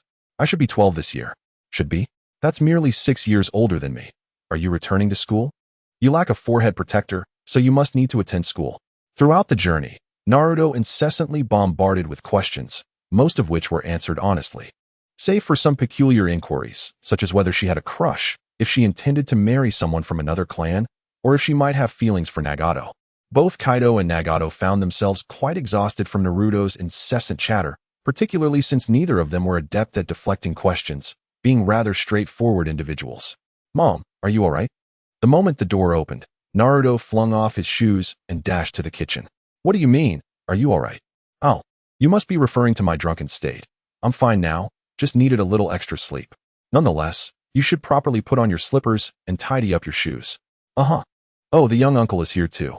With a slight furrow of his brow, Orochimaru mused that this child bore little resemblance to Minato. Yet he did have that distinctive blonde hair. "I am Orochimaru, not some young uncle," he remarked, taking a sip of tea while observing the vibrant Naruto. He reflected that no matter how much he sought immortality, he would never reclaim such youthful exuberance. "Hey, it's all your fault." He decided against correcting Naruto, allowing him to call him whatever he wished. After all, his parents were remarkable individuals. In the springtime, Naruto had no intention of taking a nap. Instead, he resolved to deliver a meal to his father in return for his own. "Then you and Kaido should go." Kushina suddenly recalled Kagaya and found it troublesome. "I'll accompany them, as it's a good opportunity to update Minato on the progress of the experiment." Slowly, Orochimaru rose and ruffled Naruto's hair. "That works. Naruto, take care and don't shake it around." Kushina had considerable faith in Orochimaru's capabilities. Got it. The distance was short, so the trio exchanged little conversation. Naruto's focus was entirely on the bento box, rendering him oblivious to the surrounding dialogue. Observing the peculiar trio before him, Minato found himself at a loss for words. Orochimaru. That suspicious figure from the other day, and his own son. "Dad, here you go. I promise it's not mixed up." "Thank you. Have you eaten yet?" "Not yet. Mom sent me here." Naruto felt a bit shy about his proactive approach, unsure why he hesitated to express it, even though he knew it was nothing to be ashamed of. Seeing Naruto's demeanor, Minato understood that his son had indeed taken the initiative to come, so he pinched his little face affectionately. Kaido, witnessing this scene, felt a flush of embarrassment, realizing how strange it was. It seemed prudent to clarify matters with Kushina upon returning. Just moments ago, she had imagined being the one receiving such affectionate gestures from Minato. How utterly absurd. "Minato, the results of Experiment 101 are nearly complete. We can find a day to test the flight capabilities." "All right, then let us do it tomorrow. I'll come by to observe. May everything proceed smoothly." Orochimaru did not elaborate much, considering Naruto and Kaido were present. with Naruto being quite vocal and Kaido's position still uncertain. Noticing Orochimaru in a meditative state, Minato turned to Uchiha Kaido with an expression that seemed to suggest he expected something of her. Dad, do you know Kaidone? I am utterly perplexed by the whims of the tomato. The web version of my computer keeps declaring a network error while my mobile functions seamlessly. Chapter 126. Now, there is no one else present.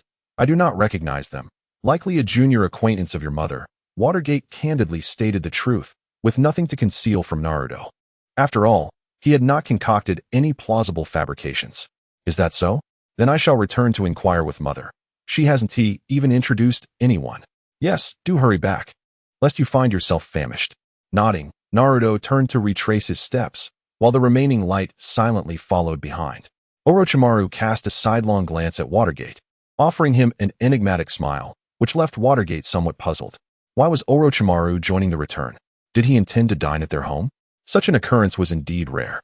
On that day, when he had questioned Jiraiya, he had been told that Orochimaru was reluctant to engage in lengthy conversations, always engrossed in his experiments. It seemed he had indeed completed a considerable amount of work, for he appeared remarkably at ease. As Watergate savored the small dumplings prepared by Kushina, he felt no sense of discord. Meanwhile, the atmosphere at the dining table grew slightly peculiar, as Kage hesitated, stammering, I think I shall forgo that. It would be rather embarrassing. Lifting her gaze to the somewhat stiff expression of Uchiha Kage, Kushina paused. Did you not mention this to Naruto? What? Mother. By the way, you have never introduced the origins of Kage to me. Oh, my dear child, it seems you never brought it up. The nearby Konan and Nagato exchanged knowing smiles, while Orochimaru found the meal increasingly delightful. Naruto, what do you think of Kage as your sister? Kushina cast a gentle glare at Uchiha Kage before turning her inquiry to Naruto, as she wished to avoid solitude at home. Admittedly, her desire was somewhat selfish. Yet given the current circumstances, if Kage were not to remain by her side, where else could she go? She had no intention of skipping over the challenging infant stage, desiring a child of her own. Naruto exclaimed, struggling to swallow his food while scrutinizing Kage. She seemed rather imposing, yet it appeared she would readily answer any question posed to her, contrary to her outward demeanor. Nevertheless, as his mother had spoken of the Uchiha clan, aside from Aido, the others were quite proud. It seemed Kage was no exception. If that were the case, then did it not follow that her brother, Sasuke, must be formidable? One might surmise that Kage was equally impressive, observing her son in a rare moment of contemplation. Kushina expressed surprise. This child had previously spoken without engaging his intellect. It appeared Kage had made some impact. Is that true? Naruto inquired uncertainly, glancing toward his mother. Of course. Well then, how wonderful. I have a sister now, hee. Orochimaru coughed lightly, nearly choking. He had not anticipated such a turn of events. Completely uninvolved with the child, though she seemed quite pleased. Although Kage kept her head bowed, Orochimaru could faintly discern the corners of her mouth lifting, suggesting a smile, perhaps a consequence of her nervousness. The Uchiha of the Warring States period, indeed. The woman with crimson hair has become increasingly unpredictable. Although Orochimaru was initially astonished when Kushina presented those books, he gradually realized that remaining in Konoha was indeed the right choice. Sister Hikari, could you come to pick me up this afternoon? I want to give Sasuke a surprise. Hikari, with her head bowed, responded with a faint yet affirming hum. Until the end of the lunch break, Naruto incessantly questioned Hikari, which gradually accustomed her to conversing with him, no longer shy and reserved as before. After Naruto left for school, Nagato donned an apron and joined Konan in washing the dishes, a task they naturally took upon themselves. Of course, Kushina did not stand on ceremony with them. Having eaten, how could they remain idle? Strangely, even Orochimaru decided to lend a hand, which was perplexing. It was acceptable for the younger ones to assist, but what was his motive? Did he merely wish to linger at home? Once they completed their chores, Nagato suddenly rose from the sofa. Kushina-sama, the reason I came to see you is to request your assistance with something. Speak freely, Nagato. I will certainly do my utmost to help you. I need you to safeguard an eye for me. Haven't you already recovered significantly? Why the need for this? Because I fear that someone might attempt to seize it in the future. Initially, I intended to leave both eyes with you, but I believe I can utilize one to further our plans. Thus, retaining one is sufficient. Should anyone acquire one, it cannot unleash its full potential. At this moment, A glint of cold light flickered in Orochimaru's eyes. If Kushina were to accept, might he not have the opportunity to conduct research? Very well. But when the right opportunity arises, I shall return it to you, Nagato replied. I hope that day will come. With that, he produced a glass vessel. Wait, hold on. You're not planning to extract it here, are you? Nagato paused, looking at Kushina with a puzzled expression. What other option is there? Why not go to a hospital? With Aido around, it's always the same. It should be fine, right? Kushina-sama, you are skilled in medical ninjutsu, aren't you? Konan also expressed her confusion. Sigh, Orochimaru. Since you're here, why not lend a hand? Me? Since you haven't left, why not assist? Surely you brought surgical tools? Ah, Kushina. It seems that the distinction between this and what he unearthed himself is negligible. Orochimaru initially believed that Kushina possessed some medical knowledge, yet her words truly astonished him. Please keep this safe. Nagato's hand still held a glass vessel, but now it contained a purple eyeball. It appears that Nagato has always been a man of action, and Kushina had yet to fully comprehend the situation. All right, allow me to tend to your wounds, she said, taking the glass vessel and placing it into her system space. There was nothing for her to conceal, as there was no fluctuation of chakra. Only Orochimaru would be curious, though he would refrain from inquiring further. Raising her hands, Kushina summoned her yang-release chakra, swiftly healing the wound and even providing Nagato with additional chakra to replenish his body's deficiencies. Thank you, he expressed. Not at all. By the way, Kei, why are you sitting there in a daze? Come over here so I can check your physical condition. Before Kei could approach, Orochimaru stood up. I must take my leave. Thank you for your hospitality. Having ascertained that the eyes were in Kushina's possession, he felt reassured and deemed it unnecessary to probe further at this moment. Remember the item we discussed? It would be prudent to expedite its creation. I understand. Farewell, Orochimaru replied. Well aware that Kushina was referring to the mobile device and computer, he was quite curious to see how it would develop. After he closed the door, Kei arrived beside Kushina. Then we too. You should come over in the evening for dinner and perhaps share a drink with Minato, without discussing official matters. Kushina embraced Kei warmly, smiling at Nagato. Nagato glanced at Konan, who offered him a knowing look. It's perfectly fine if you choose not to come. There is no need for such formality. That is not it. I merely feel that my repeated presence might be an inconvenience to you. Not at all. Having Kei here will be a great help, right? Kushina pinched Kei's cheek, who merely lowered his head and nodded. Then it is settled. We shall come this evening. Yes. Please be cautious of Black Zetsu. If you encounter him, simply use the universal pull to ensnare him, then bring him to me. Although Nagato was uncertain how Kushina was aware of the Rinnegan techniques, he had grown accustomed to such mysteries and nodded in agreement before departing with Konan from the Hokage's residence, leaving Kei and Kushina behind. Kei, now that we are alone, may I call you son? Chapter 127. Progress on all fronts, huh? Kei tilted his head slightly, gazing at the smiling Kushina with disbelief. Is that permissible? But the Hokage. Are you worried about that? I have already devised a way to speak with him. You need only cooperate with me. Minato is quite amiable. So is it agreeable? Faced with Kushina's eager expression, Kei was at a loss for words. Mama, he murmured, burying his head in Kushina's embrace. Why does it smell so good? And it's so warm. Yes, Kei, there are many things I will gradually reveal to you. But for now, allow me to examine your health. Are you not afraid it might be an illusion? Are you referring to Tsuki-no-Mi? Though she did not comprehend how Kushina discerned the name of that technique, she had already accepted the premise that the other party was fully aware of everything. Well, what if it were indeed the moment you opened the door? No, dear child, I possess my own methods. In truth, this method involves examining her status bar within the system to ascertain whether she has fallen into an illusion, which is quite apparent.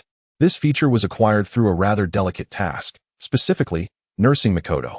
This task also served as her leverage to handle both Sasuke and Naruto simultaneously. While the task rewards are seldom utilized, she believes they are still quite beneficial rather than anything else. That will suffice. Now stop worrying unnecessarily. There are numerous scars on my back and a few on my legs. Thankfully, my vitality remains intact, albeit diminished. Is it serious? Quite serious. However, fret not. I can replenish your vitality. As for the scars, it would be best to consult Lady Tsunade. Coincidentally, this afternoon, she intended to purchase some clothing for you. No need. This is sufficient. Gazing at the deep blue robe, Kushina felt a twinge of concern. Why did the little girl have to wear something so somber? The Uchiha aesthetic is far too cold for a child. We do have some means, but don't inform Naruto. He tends to be quite extravagant, never saving the pocket money I give him. Embracing the light, Kushina rested her chin atop her hair. In a few days, we will be moving to our new home. Feel free to choose whatever you desire, but let us avoid anything too ostentatious. After all, Minato is the Hokage. A pricier house is not an issue. However, it would be wise for daily necessities to remain modest, as there is little difference in quality across the board. In this era, deceit can be perilous. Encountering someone formidable could lead to dire consequences. But don't you know what you like? Then let us approach it differently. Avoid what you dislike. And from the array of pleasing options, select a few. Now let us find Tsunade. Additionally, you hurry up. Kushina clapped the armrest of the sofa. And in the next moment, the Umbu monitoring light revealed themselves before her. Lady Kushina, this is the Hokage's order. All right. I am not blaming you. I merely wish to surprise Minato. Please do not disclose this to him. If he inquires, I will write you a note. Oh, okay. After jotting down the situation clearly and indicating it was a surprise for Minato, Kushina folded the note and handed it to the Umbu before her. I entrust this to you. He will not hold you accountable.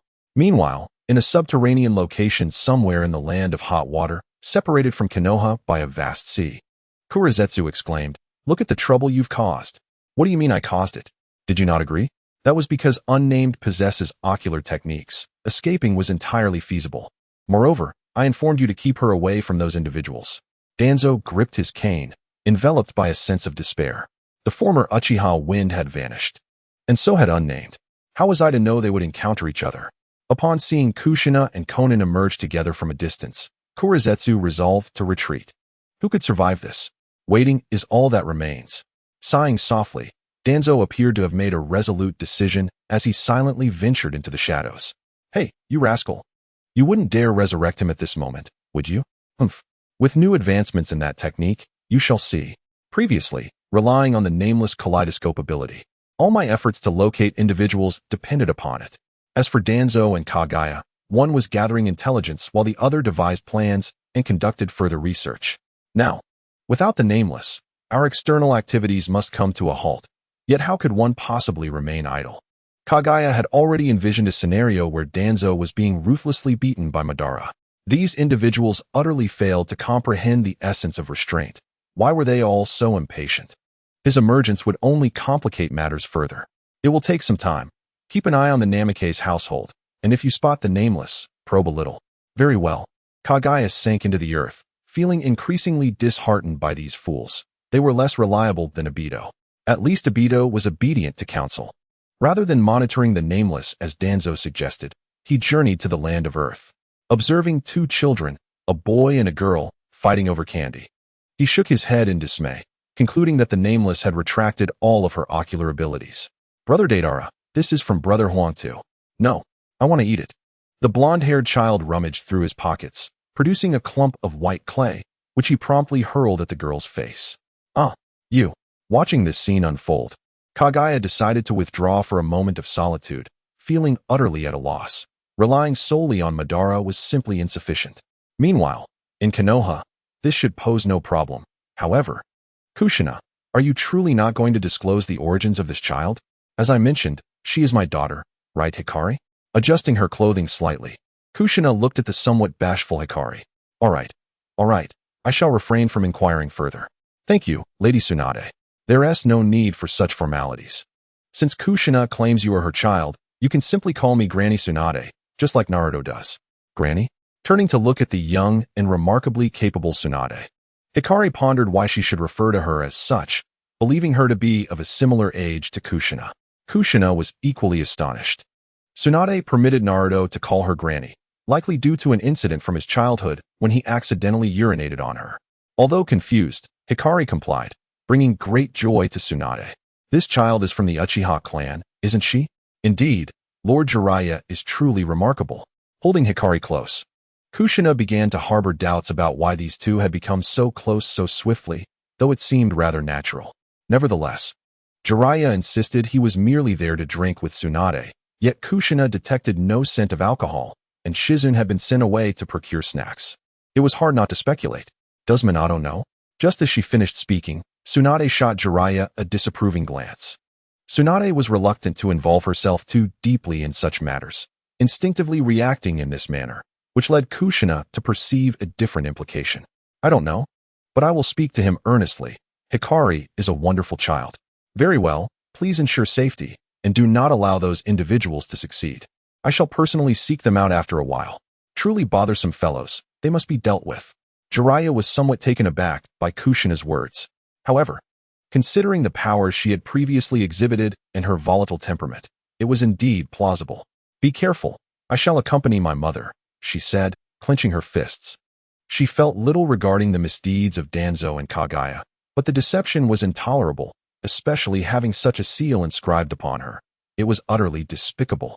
All right, we shall take our leave, she waved, leading Light away from the reception building. Kushina was genuinely curious about what might transpire between the two. Tsunade won't end up pregnant. Will she? How dreadful. What am I even thinking? So, where are we heading now? To buy you clothes, and then perhaps some snacks. Oh, if only Aido were here to help us carry things. Somewhere beneath a utility pole in the Uchiha district of Konoha, Rin said, Aido, what exactly do you want to ask? Just say it. There's no need to be so tense. I have always been here with you. Rin grasped Aido's hand and placed it against her chest, which only heightened his anxiety. Do you remember what happened yesterday? Are you referring to my drunken state? Yes. Of course I remember, Rin replied, blinking as if recalling something. Hey, Aido, you don't think I would forget and assume I acted foolishly yesterday, do you? Of course not. Aido turned his head away, unable to meet the gaze of the girl before him, internally cursing his beloved teacher. Well, I'm not drunk now, he. Chapter 128. A guilty conscience? Do I really have to wear this? Light gazed at her reflection in the mirror, feeling a touch of embarrassment. Although she was still clad in a grayish-blue shirt, she had changed into a rather lively short skirt. Her shapely calves were adorned with black over-the-knee socks. Do you dislike it? I wouldn't say I hate it. I am merely unaccustomed to it, she replied, unable to articulate why it felt amiss. Perhaps it seems unsuitable for battle? Observing the red-haired woman seated beside her, Light felt as though her thoughts were being read. It appeared as if she instinctively contemplated the matter of combat. Well, it will be infrequent in the future, so I suppose I could purchase it. Of course, Kushina declared, carrying a multitude of bags, ready to pay, only to be halted by Light's voice. You can leave them there. I will retrieve them after changing. As she looked at Light, whose long dark hair was not so straight, Kushina felt she had made the right choice. So adorable. And sometimes, her reactions are a tad slow. Perhaps it's because Konoha has so many novel things. Then I shall leave it to you. Without hesitation, she acknowledged that having her child assist was indeed a delightful prospect. After departing the clothing store, the two continued their stroll. Mother, isn't it time we head back? With delicate fingers clutching her skirt, Hikari felt a bit out of place. Indeed, time seemed to fly by during their shopping excursions. You go pick up Naruto, and I shall return home to prepare dinner, Kushina instructed, handing Hikari a piece of Flying Thunder God notation, subsequently adding her to the organization within the system, ensuring she could reach her at any moment. All right, this ensures your safety, she remarked, taking the various bags from Hikari's hands and offering her a warm smile. I shall go now to fetch Naruto. Please take care, said Kushina as they parted ways. On her way, Kushina encountered Nagato and Konan, who were traveling in the same direction. She wondered aloud why they were out so early. Understanding her curiosity, Konan spoke directly. Kushina, we planned to assist a bit earlier. Oh, I see. Thank you. But Nagato, is that alcohol you're carrying? Yes, it's from the land of rain. I intended to gift it to Minato the other day, but he declined. I see. If you had offered it directly, he surely wouldn't have accepted, especially at the Hokage's office. However, things are different at home. Shaking her hand. Even though she had considerable strength, Kushina found the bags cumbersome. Now that Konan had taken them, she felt considerably lighter. That's good, Konan said, unable to suppress her curiosity. Is this for that child? Yes. Do you think the style is too mature for her? It seems quite fitting for her temperament. Also, we encountered Aido earlier. The trio began discussing Aido, recalling a recent encounter that Nagato had witnessed silently while Konan approached him directly. The sight startled Aido, especially as he had his eyes tightly shut while kissing Rin. Could it be that those two are soon to become parents? Seeing Kushina's beaming smile, Konan struggled to contain her laughter at the thought. Amidst their banter, they arrived home only to discover the lights were on. Why is Minato home so early? Kushina sensed his chakra within the house. Perhaps with summer approaching, the longer days allowed for an early departure from work. Though ultimately, it was Minato who decided such matters. He had left work early before, yet something felt amiss. I'm home, she called out. Kushina, Minato responded, a hint of displeasure in his tone. It struck her as odd. He usually addressed her with endearments. Her steps faltered as she glanced at Nagato and Konan. You two go ahead and prepare in the kitchen. They exchanged knowing looks and quickly nodded. After placing their belongings down, Konan and Nagato hurried into the kitchen. Minato seemed unfazed by their presence, though he noticed the bottle of wine Nagato had placed on the dining table. Is something wrong? Are you upset? Not at all. Why would you think that? Minato scratched his head, his expression neither jovial nor stern. Then why the sudden use of my name? It seems a bit informal. Kushina realized her nervousness had betrayed her. I do have something important to discuss with you. How could I be inexplicably upset? Holding Kushina in his embrace, Minato intertwined his fingers with hers. That child must be the Uchiha light that Orochimaru spoke of, right? Yes. Although embraced, Kushina felt an inexplicable fear within her. Despite knowing that Minato would not oppose her if she caused a stir, she simply could not bring herself to act that way. I saw the note you sent. What surprise awaits? Is she joining Konoha? Or something else? You seem quite at ease with her. You even let her accompany Naruto with Orochimaru at noon. Was it Orochimaru who helped check on her? Kushina was at a loss for words, her thoughts momentarily faltering. Well, what do you think of that child? At first glance, one can tell she is an Uchiha. Though her gaze is subdued, I still believe she possesses remarkable qualities. Do you think we should have another child? Huh. Why the sudden mention of this? Minato's voice lowered unexpectedly. Do you want to? Kushina playfully tapped her cheek, her expression betraying her unease. Did you not mention fearing pain when you spoke of Naruto's birth? Kushina interrupted him, and even the astute Minato could not foresee how the conversation would unfold. I meant, Light, what do you think of that child? She is orphaned in this time and has been exploited by others. Seeing Minato's eyes widen in shock, Kushina nodded. So that is how it is. Do you think it's feasible? Kushina blinked, employing what she believed to be her most tender gaze. Does Naruto know? He agreed. So it was only I who remained in the dark? How could you say that? It's a surprise, isn't it? That child is quite obedient and possesses considerable strength. It truly is a surprise, albeit quite unexpected. Minato gazed at Kushina, momentarily at a loss for words. Although in this era, adopting orphans is not particularly unusual, he genuinely did not anticipate this. I believe it is acceptable, but the crucial question is that child all right? She should be of considerable age by now. Will she resent us? Naruto is only 5, and to be honest, I still struggle with children. Moreover, she is a girl. I've heard that girls require ample care. Hachi often says his daughter is quite dissatisfied with him. So you agree then? Kushina was surprised that Minato hesitated for this reason. He truly was the man she adored, so perfect. Of course, but I wish to take her for a checkup. Alas. With that, the favorable impression may completely vanish. Is it a memory examination? Yes, as Hokage, I find it necessary to do so. Very well. But she is not so fragile. After all this discussion, I still do not know her name. Light, Uchiha Light. Light? Why that name? Minato felt that the name did not quite match the child's temperament. Tomorrow, you can ask Hachi, and you shall know. As Kushina nestled in Minato's arms, she pondered relaxing, having broken into a sweat from Minato's earlier fright. Unfortunately, at that moment, the sound of a key turning in the door interrupted them. Chapter 129. How did my bragging come true?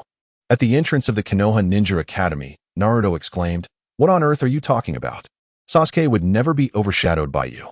The pink-haired girl furrowed her brow, glaring fiercely at Naruto.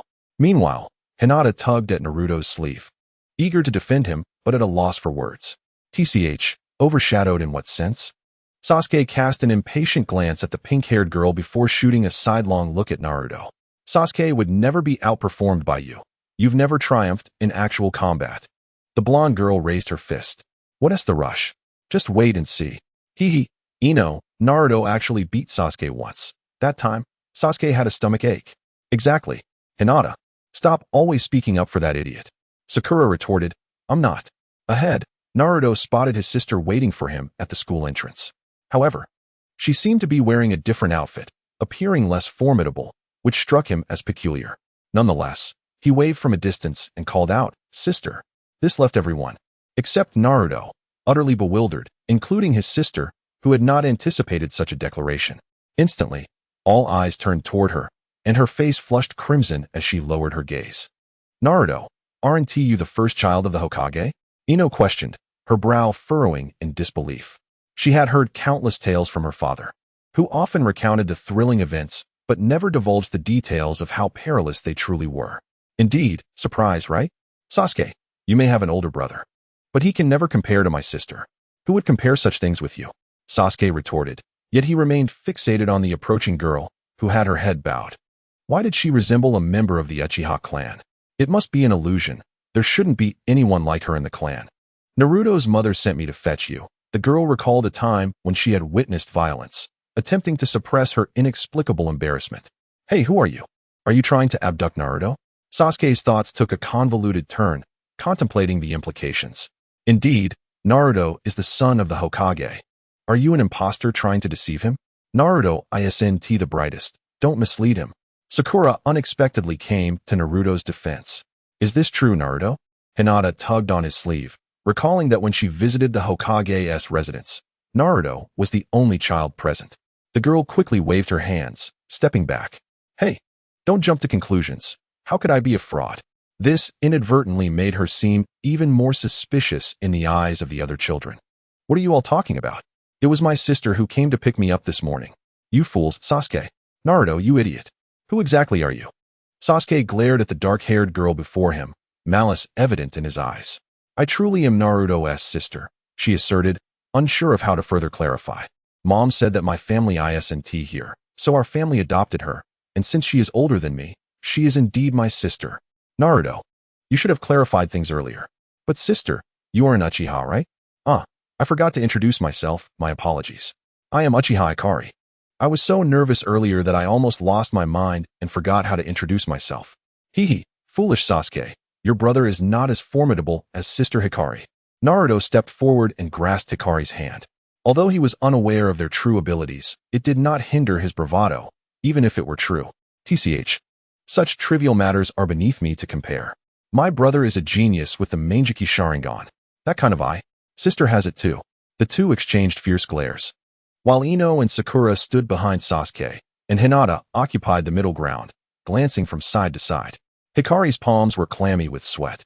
Her little brother seemed to be quite a troublesome child. I don't believe it. Humph, sister, show Sasuke. This fool doesn't believe me. Naruto, don't say that. Sasuke admires his brother, just like you admire me. No need for comparisons. Indeed, Naruto, Hinata interjected, positioning herself in front of Sasuke, separating him from Naruto. Fine. Not just anyone can possess the Mangekyou. Sasuke, feeling somewhat prideful, attempted to leave after uttering this remark. Hikari, wanting to follow, halted at his words. That's Sasuke, right? Hearing Hikari's voice, Sasuke turned around, only to be met with a pair of blood-red eyes, adorned with peculiar black patterns. Impossible, a startled Sasuke took a step back, lowering his gaze to avoid meeting those eyes. My apologies, you should know I mean no harm, Naruto interjected. Shall we head home? Hee, see you tomorrow, Hinata. See you tomorrow, Naruto. Ino and Sakura observed Sasuke's dazed expression and offered him comfort. They had not clearly seen those eyes earlier and were uncertain of their implications. Sasuke had not anticipated that the other party would truly possess such eyes. Only 3 members of the Uchiha clan had them: Itachi, Shisui, and Fugaku. He planned to consult his brother and father about it tonight. This cannot be. Meanwhile, Hikari, holding Naruto's hand, finally regained her composure. Naruto, did I scare Sasuke? Not at all. That guy is probably just unwilling to accept it. He constantly boasts about Uchiha genius, and yet, sister, you truly possess it. You shouldn't say that if you don't know. I'm just bragging. Who knew sister really had it? But you mustn't tell mom, or she will give me a stern talking to for putting Sasuke in that position. Naruto shivered, feeling a twinge of discomfort. Don't worry, I won't spill. I just have a feeling Kushina will find out sooner or later. As she was about to knock, Naruto took out his key. Inside, Kushina, who had been leaning against Minato, quickly stood up, furrowing her brow before restoring her usual expression. In the kitchen, Nagato and Konan raised their heads, revealing smiles. Konan, let me help you. It seemed they had to hold their excitement in. Mom, Dad, you're back so early. Naruto. Oh, by the way, dear. Take Hikari upstairs and tidy up the room. As Jane and I observed the peculiar atmosphere among the three, she felt compelled to offer her assistance. Oh, how curious it was that the usually generous Minato now appeared somewhat uneasy, though only slightly. Shall we proceed? He suggested. Yet, Jane and I still wished to lend a hand, recalling her earlier promise to help with the cooking. It's quite all right. After all, we have Conan and Nagato here. She winked at them, indicating to Minato that he should take the lead. Thus, she found herself carrying a pile of bags, quietly following Minato upstairs, with Naruto, who was tidying up his books, trailing behind. I want to help too, exclaimed Naruto. Meanwhile, Conan could no longer contain herself. Jane and I nay, it's my first time witnessing the Hokage in such a manner. Indeed, Nagato replied, lowering his head, his smile not as overt as Conan's.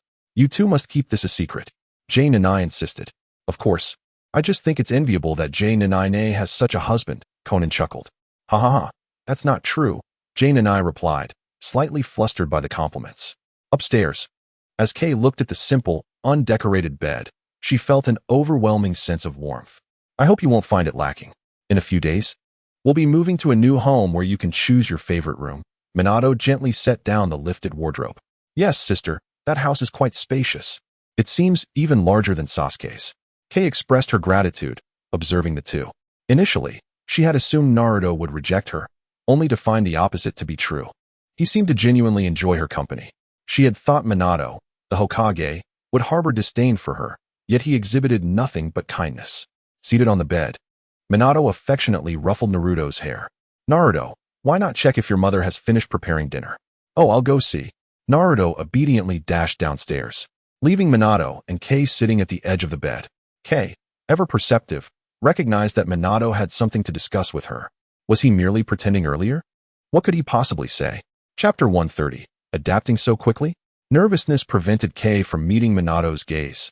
Had she done so, she would have noticed his expression was even more awkward than hers. The moment he laid eyes on her, Minato realized Jane and I had spoken the truth. Kay indeed appeared to be a wonderful child, albeit somewhat reticent, though not as talkative as Naruto, who was more loquacious. Now, with the sudden request for her to undergo an examination, he found it difficult to articulate his thoughts. After a moment's hesitation, Minato rubbed his temples, determined to clarify matters, regardless of any resentment that might arise. Is your body feeling well? Huh. Yes. Why do you ask, Dad? Minato was taken aback. He hadn't anticipated her addressing him in such a manner. Shouldn't she initially have been more sensitive to this form of address? Would you accompany me for a checkup tomorrow? To examine your memories? He finally voiced his concern, feeling as deflated as a punctured balloon, his hands supporting his weight. Is someone here capable of that? I feel as though I've forgotten some very important things. Is it truly possible? Seeing Kay's reaction invigorated Minato. He had prepared himself for a myriad of responses, but this particular one was unexpected. Has Kay experienced memory loss? There are still some memories that elude me, particularly those of significant importance from my childhood. How I wish I could recall them. Would it be too presumptuous of me to express such a desire? Lifting my gaze to the hesitant expression on Watergate's face, I suddenly burst into laughter. My mother was indeed correct. You are an exceptionally agreeable person. Watergate, rubbing his forehead in exasperation, pondered whether he had perhaps been overly cautious. Ah, so Kushina conveyed this sentiment to you. I assure you, I find no offense. These days are infinitely better than any before, and I fear the repercussions of my actions might cause trouble for my family. You truly are a considerate child. Thank you for your understanding. In that case, let us descend the stairs, lest Naruto come bounding up once more.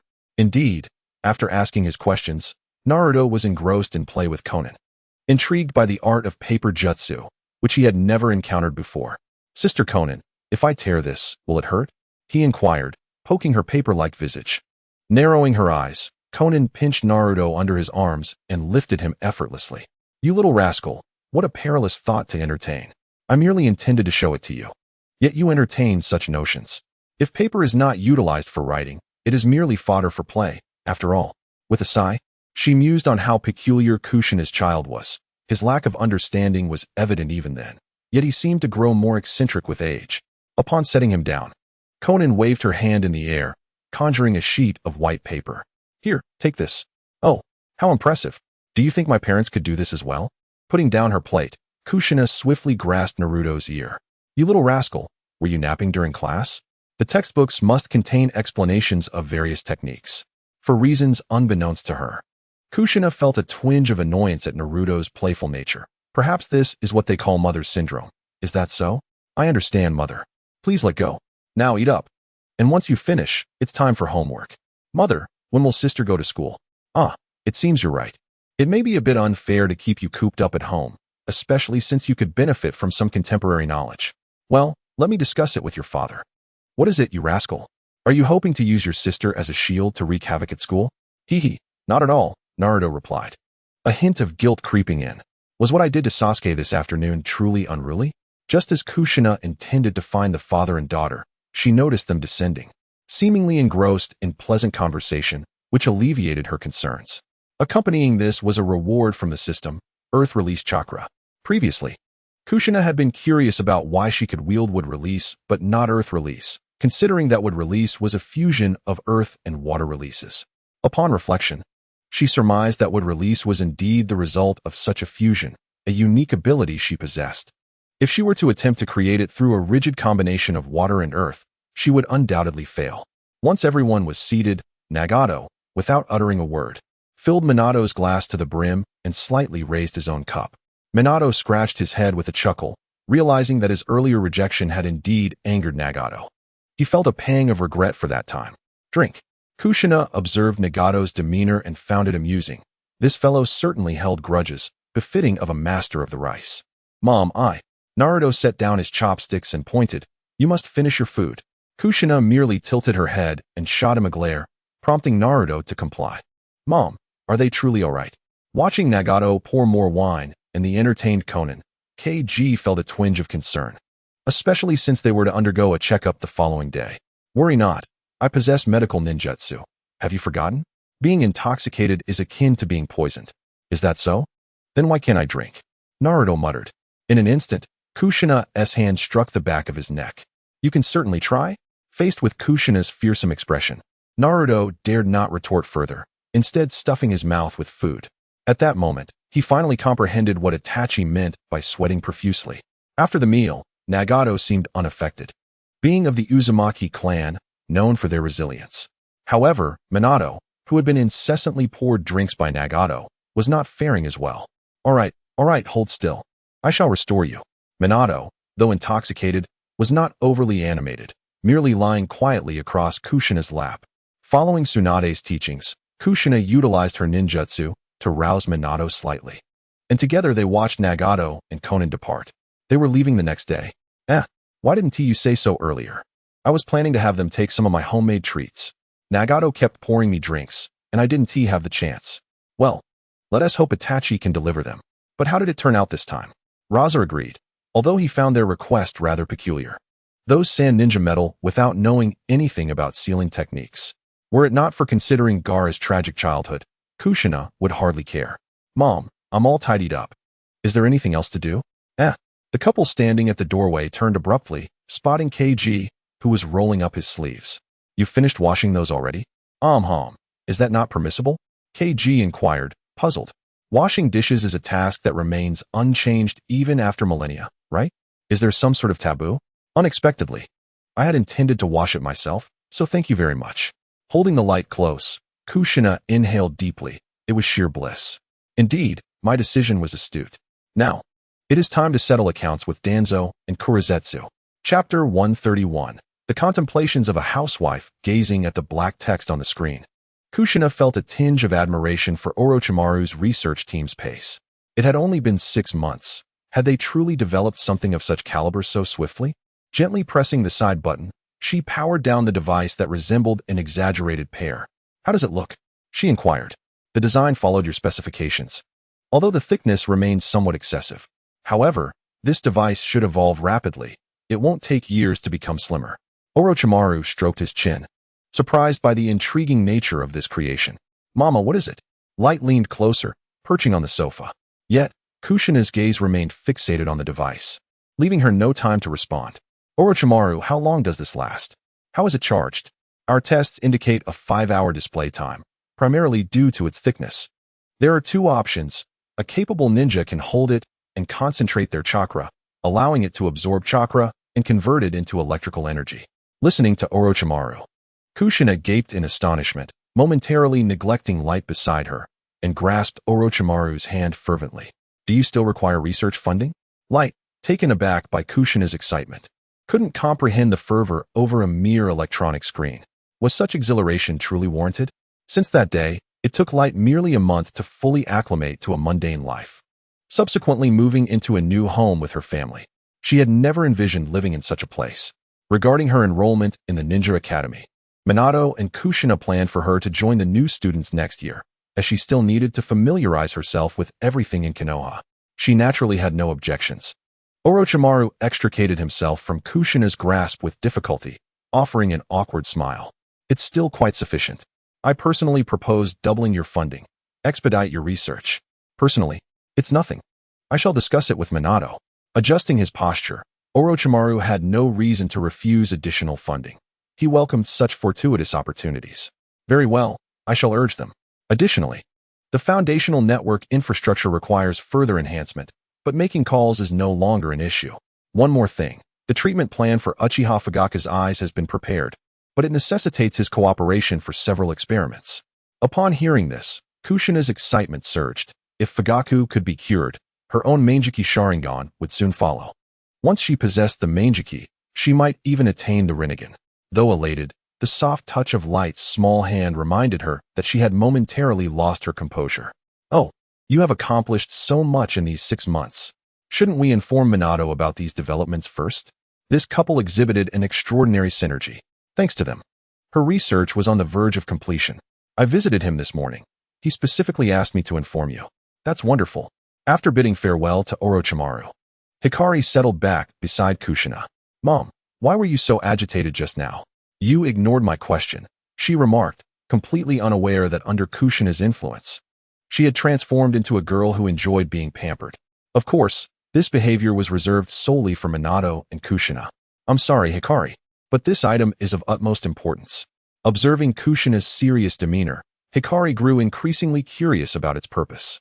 It enables long-distance communication, and most importantly, Kushina squinted, exuding an air of mystery as she pinched Hikari's dough-like soft cheek. Hikari tilted her head, gazing at the object in her mother's hand. What is it? You can play games. It's so boring at home, don't you think? And next year, I'll be off to school, leaving you all alone, she lamented. I didn't expect that. Although Hikari had realized how dull it could be at home while accompanying Kushina, her mother frequently took her to various gatherings. Sometimes it was Aunt Mikoto, other times Grandma Bawako, Aunt Aiko, or even Sister Rin's home. They had even visited Hinata's house. Had her mother been feeling bored all along? She didn't show it at all. Look, this is called Defend the Carrot. I designed it myself, Kushina said, unabashedly declaring herself an engineer. The game designs from her previous life had all been handed over to Orochimaru after Hikari had completed her memory check. Staring at the screen displaying a carrot with eyes and a mouth, Hikari was momentarily astonished. Mom, you're amazing. It wasn't that Hikari had become a sycophant. Rather, after spending the past 6 months exploring with Kushina, her first response to any display was always enthusiastic praise. It seemed that only at home did Hikari behave this way. During a recent competition with Itachi, she had been unable to win, yet she had inadvertently made Sasuke cry, leaving her utterly helpless. Ultimately, it was Itachi and Izumi who managed to comfort Sasuke. After that incident, Hikari dared not showcase her abilities again. Why don't you give it a try? Explore it on your own. I need to prepare dinner, Kushina suggested. Excited yet pragmatic, Kushina had no intention of holding onto the device. As Orochimaru had gifted each family member one, she had ample time to explore it. Naturally, Naruto's device was temporarily set aside by Kushina for his own good. Although Hikari yearned to assist, she was captivated by the charming visuals, and her mother had already encouraged her to play for a while. Kushina's reasoning was not that she feared Hikari would become overly absorbed, but rather that Hikari was responsible for preparing lunch, and she had stepped out briefly. Kushina had taken a moment to peruse the shops on Short Shirt Street and the factories of the Land of Iron, leaving Hikari behind to avoid any potential trouble from those two. Indeed, during the past 6 months, the Akatsuki organization had not ceased their search for Kaguya and Danzo. Yet they seemed to have vanished without a trace, leaving no news behind. Kushina was unperturbed by their presence, as long as they were not extraterrestrial fishermen traversing time and space. This situation greatly displeased her, as she had already devised a plan for dealing with those two. And even Madara could not deter her. Now, let us focus on preparing a delightful meal. Gazing at the array of kitchen utensils before her, Kushina couldn't help but marvel at the comfort of her new spacious home. Yet, there lingered a sense of emptiness.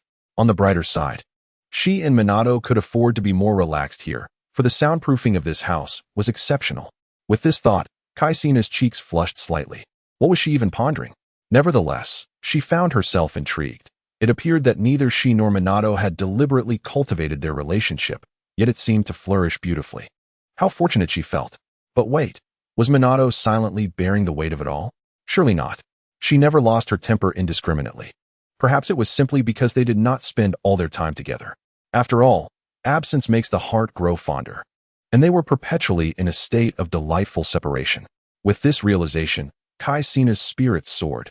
Everything felt remarkably well, especially with Kei, who brought her numerous tasks, such as introducing her to various friends, which came with delightful rewards.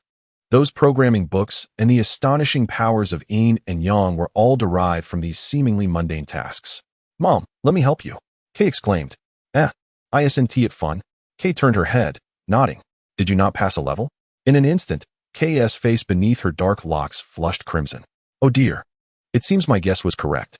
"It's not that. It's just too simple," Kei protested. "Is that so? Then let us play together tomorrow. And we won't be so bored." Knowing the proud and haughty nature of Uchiha Kushina, she opted not to mock Kei, but instead sought a different approach to guide her. Although Kei's name had now been changed to Uzumaki Kei, she remained, at her core, an Uchiha. "Thank you," Kei replied, her lips pouting adorably, prompting Kushina to suppress the urge to embrace her. Indeed, girls possess a certain charm.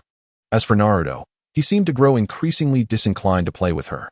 Having been a boy in her past life, Kushina understood this sentiment. And though it was not Naruto's intention, she couldn't help but feel a twinge of disappointment.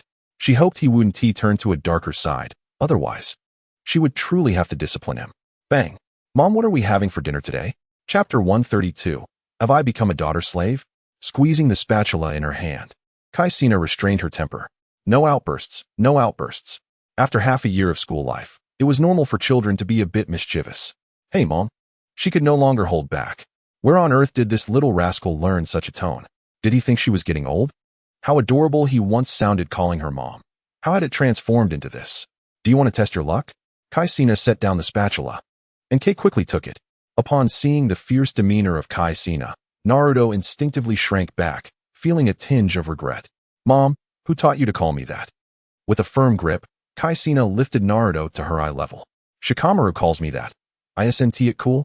Just as she was about to retort further, Kushina realized that chastising him would only create more distance. "Not cool at all. You ought to call me Mom properly." "Absolutely not. That is so childish. What as for dinner tonight?" With a gentle bite of her lip, Kushina set aside her thoughts of Naruto. "Tonight, we shall have meatball noodles again," she mused. "Oh dear, yet another meatball dish?" Realizing the oddity of the situation, Hikari hurried over, only to find Kushina wearing a complex expression. She leaned closer to Naruto's ear and urged, "Naruto, quickly apologize to Mommy." "Am I not speaking the truth?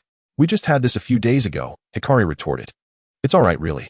It has indeed been a while since I prepared anything new," Kushina replied, wiping her hands on her apron and affectionately ruffling Naruto's hair. "Just bear with me today, dear. Tomorrow, I shall make something different." "Sister, you're overreacting." It seemed Naruto was not displeased after all. "Humph. If you speak like that, Mommy will be sad," Hikari remarked, patting Naruto's shoulder. Naruto craned his neck, hoping to discern any signs of distress from the departing Kushina, yet he found nothing amiss. "She seems fine. Sister, you're overthinking. Why do you care so much?" "I'm heading upstairs now," he declared, shaking off Hikari's hand and bounding up the stairs. With a sigh, Hikari said nothing further and returned to assist Kushina in the kitchen. "Hikari, do you think you will reach that stage one day?" Kushina inquired. Hikari, confused, looked at her mother, uncertain of her meaning. You know, the rebellious phase. Adolescents often seek their own paths. But what Naruto just did was simply infuriating. He's still far from that age. "Not me. My parents would never allow me to do anything I didn't want to. So rebellion wouldn't arise. If it did, Mommy could just discipline me until I complied." Hikari blinked, taken aback by her unexpected remark. Such a well-behaved child you are. Unlike my own son, Kushina thought, feeling a twinge of anxiety about the future. Was her parenting approach truly flawed? She recalled that if they were discussing noodles, one should remain calm, akin to Minato. But had she genuinely led her son astray? What was to be done? Mama, I believe the noodles are ready. Hearing Hikari's call, Kushina finally noticed the noodles in the pot becoming increasingly sticky. She promptly turned off the heat. Just then, Minato returned home, noting the chill in the air. Autumn had arrived swiftly. Dad, I have something to tell you, Hikari said, trotting over to Minato, waving her hand and tiptoeing to whisper in his ear. What is it? Mommy and Naruto are not allowed to share secrets.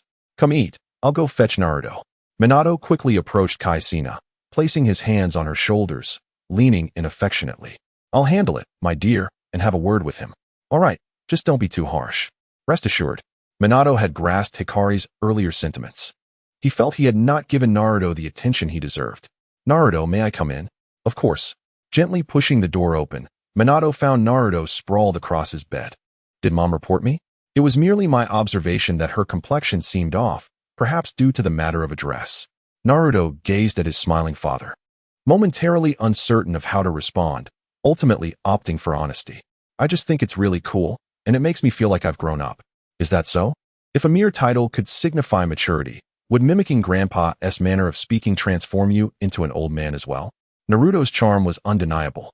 How could you say such a thing? That term is clearly meant for an older sister. Oh, but in your mother's and my eyes. Both of you are equally adorable. It transcends age and gender. It is simply because you are our children. In the same vein, if you address your mother that way, she too may find it inappropriate. She desires to be close to you and light, hoping you will always remain her precious children. However, I believe that manner of address is not entirely problematic, merely a bit jarring, as you used to address her quite properly. Naruto endeavored to comprehend Minato's words, his brows furrowing in contemplation. What should I do then? Don't worry, your father will assist you. Just refrain from upsetting your mother again. All right. Let us go have dinner. Remember to initiate a conversation with her. That evening, Kushina reflected upon Naruto's ingratiating demeanor, pinching Minato playfully. Minato inhaled sharply. Darling, what is the matter? Did you teach him that? Is my dear still upset? Nestled in Minato's embrace, Kushina huffed. I am not angry. I merely feel that I have spoiled the child. If only he could be more like you. Why do you harbor such thoughts? Naruto is perfectly fine as he is. Aside from his playful scuffles with Sasuke, he gets along splendidly with everyone else. Kushina sighed, while Minato gently prodded her cheek with his finger. At that moment, he suddenly noticed the flying thunder god seal in the office had been activated. Apologies, I must excuse myself for a while. Turning to face Minato, Kushina searched her memory, pondering what might be occurring at this hour, yet finding no clarity. Nevertheless, she patted his arm. It must be work-related. Go on.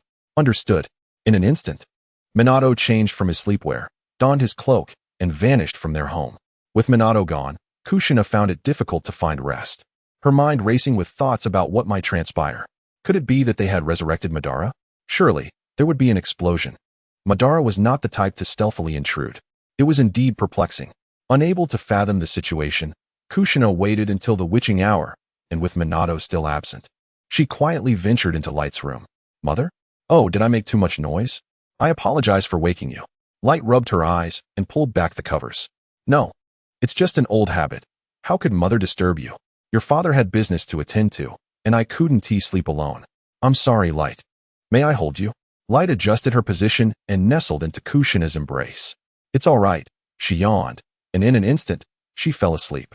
Kushina couldn't help but marvel at how true it was that daughters resemble their fathers while sons take after their mothers. Chapter 133. Hinata, are you hungry? Kakashi, I apologize for disturbing you at night. Hokage-sama, it is suspected that the spy is from the Umbu of the Cloud Village and is currently being pursued. Minato propped his head up and rubbed his temples. The long-standing peace had left him slightly troubled by the sudden crisis, though only a little. Have they identified the target? Kakashi paused for a moment in silence. It is Hinata Hyuga from the main branch. She has been taken, and explosive tags are likely affixed to her. Upon hearing Hinata's name, Minato sprang to his feet, striking his desk with his fist.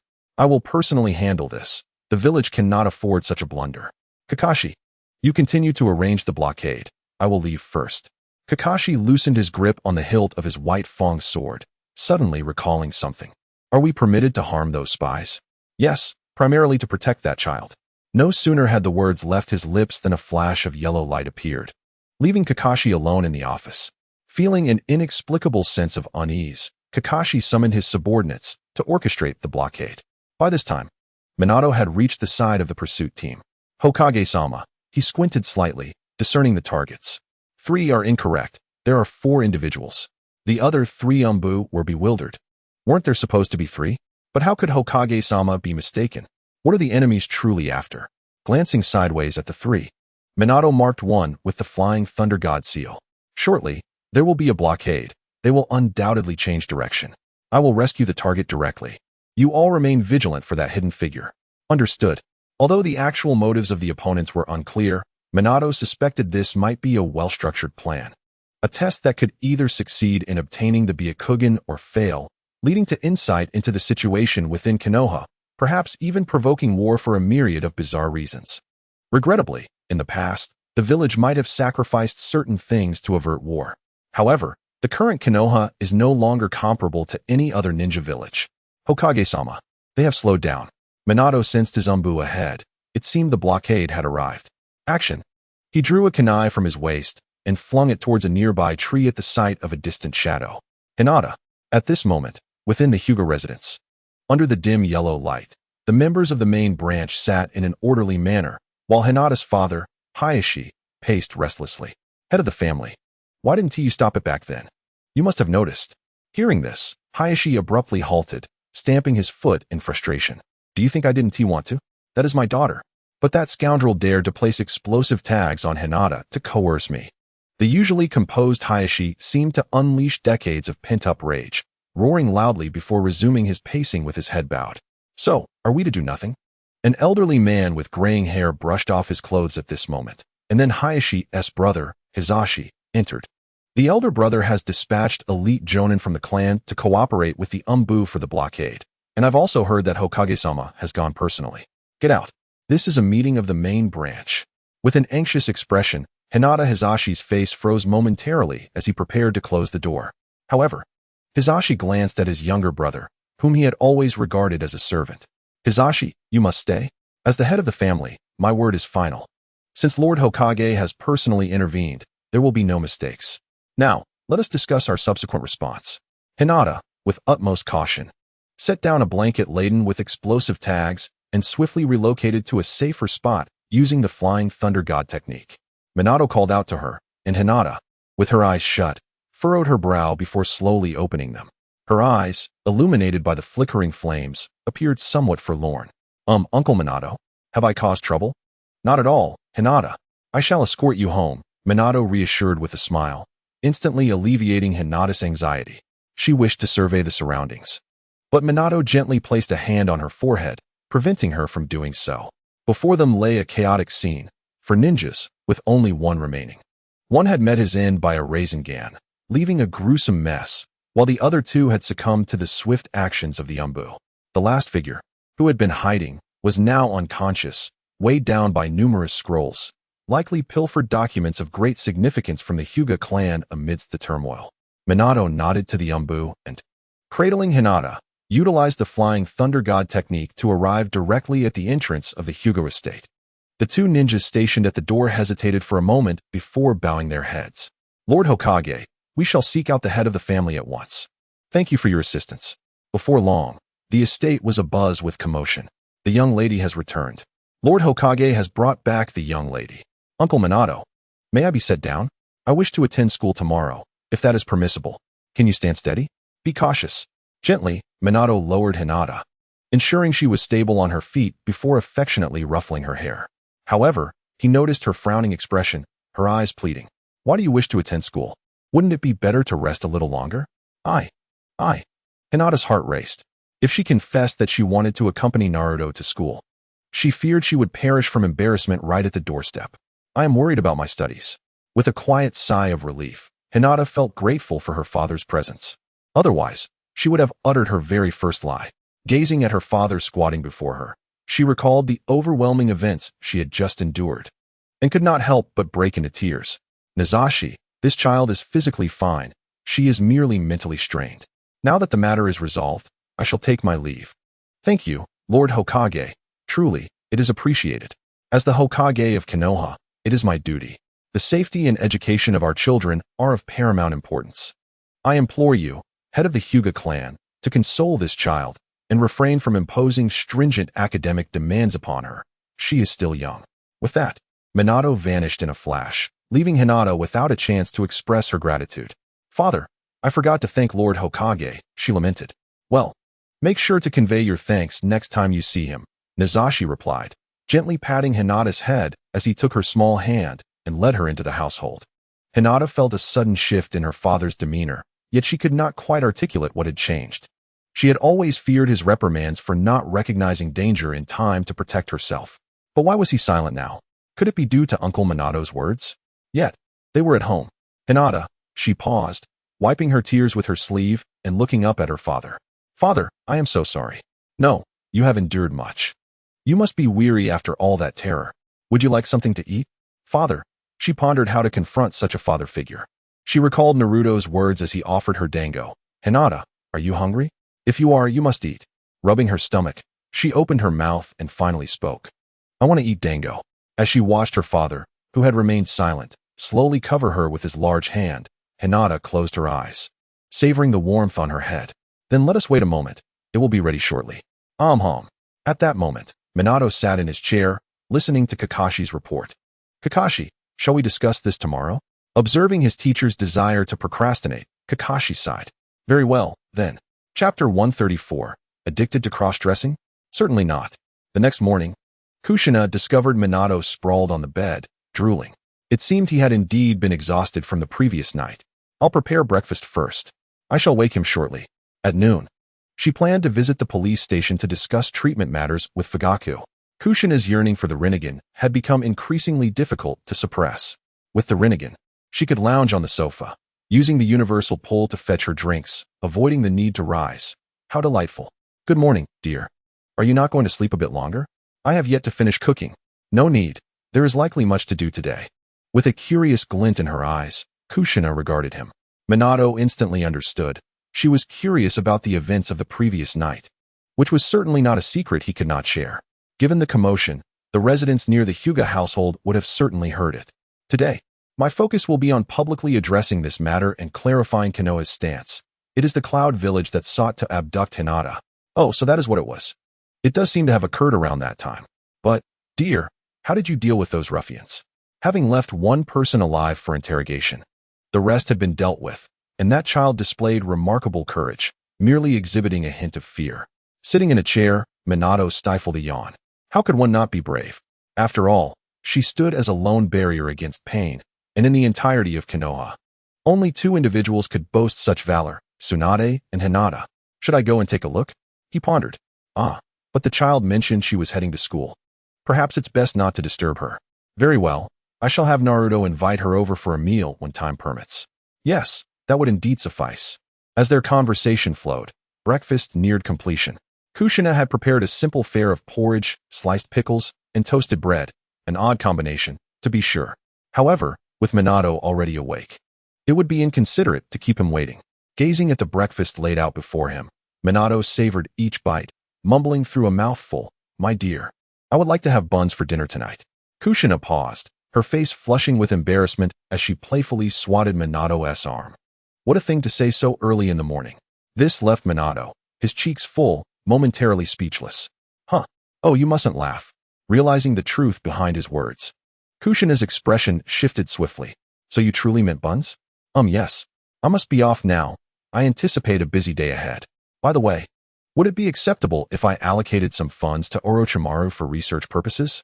Feel free to decide regarding the household finances, dear. Watching Minato hastily depart, Kushina rubbed her face, contemplating her own thoughts. Mommy, are we having buns for dinner? Seeing the sleepy-eyed light of their child, she wished for a pair of Rinnegan to use Genjutsu and erase this moment from memory. All right. After preparing a special breakfast for the two children, Kushina opened the door to gauge the temperature outside. BRR. Why is it a bit chilly? Though she could use chakra to ward off the cold, it seemed unnecessary. Moreover, she was no longer a child. Donning summer attire in the brisk wind felt rather juvenile. After much deliberation, I have finally coordinated my autumn attire. Remarkably, the weather has transformed rapidly.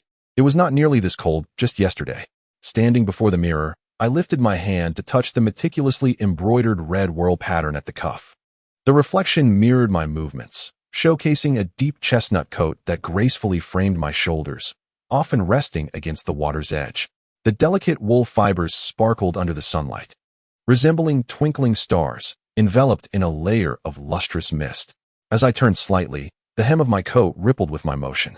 I took a small step back to reveal my complete appearance. An oatmeal-colored turtleneck knit shirt peeked out half an inch from the coat's collar, soft and warm like layers of amber.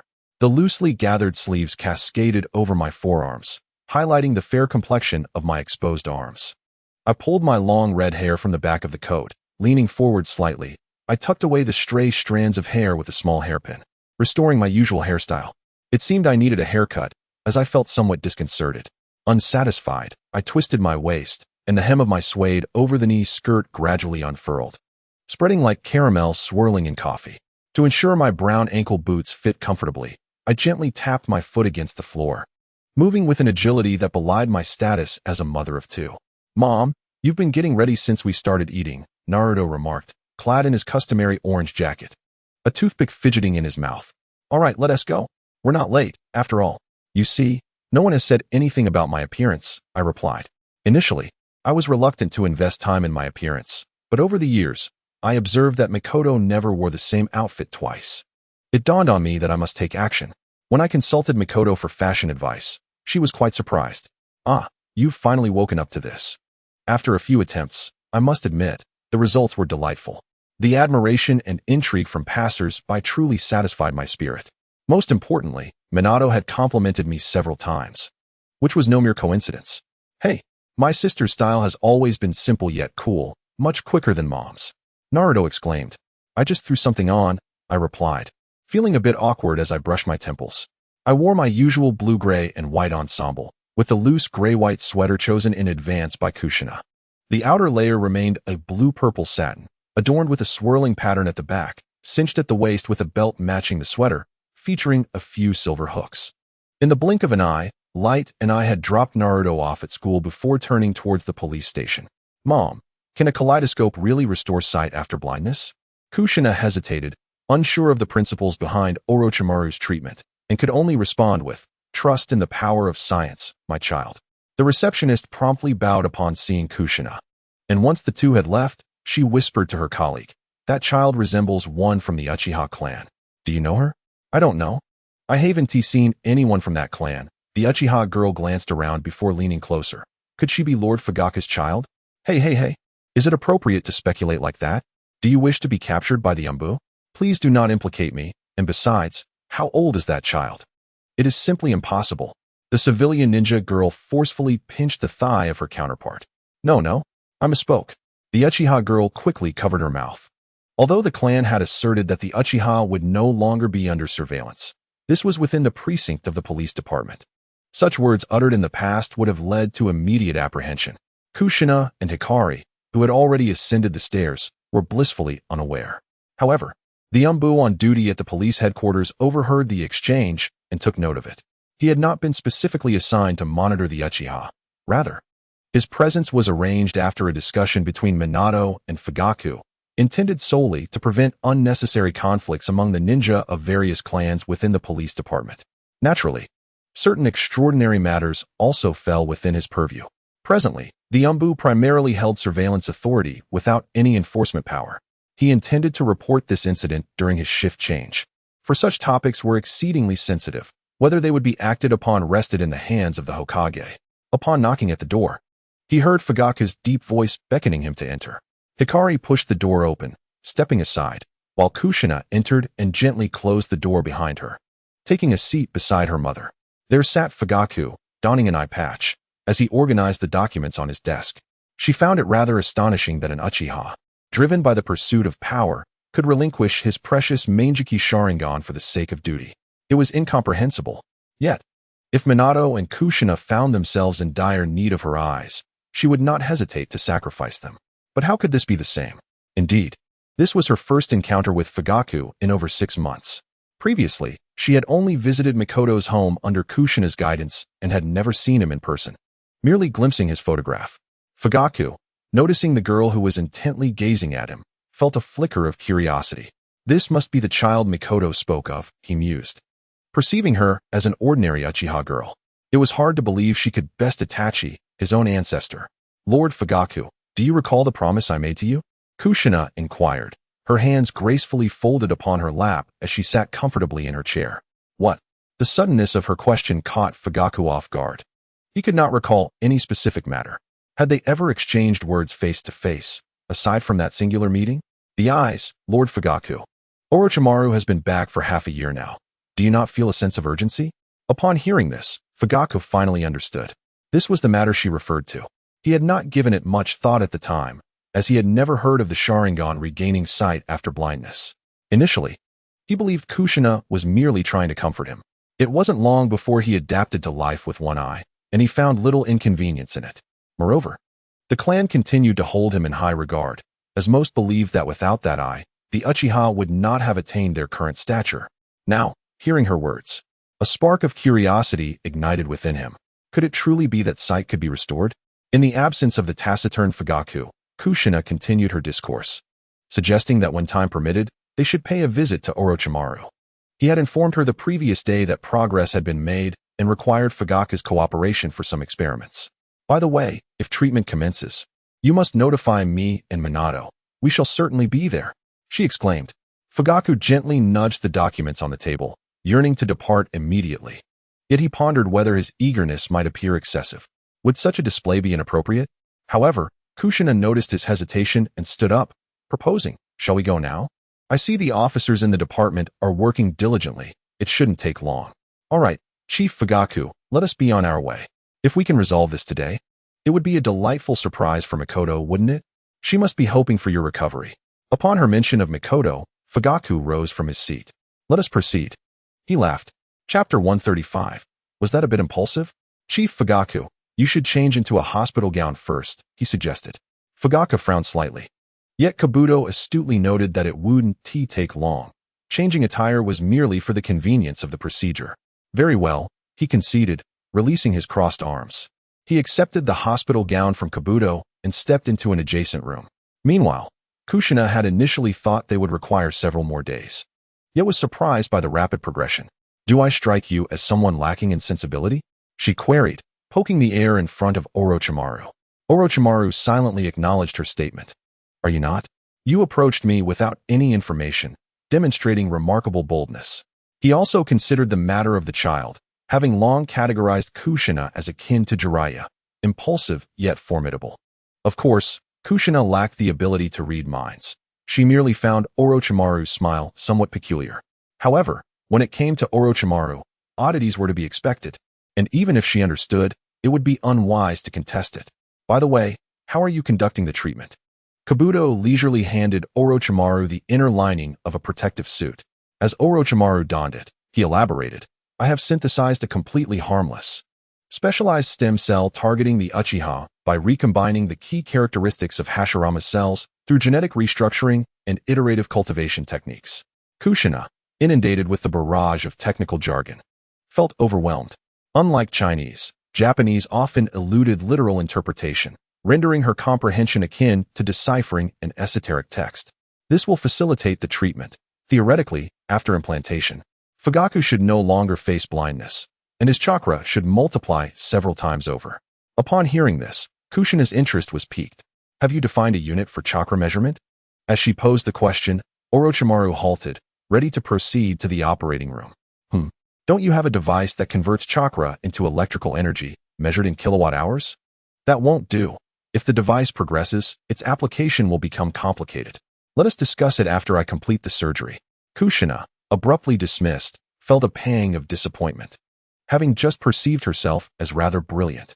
At this moment, in the office, Minato stood before the desk, gazing at the characters inscribed on the scroll, feeling a twinge of discomfort. "Are you suggesting that the Hidden Cloud Village demands a person from us? Or a living one?" "Indeed. The Hokage and the others have gone too far." With a firm slap on the table, Minato sank into his swivel chair. "Hokage-sama, How about we, the Hyuga clan? Offer them compensation? We cannot allow a war to erupt. Is the Hyuga not a part of Konoha? Hinata's father. Such remarks should not be uttered again, he continued. Although I had anticipated this last night, I did not foresee their audacity. Asking for corpses I could comprehend, but demanding the living is simply instigating trouble. Observing Minato's serious expression, Hayashi suddenly sensed something amiss. If negotiations faltered, it could ignite another ninja world war, a burden the Hyuga clan could hardly bear. However, since that incident, Minato had displayed increasing decisiveness, even daring to speak of instigation. If the third Hokage were handling this, well, it would be uncertain. Before he could finish his thought, Kakashi's figure abruptly materialized in the office. Hokage-sama, the opposing side has suggested negotiating a resolution. Negotiation? Do they not feel shame? Taking a deep breath, Minato exhaled slowly, regaining his usual calm demeanor. We shall accept the negotiation, but I need to deliberate on the choice of representatives. Kakashi, when you respond, do not be overly reserved. Nodding, Kakashi vanished, fully aware that Minato harbored intentions to showcase strength, which meant that he would have to keep Tsunade waiting a while longer. Is Hokage-sama being a tad impulsive? Hayashi inquired. No need for concern. Konoha is no longer comparable to its former self. I am quite composed, Minato replied. After restoring his customary smile, he inquired about Hinata's well-being. Upon learning that the girl had indulged in a hearty meal before falling asleep and hurried off to class in the morning, Minato couldn't help but chuckle. The little princess of the Hyuga clan is truly adorable. If she has time, perhaps you could allow her to accompany Naruto to my home for some playtime. Yes. Of course, Hayashi responded. Minato's earlier assertiveness stemmed from a personal stake in the matter, and Hayashi dared not entertain any thoughts of defiance. The Hokage had taken everything upon himself. He had no reason to feign ignorance or possess such audacity. After exchanging a few more words, Hayashi took his leave. Left alone in the office, draped in his ceremonial robe, Minato found himself in a quandary, twirling a pen in his hand. Who should he send? Certainly not the two elders. They were blissfully unaware of the situation, and upon learning, they would likely resort to bargaining people for peace. Generally, they managed medical affairs and miscellaneous tasks with stability. And the third Hokage? He could not be sent, for Minato feared that the third would question him, leading to an uncomfortable stalemate. What about Kakashi? He seems somewhat solitary, considering he has never engaged in such endeavors. Perhaps it would be best for him to assume the role of a guard. Thus far, a suitable candidate for negotiation has yet to be found, but a guardian has certainly been selected. Meanwhile, within the confines of the Research Institute, Kei and Kushina are engrossed in a game of defending radishes, only to meet their demise once again. If only I had placed the fan here earlier, Kushina remarked, pointing. Indeed, it remains quite enjoyable. One feels compelled to press on to the next level. It seems the operation has concluded, rather swiftly, I must say. Weren't we meant to conduct an experiment? Kei held her phone tightly, channeling chakra to recharge it slightly, for although she was uncertain when it might run out of power, she felt an incessant unease without it being charged. Ding! The task deadline has passed. Would you like to extend it? Upon hearing the system's voice, Kushina raised an eyebrow. Orochimaru truly is impressive. He succeeded on the first attempt. An extension it is, for I have chakra to spare. Extension granted. Please proceed tonight as per the instructions. Why not extract chakra for the extension? What instructions? Why is it limited to tonight? Am I to accompany Aido in a surprise attack on various ninja villages? As she sensed that not a trace of her chakra had diminished, Kushina's expression darkened. What trickery is the system up to now? However, there was no time to ponder, for Fugaku had emerged. He took a step back and bowed deeply. Lady Kushina and Orochimaru, Kabuto, thank you. Not at all. Had I known it would be this straightforward, I would have summoned Minato earlier. Orochimaru, you ought to have mentioned it. As he removed his lab coat, Orochimaru chuckled. I believe I mentioned it would be quick. The experiment has been conducted thousands of times before, but it had never been tested on a wielder of the Manjiki. It appears to be universally applicable. The Manjiki Sharingan is not an otherworldly existence. At this, Orochimaru's eyes sparkled with excitement. Kushina coughed twice. Orochimaru, I am aware of your thoughts. You may conduct your experiments, but do not meddle with others. Of course, Konoha is splendid, and my objectives are nearing completion. It would be foolish to engage in reckless actions. Chapter 136, a fresh version. After a morning had passed, Kushina finally found herself at leisure, reclining on the sofa, observing Kate diligently cleaning the floor before her. A profound sense of satisfaction filled her heart. This child is truly remarkable. Yet, the pressing matter at hand was to examine what the system had provided, as well as her own manjiki. Could it be that one cannot obtain it without consulting the instructions? As she tucked a stray lock of hair behind her ear, Kushina supported her head on the armrest of the sofa and opened the system interface. The instructions. Within the system space, she indeed discovered a manual, along with some additional items. This rabbit ear accessory, I surely have never purchased such a thing. It was evident that the system would not so easily relinquish its hold on her. She had already gleaned some of the manual's content. It instructed her to request a negotiation with Minato after dinner. Should the other party refuse, she was to don the item gifted by the system to gain Minato's trust. Kushina nearly lost her balance, her head thudding against the armrest. Mother? What is the matter? No worries, no worries. Feeling tired, she chuckled softly and rubbed her face. Letting out a gentle sigh, Kushina truly did not wish to possess this kaleidoscope any longer. What was negotiation? The village, negotiation, Minato, yes. It must pertain to the Hidden Cloud village. However, they were indeed audacious. Recalling her conversation with Minato from the morning, Kushina pulled her coat around her and reclined on the sofa. As thoughts meandered through her mind, her small feet clad in white cotton socks swayed back and forth, occasionally stretching and then tightening. In her previous life, she had heard her classmates studying traditional medicine say this was a method to strengthen the kidneys. It appeared necessary to demonstrate her prowess, but would it not be more advantageous to bring the kaleidoscope to the negotiation? Moreover, if she infused it with the power of yin and yang, she could attain the Rinnegan. Would that not instill even greater confidence? Right? System. The host's reasoning is sound. Now issuing a task. Exhibit strength during negotiations. Task deadline. 2 weeks. Task reward. Portable spatio-temporal fluctuation detector. Listening to this, Kushina felt no immediate discord. However, upon hearing the reward, she instinctively frowned and crossed her arms beneath her coat. Another useless item. What good is detecting if one cannot act upon it? Truly a waste. What am I kaleidoscope? The advance issuance requires the collection of 1/10 of chakra. TSK. She sensed the system was toying with her. Although she did not care much for that insignificant amount of chakra, it remained rather displeasing.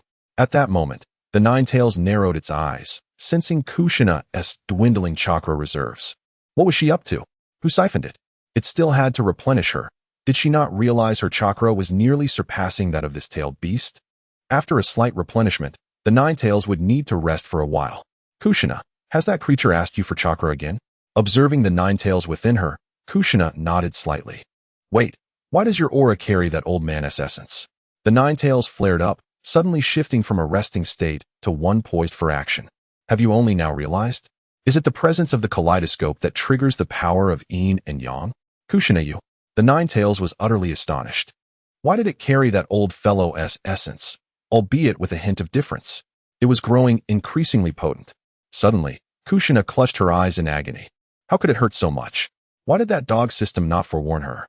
She was utterly unprepared, and the pain nearly rivaled that which she endured during Naruto's birth. What in the world is happening? Gazing at Kushina, who was curled up on the ground with her eyes covered, the Nine-Tails contemplated prodding her with a claw but hesitated, choosing instead to watch intently. After about a minute, Kushina finally rose, wiping away the tears at the corners of her eyes.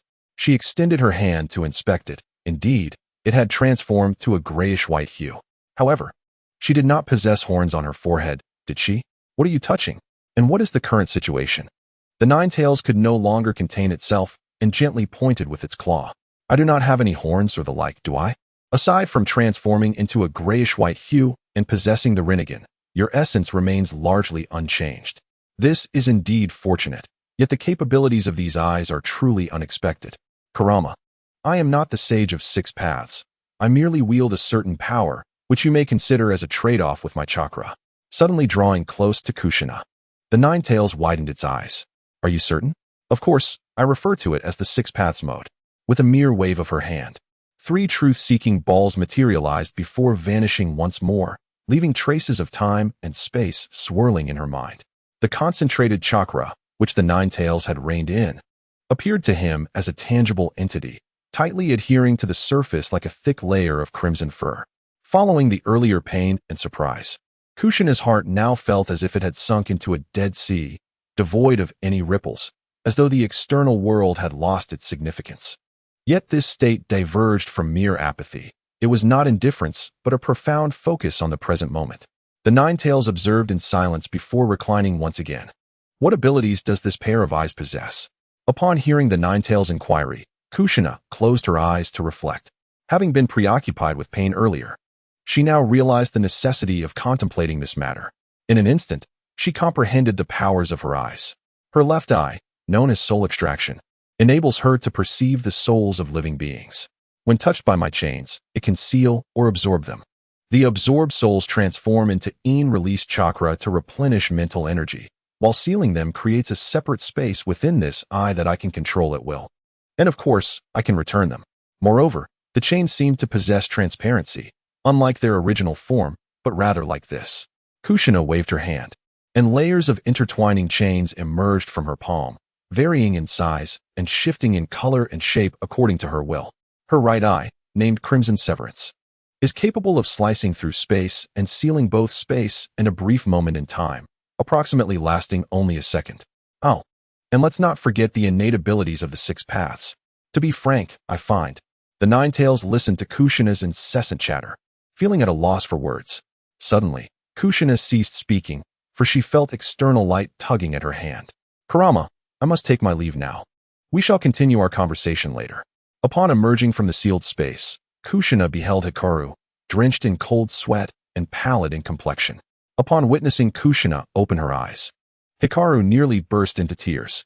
He had just finished mopping the floor and intended to check if his mother was napping on the sofa. Yet, upon turning around, he found her levitating, her entire being transformed into a grayish-white. Even her crimson hair had turned grayish-white. Could it be the Akatsuki? As fear enveloped her thoughts, Guang hastily activated her kaleidoscope to survey her surroundings. Although it lacked the efficacy of the Byakugan, her urgency rendered her indifferent to such details. Once she ascertained that all was well, Guang approached the levitating Kushina. Guang, I'm fine. Do not worry. This is a new strength, Kushina reassured her, regaining her composure while retaining only her Rinnegan. Guang, in her haste, did not pause to scrutinize. She leaped into an embrace. The thought of something happening to Kushina had nearly terrified her, and she could not fathom how to exist if her loved one were to be harmed. For her, family was everything.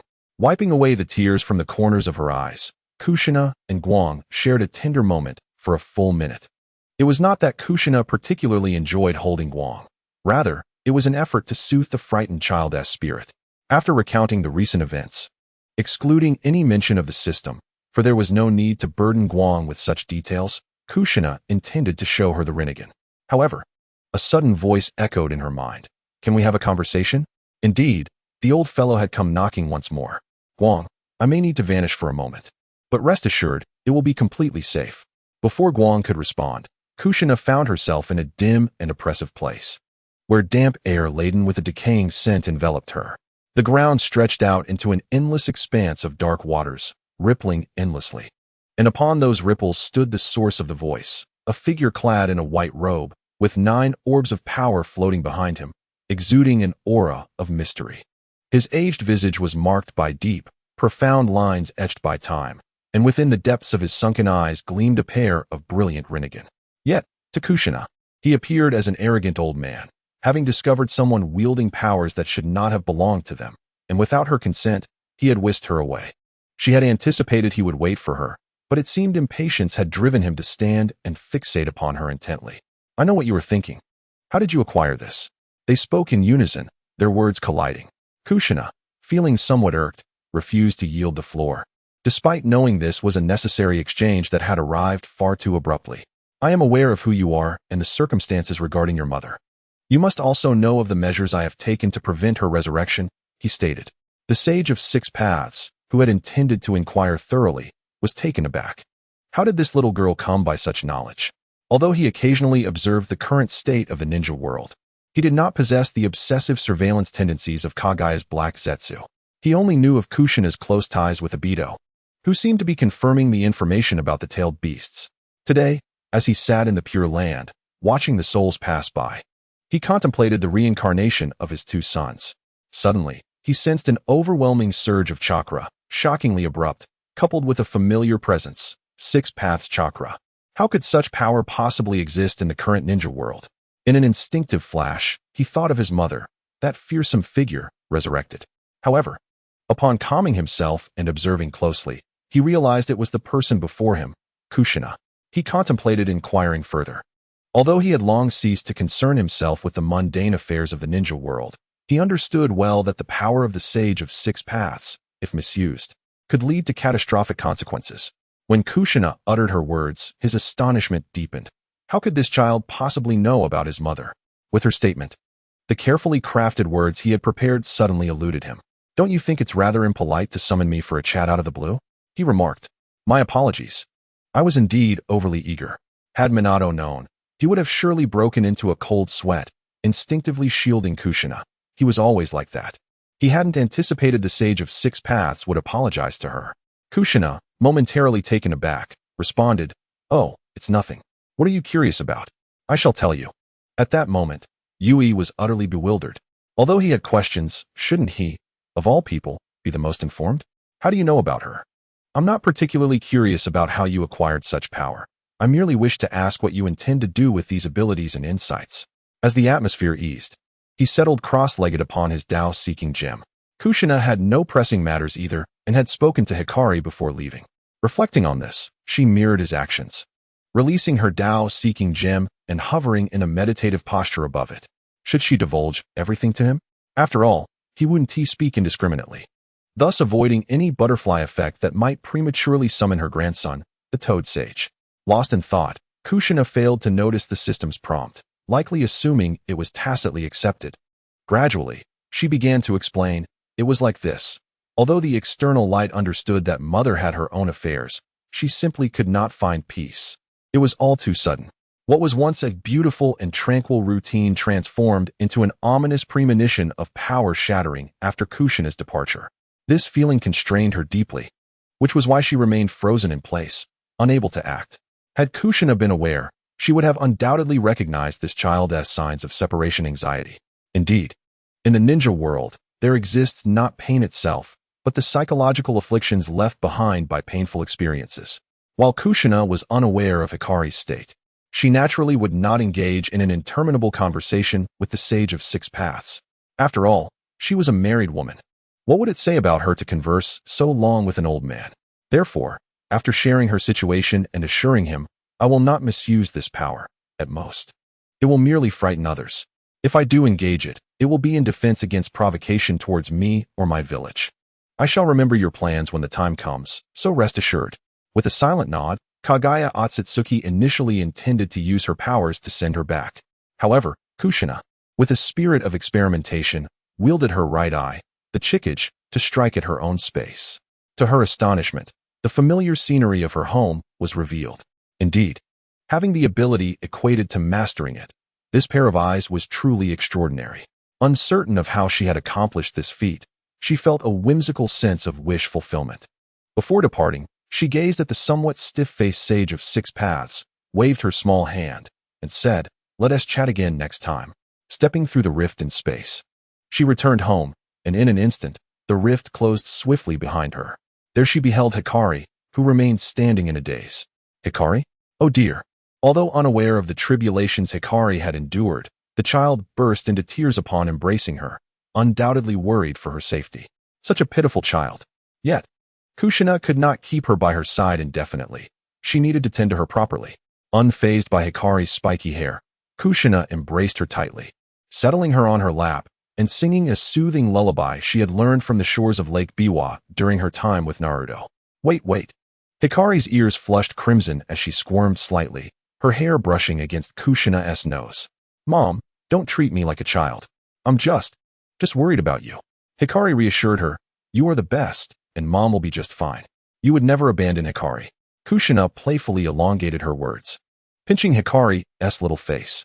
Hearing Kushina's gentle tone, Hikari melted like steam, her composure thoroughly unraveled. The ensuing gesture was the final straw that broke the camel's back. As she observed Kushina's movements, Hikari's pupils dilated in shock. Kushina tenderly caressed her forehead, brushing aside the disheveled hair, and pressed an ethereal, damp kiss upon her brow. Hikari froze, akin to a cat whose tail had been stepped on, her eyes wide as if entranced in a realm of bliss. Only when Kushina released her hair and cradled her face did she complete the sealing technique. Now, with this, even when mom is away, Hikari need not fear. You can find me through here, she said, tapping Hikari's forehead gently. Hikari had buried her face in Kushina's embrace, too timid to look up again. Kushina, delighted by this, found it immensely enjoyable to tease her beloved child. Indeed, this was the joy of being a good parent. As for Naruto, that rascal, he wouldn't even allow her to hold him anymore. What a mischievous child. Chapter 138, it's settled. Once Kushina confirmed that Hikari was no longer anxious, she took her time to explain the recent events. The Sage of Six Paths? He truly exists, Hikari realized, understanding that if it weren't for the sight of her mother's violet eyes, she would have thought some peculiar entity had ensnared Kushina in an illusion. Nestled in her mother's embrace, Hikari tilted her head back slightly, scrutinizing those profound eyes she had first encountered at Nagato's place. By the way, hadn't Nagato mentioned that those eyes would bear a heavy burden? Upon reflecting on this, Hikaru promptly shook Kayanai's arm, questioning whether keeping these eyes open continuously would pose any issues. Not at all, rest assured, Kayanai replied with a smile. These eyes are indeed my own, and I can close them whenever I wish. An idea then sparked in her mind. When your father returns, just wait and see the surprise I have in store for him. You mean suddenly revealing these eyes? Hikaru pondered, intrigued by the thought that his usually composed father might be startled. He was eager to witness how his typically calm father would react under such circumstances. Meanwhile, Minato was oblivious to the unexpected experiences that awaited him that evening. He was scratching his head, staring at a scroll before him, which clearly listed several names. However, he found himself dissatisfied with each name he examined, feeling conflicted and indecisive. After much contemplation, he ultimately sought the counsel of the third Hokage, Sarutobi Hiruzen, hoping to keep his more radical thoughts concealed. Yes, just a little help in selecting individuals is all I need. Minato, why not send Kakashi? Sarutobi Hiruzen, who had been idly spending time at home with his grandchildren, was abruptly summoned to the Hokage's office by an Anbu. His mind was in disarray. He had not engaged in significant matters for some time, and this sudden call made him wonder if Konoha was facing difficulties once again. It seemed clear that Minato still had much to learn. Clearing his mind of chaotic speculations, he strode directly into the office, where he found Minato deep in thought. After some discussion, he naturally advised Minato to engage in proper communication with the Cloud Village to avoid conflict. Yet Minato refrained from divulging the specifics of the negotiations and plans. He merely requested Hiruzen's assistance in selecting individuals. Observing Hiruzen's vigorous demeanor, Minato sketched a few notes on the scroll. Kakashi is highly intelligent, upright, and obedient, yet I can't shake the feeling that he might be somewhat lacking. Pondering his own stubble, Hiruzen struggled to comprehend Minato's concerns. After a moment of reflection, he began to grasp the implications. Lacking? Are you suggesting his strength is insufficient? Indeed. Minato had marked through Nara Kakashi's name, fearing that the other party might resort to intimidation through force. That is certainly a consideration. But aren't Jiraiya and Tsunade currently unavailable? Didn't they visit me not long ago? Minato fidgeted with his hair, feeling somewhat awkward. It appeared that the third Hokage was truly showing signs of age. Although it pained him to say it, clarity was necessary. That visit was 6 months ago. They have since returned. As for my teacher, he should still be traveling, and I am not entirely sure about Lady Tsunade. Hiruzen, reminded of this, suddenly felt as though he had been ensnared in an illusion. Had it truly been so long? And neither of those two had even bothered to bid him farewell? Time seems to sweep by with relentless speed, leaving one to ponder the passage of days. It feels as though just last month, when Konohamaru was still being cradled in my arms, and now he is almost ready to walk. In this moment, Sarutobi Hiruzen finds himself engulfed in a melancholic reverie, his once vibrant spirit dimming slightly. Yet, he remains resolute in his purpose. As for Orochimaru, he is likely still in the village. His prowess is something one can trust. Hiruzen's reminder prompts Minato to recollect, having instinctively categorized Orochimaru merely as a researcher, neglecting to consider his other aspects. Indeed, how fortunate we are to have you. The third Hokage. How could I have overlooked Orochimaru? Alone, I would struggle indefinitely. With Minato's words, Hiruzen feels a surge of relief, his mindset stabilizing somewhat. In that case, please summon him for a discussion. Meanwhile, in the hidden cloud village, shrouded in mist and towering mountains, iron chains weave like a spider's web across the landscape. Accompanied by distant thunder, Reikage-sama, struggling on the cracked rocky ground, Mabui, in her stiletto heels, stands in the center of the training ground where the fourth Reikage, AI, is enveloped in a crackling armor of lightning. With each punch he delivers, he rends the air with streaks of electricity. It isn't until Mabui stomped her foot in frustration that the cacophony of thunder ceased, leaving a resonating shockwave that compelled her to hold on more tightly to her documents. Finally, AI halts his training. Though the training ground has become a chaotic mess of craters, with the wooden training dummies reduced to mere broken pillars. I specifically said not to disturb me during training, he exclaims, waving his hand to disperse the dust in the air. Mabui, pulling out a file, interjects, Reikage-sama, I hadn't finished speaking before you left. We need to finalize the personnel for the negotiations first. To her surprise, AI responds, what negotiations? We can discuss that later. He wipes his brow with a towel from his waist and dries his hands before taking the document and pen from Mabui. With a sudden snap, the pen breaks. I knew it, Mabui sighs, massaging her temples and retrieving another pen from her pocket. It's about Konoha. Konoha, have you forgotten the plan you devised? Mabui is at a loss for words. It seems that after each training session, the Reikage's mind becomes clouded, overtaken by impulsivity. Hearing her words, AI finally recalls. Having been immersed in the administrative duties according to her plans, he has been quite overwhelmed. After relishing a moment of physical exertion, his enjoyment is abruptly interrupted, leaving him irked. He can only grunt in resignation as he takes the document from Mabui, scrawling on it before tossing it back carelessly. Those Konoha folks. This time, they shall pay dearly, he declares, clenching his fist. Mabui swiftly leaps away from the training ground, only to hear a thunderous roar behind her, shaking the very earth. Lightning armor. Upon returning to the office, she gently patted her heaving chest, glanced at the words on the document, and sighed, realizing it had been far too long since he had undergone training.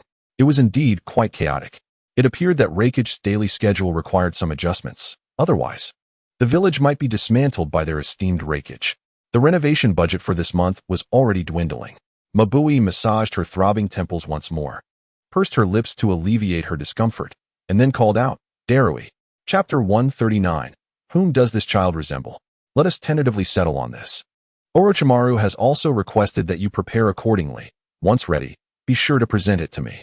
Naturally, Minato organized the scattered documents on his desk, lowering his head and avoiding the departing Orochimaru, silently feeling relieved. After consulting with the third Hokage during lunch, the latter had quietly left. Watching his silhouette, Minato felt that the man seemed considerably lighter. It seemed that he ought to visit him when time permitted, for after all, he was the teacher of his teacher. It felt rather neglectful to leave the elder unattended. Seeking him only when there was a matter to discuss would be exceedingly impolite. Lost in thought, Minato secured the documents in the cabinet with a sealing technique, stroking his chin. Indeed, it was better to return via the Flying Thunder God technique. The chill outside was rather biting. Although he was not particularly averse to the cold, he was not a wooden figure either. Being buffeted by the autumn wind was quite uncomfortable. Meanwhile, at home, Kushina remained alone, facing a steaming bamboo steamer emitting wisps of white vapor. She had not forgotten Minato's words from the morning, which had left her thoroughly embarrassed, wishing for Aido to place her in Kimui's dimension, never to emerge again. However, she was acutely aware that even more embarrassing moments awaited her, and she hoped Minato would consent to her participation in the negotiations. With a sigh, she prepared to turn and lift the lid of the pot when she suddenly sensed a spatial fluctuation. My dear, you haven't sighed in quite some time. What troubles you? Minato, observing his wife with her flowing crimson hair, clad in an apron and leaning against the kitchen counter, felt his mood lighten considerably. Indeed, home was a sanctuary, a place where he could momentarily escape those burdensome thoughts. Yet, he remained curious about her sigh. Hey, have you learned to be lazy? Kushina had now turned, lifting the pot lid. In times of triviality, Minato never utilized the Flying Thunder God technique to return home. Yet, he did not rush to respond to her. As she had anticipated, he simply embraced her. As he slightly adjusted his position, Minato caught the delightful aroma of the buns emanating from her, mingled with the faint scent of wood from her sweater and the warmth of Kushina herself. He tightened his embrace and closed his eyes. "Oh, you're being mischievous." Though unaware of Minato's state, Kushina playfully chided him, having grown accustomed to such interactions. With a single fingertip, she gently nudged his arm, which was wrapped around her waist, but Minato was not so easily deterred by her whimsical rejection. "Are you just going to pick up Naruto?" Casually placing the pot lid upon the countertop, Kushina turned around, her gaze colliding with the smiling eyes of Minato. In that fleeting moment of eye contact, the two pairs of cerulean eyes rekindled a different sky amidst the steam rising from the nearby pot. Kushina, instinctively toying with the ends of her crimson hair, watched as they gradually curled into delicate spirals.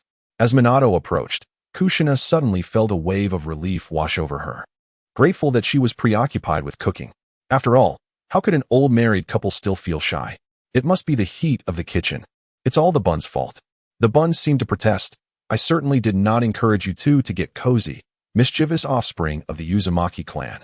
With a playful nudge against Minato's chest, Kushina gently bit him, prompting their separation. Their child would soon be home. She swiftly turned away, pressing her slightly moist lips together in an effort to appear composed. Fortunately, she had no habit of wearing lipstick, as her naturally vibrant complexion kept her lips alluringly red. "What is with you today?" Minato whispered, leaning closer to Kushina's ear, captivated by her beauty and unable to restrain himself. However, he noticed her sigh. "Is Naruto causing mischief again?" "Not exactly," Kushina replied, feeling the warmth of his breath tickle her ear, causing a delightful flutter within her. "I sighed because there is something I need to ask of you." Gradually loosening his embrace, Minato leaned against the counter, watching her intently. "You want me to negotiate? Is that it?" "What?" Minato was taken aback by Kushina's unexpected request. Could it be that Kakashi had informed her? Only Kakashi, Hiruzen, and Orochimaru were privy to this matter. As for the high-level discussions, Minato intended to act without prior consultation. Speaking of that task, Kushina suddenly remembered she needed to surprise him. She swiftly changed her approach. "Since we're negotiating with the Hidden Cloud Village, why not let me handle it?" At that moment, Kushina's mind raced with urgency, silently urging him to agree. She certainly did not wish to be overly assertive, especially with that troublesome system. "Oh, my apologies, but I've already spoken with Orochimaru. I recall you mentioned that such tasks could be declined, right?" Kushina was momentarily speechless, taken aback by his swift decision. Panic set in. She had to go. This task was indeed special. "Is that so?" Minato scratched his head, chuckling foolishly. To Kushina, it appeared as though her husband was being difficult, as Kakashi had already relayed the information to the Hidden Cloud, making it difficult to alter the plan. Kushina froze. As if struck by lightning, despair washed over her. Holding onto a sliver of hope, she bit her soft, red lip. "Then I'll have Aido intercept him. He went around noon, so the message should have reached him by now, and he must have returned by now." Seeing Kushina's increasingly troubled expression, Minato felt a growing sense of confusion. Meanwhile, Kushina clenched her fists, her teeth gritted. "I have a surprise for you tonight, and you mustn't laugh." Minato furrowed his brow, puzzled by her insistence. "Why can't I laugh? If it's a surprise, isn't laughter permissible?" He was a perceptive individual. Since it was meant to be a surprise, he decided not to inquire further. Moreover, judging by his wife's demeanor, he realized that asking would only lead to trouble. Just as he pondered this, the doors suddenly creaked open, and 3 children entered in a line, resembling a snake eager for food. Why 3, you may ask? Because Hinata had also arrived. "Hello, uncle and aunt," she greeted, her cheeks flushed with warmth. Upon seeing the rosy-cheeked Hinata, Kushina momentarily forgot her earlier tumultuous thoughts and hastily approached her. Gently ruffling Hinata's hair, she said, "You came at just the right time. We're having buns for dinner." "Thank you, Auntie." Before long, the entire family, including Hinata, had thoroughly devoured the buns that Kushina had prepared, even finishing the broth to the last drop. In truth, Kushina herself had not eaten enough. She had not anticipated Hinata's visit. However, her concern lay elsewhere. How could Naruto, that impudent child, fail to notice the way the wind had tousled Hinata's delicate face? What a lack of awareness. It seemed she would have to wait until the holidays for Minato to have a serious talk with him. Oh, the worries I bear for this family. As she gradually approached Naruto, who was engrossed in his homework, she glanced over at Hinata, who was playing with her phone. Kushina pinched his little earlobe gently and whispered, "Naruto, don't you think it will be quite chilly tonight?" Mom, what are you talking about? Of course it will be, he replied confidently, crossing his arms over his chest and nodding. Do you think Hinata will feel cold on her way home? Naruto raised an eyebrow, seemingly grasping her implication. Then let Aido take her back. Kushina could no longer contain herself and lightly smacked her son on the head. You fool, just lend her your scarf. But I need it tomorrow, he protested, scratching his head in confusion. Just do as I say. Are you afraid Hinata might refuse? Uft. No way. You're just being weird. Mom, I'll give it to her. With that, he extended his small hand, clutching his red scarf, and strode towards Hinata. Hinata, take this. It's going to be cold tonight. He turned his face slightly, trying to appear cool, despite the awkwardness of the moment. With a loud smack, Kushina slapped her forehead. Whom did this child take after? Surely not the Nine Tails. Hinata's face turned crimson, but this time it was not from the cold. It was from sheer embarrassment. Although she had always thought well of Naruto, it felt mortifying to be the focus of everyone's gaze. As her two soft fingers timidly touched, she hesitated internally about whether to accept the scarf. But her lips were already moving. Thank you, Naruto. Meanwhile, Keisuke, who was observing, could hardly contain his delight at this exchange. He quickly winked at Naruto, urging him to wrap the scarf around Hinata. On the other side, Minato pretended to read the newspaper but slightly tilted it, narrowing his eyes to watch the interaction between his child and Hinata. So this is what it feels like. Hinata, farewell Uncle Minato, goodbye. With one small hand gently caressing the scarf around her neck and the other vigorously waving, Hinata was utterly delighted. Naruto truly gifted her the scarf. It felt so warm. It still carried the scent of Naruto, and she instinctively inhaled deeply, her nostrils subtly flaring. Hinata glanced at Uncle Minato's retreating figure under the lamplight, gradually diminishing until it flickered away in the yellow glow. She was reminded of the buns Aunt Kushina made, feeling as if she could never have enough. Though she felt a tinge of regret, her heart brimmed with joy. Meanwhile, at home, Kushina watched Naruto drift into slumber, having just shared a delightful bath with Light. She sensed immense potential in Light. After all, she was still quite young. As Kushina gently patted Light's back, she observed the delicate, slightly chubby toes and the small, rosy heels. Unable to resist, she tenderly pressed her thumb against the slightly bony, veined surface of Light's fair foot. Gazing at such tiny feet, Kushina suddenly pondered, can Light walk on water? Is it the kind of chakra concentration at the soles? I can do that, Light exclaimed as she prepared to rise from her small stool. Though Kushina, as a mother, had seen it all, the humid, misty bathroom still made her feel that Light was exceptionally adorable. Light's feet shimmered with a blue chakra as she cautiously stepped into the bath, arms crossed, confidently standing atop the water's surface. Light, you are truly remarkable, Kushina praised. Immediately, Light returned to her previous position, thinking, Mom is treating me like a little child again. No way, Kushina replied, picking up the shower head to rinse Light's pristine back. Tsunade was indeed impressive. The first time she had seen it, it was covered in scars, but a gentle pat, and it was all better. All right, you're all rinsed off. Let us dry your hair. Standing up, she grabbed a prepared towel, while Light turned in front of the mirror. This was something she learned from her mother. Though she didn't quite understand its purpose, it brought her comfort. Just as she was about to reach for the hairdryer, Light's eyes darted as if struck by a thought. Will Mom be with me tonight? Kushina, who was tidying up the bathroom, paused, observing Light enveloping herself in the towel amidst the rising steam. At that moment, droplets clung to Light's eyelashes, and her lively black pupils seemed to be filled with curiosity, shifting nervously as they scanned the floor on either side of Kushina. Yet she hesitated to meet her mother's gaze. She couldn't possibly admit that sleeping with her mother felt so comforting. After all, she had just remarked about not treating herself as a child. How she wished she hadn't said that. Had Light forgotten? In a bid to surprise her father, Kushina extended her index finger and lightly tapped her own eyes. That's right. Haha, Mom will tell me tomorrow how Dad reacts. At this point, Kushina felt a twinge of guilt, for her preparations for the surprise were far more elaborate than just one. I'll tell you everything once I confirm the details, she promised the child, feeling a sense of relief as she returned to her room. Just as she was about to unwind, a peculiar chakra presence filled the house. You've become quite addicted to the flying thunder god technique, haven't you? As the chilly air enveloped him, Minato changed into his slippers and gently pushed open the bathroom door. Inhaling the cold scent mingled with the earthy aroma clinging to Minato, Kushina reached out, slowly tugging at the zipper of his coat. If you're cold, hurry up and take off your clothes and shower. I'll be waiting for you upstairs. Feeling Kushina's gentle nudges, Minato recalled the surprise she had mentioned earlier. Although he had already guessed its nature, now he was certain of what it entailed. Yet, why couldn't he smile? Curiosity piqued. He quickly rinsed off and sank into the bath. Meanwhile, Kushina gazed at the neatly arranged outfits on the bed and felt a sudden rush of anxiety, her cheeks flushing. Over the years, she had grown accustomed to fulfilling her duties as a wife, even finding joy in them. However, now, as she surveyed the attire she was to wear, she felt a wave of uncertainty. Was this too bold?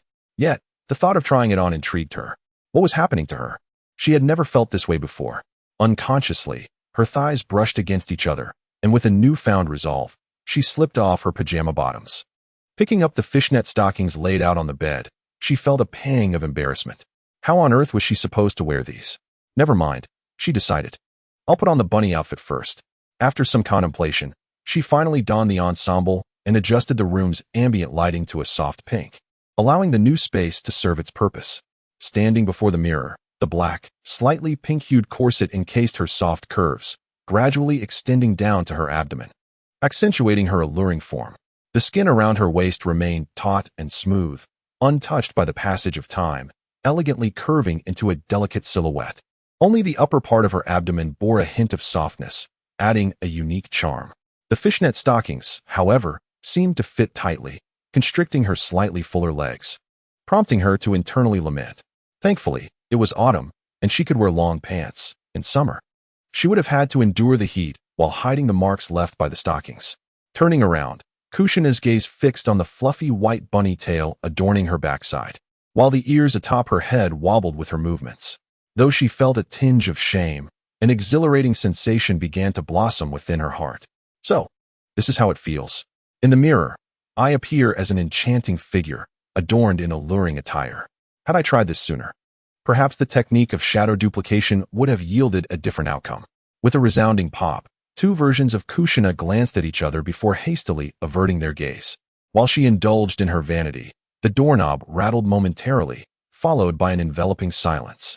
Minato now comprehended the reason behind the directive to refrain from laughter. Yet he found it difficult to contain himself. The surprise his beloved wife had prepared was simply overwhelming.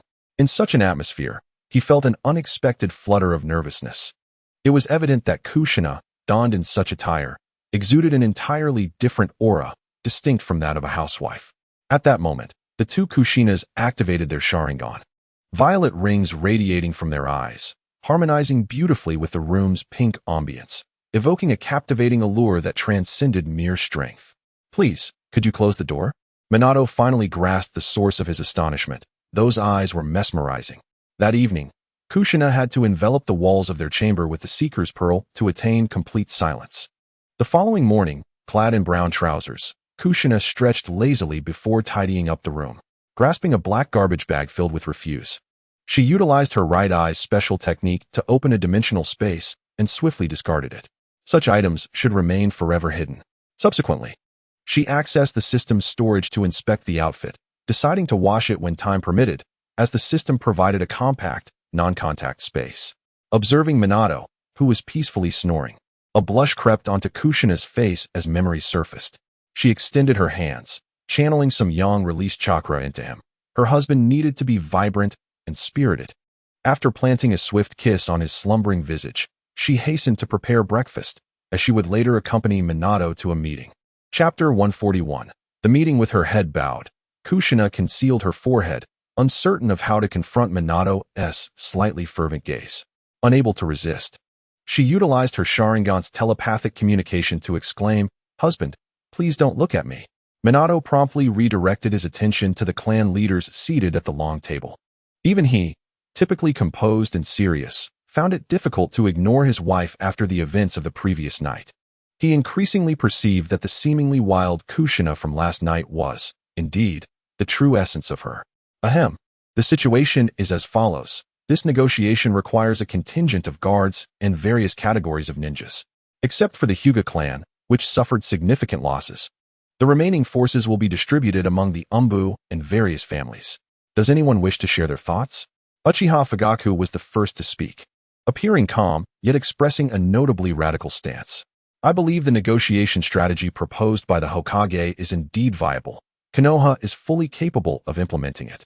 Have you all lost your minds? Exclaimed Torian Koharu, casting a sidelong glance at Minato. And Minato, why did you take such a monumental decision unilaterally? Is one individual not enough? Kushina, indeed, is a formidable presence. While we shall refrain from discussing your negotiation tactics for the moment, it is imperative that Kushina remains within the village. With a calm demeanor, she crossed her arms, and Minato glanced at Kushina, sitting opposite him, without interruption, fully aware that his wife would not be intimidated by these two aged gentlemen. Both had come prepared. Though anticipated, Kushina had already clenched her fists beneath the table, recalling vividly that these two ancient relics had survived the Great War. Truly, they are akin to a millennia-old turtle. With a resounding slap, she struck the table and rose to her feet. If that is your stance, then the Nine Tails shall remain in the village. As she spoke, her hand reached behind her back, retrieving the shrunken Nine Tails and carelessly tossing it onto the table. While the others were oblivious to Kushina's strength, the Nine Tails was entirely aware of its situation. It sat obediently on the table, much like Kakashi's Pakin, surveying the assembly before it. Have you all not seen anything like me before? It seemed to inquire, then curled up, closing its eyes in repose. Although those present had occasionally glimpsed the fox perched upon Minato's shoulder and speculated about its nature, the casual manner in which Kushina produced and discarded it onto the table was undoubtedly shocking. This was a tailed beast, the most powerful of its kind, capable of obliterating the village. Minato exchanged a playful wink with her, suggesting, "Is this satisfactory, esteemed elders?" With her hands pressed against the table, Kushina glared at them, her voice laced with determination. Raising a slightly trembling hand, Hisashi removed his glasses, donning them again in feigned disbelief. "Are you certain this is the Nine Tails?" he questioned. "What? Are you implying that I am a fraud?" The Nine Tails remained seated, merely casting a fierce glare in his direction, startling Hisashi, whose hand trembled as it gripped his glasses. He never anticipated such a response. When had a tailed beast become so humble? In his memory, he recalled witnessing the first Hokage battle the Nine Tails, a feat only achievable by a ninja of such divine caliber. Yet, the creature on the table bore no resemblance to that fearsome entity. Surely, this must be a mere clone? Hisashi speculated. Nonsense. You are the one who is but a clone. Should I revert to my original form and pay you a visit? The Nine Tails huffed, extending a paw towards Konohamaru. Indeed, the Nine Tails spoke the truth. Even without it, Kushina would not perish, for the chakra of the Nine Tails constituted merely a fraction of her being, insufficient to threaten her life. Though this was merely a fraction, it sufficiently unsettled the two elders, who averted their gazes. They overlooked a crucial detail. The Hokage is a married couple, and surely they would be well prepared. The previous night, they had discussed today's matters, and Kushina had conveyed everything to Minato, who had no reason to disagree. As for Kushina's desire to partake in the negotiations, it stemmed from her wish to gauge her own strength. Minato, for his part, chose to ignore the elder's astonishment and gently tapped the table with his knuckles. In that case, the Nine Tails shall remain with me. Is there anyone else who wishes to speak?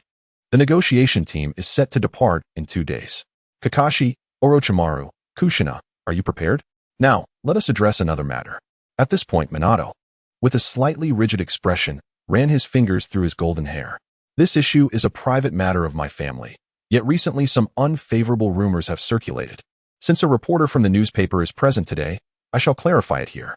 At this juncture, Kakashi brought in an old acquaintance from outside, the one who had photographed the father and son duo last winter, Sato. Although he now holds the position of president at the newspaper, he still came in person. His appearance had changed somewhat, dressed in a suit. He retained a hint of past insecurity, his hands clenched as if unsure where to place them.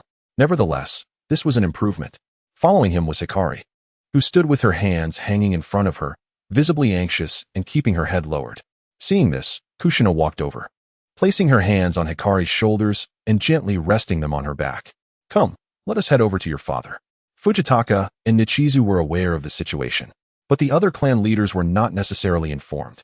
They had not anticipated such a development. They might have seen Hikari before, and even witnessed her alongside Kushina, but had never considered the implications. Of course, aside from Kakazu, who recalled his daughter mentioning that Naruto had a Uchiha sister, leading him to some speculation. The fact that this matter had not been publicly acknowledged was indeed a lapse on the part of the parents. My apologies, Hikari. Standing between the two. Hikari had just learned in the morning that she would accompany them to the Hokage building, which brought her joy. Yet they had not mentioned the presence of so many onlookers. Wiping the cold sweat from her palms, Hikari felt increasingly anxious. If she were to face numerous adversaries, she would feel no trepidation. However, the gazes of these individuals, aside from the two elderly men, appeared rather gentle, leaving her uncertain on how to respond. After cautiously capturing a formal group photo in the conference room, Sato took a separate picture of the family trio, both images taken with a newly invented digital camera. Meanwhile, the Ino Shikicho trio, Nichizu, and Fujitaka joined in for a photo, although those were taken with a Polaroid camera. Sato shook the photos and respectfully presented them. While everyone was intrigued, the elder gentlemen were unfamiliar with such technology. They typically spent their leisure time drinking tea and playing chess, with only Shinji being somewhat knowledgeable. Minato and Kushina took the opportunity to explain Hikari's background, particularly emphasizing the news of her starting school next year, aiming to encourage the scoundrels from these clans to behave themselves. In the end, aside from the two elders from Konoha, who bore expressions akin to having consumed something unpleasant, the other clan leaders departed with cheerful smiles, clutching their photographs. This couple truly Orochimaru sighed, lamenting that such a splendid moment should have been spent in the laboratory. What a waste. Tucking the photographs into his pocket, Orochimaru resolved to return and catch up on his work. Minato, I still wish to speak, Orochimaru declared. No longer able to contain himself, he stood up directly, asking, Are you suggesting that the Ninetales deceived me? Or are you implying that Kushina, as a member of this village and a mother of 2 children, would deceive me? In an instant, the young Chun found herself at a loss for words. Her mouth agape, as an unsettling feeling gnawed at her. This was not how things were meant to be, no matter how she approached it. She could not escape the confines of her own thoughts. Beside her, Mito's Inazuma, with a hint of deference, glanced at Watergate and quickly took Chun away. Chapter 142. The night before departure on the eve of their journey, apart from the ever-busy Kushina packing her belongings and Watergate assisting her, the 2 children sat at the dining table, sharing a meal. Mom, are you going on a mission again? Naruto asked, struggling to swallow his food as he watched his mother sort through her clothes. Yes, it seems I will be gone for quite some time, she replied.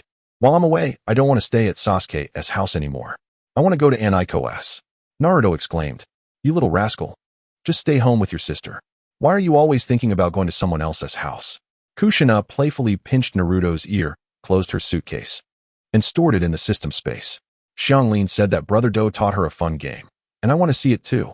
But I don't understand why I have to bring that annoying Sasuke along. She grumbled, slightly furrowing her brow. Nonetheless, she placed her trust in Do's judgment. Her last statement reassured her, as it seemed Xianglin was quite clever. As for her son, she realized she needed to intensify his training. He could not remain so naive. You must have your sister accompany you. Once you're done playing, you must behave at home. Got it. So, is it my sister who will be cooking? What about Dad? I still have to work. I'm sorry, Naruto. But you can join me for lunch at the office. Just don't make a mess, Watergate replied. Dear, if Naruto has a day off, let him play at your place. What could possibly be going on in the village now? Watergate, that slacker. Chuckling awkwardly, Watergate had anticipated that Kushina was aware of his occasional laziness. I understand, dear. Rest assured, you should be back before long. Though she recognized Watergate's reasoning, her worries lingered. A testament to the innate concerns of a mother, a sentiment that was somewhat difficult to suppress. Meanwhile, Kei, sitting next to Naruto, nudged him with her elbow and whispered in his ear, If my cooking isn't good, you have to tell me, okay? Of course. Unbeknownst to Naruto, Kei was primarily concerned about her father's opinion of her cooking. After all, Watergate might choose to endure her culinary mishaps out of consideration for her feelings. But Naruto would not contemplate such matters. Although she had learned quite a bit while helping Kushina, opportunities for actual cooking remained scarce, leaving Kei a tad anxious. Both of you must listen to your father while at home. No mischief, especially you, Naruto. With a sigh, Kushina seated herself on a chair, propping her head with both hands. She seemed to be afflicted by a form of nostalgia akin to that of a child yearning for a spring outing, a persistent anxiety settling within her. Perhaps it was due to her prolonged role as a housewife, having seldom ventured beyond the confines of her home. The prospect of traveling such a considerable distance was daunting. It was the land of fire after all. and the journey undertaken by the elite shinobi would require no less than 3 to 5 days of relentless travel. Previously, she had only accompanied Aido on brief excursions, akin to casual shopping trips, where returning at her whim was a certainty. However, this time she was to join a collective, and as the wife of the Hokage, she could not indulge in any preferential treatment. She felt compelled to be part of the group, recognizing this as an opportunity to understand how the members of various clans perceived her. Her usual interactions were limited to a select circle of noble friends, with the exception of Aoi, who was of common descent but offered her support, which she believed would suffice. As these thoughts coursed through her mind, a flicker of anticipation ignited within her. It would also afford her the chance to converse with Kakashi, as their encounters were infrequent, typically limited to festive occasions when he would make an appearance. Minato had long since noticed Kushina's unease, yet he chose not to address it in front of their children, likely wishing to preserve her dignity. It wasn't until they lay together in bed that he embraced her, whispering, "Dear, if you truly wish to return, you could always employ your Sharingan discreetly." Adjusting her position slightly in Minato's arms, Kushina entwined her small feet around his legs, her arms securely wrapped around his sturdy back. Pressing closely to him, finding solace in his warmth to quell her anxiety. "I have contemplated that, but it feels rather inappropriate. Everyone else is enduring the hardships of the journey, and as your wife, I would feel unduly privileged. It seems it would tarnish your reputation." "Not at all," he reassured her. "Our shinobi in Konoha would never think that way. Besides, it's meant to be a secret." Kushina lifted her gaze, casting a quizzical look at Minato, surprised that the usually serious Hokage would utter such words, leading her to question his sincerity. "You, my dear, have been seen through, haven't you? I cannot help but worry about you. Although Kushina has become nearly invincible, as your husband, my concern for your safety prevails. This is merely my selfishness." Initially, Kushina assumed he was pondering something inappropriate, but his serious demeanor suggested otherwise. Indeed, Minato is ever the epitome of perfection. As these thoughts crossed her mind, she couldn't resist tilting her head to kiss him, only to quickly retreat into his embrace like a hamster seeking refuge. "I will return secretly," she teased. Minato, feeling the warmth of Kushina's breath and the heat of her body, found his worries alleviated. The negotiator sent by the Cloud Village was none other than Darui, a Jonin comparable to Kakashi, cynical and formidable, wielding the rare storm release bloodline limit. It wasn't the prospect of conflict that troubled Minato, but rather the fear that Kushina might react impulsively to his dismissive attitude, potentially leading to chaos and complications. "Kushina, please remain calm during the negotiations. I want tea. I promise. You can rest easy. During this time, spend more moments with Naruto. It's perfectly fine to ease up on the village matters occasionally. I worry he may remain oblivious." She pouted innocently, nuzzling against his chest. Observing her thus, Minato gently caressed her head with his somewhat rough hand. Yet an unsettling premonition lingered within him. How could that be? Both children are remarkably intelligent. Naruto merely requires guidance. His academic performance, however, leaves much to be desired. They conversed as if they would be apart for an eternity, until Kushina's steady and gentle breaths signaled her relaxation in Minato's embrace. He gradually stretched his numb arms, shaking off the discomfort, though his heart brimmed with joy. Kushina had confided numerous concerns regarding Naruto, tasks that he, as a father, needed to address, and he was resolute in his intention not to remain absent. Chapter 143. On the road, though Kushina professed she would not act recklessly, she had begun to formulate some ideas. After the meeting that day, she secretly sought out Aido. "Is there news regarding mother? It can't be Rin, can it? Is she still following you?" At this inquiry, Aido chuckled, though his laughter diminished in volume. "Ah ha ha ha. She should be in the village now. Didn't your teacher restore her status as a ninja? How is she still accompanying you? Surely you haven't been tasked with babysitting her? I am safeguarding her. There was a mission where a fool from the mist nearly harmed Rin. That shark-like individual was truly an imbecile." Clenching her fist, Kushina aimed to punch Aido in the waist, but he skillfully evaded her strike. "Have you forgotten what I said? He was once a member of Akatsuki. But your protection of Rin is commendable. Is that so?" "Certainly. The passage of time has led to forgetfulness, which is quite understandable. Thus, what brings you to seek my assistance?" As the kaleidoscope unfolds, although the intentions of the teacher's wife remain unclear, Aido is assured of the reality before him, leading him to obediently comply and open the device. Meanwhile, Kushina unceremoniously utilized a duplication card, effortlessly replicating 2 Kamui techniques. This was not an act of opportunism. After all, it was her contribution that allowed Aido to frolic with Rin in the Kamui space daily. Is it ready? What is it? Aido inquired, extending his hand. In the blink of an eye, he beheld a panorama of golden-hued hills. Upon raising his gaze, he realized it was the sun illuminating the grassy meadows, casting a warmth reminiscent of a late summer afternoon, a scene so enchanting that he momentarily lost his bearings. However, soon enough, his body conveyed the sensation of a spatial fluctuation. Where's this? Kamui? How could my Kamui be? It appeared that his space was quite abundant. Let us try this next, Kushina declared, leaping back several dozen meters. Susanoo. As Aido beheld the colossal manifestation before him, his mouth fell agape. This isn't right. Presently, Kushina, clad in a ninja vest, was moving in tandem with the main forces. She was perplexed as to why so many individuals were accompanying them, far exceeding her expectations, as she had presumed no more than 10 would be involved. Weren't we supposed to return after the negotiations? Fewer people would be preferable, wouldn't it? Why are there so many with Orochimaru? Not too many, really. A portion of the Leaf Ninjas have already arrived at the negotiation site and are preparing. We have only around 20 behind us, including guards, intelligence ninjas, and medical ninjas. I see. It would have been ideal if you had constructed a helicopter. In truth, it has already been created. However, Minato chose not to disclose this. After all, within the borders of the Land of Fire, how many of us move together is inconsequential. Once we exit the territory, sitting atop such contraptions could lead to complications, necessitating improvements. Indeed, are we to run continuously? At that moment, even as the two conversed, their feet remained in motion, while the others progressed in groups of 3. Orochimaru cast a disdainful glance at the somewhat naive Kushina, pondering how she could be so oblivious. Did Minato not inform you? He advised me to prioritize safety. If you are uncertain, simply inquire. He mentioned nothing further. At this juncture, Kushina suddenly recognized that over the past few years, she seemed to have completely forgotten how to be an indefatigable ninja. Oh, you two truly believe that once the sun sets, one must rest? Of course, if you give orders, everyone will heed your command. Orochimaru was baffled by what the couple had been doing at home, and Minato had become increasingly lethargic. He had previously explained matters to Kakashi and now found himself reiterating them to Kushina. I am not that type of individual. Let us adhere to the original plan. You are astute enough to comprehend my purpose here, are you not? With a slight arch of his brow, Orochimaru smiled and remarked, what could it be? Truly perplexing.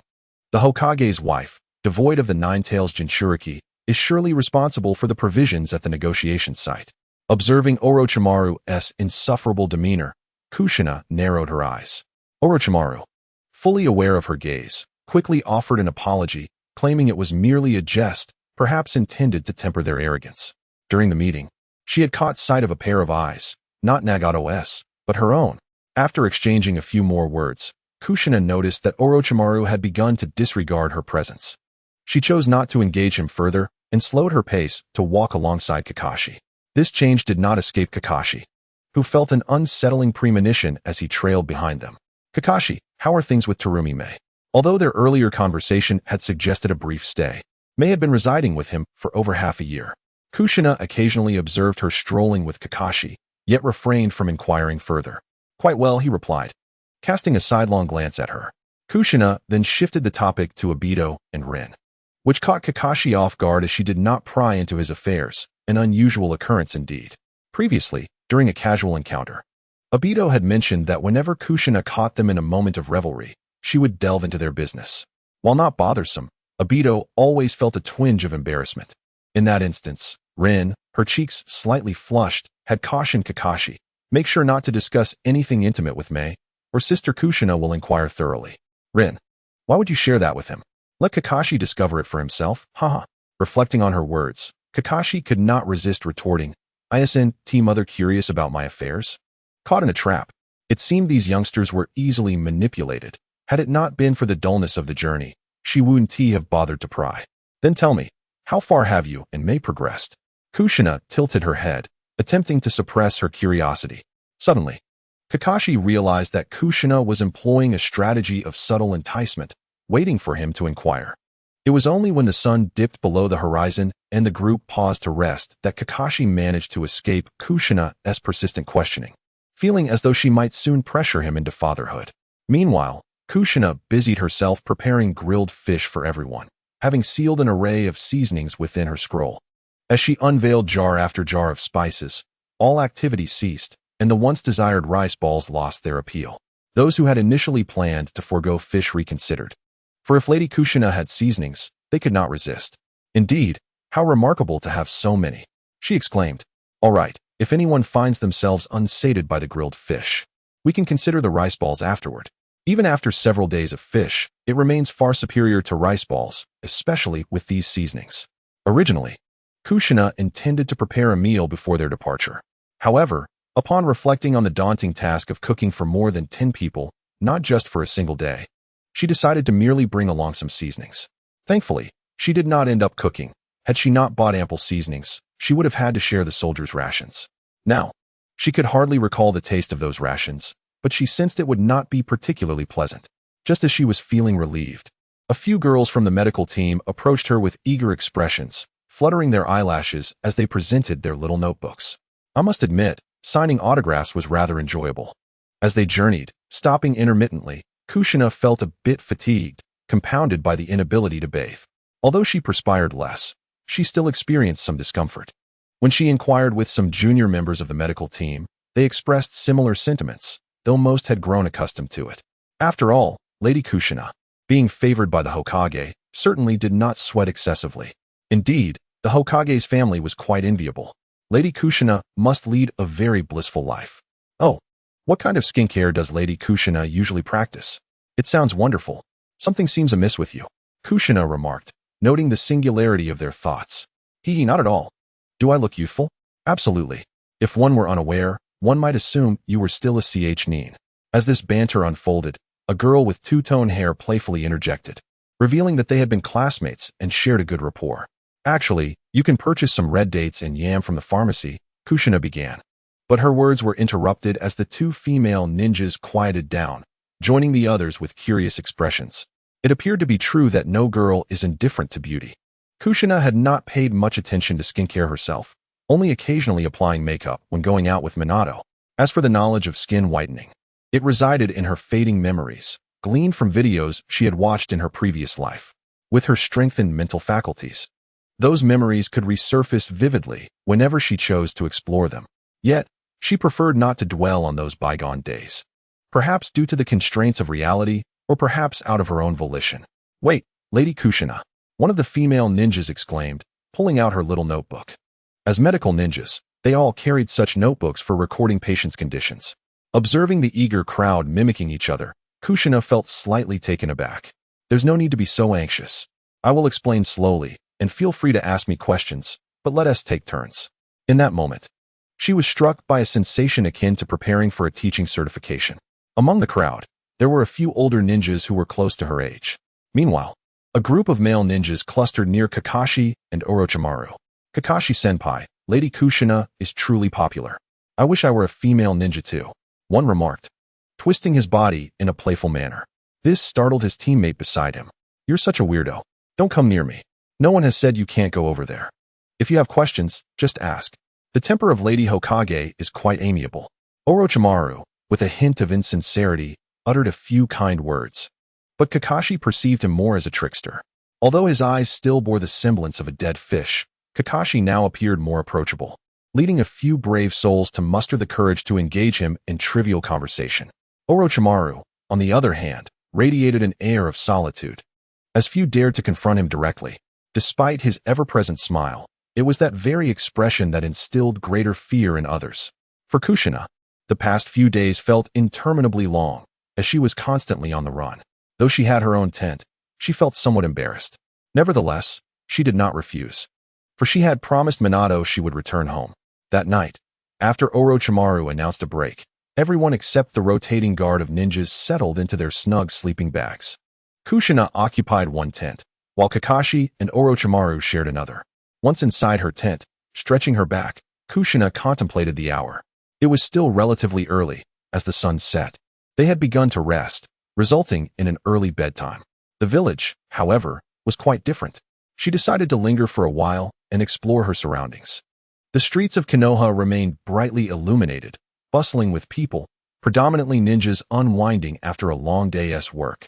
Few places were left unlit. "Sister, this meatball is a bit salty, but still edible," Naruto remarked, waving the brown meatball skewered on his chopsticks towards Hinata, who was clad in an apron. "Ah, I see. My apologies, Naruto. Please endure and finish it. Remember to drink plenty of water," Hinata replied. "It's nothing, just a tad salty. Hinata's cooking is truly delightful." "Isn't it, Naruto?" Minato chimed in, seemingly relishing every bite. It wasn't he that Minato was too lazy to cook in the evening. Rather, Hinata insisted on preparing the meal herself. Minato understood the temperament of the Uchiha. Once they set their minds on something, they seldom wavered unless faced with significant setbacks. Thus, he didn't feel the need to impose his desires. "Sister had previously asked me to discuss her cooking with you, so don't worry, Dad," Naruto stated, his expression serious. Seeing Naruto's earnestness, Minato couldn't help but chuckle. "Naruto, could it be that Hinata fears I might overindulge in caring for her, and thus employed you to gauge my intentions?" "Dad," Hinata exclaimed playfully, placing her plate down as she lowered her head onto the chair. "Ah, so that's the case. Sister should have just asked Dad directly," Naruto realized, understanding the situation. He hadn't considered it before, perhaps assuming Hinata always appeared so earnest. "Don't blame your sister, Naruto. She trusts you," Minato laughed. "Both of you are such delightful children." Hinata's head sank deeper in embarrassment. Such is the wisdom of a father, to grasp everything so swiftly, she thought. Chew. Finishing the last meatball in his bowl, Naruto reached for a pastry. "Dad, will you teach me ninjutsu later?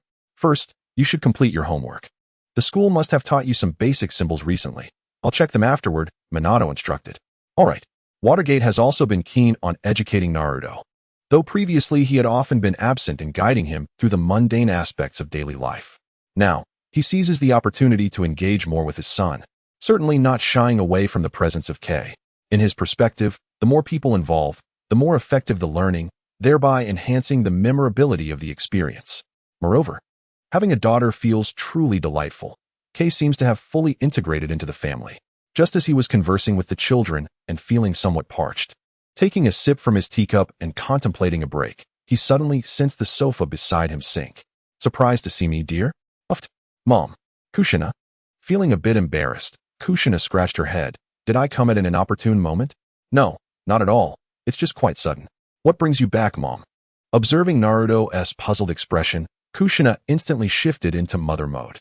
"I'm just back for a short while. Have you been behaving yourself, you little rascal?" "Of course." Looking at the family dynamic, Kushina suddenly felt she should set a time to meet with Minato.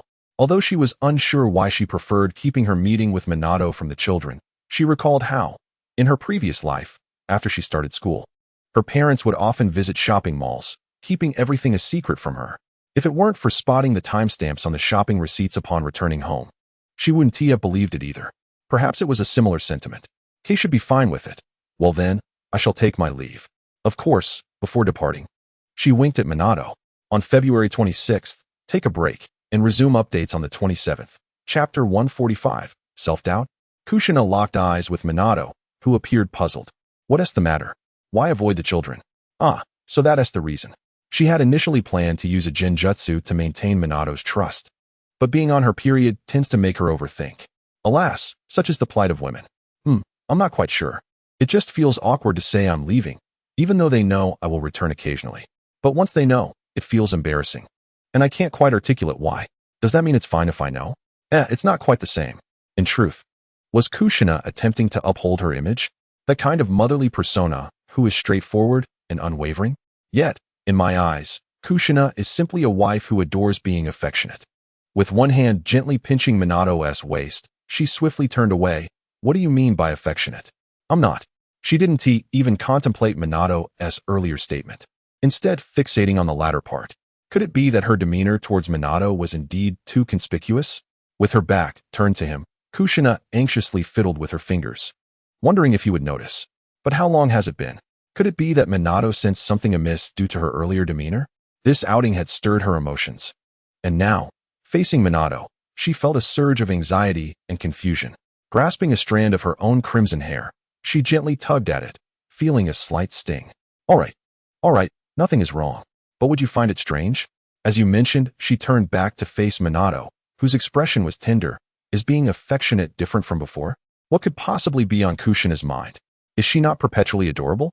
Surely, she wouldn't feel any different, even after all these years together. I gently embraced her, pulling her crimson head into my chest, sensing her tension, and softly caressed her ear. How could it be sudden? Wasn't Kushina always like this? There's no need to worry. No matter how Kushina changes, she will always be Kushina, just as I will always be Minato. Feeling the slight tremor in her breath, I stroked her head once more. Did someone say something? Perhaps it's just the whims of her menstrual cycle. Is that so? But Kushina, can one truly experience such a cycle with those enchanting eyes? Kushina, momentarily lost in thought, lifted her gaze and shot me an indignant look. What are you talking about? I'm still human, you fool. Indeed, even the strongest can be vulnerable at times. It has been nearly 6 years now, experiencing the warmth and dampness on my forehead. I noticed Kushina's hand tighten, as if to grasp this moment forever. Oh, how I wish to remain in Minato's embrace, feeling his warmth, my heart at peace. Observing a more relaxed Kushina, I too felt a sense of relief as I gazed at my wife, captivated by her charm. Meanwhile, Kushina was silently reassuring herself. Suddenly, she felt a distinct sensation beneath the covers. I must return, she thought, her face flushing as she looked up at me, meeting my affectionate gaze. If I were at home, I would surely oversleep, and everyone would notice my absence or suspect that I was being lazy. I playfully pinched her cheek, nearly bursting into laughter. You're not a child. You know that's a normal response. No need to fret. Yet, I noticed Kushina lowering her gaze, evading my eyes, and burying her face, which surprised me momentarily. After a few minutes, Kushina wiped the corner of her mouth and casually tossed the tissue into the bin. She quickly hugged me, reminding me, don't forget to take out the trash tomorrow, Minato. As I watched the swirling void gradually appear and then swiftly vanish. Feeling the lingering warmth of the blankets, I shifted my position, reclining on the bed. It seemed Kushina was becoming more proactive. The last time things were like this was after Naruto's birth, but that was not necessarily a bad thing. On the other hand, Kushina couldn't help but shiver. The tent felt a bit chilly. Remembering earlier, she felt warmth spread through her once more. Hastily, she threw off the cold covers to cool herself down. Though we were apart, our positions were remarkably synchronized, lying back in the tent. She felt a newfound boldness within her. Would this frighten Minato? Yet, he had said that no matter how she changed, she would always be Kushina, so it should be fine, shouldn't it? Calm down. She suddenly seemed to sense something. Swiftly rising from her cocoon of blankets, she opened her water bottle, rinsed her mouth, and leaned out of the tent, spitting onto the grass beside her. Although she had previously entertained thoughts of assisting during her menstrual cycle, she had never been so proactive. Perhaps the atmosphere earlier had influenced her. It felt as though Watergate was encouraging her, creating a subtly charged environment. Yes, that must be it. Moreover, as a wife experiencing her period, it seemed only natural to take the initiative. After all, it had been 5 days since her last cycle. Suddenly, she realized that her desire to act in such a manner was causing her to avoid the children, making it increasingly difficult to find sleep. Consequently, the next day, she appeared quite fatigued, despite having restored her chakra. Kakashi, however, noticed something amiss. Did you not rest well last night, sensei? Oh, just a little. But it's nothing to worry about. You can trust in my abilities. With that assurance, Kakashi had no further thoughts on the matter. He simply nodded and began to organize the team. Throughout their journey, Kushina had grown noticeably quieter, piquing Orochimaru's curiosity. Kushina, are you unwell? No. How could I be ill? I was merely fatigued from contemplating a few matters last night. In truth, some answers to her questions would gradually reveal themselves with the passage of time. Relentless pursuit often proved less fruitful than patient waiting. Just as those thoughts that had once eluded her grasp were effortlessly brought forth by him. Gazing at Orochimaru, whose eyes crinkled with a congenial smile, Kushina felt a spark of admiration. Truly, he was remarkable. It seemed that incessantly questioning the answers was less valuable than awaiting clarity on her own situation. Time would ultimately unveil everything, and now, her inner turmoil was futile. This reflection reminded her that Orochimaru, despite his youthful appearance akin to Kakashi's, was indeed an elder. His body a product of the White Zetsu's cloning. Wisdom does come with age. If Orochimaru were to learn of Kushina's thoughts, he would surely find little amusement in them. As time passed, the group finally reached their destination just before sunset, where tents of differing colors stood on either side. Kushina sighed with relief. The running was over. Though it had not been exhausting for her, it had been rather dull. At last, the tedious moments were behind them, and things were about to grow interesting. Chapter 146. Would you like to go outside and see?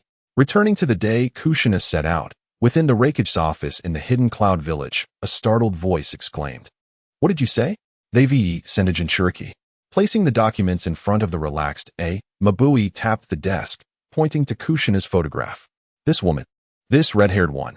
She belongs to the Uzumaki clan. What does Konoha intend to do? I was momentarily taken aback, puzzled that he should benefit from the chaos. Yet it seemed something was amiss. She was the Jinchuriki of the Nine Tails, and moreover, the wife of the fourth Hokage, Minato Namikaze.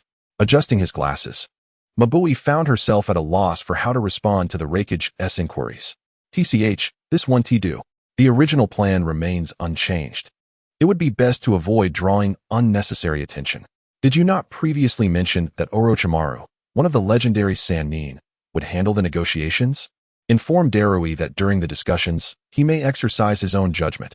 I have faith in him. After speaking, he took a sip of water and rose to depart. Lord Raikage, I believe I did not mention that today's tasks are concluded, did I? Furthermore, have you not considered delving deeper into the intelligence? I believe it warrants greater attention. Ahem, they would absolutely refrain from utilizing the Nine Tails. Is the intelligence truly reliable? Reluctantly, AI sat back down. Realizing he had been caught attempting to evade responsibility, he withdrew another sheet of paper, upon which the contents astonished him. Is this truly authentic? This woman has long since retired. What is that man, Minato, thinking? Or have they completely seized control of the Nine Tails? Hence, I insist you reconsider. Must Darui truly go alone? Furrowing his brows, AI crossed his arms over his chest, appearing quite troubled. Their Hokage has not even attended. They cannot expect me to go in person. How embarrassing. Then I shall find Darui, and you may provide him with personal guidance. This is absurd. It seems I have no choice. I initially intended to give Darui some training. Meanwhile, the team from the Cloud Village arrived early at the negotiation site and set up camp. Darui sat in the tent, reminiscing about the conversation he had with Lord Raikage. His foot swung idly on the conference table as he spat out a toothpick, feeling utterly bored. How could they send such a troublesome individual to negotiate? It's truly baffling. Moreover, why has Mabui accompanied you? Frowning, he lifted one foot slightly, bending at the waist to adjust his high heels with a finger. Mabui appeared somewhat displeased as well. The road was somewhat waterlogged, and although her heels were not excessively thin, walking was still quite uncomfortable. Lord Raikage requested my presence, stating it was to assist you. However, I suspect he intends to sideline me to enhance his own training. They must have arrived by now, correct? Indeed. They just entered the encampment. They should still be recuperating, with the first exchange scheduled for tomorrow morning. Well then, let us rest well, Mabui. Since there are no other matters at hand, we shall reconvene tomorrow. As he observed Mabui depart, Darui scratched his head, adopting a vacant expression. His white hair fluffed up. And while he felt confident in battle, how was he to conduct negotiations? Meanwhile, at the Leaf Village encampment, Orochimaru had also finalized his arrangements. Kushina, will you be making an appearance tomorrow? Observing Orochimaru leaning on the table, Kushina broke into a silly grin. Ah, did Minato not make arrangements? You too. If you wish to go, feel free. It matters not whether you choose to depart at a crucial moment. No one can truly hinder you. Indeed, mistress. The decision rests with you. Yet, as Kakashi stroked his chin, a hint of concern washed over him. What he worried about varied among the three present. Orochimaru feared that Kushina might unleash her wrath and annihilate the Cloud Shinobi, thus jeopardizing his peaceful return to his research. Kakashi, on the other hand, was anxious for Mistress's safety, while Kushina presumed Kakashi was apprehensive about her potentially sabotaging the negotiations. Very well, Orochimaru, I shall remain vigilant, she declared. Orochimaru inhaled sharply, realizing that the worst had indeed come to pass. Kakashi paused momentarily, then chuckled softly, choosing not to comment further. Do you both believe I might act recklessly? Kushina inquired, crossing her arms and scrutinizing the duo. Rest assured, I shall only intimidate them when absolutely necessary. The two nodded in agreement, albeit with a hint of trepidation. Yet it did not affect their camaraderie. After discussing various precautions, The trio retreated to their respective tents. Meanwhile, Kushina pondered whether to return home that evening, her gaze fixed on the ground rather than the path ahead. The guards, noticing her distraction, assumed Lady Kushina was preoccupied with her own affairs and remained silent, until she inadvertently collided with something. "Oh, I'm terribly sorry," she exclaimed, instinctively apologizing as she lifted her gaze. What was this? Before her stood a woman with striking red hair, and Mabui's pupils dilated in surprise. She had intended to ascend the hill to enjoy a drink and unwind. Yet here stood Uzumaki Kushina. Mabui quickly stepped back, creating distance between them, instinctively concealing her wine bottle behind her back. "There's no need to be alarmed," Kushina reassured her, recognizing her attire and recalling who she was. "I was lost in thought, and didn't realize I had walked too far. My apologies." This was neither party's designated area, and Mabui, observing the woman before her, found it difficult to reconcile her with the intimidating descriptions she had encountered. Where was the temperamental and impulsive persona? Instead, Kushina resembled a fresh graduate from the Ninja Academy.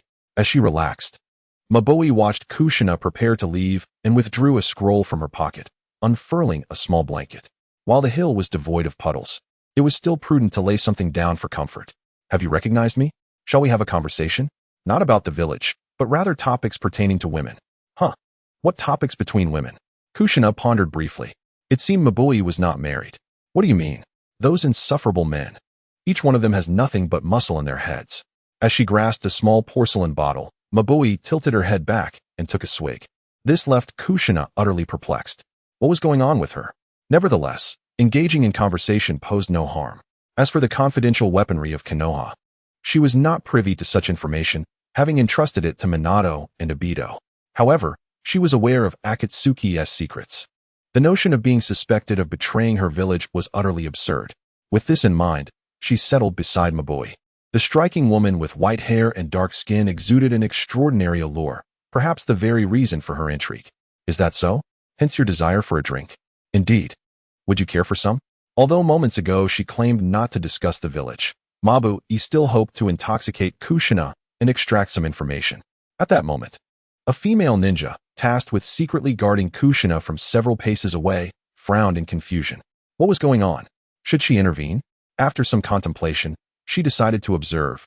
Recalling what Captain Kakashi had said, as long as there were no ambushes or assassinations, there was no need for action.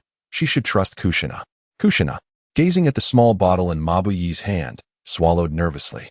She was not afraid of poison. Her powers were substantial enough to metabolize any toxin the moment she sensed it. "Well, I shall take a sip then," she said, tilting her head slightly to drink. "You certainly trust me. What if I were to say it contains poison?" Noticing a faint blush on Mabui's brown skin, Kushina chuckled. "You must be joking. You just drank some as well. However, the sake from the Cloud Village is quite remarkable." Mabui had already formed a judgment. The red-haired woman before her was as naive as she appeared. "Aren't we discussing men? That muscular fellow you mentioned must belong to the Cloud Village, right? Don't you know anyone outside your village? By the way, you're not married, are you?" Surprisingly, they had indeed begun to chat. Yes, I am still single," she replied. As Kushina gazed at the myriad stars above, the scent of alcohol mingling with the earthy aroma after the rain filled her senses, she suddenly felt playful. "Will you remain the rakeage secretary indefinitely, or do you harbor feelings for him?" "What? How did you arrive at such a conclusion?" "That is absolutely impossible. And do you even know who I am?"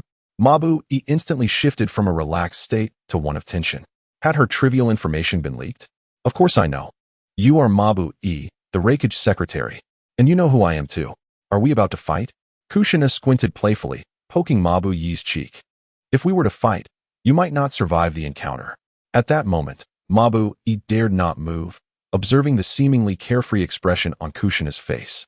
Sensing that she was not joking, this woman undoubtedly had complete control over the Nine Tails. Seeing Mabui's apprehension, Kushina burst into laughter. "Ha ha ha, I was just teasing you. Honestly, if the ninja world were at peace, would you leave the village to explore?" Though still not entirely at ease, Mabui couldn't help but ponder Kushina's words. "Perhaps I would. But why did the Cloud Village propose such unreasonable demands?" A sudden remark nearly caused Mabui's mind to short-circuit, prompting her to stand abruptly. "I'm sorry, but I must take my leave." Fear gripped Mabui's heart. Should the other party suddenly become hostile, she could not possibly retaliate. Xiao also rose, for beneath her sat someone else's cushion. Observing Mabu Yi's hurried departure, Xiao sighed, realizing that everyone harbors such desires while steadfastly maintaining their own positions. Indeed, unification is of utmost necessity. Gazing at the myriad stars above, Xiao could not help but marvel at the purity of the air. There were no obstructions, allowing her ordinary eyes to behold the vastness in its entirety. Yet, the very clarity of the view inevitably stirred a sense of void within her, mingled with the anxiety of impending negotiations. As the notion of extraterrestrials flickered insignificantly in her mind, as if struck by a thought, Xiao remained still, turning to gaze into the thicket behind her. She was aware of her dedicated guardian, who had been discreetly watching over her, and from her observations over the past few days, she deemed the child quite composed. Could you step forward, the one responsible for my protection? In the next moment, a young kunoichi with purple hair appeared before her. Lady Xiao, she spoke, a hint of apprehension evident in her tone. What should she say? This was her first experience as a guardian. Just include what transpired earlier in your report. There's no need for excessive consideration.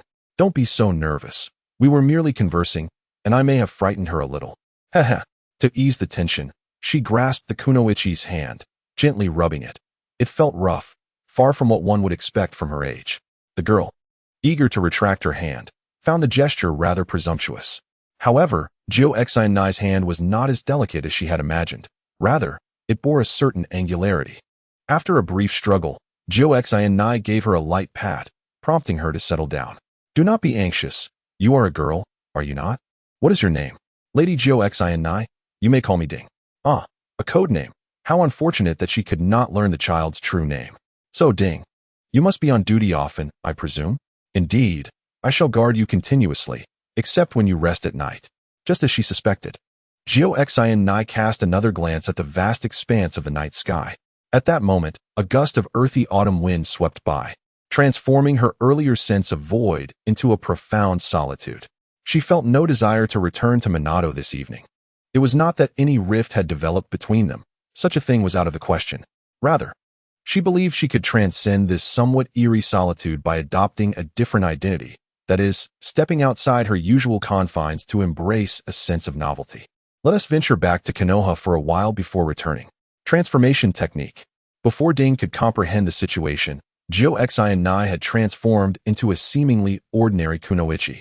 Adorned with a forehead protector, her black hair fashioned into a bun at the back of her head. Lady Xiao this. Gently pulling Ding closer. Xiao whispered into her ear, no matter what you see next, do not panic. Remember to call me Reiko. Now let us depart. Before she could even inquire, Ding noticed the scenery before her had changed. Glancing down at the brightly lit, bustling streets, she suddenly comprehended. Is this Konoha? Yes, indeed. Am I being selfish, possessing such abilities yet not sharing them with others? Ding blinked. How could that be? This is Jilingzi's power. As long as it does not harm others, can it not be used freely? Really? I believe so. Reiko looked at Ding and took her hand. Can we be friends? May I know your name? Why must it be this way? Zishuan felt a mix of relaxation and anxiety, akin to a roller coaster. Lady Kushina is so kind. She surely would not complain about me. You can consider it as my wish to see Konoha through the eyes of an ordinary ninja. I apologize for the abruptness. I hope it does not intrude on your rest. As compensation, I shall assist in the restoration of your body. Though she did not fully grasp what restoring one's body meant, she had no reason to refuse. Understood, she said, removing her mask. My name is Zishuan. Hearing Zishuan's voice, one would imagine a youthful visage. However, she was unexpectedly mature. Zishuan opened her mouth, unsure of what to say. Oh, I was merely expressing a thought. Let us go shopping. Zishuan felt bewildered from beginning to end. What is happening with Lady Kushina? Is it truly just a literal interpretation? To see Konoha through the eyes of an ordinary ninja? Nevertheless, as a common elite ninja, she felt deeply fulfilled to be assigned to protect Kushina, as she could only observe from afar before. Now, she was a friend. Holding the octopus balls in her hands, Reiko suddenly recalled something. Zishuan, are you from a common background? With her mouth full of octopus balls, Zishuan could only nod vigorously. That must be quite challenging, to become such an elite ninja. With her eyes closed, she swallowed her food and waved her hand dismissively. seemingly forgetting that she was speaking to Kushina, truly treating her as Reiko. Of course, my vacation is quite short, but I am considered backup. I actively accept missions, so there aren't many obligatory tasks. Moreover, the Hokage was originally a commoner too. That is indeed wonderful. So, is your goal to become Hokage? Haha, it is somewhat embarrassing to admit, but I had such dreams as a child. Zishuan slightly raised her chin, seemingly lost in memories. Even up to the Chunin exams, such aspirations lingered. However, upon becoming a Jonin, I realized that it was an unattainable dream. With a sigh, she lowered her head and took a hearty bite of the octopus ball. It seems we are quite alike. Do you also experience similar situations, Reiko? Indeed. As a child, during my Chunin and Jonin days, it was exactly the same. I'm not just comforting you. That is how I remember it. It was during Minato's time on the battlefield that I truly understood how challenging it is to aspire to be Hokage. Zishuan was utterly incredulous. How could this be? Recently, everyone had been speculating that Lady Kushina might have surpassed the Hokage. However, what she did not comprehend was that becoming Hokage required more than mere strength. Although Kushina was aware that Minato sometimes slacked off, he often bore significant responsibilities. If you don't believe it, so be it. Reiko shot a glance at her and gently tapped her arm. Reiko appeared quite childlike in that moment. I didn't say I didn't believe it. I was just surprised, Zishuan replied. Reiko, naturally, was not genuinely angry. It was merely an instinctive reaction. When she realized this, she suddenly felt a peculiar sense of youthful exuberance, but it mattered little, for they had indulged in some treats. As the two chatted and strolled, they were oblivious to their surroundings, their focus solely on food. That was until Reiko noticed Zishuan pausing in front of a small stall, which displayed an array of modest little pendants. Each pendant was crafted from coarse fabric, wrapped around a bit of cotton and sewn with colorful threads, resembling various animals. Zishuan, do you want this? Reiko prodded her arm. Zishuan, who had been lost in thought, initially nodded, only to quickly shake her head. No, I don't. Is there a secret? You can tell me, Reiko inquired, her brown eyes darting around as she pulled Zishuan aside. Would you think me childish? Zishuan seemed reluctant to disclose her age, and after all, they were merely trinkets. There was no need for such reservations. Taking a deep breath, Zishuan leaned closer to Reiko. I'm 24 this year. When I was young, my mother never bought me things like this because they were too expensive. I never expected to see such items again. So I got a bit lost in thought. As your friend, I shall buy one as a gift for you, Reiko declared. That is not appropriate, Zishuan protested. Yet Reiko noticed her gaze drifting back to the stall. Truth be told, she did desire one, but beyond her earlier childishness. She was concerned about how to reciprocate if Kushina were to gift her something. Reiko, unperturbed by such thoughts, took her hand and urged her to choose one. To be honest, I'm a bit troubled because I don't know how to repay you, Zishuan admitted, clutching the small pendant in her hand, her courage swelling. Being my friend is the gift, Reiko exclaimed. You've enlightened me today about many things I had previously overlooked. Really? Zishuan asked, her eyes wide with surprise. Absolutely. But remember, these matters must not be documented. If you wish to discuss them with others, let some time pass after the negotiations, Reiko cautioned. Zishuan nodded, then donned her mask again. It had already been an hour. She hoped she had not been discovered. If she were, she would likely face repercussions. However, it was not so dire, perhaps just a deduction from her pay, considering Reiko had vanished, which was indeed a significant occurrence. The two individuals ventured into a secluded, shadowy corner. Reiko grasped Cheyenne's hand, leading her back to the original hill, where tranquility once again enveloped them, as if nothing had transpired. It appeared that Cheyenne would not have to forfeit any money. She recalled the necessity of masking the delightful aroma of the culinary delights upon her, lest her companions discover it. Good night, she murmured, and with a sudden thud, Kai Shernai reverted to her original form. In that moment, Cheyenne found herself once more as Ding, feeling as though she had just awakened from a dream, yet the ornament at her waist reminded her that all of this was indeed reality. To her surprise, she had befriended Lady Kai Shernai. However, it was more accurate to say it was Reiko, who likely preferred not to engage with her on the lofty pedestal that Kai Shernai occupied. Upon returning to her tent, Kai Shernai lay on her bed, the solitude and anxiety that had plagued her before the negotiations dissipating entirely. Truly, forging friendships proved to be a remedy for such afflictions. Moreover, occasionally switching roles felt quite pleasant, as it relieved her of certain burdens. Oh, it seems I've forgotten something.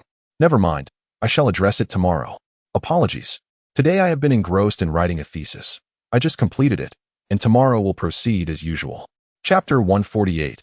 Divergent Opinions. Lady Kushina. Lady Kushina. What? Wiping the drool from the corner of her mouth, Kushina removed her leg from the crumpled blanket, only to find Cheyenne peeking in. Her head the only part visible, though she wore a mask. Is it morning already? Rubbing her eyes, she stifled a lengthy yawn. What delicious fare awaits us this morning? I wonder. Surely there must be something delightful. Not at all. Lady Kushina, please rise. The negotiations are about to commence.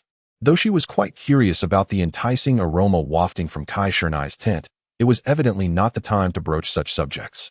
Since Kakashi, the team leader, and Lord Orochimaru were preoccupied in the morning, she deemed it unnecessary to rouse Kushina, opting instead to stand guard outside the tent.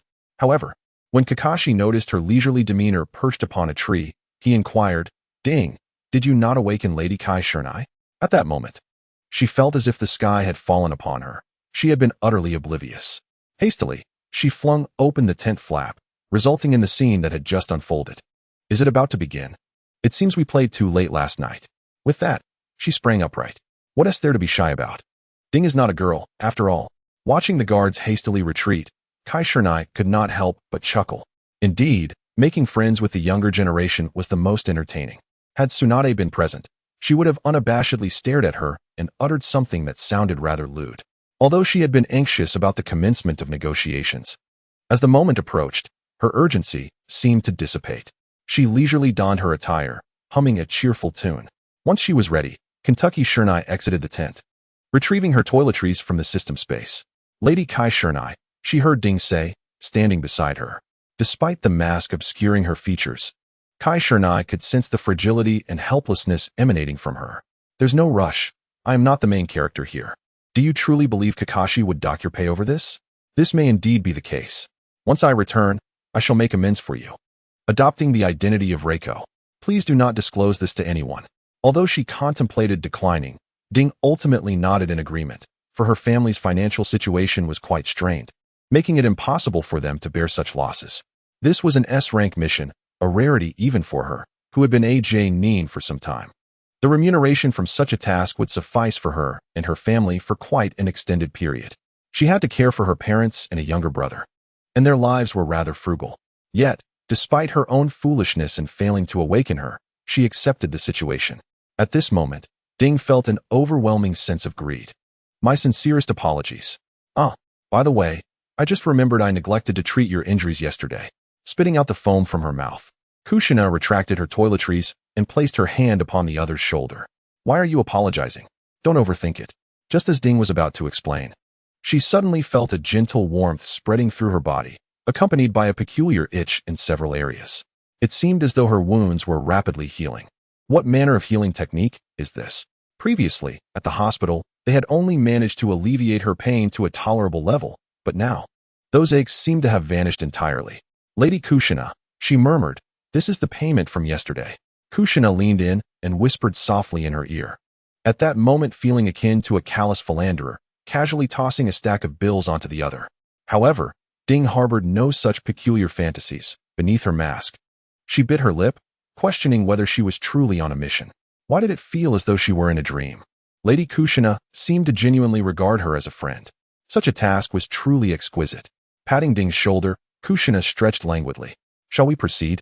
Just as she was about to lift the curtain, a voice interjected. Do you not find your demands rather absurd? My apologies, Darui, she exclaimed, inadvertently blurting it out. Regrettably pausing her hand mid-motion, Kushina felt a twinge of apprehension, yet she ultimately stepped inside. Primarily, she reassured herself that, given her current strength, there was little to fear. Upon entering, she noticed Kakashi nodding at her, gesturing for her to take a seat beside him. Casting her gaze across the room, she confirmed the presence of Mabui from that fateful night, along with the main negotiator, Darui. However, Darui appeared surprisingly youthful, devoid of facial hair and seemingly less disheveled, though his languid demeanor resembled Kakashi's. Given this, we require additional compensation, he stated. Compensation? Your village's spy attempted to abduct a leaf ninja, and you seek compensation? Darui glanced at Mabui beside him and slammed his hand on the table. We have also suffered losses, so demanding compensation is entirely justified. Then do enlighten us. What is it that you desire, Mabui? Darui tilted his head towards the standing Mabui. The latter's face flushed instantly. How foolish of Darui. Why hadn't he mentioned that he hadn't remembered last night? The legendary Orochimaru from Konoha could not suppress his laughter, and that terrifying red-haired individual was also chuckling. Utterly mortified, Konoha demands compensation of 5 for various minerals from us, to be sustained for a year. And stop. We cannot accept such compensation. Are you trying to incite war? Rubbing the back of his head, Darui hung his head low, as if trying to discern something on the table. How could this be? Konoha has always prioritized peace, and the purpose of this negotiation is precisely that. Meanwhile, Kushina, akin to a student whispering during class, leaned over to converse quietly with Kakashi. Kakashi, why do I have the feeling that the duration of the negotiations will exceed our journey? The negotiation plan will be adjusted. The information received will alter the course of discussion, hence it may take longer. Today is merely to outline the demands of both parties. So please refrain from questioning for now. They are observing. I see, Kushina sighed. Why don't they hurry and attack? Then I would have an excuse to showcase my abilities. For the sake of peace? Peace would also bring the Jinchuriki here. Supporting her head, Darui pointed at Kushina, who had just straightened up. Observing her half-dead demeanor, he dared to point at her. Kushina immediately frowned. Is this not an excuse?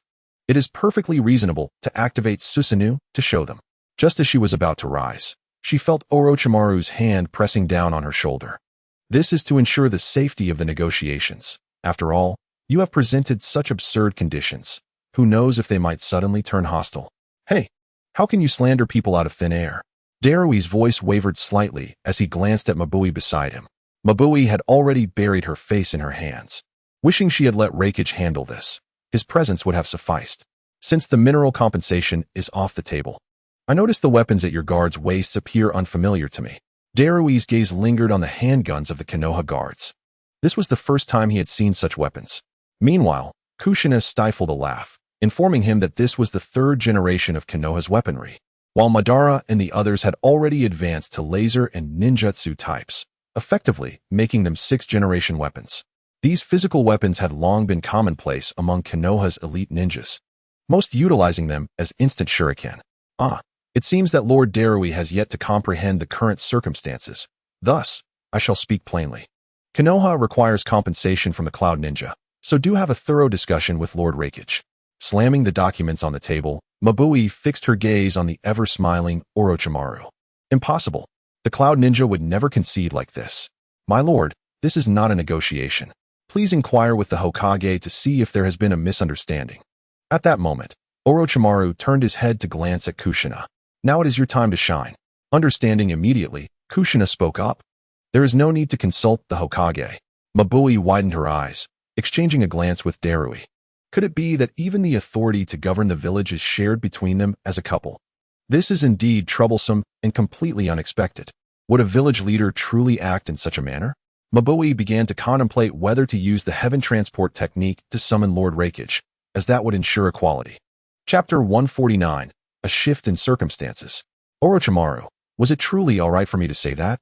At this moment, the negotiations had temporarily concluded, and Kushina harbored some trepidation regarding her earlier statement. Was the reality not as she had described? With a look of confusion directed at Kushina, Orochimaru found himself perplexed by her concerns. Ever since their return to Konoha, although it appeared that Minato was orchestrating events, it was primarily Kushina's innovations that were pivotal. Wasn't that the case? Kushina often feared that she might become like the characters in historical dramas she had previously watched, meddling in affairs of state as a consort. Even though such thoughts did not cross her mind, she was nonetheless apprehensive about being misunderstood. Isn't that acceptable? Observing Kushina's intent to leave, Orochimaru quickly called out to her, urging her not to rush away. Since you believe there is no fault, what shall we do next? Upon pausing, Kushina, who had initially contemplated a stroll, sighed. What do you think the other party will do? Will they stand firm? Judging by the demeanor of that masked figure, it seemed likely they would persist. However, casting a glance at Kushina, who rested her chin on her hands, Orochimaru chuckled. We shall follow your lead, then. Perhaps we should consult Minato. Orochimaru declared, and with that, he retrieved his phone from his pocket. Kushina was momentarily taken aback. Hadn't they previously stated that communication was only possible within the confines of Konoha? Where were they now? Noticing her astonishment, Orochimaru merely smiled at her and proceeded to dial. To their surprise, the line connected. "Hello, is this Orochimaru?" Minato's voice resonated from the receiver. "Yes. I am reporting on today's negotiation status. Is Kushina there?" "Hey, why do you ask me that?" Minato replied playfully. "You should simply listen to Kushina. Our thoughts are likely aligned." Orochimaru rolled his eyes, having anticipated this response. "You two truly are something," he remarked, glancing at Kushina. "It was her who urged me to call you. Are you both toying with me?" Orochimaru frowned, genuinely irked. No. I apologize since you've called. Please share your thoughts," Minato chuckled. Meanwhile, Kushina felt warmth spreading across her cheeks as she hastily exited the tent. How had she become so indecisive? It was all Minato's fault. She resolved to confront him later that evening. If he weren't shouldering everything, she wouldn't feel so hesitant and passive. The more she pondered, the redder her face became, not from anger, but from embarrassment. It seemed she was increasingly reliant on Minato. The Kushina of the past would have seized the moment without hesitation, making a decisive judgment. Listening to the voices of the two within the tent, she sighed. Indeed, it would be best to return that evening. "It's nothing, really. I just miss Minato," she readily admitted to herself. After all, it was perfectly natural to long for her husband after several days apart. Moreover, let us take a glance at the children, Naruto, so it was merely incidental. Meanwhile, within the confines of another tent, the furrowed brow of Mabu, I caught the sigh of Darui, who expressed his exasperation. "How tiresome it is. It seems that Konoha has developed a new weapon, unexpectedly. It would be prudent to summon Lord Raikage." That remark was likely intended to intimidate us. However, should that woman truly possess authority equivalent to that of the Hokage, then we would find ourselves in a precarious position. Mabuai rapped his fingers upon the table, exclaiming, "What do you mean by taking action?" I was not informed. Narrowing her eyes to scrutinize Darui, she swiftly deduced the situation. Were discussions regarding Lord Raikage being held behind my back? Dreadful. How could I have inadvertently revealed that? Previously, Lord Raikage had privately approached him to discuss several matters, particularly concerning the Jinchuriki. He had suggested that it would be advantageous to inflict some harm on the Jinchuriki, perhaps through poison, while ensuring it was executed discreetly. Yet, in truth, he had not devised a solid plan. If the Jinchuriki were indeed united as a couple, Darui would not dare to provoke such a misfortune. It was not a fear of war that gripped him, but rather the apprehension of Minato Namikaze. Initially, he had perceived the two merely as an ordinary couple. However, it now appeared that they shared a bond that transcended the ordinary, one that included the sharing of power.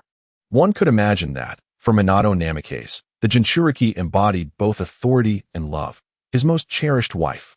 Should anything befall her, Darui felt he might instantaneously witness a flash of yellow lightning before feeling blood erupt from his neck. The shinobi world had yet to devise an effective countermeasure against the Flying Thunder God technique, and Lord Raikage had instructed him to assess the situation as it unfolded. Shuddering at the thought, Darui turned away to whistle, avoiding eye contact with Mabuai, feigning ignorance of the events transpiring. "You must return immediately to inform Lord Raikage. Tomorrow morning at 10, I shall execute the heaven-sent technique. Ensure he is prepared." Having uttered this, he seemed to recollect something else, and Mabu, I added to the guard. "Exercise caution in your departure, ensure safety, and deliver the message tonight." There was no need for a ninja hawk. The distance to the village hidden in the clouds was not particularly great, and his verbal account would be more detailed. The guard, upon hearing the command, glanced at Darui, for he was the one in charge of negotiations, yet all he received in response was a dismissive wave. It appeared he had a long journey ahead of him. With a huff, Mabuai strode out in a fit of annoyance, irritated that these two had failed to inform him of their plans concerning the Jinchuriki. "Do not act recklessly until Lord Raikage arrives," he admonished, parting the tent's entrance without a backward glance, leaving Darui languishing in his chair, appearing utterly despondent. That night, as he relentlessly trained in his designated area, AI suddenly sensed something, halting his vigorous movements. The ground trembled beneath him due to his abrupt action.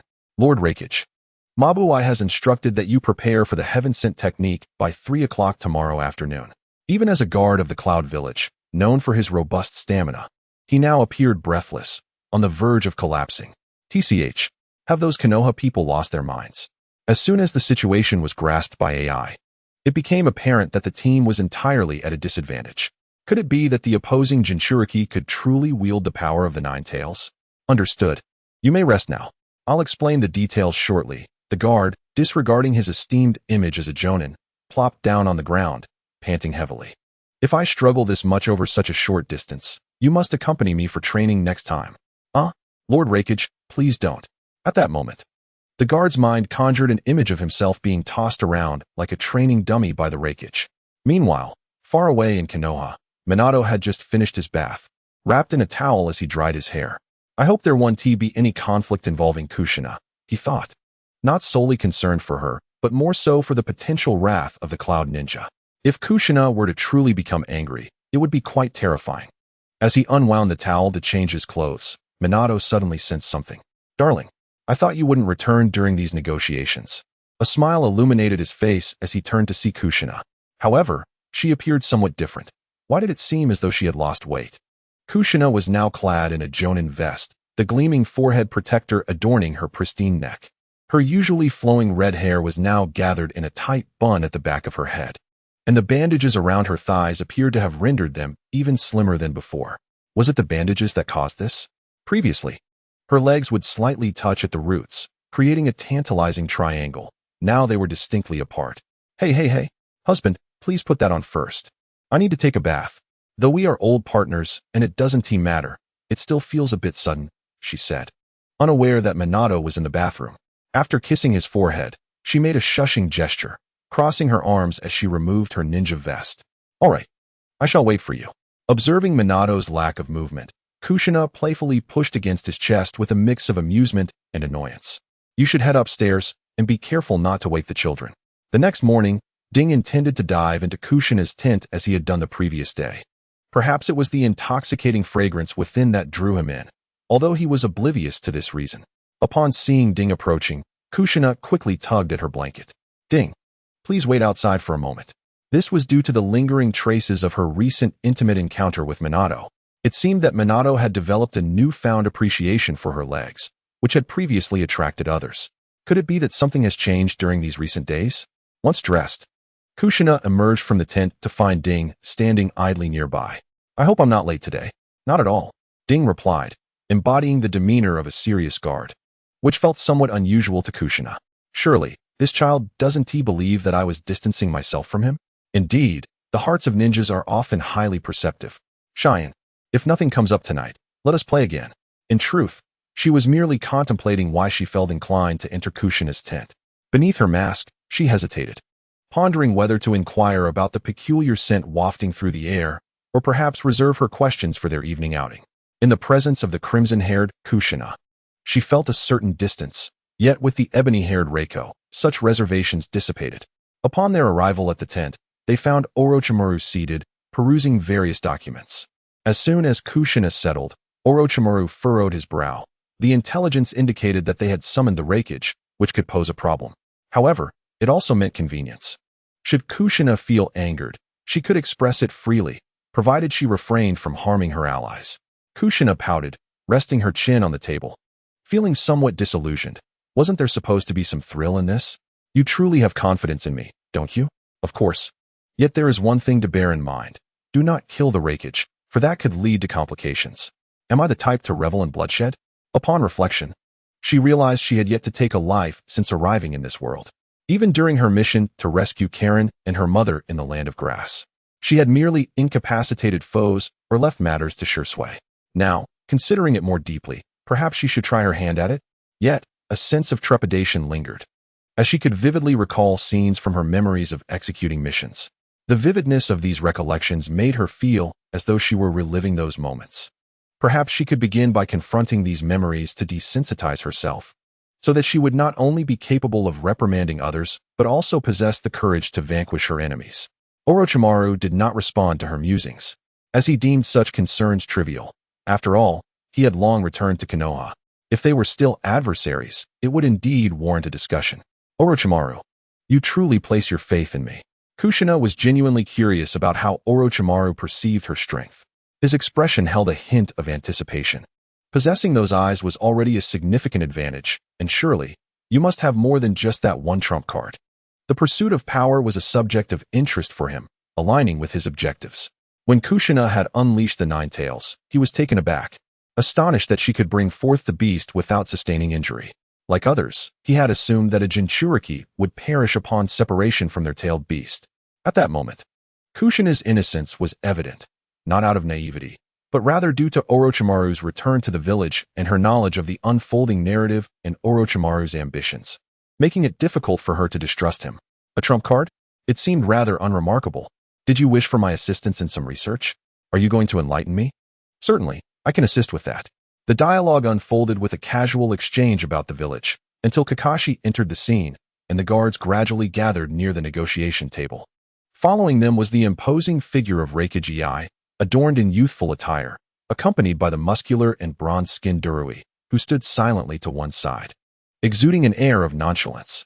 Meanwhile, the relentless Shii stationed himself behind the chair. With a disdainful grunt, Reikage directed a piercing gaze at the red-haired woman seated across from him, contemplating the apparent vulnerabilities she exhibited. What schemes was that man, Minato Namikaze, concocting? Vaguely recalled a brief encounter during the Third Great Ninja War with this individual, whose words had faded from memory. Yet he distinctly remembered the man's aggression towards Killer Bee. Consequently, he held no favorable impressions of the Leafs delegation. Orochimaru, I never anticipated that Konoha would engage you. A rogue ninja, remarked, locking eyes with Orochimaru, who merely smirked in response. Rest assured, Lord Reikage, internal matters of Konoha will be determined by the Hokage. Let us return to yesterday's discourse. Leaning slightly forward, Orochimaru's eyes narrowed into slits. Although he bore a smile, it appeared menacing. How does Lord Reikage intend to compensate Konoha? Compensate? Feigned ignorance, as if genuinely unaware. We, the Cloud Ninja, are the victims here. Konoha has suffered no losses, he asserted, crossing his arms with confidence. This declaration irked Kushina, who had initially perceived him as a straightforward and generous individual. Yet, memories resurfaced of the timeline where Naruto had pleaded on Sasuke's behalf, even resorting to kneeling. The evasive responses concerning Yamato's situation revealed a character that was anything but virtuous, at least from Konoha's perspective. With this realization, Kushina clenched her fists, and this time, Orochimaru did not hinder her. Instead, he offered an encouraging glance. A glimmer of understanding passed between Darui and Shii, stationed behind Reikage. Kushina sensed Kakashi's tension beside her, yet she pressed on. Hey, you are utterly shameless. Surely, you have reviewed those documents. The confession from the Cloud spy detailing the abduction of the Hyuga heiress and the theft of various classified files. With a resounding crash, Ei's fist shattered the table before him. In an instant, Kakashi intercepted Darui's blade, while two shurikens whizzed through the air. One narrowly missed Shii's wrist, and the other hovered threateningly against Ei's neck. The four adversaries locked eyes, a fierce intensity radiating amongst them. Reikage pointed an accusatory finger at Kushina, seething with indignation. You insolent wretch, do not presume that being the Hokage's wife grants you the right to speak to me in such a manner. You are not worthy. Kakashi Ding, take care of yourselves. The masked Cheyenne, also known as Ding, was suddenly filled with questions. Why had she been instructed thus? Nonetheless, she prepared for a retreat. While Kakashi was already set on employing the Chidori to escape, although he was unaware of the specific technique, he sensed that his mentor was about to unleash her full power. Chapter 151. Despair. Reikage Ai's chakra erupted within the conference hall, causing the ground to crack in a web-like pattern. The negligence of Konoha required accountability from Kumogakure. They must either surrender their resources or present a pair of Byakugan. Kushina's crimson hair danced without a breeze, the ripples of the Rinnegan emanating from her pupils. What a silver-tongued rogue. Kakashi retreat. Darui and Ki had intended to engage. Yet upon observing that Kakashi and another individual appeared disinterested in combat, they too fell back behind the Reikage. Ai was taken aback by the formidable aura emanating from this woman, igniting his interest, which had initially been merely to intimidate. Lightning release. With a thunderous roar, blue electricity enveloped Ai, his muscles bulging with power. The lightning-imbued blade surged toward Kushina's neck. At that moment, Orochimaru seemed oblivious to the chaos, casually draping a white coat over his shoulders as he strolled away, followed by the other two, leaving Darui and Ki bewildered. What was happening? As the charging Raikage approached, Kushina, fully focused, perceived his movements as almost surreal. Was this woman truly a monster? She merely stood her ground, absorbing the impact of his strike. With a swift leap backward, AI gritted his teeth. He had been utterly unable to close the distance. How is this possible? Observing the opponent's arm, a wicked thought struck Kushina. Why not sever it now? Susanoo. In an instant, a blood-red skeletal frame enveloped Kushina, holding a scythe in one hand and a chained weapon in the other. AI frowned, yet he hesitated not. Once engaged, there was no turning back. A confrontation was inevitable. If his handblade failed, he would resort to other means. Lightning release. Raising his arm, AI prepared to unleash a torrent of power. The fierce energy swirling around him amplifying the brilliance of his lightning. As the lightning flashed, he realized he had penetrated the blood-red skeleton. In the next instant, his body was ensnared by chains. He quickly understood that she had not dodged, but had simply remained stationary, rendering him completely immobilized. No matter how hard he struggled, he could not break free. His muscles could not even shift a fraction. Damn it! What is this? Is this the power of the Nine Tails? This woman, AI, could not fathom such a reality. Amidst his profanities, Kushina suddenly laughed, disregarding the Raikage's futile attempts to free himself from the chains. Let me impart a lesson. Tightening one hand around the chain while the other grasped the scythe, she declared, a ninja must not bow easily. What a ninja should respect is action and strength, you muscle-headed fool. Having just spoken of others, Kushina now resorted to expletives, and I must admit, it is quite exhilarating. Let me go? What on earth is this? Initially, I believed you could shatter my Susanoo, allowing me to fully unleash my abilities and revel in the experience. But it appears this is all there is to it. It seems I was rather naive. At this moment, Kushina regained her composure, her hair cascading over her shoulders. As she mimicked the demeanor of Madara, standing with arms crossed while casting a disdainful glance at Raikage. With her own blade, she began to cleave at Kushina's Susanoo, causing Darui to panic, urging, release Raikage at once. Even employing the storm release proved futile. At this juncture, Ei bellowed at Kushina, are you inciting war? Finally, he could no longer restrain himself from uttering such a declaration. Feeling the chains around him gradually loosening, Ei smirked, recognizing that ultimately, it would be for this reason that he would be released.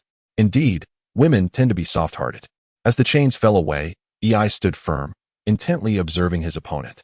Should another opportunity arise, he would not find himself ensnared again. Just as they were about to relax, a hint of madness flickered across Kushina's face. You fools. Would release. Would clone technique. With a powerful stomp, the ground erupted in a cacophony. Even the remaining cloud shinobi could sense the tremors beneath their feet. What technique is this? Retreat. Only Ei reacted swiftly, activating his lightning armor and rapidly evacuating his assistant. He remained astounded. Would release. How is this possible? My father mentioned that only the one known as a god possesses such earth-shattering techniques. Raikage, what is this technique? Is it earth release? Asked Mabui, adjusting her glasses. Although she had heard of wood release, she pondered why the ground was quaking. As the tremors subsided in a mere second and a half, the crowd turned to witness a sight beyond imagination. Even Kakashi and Ding, who had departed with Orochimaru, were momentarily dumbfounded as their respective entourages emerged from their tents. Witnessing this astonishing spectacle, a colossal wooden figure, seemingly reaching for the heavens, was entwined with a majestic dragon. Suddenly, a commanding voice echoed from above, Susanoo. Instantly, crimson armor enveloped the entire wooden giant. The ground trembled once more. The autumn sun hung high at noon, and to the onlookers, atop the massive wooden figure, Kushina appeared to stand shoulder to shoulder with the sun, radiating an extraordinary brilliance that rendered it unbearable to gaze upon. Raikage, are you provoking war? Mother-in-law has truly employed remarkable tactics, Kakashi remarked, adjusting his mask, feeling an unusual sense of anxiety. Who could remain unperturbed in the presence of such a colossal entity? Captain Kakashi, what on earth is this? Now, Ding has come to understand the true meaning behind Lady Kushina's previous words. No wonder she insisted on retreating. It was out of concern for them. Upon this realization, she subtly shifted her legs. Meanwhile, Orochimaru, positioned behind the two, licked his lips, intrigued by the astonishing technique.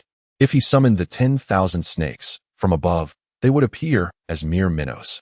Furthermore, Susanoo is a manifestation of the Manjiki Sharingan. The 10,000 snakes are long, but not particularly large, while Fukasaku stands at approximately 20 meters and the wooden statue around 40 to 50 meters tall.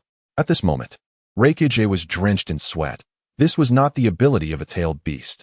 His earlier confidence had dissipated entirely, replaced by an overwhelming sense of despair that anyone witnessing this would feel. He directed his gaze toward the distant Leaf Village ninja, yet hesitated, realizing that this would irrevocably solidify their adversarial relationship. At that moment, Kushina leapt down from above, stirring up a cloud of dust, and her powerful voice echoed within. Reikage, I shall ask you once more, do you intend to instigate a war between the Leaf and Cloud Ninja?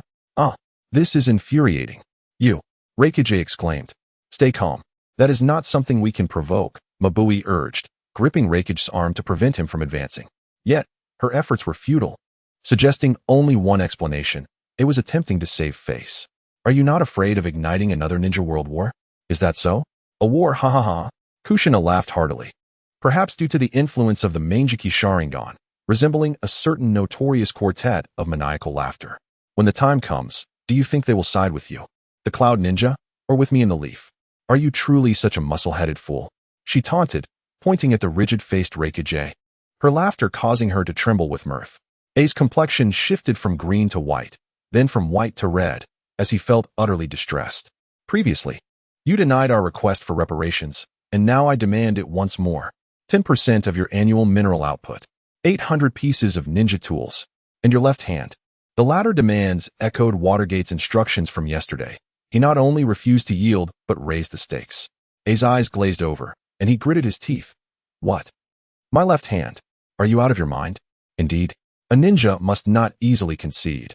Respect must be afforded to actions and strength. Does this imply you believe my power is insufficient? I wager that if my strength is ample enough, you would acquiesce, wouldn't you, Reikage? With her arms crossed, Kushina's eyes brimmed with disdain. She recalled how, in the original narrative, Reikage was indeed formidable, but that was in the presence of other Kages. She doubted he would recklessly charge forward without considering the current circumstances. Would release. True number. While Kushina had yet to test this, she was capable of executing it. However, unleashing it here posed a risk of injuring her allies. Why wasn't Reikage stopping her? Was he truly unafraid? That couldn't be. The Cloud Ninja would certainly be apprehensive. Although she didn't comprehend why Kushina clung to this statement, Reikage felt numb. It wasn't due to lightning release, but rather because of the woman before him, with her flowing red hair and clad in a standard ninja vest. He could disregard his own life, and some in his village might agree, but he could not shake off the concern for his brother, Killer Bee. He still had to grow. AI furrowed his brows and took a deep breath. Hold on, he extended his left arm. I agree, Kushina, Lady Kushina. Could we perhaps negotiate different terms? Mabui's eyes brimmed with tears. Yes, can I offer my own? I would willingly give you both of my arms. Darui stepped forward, revealing his dark arms. Nonsense. Step back, it's merely one arm. This time, I shall bear the consequences myself. He shot a glare at the two beside him, who had no choice but to grit their teeth and withdraw. Hey, why does it seem like I'm the villain here? Kushina smiled as she approached Reikage. One of her eyes transformed into a kaleidoscope, and with a forceful use of her power, she severed AI's outstretched left arm, causing a mist of blood to spray forth. Hikari hastily rushed to provide him with treatment. At this point, there was no need to contemplate the methods employed by the opposition. Kushina continued, wasn't it your initial intention to turn the tables? To trade the failure of your espionage for resources? We of Konoha are the true victims. Is it not reasonable for you to offer compensation? At least you show some responsibility by not letting your subordinates take the fall. Otherwise, as a woman, I would indeed look down upon you. It's just one hand. At that moment, AI seemed to regain his previous fervor. Kushina, we of Konoha will not initiate any aggression against other villages, nor will I, rest assured. Mentioning Konoha, Kushina understood his implications and withdrew all her jutsu, waving goodbye to Orochimaru in the distance. Apologies, I will revise the paper today and resume normal activities tomorrow. Chapter 152. After the negotiation after mending his severed arm, Reikage signed the various documents presented by Orochimaru. Observing their earlier demeanor, Orochimaru remarked, "It seems you are unaware of that technique." Suddenly recalling Kushina's earlier commentary, AI changed his tone. You didn't know she possessed such a skill? As he organized the signed documents, Orochimaru shook his head gently. It is not as you presume. We simply were not aware of such a ninjutsu, though we recognized her capabilities. TCH, you lot, we're leaving. Frustrated, AI crushed the pen in his hand, donned his cloak, and the three companions followed closely. Still on high alert. After all, that display had been rather overwhelming. They looked at Raikage's empty sleeve with a sense of sorrow. Yet they bore no ill will towards Konoha. After all, their leader had been resolute, and none had the confidence to overcome such power. Farewell. Kushina waved at the cloud shinobi. She licked her lips, eyeing the roasted chicken leg in her hand. It seems the wild chickens here are more flavorful. Or perhaps it was due to the uniqueness of her fire techniques. Observing the casual Kushina, Orochimaru retrieved his phone from his pocket once more. Now that we have reached an agreement, we can prepare for our return.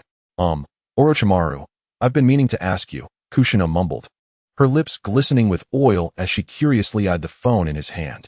Isn't it said that it can only be used within the confines of Konoha? Could it be that this fellow had invented everything in secret, withholding it from her? But Minato hadn't mentioned anything. Her husband was not one to conceal such amusing devices. If he knew, he would certainly share them with her. Originally, it was on the eve of our departure that a notion struck me. If the Watergate could perceive the flying thunder god's mark through a technique, perhaps an enhancement of this mark could serve as a transfer station. During our journey, I had been placing these marks beneath some of the more resilient rock formations whenever we took a respite. As you witnessed yesterday, communication was seamless. I gave a thumbs up to Orochimaru, exclaiming, "Impressive. You truly live up to your reputation." Kushina, once again savoring a chicken drumstick, casually tossed the bone into the nearby woods. Being biodegradable, she felt no guilt in discarding it. Unlike in her previous life, where her conscientious nature compelled her to carry trash until she found a receptacle. By the way, there's something I need you to confirm, Orochimaru said, cradling his phone with a smile. What is it? It pertains to the situation with Raikage's arm. Orochimaru stated, not as a question but rather a declaration, believing it necessary to discuss, yet knowing it was ultimately Kushina's affair, thus warranting her input. Well, as the person in charge, you should inform Minato about any developments. I'm off for another bite, she said, wiggling her fingers as she approached the makeshift stove beside the crackling campfire. There she found Ding squatting, seasoning a whole chicken skewered on a stick. Sensing her presence, Ding inhaled gently and glanced sideways, just as Kushina settled beside her.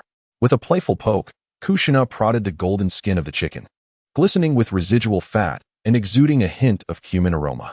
Too bad we're not at home. There I could indulge in my homemade sauce. But this is quite delightful too. Observing her actions, Ding quickly shifted the food closer to her, away from the flames. Lady Kushina, isn't that too hot? Not at all. I had coated my fingers with chakra just now. I merely wanted to check if it was cooked inside. Aren't you going to partake? Ding glanced up at the dimming sky, recognizing it was already evening.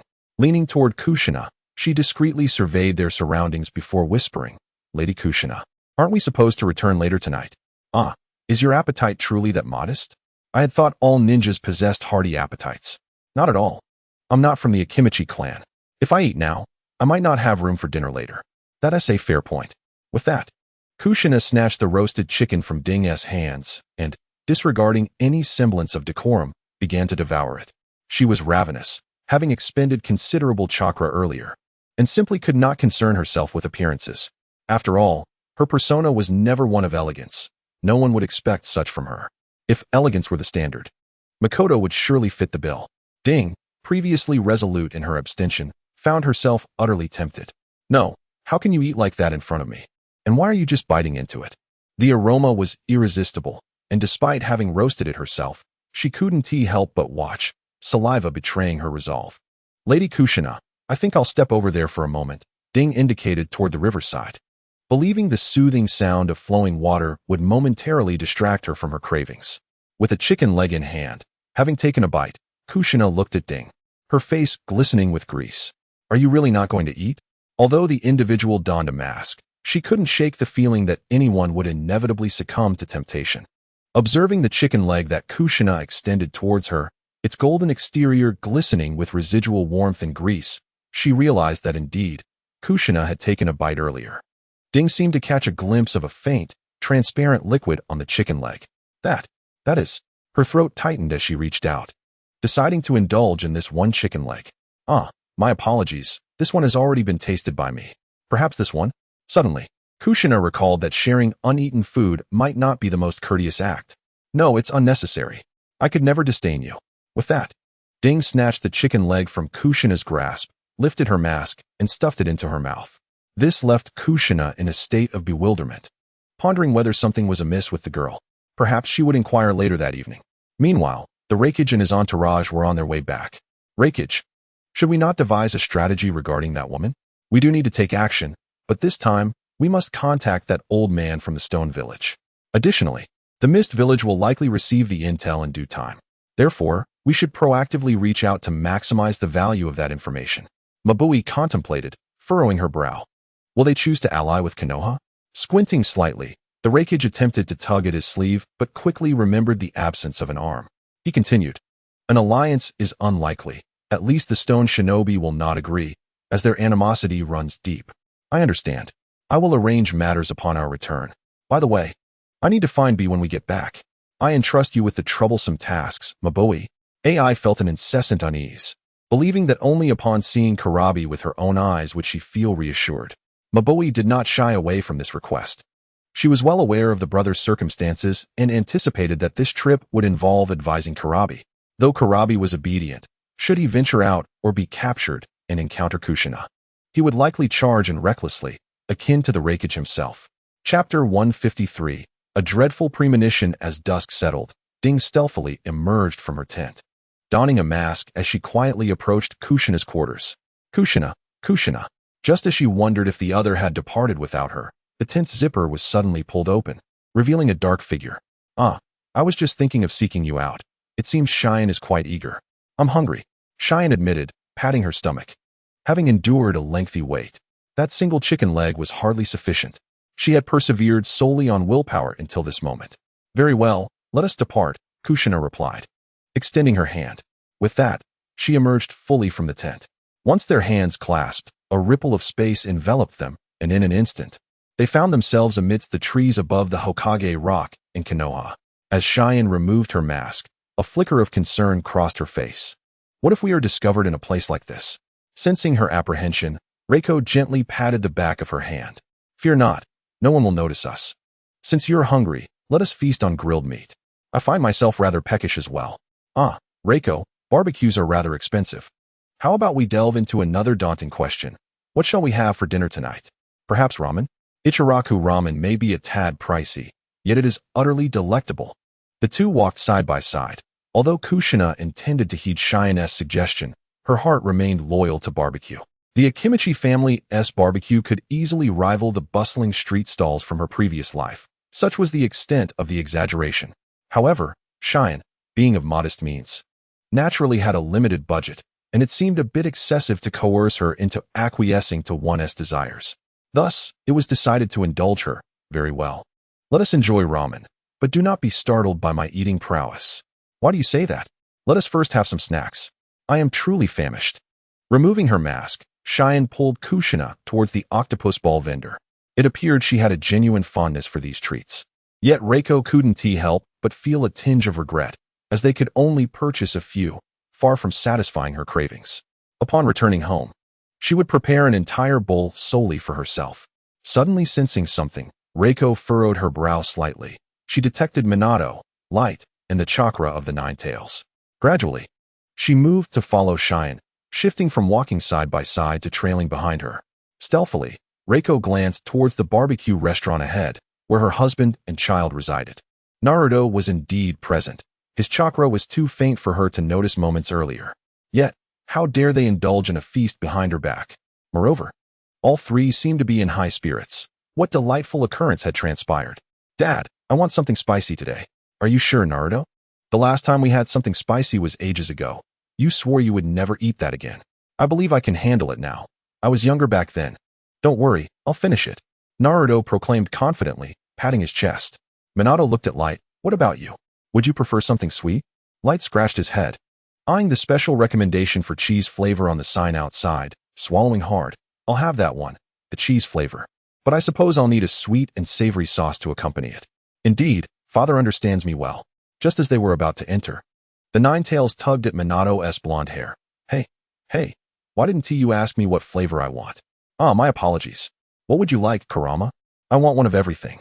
Minato, with his hand tucked in his pocket, felt a flicker of concern for his wallet. At that moment, Cheyenne and Reiko happened to pass by, and Minato, almost instinctively, glanced back, locking eyes with Reiko, who was sneakily observing them.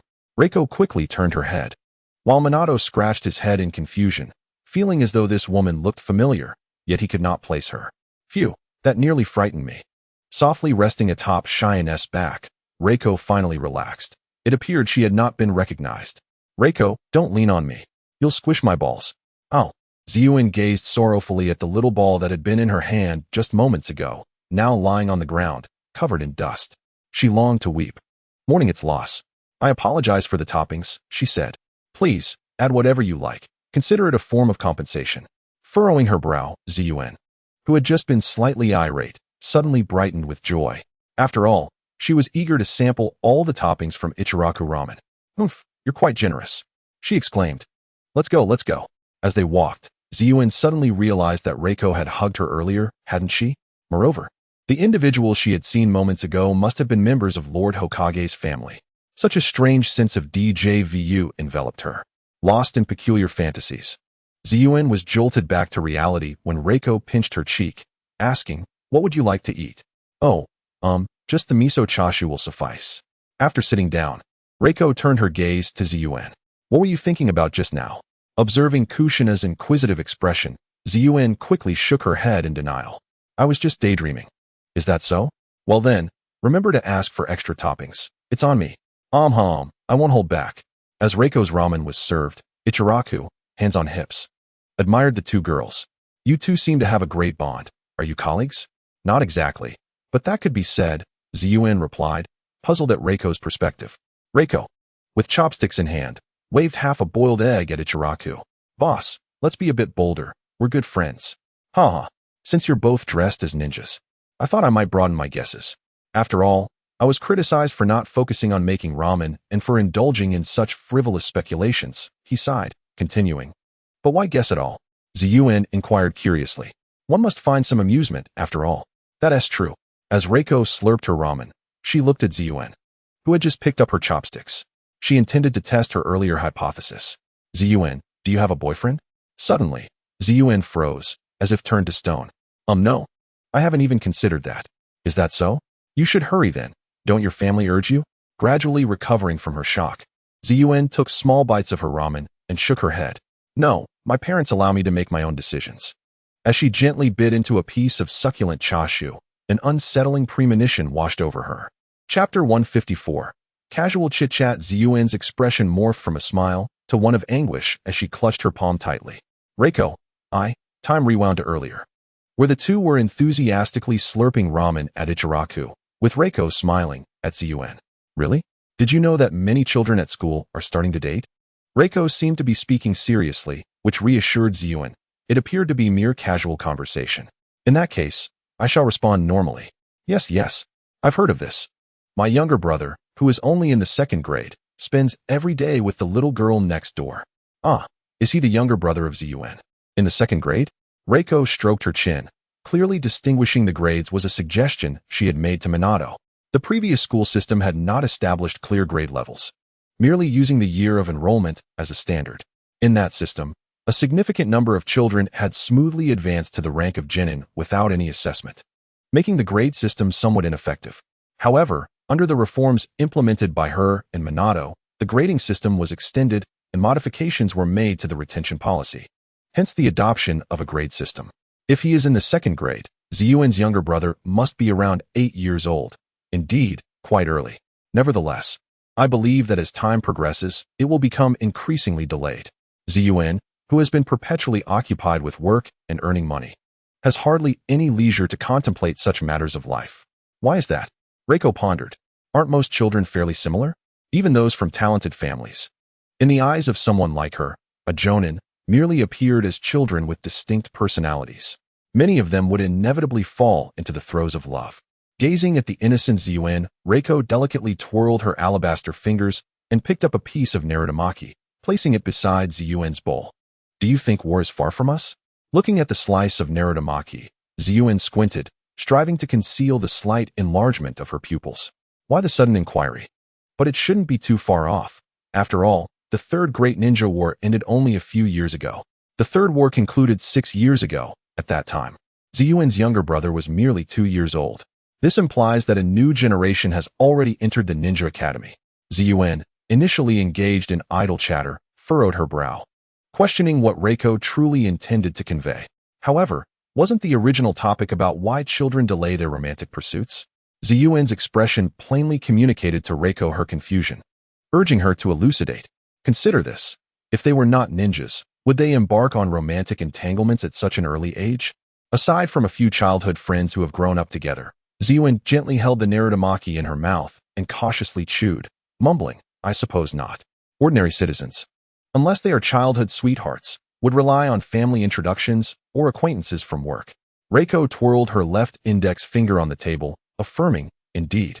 If we are distancing ourselves from war and the demand for ninjas diminishes, it stands to reason that children would delay their romantic endeavors. Ultimately, it is the power of peace. Indeed, the concept of peace poses a profound challenge for ninjas. Peace tends to decelerate all things, slowing the rhythm of life. Yet, for ninjas, speed is paramount in every aspect, whether it be dining, attacking, training, or even resting. They are compelled to extract every fleeting moment. And those ninjas who are relentlessly pressed for time often find their lifespans tragically curtailed. If they do not hasten to pursue love, marriage, and parenthood, they may be left with lingering regrets.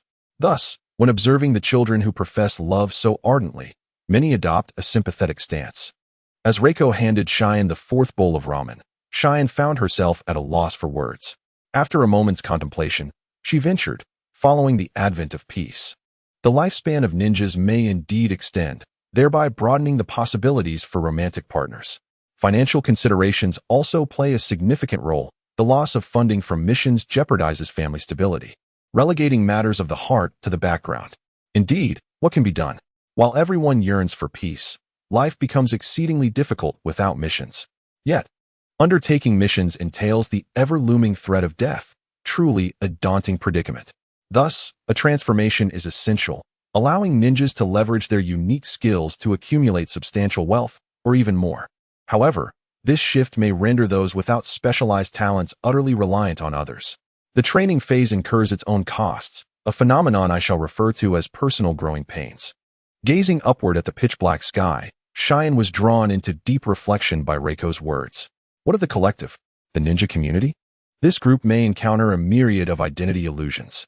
Former colleagues and kindred spirits may now find themselves divided into disparate industries and skill sets. As many undergo different transformations, they risk losing their previous advantages, becoming novices in their respective fields. Witnessing the seasoned veterans among ordinary citizens, this nascent ninja group likely faces considerable challenges. What thoughts might occupy Cheyenne's mind? Reiko, not intending to persist in probing, instead posed more pressing inquiries. After emptying her bowl, Cheyenne discreetly stifled a burp, contemplating. If it were me, I would undoubtedly find it quite troublesome, relearning everything. A girl with bloodstained hands would struggle to engage in other professions, wouldn't she? Even if needed. She would likely face judgment from clients or customers, who might deem her a former ninja and thus a cruel individual. If she fails to receive commendable reviews, might she not find herself in peril? As Cheyenne spoke, a hint of indignation crept into her tone, as if she had indeed endured such an experience. Indeed, it seems I have not fully considered this, Reiko remarked, realizing the implications of her words. Cheyenne abruptly ceased her discourse, recognizing that such sentiments from a person of stature could render friendships ephemeral. Cheyenne had intended to suggest that it was understandable for Reiko, given her status, to overlook these subtleties. Observing Cheyenne, Reiko raised an eyebrow with a playful smirk, sensing an opportunity. In the face of Reiko's demeanor, Cheyenne lowered her gaze, murmuring, I apologize. Cheyenne, you wish to be friends with me, don't you? With her hands tightly clenched, Ziyuan bit her lip, feeling foolish. As if she had ruined everything. Surely, Lady Kushina would come to despise her. Captain Kakashi would likely find out, leading to her isolation, transforming her into a neglected jonin. One who could scarcely receive any missions, ostracized and alone. As she indulged in this terrifying fantasy of her future, a sudden warmth enveloped her head. If you reveal the secret of your aversion to love, I shall forgive you, came a voice. Upon hearing this, Ziyuan's previously pained expression froze momentarily, before slowly morphing into a peculiar smile, one that seemed to embody exasperated amusement. Hey, Reiko, that essay foul. You did that on purpose, didn't you? Absolutely intentional. As she stroked Ziyuan's long, purple hair, Reiko concealed her lips, revealing only her arched brows and eyes. So should I forgive you? Perhaps I should tell her. After all, it seems impossible to conceal this, just as expected of Lady Kushina, whose perceptive abilities are remarkable. Before I knew it, I was drawn in. If I confess, perhaps I could still be tolerated, just like my friends. Reiko, I truly do not harbor any feelings for men in the literal sense. It is impossible for me to feel any affection towards them, at least not the kind that pertains to love. With her eyes tightly shut, Ziyuan lowered her head deeply, her long purple hair veiling her cheeks, casting the upper half of her face in shadow. Surely, she would be disliked. Yet, even if she were to be scorned, she did not wish to be completely isolated from the ninja community because of such sentiments, or perhaps the others would not mind at all. It would be for the best if they were indifferent. Does that mean you prefer girls? At that moment, Ziyuan still did not lift her head, but her gaze remained fixed on the ground, as still as the earth beneath the night sky. She sensed a peculiar neutrality in Reiko's tone, reminiscent of that person's calm demeanor. Feeling unwell, perhaps I will return to normal tomorrow. Chapter 155. Returning with great effort, Ziyuan raised her head, casting a sidelong glance at Reiko. The two had since departed from the Ichiraku ramen shop and were now walking along a somewhat dimly lit street. I'm sorry. Let us go back. Just pretend nothing happened, that we know nothing, all right? She nodded, falling silent thereafter. Hey, what are you thinking about? Aren't we friends? You don't find me repulsive, do you? Pulling Ziyuan close, Reiko affectionately ruffled her hair.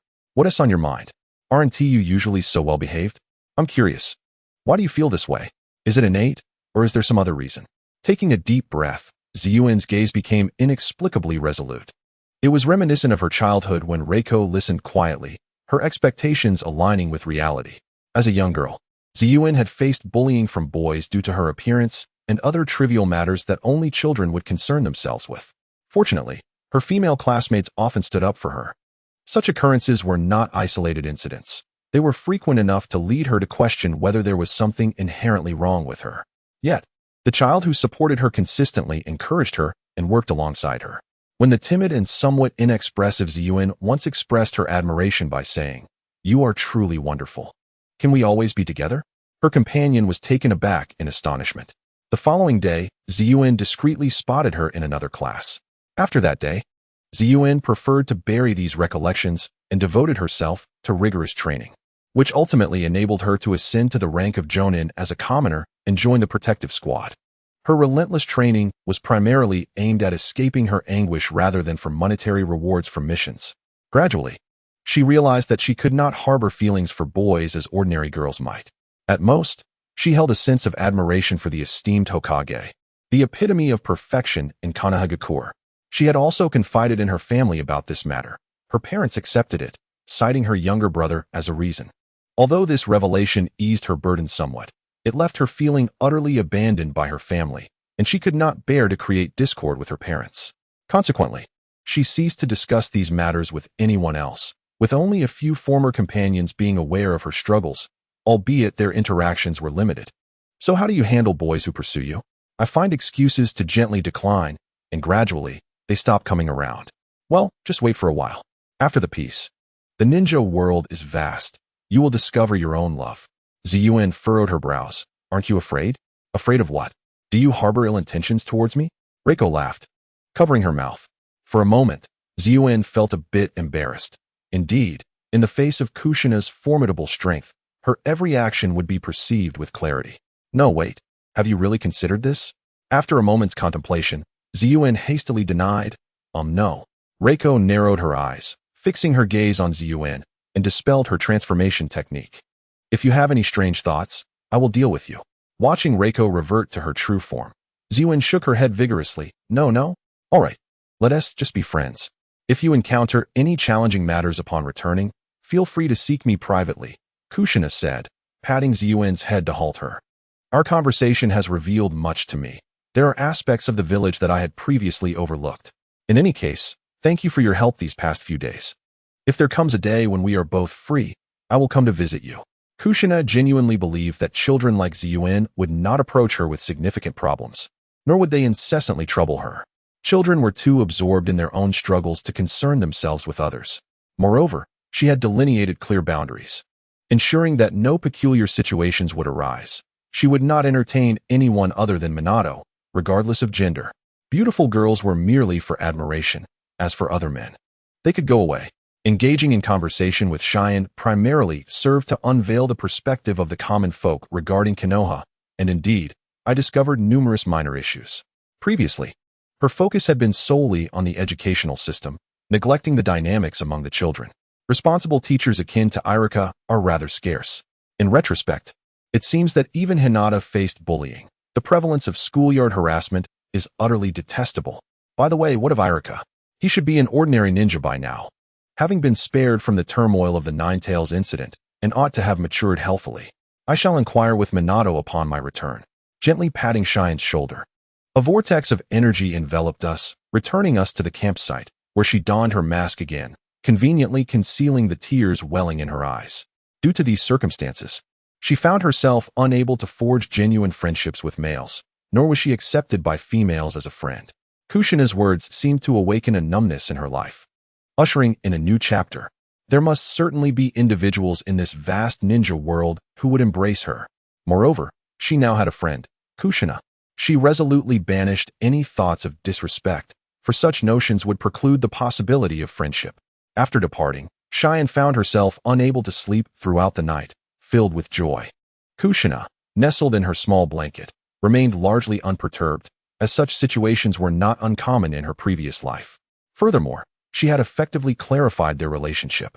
Cheyenne was not a disrespectful child, and assisting her imbued Kushina with a sense of accomplishment. Additionally, it provided an opportunity to glean insights from the perspective of civilian ninjas. After all, Cheyenne had divulged such intimate matters, thereby eliminating any awkwardness stemming from their differing statuses. In truth, what weighed most on Kushina's mind was whether Minato had recognized her earlier. His intellect was exceptionally keen, and she pondered if he would be displeased upon discovering that she returned without seeking him out. Imagining his potential discontent caused her a moment of distress. How could she soothe him if he were upset? Engaging in overt gestures felt too direct, lacking sincerity. Yet she found herself at a loss for what she could do for him. Suddenly, Kushina felt somewhat inadequate as a wife. Minato was simply too remarkable. However, she surmised that even if he were displeased, he would likely spare her any embarrassment. In reality, she had done much for Minato, though she had never voiced it. He was well aware of her contributions. As she embraced her role as a woman, Kushina found herself increasingly ensnared in the anxieties surrounding familial dynamics. Days later, the team returned to the village entrance in the afternoon, before the streetlights of Konoha illuminated the pathways. Minato personally welcomed the team, winking at Kushina amidst the crowd, prompting an eruption of playful banter from the accompanying personnel. All right, everyone has worked hard. Let us grant a 3-day holiday. After such a period of tension, rest is essential. As elite members of the guard team, their days were typically consumed by missions or intensive training, with holidays being an exceedingly rare luxury, leading to palpable excitement. Lord Hokage is the best. Lord Hokage is the most handsome. 3 days off, that is a significant treat. As for Orochimaru and Kakashi, reports can wait until tomorrow. For now, let us return and rest. In truth, Minato did not wish to stay up late perusing reports, as he longed for moments spent with his beloved wife. After exchanging a few more words, the couple departed from the entrance of Konoha, strolling leisurely towards their home. Upon tightly grasping her hand, Kushina could no longer contain herself. Actually, I returned to Konoha 2 nights ago without seeking you out. Could it be that black-haired girl with the bun is you? You guessed it. I had my suspicions, for when we first locked eyes, your gaze felt strikingly familiar, and I sensed no trace of your chakra. Yet you were adorned in a ninja vest, which only you could manage in Konoha. Indeed, you've unraveled my secret. Thankfully, I did not hide it from you. Will you be angry? How could I be? In your absence, I occasionally indulged in a few drinks with Fugaku and Kakashi. Ha ha ha. Just then, Kushina realized something amiss. Wait, what about the children? Did you take them along? The kids from several families are dining next door. And Itachi and Izumi are there as well. Kaido will keep an eye on them. Kushina began to comprehend how the fathers managed their children, and her initial guilt swiftly transformed into displeasure. Though Kaido was older, the troublemaking Naruto was bound to stir up mischief with those kids. Pouting her rosy lips, Kushina playfully pinched Minato's arm. "You, upon returning home, I shall have words with you." Minato's expression grew serious, acknowledging Kushina's authoritative tone. "Ah, you jest with me." Kushina feigned annoyance, teasingly poking the soft flesh at Minato's waist.